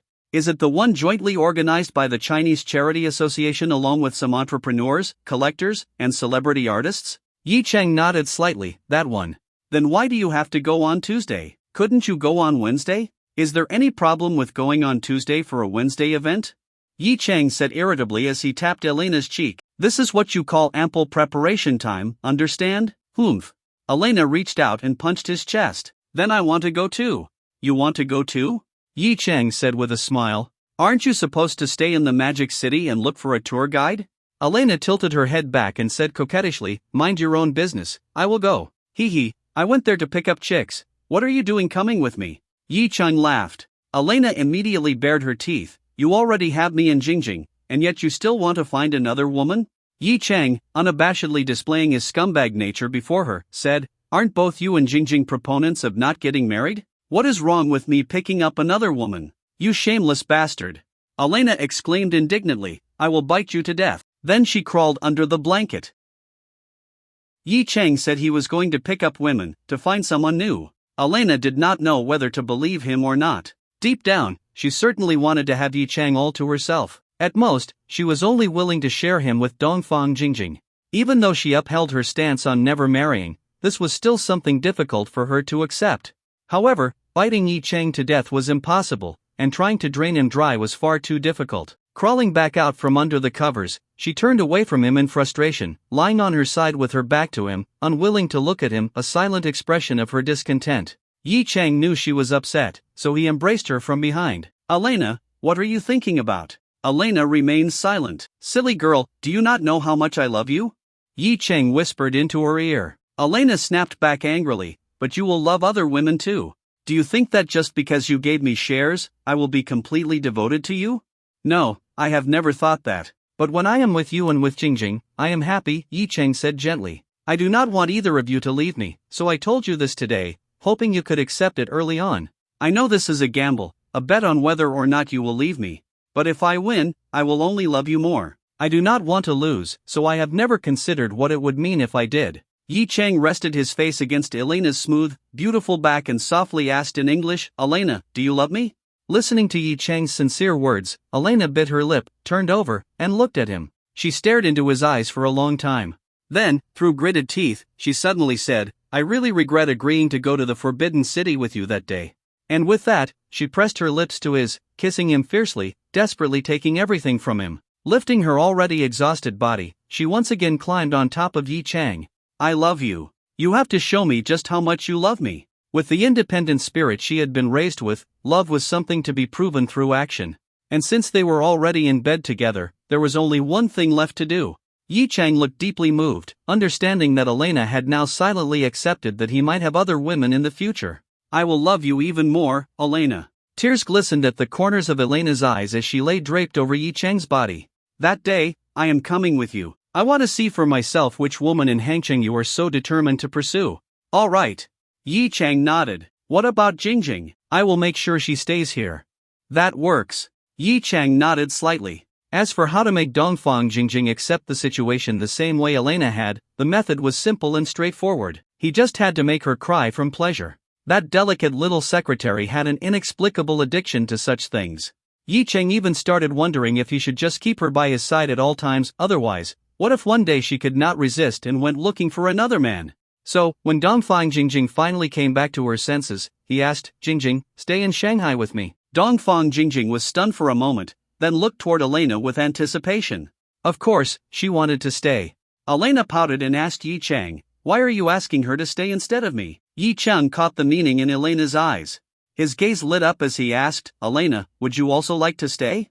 Elena smiled slightly. I am already a major shareholder of Mohan Bank, so why should I stay there as an employee?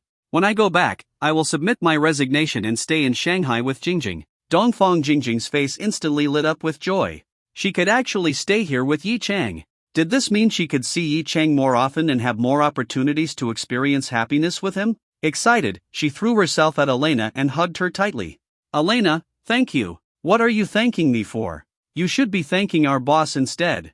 Elena pointed at Yi Cheng. Go and show your gratitude to this scoundrel. Dongfang Jingjing blushed, not daring to look at Yi Cheng at all. She could only handle seeing him once a day anymore, and she would completely fall apart. Yi Cheng, however, was already overjoyed. If Elena was willing to stay, did that not mean she had truly let go of any lingering doubts and genuinely loved him? Stepping forward, he embraced both women and said cheerfully, that is wonderful news. But Elena pushed him away again and, with a playful smile, asked, then should you not prepare a place for us to stay? Or at least find something for us to do?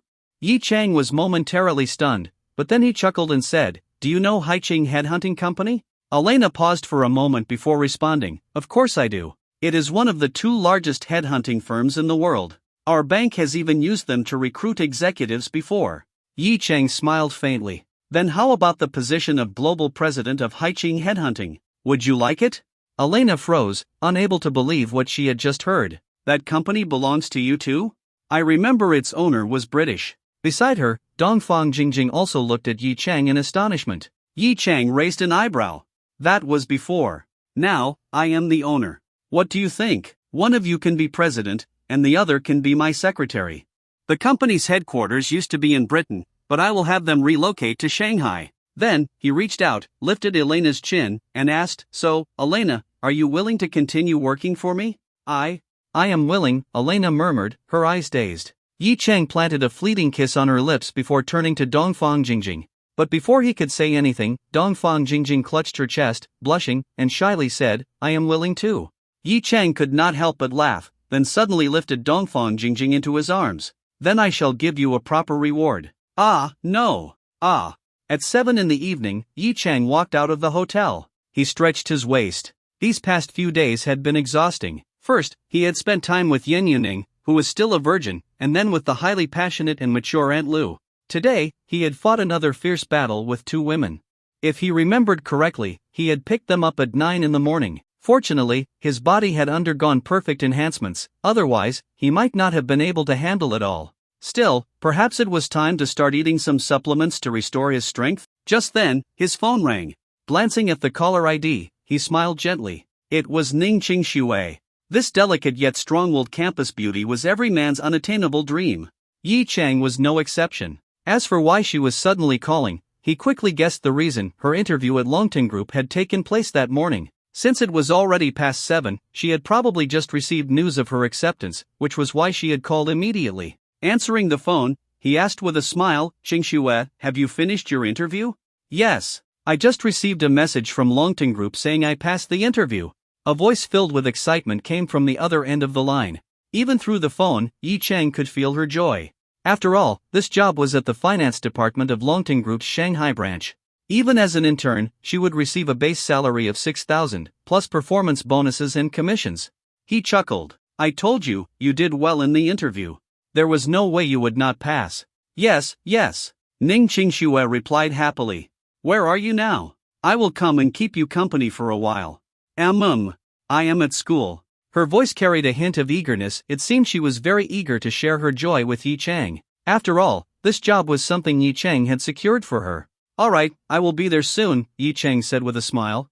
Starting his car, he headed straight for Modern University. It had been several days since he had been on campus, and he found himself missing it a little. But he had not forgotten that his thesis defense was coming up in 2 weeks. Driving onto the campus, he stopped in front of the girls' dormitory and called Ning Qingxue to let her know he had arrived. Before long, a graceful figure emerged from the building. She wore a simple t-shirt, fitted pants, and sneakers, completely different from the elegant and refined appearance she had when she hosted the event in a formal dress. Today, she exuded youthful energy and vibrance.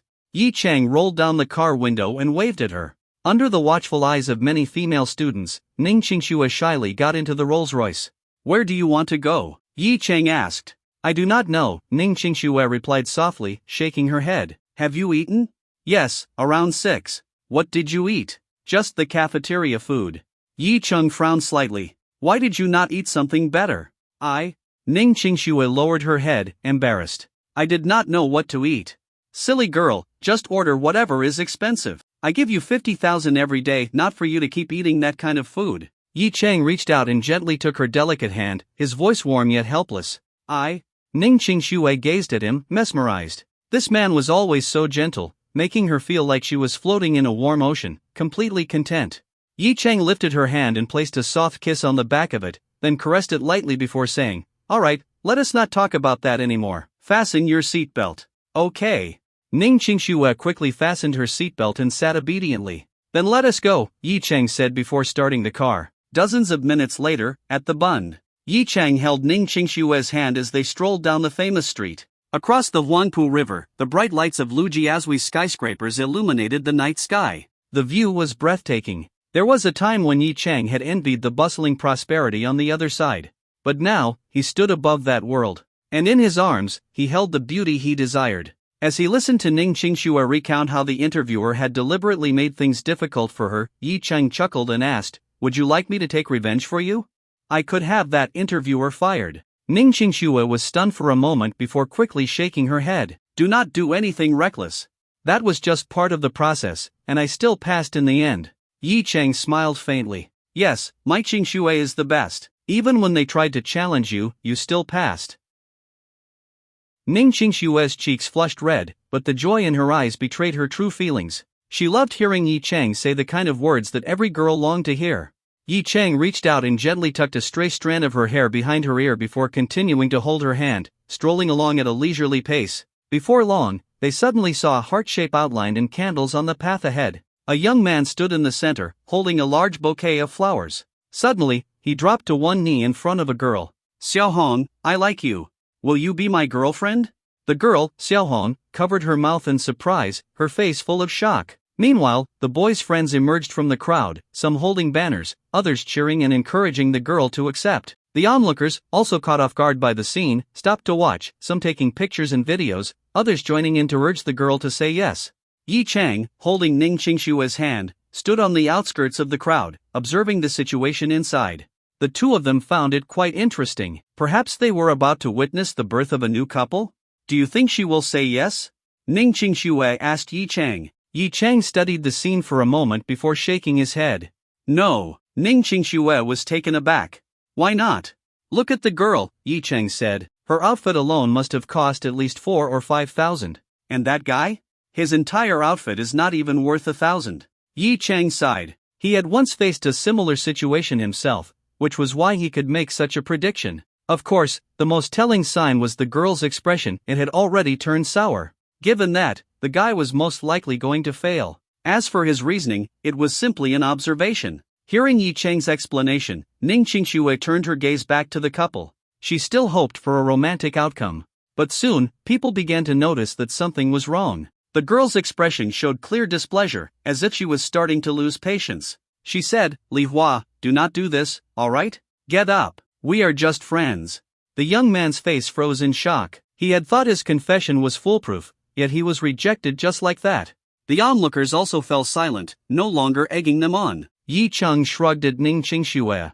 Ning Qingxue, though impressed by Yi Chang's keen observation, could not help but feel disappointed. I cannot believe she turned him down. What a shame. Yi Chang smiled but said nothing. At that moment, the young man stood there awkwardly. In just a short span of time, he must have gone through countless emotions: panic, confusion, humiliation.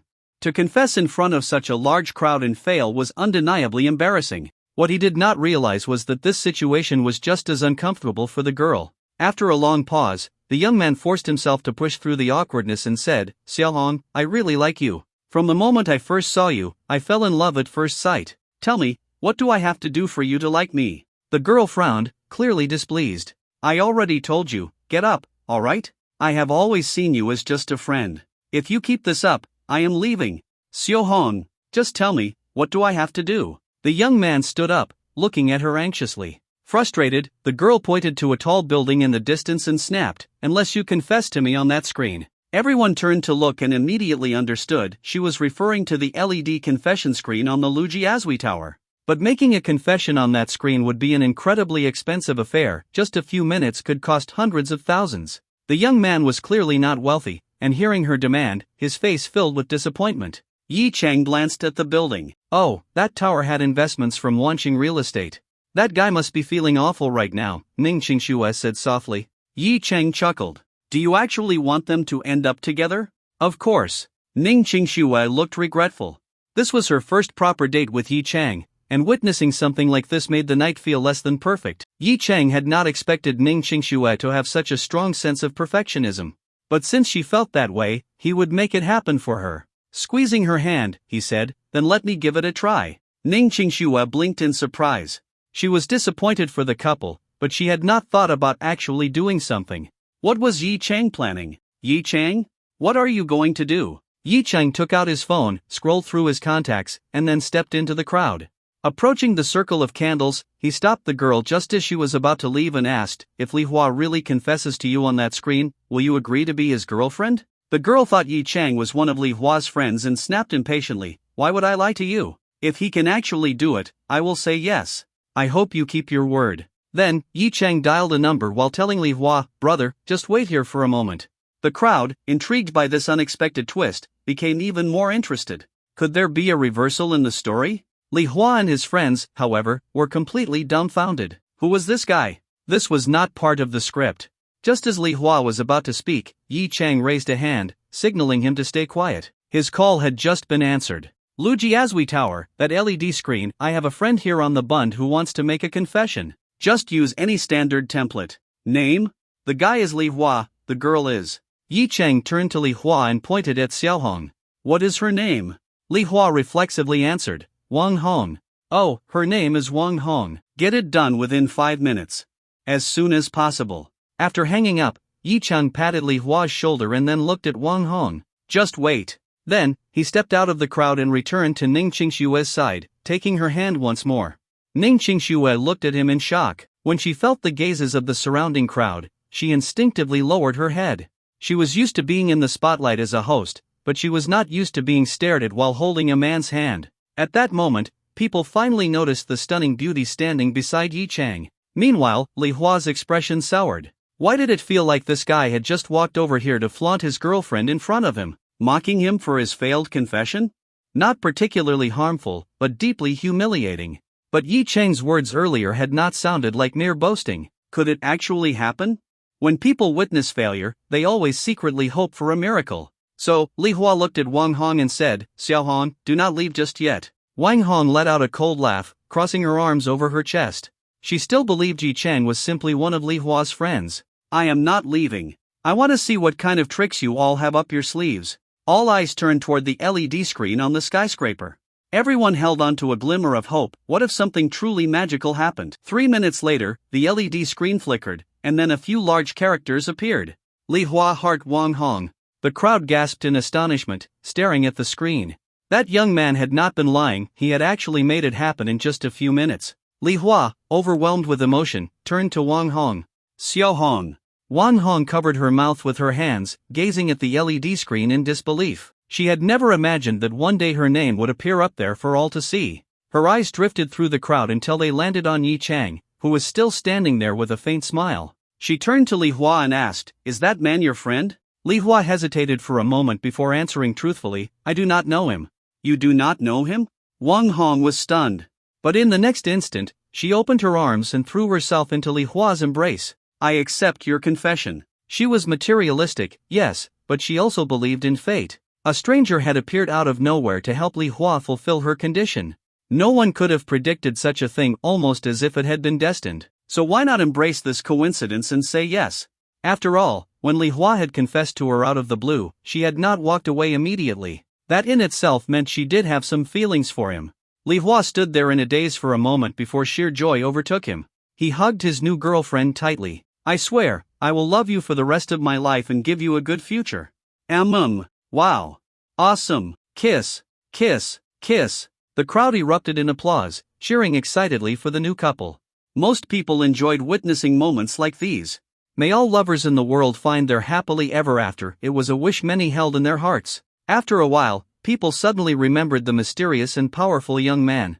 One phone call, and in just a few minutes, he had changed the LED screen on a skyscraper. His identity had to be extraordinary. But when they turned to look, he and the stunning girl beside him were already gone. "Yi Cheng, why did you suddenly step in like that?" As she recalled what had just happened, Ning Qingxue could not help but feel amazed. Yi Cheng had simply walked up and, in just a few minutes, fulfilled that girl's request. "Because you wanted them to be together." Yi Cheng gently massaged her delicate hand and smiled. "If you wish for something, I will naturally try to make it happen."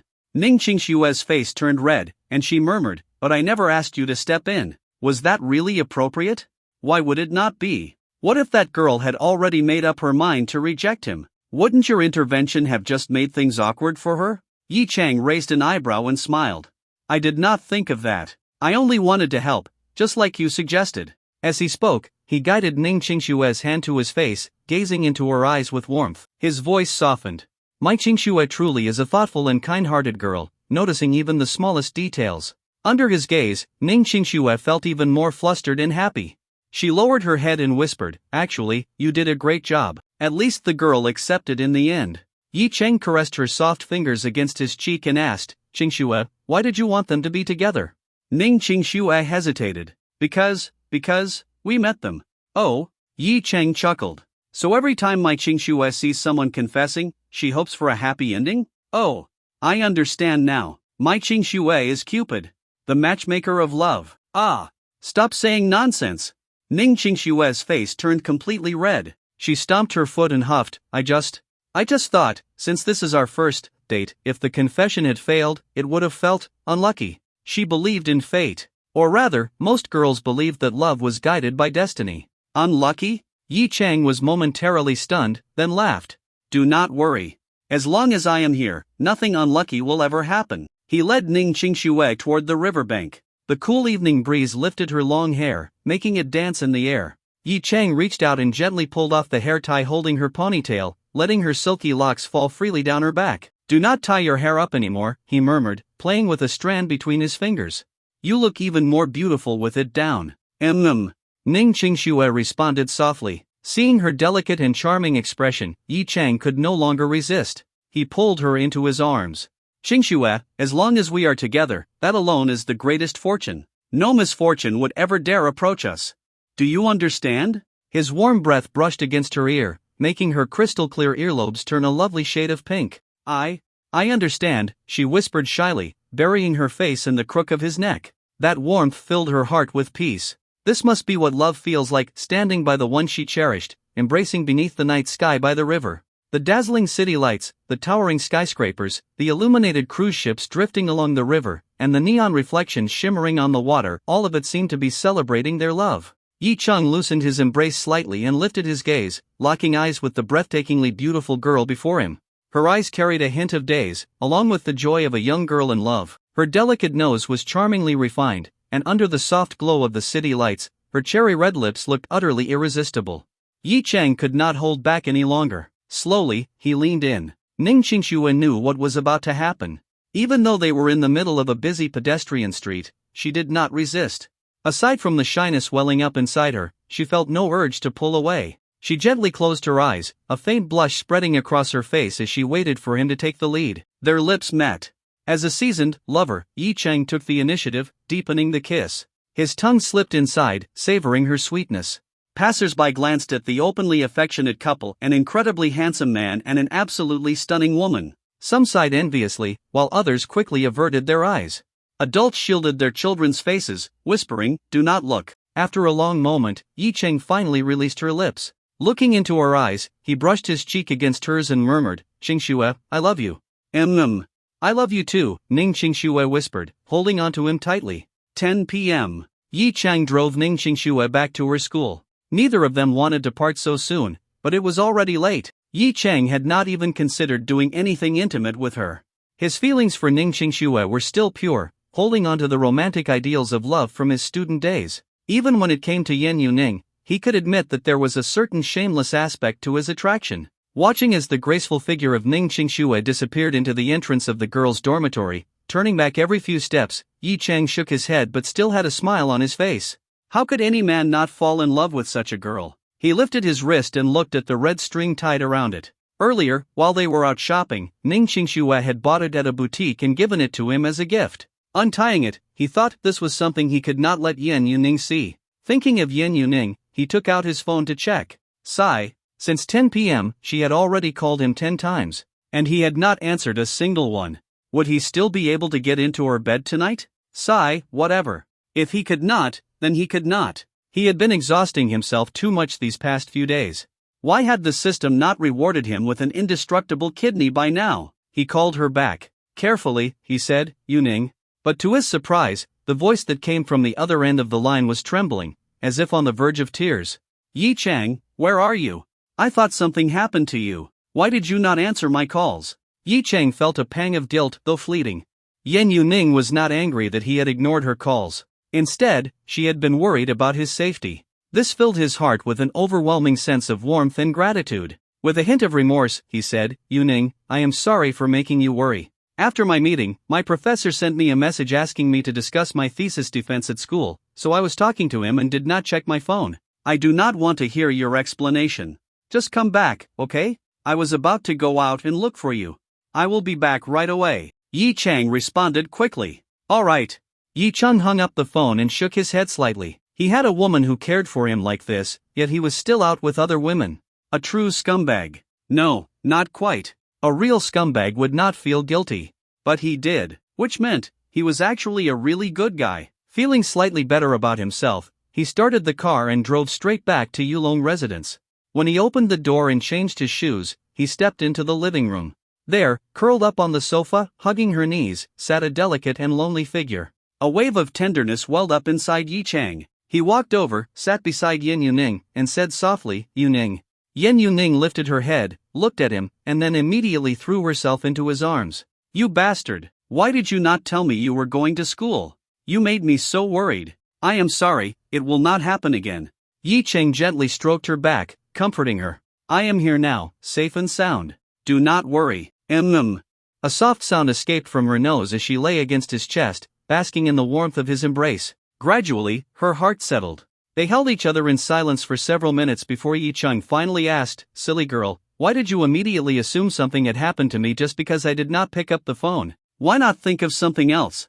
I saw a news report just now. It said a Rolls-Royce was crushed by a truck, and then I could not reach you, so I Yi Chang was momentarily stunned. That was the reason?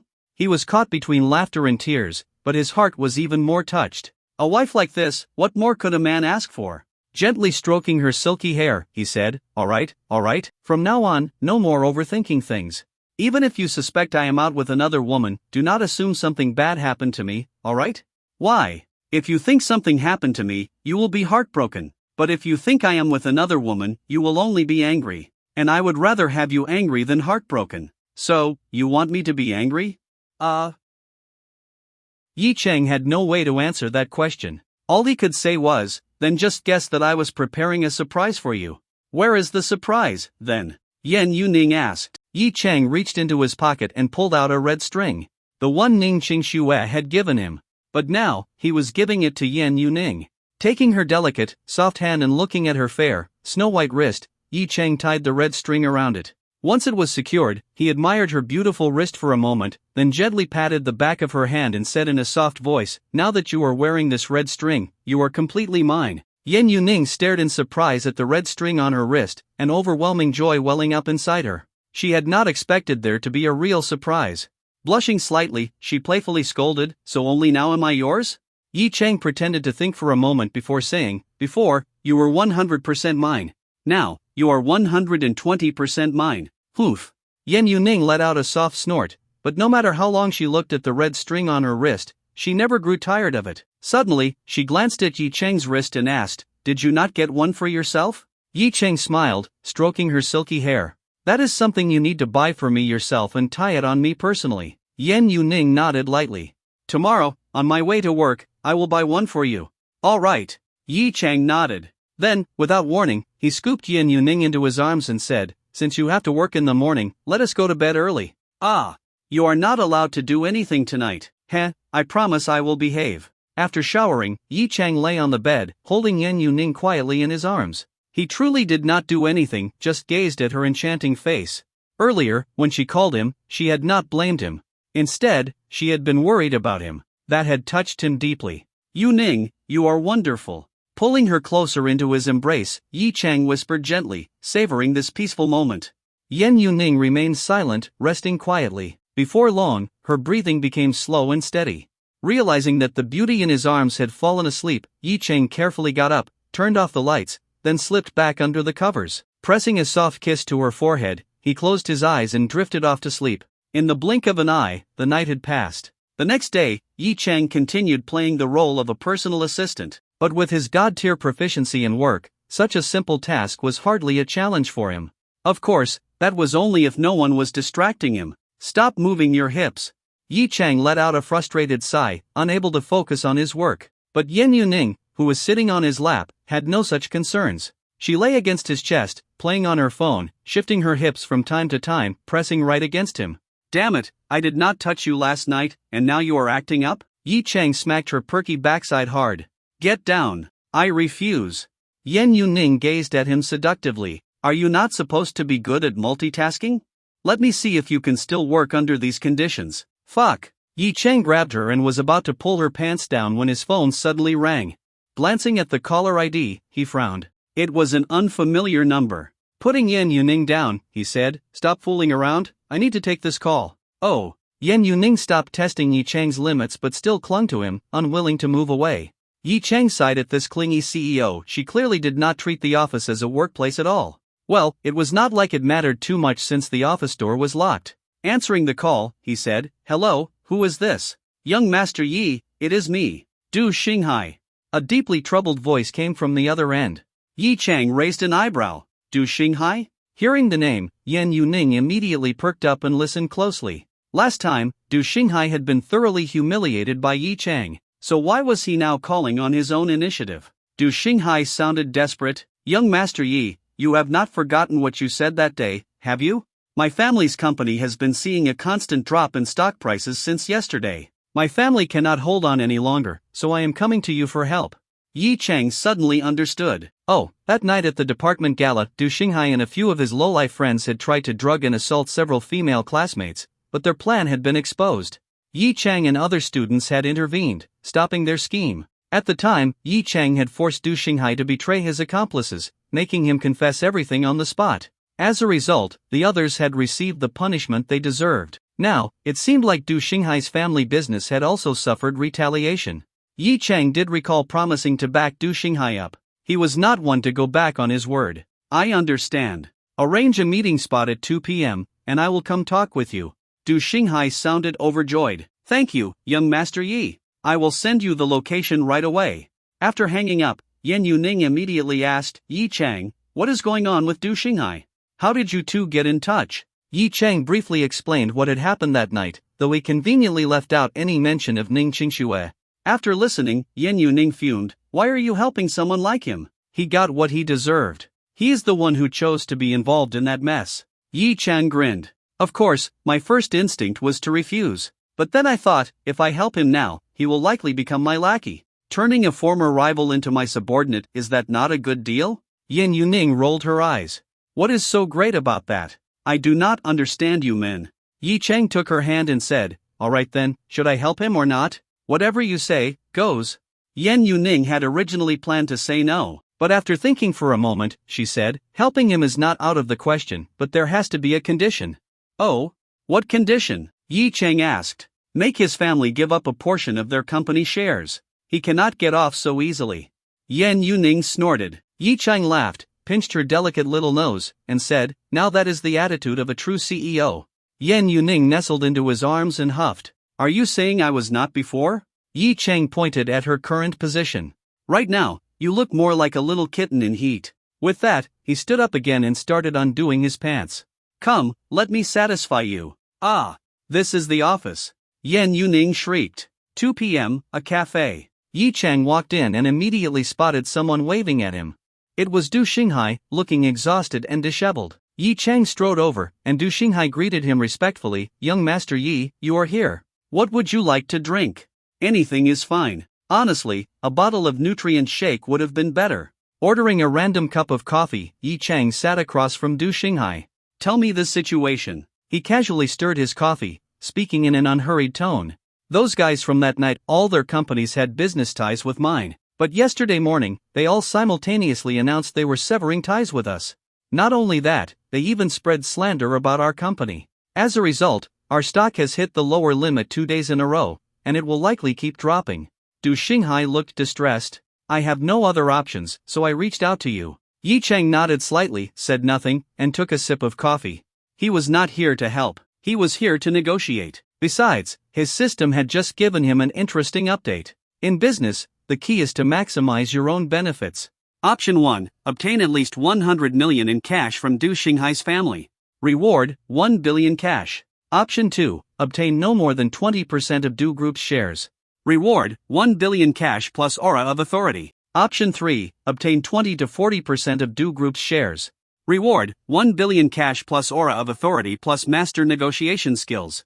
Option 4. Obtain more than 40% of Du Group's shares. Reward, Tianqi Technology Company plus aura of authority plus master negotiation skills plus random character connection. Seeing the random character connection in the fourth option, Yi Chang's excitement surged. The first time he got a random connection, it led him to Long Kuan, which brought him enormous benefits. If he received another one now, whose connection would it be? He was extremely curious. So, 40% or more, he had to get it. Not even Jesus could stop him. That was why he was deliberately acting indifferent now, to apply psychological pressure on Du Xinghai. Du Xinghai, seeing Yi Chang's leisurely demeanor, was growing increasingly anxious. But since Yi Chang showed no intention of speaking first, Du Xinghai did not dare to either. All he could do was wait. Meanwhile, Yi Chang, having had enough coffee, casually took out his phone. He started messaging Yan Yuning, Ning Qingxue, Elena, and Dongfang Jingjing all at the same time. Oh, and he also accepted a 5,000 yuan transfer from Aunt Lu. Though Aunt Lu was usually busy with work on weekdays, leaving her no time to flirt with him. So, Yi Chang decided to share a song with Aunt Lu Taste. Not long after, she sent him a message, I also miss the taste of you. Yi Chang could not help but smile. Seeing this, Du Xinghai finally understood what was happening. Yi Chang was waiting for him to name a price. Alright, he had originally thought Yi Chang would not ask for anything. After all, in the morning, Yi Chang had agreed without mentioning any conditions. Clearly, he had underestimated him. With a bitter expression, Du Xinghai said, Young Master Yi, tell me, what will it take for you to help? Yi Chang finally lifted his head and put down his phone. Leaning back slightly in his chair, he raised an eyebrow and said, "You name a price first." Du Xinghai cautiously asked, 1 billion? Yi Cheng's brows immediately furrowed. 1 billion? Do you know how much I make in a single day on Jinsei Road? As he spoke, he picked up his phone again and sent Ning Qingshuo a picture of the red string on his wrist, bought this morning when he and Yan Yuning went to work. Ning Qingshuo was delighted and responded with a picture of her own wrist, also wearing a red string. Du Xinghai, feeling helpless, said, "Young Master Yi, you should just name your price. I really do not know what you want." Yi Cheng said, "Du Group, I want half of it." Du Xinghai's face immediately paled. "Young Master Yi, that is daylight robbery." His expression turned grim, completely unprepared for Yi Cheng's outrageous demand. "That is impossible." Yi Cheng let out a casual "oh," then said indifferently, "If you do not give me half, Du Group will go bankrupt. I have already looked into the situation. Your opponents still have a trump card. Your family will not last long. A month, no, 2 weeks. At most 2 weeks before your family is out on the streets." Du Xinghai's face turned ashen. He asked anxiously, "Young Master Yi, what do you mean? What else do they have planned?" Yi Cheng glanced at him sideways. "Why should I tell you?" Then he picked up his coffee again. Du Xinghai was in a panic, but his mind was racing. Was Yi Cheng telling the truth? What trump card did their enemies have? Was it an internal flaw in their company? Or did they have a more powerful strategy waiting? Or was Yi Cheng just bluffing? But what if Yi Cheng truly had insider knowledge? He was suddenly too afraid to gamble. He even started regretting his decision to side with Yi Cheng in the first place. This was half of his family's entire fortune, but if they had gone against Yi Cheng back then, he could not imagine what the consequences would have been. Gritting his teeth, he said, "Young Master Yi, could we lower it a bit? 20%. No, 30%. Would that be acceptable?" Yi Cheng stared at him intently. Du Xinghai felt the pressure and finally lowered his head. Only then did Yi Cheng calmly say, "You call 30% a little less?" Du Xinghai opened his mouth but quickly realized Yi Cheng was dead set on taking half. This condition was beyond what he could agree to. After a brief silence, he said, "Young Master Yi, I am sorry, but I cannot agree." He stood up and added, "Even if we give up 25%, our family can still find a way out. If we offer 40%, we can negotiate with those companies and reach a compromise. Your conditions are too much, young Master Yi." With that, he turned to leave. But then, a voice rang out from behind him. "If you leave now, it will not just be those companies targeting you. Longting Group will also get involved." Du Xinghai suddenly froze. He turned around in disbelief. "Young Master Yi, what did you just say?" Yi Cheng casually crossed his legs, holding his coffee without looking at him. However, his Huawei MX2 had already unfolded its screen. A web page was open, and he handed it to Du Xinghai. Du Xinghai looked down and was stunned. It was the official website of Longting Group. He navigated to the management team page. At the very bottom, there was a photo of a familiar face. Raising his head to compare, was that not Yi Cheng? This young man was actually part of Longting Group's leadership? But Yi Cheng's profile was at the bottom, meaning his rank in the management hierarchy was relatively low. Looking closer, Du Xinghai read Yi Cheng's title, Global Special President. His eyes widened in shock. He recalled hearing last week that Longting Group had announced a new Global Special President, a position said to have full authority over the group's global resources. The appointment had been personally approved by Chairman Long. This level of power was nearly equal to the chairman himself, the only difference being that the chairman still had personnel authority, which, of course, was the most critical power in any organization. But none of that mattered anymore. Du Xinghai could not believe what he was seeing. This man, who was not only the owner of Jinsei Road, was also a top figure in Longting Group. Could it be he had a connection with Long Kuan? "Young Master Yi." Yi Cheng cut him off. "Do not ask me any questions. You just need to decide yes or no." The decision took less than a second. "I will call my father right now." Yi Cheng nodded slightly. Du Xinghai immediately pulled out his phone and stepped outside to make the call. His mind was racing with excitement. If his family could establish a relationship with Longting Group, nothing would be a problem anymore. Those companies attacking Du Group? They would soon be the ones begging for forgiveness and asking for partnerships. And as for giving up half of Du Group, that was no problem at all. Even at their peak, Du Group was only worth just over 100 billion. After recent events, they had dropped below 80 billion. But if they could align themselves with Longting Group, their stock would immediately surge. If they secured orders or deeper collaborations, then even after giving up half, their gains would far exceed their losses. In fact, his father might not even be upset about it, he might throw a massive banquet to celebrate. And sure enough, as he explained everything to his father over the phone, at first, Du Ping was furious when he heard Yi Chang was demanding half. That bastard is out of his mind. Are you stupid? Just reject him outright. Why are you even calling me? But then, Du Xinghai casually dropped the bombshell. Oh, by the way, Yi Chang is Longtong Group's global special president. Silence. Then, his father instantly changed his tune. You are sure? Yes. It is right on Longtong Group's official website. The line went quiet, likely as Du Ping scrambled to verify the information. Moments later, he spoke again. All right. I understand. Make sure you treat him well. I will call the other shareholders immediately. There will be no problem. Du Xinghai, thrilled, replied, Got it, Dad. Although his family owned the majority of Du Group, there were other shareholders. And in the past 2 days, they had been relentlessly pressuring Du Xinghai and his father over the crisis. Now, however, he had proven himself. His decision to side with Yi Chang was correct. Even though it cost them half the company, it was nothing in comparison to what they would gain. After all, status mattered even more than money. And who in China would dare mess with a company backed by Longtong Group?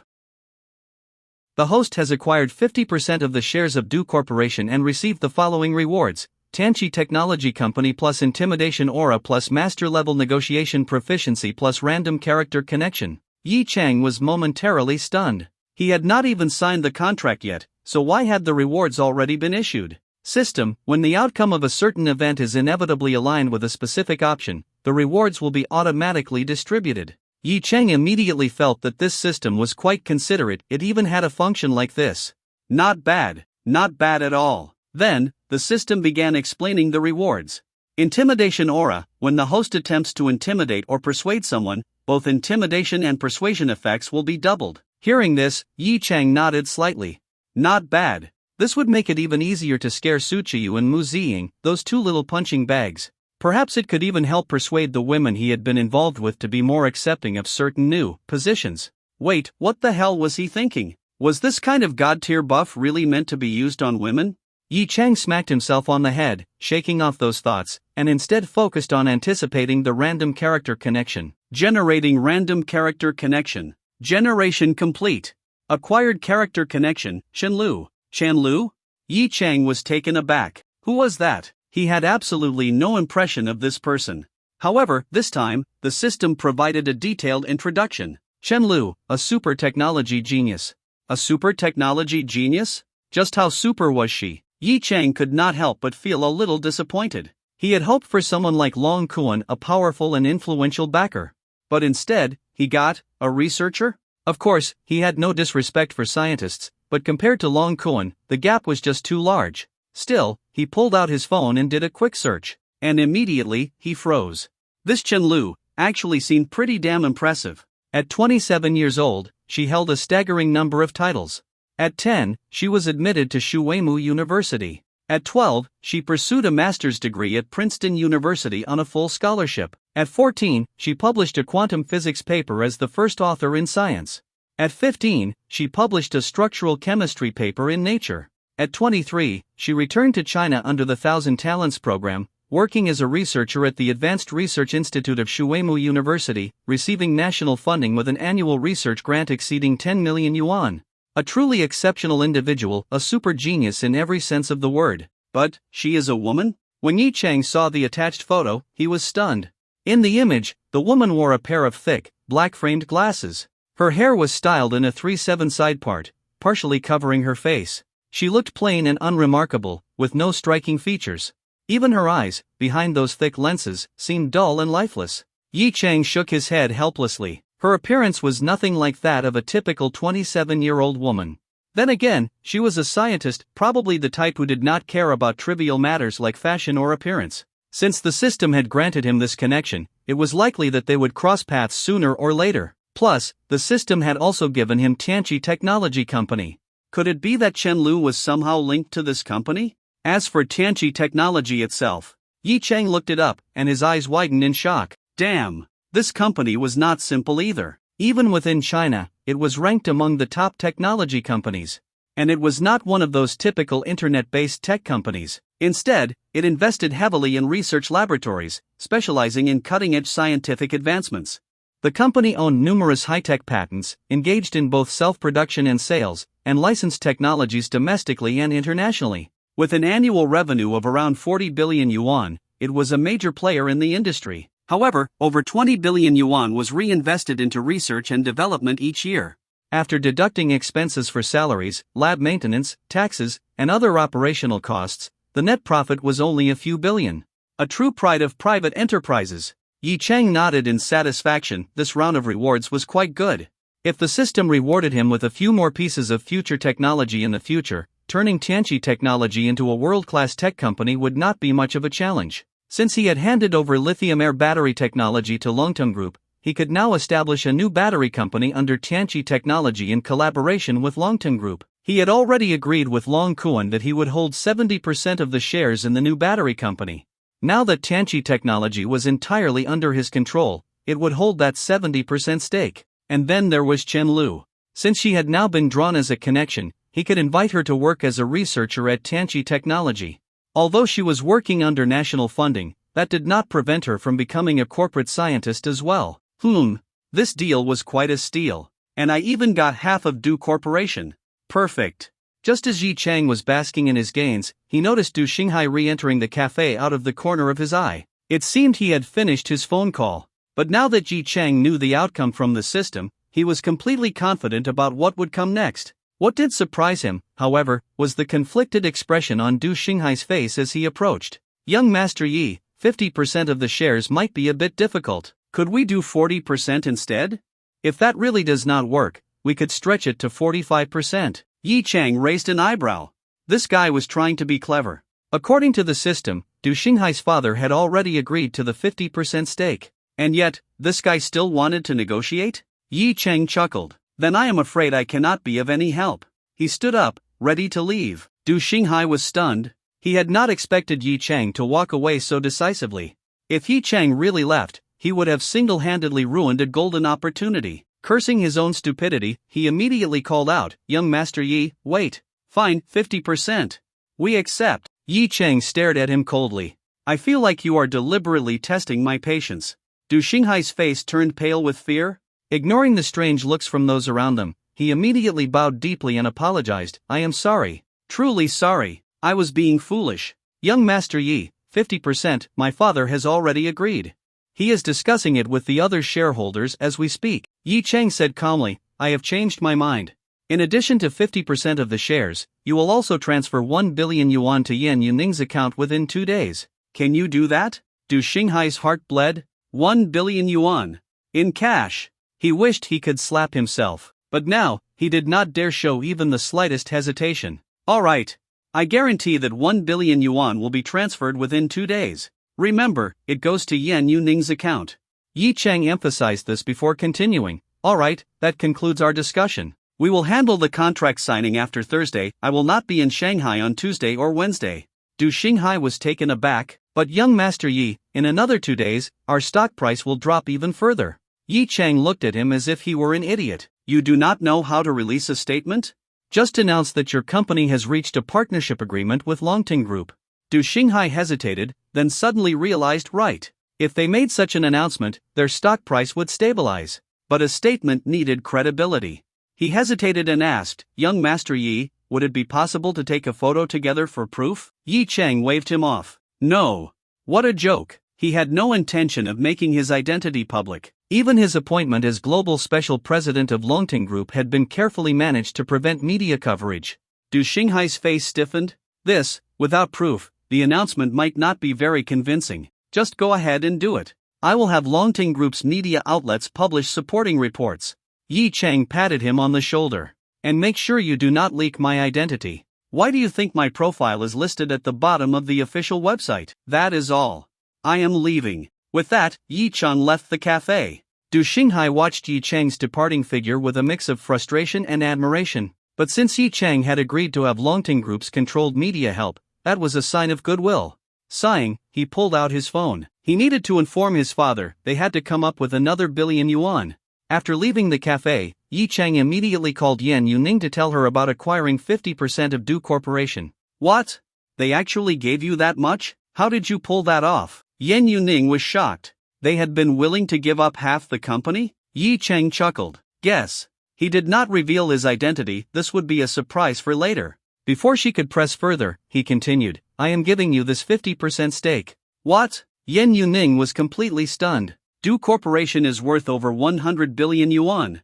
Why are you giving it to me? Yi Cheng smiled. You do not need to worry about that. Just take it. Oh, and tomorrow, you will probably receive a large transfer to your bank account. Do not be surprised, that is just some spending money I got for you. On the other end of the call, Yen Yuning covered her mouth, her eyes filled with emotion. Yi Cheng was willing to give her half a corporation.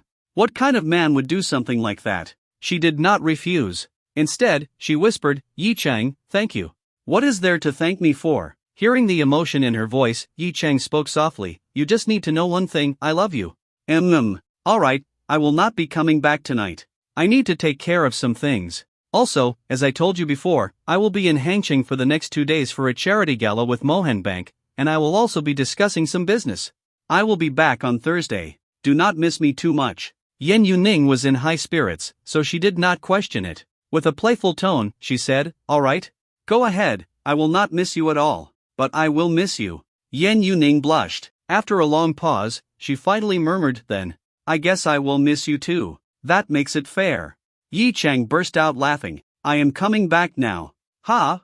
I need to switch cars. And, of course, I need to properly satisfy my baby before I go. Scoundrel! Yi Cheng drove back to the villa, indulging in another passionate session with Yen Yuning before switching to his Bugatti Chiron. Since he was attending a charity gala the next day, it was only fitting to drive something more impressive. After that, he headed straight to Nuwa Hotel, where he stayed until the next morning. Get up already. We are leaving for Hangzhou in the afternoon. Wearing a bathrobe, Yi Cheng sat at the table, eating the lunch delivered by the hotel. Raising his head, he looked at the two naked beauties still lying in bed and spoke. Elena pulled the blanket up over her chest, pouting. You terrible man, how do you never run out of energy? I can barely walk, how am I supposed to go to Hangzhou like this? Yi Cheng chuckled. Just go as you are. Then, pointing at the food on the table, he said, eat something first to regain your strength. Jingjing, wake up. Dongfang Jingjing wriggled her body and murmured, let me sleep a little longer. We went to bed so late last night. Since you and Elena are going to Hangzhou, let her eat first. Elena had already told her about the trip. Although Jingjing wanted to go as well, she had agreed to stay in Shanghai. Yi Cheng shook his head helplessly. Two little lazy pigs. At 1 p.m., Yi Cheng drove his Bugatti Chiron, taking Elena to Hangzhou. 2 hours later, the aggressive-looking supercar pulled up at a 5-star hotel near West Lake, drawing the attention of many passers-by. The hotel, of course, belonged to Wanqing Real Estate. After picking up the room card at the front desk, Yi Cheng took Elena's hand and led her into the presidential suite. Want to go for a walk around West Lake? After putting away their luggage, Yi Cheng walked up behind Elena, who was standing by the floor-to-ceiling window, and wrapped his arms around her waist. Elena gazed outside. The view of West Lake was magnificent. From this vantage point, she could see the entire lake. She turned to look at his handsome face, leaned in, and kissed him softly before saying, Of course I do. Yi Cheng touched his lips where she had kissed him, then smiled at the blonde beauty. Then let's go. We can take a stroll and come back just in time for dinner. Elena turned back to the breathtaking view and said excitedly, I want to take a boat ride. Yi Cheng hugged her tightly. You can do whatever you want. Hee, hubby, you are the best. Yi Cheng raised an eyebrow, looking at her. Say that again. I want to hear it more. Hubby, Elena cooed seductively. Yi Cheng could not resist. He captured her lips once again, his hands starting to roam. Elena quickly pushed him away, panting. We are about to leave. Do not start now. Reluctantly, Yi Cheng let her go. Then, after a bit of preparation, they left the hotel. The beauty of West Lake needed no introduction. Boarding a tour boat, Yi Cheng and Elena sat side by side, admiring the lake's scenic charm. Many passengers on the boat could not help but steal glances at Elena. After all, when traveling with a stunning foreign beauty, it was impossible not to attract attention. And today, Elena's outfit was particularly eye-catching. She wore a sleeveless white blouse with delicate ribbon details, exuding elegance and grace. However, paired with her voluptuous figure, the outfit carried a seductive charm. Her lower half was adorned with a pleated mini skirt that barely covered a third of her thighs. Her long, slender legs extended gracefully beneath the hem, and on her feet, she wore sandals, her toenails painted a tempting shade of red. Such an outfit captivated the male passengers on board, especially the two young men sitting across from them. They could not stop staring at her legs. Yi Cheng quickly noticed their gazes. Frowning slightly, he took off his jacket and draped it over Elena's legs, covering her exposed skin. Then, he wrapped an arm around her waist and leaned his head against her shoulder. At the same time, his hand slipped under the jacket, gently caressing her smooth thighs, a silent declaration of ownership. The two men across from them widened their eyes at Yi Cheng's display of dominance. When they met his warning glare, they hurriedly looked away, filled with nothing but envy. As she gazed at the distant Leifong pagoda, Elena suddenly became aware of Yi Cheng's movements.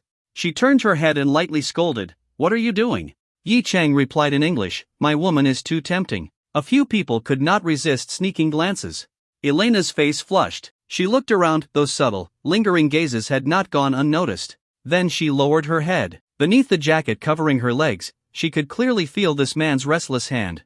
Squeezing her thighs together, she let out a soft hum and responded in English, "You were the one who approved this outfit." "I approved it, but that does not mean others get to look. Whatever Western ideas you have, here in China, and with me, they do not apply." Yi Cheng made no effort to conceal his possessiveness. "Bad man.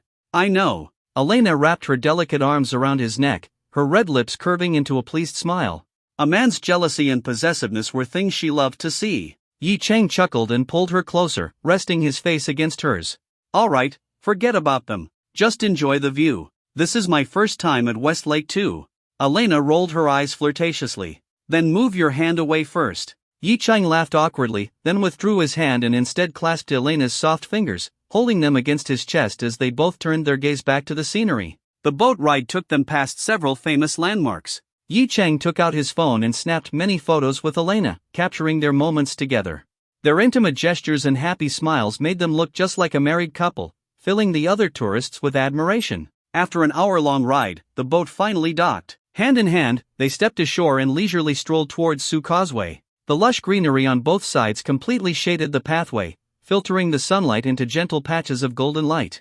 Walking beneath the cool shade of the trees, a sense of tranquility washed over Yi Cheng. Every so often, he would meet Elena's gaze, and within each other's eyes, they found a shared serenity, joy, and affection. "Wow, a squirrel!"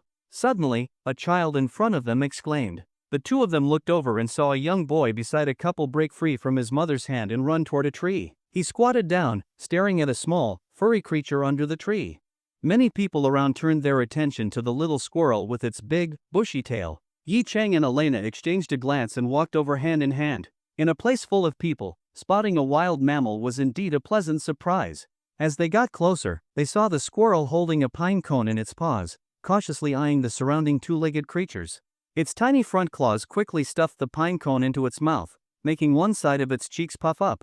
A few children nearby gasped, "Wow, how can a squirrel's mouth be so big?" Of course, the squirrel couldn't answer such a question. It probably didn't even know the reason itself, it was just born that way. Suddenly, one of the kids stepped forward, trying to get closer. The wary little squirrel swiftly climbed up the tree, stretching its tiny head out from time to peek at the humans below. Eventually, it scurried higher and disappeared into its nest. Seeing that the squirrel was gone, the crowd gradually dispersed. Elena and Yi Cheng also left, continuing their stroll. Elena smiled and asked, "Cheng, do you know why a squirrel's mouth is so big?" Yi Cheng rolled his eyes. "It's just born that way." "What's that thing called again?" "It can store pretty big stuff." Elena playfully patted his chest and giggled. "That's called a cheek pouch, dummy." "You don't even know that?" Yi Cheng shrugged. "I'm not an expert. How would I know?" "Dummy. Say that again. Dummy." Yi Cheng furrowed his brows, pretending to be angry. But after thinking for a moment, he suddenly smirked, and his grin grew wider and wider. Elena was puzzled. Why does this guy's smile look so mischievous?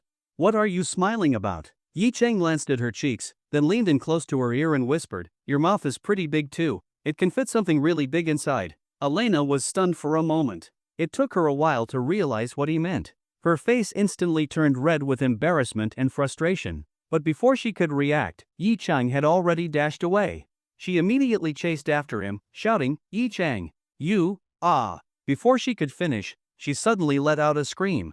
She had been wearing sandals that weren't suitable for running, and as she lost her footing, her body tilted forward. But Yi Cheng hadn't actually run far. He had been watching her the entire time. The moment he saw her about to fall, he quickly rushed over and caught her in his arms.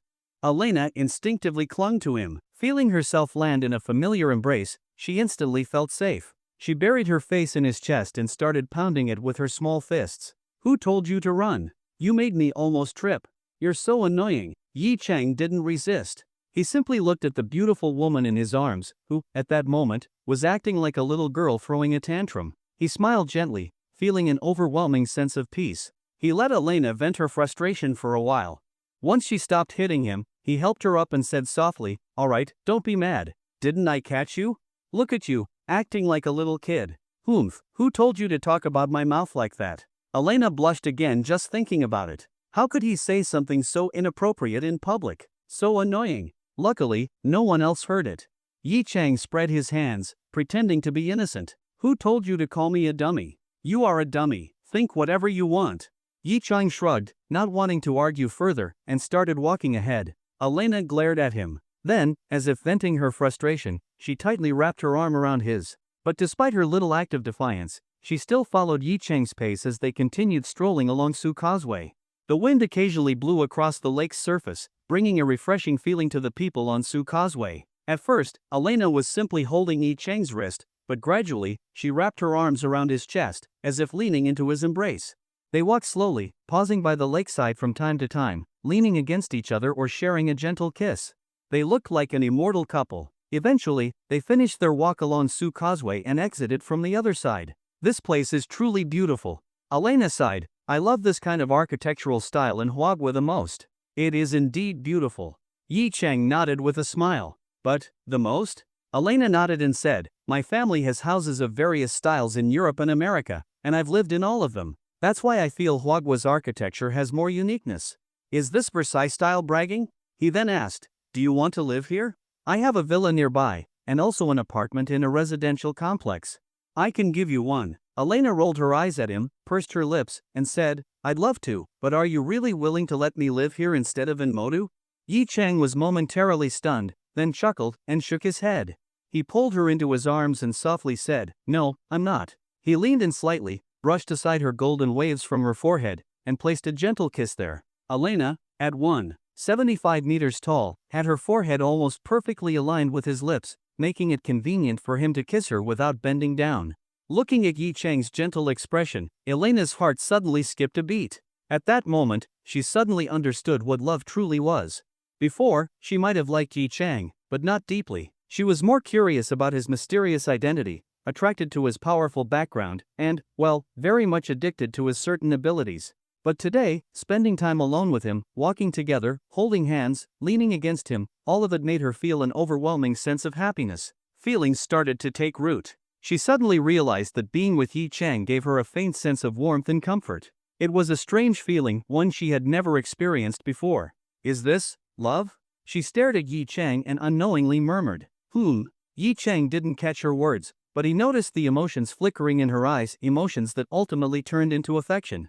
Elena suddenly hugged him tightly, burying her face under his chin, and whispered, "Yi Chang, I finally understand what love feels like." Yi Chang was taken aback for a moment, then he laughed, gently stroking her back. "You're just realizing it now? So, you didn't love me before? Were you just lusting after my body?"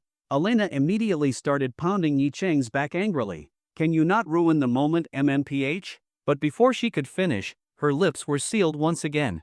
Her eyes gradually turned hazy as she sank into the kiss. The couple stood there, passionately kissing under the willow trees by the beautiful West Lake. Some passing tourists glanced over, some were filled with admiration, while others sighed at how bold young couples had become these days.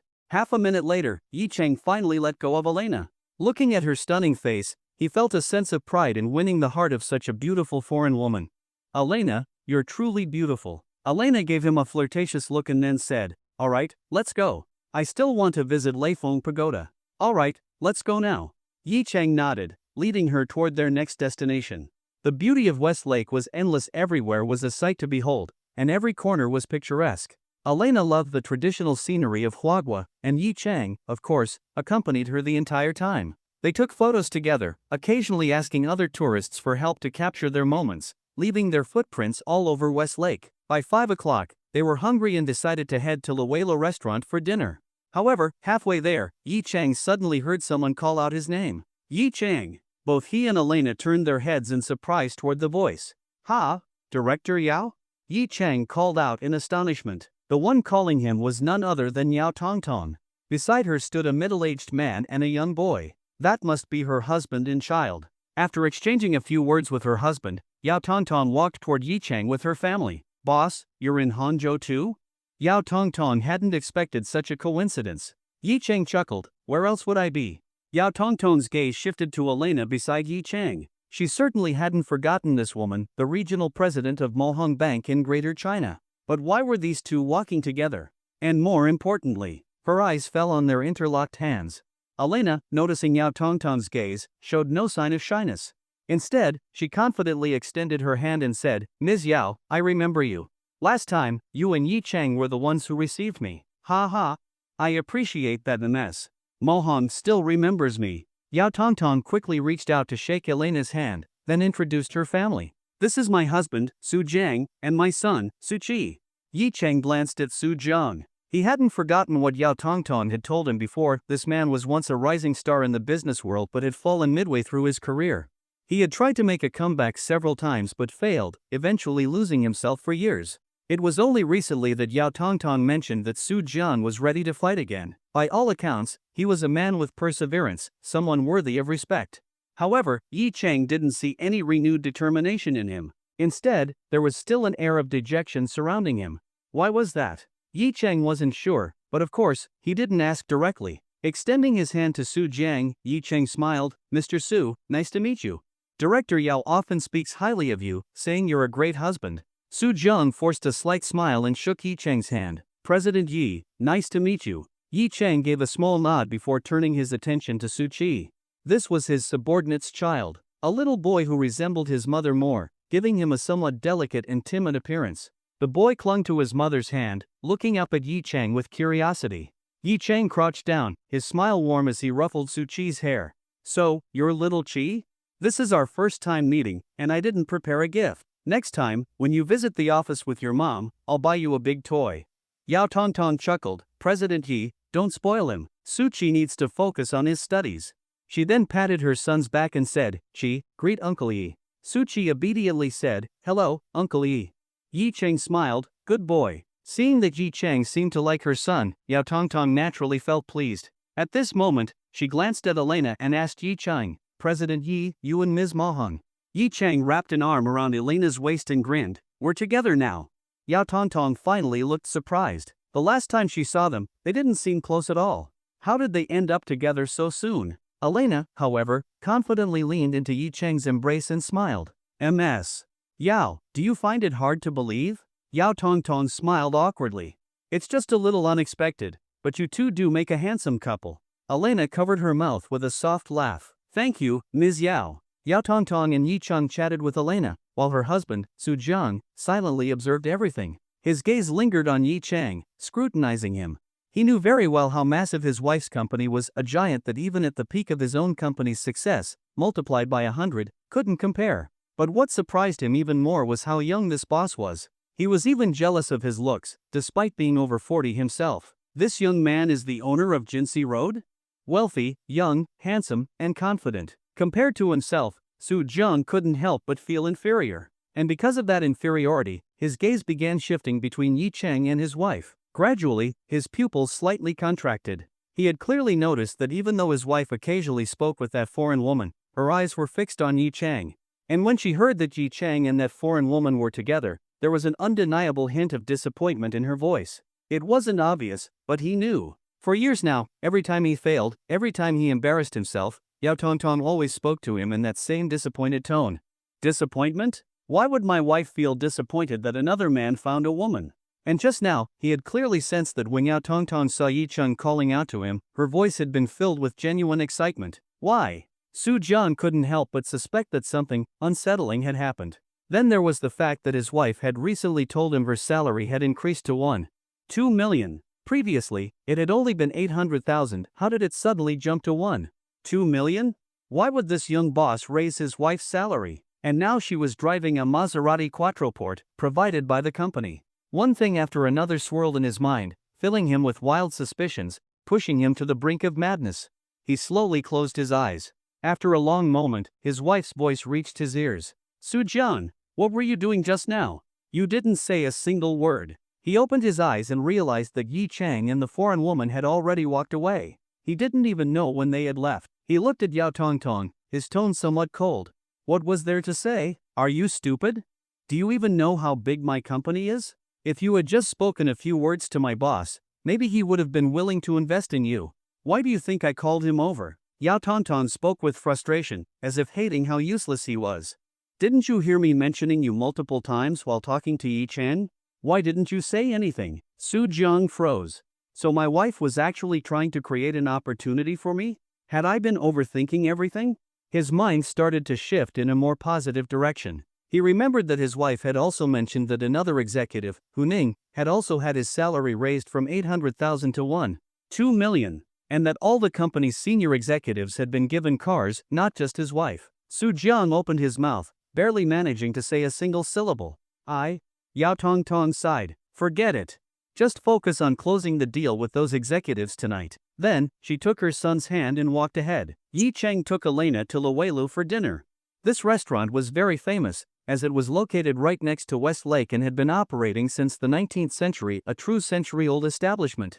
They sat by a window, enjoying the beautiful scenery while savoring their meal. Elena looked at Yi Chang with a playful smile and said, "At Yao Tongtong just now. The way she looked at you was a bit off." What do you mean, off? Yi Chang asked in confusion. When a woman looks at a man in a certain way, what do you think it means? Yi Chang finally understood and said speechlessly, "What are you thinking? She's married. Don't all you men like married women?" Elena pouted. Something about a sense of conquest. Besides, Yao Tongtong is quite pretty. You've never been tempted? Yi Chang reached out and pinched her cheek, saying irritably, "What nonsense are you talking about? Do you believe I'll make you cry when we get back? Oomph, feeling guilty now?"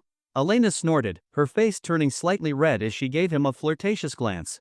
"But tonight, it's just the two of us." Seeing the seductive look in Elena's eyes, Yi Chang silently sped up his eating. He needed to finish dinner quickly so he could take Elena back to the hotel. But as he thought about her words, he recalled his earlier conversation with Yao Tongtong. Did Yao Tongtong really look at him strangely?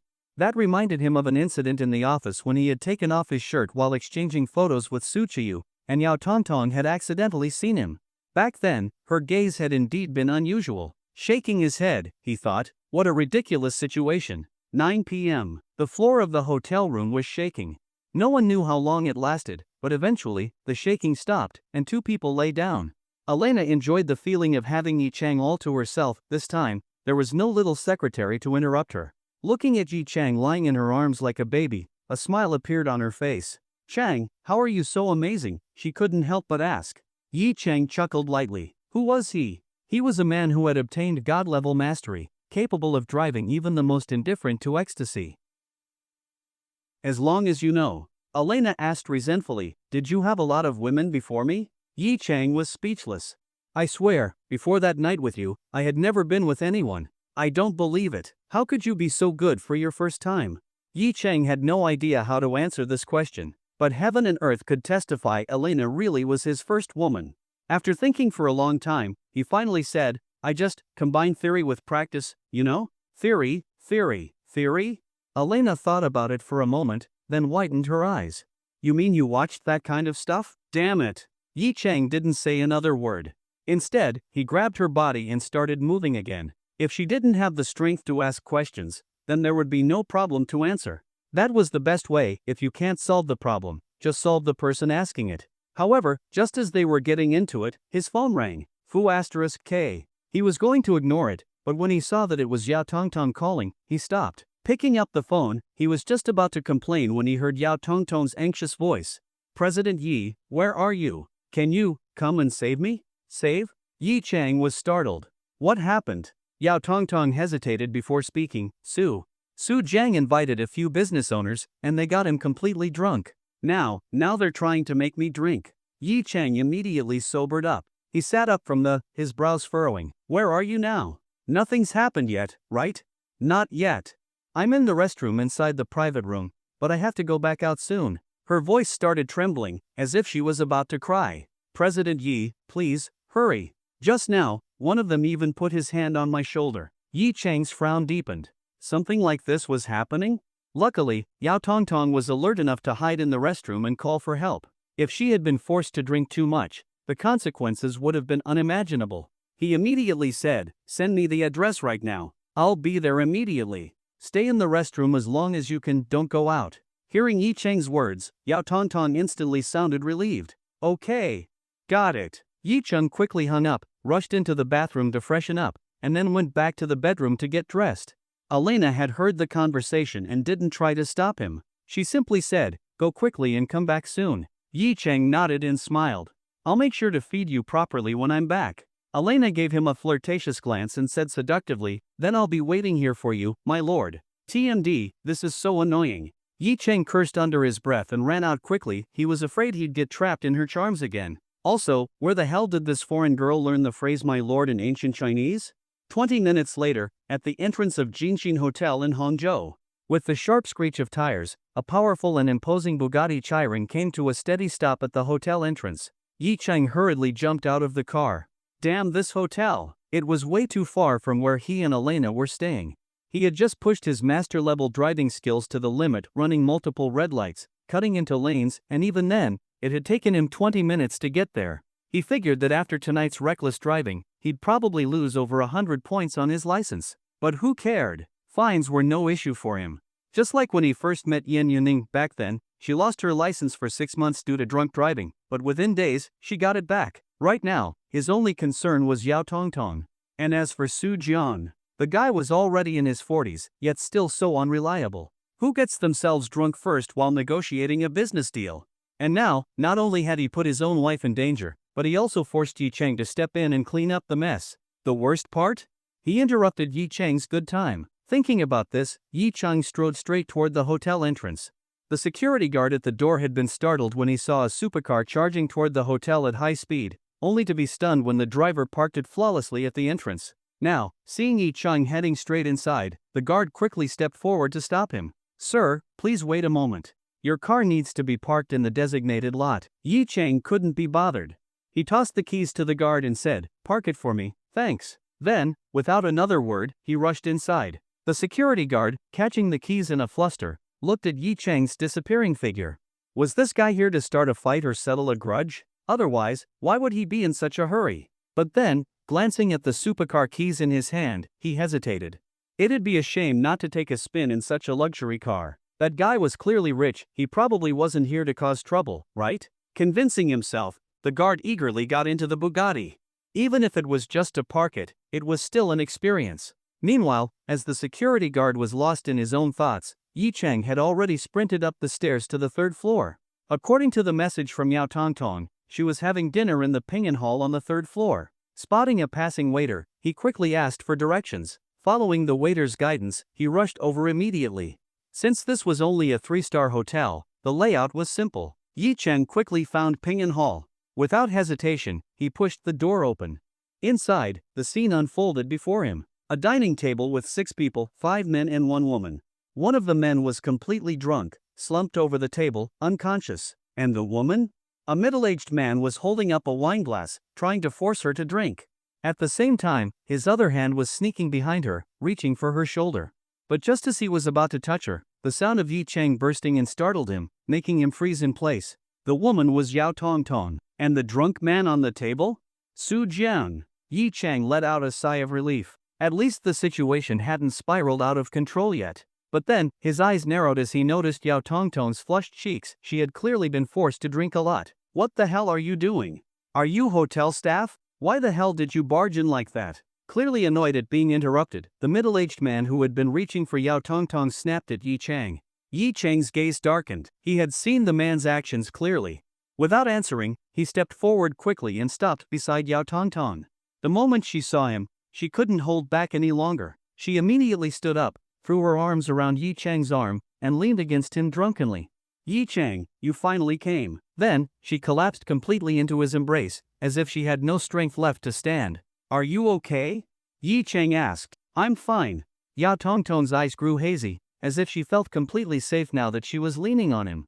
Yi Cheng looked at her state and shook his head. Then, he glanced coldly around the room at the remaining 4 men and said, "I won't forget you all." With that, he reached out to grab Su Jian. But just then, a group of hotel staff entered the room, among them, 2 male employees. They had likely come to check on the situation after seeing Yi Cheng burst through the door earlier. Yi Cheng gestured to the 2 male staff members and ordered in a commanding tone, "You two, come help me carry this guy downstairs." His voice carried weight, and combined with his intimidating presence, the 2 employees instinctively stepped forward and lifted Su Jian up. "Who the hell are you? What are you doing here?" Seeing Yi Cheng take Yao Tongtong away, the remaining men in the room couldn't sit still any longer. They had forced so much alcohol down this woman's throat, and now, just when she was about to pass out, someone came and took her away? The middle-aged man reached out to grab Yi Cheng, but Yi Cheng shifted his shoulders slightly, dodging effortlessly. Then, he spun around and kicked the man hard, sending him crashing backward onto a chair, which then tipped over, sending him sprawling onto the floor. Everyone else in the room was stunned. They hadn't expected Yi Cheng to resort to violence so quickly. But Yi Cheng didn't care. He simply shot a cold glare at the group and said to the 2 startled waiters, "Stop standing around. Move." The staff quickly nodded. This wasn't their problem to deal with, better to just take Su Jian away and let the manager handle it. So, they quickly escorted Su Jian out of the room. Meanwhile, the man Yi Cheng had kicked struggled to get up, clutching his waist. Enraged, he pointed at Yi Cheng and shouted angrily, "You bastard, you dare kick me? Ludon, grab him." At his command, a burly man at the table rushed forward, reaching out to seize Yi Cheng. But Yi Cheng just snorted coldly. Since Yao Tongtong was holding onto his arm, he couldn't use his upper body, so he simply lashed out with a swift kick. Ludon didn't expect Yi Cheng to be so fast. He failed to dodge and got kicked directly in the thigh, immediately collapsing to the floor, screaming in pain. Seeing Yi Cheng was this ruthless, the others froze in fear, not daring to say a word. Yi Cheng let out another cold snort, gave them one last chilling glare, then turned and walked out with Yao Tongtong. At the same time, he pulled out his phone and made a call. The call connected quickly. Yi Cheng spoke directly, "This is Yi Cheng." There was a pause on the other end before a cautious voice asked, "Yi? Special Director Yi?" "Yes. I'm at Jinshin Hotel in Hangzhou, 3rd floor, Ping'an Hall. Send people immediately." "Those guys inside? I want them all dealt with." "Got it?" The person on the other end didn't hesitate. "Understood. I'll handle it right away." Yi Cheng didn't say much and directly hung up the phone. On the other end was the executive president of Longting Group for the Jiangnan region, who was also in charge of Hangzhou affairs. Letting Longting Group handle this matter put Yi Cheng at ease. Those men were definitely not going to have a good ending. Yao Tongtong's fair face was flushed as she held onto Yi Cheng's arm, unwilling to let go. Her intoxicated eyes carried a mix of emotions, gratitude, admiration, and even a hint of affection. Yi Cheng turned his head to glance at her. At that moment, he felt that the way she was holding onto his arm was too intimate, so he gently pulled his arm away and said, "Tongjia, that's enough. Where are you and Su Jiang staying? I'll take you both back now." As soon as Yi Cheng withdrew his arm, a trace of disappointment flashed in Yao Tongtong's eyes. But she still heard his question. Though she had drunk quite a bit, she wasn't completely drunk, her consciousness was still intact. She replied, "Just upstairs." Yi Cheng was momentarily stunned. Upstairs? All right, he hadn't asked clearly before. He had assumed they were staying elsewhere. Then let's head up now. Oh, Yao Tongtong nodded and started leading the way. However, probably because she had dressed formally for the business dinner, she was wearing high heels. Her intoxicated state was also affecting her balance. After just a few steps, she wobbled and nearly fell. Yi Cheng had no choice but to support her by the shoulder and said, "Walk slower." Hearing his words, Yao Tongtong nodded slightly and whispered, "Thank you." "No need to thank me," Yi Cheng said. "Good thing you called me tonight, who knows what could have happened otherwise?" He couldn't help but add, those business owners didn't seem like good people. Why did Su Jiang even choose to deal with them? Yao Tongtong's voice lowered, filled with disappointment. He said, they were friends from back when his company was still doing well. Yi Cheng shook his head. He thought about saying more but decided against it. It was their family matter, after all. "All right, just make sure your husband pays more attention to people's character next time."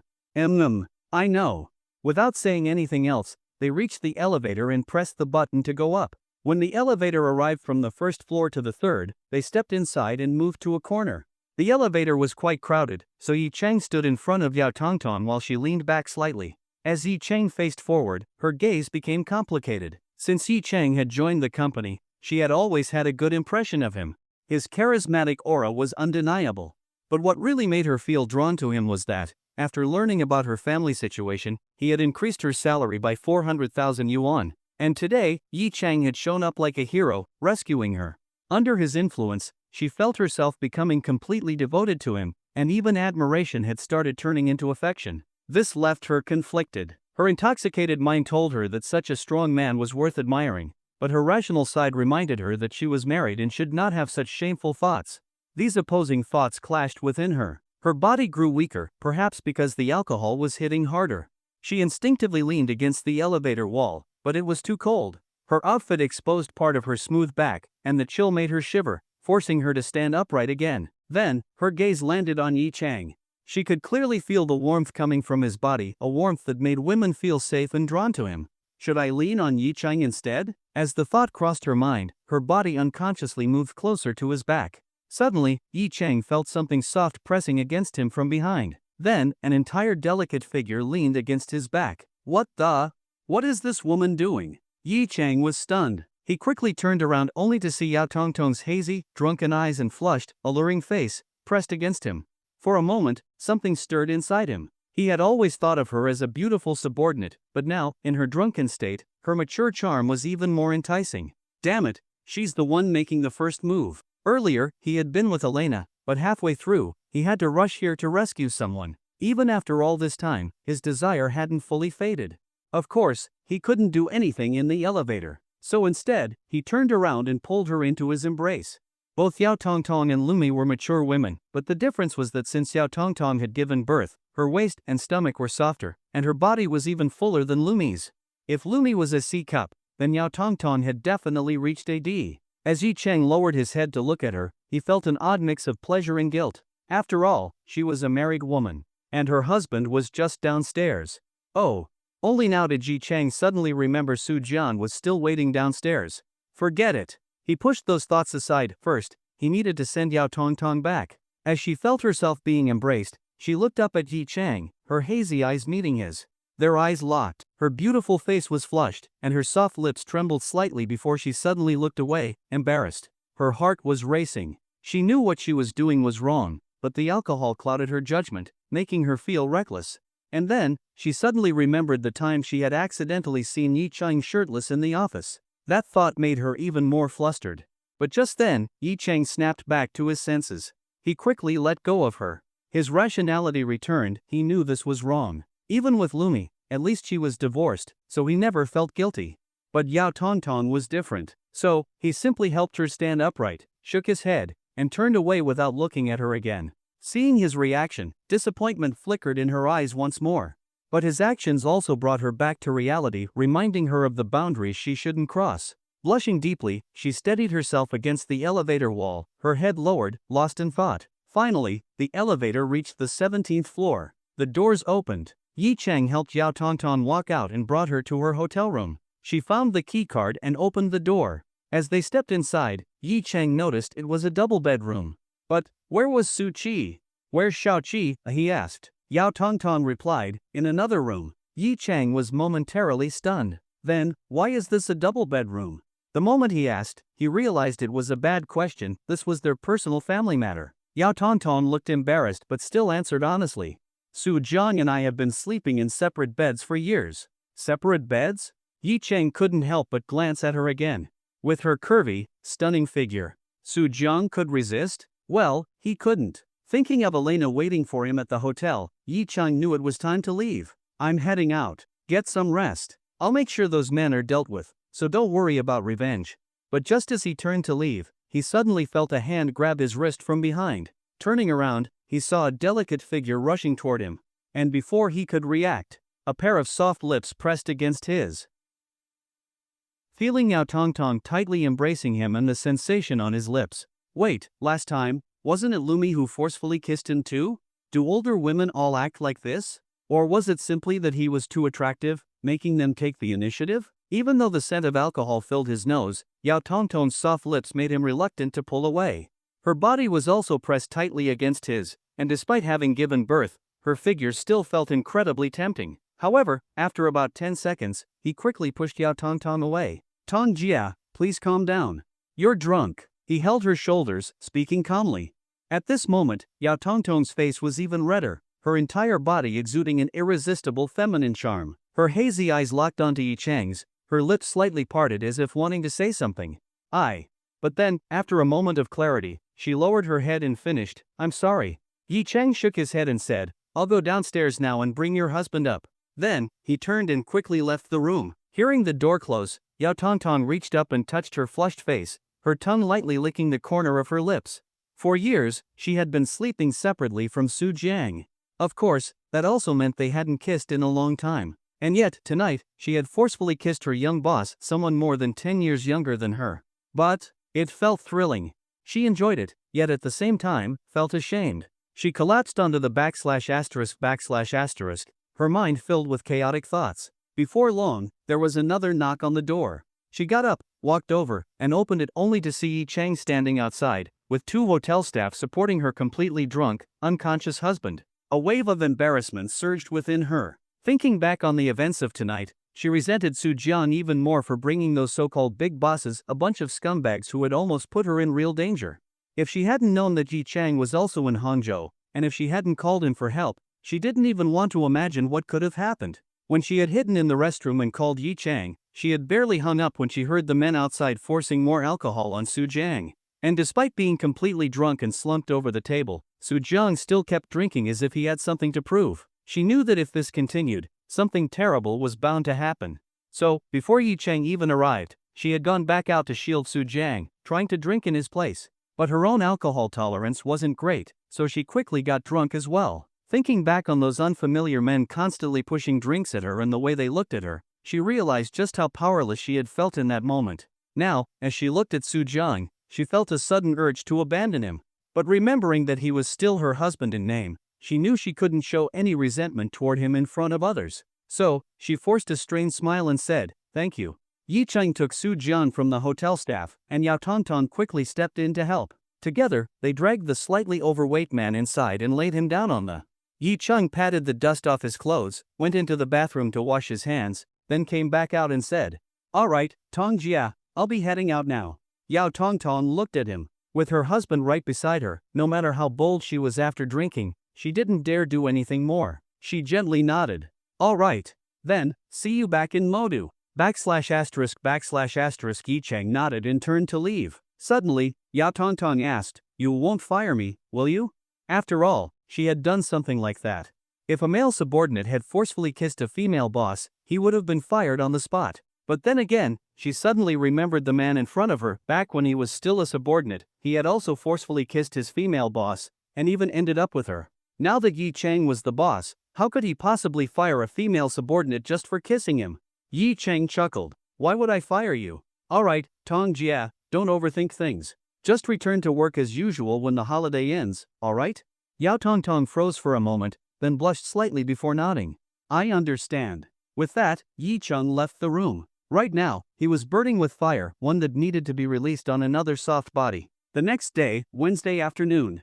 Inside a 5-star hotel room, Su Chiyu lazily lay on the sofa, her long, bare legs stretched out over the armrest.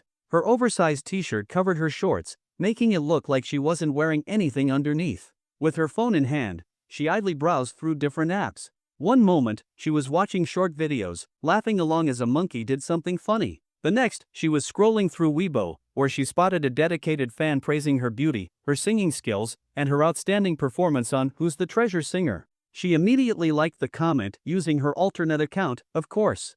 After aimlessly scrolling around, she opened WeChat. She didn't feel like looking through her friends list, so she went straight into her Moments feed, scrolling through updates. But since this was her alternate WeChat, she didn't have many friends, and almost no one posted updates.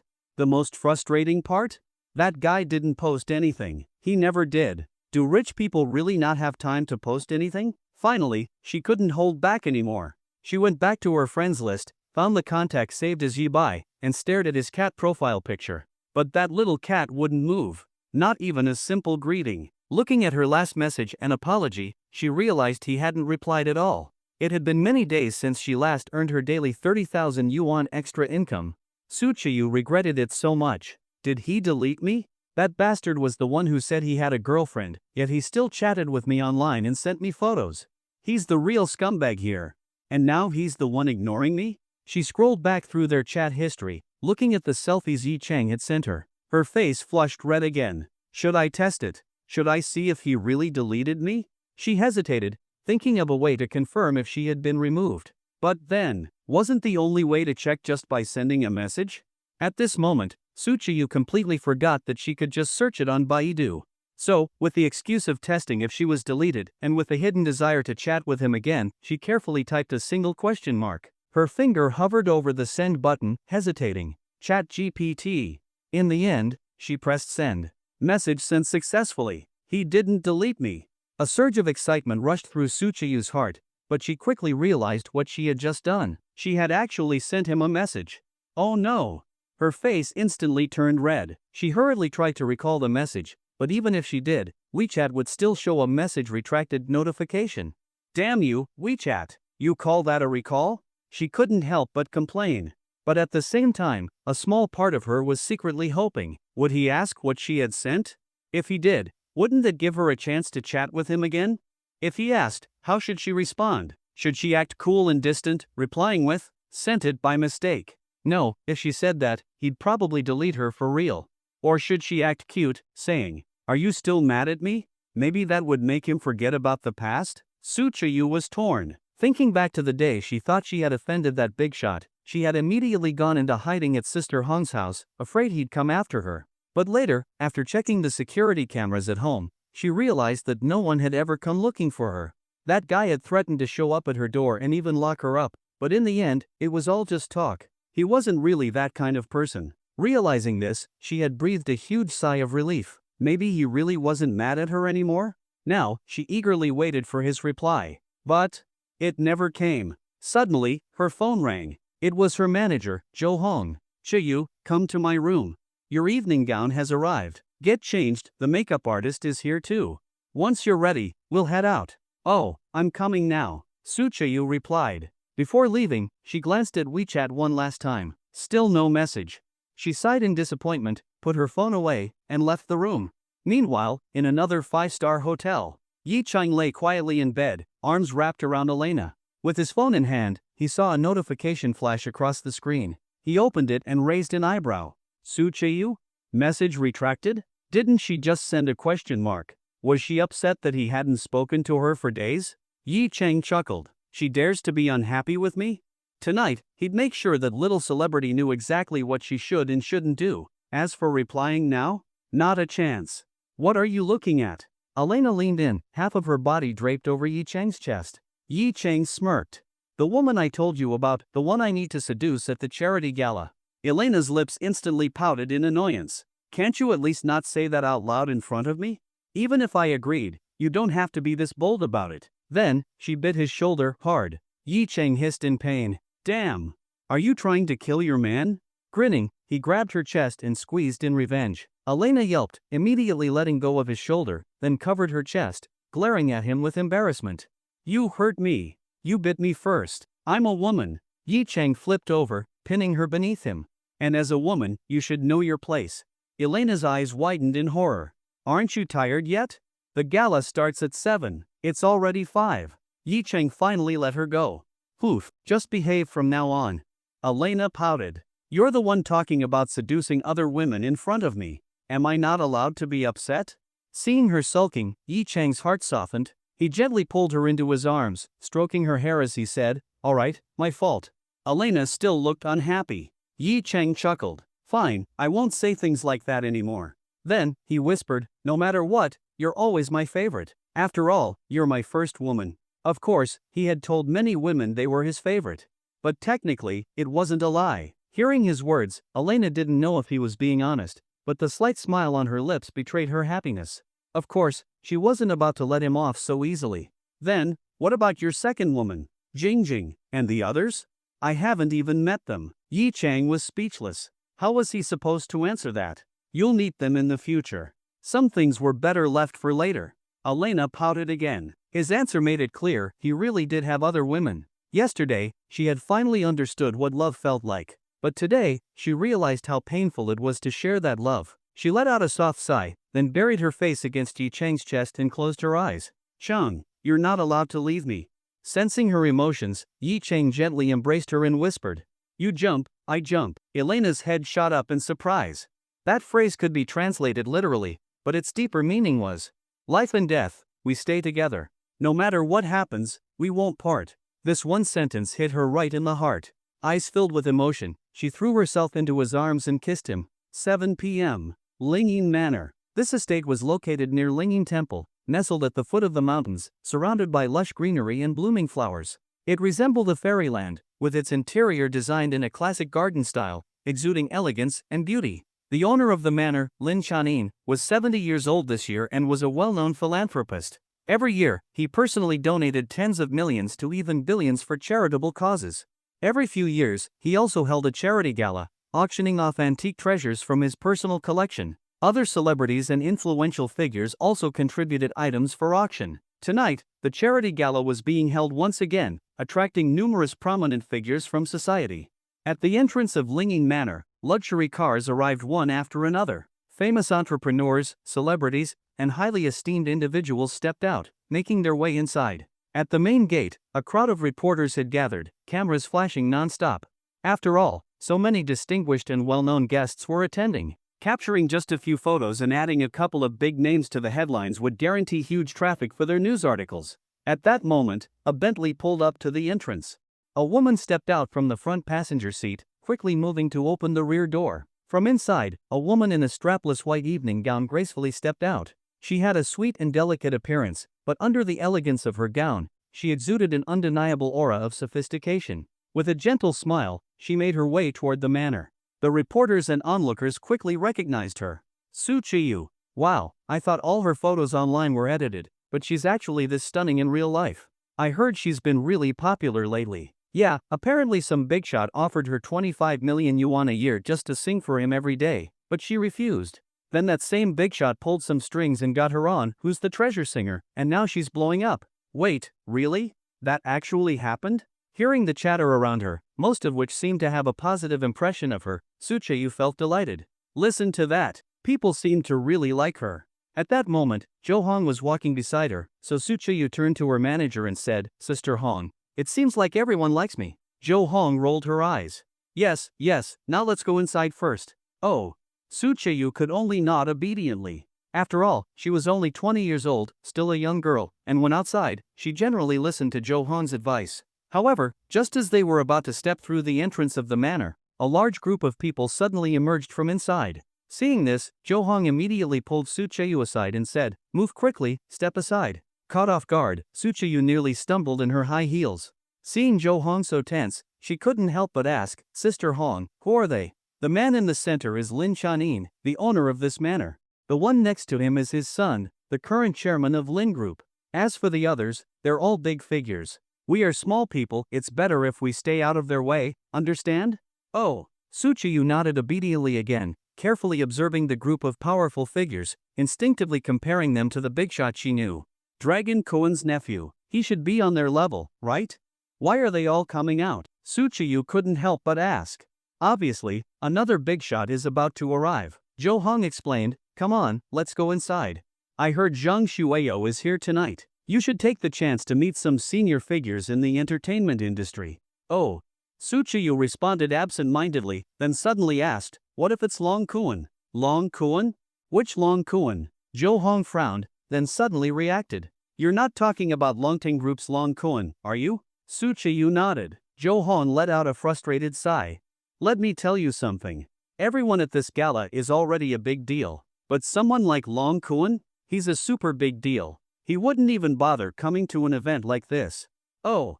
Su Chiyu's eyes immediately lit up. That meant, if that guy was Long Kuan's nephew, then the nephew of a super big shot must be just a regular big shot, right? A sense of pride suddenly filled her chest.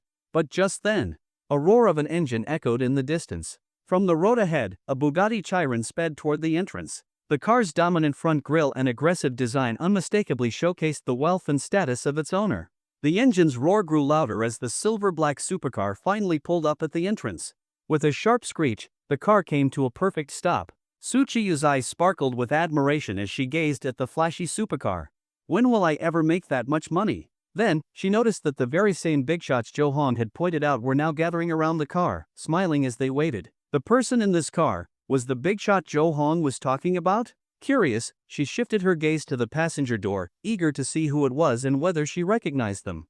At the entrance, a security guard stepped forward and first opened the passenger side door. From the gap in the door, a slender, delicate leg extended first, stepping elegantly onto the ground. A flawless jade foot, clad in a silver glittering high heel, touched down. The exposed fair skin, completely bare, with no stockings to cover it, exuded an unparalleled allure, causing every man in the vicinity to hold their breath. Then, a stunning, breathtaking figure gracefully stepped out of the car, immediately overshadowing all the other women present. A stunning and elegant figure stepped out of the car, instantly eclipsing all the other women present. She wore a custom-made red evening gown, exposing her perfectly sculpted shoulders on both sides. Her full chest was covered modestly, yet the way the dress hugged her curves made her silhouette appear even more alluring. The cinched waist design further highlighted her slender, delicate figure. As she stood gracefully, she lowered the hem of her dress, which she had lifted while stepping out, revealing the elegant ruffle design that accentuated her tall, regal posture. Everyone focused their gaze on her. She was a foreigner, and from her face to her figure, she immediately captured the desire of every man present. Many couldn't help but fantasize spending just one night with such a woman. How wonderful would that be? Tsuchiyu felt dizzy at the sight of her. To actually witness such a perfect woman in real life, and look at her height. Even in high heels, she was easily over 1.8 meters tall. In comparison, Tsuchiyu barely reached 1.7 meters, well, that was already stretching it. In reality, she was only 1.62 meters tall, and even after putting on 7 centimeters heels, she barely hit 1.7 meters. The difference was overwhelming. She was so envious. But after her initial admiration, her eyes shifted to the driver's seat of the supercar. A car like this, surely, the owner would sit in the driver's seat, right? Sure enough, the driver's side door opened. A tall man stepped out. He was dressed in a perfectly tailored black suit, which accentuated his broad shoulders and strong build. The suit made him appear even more charismatic and masculine. And his face, so strikingly handsome that every woman who had just been overshadowed by the foreign beauty now found their eyes fixed on him, unable to look away. Without hesitation, the man tossed his car keys to a nearby security guard. The guard got into the car and drove it toward the parking area. Meanwhile, the man walked over to the foreign woman, wrapped his arm around her flawless waist, and held her close. At that moment, every man and woman present felt their hearts shatter. The most beautiful flower was already taken. And looking at the high-status figure standing near the car, watching the man with respectful gazes, it became clear to everyone. This young man, as dazzling as the sun itself, held an immensely powerful position. Tsuchiyu, staring at the man, suddenly froze in place. "Chayu, let's go." Jo Hong, not noticing her reaction, gently pulled her arm. "Come on, let's head inside." But she didn't move. Jo Hong turned around, confused. "Chayu, what are you looking at?" He. Tsuchiyu stammered, her face filled with shock. That man, wasn't he Ibai? He was here? Why was he here? Did he come to catch me? And, in real life, he looked even more handsome than in his photos. So tall. So strong. An image flashed through her mind, a shirtless Yi Chang in his photos. Tsuchiyu's cheeks flushed red. But before she could get lost in her thoughts, Jo Hong ruthlessly interrupted her. "What do you mean he?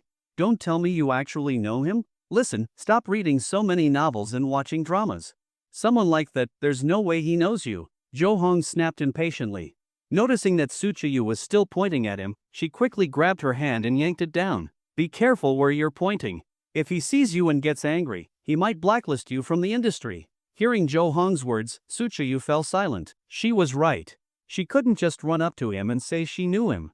Online, she was just Su Lianlian, a Jianwang 3 player, not Tsuchiyu. Even though she was now famous across the country, with millions of fans, she was still just a small figure in the grand scheme of things. And he was a big shot who could get her onto a wildly popular variety show with just a single phone call. Looking at the foreign woman in his arms, she was so elegant, so flawless. If Tsuchiyu stood next to her, she'd look like a plain little duckling in comparison. When he had said he had a girlfriend, was he talking about this woman? Then why had he chatted with her online? Why had he spent so much money just to hear her sing? Was it really just about the music? She let out a soft "oh," feeling a little down, then turned away and followed Jo Hong into the manor. Meanwhile, Yi Chang stepped out of the car and walked over to Elena, gently wrapping an arm around her waist. Then, he turned his gaze toward the group of people gathered to welcome him. His eyes finally settled on the elderly man standing in the center. With a smile, he stepped forward and extended his hand. "Mr. Lin, hello. I'm Yi Chang. Hello, young Yi. The 70-year-old Lin Chanin, leaning on his cane with one hand, smiled warmly and reached out with the other to shake Yi Chang's hand. President Yi is truly a young and promising talent, so accomplished at such a young age, already serving as Longtan Group's global special president. Yi Chang chuckled. I'm only in this position thanks to my Uncle Long's generosity. He arranged this role for me. Honestly, I feel a bit ashamed. While I hold a lot of power in the company, I rarely handle any real business affairs.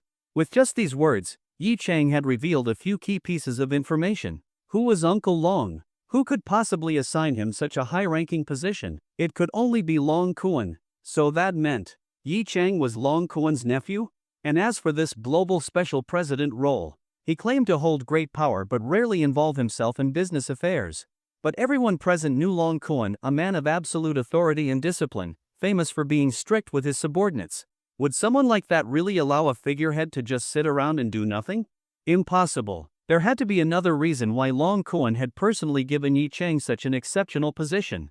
With that realization, the crowd's respect for Yi Chang deepened even further. Lin Chanin, despite being a renowned philanthropist, was still, at his core, a businessman.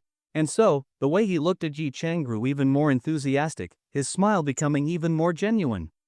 Young Yi, you're too modest. I trust Chairman Long's judgment. Then, he turned to Elena, smiling kindly. Is this young Ye's girlfriend? Yi Chang glanced at Elena, who looked absolutely stunning. In her high heels, she stood at eye level with him. Bringing such a woman to a gala like this, what man wouldn't feel proud? He smiled and nodded. Yes, this is my girlfriend, Elena Mohan. She's from England but has lived in Huagua since university. She knows the country inside and out. She's practically a local now. She currently serves as the president of Mohan Bank's Greater China region. Everyone present was shaken to the core. Mohan Bank's Greater China president? And her last name was Mohan? Didn't that mean this woman belonged to one of England's top 10 financial families? Originally, they had assumed she was just a foreign beauty Yi Chang brought for appearance's sake, but now they realized this was no ordinary arm candy. Her status alone was enough to make them dizzy just thinking about it. This man and woman, their power and influence were beyond imagination. So it's Miss Mohan. Welcome to Linging Manor. Lin Chanin had studied abroad in his younger years and understood just how influential the Mohan family was in England. So now, when he looked at Elena, his gaze held even more respect. Elena elegantly and gracefully nodded, saying nothing. Tonight, she was simply playing the role of Yi Chang's woman, and she was performing it perfectly. After that, Yi Chang briefly greeted the other distinguished guests. Each of them was a well-known entrepreneur, with net worths ranging from billions to tens of billions. Alright, let's not block the entrance. Let young Yi and Miss Mohan go inside first. Lin Chanin tapped his cane lightly and spoke. The others laughed in agreement, then surrounded Yi Chang and Elena, heading into the manor together. As they walked, Yi Chang effortlessly chatted with these business tycoons. With his super god-level work mastery, master-level negotiation, and master-level language proficiency, keeping up with these business elites was completely effortless for him. In fact, his insight and vision amazed them. For example, Yi Chang casually hinted that the new energy sector would soon undergo a massive revolution. Whether these people took his words seriously or not, he didn't care. But if they listened and invested in battery-related stocks, then when lithium-air batteries finally hit the market, they'd make a fortune. Based on the insider information he had, industrial-scale lithium-air battery production was already underway. The research materials he had given Long Kuan were so detailed that there was almost no need for extra experiments. They had already found the most efficient method for industrial production. By late August at the latest, large-scale mass production of lithium-air batteries would begin, setting off a global energy revolution. At that time, the stock market for battery companies would skyrocket. But to Yi Chang, none of that mattered. What truly caught his attention was a woman he had just seen out of the corner of his eye. He instantly recognized her. She was his target for tonight, Su Chiyu. She had also noticed him. Her shocked expression made Yi Chang smile inwardly. But what was even more interesting was that after her initial shock, she looked visibly disappointed as she walked into the manor. He was looking forward to their meeting later. Inside the banquet hall, after some casual small talk, Yi Chang finally showed a hint of impatience. The others were quick to notice and politely stepped away, knowing not to overstay their welcome. With Elena in his arms, Yi Chang walked over to the bar area and ordered 2 glasses of red wine. The two clinked glasses lightly and took a small sip. You've probably attended a lot of events like this before, right? Yi Chang asked. Of course, Elena nodded. Growing up in the Mohan family, I had to attend at least 1 or 2 of these every month. Sometimes, when the timing was bad, I'd have to go to 4 or 5. Yi Cheng chuckled. The life of a wealthy family's daughter. Elena rolled her eyes at him. What about you? You've never told me about your family. Yi Cheng swirled his wineglass and said, I come from an ordinary family. Ordinary family? Elena snorted. I think you're just afraid to introduce me to your parents. Yi Cheng smirked. She's absolutely right.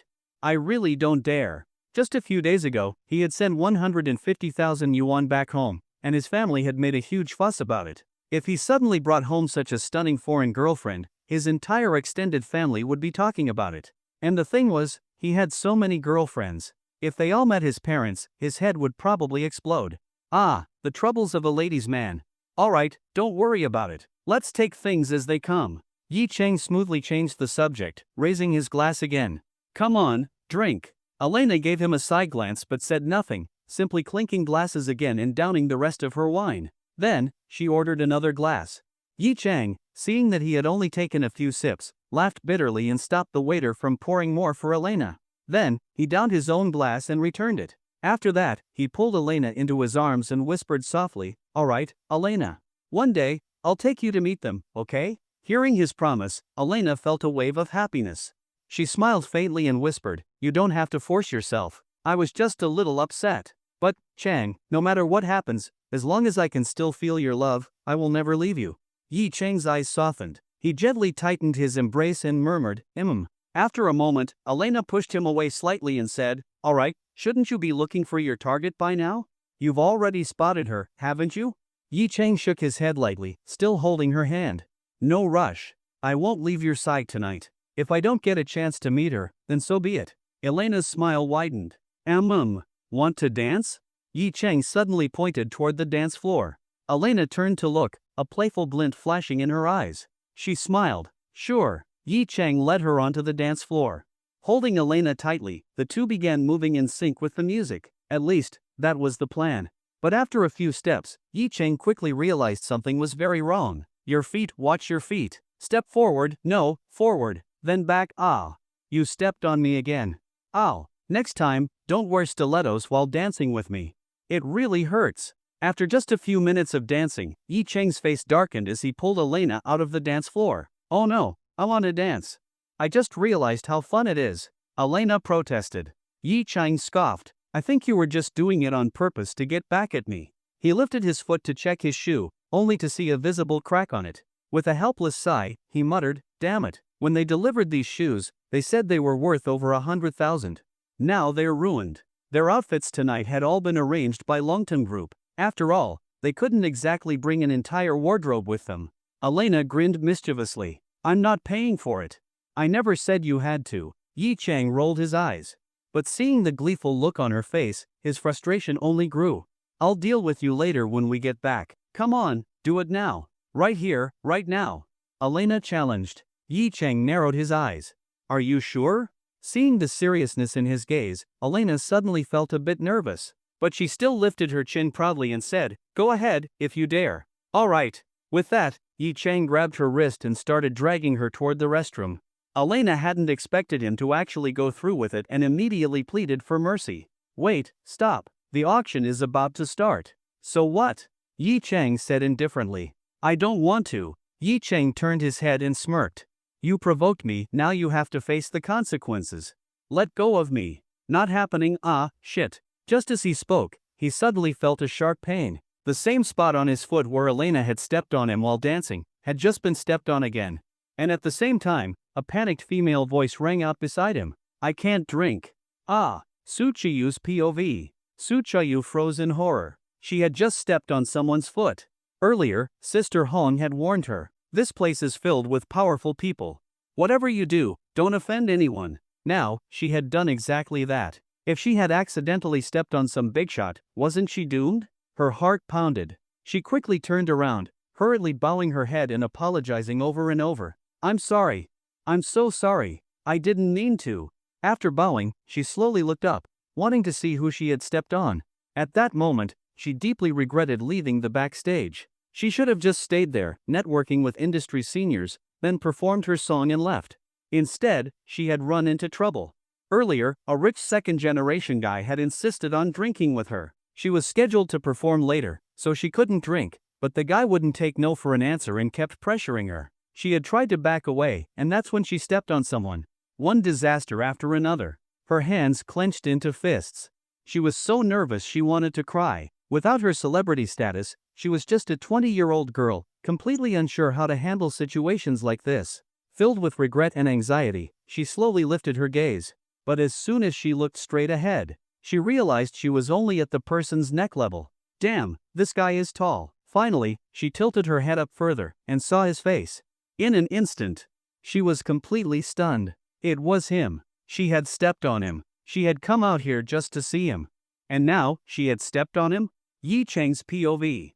At the same time, Yi Cheng turned his head to see who had just stepped on him. The moment he laid eyes on her, he recognized her instantly. The aspiring little starlet, Suchiyu. And he could see. She was frozen in shock. So we still ran into each other, huh? Yi Cheng glanced at Elena, who hadn't yet realized that Suchiyu was his target for tonight. Ha, this must be fate. Yi Cheng gently squeezed Elena's hand. Elena felt it, glanced at Yi Cheng, and didn't understand what he meant. Then Yi Cheng looked at Suchiyu. When facing Suchiyu, he had no intention of showing any pity. He frowned, lowered his head to glance at his shoes, and then said to Suchiyu, "You stepped on my shoe and ruined it." Suchiyu was startled and quickly lowered her head to look. She found that there was indeed a tear on Yi Cheng's shoe. In fact, it was Elena who had stepped on it earlier, but Yi Cheng was now using it as an excuse to blackmail the little celebrity. However, Suchiyu had no idea who had actually caused the tear. She only knew that she had stepped on Yi Cheng, so she assumed the damage must have been her doing. Her heart became even more anxious and uneasy. Stepping on such a powerful man, wasn't this a direct ticket to disaster? After all, if Yi Cheng could easily get her on the hottest variety shows, he could just as easily make her disappear from the entertainment industry. But, could it be that Yi Cheng didn't recognize her? Impossible. They had exchanged photos before and had looked at each other countless times. There was no way he wouldn't recognize her. Could it be that Yi Cheng didn't care about her as a celebrity, but only about her identity as Su Lian? These thoughts flashed through her mind in an instant, but outwardly, she didn't forget to apologize. "I'm sorry, really sorry. Your shoes, how much did they cost?" "I'll compensate you," she said. Yi Cheng raised an eyebrow, then put on a domineering act and said in a serious tone, "These shoes cost 400,000 yuan. Now that you've stepped on them, both shoes are ruined. You have to fully compensate me for my loss." Suchiyu was dumbfounded. 400,000 yuan? The money she had earned from Yi Cheng was just about 400,000 yuan. This would completely wipe out her savings. But she had indeed stepped on his shoes, and given his high status, she had no choice but to agree obediently. I understand. I'll definitely compensate you." Just then, the wealthy young man who had been pestering her earlier stepped forward. He glanced at Yi Cheng and then at Elena. His eyes first flashed with admiration, but he quickly looked away. These two were dressed in luxury, so their status was surely extraordinary. However, from a professional standpoint, the shoes on Yi Cheng's feet clearly weren't worth 400,000 yuan. At most, they were under 200,000. Would someone from such a wealthy background really need to scam people here? But this was the perfect chance for him to play the hero and save the damsel in distress. He stepped forward and said, "Miss Su, don't worry." "Sir, why make things difficult for a lady?" He pulled out a business card and handed it to Yi Cheng while introducing himself. "Allow me to introduce myself. I'm Yang Xiao, chairman of Xinjiang Fashion Company and a senior fashion designer. Sir, I understand that having your shoes stepped on is frustrating, but there's no need to, scam this lady, is there?" Yi Cheng didn't take the business card. He just glanced at Yang Xiao and then turned his gaze to Suchiyu. "Suchiyu, do you think I'm scamming you?" Suchiyu's heart skipped a beat. Yi Cheng called her by name. That meant he recognized her. A strange sense of grievance welled up inside her. He knew who she was, so why was his tone so terrifying? She was already willing to compensate him for the shoes, so why be so harsh? And he even called himself her fan. But the conversation between the two men left her confused. Scamming her? How was Yi Cheng scamming her? Yang Xiao, hearing Yi Cheng's words, chuckled and said, "Sir, as a senior fashion designer, I know shoe prices very well. Let's not." Before he could finish, Suchiyu interrupted, "Mr. Yang, please don't say anything more. I believe this gentleman." Yang Xiao was stunned, looking at Suchiyu in disbelief. He was speaking up for her, yet she was siding with the other man? But Suchiyu simply bit her lip, lowered her head, and faced Yi Cheng. Back then, because of the universal good person card, she would always believe that Yi Chang was a good person. She would never think he was deceiving her. Besides, in her opinion, a rich and high-status man like Yi Chang having shoes worth 400,000 yuan was completely normal. As for Yang Xiao, he had been pestering her to drink earlier. He was obviously the real bad guy. Yi Chang smiled, looked at Yang Xiao, and said, "Mr. Yang, this is a matter between Miss Su and me. Please don't interfere, alright?" Yang Xiao's face turned red with anger. He no longer cared about offending people and directly said to Su Qiyu, "His shoes are at most worth 200,000. He's clearly scamming you. If you still want to pay him, go ahead."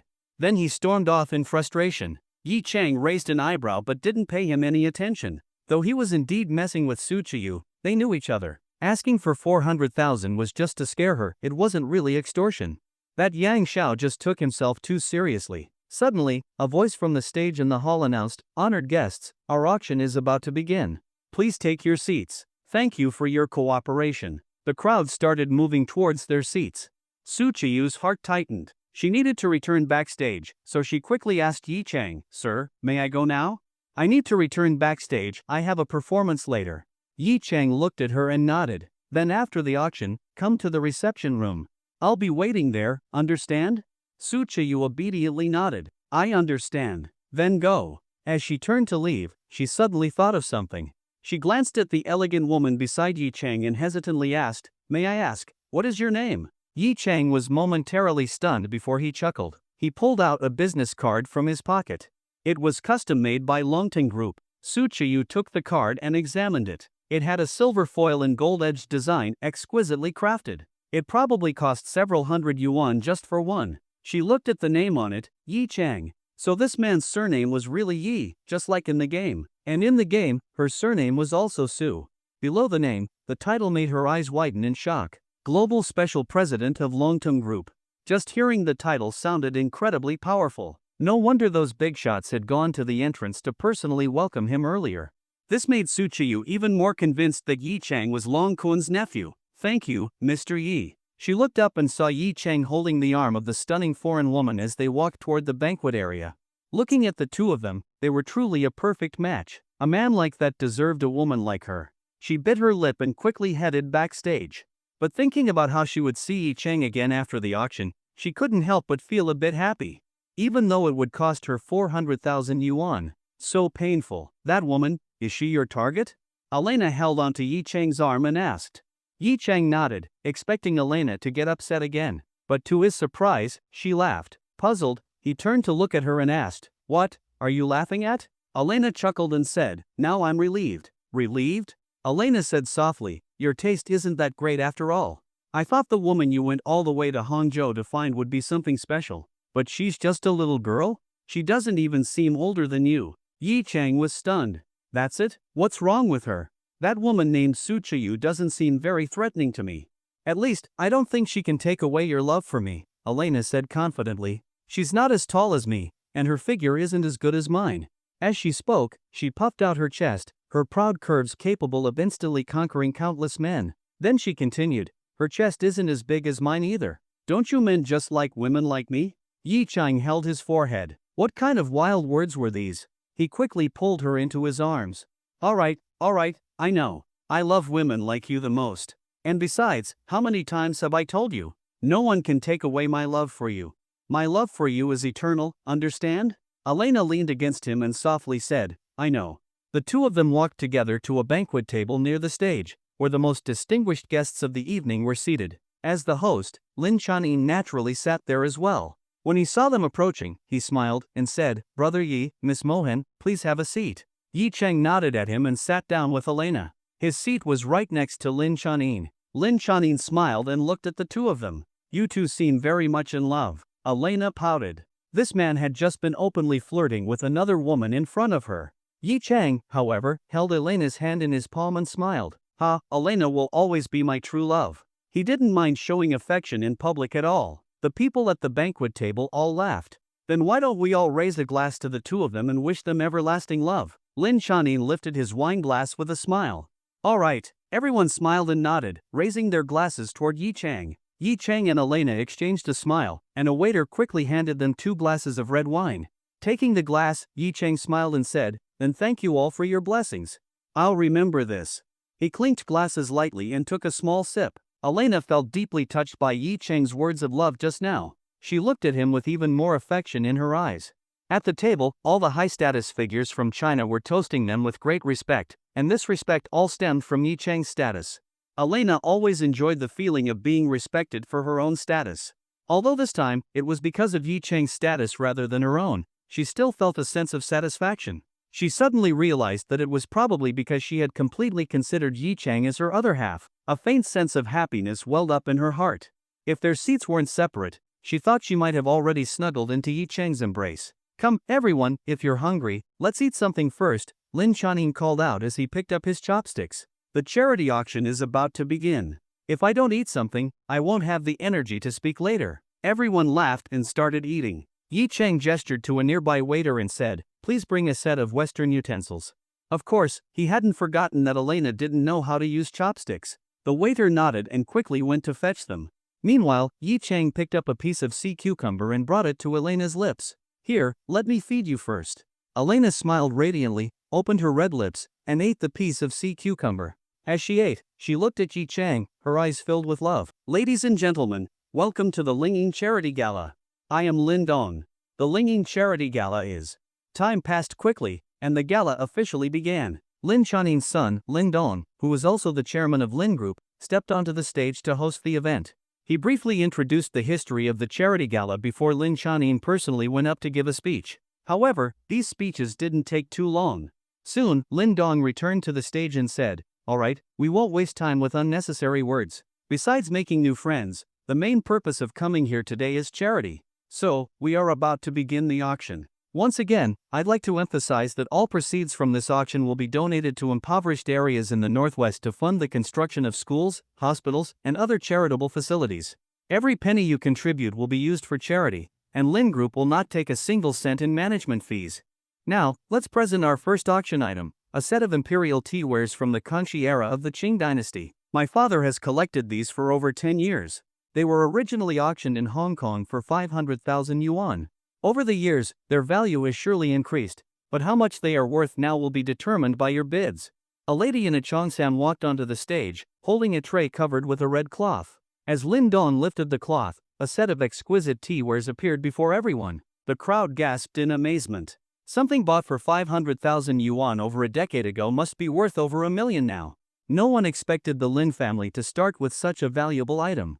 Looking at the tea set, everyone saw that it was in pristine condition, complete with a beautiful patina that gave it an antique feel. Since it was a personal collection of Lin Chanin, and he had kept it for over 10 years, there was little doubt about its authenticity. After showing the tea set, Lin Dong announced, "Alright, everyone has seen it. There's no need to worry about its authenticity. All antiques and cultural relics auctioned tonight are guaranteed to be genuine.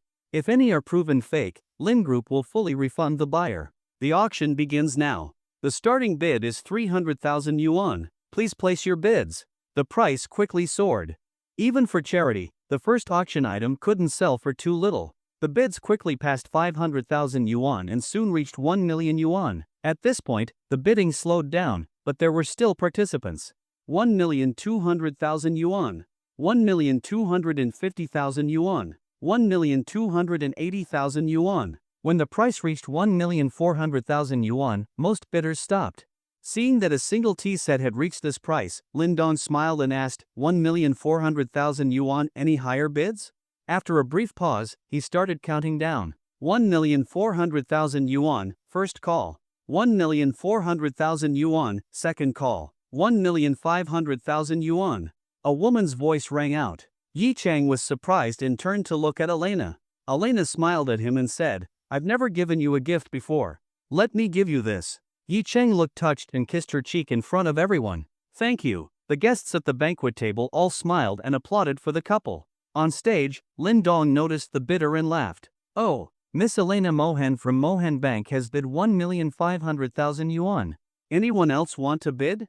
Mohan Bank's Miss Mohan?" This subtle hint made everyone aware of the bidder's status, and 1,500,000 yuan was already a price no one wanted to surpass. Still, some felt uneasy about a foreigner winning a Chinese antique, though this particular piece wasn't extremely rare. Lin Dong began the final countdown. 1,500,000 yuan, first call, second call, third call. Sold. Congratulations to Miss Mohan for winning this imperial tea set from the Kangxi era. And thank you for your contribution to China's charity efforts. Elena gracefully stood up, bowed slightly, and then asked if she could say a few words. Of course, this was allowed. A microphone was quickly handed to her. Elena spoke. First, thank you all for allowing me to win this beautiful and historically rich tea set. I understand that some of my Chinese friends may feel uneasy about a British woman winning a Chinese antique, and such concerns are understandable. But please rest assured, I will not take this tea set out of China. I am giving it to my beloved. My beloved is a Chinese man, so everyone can rest easy. Yi Chang, hearing her mention him, stood up, pulled her into his arms, and nodded to everyone, confirming his identity. Now, those who had felt uneasy nodded in understanding. Instead of feeling uncomfortable, they smiled and applauded. Alright, let's once again thank Miss Mohan and wish these two esteemed guests a long and happy relationship, Lin Dong said with a smile. Thank you, Elena said before handing back the microphone and gracefully sitting down with Yi Chang. The auction continued, and the winners would collect their items later. She really is the woman I love the most, Yi Chang whispered in Elena's ear. In Huadhua, we would call you a lady of a noble family. Elena rolled her eyes at him and playfully scolded, at least you know. Yi Chang chuckled lightly and once again picked up some food to feed her. Their frequent, unabashed displays of affection made everyone around them envious, especially the women.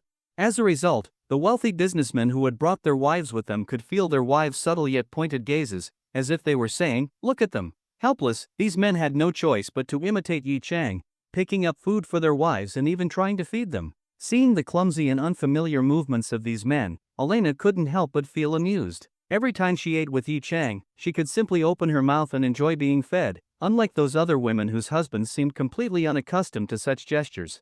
The feeling of being loved made her sink even deeper into this happiness. Of course, the meal was just part of the event. Everyone was here mainly for the auction. One by one, various auction items were brought to the stage.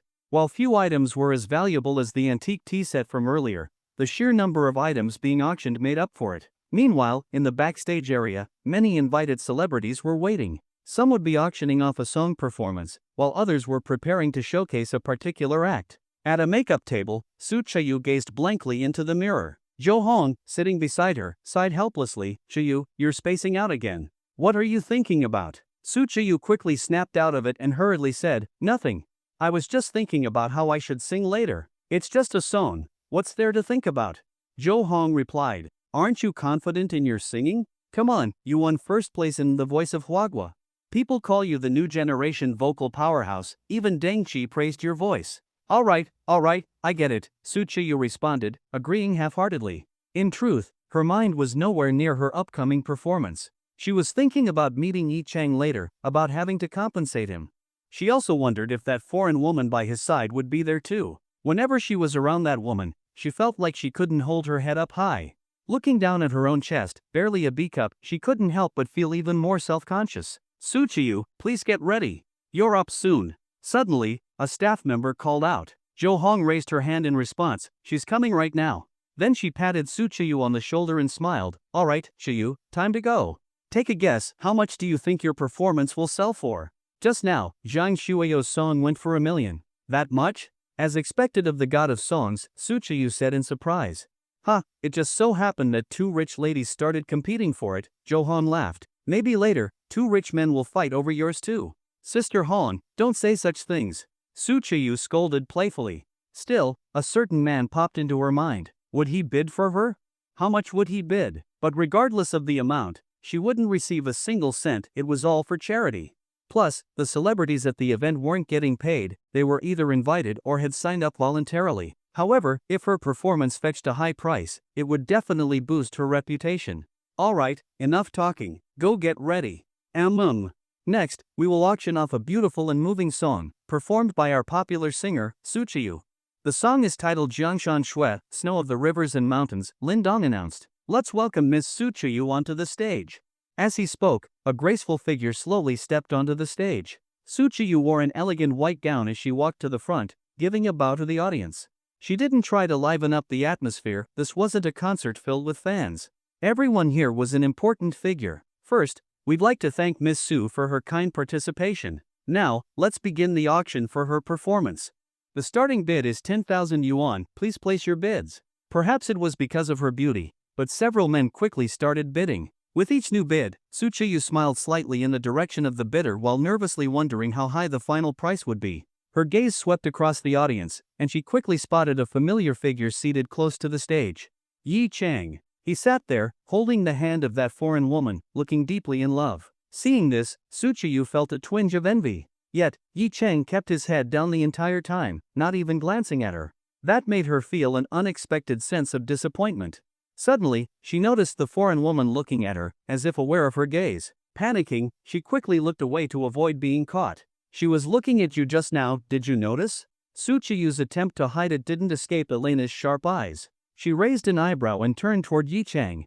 Yi Chang, however, kept his head down, playing with Elena's delicate fingers, sometimes pressing his palm against hers to compare their sizes, sometimes gently rubbing her skin, treating her like a precious treasure. I didn't notice, he replied casually.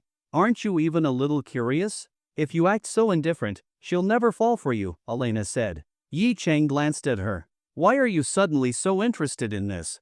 Elena's face flushed slightly, and she huffed, I'm just trying to help you. Help me with what? Yi Chang raised an eyebrow, looking at her mischievously. Feeling embarrassed by his gaze, Elena quickly turned her head away and stopped talking. Yi Chang chuckled, leaned close to her ear, and whispered, then I guess I should start bidding. What does that have to do with me?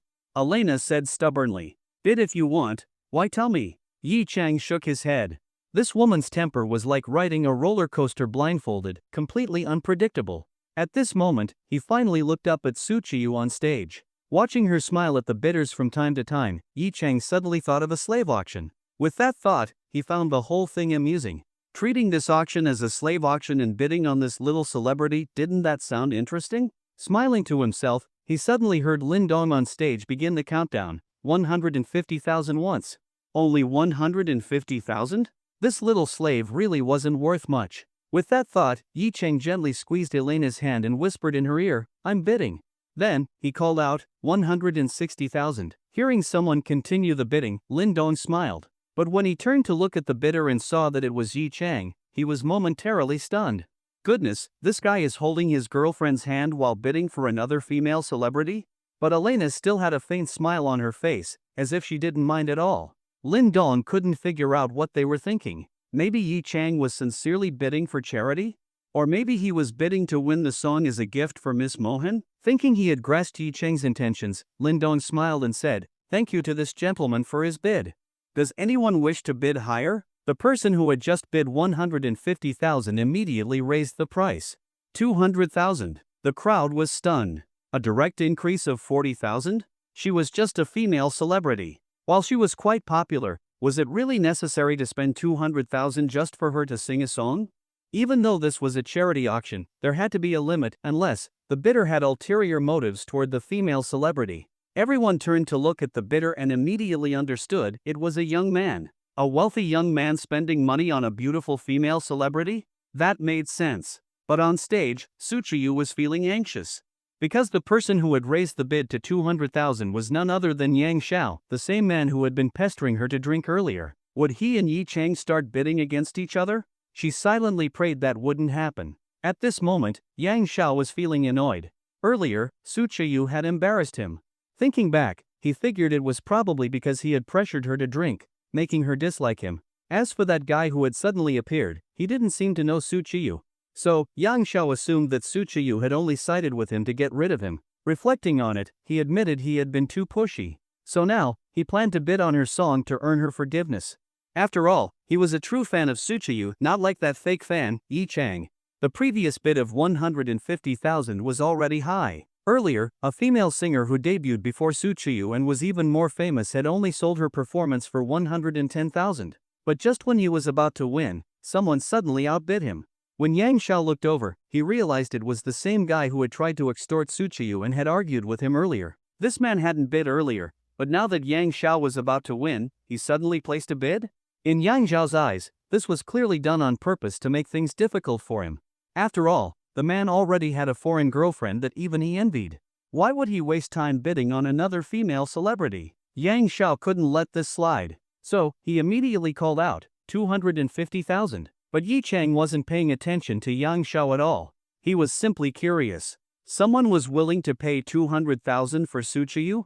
If that was the case, he wanted to see how high the bidder was willing to go. So, he continued, 260,000. Yang Zhao's face darkened. 300,000. 310,000. 350,000. As the bidding escalated, the audience began to murmur. Some who weren't familiar with Suchiyu started searching online. Was she some kind of legendary singer? But upon checking, they realized she had only debuted 2 years ago. She was well known but not a superstar. What was going on? At Yi Cheng's table, the others glanced at him curiously. The bid had already reached 400,000. Was he really going to keep going? Suddenly, they saw Elena turn to look at Yi Cheng. Was she finally upset? But to their surprise, Elena actually asked, "Do you want me to bid for you?" Was this woman really not angry? Or was Yi Cheng simply a master at handling relationships? Either way, the men at the table couldn't help but be envious. Yi Cheng raised an eyebrow. He hadn't expected Elena to say that. He sighed inwardly. She really was an understanding woman. She had her own temper, but in front of others, she always put him first. He gently patted her hand and shook his head. Since she had already given him permission to pursue another woman, he shouldn't push it too far. Having your own woman help you pick up another woman? Even a playboy wouldn't do that. That meant he wasn't a playboy after all. Then, Yi Cheng called out, 500,000. He didn't want to waste any more time. Surely the other guy wouldn't push the bid up to 1 million? Even the top singers had only gone for that much. Was Su Chayu really worth it? Yang Zhao's heart skipped a beat. This guy was serious? He turned to look at Yi Cheng. From his angle, he could see Yi Cheng but not the other people at the table. He had no idea the table was full of VIPs. But then, a thought hit him. Yi Cheng hadn't even looked at him once. Did Yi Cheng even know who he was? Sitting beside him, a friend noticed his expression, patted his shoulder, and whispered, "Yang, let it go. Don't risk offending someone powerful." Yang Xiao snapped, "And he's not afraid of offending me?" His friend sighed. "That guy is sitting next to Lin Chanin." Yang Xiao froze. "What? Lin Chanin?" "Yeah, look. Right next to him. You didn't notice?" "I didn't. Look from my angle." Yang shouted as he was told and finally saw Lin Chanin, who seemed to be chatting with Yi Cheng. His heart sank. If this guy could sit with Lin Chanin, he must be someone important. Yang Zhao's family was well off, but he couldn't afford to offend someone at that level. At that moment, Lin Dong began the countdown. 500,000 once. 500,000 twice. 500,000 3 times. Congratulations to Mr. Yi for his generous bid, securing Miss Su's performance for everyone. Su Chiyu let out a sigh of relief. It was finally over. She suddenly recalled that she had met Yi Cheng at an auction before. That time, it was in a game, and they had been bidding against each other for an in-game item. Now, in real life, she had become the auctioned item. Did that mean she and Yi Cheng were somehow fated? "Miss Su, it seems your singing is very popular among our esteemed guests. Now, let's look forward to your performance for Mr. Yi and everyone here." Su Chiyu bowed to Yi Cheng and smiled. The auction continued, and Yi Cheng proceeded to buy a necklace for Elena. The price wasn't high, just a little over 100,000. Finally, when the time reached 9 p.m., the auction came to an end. Thank you to every esteemed guest for your contributions to charity. This auction has raised a total of 28,316,500 yuan. Your kindness, I believe, will be duly rewarded. This charity gala ends here. Next, please enjoy the performances we have prepared. Of course, if you need to rest, there are plenty of guest rooms available in the manor. If you need to leave, you may do so at your convenience. As Lin Dong finished speaking, many people got up, preparing to leave. As for those staying, there weren't that many who were interested in doing so. Are you going to find that actress now? Elena leaned close to Yi Cheng's ear and asked softly. Yi Cheng glanced at her, took her hand, and said, "Come with me." Elena shook off his hand. "I have no interest in watching my man flirt with another woman." Yi Cheng was taken aback and helplessly shook his head. "I don't feel comfortable leaving you here alone." Elena rolled her eyes at him. "I've attended more galas than you've had women in your bed. I'm not some little girl who needs your care. Alright then, just stay in the hall and don't wander around. And wait for you to finish in 4 or 5 hours? What do you take me for? I'm not that crazy. I'll be out in less than half an hour." Yi Cheng laughed bitterly, pulled Elena into his arms, kissed her gently on the forehead, and then whispered, "I love you." Elena's body trembled slightly. She gave Yi Cheng a sidelong glance, and her tone softened. "Alright, go on then." Yi Cheng lifted her hand, placed a light kiss on it, and then left. Lin Chanin hadn't left yet. Watching Yi Cheng walk away, she smiled at Elena and said, Miss Mohan, young master you really loves you a lot. Loves me a lot? Elena didn't know how to respond to that, but the corners of her lips curled up slightly in a happy expression as she said, yes, he's always taken good care of me. Lin Chanin nodded slightly. Does your family know about him? Elena smiled. Of course, they do. After all, he's the second largest shareholder of Mohan Bank. Hearing Elena's words, the few people who hadn't left yet looked at Yi Cheng's departing figure, their hearts filled with even more surprise. This man, aside from his status in Longtum Group, was actually the second largest shareholder of Mohan Bank? It was simply unbelievable. These billionaires suddenly realized that above them, there was still a true super tycoon. Yi Cheng headed to the reception room. The room was quite spacious, and at his request, no one else was allowed to enter. Sitting on the large sofa in the center, he brewed tea using the tea set on the coffee table. The tea provided was the most authentic Westlake Longjing. Before long, there was a knock on the door, followed by a timid female voice from outside. Is anyone here? Come in, Yi Cheng said in a steady voice. The door opened, and Su Chiyu cautiously peeked inside. Seeing that there was no one else in the room except Yi Cheng, she felt a jolt of surprise. This man was meeting her alone, without even bringing along his beautiful foreign girlfriend? Was he not afraid of being suspected? But such thoughts remained only in her mind. There was no way she would actually ask him that. She stepped into the reception room, gently closed the door behind her, and stood by the entrance, nervously clutching the hem of her white evening dress. Mr. Yi, if you want me to compensate you, I'll transfer the money to you tomorrow. If there's nothing else, may I leave now? Yi Cheng turned his head and glanced at the young actress. His thoughts of apologizing to Elena faded away, and memories of his masterful flirting techniques surged back into his mind. Do you really have the heart to just leave like that? Su Chiyu's heart skipped a beat. She truly was reluctant to leave. This was a rare chance to be alone, up close, with this man in real life. The man she had always considered a good person in her heart. But what did Yi Cheng mean by those words? Before she could figure it out, Yi Cheng pointed to the sofa across from him and said, Come, sit over there. Oh, Su Chiyu instinctively took a step forward. After a few steps, she suddenly realized why was she walking over, but since she had already moved, she felt too embarrassed to turn back. Stiffly, she continued forward, heading toward the sofa opposite Yi Cheng.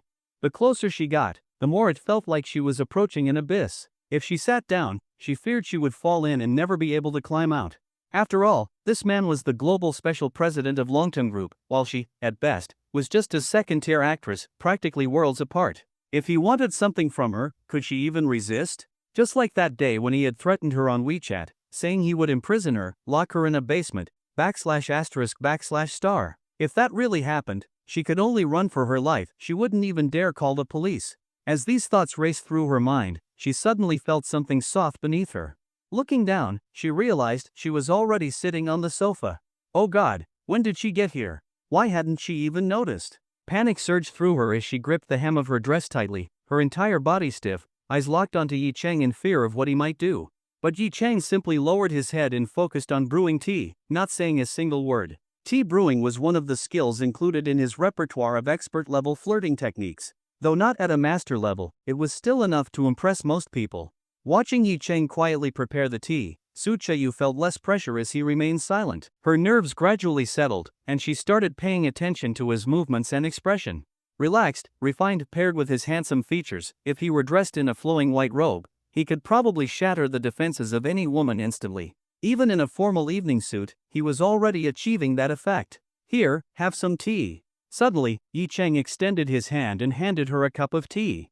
Su Chiyu was momentarily stunned but instinctively accepted it. The fragrance of Longjing tea reached her nose, snapping her back to reality. She whispered, "Th. Thank you." Yi Cheng nodded slightly, still silent, as he picked up his teacup and took a slow sip.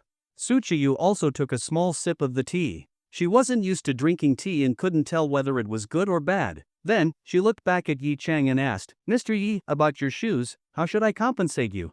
Yi Cheng glanced at her before lifting the foot that had been stepped on, resting his leg over his knee. Looking at the scuff mark on his shoe, he slowly said, "Actually, that guy was right earlier. These shoes aren't worth 400,000 yuan. They aren't even 200,000. Su Chiyu was taken aback. Not even 200,000? She had actually believed him when he said they were 400,000. But why was he admitting this now? Yi Cheng glanced at Su Chiyu again and saw her staring blankly, not even questioning his words. He couldn't help but chuckle lightly before continuing. However, walking around in such a high-class venue with damaged shoes, I've already noticed some people looking at them. That's quite embarrassing for me. So, it's 400,000. Do you have a problem with that? Oh, no, I think now it has to be 600,000. I believe my dignity is worth that much. His voice grew more serious, and he finally said in a deep tone, after all, no man wants to wear damaged shoes. Suchiyu's face turned pale. 600,000? 400,000 was already manageable, after all. That was about how much she had earned from Yi Chang. Paying it back would simply even the score. But 600,000? Might as well take her life instead. She had always been a little money hungry, otherwise, she wouldn't have agreed to sing for Yi Chang just to make some quick cash. At the same time, she was also someone who spent generously, otherwise, she wouldn't have blown all her savings from 2 years in the industry on an apartment or spent over 90,000 on a game item. So now, she was practically broke. Other than the money she had earned from Yi Chang, where was she supposed to find another 200,000? But then she remembered Yi Chang's past words, how he had threatened to lock her in a basement. Her face flushed red as a trace of fear crept into her heart. What could she do? She could only pay him back. She quickly said, I'll definitely pay. But, I don't have that much money right now. You don't have that much money? Yi Chang frowned. You're a celebrity, how could you not have 600,000? Suchiyu nearly jumped in fright. I spent it all on buying an apartment. Right now, I only have about 400,000 left. I promise I'll pay the rest within half a year. No. 2 months. 2 months, okay? She stared at him with teary eyes, her face full of anxiety. Just don't lock me in a basement, okay? Yi Chang froze. Lock you in a basement? The moment she said it, Suchiyu realized she had made a mistake. That was something Su Lianlian had talked about with Yi Bai on WeChat. It wasn't supposed to come up now. No, I was just talking nonsense. Don't mind me. But Yi Chang suddenly recalled the moment when he had casually threatened her with those words. He hadn't thought much of it at the time. But now, seeing her reaction, it seemed like it had left quite the impression. His eyebrows lifted slightly, and then he stood up, a playful smirk on his lips. Seems like I just discovered something interesting. As soon as he got up, an overwhelming sense of pressure washed over Suchiyu. Then, to her horror, he started walking around the tea table toward her. She panicked and stammered, What are you doing? I'll pay. I'll borrow the money. I'll pay you back in 10 days. No, do you think I care about 600,000? Yi Chang now looked like a villain preying on a helpless girl, his smile carrying a hint of wicked amusement. I once spent 30,000 yuan a day just to hear a woman sing 5 songs. I also once offered a celebrity 25 million a year to sing for me every day. 600,000? I can make that in a second. What really interests me now is you. By the time he spoke those words, he had already reached her side. He then sat down next to her on the sofa and slowly finished his sentence. Your identity. Suchiyu looked at him in fear, her heart pounding. She nervously muttered, I'm just Suchiyu. What other identity could I have? Is that so? A hand landed on her shoulder. With a slight pull, her petite figure fell straight into Yi Chang's arms. At just over 1.6 meters tall, she was small and delicate. Her soft features made her seem even more vulnerable, the kind of face that made people want to bully her. Suchiyu's heart pounded in terror. Now in Yi Chang's embrace, she didn't dare say a word, let alone resist. When she saw his other hand reaching toward her face, she instinctively shut her eyes tight, her eyelashes trembling with nerves. Only when his fingers gently caressed her cheek did she finally open her mouth and whisper, Mr. Yi, you have a girlfriend. Please don't do this, okay? Yi Chang chuckled as he looked at the trembling little actress. But don't you think that just makes it more exciting?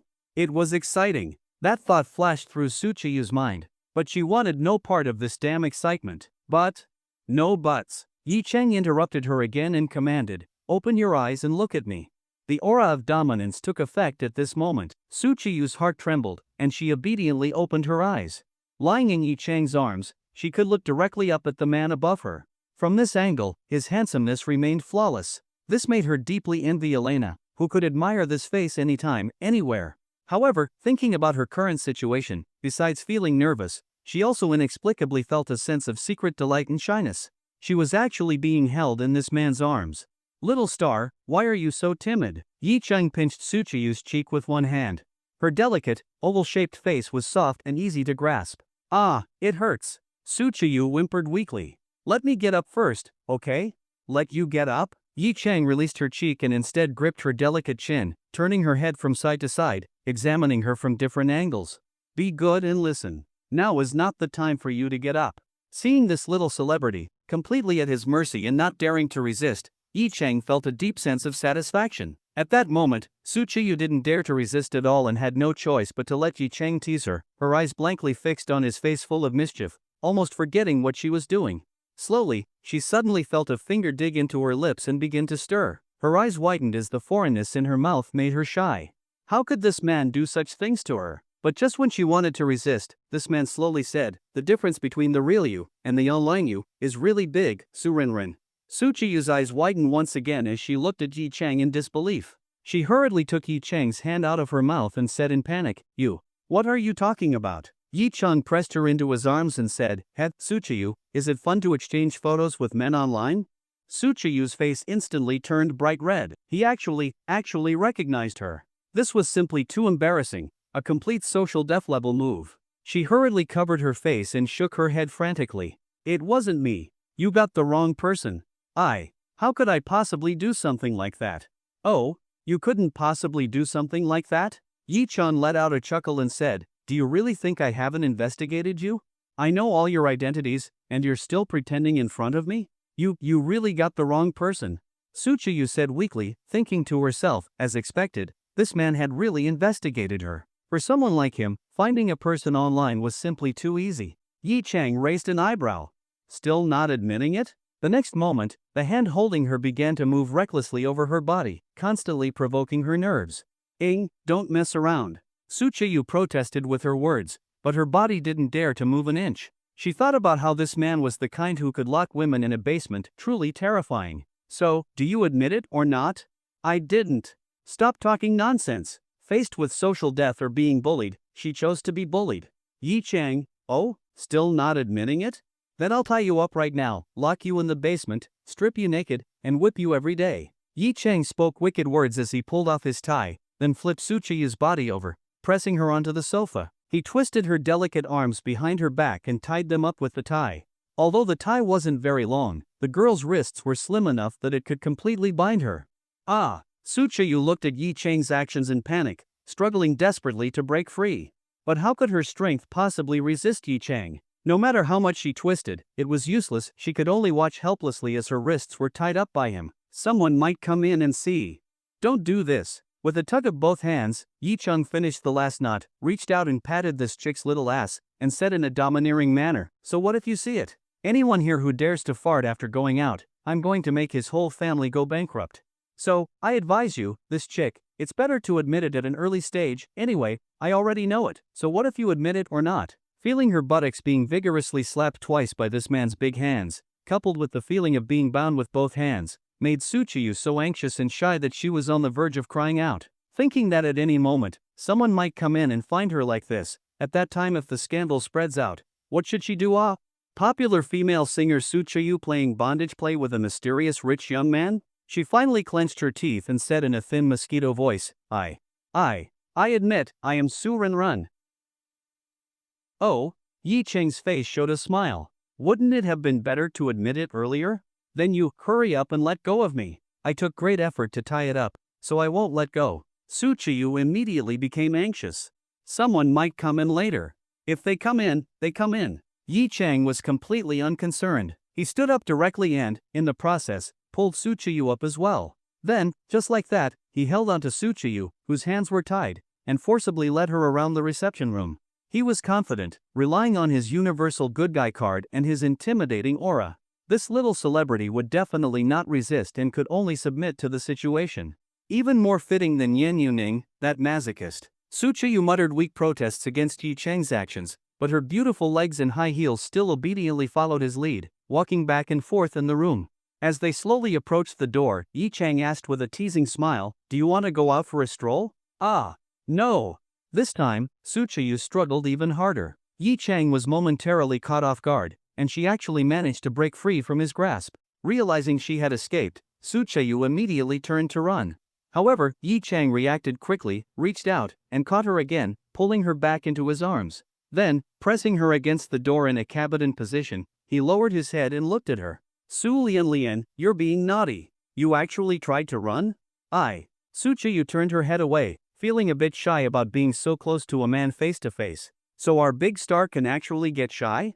Yi Chang teased. Who was the one asking me for photos? And even wanted topless ones? I didn't. Suchayu felt her denial was weak and unconvincing. You didn't? Yi Chang chuckled softly. He reached for his shirt and unbuttoned the top button. Out of the corner of her eye, Suchayu noticed his movement, and her eyes widened. She couldn't help but sneak glances. She had seen photos of Yi Chang before and knew what kind of body was underneath the body that could drive women crazy. Just like that, slowly, the second button, then the third, came undone.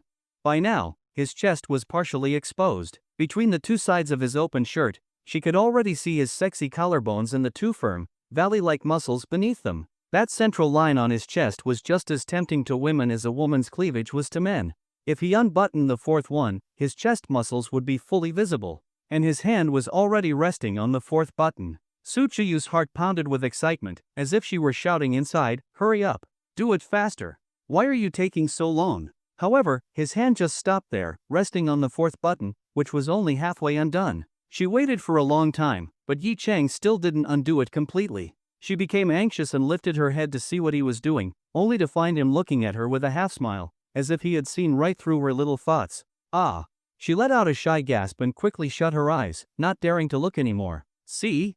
This is the little pervert I know. Yi Chang continued to tease her, then directly undid the fourth button, opening up his shirt completely. Go on, keep looking. I won't make fun of you. Hearing the sound of the buttons being undone, Suchiyu's breathing became rapid. Should she open her eyes? If she looked, it would mean admitting she was a little pervert. If she didn't look, she would miss this opportunity. In the end, she steeled herself. No matter what, in this man's eyes, her little pervert label was already set in stone, so if she didn't look, it would be a waste. Gathering her courage, she suddenly opened her eyes wide, staring directly at his exposed chest muscles. But before she could get a good look, she felt her chin being pinched, and her head was forcibly lifted. Then, she saw that handsome face gradually approaching hers. What are you MMPH? Her eyes widened as she felt the strength of his kiss. At that moment, she finally realized she was being kissed. This was her first kiss. How could this man be so bad? But, wasn't he a good person? How could a good person do this? Still, being kissed by a good person felt so nice. And just like that, she got lost in it, forgetting herself. Bang! Bang! Bang! Bang! Bang! Bang! Suddenly, there was a knock on the door. Someone outside began pushing against it, but Yi Chang held it firmly with one hand. There was no way they could push it open.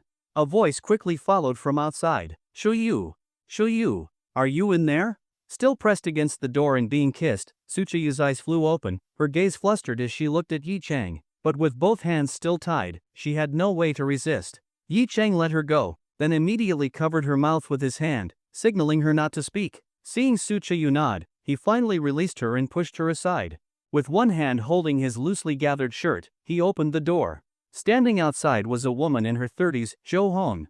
But Yi Chang didn't know that she was Suchiyu's manager. Since this woman was here looking for Suchiyu, he couldn't let her in. So, he spoke in a deep voice, "Who are you looking for?" With his intimidating aura, he now seemed terrifying.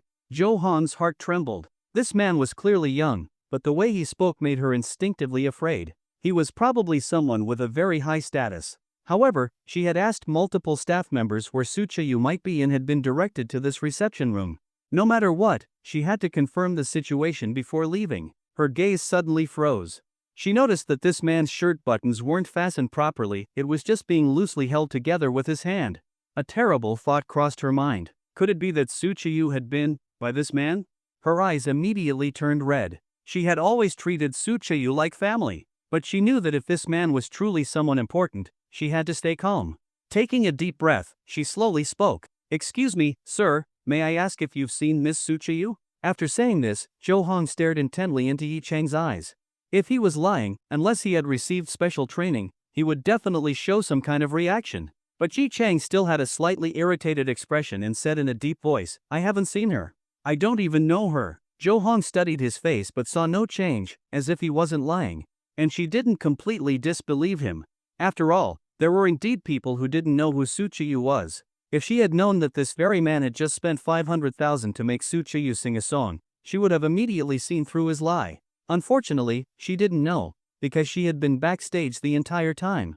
Not everyone had the qualifications to sit in the main hall, but in her desperation to find Suchiyu, despite Yi Cheng's flawless act, she still found it hard to believe him completely. Clenching her teeth, she said, "Then, may I go in and take a look? Someone told me earlier that Miss Su was in here. I'm her manager, and I have an urgent matter to discuss with her." Yi Cheng didn't budge at all and coldly said, "You think you can just go in because you want to? My wife and I have matters to attend to inside. Don't you think it's rude to barge in like this? Suchiyu isn't in here." Yi Cheng's stern tone made Jo Hong's face pale, but she still insisted. Before she could finish, Yi Cheng stared at her and began to threaten. This is the first time I've seen someone so brazen in front of me. You're looking for Suchiyu, right? Do you believe that with just one phone call, I can make her disappear from the entertainment industry?" Behind the door, Suchiyu froze. Wait, why was she suddenly being dragged into their confrontation? She was just an innocent little celebrity being bullied by this man. But with her hands tied, she didn't dare to touch Yi Cheng with any other part of her body, for fear that Jo Hong outside would notice. All she could do was shut her eyes and silently pray that Hong Jia wouldn't challenge this man any further. She couldn't win. This man was really terrifying. Outside the door, Jo Hong's face darkened at Yi Cheng's threat. But looking at Yi Cheng's expression, he didn't seem to be joking. That meant he probably had a great deal of power in the entertainment industry, and his words were not idle threats. Jo Hong was caught in a dilemma. If she barged in and found out she had wrongly accused this man, then both she and Suchiyu would be doomed. If she barged in and actually found Suchiyu, she would definitely have a conflict with him. In that case, she and Suchiyu might still be doomed. Of course, there was also a chance that this man, fearing repercussions, would try to silence them by supporting Suchiyu's career. Jo Hong hesitated, but in the end, she chose to back down. Taking a deep look at Yi Cheng, she apologized. "I'm sorry, sir. I was wrong. I'll leave now. Please don't hold anything against Miss Suchiyu." Then, she quickly turned and left. Watching Jo Hong leave, Yi Cheng finally closed the door and turned to look at Suchiyu, who still had her eyes shut in silent prayer. Her reaction amused him, so he reached out and pinched her cheek. "What are you thinking about?" Suchiyu quickly opened her eyes and, seeing him pinching her cheek, spoke in a pitiful tone. "Can you not threaten Hong Jia in the future? She's really good to me." Yi Cheng raised an eyebrow. "The future? You're already thinking about the future?" Suchiyu's face flushed red, and she muttered softly, "Someone like you definitely won't let me go, right?" Yi Cheng was momentarily stunned, then burst out laughing. He grabbed her chin again, shook his head, and said, "Little celebrity, I'm really starting to like you more and more." Suchiyu's face burned with embarrassment, and she didn't dare to look at him. She didn't even know how things had ended up like this, how a powerful man she met randomly online had found her in real life and done all this to her. And yet, she kept thinking he was a good person. Was she under some kind of spell? Alright, let's continue where we left off. Hearing Yi Cheng's voice, Suchiyu was momentarily dazed. The next second, she felt herself being kissed again. Yi Cheng, on the other hand, was thinking he had to accompany Elena tonight, and tomorrow he'd be heading back to Modu. So for now, he would just take a little advantage of this small celebrity. A few minutes passed. On the sofa, Suchiyu was held in Yi Cheng's arms, her face completely flushed. Panting softly, she weakly said, "Let go of my hands, it's hurting." Yi Cheng smiled and said, "No, stay tied up a little longer." Leaning in closer, he asked, "Do you know what I was thinking when you were standing on the stage during the auction?" Suchiyu didn't speak, only raising her head to look at Yi Cheng with curiosity in her eyes. "I was thinking, it felt just like a slave auction, and you were the little slave being auctioned off." Suchiyu's face turned red instantly. "Don't talk nonsense." But, of course, Yi Cheng wasn't going to listen to her. He continued, "So, since I won the bid for you, you should naturally become my little slave. That means you should get used to being tied up by me. Understand? I don't want to." Suchiyu shook her head hard. What was this man even saying? How could he be so shameless? As a woman, wasn't she supposed to have some dignity? She had completely forgotten how she had exchanged photos with men online without any restraint. "No, you have to. You should also get used to being locked up in my basement in the future." And slowly, Yi Cheng suddenly found that the words he had once used to scare this little girl were unexpectedly effective. "I don't want that." Suchiyu cried out in panic once again. Was he actually being serious? She spoke in a weak voice, "Imprisoning people is illegal, you can't do that." Hearing her feeble resistance, Yi Cheng couldn't help but laugh. This little celebrity was actually quite amusing. But just as he was about to continue teasing Suchiyu, there was another knock at the door. Yi Cheng frowned. Could it be that her manager had come back? Suchayu immediately went silent, nervously staring at the door. However, since Yi Chang had locked it earlier, there was no need to worry about anyone barging in. Yi Chang placed Suchayu down on the sofa and said, "Don't move." Then, he got up and walked toward the door.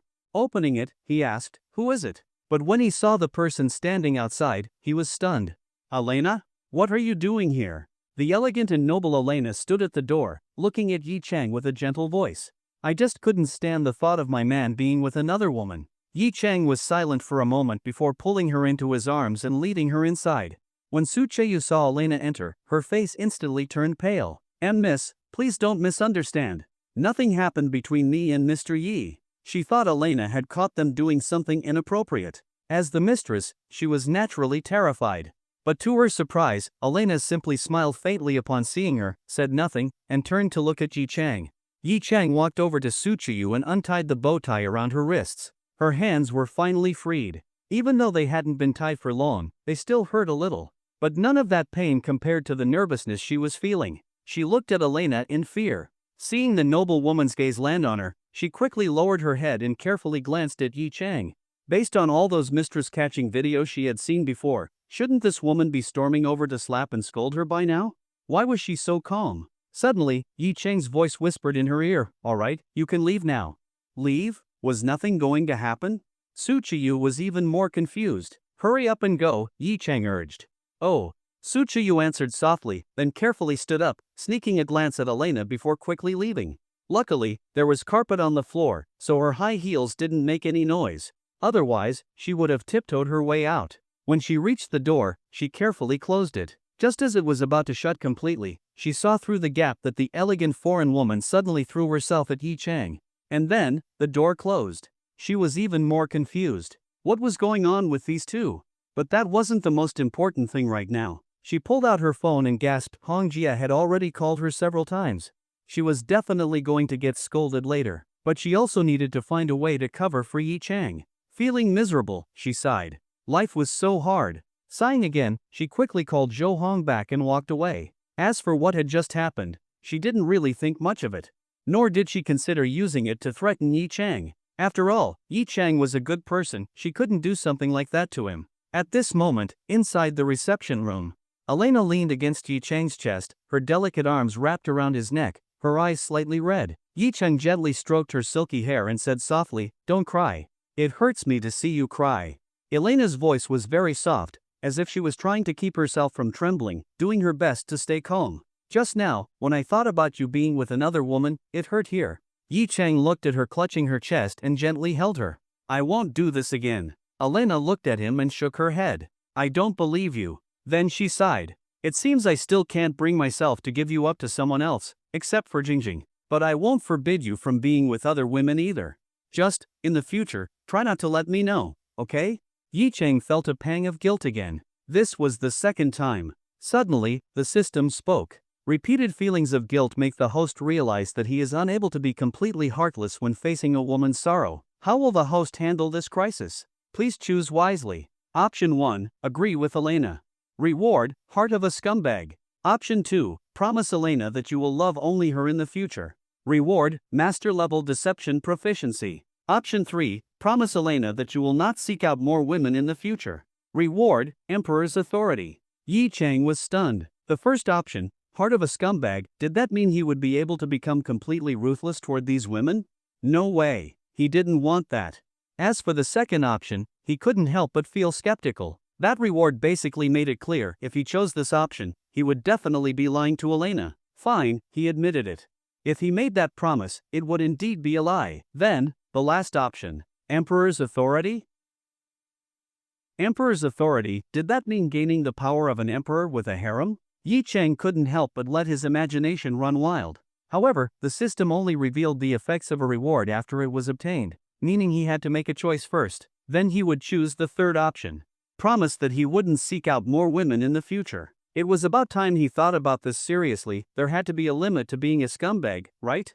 Looking at his current situation, he had already been with 4 women, and there were 3 more who weren't far from that point. He really needed to be cautious.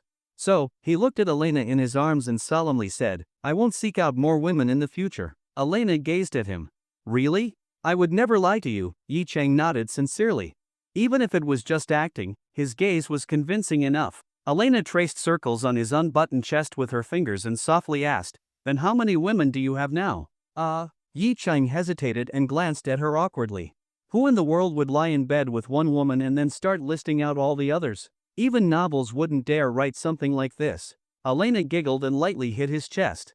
"Alright, I won't ask. But remember what you said today, if you break your promise, I'll be angry." "I guarantee I won't make you angry," Yi Cheng assured her again. "But if you don't tell me who your women are, how will I know if a woman I see you with in the future is one of them or someone new?"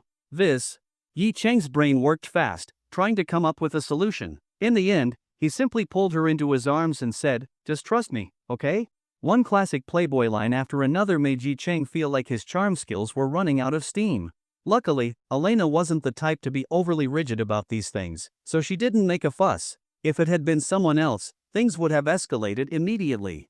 But it was precisely because of Elena's personality that Yi Cheng had dared to gamble in the first place.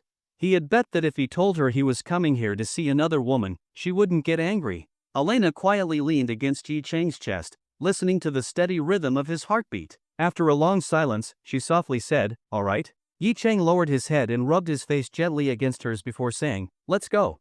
Yi Cheng helped Elena up, but he didn't forget to button up his shirt. However, Elena moved his hand aside and did it for him. Looking at his exposed chest, she pouted, "Bad man, seducing women with your body again." Yi Cheng murmured, "Do you like it?"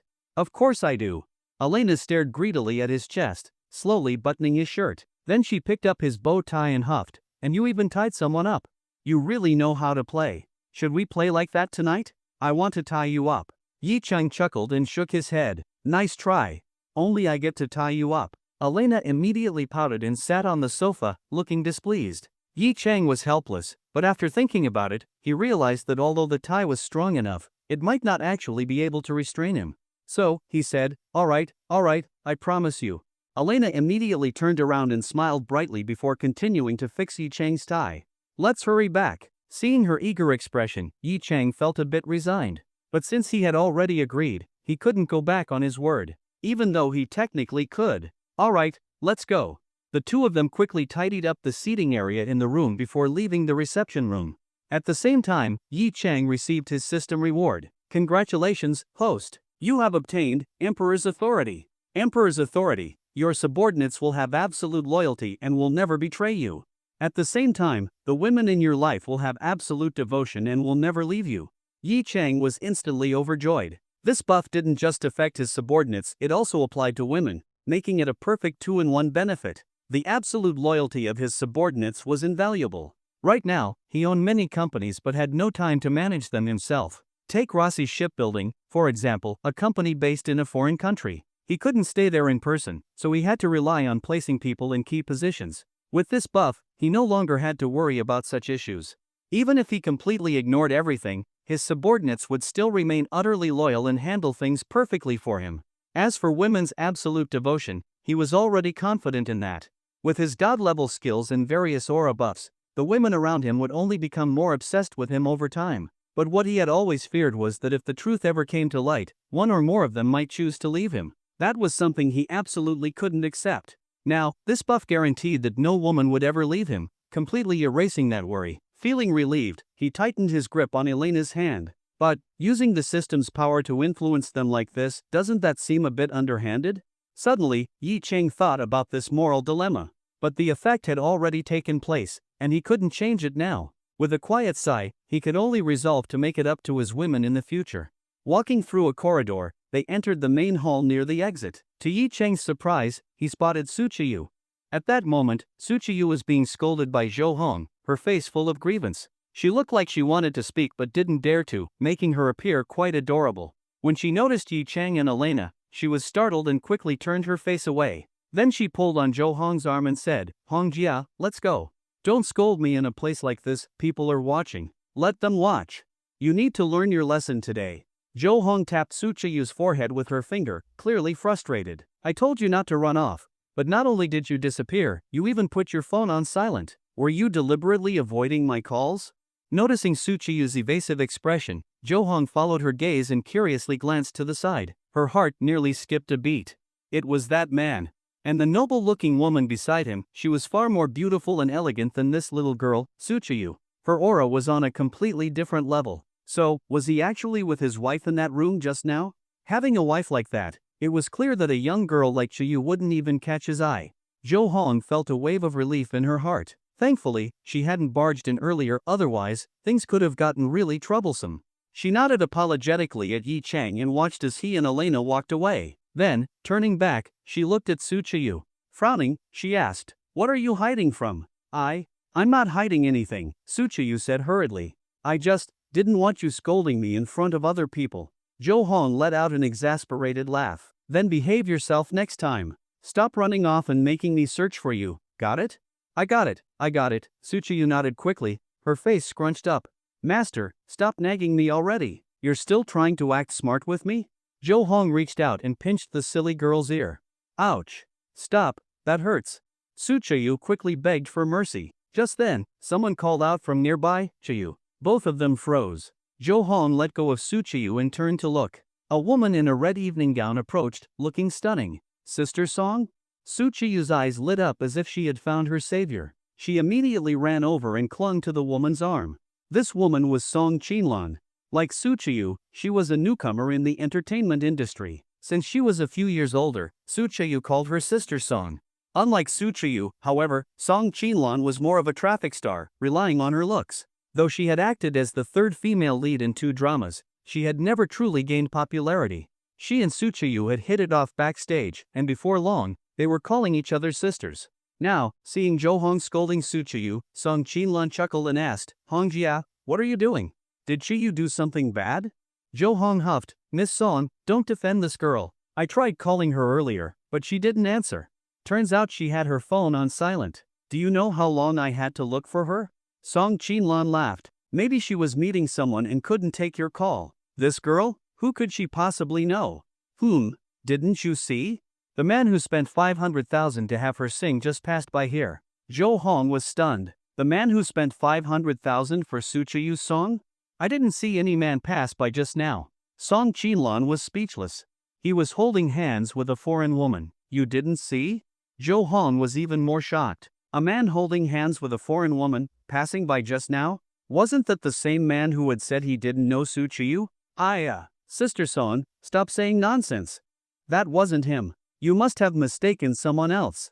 Su Chiyu panicked, realizing she was about to be exposed. She desperately shot glances at Song Qinlan, but Song Qinlan completely missed the signals. Instead, she looked puzzled and said, "I was right by the side door when he made the 500,000 bid. How could I be mistaken? You really saw wrong."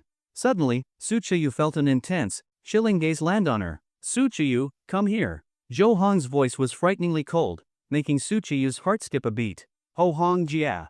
Chiyu, it looks like we need to have a serious talk." Song Qinlan looked between the manager and the young actress, confused by what was going on. However, she was now certain that the man who had spent 500,000 had an unusual relationship with Su Chiyu. A day passed in the blink of an eye. After a passionate night with Elena, one that even involved some light bondage play, Yi Chang returned to Moto on Thursday at noon. After dropping Elena off at the Nuwa Hotel, he spent some time comforting Dongfang Jingjing, who had been feeling a little lonely after 2 days alone. Then, he headed back to Tangcheng Finance to resume his assistant duties. "What the hell? You left all this work for me? You didn't do anything?" Yi Chang was dumbfounded as Yan Yuning pulled out a massive stack of documents from her desk. "I did." Yan Yuning pouted as she pulled out a much smaller pile and batted her eyelashes innocently. Then, wrapping her arms around his, she whined, "Come on, just help me finish them. You're so efficient, I'm sure you can get it done in a day." Yi Chang was speechless. Even workhorses don't get pushed this hard. "And don't forget, you still have to come with me to sign a contract today." Du Xinghai had contacted him earlier that morning to ask when they could finalize the share transfer agreement. It was absurd, he was practically begging Yi Chang to take his shares. A contract? What contract? Yan Yuning had completely forgotten. Du Corporation. Half of its shares. You forgot already? Yi Chang pinched her delicate face. "We just talked about it on Monday."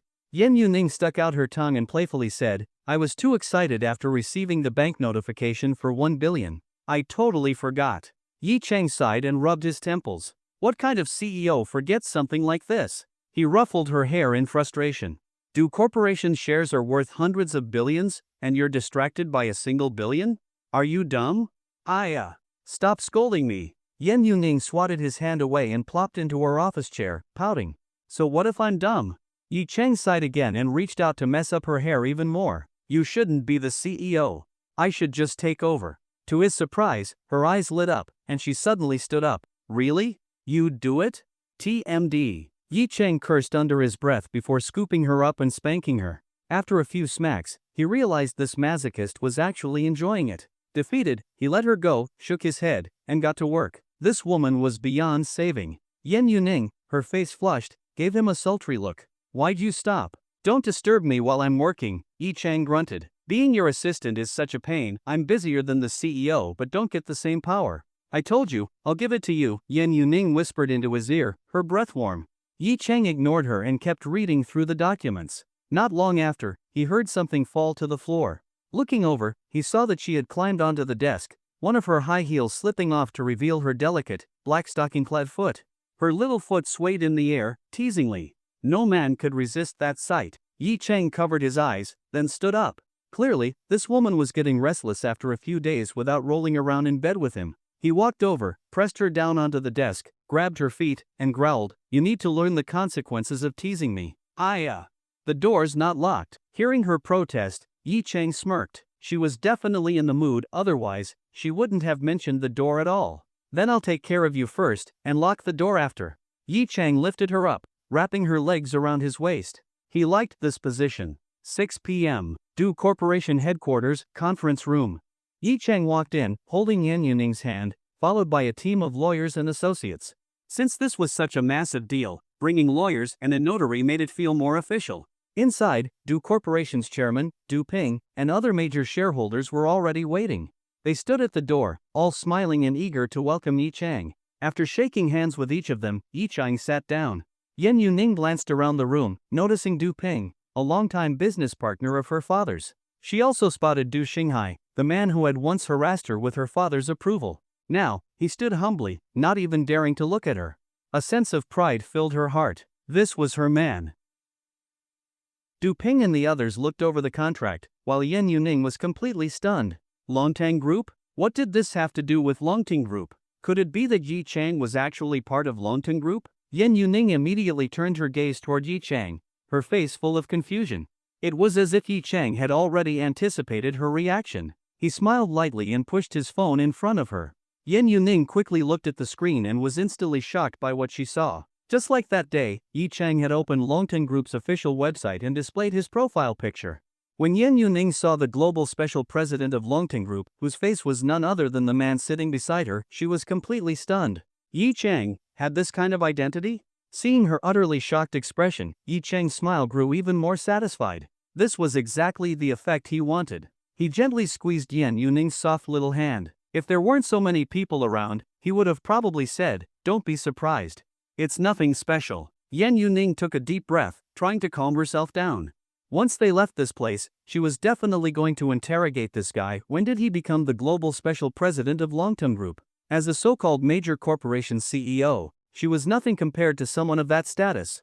Come to think of it, aside from being an assistant, wasn't every one of Yi Cheng's identities far above hers? Sigh. Now she truly understood what it felt like to have an assistant-turned-boyfriend who was way too powerful. She glanced at Yi Cheng. That smug look on his face was unbearable. Damn it! He really pulled it off. So what?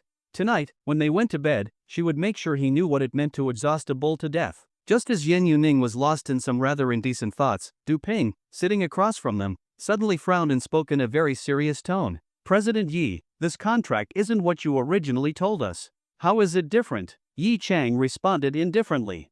Didn't you say this agreement was between Longtang Group and us? At that moment, Du Ping realized they had all been played. Sure enough, Yi Cheng raised an eyebrow and asked, When did I ever say that? The expressions of the Du Corporation executives darkened, but given Yi Cheng's status, they didn't dare to openly tear into him right away. Du Xinghai began to panic. Yi Cheng was his contact. If something went wrong now, he would surely be the one to take the blame later. He quickly interjected, President Yi, didn't you tell us to release a statement saying Du Corporation had reached an agreement with Longtang Group? Yi Cheng nodded. Yes, I did. Then what do you mean by this? Yi Chang remained calm. I only told you to release the news just to stabilize your stock price. Fake news. Isn't that something listed companies do all the time? I never once said Longting Group would enter your board of directors or hold any shares. Du Ping's face turned grim. He stood up and said coldly, President Yi, this is completely unreasonable. We've spent so many days preparing, and this is the outcome? You deceived us. Yi Chang leaned back slightly, looking at the standing Du Ping with a calm expression. Chairman Du, you're in your 50s, aren't you? Why are you still so impatient? Du Ping let out a cold laugh. President Yi, I respect you as a representative of Longting Group, but that doesn't mean I'll sit back and watch you deceive Du Corporation without reacting. The other shareholders of Du Corporation all glared at Yi Chang, their eyes filled with anger, making their dissatisfaction clear. Yan Yuning's heart tightened. There were so many people on the other side. If things escalated, something bad could happen. But Yi Chang simply ran his fingers over the back of her hand, reassuring her. As for today's contract, it would definitely be signed. Otherwise, why would the system have already given him the reward in advance? Slowly, he spoke. Deception? Chairman Du, that's not the right word to use. Haven't you noticed that ever since you spread the news, Longting Group hasn't come after you? He stood up from his seat and began walking around the conference table, speaking as he moved. If any struggling publicly listed company could just announce a partnership with Longting Group to stabilize its stock price, wouldn't that completely ruin Longting Group's credibility? As Longting Group's global special president, even if I personally hold shares in Du Corporation, I can still facilitate a real partnership between Longting and Du Corporation.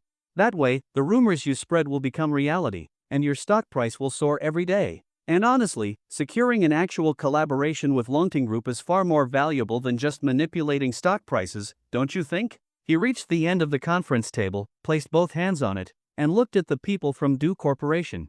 His voice was indifferent. Don't tell me you don't understand this simple logic? The Du Corporation executives were stunned and exchanged glances. If Yi Chang had really tricked them, then why hadn't Longting Group denied their claims about the supposed partnership? Didn't that mean Longting Group had tacitly accepted the news? But on what basis could Yi Chang use Longting Group's influence to support Du Corporation while simultaneously acquiring their shares under his personal name? Wasn't he just leveraging the company's power for personal gain? If Longting Group found out, wouldn't they punish Yi Chang for this? Yan Yuning also realized this potential issue and looked at Yi Chang, wanting to know what he was really thinking. Didn't he understand the risks of what he was doing? Du Ping and the other shareholders whispered among themselves for a moment. Then, Du Ping spoke up first, apologizing to Yi Chang. President Yi, I'm sorry, I lost my temper earlier. Please don't take it personally. But I have to ask, have you informed Longting Group about this? Will they really allow you to hold shares in our corporation under your personal name? Please don't be offended, we're just concerned. If we sign this contract and Longting Group later finds out, will they cancel their partnership with us? Yi Chang chuckled as if he had already anticipated this question. You don't need to worry about that. Standing upright, he said, half of Du Corporation's shares are a gift for my beloved. So in the future, ensuring Du Corporation's financial health and stock performance will be my personal responsibility. Your concerns simply won't come true. Everyone in the room was taken aback and immediately turned to look at Yan Yuning. Yi Chang was acquiring their shares, just to give them to this woman? A man like this actually existed? Du Xinghai stared at Yi Chang in shock. So this was how you win over Yan Yuning? He admitted defeat. Du Ping frowned slightly. Although Yi Chang spoke confidently, this wasn't something that could be resolved with just a few words. The law didn't care about personal promises, it only recognized official agreements. Mr. Yi, I trust your feelings for Miss Yan, but isn't this a bit too reckless? Yi Chang looked at Du Ping and frowned slightly. So, even now, they wouldn't agree unless he revealed his relationship with Long Kuan? But there was no way he would do that. The fewer people who knew about his connection to Long Kuan, the better. His women could know, the upper management of Longting Group could know, but these small-time businessmen? It was best if they stayed in the dark. Fine. If persuasion didn't work, it was time for force. His eyes narrowed dangerously, and his voice turned cold. Chairman Du, do you really think I handle business matters recklessly? Since you don't trust me, I have no interest in wasting any more words. Either you sign the contract right now, or I walk away. And by tomorrow, Du Corporation will need to vacate my properties, otherwise, I'll cut off your water and electricity. Additionally, Longting Group will be very interested to learn how you've been using its name for stock manipulation. I don't need to spell out what happens next, do I? Alright, this meeting is over for now. You have 30 minutes to make your final decision. Then, he walked over to Yen Yuning, gently took her hand, and led her out of the room without even glancing at the now pale-faced Du Corporation executives. As they watched Yi Chang and Yen Yuning leave, the tension in the conference room reached an unbearable level. Du Xinghai nervously looked at his father and the other shareholders. Since none of them were speaking, he hesitantly asked, "Dad, what do we do now?" The second largest shareholder shot him a glare and said sarcastically, "Young Master Du, isn't this all your fault? If you hadn't made enemies with these people, would we be in this mess?" Du Xinghai wasn't intimidated by him. The Du family controlled over 50% of Du Corporation. Why would he be afraid of some old shareholder? He scoffed. "If I had offended Yi Chang back then, do you really think we'd be able to handle the full wrath of Longtung Group?" The second largest shareholder fell silent. No matter how he looked at it, Longting Group was the much scarier threat. But he quickly sneered again. "And whose fault was it that you got caught messing around with women in the first place? If not for that, none of this would have happened." Just as Du Xinghai was about to argue back, Du Ping raised his hand. "Enough, stop arguing, Xinghai. Don't talk back to your elders, this is your fault. Everyone, let's stop wasting time. The real question is, should we accept Yi Chang's terms?" The shareholders exchanged looks. After Yi Chang's final threat, did they even have another choice? Rooftop. Yi Chang stood at the railing with Yen Yuning, overlooking the world below from hundreds of meters high. The bustling streets of Jinsi Road stretched beneath them. The longer Yen Yuning gazed at the scene, the more she felt that Yi Chang was truly unfathomable. An entire road spanning several kilometers, all owned by this man? And he was also the global special president of Longtung Group? She turned her head to look at Yi Chang, admiration evident in her eyes. Wrapping her arms around his waist, she squinted slightly and murmured, "The way you threatened them just now was so handsome." Yi Chang chuckled. "After all, this is the betrothal gift I'm earning for my wife. Those guys didn't want to hand it over, how could I let that happen? Besides, Jinsi Road is my territory. They dared to challenge me? I'll torment them to death." Yen Yuning's face instantly turned red, and she softly retorted, "Who's your wife?" Yi Chang raised an eyebrow, his gaze suddenly narrowing, exuding a dangerous aura. Then, in a cold voice, he said, "Either you admit you're my wife, or..." Seeing his expression and hearing his voice, Yen Yuning's heart skipped a beat. This man was really scary when he got serious. No wonder the people from Du Corporation didn't dare to say a word earlier. But since he didn't finish his sentence, she couldn't help but ask, "Or what?" Yi Chang's cold expression suddenly softened into a smirk. Pulling her into his arms, he whispered into her ear, "Or I'll make you cry tonight." Yen Yuning's face immediately turned bright red. She buried herself in his chest and pounded his firm chest with her small fists. "Shameless! You scoundrel!" Yi Chang held her tightly so she couldn't move. "Looks like you chose the second option. Then I'll have to fulfill your wish tonight. You pervert!" Yen Yuning whispered in protest, but her hands still held onto him obediently. Yi Chang gazed at the distant skyline and let out a sigh in his heart. Deciding to gift half of Du Corporation's shares to Yen Yuning had only occurred to him after that moment of guilt the other day. That night, when he was out with Ning Qingsnow and didn't answer Yen Yuning's call, he had expected an angry confrontation. But instead, when he called her back later, all he got was her concern for his safety. That had stuck with him. So, when Du Xinghai came to him for help, it had felt like the perfect opportunity, a pillow delivered just when he needed a nap. And now, thanks to the various buffs granted by the system, all of his women were firmly tied to his side. Yet, he still felt a bit guilty. Maybe giving them a share of his wealth was the best way to make up for it. After all, with the system's help, his wealth would only keep growing. With that thought, he felt a burden lift from his heart. Yen Yuning's soft voice suddenly interrupted his thoughts. "Chang, do you think they'll agree to your terms?" Yi Chang snapped back to reality and smirked confidently. "They have no choice but to agree." Just then, his phone rang. Seeing the caller ID, Yi Chang smiled. "Look, it's Du Xinghai. Looks like they've come to a decision. Let's go downstairs." He took Yen Yuning's hand and walked toward the stairwell while answering the call on speaker. Du Xinghai's voice came through. "Young Master Yi, we accept your terms. Please return to finalize the deal." "I got it," Yi Chang replied calmly before hanging up. Then, turning to Yen Yuning, he raised an eyebrow smugly. "See that? Your husband is just that amazing." Yen Yuning laughed out loud at his cocky expression. Yes, you're the best." She hugged him again, a warm feeling spreading in her heart. To others, this man was powerful, mysterious, intimidating, and awe-inspiring.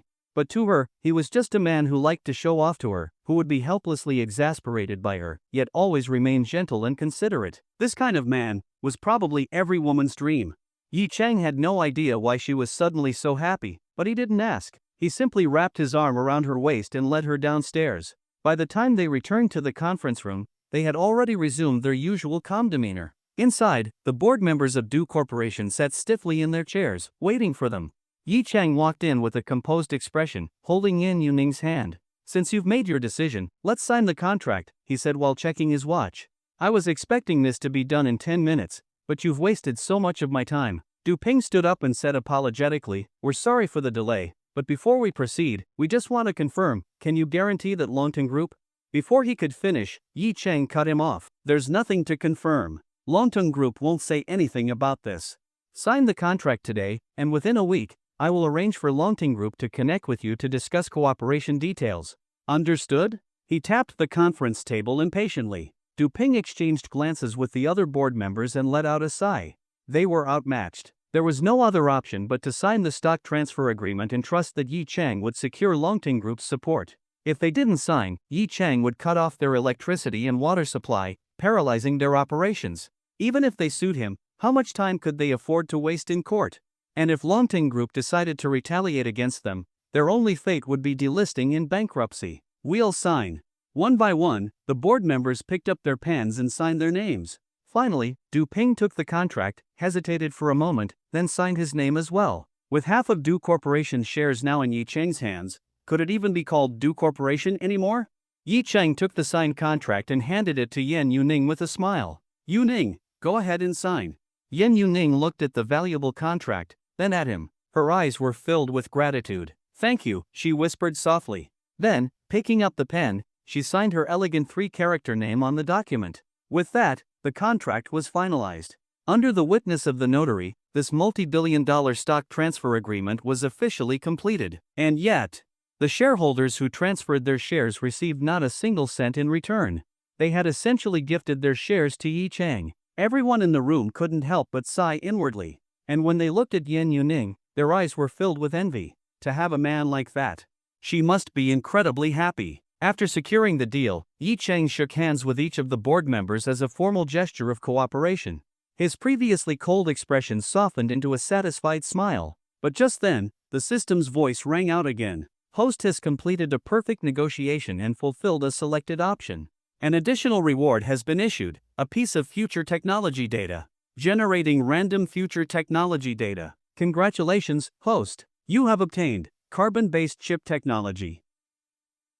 Hearing the system's sudden notification, Yi Chang paused for a moment. However, his expression remained unchanged as he continued making promises to the members of Do Corporation. "Your rent will be reduced by half in the future. Also, Longting Group will be in touch with you soon, just wait patiently. Additionally, we will appoint someone to manage the company. Chairman Du, I assume you have no objections?" At first, Du Ping was excited to hear Yi Chang's words, so he was still willing to handle things properly. But when he heard the last part, he froze. Then, he let out a bitter laugh. This was expected. There was no way Yi Chang would let him continue managing such a huge corporation. Now that Yi Chang and Yen Yuning held 50% of the company's shares, and since Do Corporation was publicly traded, meaning other shares were circulating in the market, the remaining shares were not enough to stop Yi Chang from stripping him of his chairman position. "Of course, I have no objections," he said with a shake of his head. Yi Chang nodded in satisfaction and continued, "Oh, and one more thing, we'll be changing the company's name as well." He then turned to Yen Yuning, smiled, and said, "Let's rename it Yuning Corporation." However, Yen Yuning shook her head and said, "Not that name." Yi Chang was puzzled. With a bright smile, she said, "If we're changing it, then let's call it Ning Chung Corporation." Yi Chang was briefly stunned, then burst into laughter. "All right, Ning Chung Corporation it is. No objections from anyone, right?" He glanced at the board members. What could they say? They could even sense the unspoken warning hidden beneath Yi Chang's polite smile. "Sorry for changing the name. I hope you know better than to resist." But aside from Du Ping, none of the other shareholders had a problem with it. After all, Do Corporation was obviously named after the Du family. Now, changing it to Ning Chung Corporation sounded far more neutral and appealing. "All right, we'll do as Mr. Yi said the second largest shareholder, who had now been demoted to the third largest shareholder.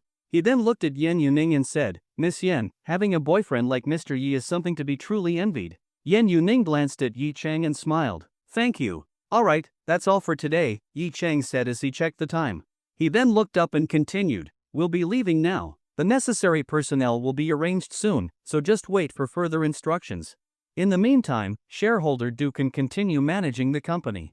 I understand. From Chairman Du to shareholder Du in an instant, Du Ping had nothing more to say. He was in his 50s now, and standing before Yi Chang, he had no temper left to show.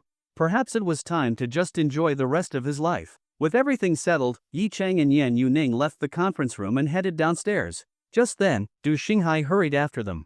Young Master Yi, Miss Yan, we've prepared a banquet. Why don't we have a meal together? After all, we've officially formed a partnership today, he suggested. Yi Chang shook his head. No need. Maybe another time. Right now, he was more eager to check the information he had just received and had no interest in socializing with these people. Seeing Yi Chang decline, Du Xinghai quickly added, then how about another time? I could invite some people from our circle and arrange a gathering for you. Yi Chang raised an eyebrow and glanced at him. Du Xinghai's friends? However, Yan Yuning's expression instantly turned cold. She glared at Du Xinghai and scoffed. Du Xinghai, are your friends even normal? Don't think you can drag Yi Chang into your mess and get him caught the way you did. Yi Chang had already told her before about Du Xinghai's past incident where he and his scumbag friends drugged a female student at a banquet, only for Yi Chang to catch them red-handed. So, what kind of people did Du Xinghai hang out with? She wouldn't let her man get mixed up in that filth. Du Xinghai almost wanted to cry. He quickly swore on the spot, I swear, they're all normal.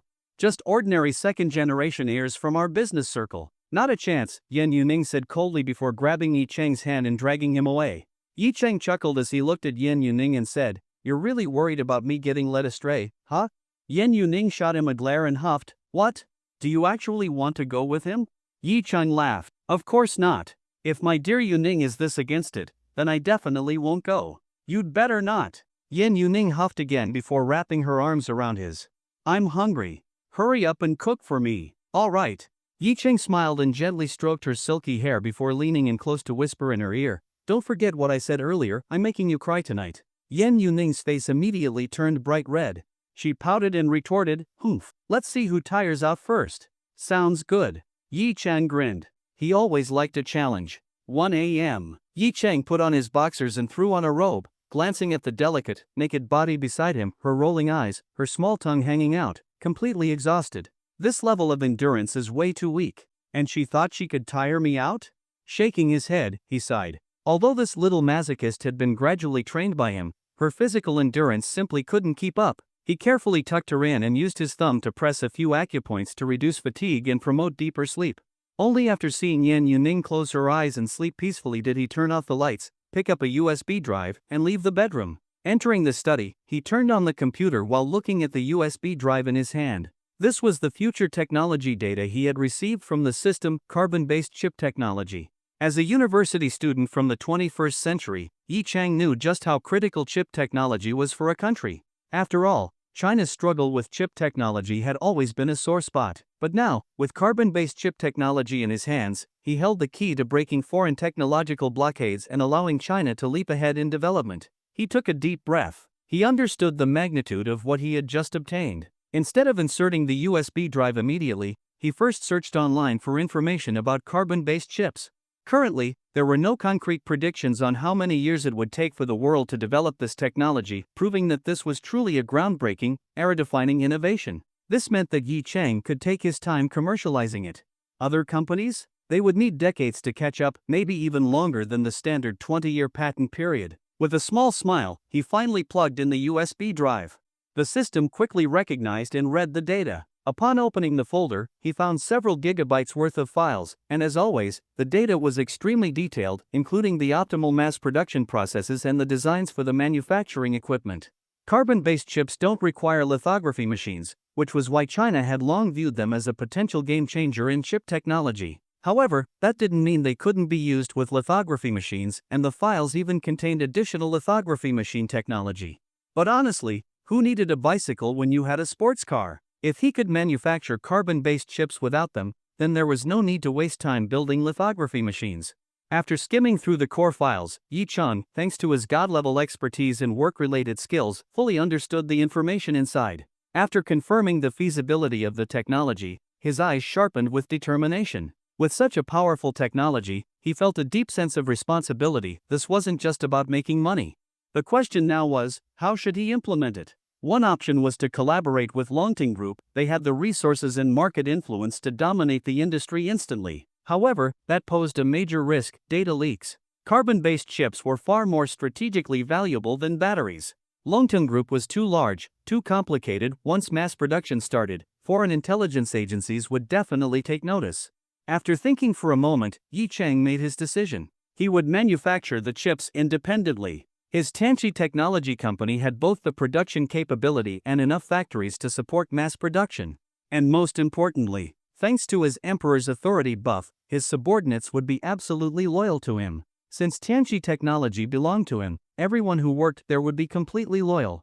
It didn't matter if spies infiltrated the company. Once they joined, they would be forced into loyalty and unable to betray him.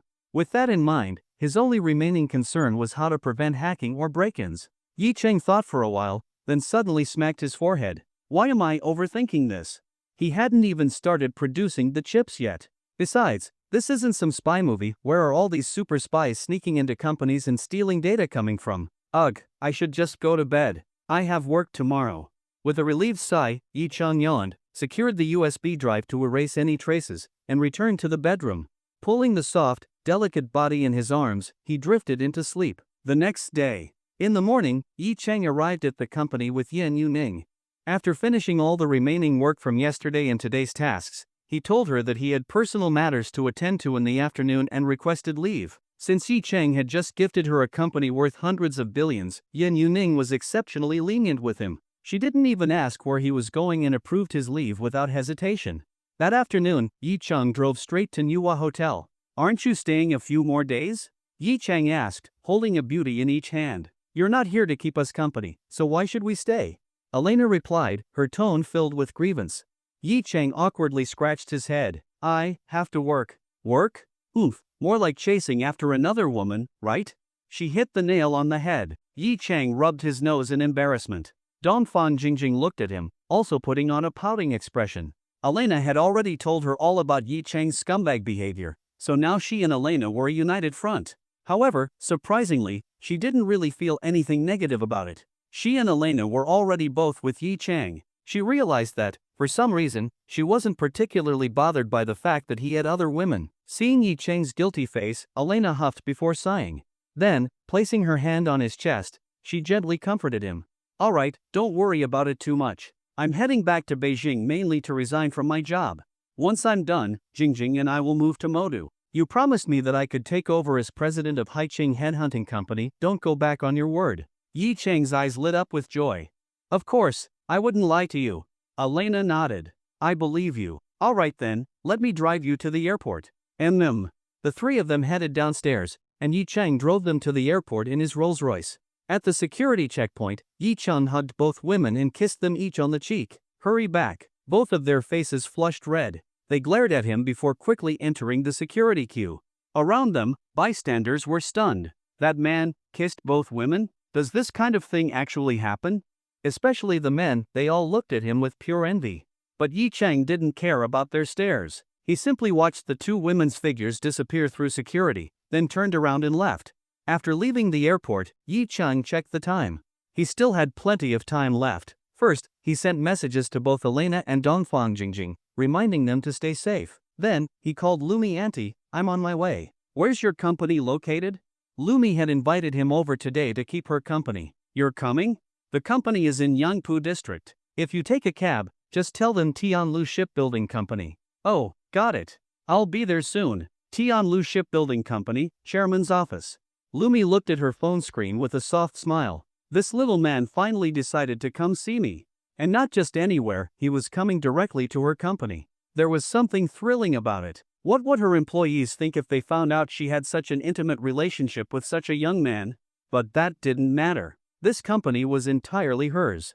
If her employees wanted to keep making money, they had to mind their own business. She picked up her desk phone and called in her secretary. My nephew will be visiting soon. His name is Yi Chang. When he arrives, let him straight up. Understood, Chairman Liu. The secretary nodded and turned away, quickly calling the front desk. If a young man named Yi Chang arrives, let him go up to the chairman's office immediately. At the same time, the secretary felt a bit puzzled. Chairman Liu has a nephew? I've been working for her for nearly 10 years, and I've never heard of any nephew important enough for her to personally receive. But that was just a thought. She didn't dare pry into her boss's personal life. 20 minutes later, outside Tianlu Shipbuilding Company, a taxi pulled up in front of the company headquarters. Yi Chang stepped out. As for his own car, he had parked it elsewhere. After all, he was just a broke university graduate. He couldn't afford a car. Tianlu Shipbuilding's headquarters was located near the coast, close to Mota's largest port. It was a standalone 7-story building, rather than being inside an office complex. This piece of valuable land had been purchased decades ago by Lumi's father, and today, it remained one of the company's most valuable assets. Yi Chang walked inside and headed straight for the reception desk. "I'm here to see Chairman Lumi." The receptionist looked up and was immediately stunned. Hearing that this incredibly handsome man was here to see the chairman, her eyes lit up even more. He's so good-looking. Being his girlfriend must be amazing. And he's so young. Plus, if he's here for Chairman Lu, he must be that nephew they mentioned. If I can get close to him, maybe I'll get promoted and a raise too? With a bright smile, she stood up and said, "You must be Mr. Yi Chang, right? I'll take you upstairs." Yi Chang smiled back. "Thank you."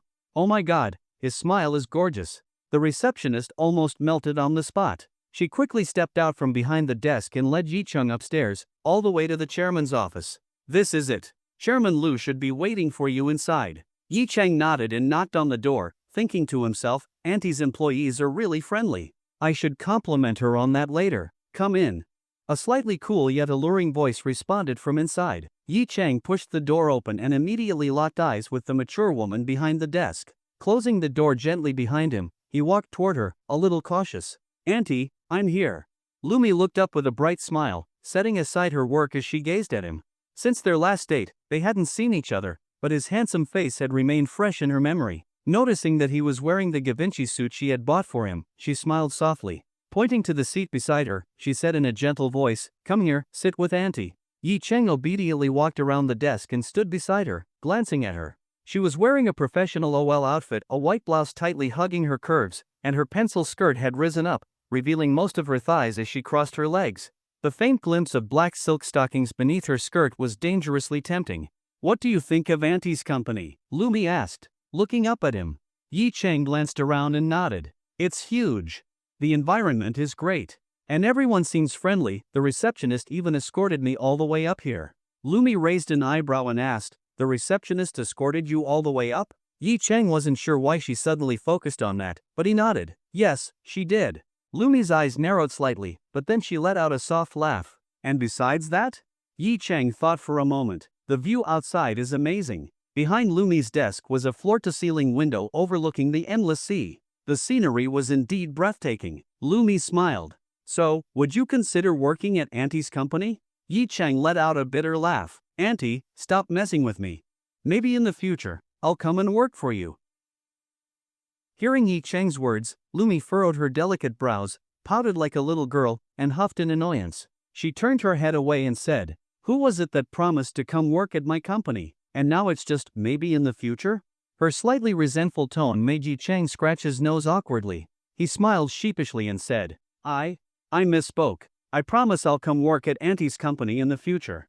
Lumi rolled her charming eyes at him. "You better not be lying to Auntie." Then, she uncrossed her long, slender legs and suddenly stood up, stepping close to Yi Chang, spreading her arms open. Her gaze was deep and alluring as she looked at him. "Weren't you quite bold that night? Why aren't you taking the initiative to hug Auntie today?" Yi Chang froze for a moment, glancing at the office door nervously, and said, "Auntie, this is your company. I'm afraid someone might see us. It could affect your reputation." Lumi chuckled softly. "No one will see us, silly. Anyone who wants to come in has to knock first." Since she had already said that, what was there to hesitate about? Yi Chang immediately spread his arms and pulled the beautiful Auntie into his embrace. His hands tightly encircled her soft, curvy waist, though he was careful not to move them around. Her mature body gave him an indescribable sensation, and the fragrance in her hair made him greedy for more.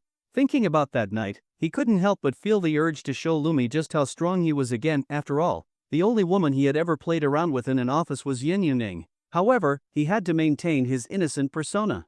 If Lumi didn't suggest anything, he couldn't make a move himself. Still, just holding this tempting body was more than enjoyable enough. As Yi Chang savored the hug, Lumi was enjoying it just as much. She wrapped her arms around his strong waist, letting her fingers press against his muscles, feeling the firm lines beneath his clothes. Resting her face against his broad chest, she felt a deep sense of comfort and security. The exhaustion from her work seemed to fade away completely. She was right to invite Yi Chang to visit her company. If she could occasionally steal a hug from this young man, she felt like all her stress would disappear. Unfortunately, this little scoundrel didn't seem to care enough about Auntie. He still refused to work at her company. After a long moment, Lumi lifted her head from his embrace, gazing at his face. Xiao Chang, Auntie wishes she could hold you like this forever. Yi Chang let out a soft hum, then leaned in to whisper in her ear. Xiao Chang will always be by Auntie's side. Lumi's body trembled slightly, and she hugged him even tighter. She loved hearing Yi Chang say things like this. It rekindled her longing for love. Then, she closed her eyes and whispered, "Kiss me." Yi Chang didn't hesitate. He lowered his head, capturing her soft lips, his tongue slipping inside to claim her sweetness. Lumi's cheeks flushed deeply, completely forgetting that this was her office. But as she had said, no one dared to barge into her office. So, she could enjoy the kiss of this man, who was over 10 years younger than her, without restraint. After a long moment, their lips parted, and their foreheads touched as they locked eyes. Looking at their position, Yi Chang had ended up sitting in Lumi's executive chair, while Lumi was straddling his lap, her legs spread apart. Because of this, her tight skirt had ridden up, leaving only half of her curvy hips covered, while her round, toned thighs were fully exposed. Lumi's eyes burned with desire, staring at Yi Chang as if she wanted to devour him whole. Yi Chang perfectly played his role as a shy young man, hesitantly saying, "Auntie, let me up." His words made Lumi's fiery gaze soften slightly, but she didn't get up immediately. Instead, she reached out, gently stroking his face, and teased, "What's wrong? Are you scared of doing something with Auntie here?" Yi Chang averted his gaze, acting as if he couldn't meet her eyes. "But, this is Auntie's office." Lumi chuckled lightly. "And Auntie isn't afraid, so what are you afraid of?" Without another word, Yi Chang suddenly lifted Lumi, one hand grabbing her plump backside to keep her steady, while his other hand reached for his belt.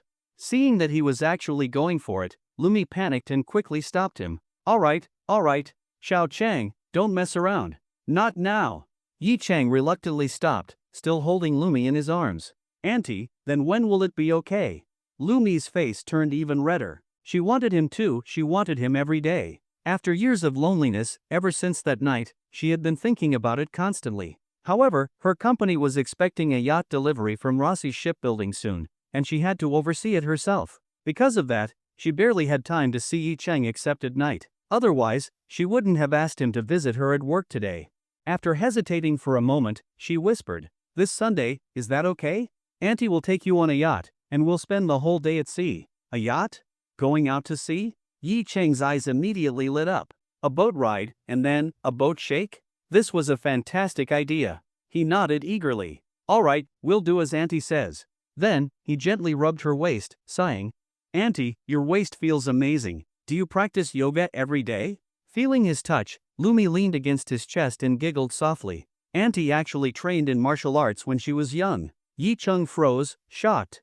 "You know martial arts? Want Auntie to show you a little?" Lumi asked playfully. "Yes." Yi Chang was very curious.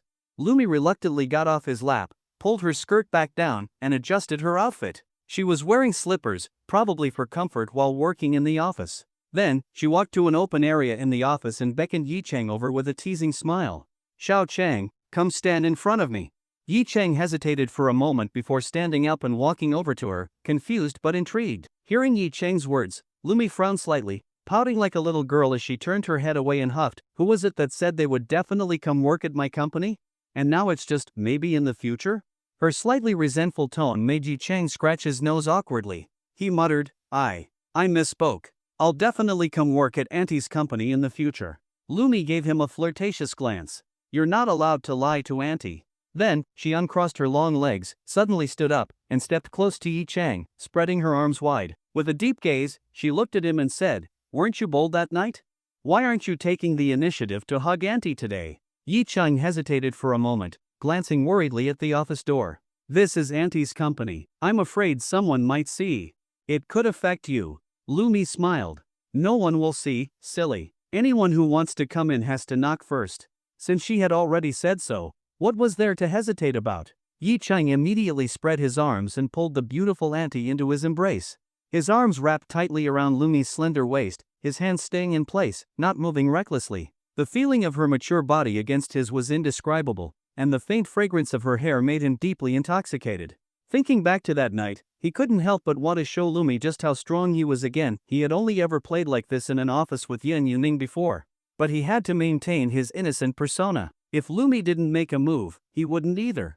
Of course, even just hugging this tempting body was already a pleasure in itself. As Yi Cheng enjoyed the embrace, Lumi also relished his warmth. She wrapped her arms around his waist, occasionally pressing her hands against his firm muscles, feeling the strength beneath his clothes. Resting her face against his broad chest, she felt a sense of comfort and security, a satisfied smile forming on her lips. The exhaustion from her workload seemed to disappear completely. Indeed, calling Yi Cheng to visit the company was the right choice. If she could hug this little man from time to time during work, she believed all her fatigue would vanish. Unfortunately, this little troublemaker didn't even know how to be considerate to his auntie. He still wouldn't agree to work at her company. After a long moment, Lumi lifted her head from Yi Cheng's embrace, looking up at his face. "Xiao Cheng, auntie really wishes she could hold you like this forever."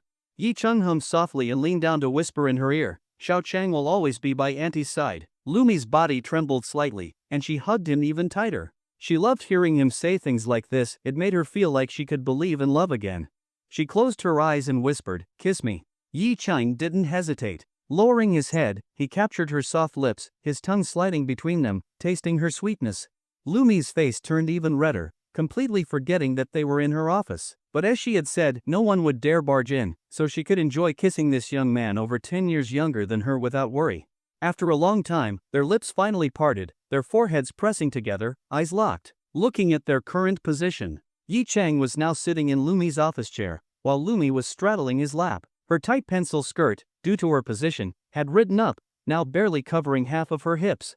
Her long, toned legs were fully exposed in the open air. Her gaze was filled with desire, as if she wanted to devour him whole. Seeing this, Yi Cheng decided to act innocent, hesitating as he said, "Auntie, let me up." Lumi's burning gaze softened slightly, but instead of standing up, she gently cupped Yi Cheng's face, tracing his jawline with her fingers. With a teasing smile, she asked, "What's wrong? You don't dare to do something with auntie here?" Yi Cheng averted his gaze, as if he was too shy to look at her. "But, this is auntie's office." Lumi chuckled. "Auntie isn't afraid. What are you afraid of?" Without another word, Yi Cheng scooped her up, one hand supporting her hips, the other reaching for his belt. Seeing that he was actually serious, Lumi quickly stopped him. All right, Xiao Cheng, don't mess around. Not now." Yi Cheng regretfully paused and hugged her tightly instead. "Auntie, then, when will it be okay?" Lumi's face was flushed. Truthfully, she wanted it just as much, maybe even more. It had been years since she had been intimate with anyone, and after experiencing Yi Cheng's strength that night, she had been craving it ever since. But right now, her company was about to receive a yacht order from Razat shipyard, and she needed to oversee everything personally. She barely had any time, which was why she had called Yi Cheng over to visit her office instead of meeting elsewhere. After hesitating for a moment, she whispered, "This Sunday, okay? Auntie will take you out on a yacht. We'll spend the whole day at sea." A yacht trip, out at sea? Boat play? Yi Cheng's eyes lit up. This was a fantastic idea. He nodded. "Then I'll listen to auntie." Gently rubbing Lumi's waist, he sighed. "Auntie, your waist feels amazing. Do you do yoga every day?" Feeling his touch, Lumi leaned against him and laughed softly. "Auntie used to practice martial arts when she was young." "Martial arts?" Yi Cheng was surprised. "You can fight? Want me to show you?" "Of course." Yi Cheng was curious to see what kind of martial arts Lumi could do. Reluctantly, Lumi got off his lap, adjusting her skirt. She was wearing slippers, probably for comfort in the office. Stepping to a spacious area, she smiled seductively at Yi Cheng. "Xiao Cheng, stand in front of me." Yi Cheng hesitated, then got up and stood opposite her, confused.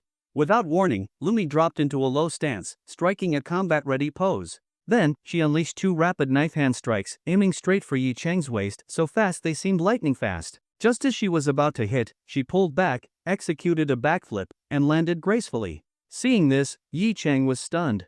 He couldn't believe Lumi had such skills. Dressed in a tight professional outfit, she could still move so swiftly? Of course, in the process, her skirt had ridden up again, almost exposing too much. But before Yi Cheng could react, Lumi suddenly sprinted forward and leaped at him. "Xiao Cheng, stand firm," she called out before wrapping her legs around his neck like a snake. Yi Cheng's eyes widened. This wild move was totally unlike her usual elegant demeanor. As he glanced downward, he saw it clearly black lace. At that moment, Lumi realized her mistake. Seeing where his gaze had landed, she let out a soft yelp and lost her balance.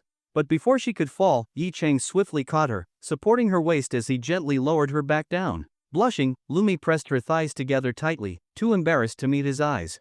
Yi Chang simply grinned and praised her. "Auntie, you're amazing. I never expected you to have skills like this." A few minutes later, the office door opened, and Lumi stepped out. She was now dressed in a women's business suit, which perfectly outlined her graceful curves. The slippers she had been wearing were replaced with high heels, giving her an aura that was both sharp and commanding, yet still exuded the elegance of a mature beauty. Following closely behind her, Yi Chang walked out as well. His tall and handsome figure, taking small steps behind her, made him look just like a little boy trailing after an elder. "Chairman." Before they had walked far, a voice called out from the side. Yi Chang looked up and saw a woman approaching Lumi with a respectful tone. Then, she curiously glanced at him. Lumi nodded and said, "This is my nephew, Yi Chang. He might be interning at our company in the future, so I'm taking him to meet Director Yen." "Understood." The secretary took another quick look at Yi Chang. So young, and so handsome. And the chairman was personally introducing him to clients? Could it be that, since Chairman Liu had no children, she was considering grooming an heir? Before the secretary could think further, Lumi suddenly added, "Oh, by the way, who was on front desk duty today? Tell her to settle her salary and not come back tomorrow." The secretary froze on the spot. "Ha? What did the receptionist do to get fired?" Though curious, she didn't dare to ask. She quickly responded, "Understood, I'll inform HR immediately." "Good." Lumi's tone remained indifferent. "And while you're at it, remind everyone, don't overstep their roles. Now, go handle it." "Yes, Chairman." The secretary hurried away, not daring to look back. Meanwhile, Yi Chang was stunned. For some reason, this gave him the feeling of being in an emperor's court, where the wrong move could mean exile. "I was just saying nice things about that receptionist earlier." "Auntie, this." Lumi replied calmly, "A receptionist's job isn't to escort people. If she left her post to bring you all the way to my office, that means she abandoned her duties." Yi Chang froze for a moment. She got fired? Just for that? But before he could say anything, Lumi gently held his hand, looked into his eyes, and whispered, "Besides, Xiao Chang, if you can get jealous, so can I." Yi Chang nervously nodded. Seeing his expression, Lumi suddenly laughed. "Did I scare him?" She teased. "What? Are you afraid now? Relax, I'll grow old one day. I won't stop you from getting married and having children in the future. But, you are not allowed to date any girls in my company." Yi Chang firmly grasped her hand in return and said seriously, "Auntie, I only love you." Lumi's heart skipped a beat. Her smile softened, but she gently shook her head. "Alright, let's not talk about this. You're still young, don't make too many promises."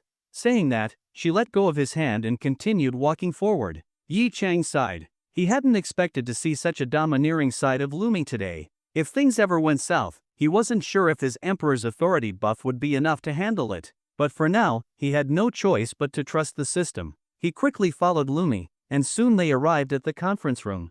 Inside sat a middle-aged man, likely in his early 40s.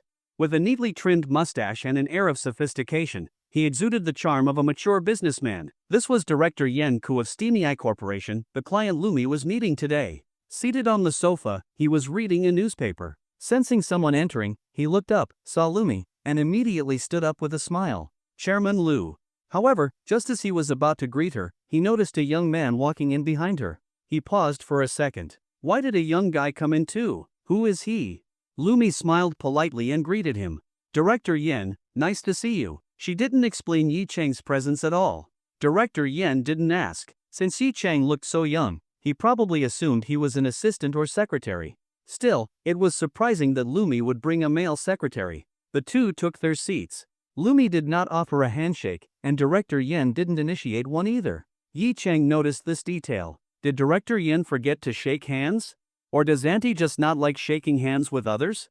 Regardless, he smirked slightly. While his possessiveness wasn't extreme, he still felt a little satisfied that Lumi didn't shake hands with other men. He then walked to the side seating area and took a seat. On the tea table in front of him was a tea set. Since he had nothing to do, he figured, why not serve tea for the two big bosses? Yi Chang begins making tea. Yi Chang lifted the teacups, which had been placed upside down on the tea tray, then picked up the teapot and began rinsing the cups. Beside him, A kettle was already heating water, ready for use. Lumi watched his tea-making movements and was momentarily stunned. This little guy actually seems quite skilled at making tea? Yenku also glanced over with mild curiosity. So he's just here to make tea? Losing interest, he retrieved a document from his briefcase and handed it to Lumi. This is the shipping contract our company intends to sign with yours. Please have a look, Chairwoman Lu. Lumi took the document, skimmed through it briefly, then raised an eyebrow. 1 year? Yes, for now, we're only signing for a year. Lumi shook her head. In Modu, you won't find another company larger than mine that has the capacity to handle your shipments. Yenku nodded slightly. Of course, we're well aware of that. But, Chairwoman Lu, while your company may be the largest in Modu, it's not the largest in China. Unless you offer us a lower rate, we can't commit to a longer contract. Yi Cheng listens while brewing tea. As he boiled water in steeped tea, Yi Cheng listened to their conversation. Yenku was the general manager of Steamy Corporation in China. He was here to contract Lumi's company to transport goods from their Chinese factories to overseas destinations. Steamy was a massive company. Yi Cheng could tell from Yenku's words that it was likely a Fortune 500 company. For Lumi's shipping business, securing a long-term contract with such a giant corporation would be highly profitable.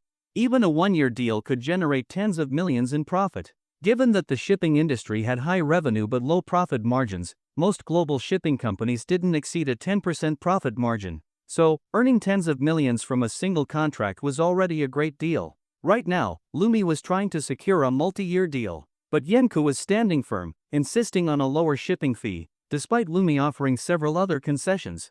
Yi Cheng has an idea.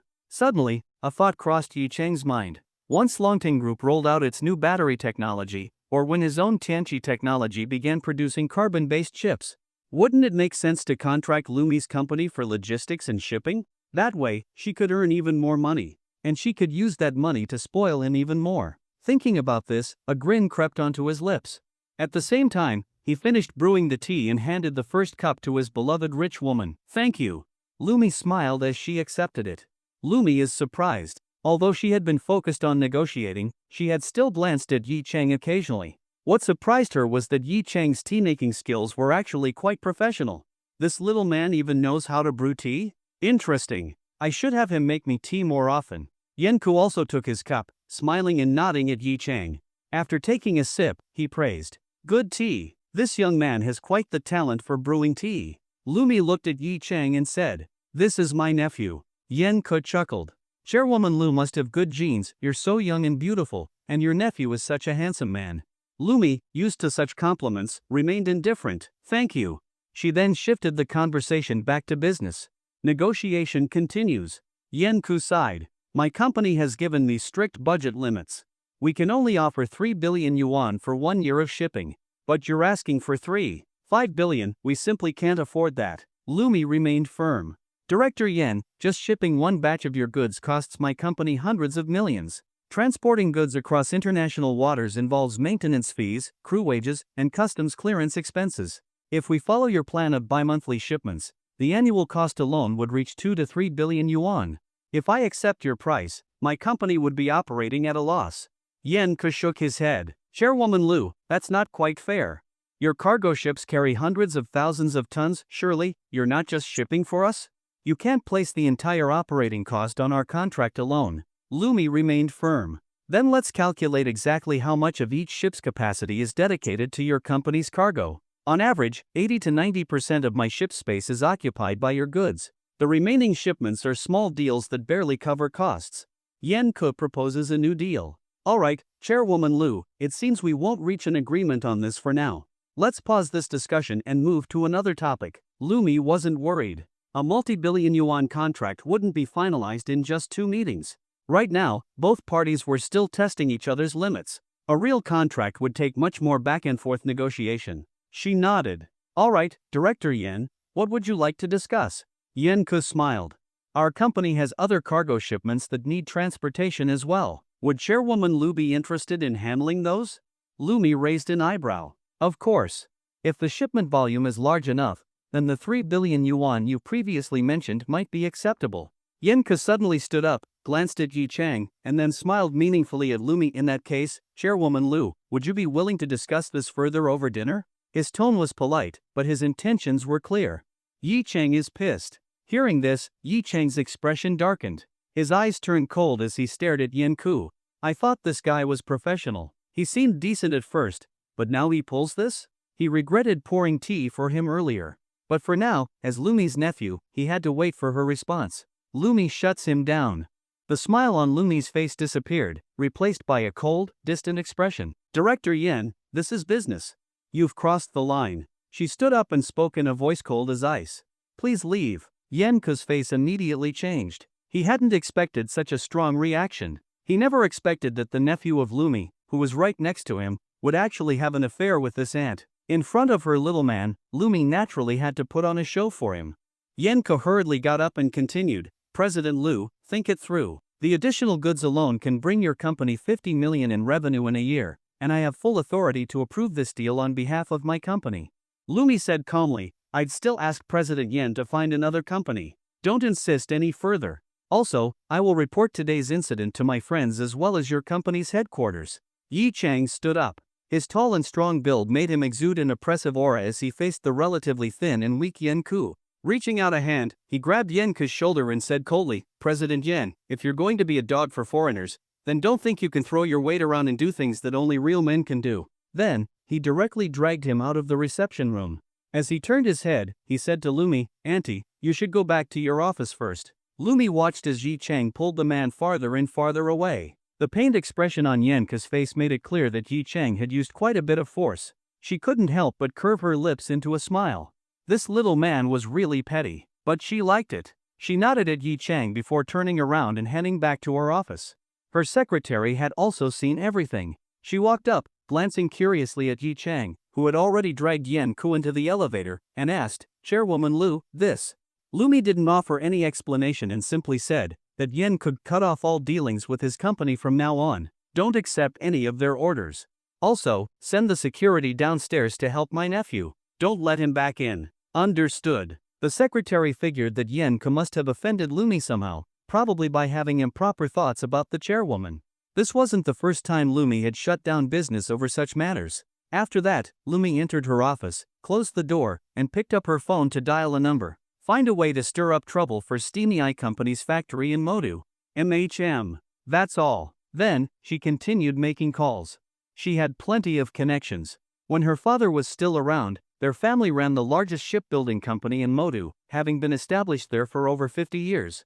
It wasn't the biggest in China, but aside from a few state-owned enterprises, it was the largest. Dealing with a foreign company was nothing too easy. A few days later, she would show Yi Chang the news about Steamy Eye Company being suppressed and ostracized in China, or perhaps about Yen Ku getting fired. She wondered if he would be pleased. Not long after, Yi Chang returned. When he reached downstairs, the security guards came up to help drag that guy out. During the process, Yen Ku kept threatening him, but Yi Chang ignored it completely. At this point, there was basically no one left in China who could truly threaten him. When he arrived at the door of the chairman's office, he didn't knock. He quietly opened the door and then closed it just as silently. Glancing inside, he saw Lumi standing in front of the floor-to-ceiling window, facing the coastline.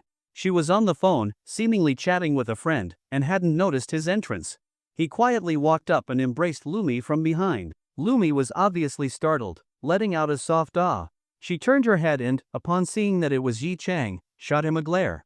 A woman's voice came from the phone, Mimi, what's wrong? Lumi reached out and pinched Yi Chang's cheek before responding to the phone, nothing, a bug just flew onto my face. There are bugs in your office? That's rare. Yi Chang raised an eyebrow, did she just call him a bug? He was about to take advantage of her distraction to do something mischievous but suddenly remembered that he had to maintain his persona. He held back and simply continued hugging Lumi quietly, gazing at the ocean outside. Feeling Yi Chang's gentle embrace, Lumi's heart was at peace. She then said into the phone, alright, man, don't forget what I asked you to do. I know. I'll definitely help you teach Yen Ku a lesson. By the way, do you want to go out to sea this Sunday? I suddenly feel like going. Lumi glanced at Yi Chang. She had previously promised to take him out to sea. She replied, I have things to do on Sunday. Next time. I've been quite busy these past few months. Sigh, fine. I guess I'll go alone then. Aren't you going with your husband? Him? Forget it. Every time he goes on a business trip abroad, it's for months at a time. I'm starting to suspect he has a woman over there. I really envy you, you can live however you want. Lumi's delicate brows moved slightly as she reached out to touch the large hand resting on her waist. She wasn't alone anymore. She said, living alone can be tough. Do you think you can endure it? The other end of the call went silent for a moment before replying. If you can endure it, then I definitely can too. Lumi chuckled. I won't keep chatting with you. I need to get back to work. Bye-bye. After hanging up, Lumi turned to look at Yi Chang and hugged him. Xiao Chang, having you with Auntie is really nice. With Yi Chang's sharp hearing, he had naturally heard the entire conversation between Lumi and the person on the phone. He tightened his embrace around Lumi and asked, Auntie, when you were alone all these years, was it really that tough? Before meeting you, I thought life was still manageable. But after meeting you, I realized that those years were truly difficult. Lumi spoke softly. Yi Chang murmured tenderly, I feel the same way. Lumi smiled and squinted at him. Xiao Chang, have you ever had a girlfriend before? I have, but we broke up, Yi Chang replied. Why did you break up? Yi Chang didn't answer. Lumi was puzzled and let out a questioning After a brief hesitation, Yi Chang spoke awkwardly, my ex-girlfriend ran off with another rich second-generation heir. She thought I was too poor. What? Lumi hadn't expected such a thing. She patted Yi Chang's back in comfort. It's fine. She abandoned you, that's her loss. Now that Auntie is here, Xiao Chang will never suffer such grievances again. Yi Chang nodded. Suddenly, Lumi seemed to remember something. She let go of Yi Chang and walked to her desk. She pulled something out of the drawer, placed it in her palm, then clasped her hands together, hiding the item. She smiled at Yi Chang and said, Come here, Xiao Chang. Auntie has a gift for you. Yi Chang walked over, puzzled. What gift? Open my hands and see. Yi Chang stepped forward and gently pried Lumi's hands apart. Lying in the center was a card. A diamond card. What's this? Yi Chang asked in confusion. Lumi took his hand, placed the card in his palm, and smiled. This card has 50 million in it. The password is, Auntie is giving it to you. Yi Chang immediately shook his hands in panic, refusing. Auntie, this is too much. I really can't accept it. I don't even dare to drive the car you gave me last time. I took a taxi here just now. Take it. Auntie is giving it to you. If you refuse, Auntie will be angry. Seeing Yi Chang reject it, Lumi pretended to be upset. But, no buts. Besides, Xiao Chang, you can also give some of this money to your family. Don't you want them to live a better life? Yi Chang was speechless. What was he supposed to tell his family? That he met an auntie who treated him incredibly well and suddenly gave him a card with 50 million on it? Who wouldn't suspect that this auntie had ulterior motives? As for slowly transferring money, he had already sent nearly 500,000 to his family over time. Every time, they bombarded him with questions, almost suspecting that he had broken the law to get rich overnight. But he could feel that his family was gradually accepting the fact that he was getting wealthier. He had even considered randomly writing a short novel and publishing it through Longtim Group's OneUS subsidiary, then having Longtim Group's film division buy the movie rights for 5 million after-tax revenue. But after thinking it through, how was that any different from money laundering? If the government caught wind of it, things would get interesting. Xiao Chang, you're being naughty again. Hearing Auntie's voice again, Yi Chang had no choice but to reluctantly accept this 50 million sponsorship fee. Then, feeling overwhelmed with gratitude, he almost shed tears as he looked at Lumi and said, Auntie, thank you. Then, he threw himself forward, kissing her soft, delicate lips once again. Lumi responded to his kiss. Thinking about that phone call earlier and how furious this little man had been when Yenka tried to invite her to dinner alone, her desire flared up once more. Carry Auntie to the lounge. Auntie isn't working anymore today, Lumi panted as she pushed against Yi Chang's chest. And lock the door. Yi Chang was momentarily stunned, but then a smile spread across his face. He hadn't expected Lumi to agree. Without hesitation, he picked up Lumi's smooth, stocking-clad legs and wrapped them around his waist. Then, still holding her, he walked to the door, locked it, and carried her into the adjacent lounge. Of course, the chairman's office wouldn't be without a lounge. This one was even quite luxurious, with a bed big enough for two people to thoroughly enjoy themselves. And that was exactly what Yi Chang did. Kissing her passionately, he slowly removed their clothes. The mature woman's voluptuous body made Yi Chang feel an overwhelming sense of nostalgia. And Lumi, unable to hold back her own desire, reached out and ripped her stockings apart with a sharp tearing sound. Love me. At 6 p.m., Yi Chang walked out of Tianlu Shipbuilding's headquarters, feeling refreshed. His face still carried traces of satisfaction. If it hadn't been for the secretary calling Lumi, things would have continued for another 2 hours. Though when the secretary walked out, she gave him a strange look. She was probably suspicious.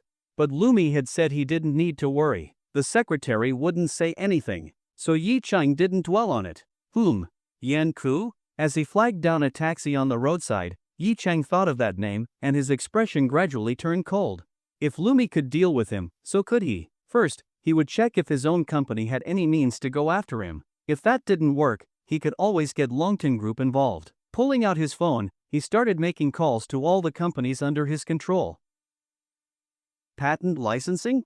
When Yi Cheng heard this news, his eyes lit up. He hadn't expected that one of his own companies actually had the ability to sanction Steamy Eye Company. What a stroke of luck. Although Steamy Eye Company would be paying a high patent fee for this, which would slightly reduce Tanchi Technology's revenue, Tanchi Technology could simply license the patent to Steamy Eye's competitors and still make money. Moreover, among similar patents, Tanchi Technology's patents had the lowest costs, so there was no need to worry about other companies rejecting them. Of course, Yi Cheng's main goal was to send a clear message to Steamy Eye Company: I don't like your general manager in China. Either remove him or give up my patents. He was confident that they would know what to do. But since Tanchi Technology is this impressive, should I consider giving them a raise? Thinking about it, Yi Cheng felt a sense of pride. Even foreign companies had to bow to Tanchi Technology's patents. How satisfying. If this were a publicly traded company, just this move alone would cause its stock price to skyrocket. Since he had thought about giving raises, he decided to act on it. At that moment, he was still on the phone with Tanchi Technology's general manager, Tian Ing. Without hesitation, he said, President Tian, from now on, allocate an additional 10 billion from annual profits for salary bonuses, and increase the R&D budget by another 10 billion. Tian Ing was stunned and cautiously asked, Boss, if we do that, the company's net profit will drop to just over 20 billion. What? We still have over 20 billion left? Then increase the R&D budget by another 10 billion, making it 20 billion total.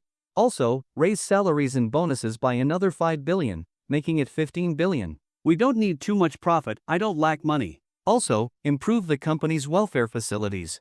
Upgrade our labs and research centers, renovate cafeterias, gyms, dormitories, and recreational areas. Everything must be top-notch. Our scientists should have the best possible environment for their research.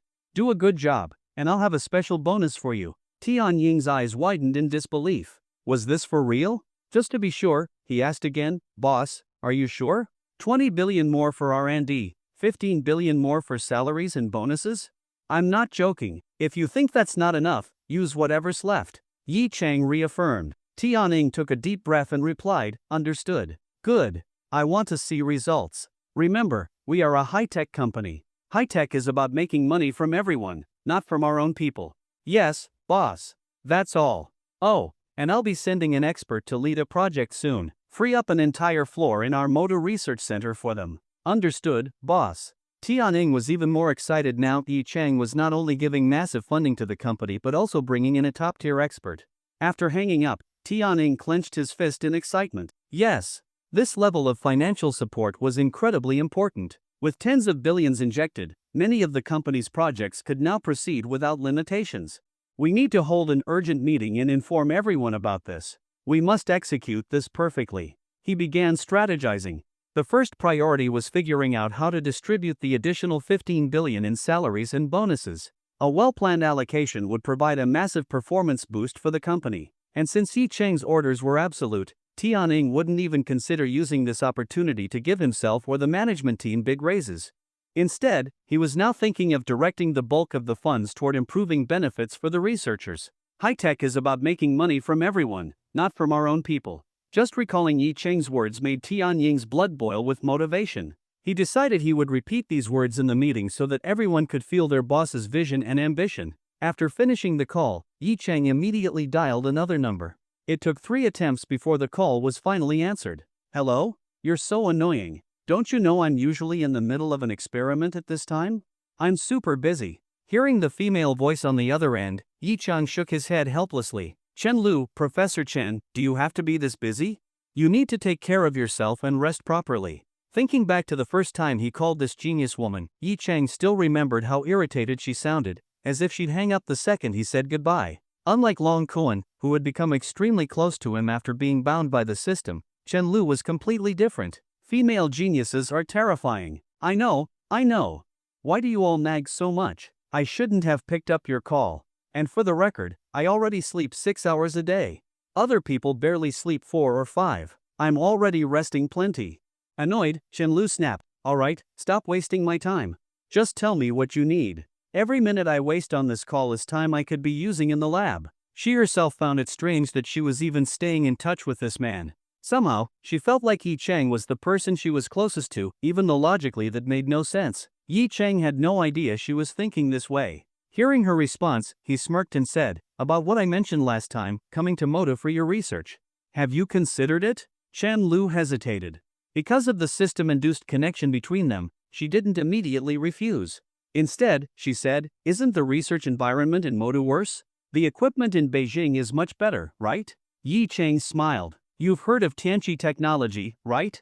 "Of course. Back in university, I even considered applying to be a researcher there." Chen Lu continued, "I love tech companies like that. They're the ones truly advancing science and technology." Yi Chang's eyes lit up. She actually likes Tianqi technology? Isn't this even better? Yi Chang chuckled. To tell you the truth, Tianqi technology is mine." "What? That company belongs to you?" For the first time, Chen Lu, who always spoke lazily, sounded genuinely surprised. But she wasn't shocked about Yi Chang being wealthy, it was something else entirely. "Doesn't that mean you have a lot of research institutes?" "Exactly. That's why I'm calling you. If you agree to come to Moto and become a researcher at Tianqi Technology, I'll give you an entire floor of our research center there, and you'll have complete control over it." Yi Chang continued to persuade her, "I'll also buy the most advanced experimental equipment for you. You can use whatever you want, no more waiting for lab approvals. What do you think? Seriously? You're not messing with me, right?" Chen Lu seemed a little tempted. "Why would I lie to you? Given our relationship, do I need to deceive you? Besides, I have some research data that will definitely interest you. What kind of relationship do we even have? I don't even know why I suddenly became acquainted with you when I had never met you before." Yi Chang was startled. How could she sense something like this?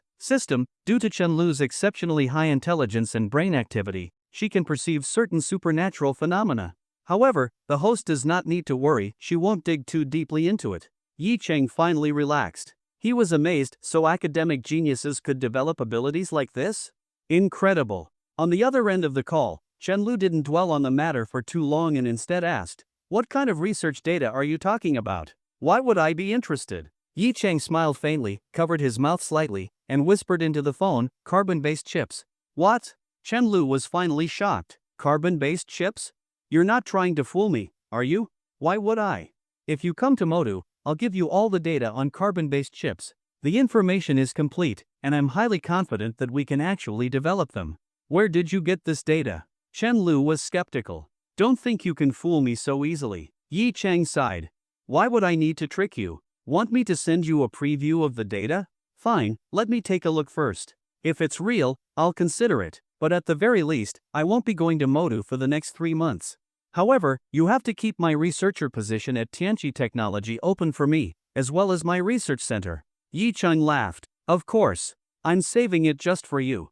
Don't worry, I'll send you the data tonight." "Alright, but you better not trick me." Yi Chang couldn't help but chuckle. "Have you been scammed before? Why are you so wary?" "Whatever. Just don't break your word." Yi Chang smirked. "A man's word is his bond. It's settled then." Wait, what?" Before he could finish his sentence, he heard the beeping sound of a disconnected call. She had already hung up. Yi Chang rubbed his forehead. Her speed at hanging up, absolutely insane. But at least he had succeeded in persuading Chen Lu to come to Motu, which meant he could finally hand over the carbon-based chip data. He needed to ensure that the information remained within his control, and since he was primarily based in Motu, that was the only acceptable location.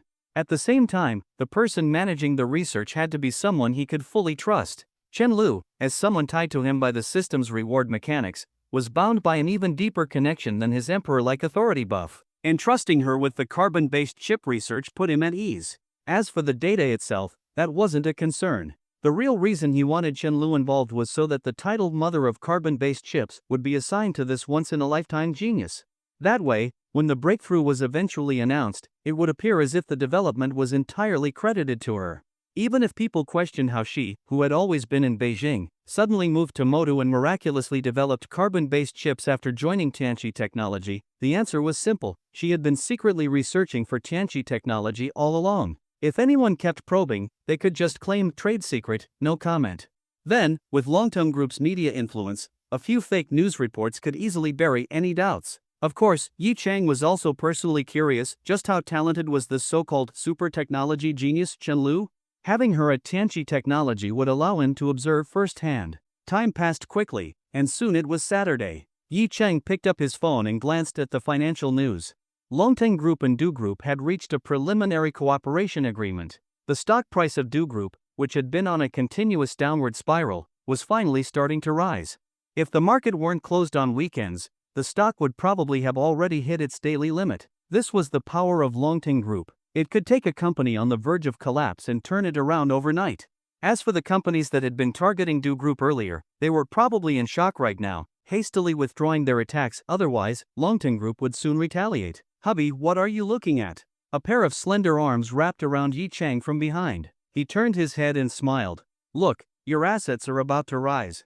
Yen Yuning glanced at his phone screen, saw the news headline, and felt delighted. She recalled how, during negotiations, Yi Chang had told her that Do Group was prepared for her and that he wouldn't let it fall. Now, he had fulfilled his promise. "Thank you, hubby." She walked around and sat directly on Yi Chang's lap, wrapping her arms around his neck and whispering seductively in his ear. Yi Chang raised an eyebrow, wrapped an arm around her waist, and chuckled. "Why thank me? This is just business." Yen Yuning leaned against his chest happily. With one finger, she began tracing circles on his chest through his robe. "Hubby, what exactly is your relationship with Longtong Group? Why did they make you their global executive president?" "Guess." Yi Chang smiled. "You bad guy, always making me guess." Yen Yuning pouted. "Fine, don't tell me then." Yi Chang shook his head but still explained. "Actually, Long Cohen is my uncle." "Long Cohen is your uncle? Why would I lie to you?" Yi Chang chuckled. "Next time I go to Beijing, I can take you to meet him." "Really?" Yen Yuning hesitated. "But, wouldn't someone like him dislike me?" Yi Chang smiled teasingly. "Relax, why would he dislike a little girl like you?" "Poof." Yen Yuning rolled her eyes at him, then quietly nestled back into his embrace, her hand starting to roam mischievously. Yi Chang didn't resist and just let her do as she pleased. But not long after, his phone rang. Glancing at the caller ID, he saw that it was Li Chang. "Hello, Li Chang. Boss, today is the second round of interviews for the company's investment department, as well as your secretary interviews. When will you be coming in?" Yi Chang checked the time and replied, "I'll head over now." "Understood." After hanging up, Yi Chang picked up Yen Yuning's delicate body, stood up, and then gently placed her back on the sofa. "I'm going to Jinxi Road. There's an interview for a new department today, I need to oversee it." Yen Yuning pouted. "Why do you always have work at Jinxi Road? I just wanted to spend the whole day with you today." Yi Chang sighed helplessly, then pulled her into his arms. His mind quickly ran through his schedule for the next few days. First was today's interview, mainly for his secretary. The investment department hiring was just a cover. He hadn't forgotten about that girl named Mu Ziying. Then, tonight, he had dinner plans with Ning Qingxue. Tomorrow, he was going out to sea with Aunt Lu for a ship adventure. No, it was supposed to be a fun, relaxing day. He'd probably be back quite late. His eyes shifted slightly as he suddenly said, "How about next Friday? I take you to Disneyland." "What about work? I'll take a day off." Yen Yuning hesitated. "Taking time off all the time isn't good, right? What's there to be afraid of?" Yi Chang ruffled her hair. "I'm the second largest shareholder. Worst case, we both quit." "No way." Yen Yuning immediately refused. "Why not?" Yi Chang was confused. At this point, he was beginning to realize that going to work every day was becoming a problem. He constantly needed to request time off, not because he was worried about the company, but because he was worried about taking time off for Yen Yuning. Every time he had plans, whether it was a date with another woman or something else, he used Jinxi Road as an excuse. Sooner or later, she was bound to get suspicious. If he quit, he could simply say he was shifting his focus to his own businesses, which would sound reasonable and prevent her from doubting him. He had finally found a chance to bring it up, thinking that Yen Yuning might at least consider it. But to his surprise, she rejected it instantly. Naturally, he was puzzled. Then she said, "If you quit, you won't be my assistant anymore." "How would I boss you around then?" Yi Chang face-palmed. What kind of reason was that? The next moment, she suddenly pounced on him, pinning him down aggressively. "Boss you around? I'll show you what that leads to." And then, he unleashed the Kato Eagle Claw, a technique that would ensure this domineering CEO truly understood the meaning of utter submission. 10 minutes later, a Bugatti Chiron sped away from Yulong Garden Villas and arrived at Jinsei Tower on Jinsei Road.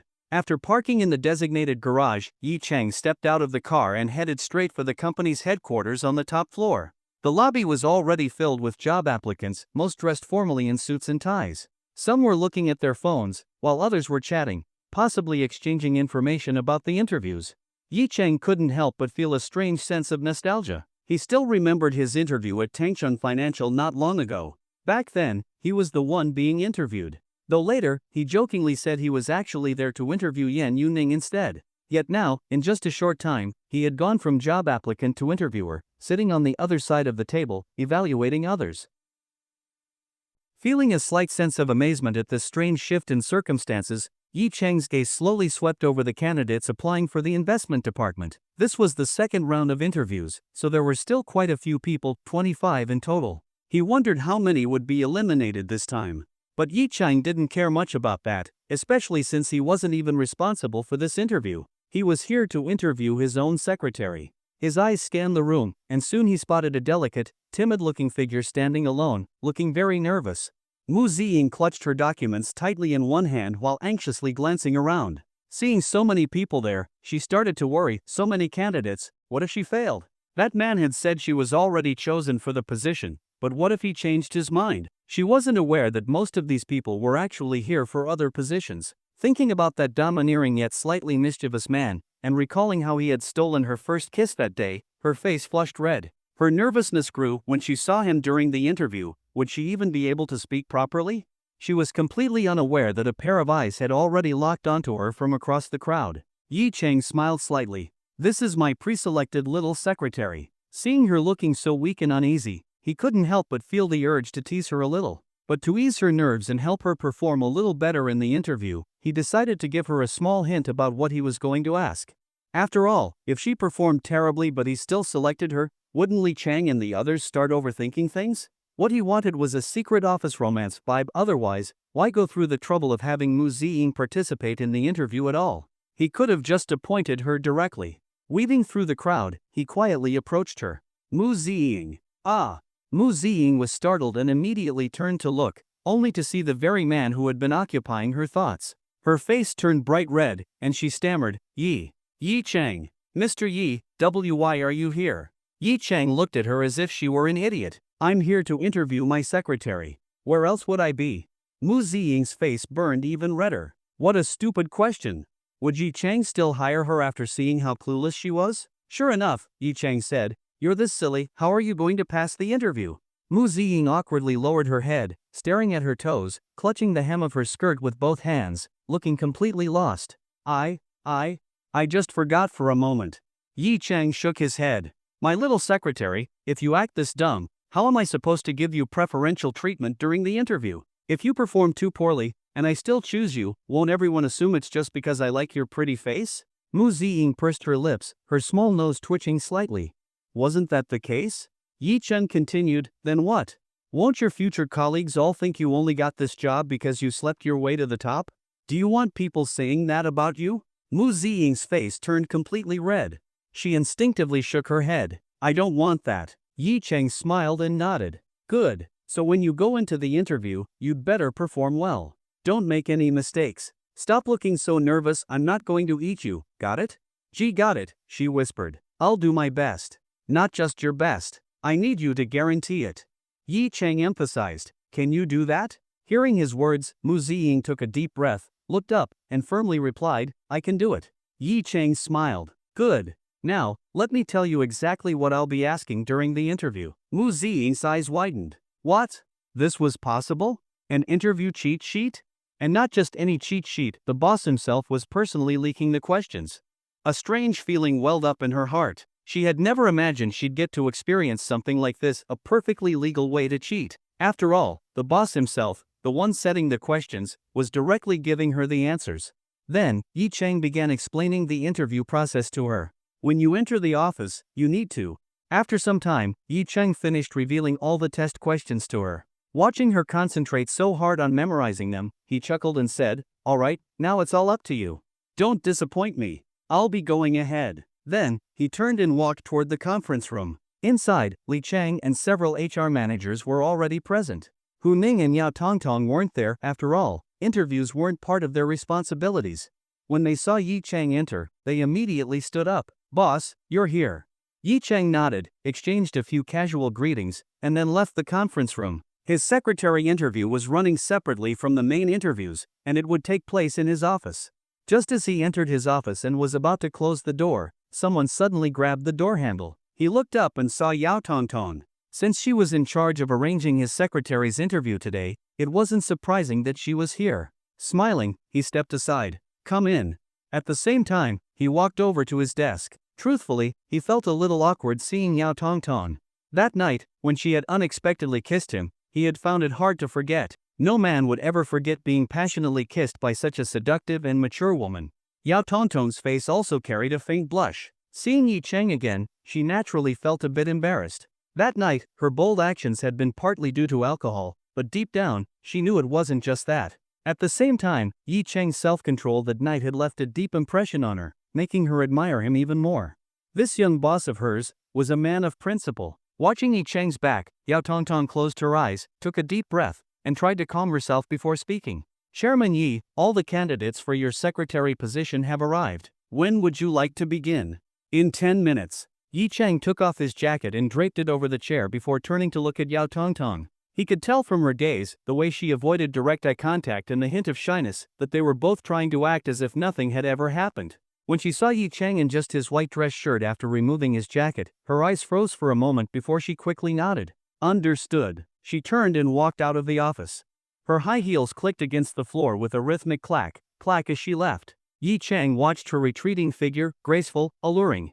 Soon, she disappeared through the doorway. Shaking his head, Yi Chang thought this whole situation was ridiculous. "Honestly, I'm just too damn charming."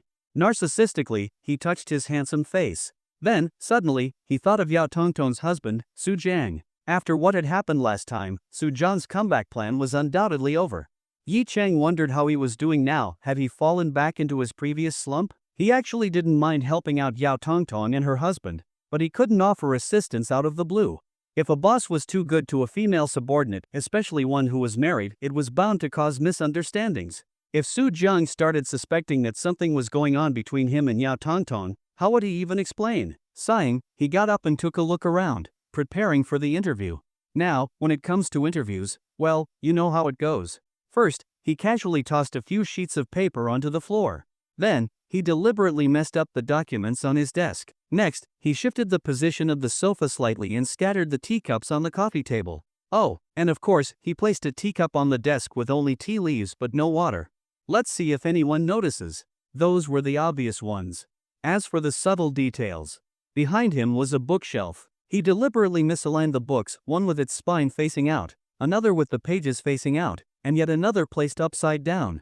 After making a mess of everything, Yi Chang nodded in satisfaction. If any candidate, besides Mu Ziying, could restore everything he had messed up, he might just consider hiring an extra secretary. Of course, only if she was a beautiful woman. Even though he had sworn to Elena that he wouldn't get involved with more women, there was nothing wrong with having some eye candy around, right?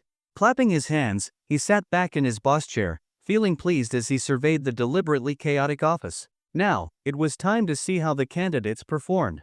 A few minutes later, there was a knock at the door. Yao Tongtong entered. "Chairman Yi, the candidates are all, Chairman Yi, why is your office such a mess?" "It's an interview." Yi Chang leaned back in his chair. "My secretary doesn't need to know too much, as long as she knows how to keep things in order." Yao Tongtong couldn't help but chuckle. So this was his plan? She didn't ask further. Instead, she handed over the candidate list and asked, "Shall I call the first candidate in?" "Yeah, bring them in." Yi Chang nodded, flipping through the list. "All right, I'll go get them now." Since Yi Chang was conducting one-on-one interviews, Yao Tongtong didn't need to stay in the room. As he skimmed through the list, he saw that there were 5 candidates, 4 women and 1 man. He had included the male candidate purely for the sake of fairness, but in reality, the guy was just a filler. The first one up? The male candidate. And Mu Ziying? She was last. That was intentional. Once the rest were done, he could take his time teasing his pre-selected secretary. Soon, another knock at the door. "Come in," Yi Chang said in a deep voice. The door opened, and the first candidate walked in. When he saw how young Yi Chang was, he was momentarily surprised, but he quickly regained his confident smile. With his eyes locked directly on Yi Chang, he strode forward, completely ignoring the mess in the office. Without even glancing around, he walked straight to the desk, sat down, and began his self-introduction. "Good day, Chairman Yi. My name is Lu Rinjia." Yi Chang had already lost interest. "The papers on the floor, how do you not even notice them?" So, when the man finished his introduction and was waiting for Yi Chang's questions, Yi Chang simply said, "All right, you can wait for further notice." Lu Rinjia?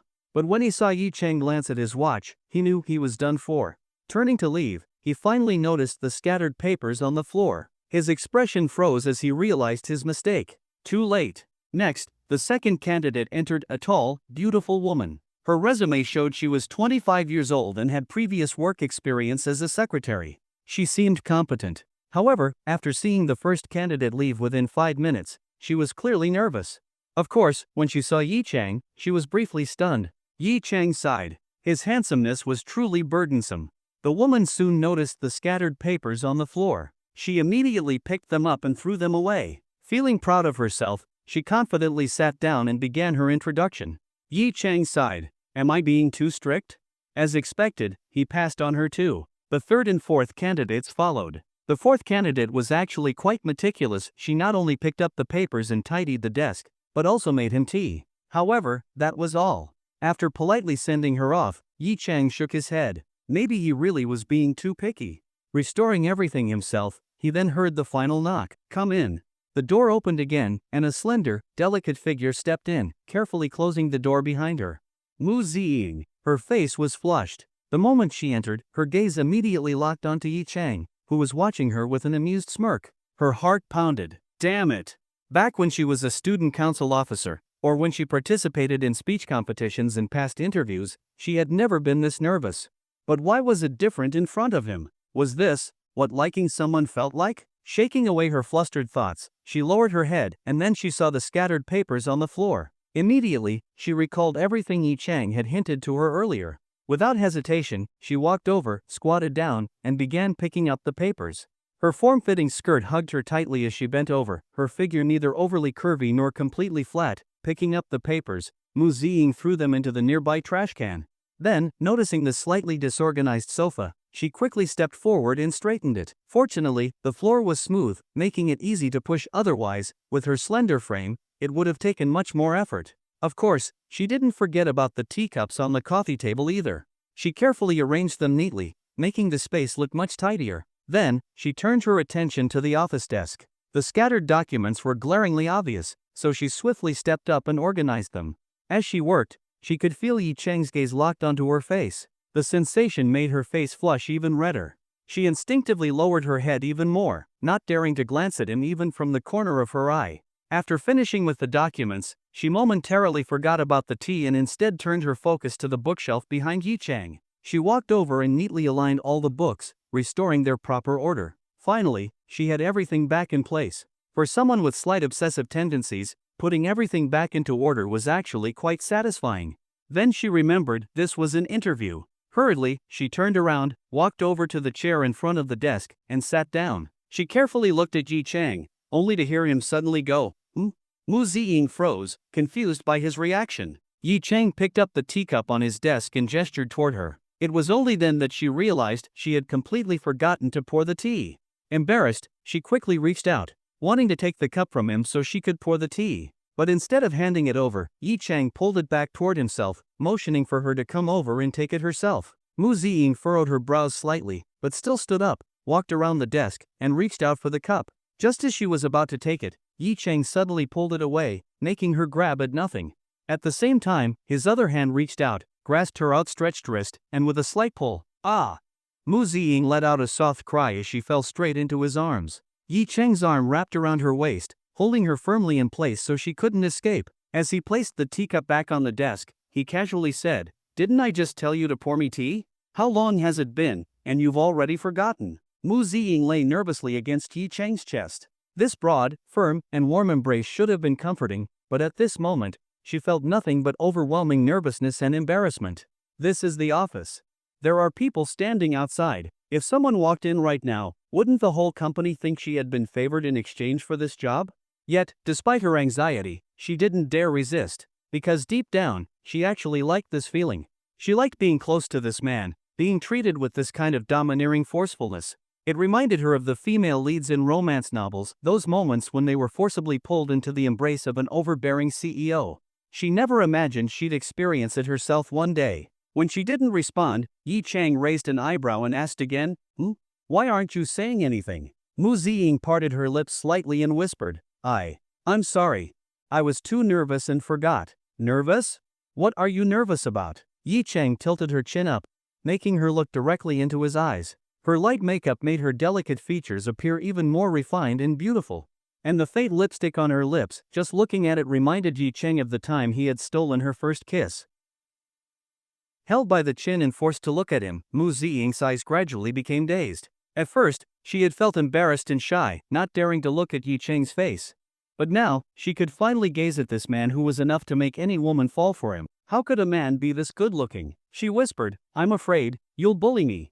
Yi Chang chuckled. Well, I'm bullying you right now. Are you afraid?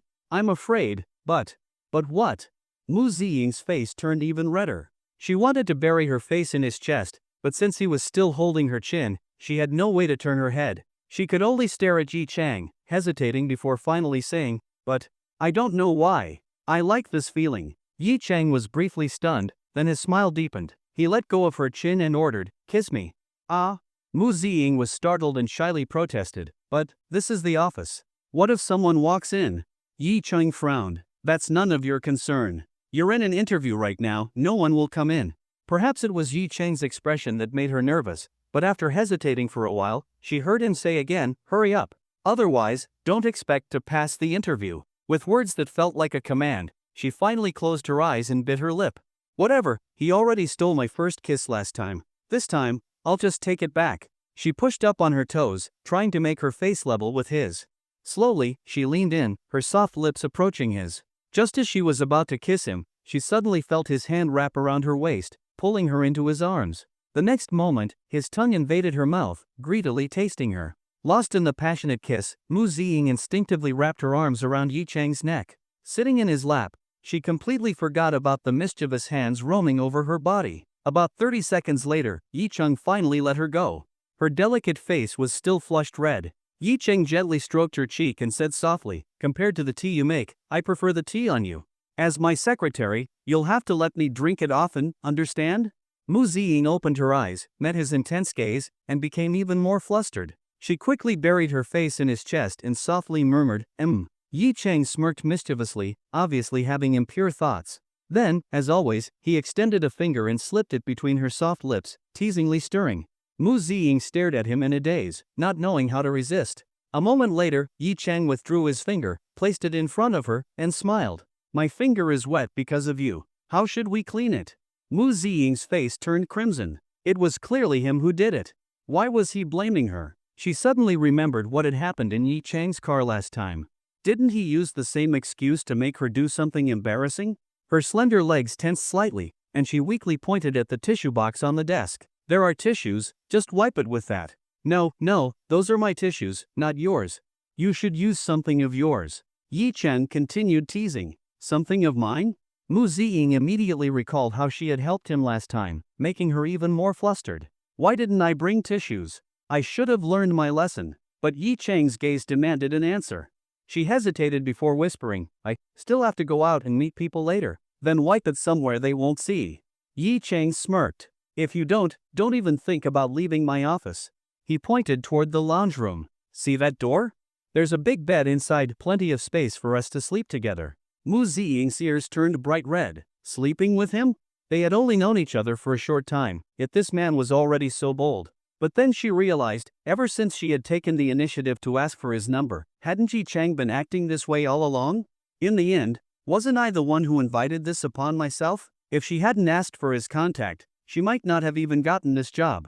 Though she was nervous and embarrassed, there was also a faint sense of excitement in her heart. Being with Yi Chang actually made her happy. For a moment, she didn't even know how to respond. Yi Chang wasn't in a hurry. He simply watched this flustered young woman with amusement, remembering how they first met back when he had just arrived at Jinsei Tower but couldn't get inside because he didn't have an access card. It was Mu Ziying who had appeared, scanned her card, and let him in. She's such a kind-hearted girl, which makes teasing her even more fun. With that thought, he smirked and said, Are you thinking that if you wait long enough, your saliva will dry and you won't have to wipe it? Mu Ziying bit her lip and, after a long pause, closed her eyes and whispered, You can wipe it, on my socks. Yi Chang burst into laughter. Where on your socks? On my feet. Then take off your shoes. Oh. Obediently, Mu Ziying slipped off her high heels, revealing her petite feet wrapped in sheer, flesh-colored stockings. Here we go again. As she lay against Yi Chang's chest, she watched him grab her foot and start playing with it. It tickled, but she didn't dare to resist. Then, a thought suddenly hit her. I'm in an interview, but I'm doing this with the boss. Does this count as sleeping my way up? Even though Yi Chang was the one forcing her, deep down, wasn't she also willing? Let's just call this love. The interview for this candidate had taken longer than the previous 4, and finally, the office door opened again. Outside, Yao Tongtong saw a slender figure step out, her face slightly flushed. Curious about what had happened inside, she glanced toward the office. However, she didn't suspect that Yi Chang had done anything inappropriate. After all, she didn't believe that a man who had remained indifferent to her advances would be interested in a young girl like this. Moreover, the previous female candidates were just as attractive as this last one. Why would Yi Chang treat this one differently? She had long forgotten the first time she met Mu Ziying and how the latter had accidentally bumped into Yi Chang. As a result, she didn't recognize her. Smiling, she nodded at the interviewee and said, Go home and wait for the results. Hearing Yao Tongtong speak so suddenly, Mu Ziying was startled, as if she had been caught doing something bad. She quickly composed herself and replied, Thank you, I understand. After exchanging polite words, Yao Tongtong stepped into the office and glanced at Yi Chang, who was still seated at his desk. Then, scanning the surroundings, she was surprised. That candidate restored everything? Yes, she's quite diligent. Yi Chang nodded with a smile, lifting his teacup, the same one Mu Ziying had poured tea into at the end of the interview. He took a small sip and then said, I've decided, it's her. Got it. Yao Tongtong nodded. I'll inform President Li later. Setting the teacup down, Yi Chang checked the time. It had taken him less than an hour to interview 5 people. There was still plenty of time left, so he asked, How's the investment department's interview going? They're on the 3rd candidate now. It'll probably take a while. Yao Tongtong replied, Do you want to check in? Forget it. Yi Chang figured his presence might add unnecessary pressure on the candidates, making the process unfair. Instead, he suddenly asked, By the way, how is Su Jiang doing now? Yao Tongtong's body stiffened as she looked at Yi Chang. Why was he bringing this up? After a brief pause, she sighed and said, He's gone back to his old ways. Yesterday, after picking up Xiaoqi from school, he took him to an arcade and spent hours there. Yi Chang couldn't help but feel speechless. A father taking his kid to an arcade? Really? Shaking his head helplessly, he thought for a moment and finally said, If things really don't work out, you can tell Su Jiang that if he needs startup funds, he can come to me. I can invest some money. Yao Tongtong was stunned for a moment, then became visibly emotional. She hadn't expected Yi Chang to offer help on his own. Feeling touched, she said sincerely, Thank you, President Yi. Yi Chang waved it off. Don't thank me yet. Su Jiang needs to present a plan first. I need to see if it's worth investing in. If there's no future in it, I won't even put in $1 million. Understood. Yao Tongtong nodded firmly. Also, when you talk to him, don't mention that it was my idea. He needs to come to me on his own. Yi Chang reminded her. Yao Tongtong was briefly stunned before quickly understanding what he meant. If she told Su Jiang that Yi Chang had made the offer, who knew what kind of ideas he would get? Ever since that night, Su Jiang had learned about what had happened from Yao Tongtong. He knew that Yi Chang had saved his wife and later brought him out of that mess. But instead of gratitude, Su Jiang had become even more withdrawn. Later, he found out that those shady businessmen who had tried to take advantage of Yao Tongtong were anonymously reported for tax evasion. Within days, they were arrested, and their court hearings were already scheduled. After that, whenever Su Jiang looked at Yao Tongtong, there was something strange in his eyes. That look made her extremely uncomfortable. Although she felt guilty, after all, she had been the one who, in a drunken state, had initiated a kiss with Yi Chang, she still couldn't bring herself to confront Su Jiang about his behavior. But Yi Chang wasn't aware of any of this, and Yao Tongtong had no intention of telling him. She nodded lightly. I'll talk to Su Jiang about it when I get home. Yi Chang nodded. Alright then, I'll be leaving. You get back to work, okay. Yao Tongtong watched as Yi Chang put on his coat and left the office. Regaining her composure, she lowered her head and was about to continue working when she suddenly heard Yi Chang's voice from outside. Don't forget to lock my office door. She quickly looked up and responded, "Got it." Suppressing the warmth in her heart, she returned to her work. Mu Ziying left Jinsei Tower and hurried back to her apartment. The entire way home, her mind replayed what had happened during the interview, making her feel more and more embarrassed. As soon as she got home, she kicked off her heels, rushed into her room, and threw herself onto the bed. This was too embarrassing.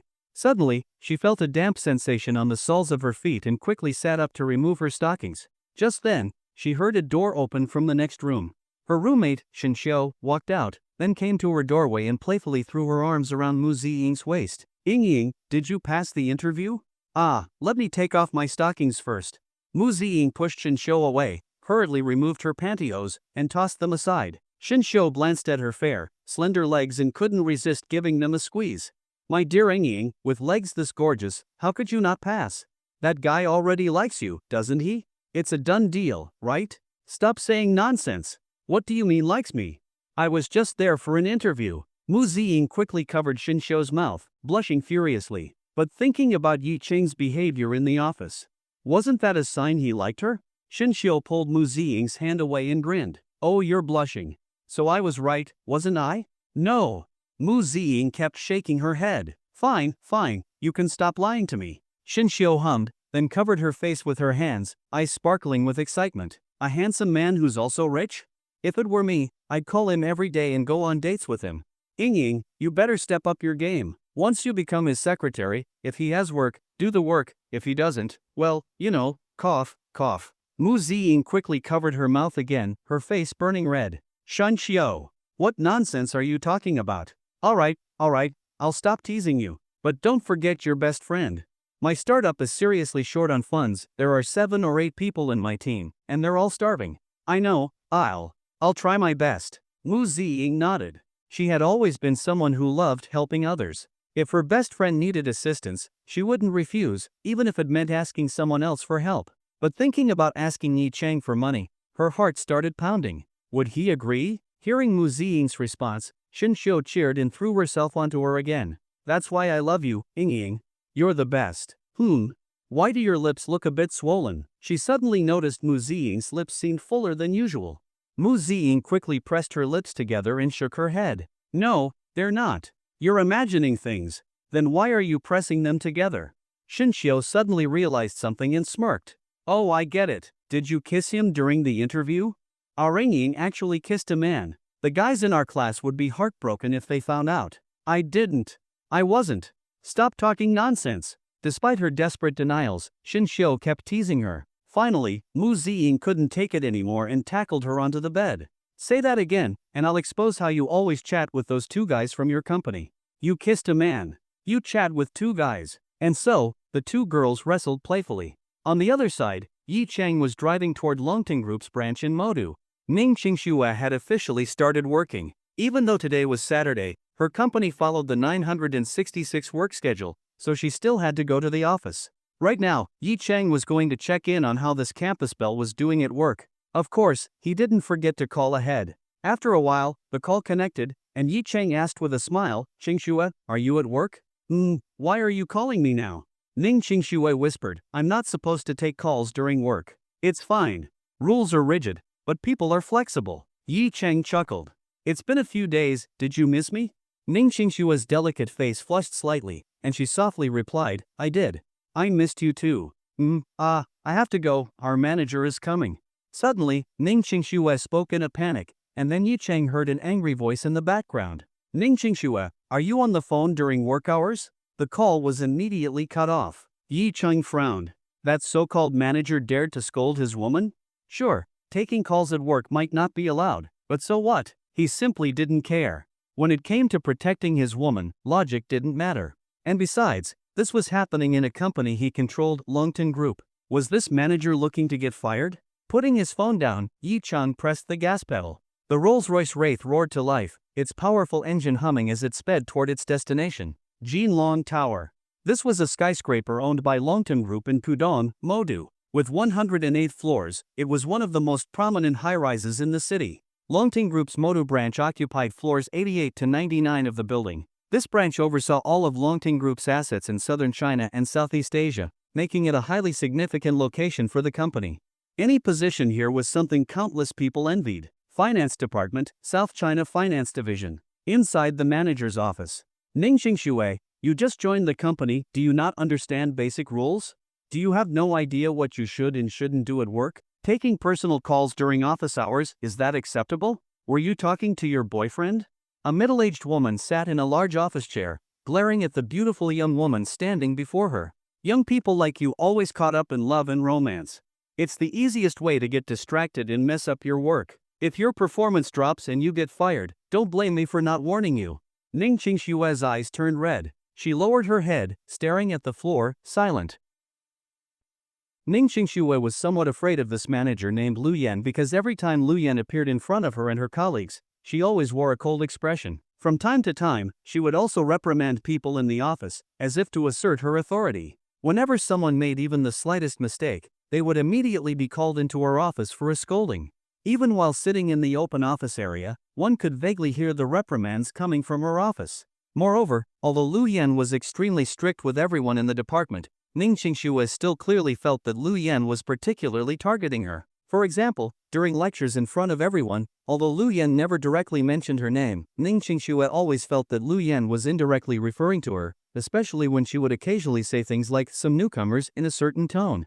This frustrated her. She had only been at the job for a short time, so why was manager Lu targeting her like this? But she didn't tell Yi Chang about it, she was afraid he would get angry.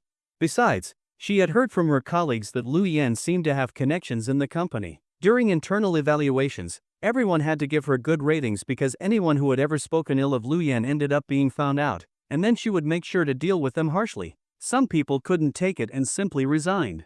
Ning Xingxue didn't want to lose this job, which Yi Chang had pulled strings to get for her, nor did she want him to get into a conflict with Lu Yan or other company leaders because of her. So, she endured it. Are you listening to me? Lu Yan's voice rang out again, startling Ning Xingxue. She quickly responded, I heard you. If you heard me, then right now, immediately, call your boyfriend and break up with him. Lu Yan spoke each word clearly and seriously. There are plenty of people who want a job at Longtong Group. If you want to stay here, you have to make some sacrifices.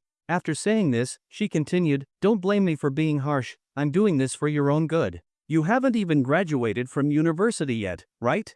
And your boyfriend is probably your university classmate? What future does someone like that have? If you stay at Longtong Group, you'll eventually meet better peers. Sooner or later, you and your current boyfriend will break up anyway.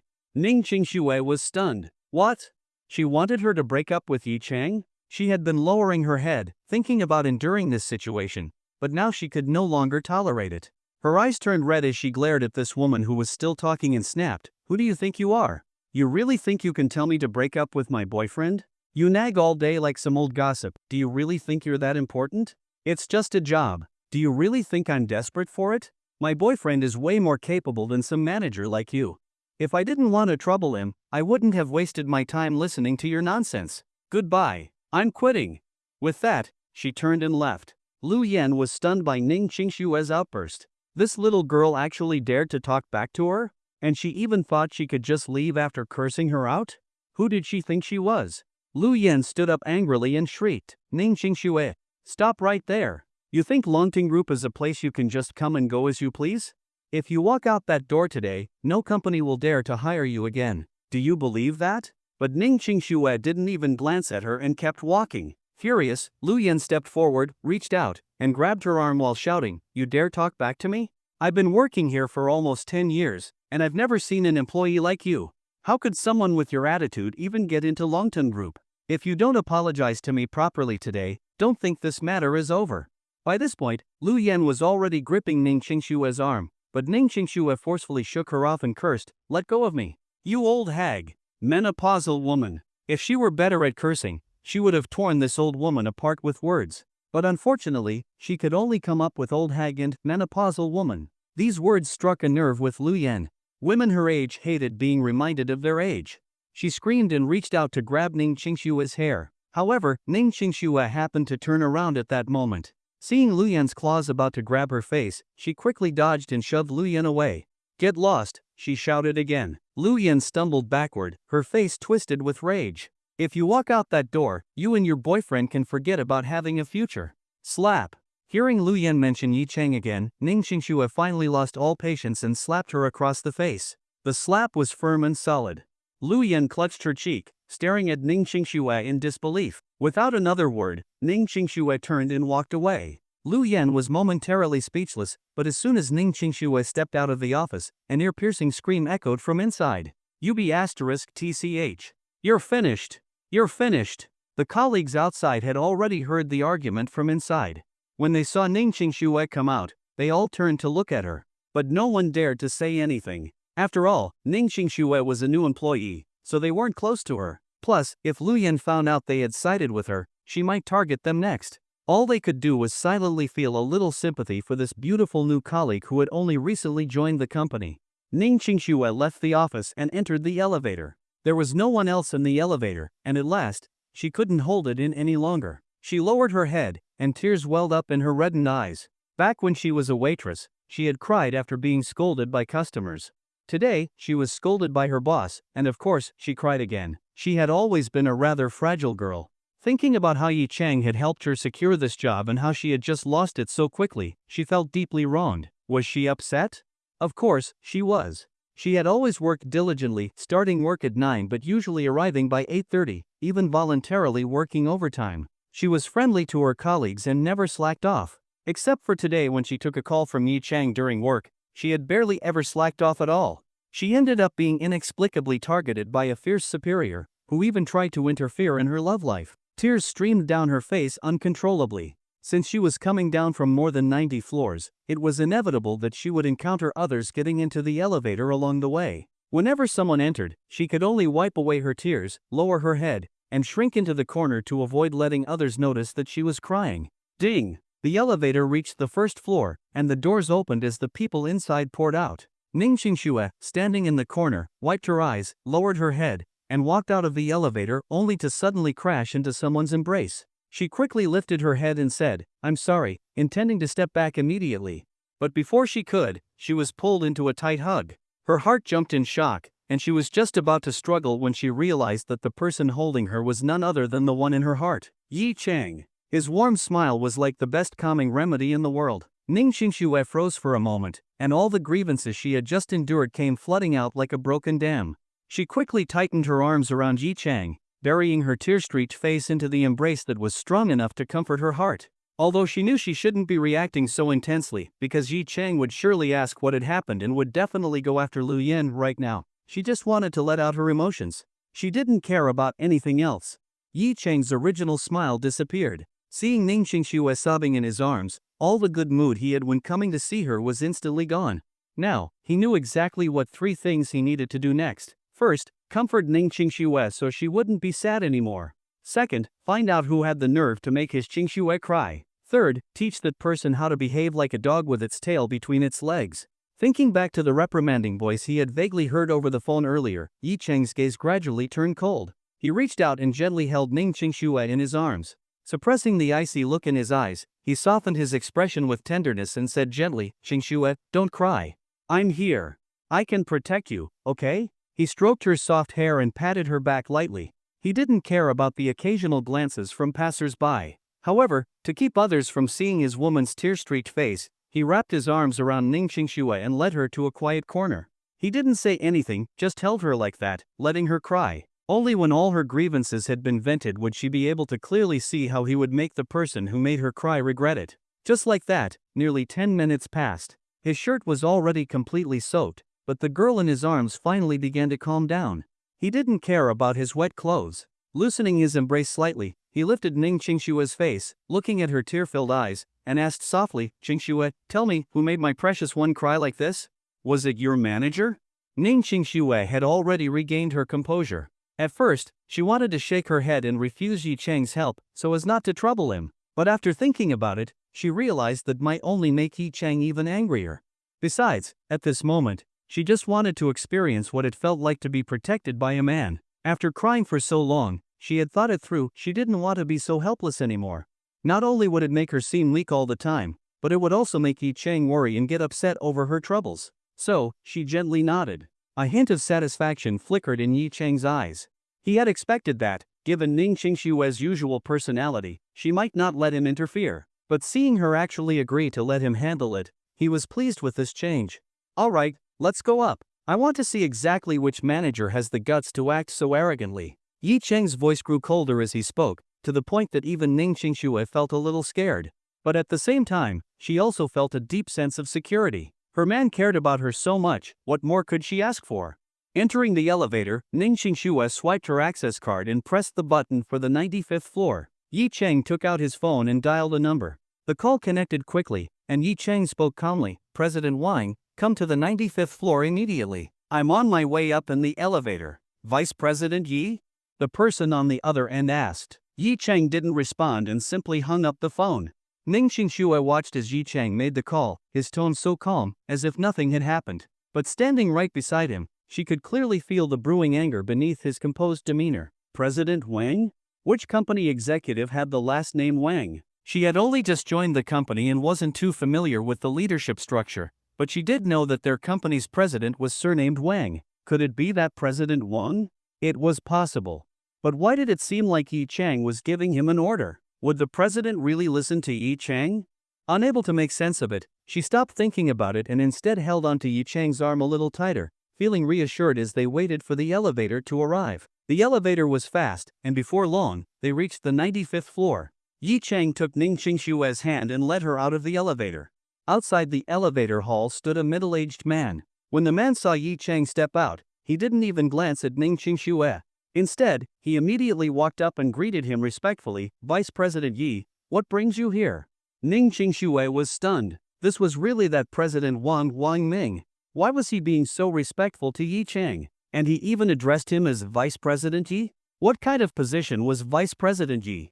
Did that mean Yi Cheng was also part of Lontung Group? Countless questions flooded her mind, but she remained silent, knowing that she would soon get her answers. Yi Cheng simply nodded slightly at Wang Ming before turning to Ning Qingxue and asking, Qingxue, where is your department? Ning Qingxue pointed to an office door across the hall and said softly, over there.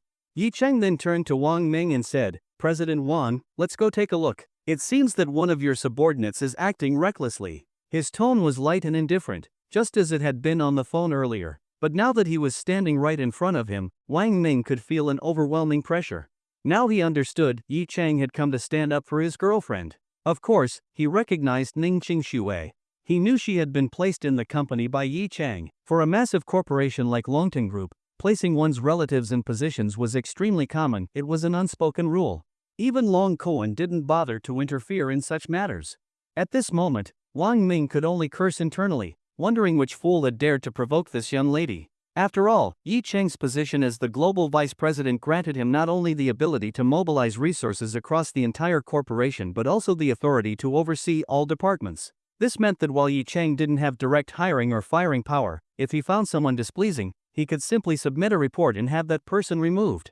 That was precisely why so many people within the company treated Yi Cheng with such reverence, and Wang Ming was no exception. With no other choice, he followed Yi Cheng's lead. Yi Cheng held Ning Qingxue's hand as they walked ahead, while Wang Ming followed closely behind. Soon, they arrived at the office Ning Qingxue had stormed out of earlier. Inside, Lu Yan was still fuming with rage.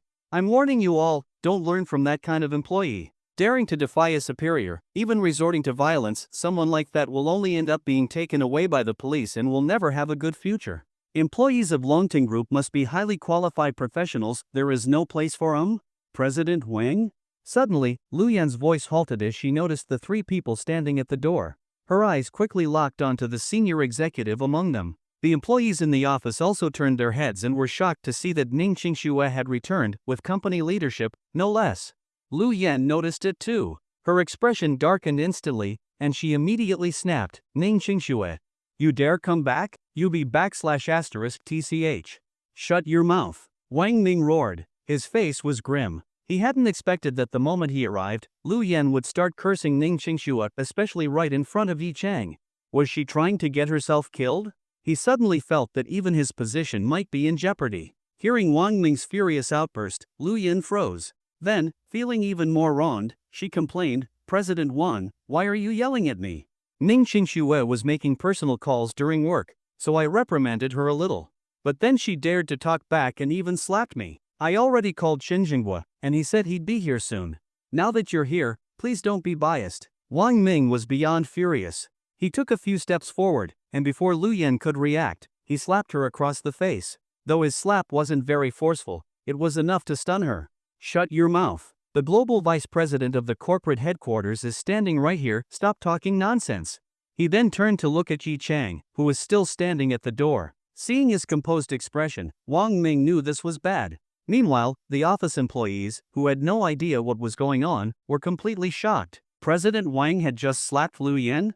But at the same time, they all secretly felt a sense of satisfaction. Seeing that old hag get slapped? That was satisfying. Lu Yan, clutching her face, was about to glare angrily at Wang Ming. But upon hearing his words, she froze.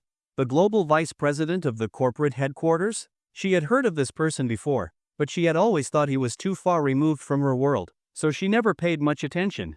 She turned her gaze to the doorway. Could it be that the global vice president Wang Ming was referring to was the young man standing there, with his arm around Ning Qingxue? Impossible. At that moment, Yi Cheng finally stepped forward. Still holding Ning Qingxue's hand, he walked up beside Wang Ming. His gaze, sharp as a blade, swept across Lu Yan's face before he spoke in an ice-cold voice. "President Wang, is this the department you told me was most suitable for Ning Qingxue? How the fuck did a piece of garbage like this manage to climb to such a position? You better give me a damn good explanation." His voice was slow and deliberate, and as he spoke, he suddenly grabbed a vase from a nearby desk and smashed it onto the floor. Crash! The sound of shattering glass echoed through the office, and everyone held their breath, too afraid to even move. Cold sweat began trickling down Wang Ming's back, and his lips trembled. He was about to speak when, slap! Another heavy slap landed on Lu Yan's face, sending her crashing to the floor. Yi Cheng withdrew his hand, looked down at Lu Yan on the floor, and said coldly, "I think you're the real B***TCH here." Everyone around was stunned. That slap was way too hard. Did he just slap her senseless? They couldn't help but look at Lu Yan, who was sitting on the floor, clutching her face as if she were seeing stars. For the ordinary employees watching, their only feeling was satisfaction. That slap was well-deserved. Ning Qingxue also felt an immense sense of relief deep inside after seeing Yi Cheng's powerful strike. It seemed like her own slap earlier had been too light, but while she felt good, she couldn't help but worry about Yi Cheng. Was it really okay to hit someone like that? The global vice president that Wang Ming had mentioned earlier, was he referring to Yi Cheng? Just how high-ranking was that position? Doubt filled her heart. Wang Ming, seeing Yi Cheng's slap, turned pale with shock and hurriedly said, "Vice President Yi, Lu Yan's husband is Chen Jinqing's younger brother." Everyone around suddenly understood. No wonder Lu Yan had been so arrogant and had never been disciplined by her superiors. She had such strong connections. Chen Jinqing was the vice chairman of Longteng Group, practically the second in command of the entire corporation. If Lu Yan had ties to someone like that, no wonder she acted like her tail was raised to the sky. The employees all turned their eyes to Yi Cheng. Not everyone in Longteng Group knew about the global vice president position. Only the high-level executives were aware that someone above them had been appointed. So now, these ordinary employees wondered, could Yi Cheng really handle Chen Jinqing's wrath? By this time, Lu Yan had finally regained her senses. Clutching her face in fury, she staggered to her feet and glared at Yi Cheng. Like a madwoman, she pointed at him and screamed, "You're finished. I'm telling you, you're done for. What f***ing president, I'll have my superiors fire you. Let's see how you and that little BTCH beside you." Before she could finish her profanity, Yi Cheng slapped her again, even harder this time. Lu Yan spun in a full circle before collapsing onto the ground. Everyone watching was once again shocked by Yi Cheng's action. Was he really not afraid of Chen Jinqing? This gave the employees a small sense of joy. They all secretly hoped this man was powerful enough to get Lu Yan transferred somewhere else. At least then, they wouldn't have to suffer under her anymore.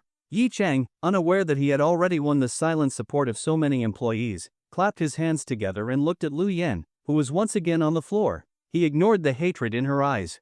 With a slight chuckle, he said, "Oh? Chen Jinqing? Even if he were here right now instead of in Beijing, I'd still slap you, you old B***TCH. He reached out his foot and lightly kicked Lu Yan's leg. "What? Not getting up? Keep cursing." Lu Yan remained motionless, simply staring at Yi Cheng. If looks could kill, Yi Cheng would have already died countless times. Wang Ming, watching the scene unfold, had no idea what to do. But seeing Yi Cheng's fearless attitude, a realization struck him. Could the rumors be true? Was the newly appointed global vice president really connected to Chairman Long? Otherwise, why would Yi Cheng remain so fearless after hearing Chen Jinqing's name? As soon as Wang Ming thought about it, he immediately knew which side he needed to stand on. He then crouched down, reaching out to help Lu Yan up while trying to persuade her, "Lu Yan, don't go up against Vice President Yi. Just apologize to Miss Ning sincerely, and this whole matter will be over." At first, everyone thought Wang Ming was going to speak up for Lu Yan, but this? She got beaten so badly, and yet he was telling her to swallow her pride and apologize? Lu Yan had initially wanted Wang Ming to help her up, but upon hearing his words, she immediately pushed him away in anger. "Wang Ming, you're telling me to apologize to this woman?" She didn't dare to say the word B*tch anymore. She knew that if she said it, Yi Chang would probably slap her again just like before. She could clearly feel that both sides of her face were swollen now. Her appearance was probably awful, and she could see the surrounding employees struggling to hold back their laughter. The humiliation made her feel even worse. Suddenly, her eyes caught sight of someone appearing at the doorway. She immediately shouted, "Jinhua, what took you so long?" Everyone turned toward the entrance and saw a middle-aged man with a stern expression rushing over and helping Lu Yan up. It was obvious this was Lu Yan's husband, Chen Jinghua, the younger brother of Chen Jinxing. Seeing the clear handprints on his wife's face, Chen Jinghua asked, "You got slapped by one of your employees?" It was him. Lu Yan finally felt like she had found her support. She furiously pointed at Yi Chang. Chen Jinghua looked at Yi Chang. Since he wasn't part of Longtum Group, he wasn't familiar with Yi Chang's identity. From what Lu Yan had told him over the phone, he assumed that Yi Chang was just one of her subordinates. So he immediately stepped forward, ready to slap Yi Chang. But Wang Ming quickly rushed in to stop him, urgently saying, "Old Chen, you can't touch him. He is our company's special vice president, personally appointed by Chairman Long." Chen Jinhua was stunned. Wasn't he just one of Lu Yan's subordinates? How did he suddenly become a special vice president? Yi Chang let out a cold chuckle. "President Wang, it seems that the management in your branch is a bit out of order. Any random person thinks they can challenge a superior? I think I should report this situation to headquarters." Wang Ming's face turned bitter. This was exactly what he was most afraid of. Just as he was about to explain, Chen Jinghua sneered and said, "Bullshit, challenging a superior? I'm not even a part of Longting Group. You think I need to obey you? Ridiculous." Yi Chang raised an eyebrow. "Oh, you're not part of Longtung Group? Then what exactly are you doing here? Stealing corporate secrets? President Wang, does your branch not even have proper security? Any random person can just waltz into the office? Who knows if he's some kind of fraudster?" Chen Jinghua was momentarily speechless, then resorted to threats. "Listen, kid, I'd advise you not to overstep. Longting Group has plenty of executives. With or without you, the company runs just fine." Yi Chang laughed coldly. "Oh? Are you planning to call Chen Jinxing?" Chen Jinghua stiffened. Yi Chang knew about his connection to Chen Jinxing? Well, that wasn't too surprising. It was probably Wang Ming who had told him. Chen Jinghua then scoffed, "So you do know? Then you should be smart about it. If you want to keep your job, you'd better apologize to my wife properly and let her slap you a few times. And that be*tch too." Lu Yan added, pointing angrily at Ning Qingxue. But she thought that with Chen Jinghua by her side, she was safe now. However, Yi Chang's speed was something ordinary people couldn't even react to. Before anyone could process what had happened, Yi Chang stepped forward and slapped Lu Yan across the face again, this time even harder than before. For the third time, Lu Yan was sent crashing to the ground. She was completely stunned. Her head was spinning, and she was completely disoriented. And that was with Yi Chang holding back. If he had used full force, she might have ended up with a concussion. Retracting his hand, Yi Chang clicked his tongue and said, "Wow, your skin sure is thick. No wonder you never learn your lesson. Your brain is probably squeezed out by all that thick skin." Chen Jinghua, seeing that Yi Chang had the audacity to hit his wife right in front of him, immediately squatted down to help her up and asked, "Lu Yan? Are you okay?" Lu Yan held her face and shook her head, then angrily shouted at Chen Jinghua, "Aren't you going to hit him back? Avenge me! Do it now!" Chen Jinghua turned to look at Yi Chang, his eyes burning with rage. But he still had some sense and didn't rush forward to attack him. Lu Yan kept urging him, but he only said, "Vice President Yi, is it? Prepare to see us in court. You assaulted my wife. This won't just go away." Yi Chang sneered. If he dared to hit someone, it meant he wasn't afraid of the consequences. Lu Yan had insulted Ning Qingxue, so she deserved to be slapped. Besides, he had been careful with the force. At most, it would only be classified as minor injuries. Even if he had to take responsibility, it would just mean paying some compensation.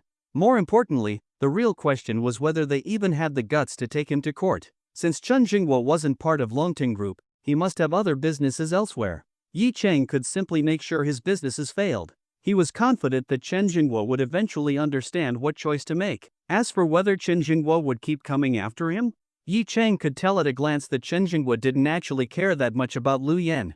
If he truly loved her, how could he tolerate watching her get slapped in front of him without immediately retaliating? "I'll be waiting for your lawyer's letter," Yi Chang said indifferently. "Fine. Just wait." Chen Jingwo snorted coldly and then pulled Lu Yan away. Wang Ming, watching Yi Chang's calm and composed demeanor, was now almost certain Yi Chang definitely had connections to Chairman Long. Feeling a bit more at ease, Wang Ming suddenly thought of something. He stepped forward and whispered to Yi Chang, "Chen Jingwo has a mistress outside. Their relationship seems to be quite serious." Yi Chang raised an eyebrow. Wang Ming even knew that? This President Wang was quite the smart one. Yi Chang patted Wang Ming's shoulder and said with a smile, "Got it. As for what just happened, I'll consider whether or not to report it to headquarters." Wang Ming rubbed his hands together and chuckled. "Vice President Yi, do you really need to consider?" "Oh, I still need to think about it," Yi Chang said with a slight smirk. Then, his voice turned cold again. "I'm very dissatisfied with the position you arranged for Qing Shui." Cold sweat immediately formed on Wang Ming's back. He quickly explained, "Vice President Yi, I really didn't know about this. I rarely come up to the 95th floor, so I had no idea what kind of person Lu Yan was. I only thought that since she was a woman, she might be a good fit for Miss Ning. And the internal reviews all said she was well liked and got along with people." Ning Qingxue couldn't help but interject, "Lu Yan gets along well with people? President Wang, that woman yells in the office every single day." "Yeah, exactly. We've been sick of it for ages. Who would dare write anything bad about her in the reviews? If they did, she'd find out who it was and go after them. Even complaints, whoever files them, she always finds out." Ning Qingshue's words resonated with the other employees in the office. Now that Yi Chang and Wang Ming were both present, and given how influential Yi Chang seemed to be, the ordinary employees who had long suffered under Lu Yan's oppression immediately voiced their agreement. Wang Ming's face darkened. Had things really been this bad? Wasn't this essentially exposing his incompetence as a leader right in front of his superior? Noticing Yi Chang's increasingly grim expression, he quickly scolded the employees, "Stop talking and get back to work." Yi Chang extended a hand to stop him and said, "President Wang, that's where you're wrong. Our employees must have a way to voice their concerns. If even the proper channels are useless, and now you want to take away their last means of expression, what does that say about this workplace?" So it wasn't just Ning Qingxue. Lu Yan had been mistreating everyone. No wonder there was so much resentment. And the violations within the system made Yi Chang sneer internally. This was the perfect evidence against them, handed to him on a silver platter. He turned to the employees in the office and said, "Everyone, feel free to speak up or write down your experiences on paper. I will compile a report and submit it to the corporate headquarters. Any injustices you faced will be properly addressed. You also don't need to worry about Vice Chairman Chen Jinqing interfering. If he dares, I'll personally submit this report to Chairman Long Kuan. He will ensure justice is served. So, write everything down, just the facts." "All right." The employees cheered and immediately began writing on sheets of paper. Standing beside Yi Chang, Ning Qingxue felt warmth in her heart as she listened to his commanding words. So this was what it felt like to be protected. It felt so good. Her eyes sparkled, filled with love and admiration. But Wang Ming felt the complete opposite. Seeing Yi Chang's serious expression, he felt like crying. If this report went through, what would happen to him? A demotion was the best-case scenario. He sighed and said, "Vice President Yi, let's find a place to talk first." Yi Chang turned to him, nodded lightly, and said, "That works. I have something to discuss with you as well. Let's go." Wang Ming nodded and led the way, while Yi Chang took Ning Qingshue's hand and followed. Before leaving, he didn't forget to instruct the employees, "Once you're done writing, gather all the reports. I'll come back to collect them later." The employees responded enthusiastically. Soon, Yi Chang and Ning Qingxue followed Wang Ming to the executive office on the 99th floor. Wang Ming quickly poured tea for both Yi Chang and Ning Qingxue. Ning Qingxue was momentarily flattered by such treatment, considering Wang Ming's high status. But when she glanced at Yi Chang beside her, she calmed down and quietly accepted the tea. After all, while Wang Ming was a company leader, her man was his leader. She might as well enjoy the privilege. Wang Ming sat down and said, "I sincerely apologize, Vice President Yi. I truly had no idea this was happening. You see." Yi Chang raised a hand to cut him off. "President Wang, I know what you mean. But as the president of such an important branch, how could you let things get this out of hand? Our internal review, reporting, and complaints systems, how did they become so flawed? How did employees get exposed for filing complaints? You're basically fostering corruption within the company. Longting Group is supposed to be a benchmark for Huagua's enterprises, yet this kind of situation happens internally? What kind of benchmark is that? You can't shirk responsibility for this. Wang Ming wiped the sweat off his forehead and spoke in a low, submissive voice. I understand, Vice President Yi. This was my negligence. President Wang, I do understand your difficulties, though, Yi Cheng suddenly said, surprising him. After all, she's Vice Chairman Chen Jinxing's sister-in-law. I get it. How about this? In my report, I can add a few lines explaining your predicament. I believe Chairman Long Kuan will take that into account. Wang Ming was stunned for a moment. Then his face lit up with joy. Thank you, Vice President Yi. If you ever need anything in the future, just let me know. I will do my best to assist you. Yi Cheng smiled but didn't say anything. Instead, he glanced at Ning Qingxue. Wang Ming immediately got the hint and said, by the way, Vice President Yi, it's probably not appropriate for Miss Ning to stay in her current position anymore. Would you like to arrange a transfer? Yi Cheng silently praised him for catching on quickly. He then turned to Ning Qingxue and asked gently, Qingxue, what do you think? Ning Qingxue hesitated for a moment before quickly waving her hands and saying, no need. I just didn't like Lu Yan, but my other colleagues are fine. There's no need to change positions. Yi Cheng remained silent, but Wang Ming said, Miss Ning, you might want to reconsider. Now that your colleagues know about your connection to Vice President Yi, in the future. He didn't finish the sentence, but the implication was clear. With such a powerful background, how could her colleagues ever treat her the same way again? Then, Ning Qingxue frowned slightly, then turned to Yi Cheng and asked, Yi Cheng, what should I do? Yi Cheng turned to Wang Ming and said, then I'll have to trouble you to find her a new position. Wang Ming patted his chest confidently and said, don't worry, Vice President Yi. I'll make sure Miss Ning gets a proper role, and I'll also make sure issues like this happen far less in the future. After thinking for a moment, he asked, how about a role in the procurement department?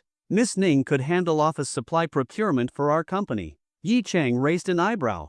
The procurement department? That was a department with a lot of opportunities for profit. Since Wang Ming was willing to arrange such a position, Yi Cheng naturally wouldn't refuse. He smiled and said, all right, then let's go with that.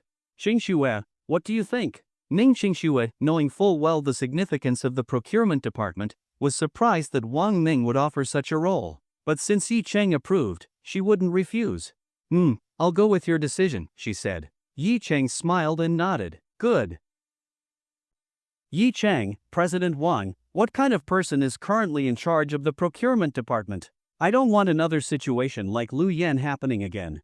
Wang Ming quickly replied, don't worry, the current procurement department supervisor is someone I personally appointed. I'll make sure to warn him. Yi Cheng, forget it, just tell him about my identity. That would be even better. Wang Ming nodded repeatedly, already making up his mind that even after informing the supervisor about Yi Cheng's identity, he would still check in on Ning Qingxue from time to time. All right, that's settled then. Yi Cheng glanced at his watch and said, let's end the discussion here. On Monday, Ning Qingxue will start working in the procurement department. I understand. Rest assured. All right, then we'll leave now. She won't be working today, consider it a day off. Yi Cheng took Ning Qingxue's hand as he spoke. Oh, no need. Given what happened today, how could we consider it a day off? If anything, the company should compensate Miss Ning instead. Wang Ming waved his hands repeatedly. Yi Cheng raised an eyebrow. Wang Ming was not only perceptive but also quite good at handling situations. He chuckled. All right, then I'll leave it to you, President Wang. It's no trouble at all. Have a safe trip. Wang Ming then stood up and said, let me escort you both. No need. Yi Cheng waved his hand, stopping Wang Ming, then led Ning Qingxue out of the office.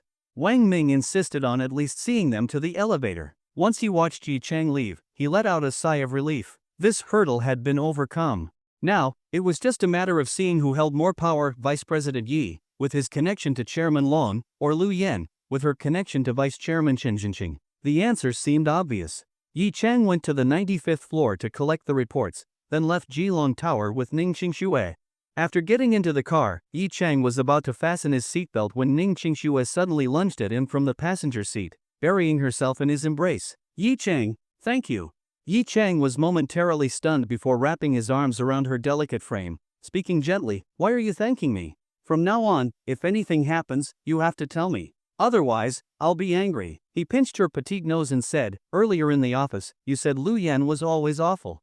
Why didn't you tell me before? I originally thought she treated her subordinates well, and since she was a woman, I assumed she would be a good supervisor for you." Ning Qingxue buried her stunning face into the crook of his neck and whispered, "I just didn't want you to worry." Yi Chang snorted, pinching the beautiful campus belle's delicate face. "Not wanting me to worry is what worries me the most, understand? Any problem you face is nothing to me, I can solve it all. But if you don't tell me and endure it alone, getting mistreated, that is the real problem for me." Ning Qingxue didn't lift her head and whispered in his arms, I understand. From now on, I'll tell you everything." Yi Chang chuckled. "That's more like it. So, what made you suddenly change your mind today?" "I don't want to be bullied anymore," Ning Qingxue said as she looked up at him. "I want to be protected by you." Hearing such words from his woman, especially from someone who appeared delicate but had a strong heart, filled Yi Chang with a sense of pride. "I will protect you for a lifetime." Yi Chang gently brushed her hair aside. Ning Qingxue closed her eyes, and Yi Chang slowly leaned in, pressing his lips against hers. The rest of the time naturally belonged to the couple's date. As for Lu Yan and Chen Jinghua, Yi Chang wasn't concerned at all. He simply had Wang Ming provide information about Chen Jinghua's businesses, then instructed his company to investigate whether they could take any measures against him.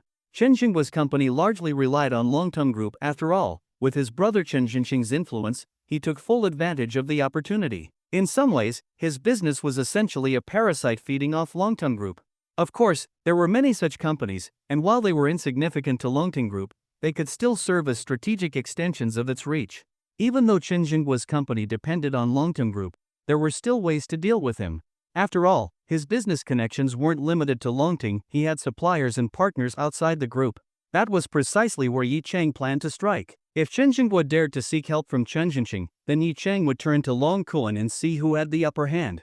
Besides, Yi Chang still had a whole pile of complaints against Lu Yan, each personally written by Ning Qingshue's colleagues. If he simply presented these to Long Kuan, it would be an excellent opportunity to use this as leverage against Chen Jinxing. Yi Chang was sure Long Kuan would gladly accept it. The day quickly passed. Yi Chang's life was busy, as Yen Yuning was well aware. It was Saturday, and once again, he had to go on a business trip, this time overseas. He was representing Longtong Group in negotiations with an international shipping tycoon. This businessman had a peculiar habit, he preferred discussing deals out at sea. Yi Chang agreed without hesitation. Since it was Longtong Group's business, Yen Yuning didn't object. She simply reminded him to be careful and even thoughtfully helped him put on his coat. Watching Yi Chang drive off in a newly acquired McLaren 720S, she couldn't help but notice a pattern. This man really loved sports cars. From a LaFerrari to a Bugatti, this McLaren was probably the cheapest among them. As for the Rolls-Royce Wraith, that was her car. Yet, somehow, he was the one driving it all the time. She huffed to herself but wasn't actually upset. After watching Yi Chang's car disappear from sight, she turned around and went back inside. Yi Chang drove the McLaren that Lumi had given him straight to Tianlu Shipping Company. Upon arrival, he parked and headed directly to the chairman's office. As he reached the top floor, he unexpectedly ran into Lumi's secretary. The secretary was momentarily stunned before quickly saying, "Mr. Yi, you're here." Yi Chang clearly saw the deep look in the secretary's eyes. He didn't know what Lumi had told her, but it was obvious that the secretary was still very suspicious of him. However, he didn't care. Lumi had already told him not to bother with it. He knocked on the office door. "Come in." Lumi's voice came from inside. Yi Chang walked in, his eyes landing on the beautiful woman. Lumi was still sitting at her desk, working. When she saw Yi Chang enter, she smiled at him and said, "Let me finish up my work, and then we'll set off." "All right." Yi Chang nodded slightly, then walked around the desk and stood behind Lumi. He placed his hands on her shoulders and began to massage her with just the right amount of pressure. Leaning in close to her ear, he whispered, "Auntie, you've worked hard." Lumi narrowed her eyes. Yi Chang's massage technique was excellent, making her feel completely relaxed. His gentle words of comfort also warmed her heart. After all, when you're exhausted, hearing a caring voice from someone close to you is always a comforting feeling. Enjoying the massage for a while, she finally said, "All right, Xiao Chang, stop for now. I just have about 10 more minutes of work left. Wait for me, okay?" Yi Chang obediently withdrew his hands. He then noticed the teacup on Lumi's desk, picked it up, and made her a fresh cup of tea. Since the water was still hot, he blew on it repeatedly to cool it down faster so she could drink it sooner. Once the tea had cooled a bit, he placed the cup on her desk and pulled a chair over to sit beside her, quietly watching her work. Lumi continued handling her tasks, but she also noticed Yi Cheng's small, thoughtful gestures. The slight curve of her lips betrayed her good mood. When she sensed that Yi Cheng was staring at her, she couldn't help but blush. In the end, she found herself unable to concentrate. She turned to Yi Cheng and said, "Xiao Chang, why are you staring at me?" Yi Chang, as if just realizing it, quickly replied, "I just want to look at you. Auntie is so beautiful, what else should I look at? My phone." Lumi was pleased, though she rolled her eyes at him playfully and said, "Alright, you and your sweet words. But stop staring at me, or I'll keep getting distracted." "Oh, okay then." Yi Chang responded, then took out his phone and snapped a picture of her. Lumi wasn't sure why he was taking a picture, so she sneaked a glance only to find that he was now staring at the photo on his phone. This little rascal. Seeing this, Lumi's cheeks turned even redder, but she also felt an even deeper joy. She was looking forward to their time at sea together even more. With that thought, she focused her mind and continued working seriously. After about 10 minutes, Lumi finally finished her tasks. She picked up the tea Yi Chang had made, took a sip, and found the temperature perfect. Feeling relaxed, she took another big sip. Then, she stood up and walked over to Yi Chang. "Xiao Chang, what are you looking at?" Yi Chang quickly looked up, hit his phone, and shook his head. "Nothing." Lumi gave him a knowing look but didn't bother to expose the fact that he had secretly taken several pictures of her. "My work is done. Let's get ready to go," Lumi said, then added, "Oh, right, come with me for a moment." She started walking toward the lounge. Yi Chang was puzzled but followed her. Upon entering the lounge, his eyes landed on the large bed. He hadn't forgotten the wonderful time they had spent there. Lumi, unaware of what he was thinking, picked up a bag from a nearby lounge chair and pulled out a few pairs of swim trunks. "Try these on and see if they fit." Yi Chang looked at the swim trunks, momentarily stunned. "Auntie, what's this for?" Lumi's eyes were playful and seductive as she smiled. "We're going out to sea, so of course, we need the right clothes." Yi Cheng's gaze instinctively swept over Lumi, and he asked, then, "What about you, Auntie?" "Me? You want to see me in a swimsuit?" Lumi asked with a teasing smile. Yi Cheng nodded honestly. Lumi playfully tapped his forehead with her finger and walked out of the lounge, saying with a smile, "Keep dreaming. Just hurry up and try yours on, we're leaving soon." Then, she closed the door behind her. Yi Cheng sighed in frustration. Haven't I already seen every part of her? Why is she suddenly acting shy? Shaking his head, he had no choice but to try on the swim trunks. 10 minutes later, outside a port, a McLaren 720S was parked inside a garage. Yi Cheng and Lumi stepped out of the car. This port was very close to Tianlu Shipping Company, so it hadn't taken them long to get here. The port was massive. Besides the numerous cargo ships, there were also many private yachts docked nearby. The company responsible for managing and maintaining these private yachts was none other than Tianlu Shipping. In Shanghai, almost all wealthy yacht owners entrusted Tianlu with the care and maintenance of their vessels when they weren't in use. Naturally, Lumi's own yacht was among them. After getting out of the car, Yi Cheng went to the trunk to retrieve some luggage they had brought. However, just then, two burly men approached from outside the garage. They respectfully greeted Lumi first, Mississippi. Then, before Yi Cheng could react, they walked straight past him to the trunk and began unloading the luggage. Yi Cheng was stunned. "Who are these people?" Lumi explained to him, "They're from the company." Yi Cheng was puzzled. "Company employees? Why are they calling you miss?" Looking at these men, their demeanor seemed more like gangsters than office workers. Could it be that his aunt was actually the daughter of a crime boss? Lumi continued, "Since we deal with international trade, we sometimes encounter unexpected situations at sea, especially pirates. So, we need to have our own armed security. These men handle that. Don't mistake them for criminals." Only then did Yi Cheng realize the situation. It made sense.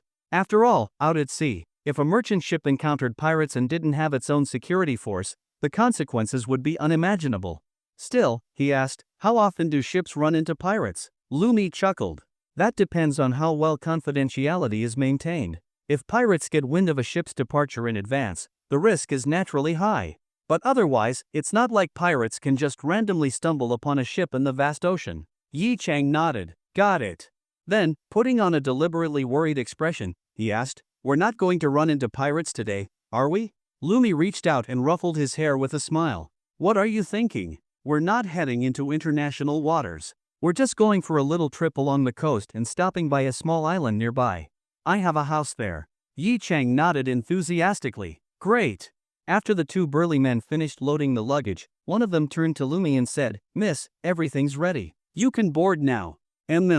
However, just then, a convertible Bentley pulled up nearby. A woman was behind the wheel. She parked the car, then immediately called out loudly, Lumi. The car door opened, and the woman quickly ran over. She was wearing flip-flops, and her toenail polish shimmered under the sunlight. As soon as Lumi saw her, her expression changed. She hurriedly turned to Yi Chang and said, Xiao Chang, just pretend you're a businessman negotiating a deal with me. This woman is my friend, don't let her figure out our relationship. Yi Chang?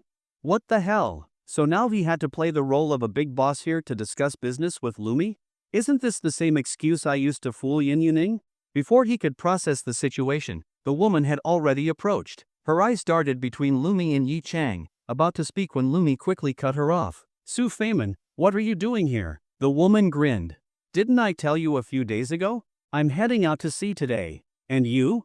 Don't tell me you came all this way for nothing. Her gaze swept over Yi Chang meaningfully. However, Lumi remained calm and said indifferently, I'm here to discuss business with Mr. Yi from Beijing. He wanted to inspect some of our company's ships, so I brought him here. What else did you think I was doing? Su Feiman was momentarily stunned. Business negotiations? You two look like you're here for business? She glanced at Lumi, dressed in a casual, breezy outfit with sandals, looking just like herself, someone heading out for a fun day at sea. Then she turned her eyes to the man beside her, wearing a short-sleeved t-shirt and shorts. Seriously? She asked suspiciously. Lumi smiled lightly, turned to Yi Chang, and said, Mr. Yi, I'm sorry. It seems my friend misunderstood our relationship. Then, she quickly signaled Yi Chang with her eyes to cooperate. Yi Chang had no choice but to put on a calm and composed demeanor, responding in a serious tone, Miss, I am indeed here to discuss business with Director Liu. For him, this was an easy role to play. His usual innocent and inexperienced act around Lumi was actually the pretense. This kind of composed businessman persona was his true self. As a result, his performance successfully deceived Su Feiman, making her unsure and hesitant to interfere in case she disrupted Lumi's business. But in her heart, she found it hard to believe. Since when does Lumi take a tall, handsome man out to discuss business? Something's definitely off here. As Lumi's close friend for over 10 years, Su Feiman knew very well that Lumi had been single for years after her divorce. And now, all of a sudden, a young, attractive man had appeared beside her? She was determined to get to the bottom of this. Her eyes twinkled mischievously as she looked Lumi up and down before smiling and saying, Well, in that case, Mimi, I'll join you too. You're heading out to sea, right? I remember your yacht is pretty big. I'll do my own thing while you two talk business, I won't disturb you. Lumi replied, I never said Mr. Yi and I were heading out to sea. We're just here to look at some ships. Yi Chang quickly chimed in, Yes, Director Liu and I are here to inspect her company's vessels. Su Feiman pouted. Nini, your outfit doesn't look like business attire at all. Lumi froze for a second and glanced down at herself. Indeed, she didn't look the part. This was completely different from her usual business-like image. And knowing how well Su Feiman understood her, if she kept lying, it would only make Su Feiman more suspicious. She started to feel a headache coming on. Why did this woman have to show up out of nowhere? Seeing Su Feiman acting like a curious child, Lumi felt a bit helpless.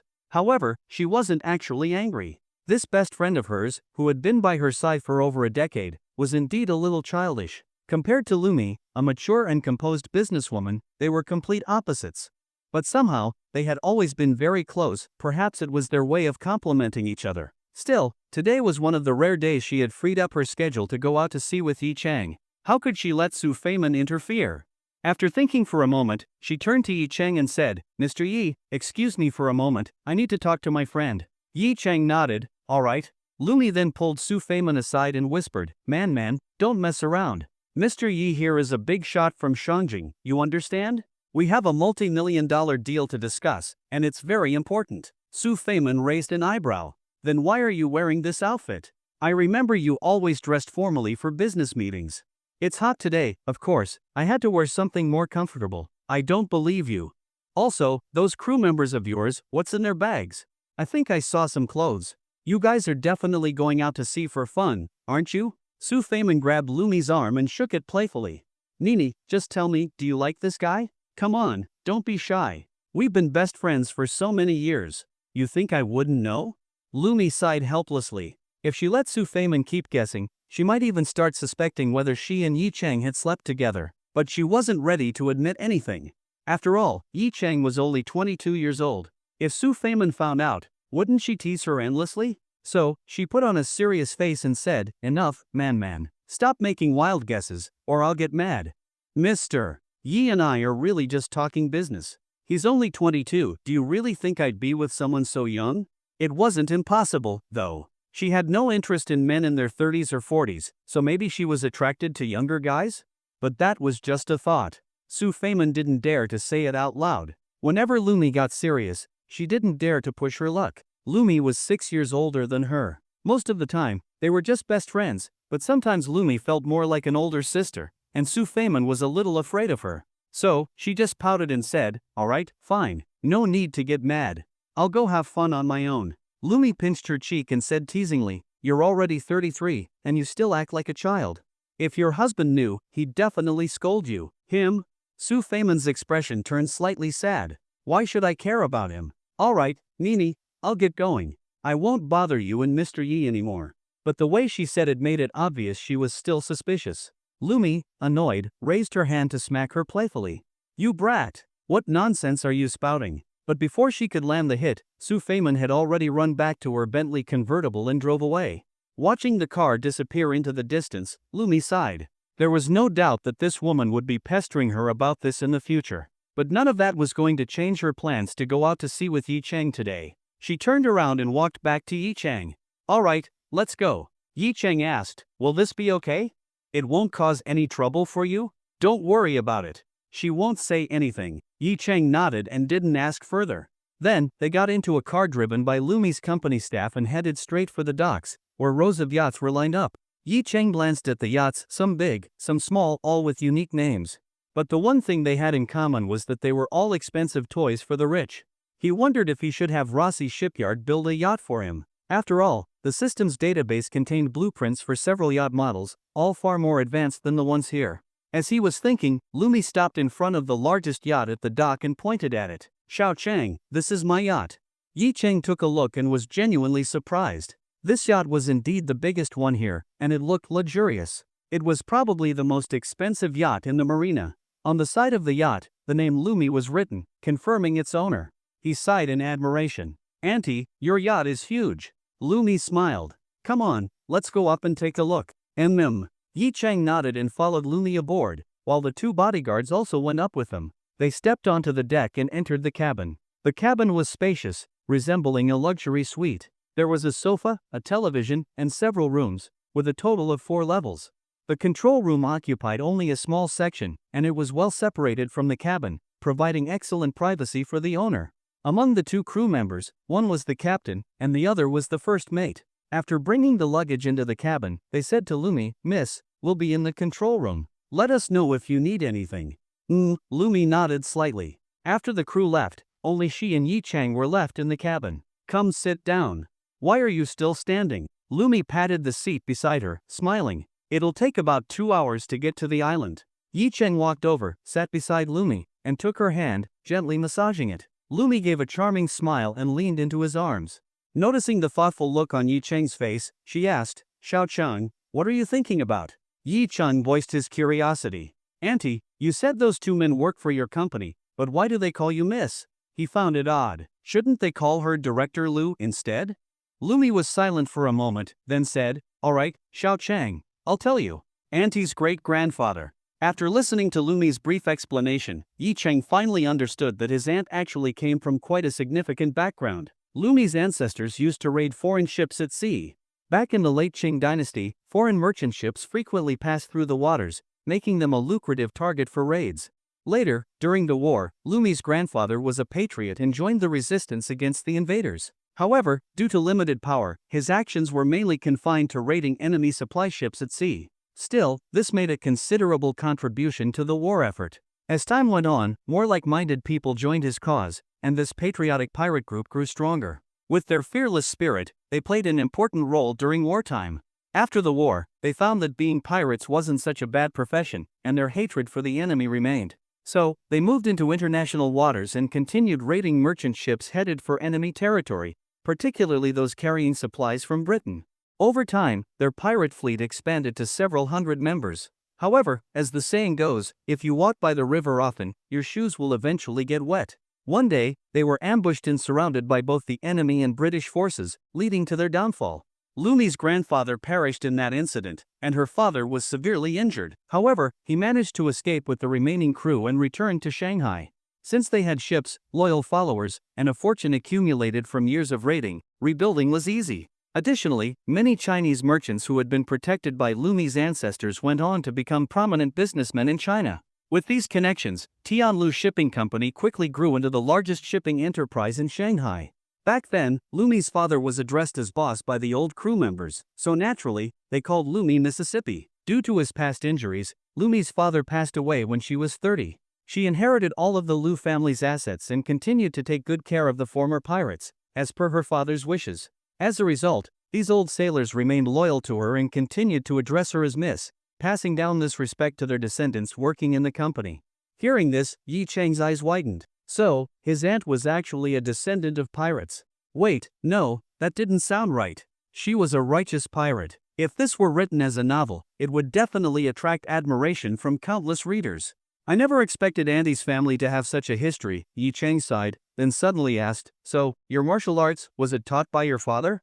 Lumi nodded. Yi Cheng noticed a hint of sadness in her eyes. She was probably thinking about her late father. He reached out and gently embraced her, speaking softly, Auntie, don't be sad. Grandpa wouldn't want to see you like this. Lumi rolled her eyes at him.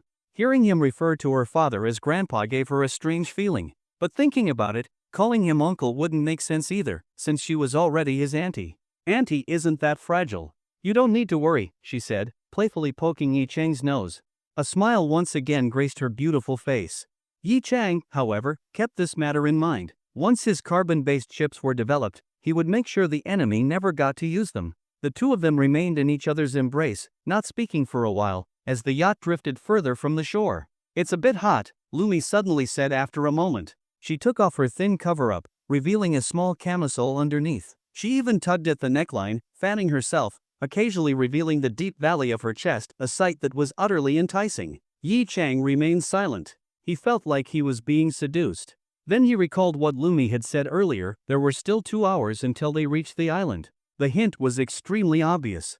So, Yi Cheng took off his own shirt as well. He was only wearing a single top. And then, without hesitation, he tackled his seductive aunt onto the sofa. Xiao Cheng. What are you doing? Lumi gasped, pressing against Yi Cheng's chest as if trying to resist. But her weak protests, combined with her sultry gaze, made it clear she wasn't really resisting at all. Auntie, I want you. Take me to that room. Lumi pointed to a side room, then closed her eyes, her cheeks flushed red. Yi Cheng lifted her into his arms. Life is short, enjoy it while you can. Not long after the Lumi yacht left the harbor, another yacht followed closely behind. The name on the yacht was Feiman. Su Feiman stood on the deck, watching the distant yacht with a sly smile. Humph. You said you weren't going out to sea with that man, but now you are. What exactly are you up to? She picked up a communicator and called the control room. Speed up and follow Miss Lu's yacht, but make sure they don't notice us. The captain and co-pilot of this yacht had also been arranged by Lumi's company. The two crew members exchanged helpless glances. They knew about the close relationship between Su Feiman and their boss. Left with no choice, they followed orders and began trailing the Lumi yacht. However, their loyalty to Miss Lu made them secretly send a message to inform her. Unfortunately, Lumi was currently busy in the yacht's cabin and didn't notice the warning at all. 2 hours quietly passed. On the horizon ahead of Lumi Hao, the silhouette of a small island appeared. Inside one of the bedrooms in the cabin, 2 intertwined bodies lay on the ********. Lumi's face was flushed as she traced circles on Yi Cheng's chest with her finger. Xiao Cheng, how are you so strong?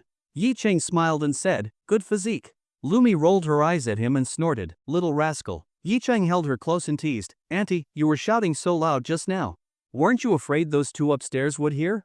And yet you still used so much force? Yi Cheng awkwardly scratched his nose.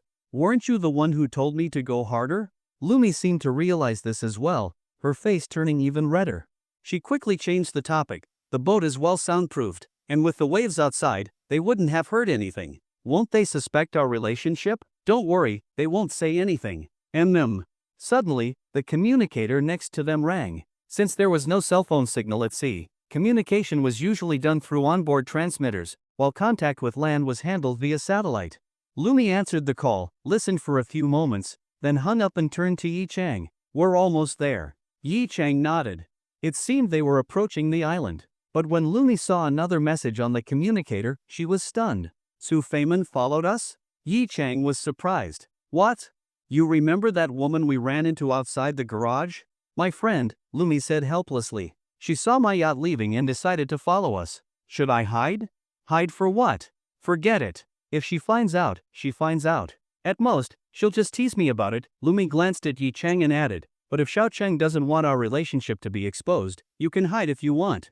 Yi Chang shook his head and pulled Lumi back into his arms. "Why would I? I wish the whole world knew about us."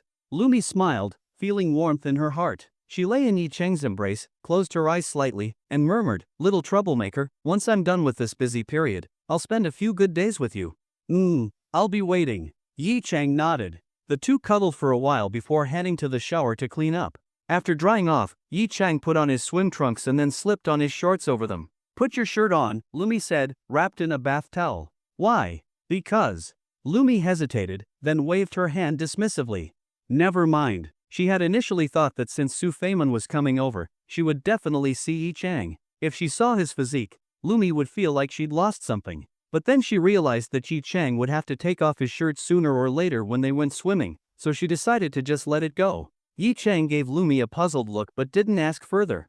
Then, noticing that she was only wrapped in a towel, he asked, "Aren't you getting dressed?" Lumi blushed, then pushed him out of the bedroom. "Go out first." Yi Chang was speechless. "You've seen me naked, but now you won't even let me watch you put on clothes?" But since Lumi insisted, he obediently stepped out onto the deck to wait. The sea breeze felt cool against his skin, and in the distance, the small island was now clearly visible. He looked toward the back of the yacht and saw another yacht trailing far behind. That must have been Su Feiman's boat. Sigh. He had been looking forward to spending time alone with Lumi, but now there was an extra third wheel. Not exactly ideal. Su Feiman was quite attractive. While her figure wasn't as perfect as Lumi's due to Lumi's regular training, she still had the charm of a mature woman, and her feet, in particular, were strikingly beautiful. Because Lumi often wore high heels, even though they were custom-made and fit well, they still affected the shape of her feet slightly. When Yi Chang had briefly glanced at Su Feiman earlier, he had immediately noticed her feet in those open-toed sandals. Of course, since Lumi was there, he hadn't stared too much. Shaking his head, he decided not to dwell on it. Su Feiman might be attractive, but he wasn't interested. After all, he had promised Elena that he wouldn't pursue other women. Besides, Su Feiman was Lumi's best friend. He wasn't bold enough to go that far. Time passed quickly, and soon, footsteps echoed on the deck. Yi Chang turned around and saw Lumi stepping out of the cabin. She was still wrapped tightly in a bath towel, covering herself completely. But her smooth, bare legs and delicate feet in sandals were undeniably alluring. Yi Chang couldn't help but wonder what she was wearing underneath. Lumi walked over and leaned against the railing. Despite what they had done earlier, her body was in great shape, and she had already recovered quickly. Resting on the railing, she gazed at the distant island while the sea breeze lifted strands of her hair, making her look even more enchanting. Yi Chang stepped forward and gently wrapped his arms around her waist. "Why are you still wrapped in that towel?" Lumi's face turned slightly red as she pouted. "So I don't get tanned by the sun."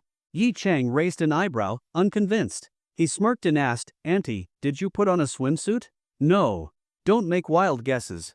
"I don't believe you." As he spoke, he suddenly reached out and pulled the towel off Lumi's body. Did you enjoy the story, guys? I hope you did. Support this video with a like and a comment. I'd really appreciate it. Thanks for watching and see you next time.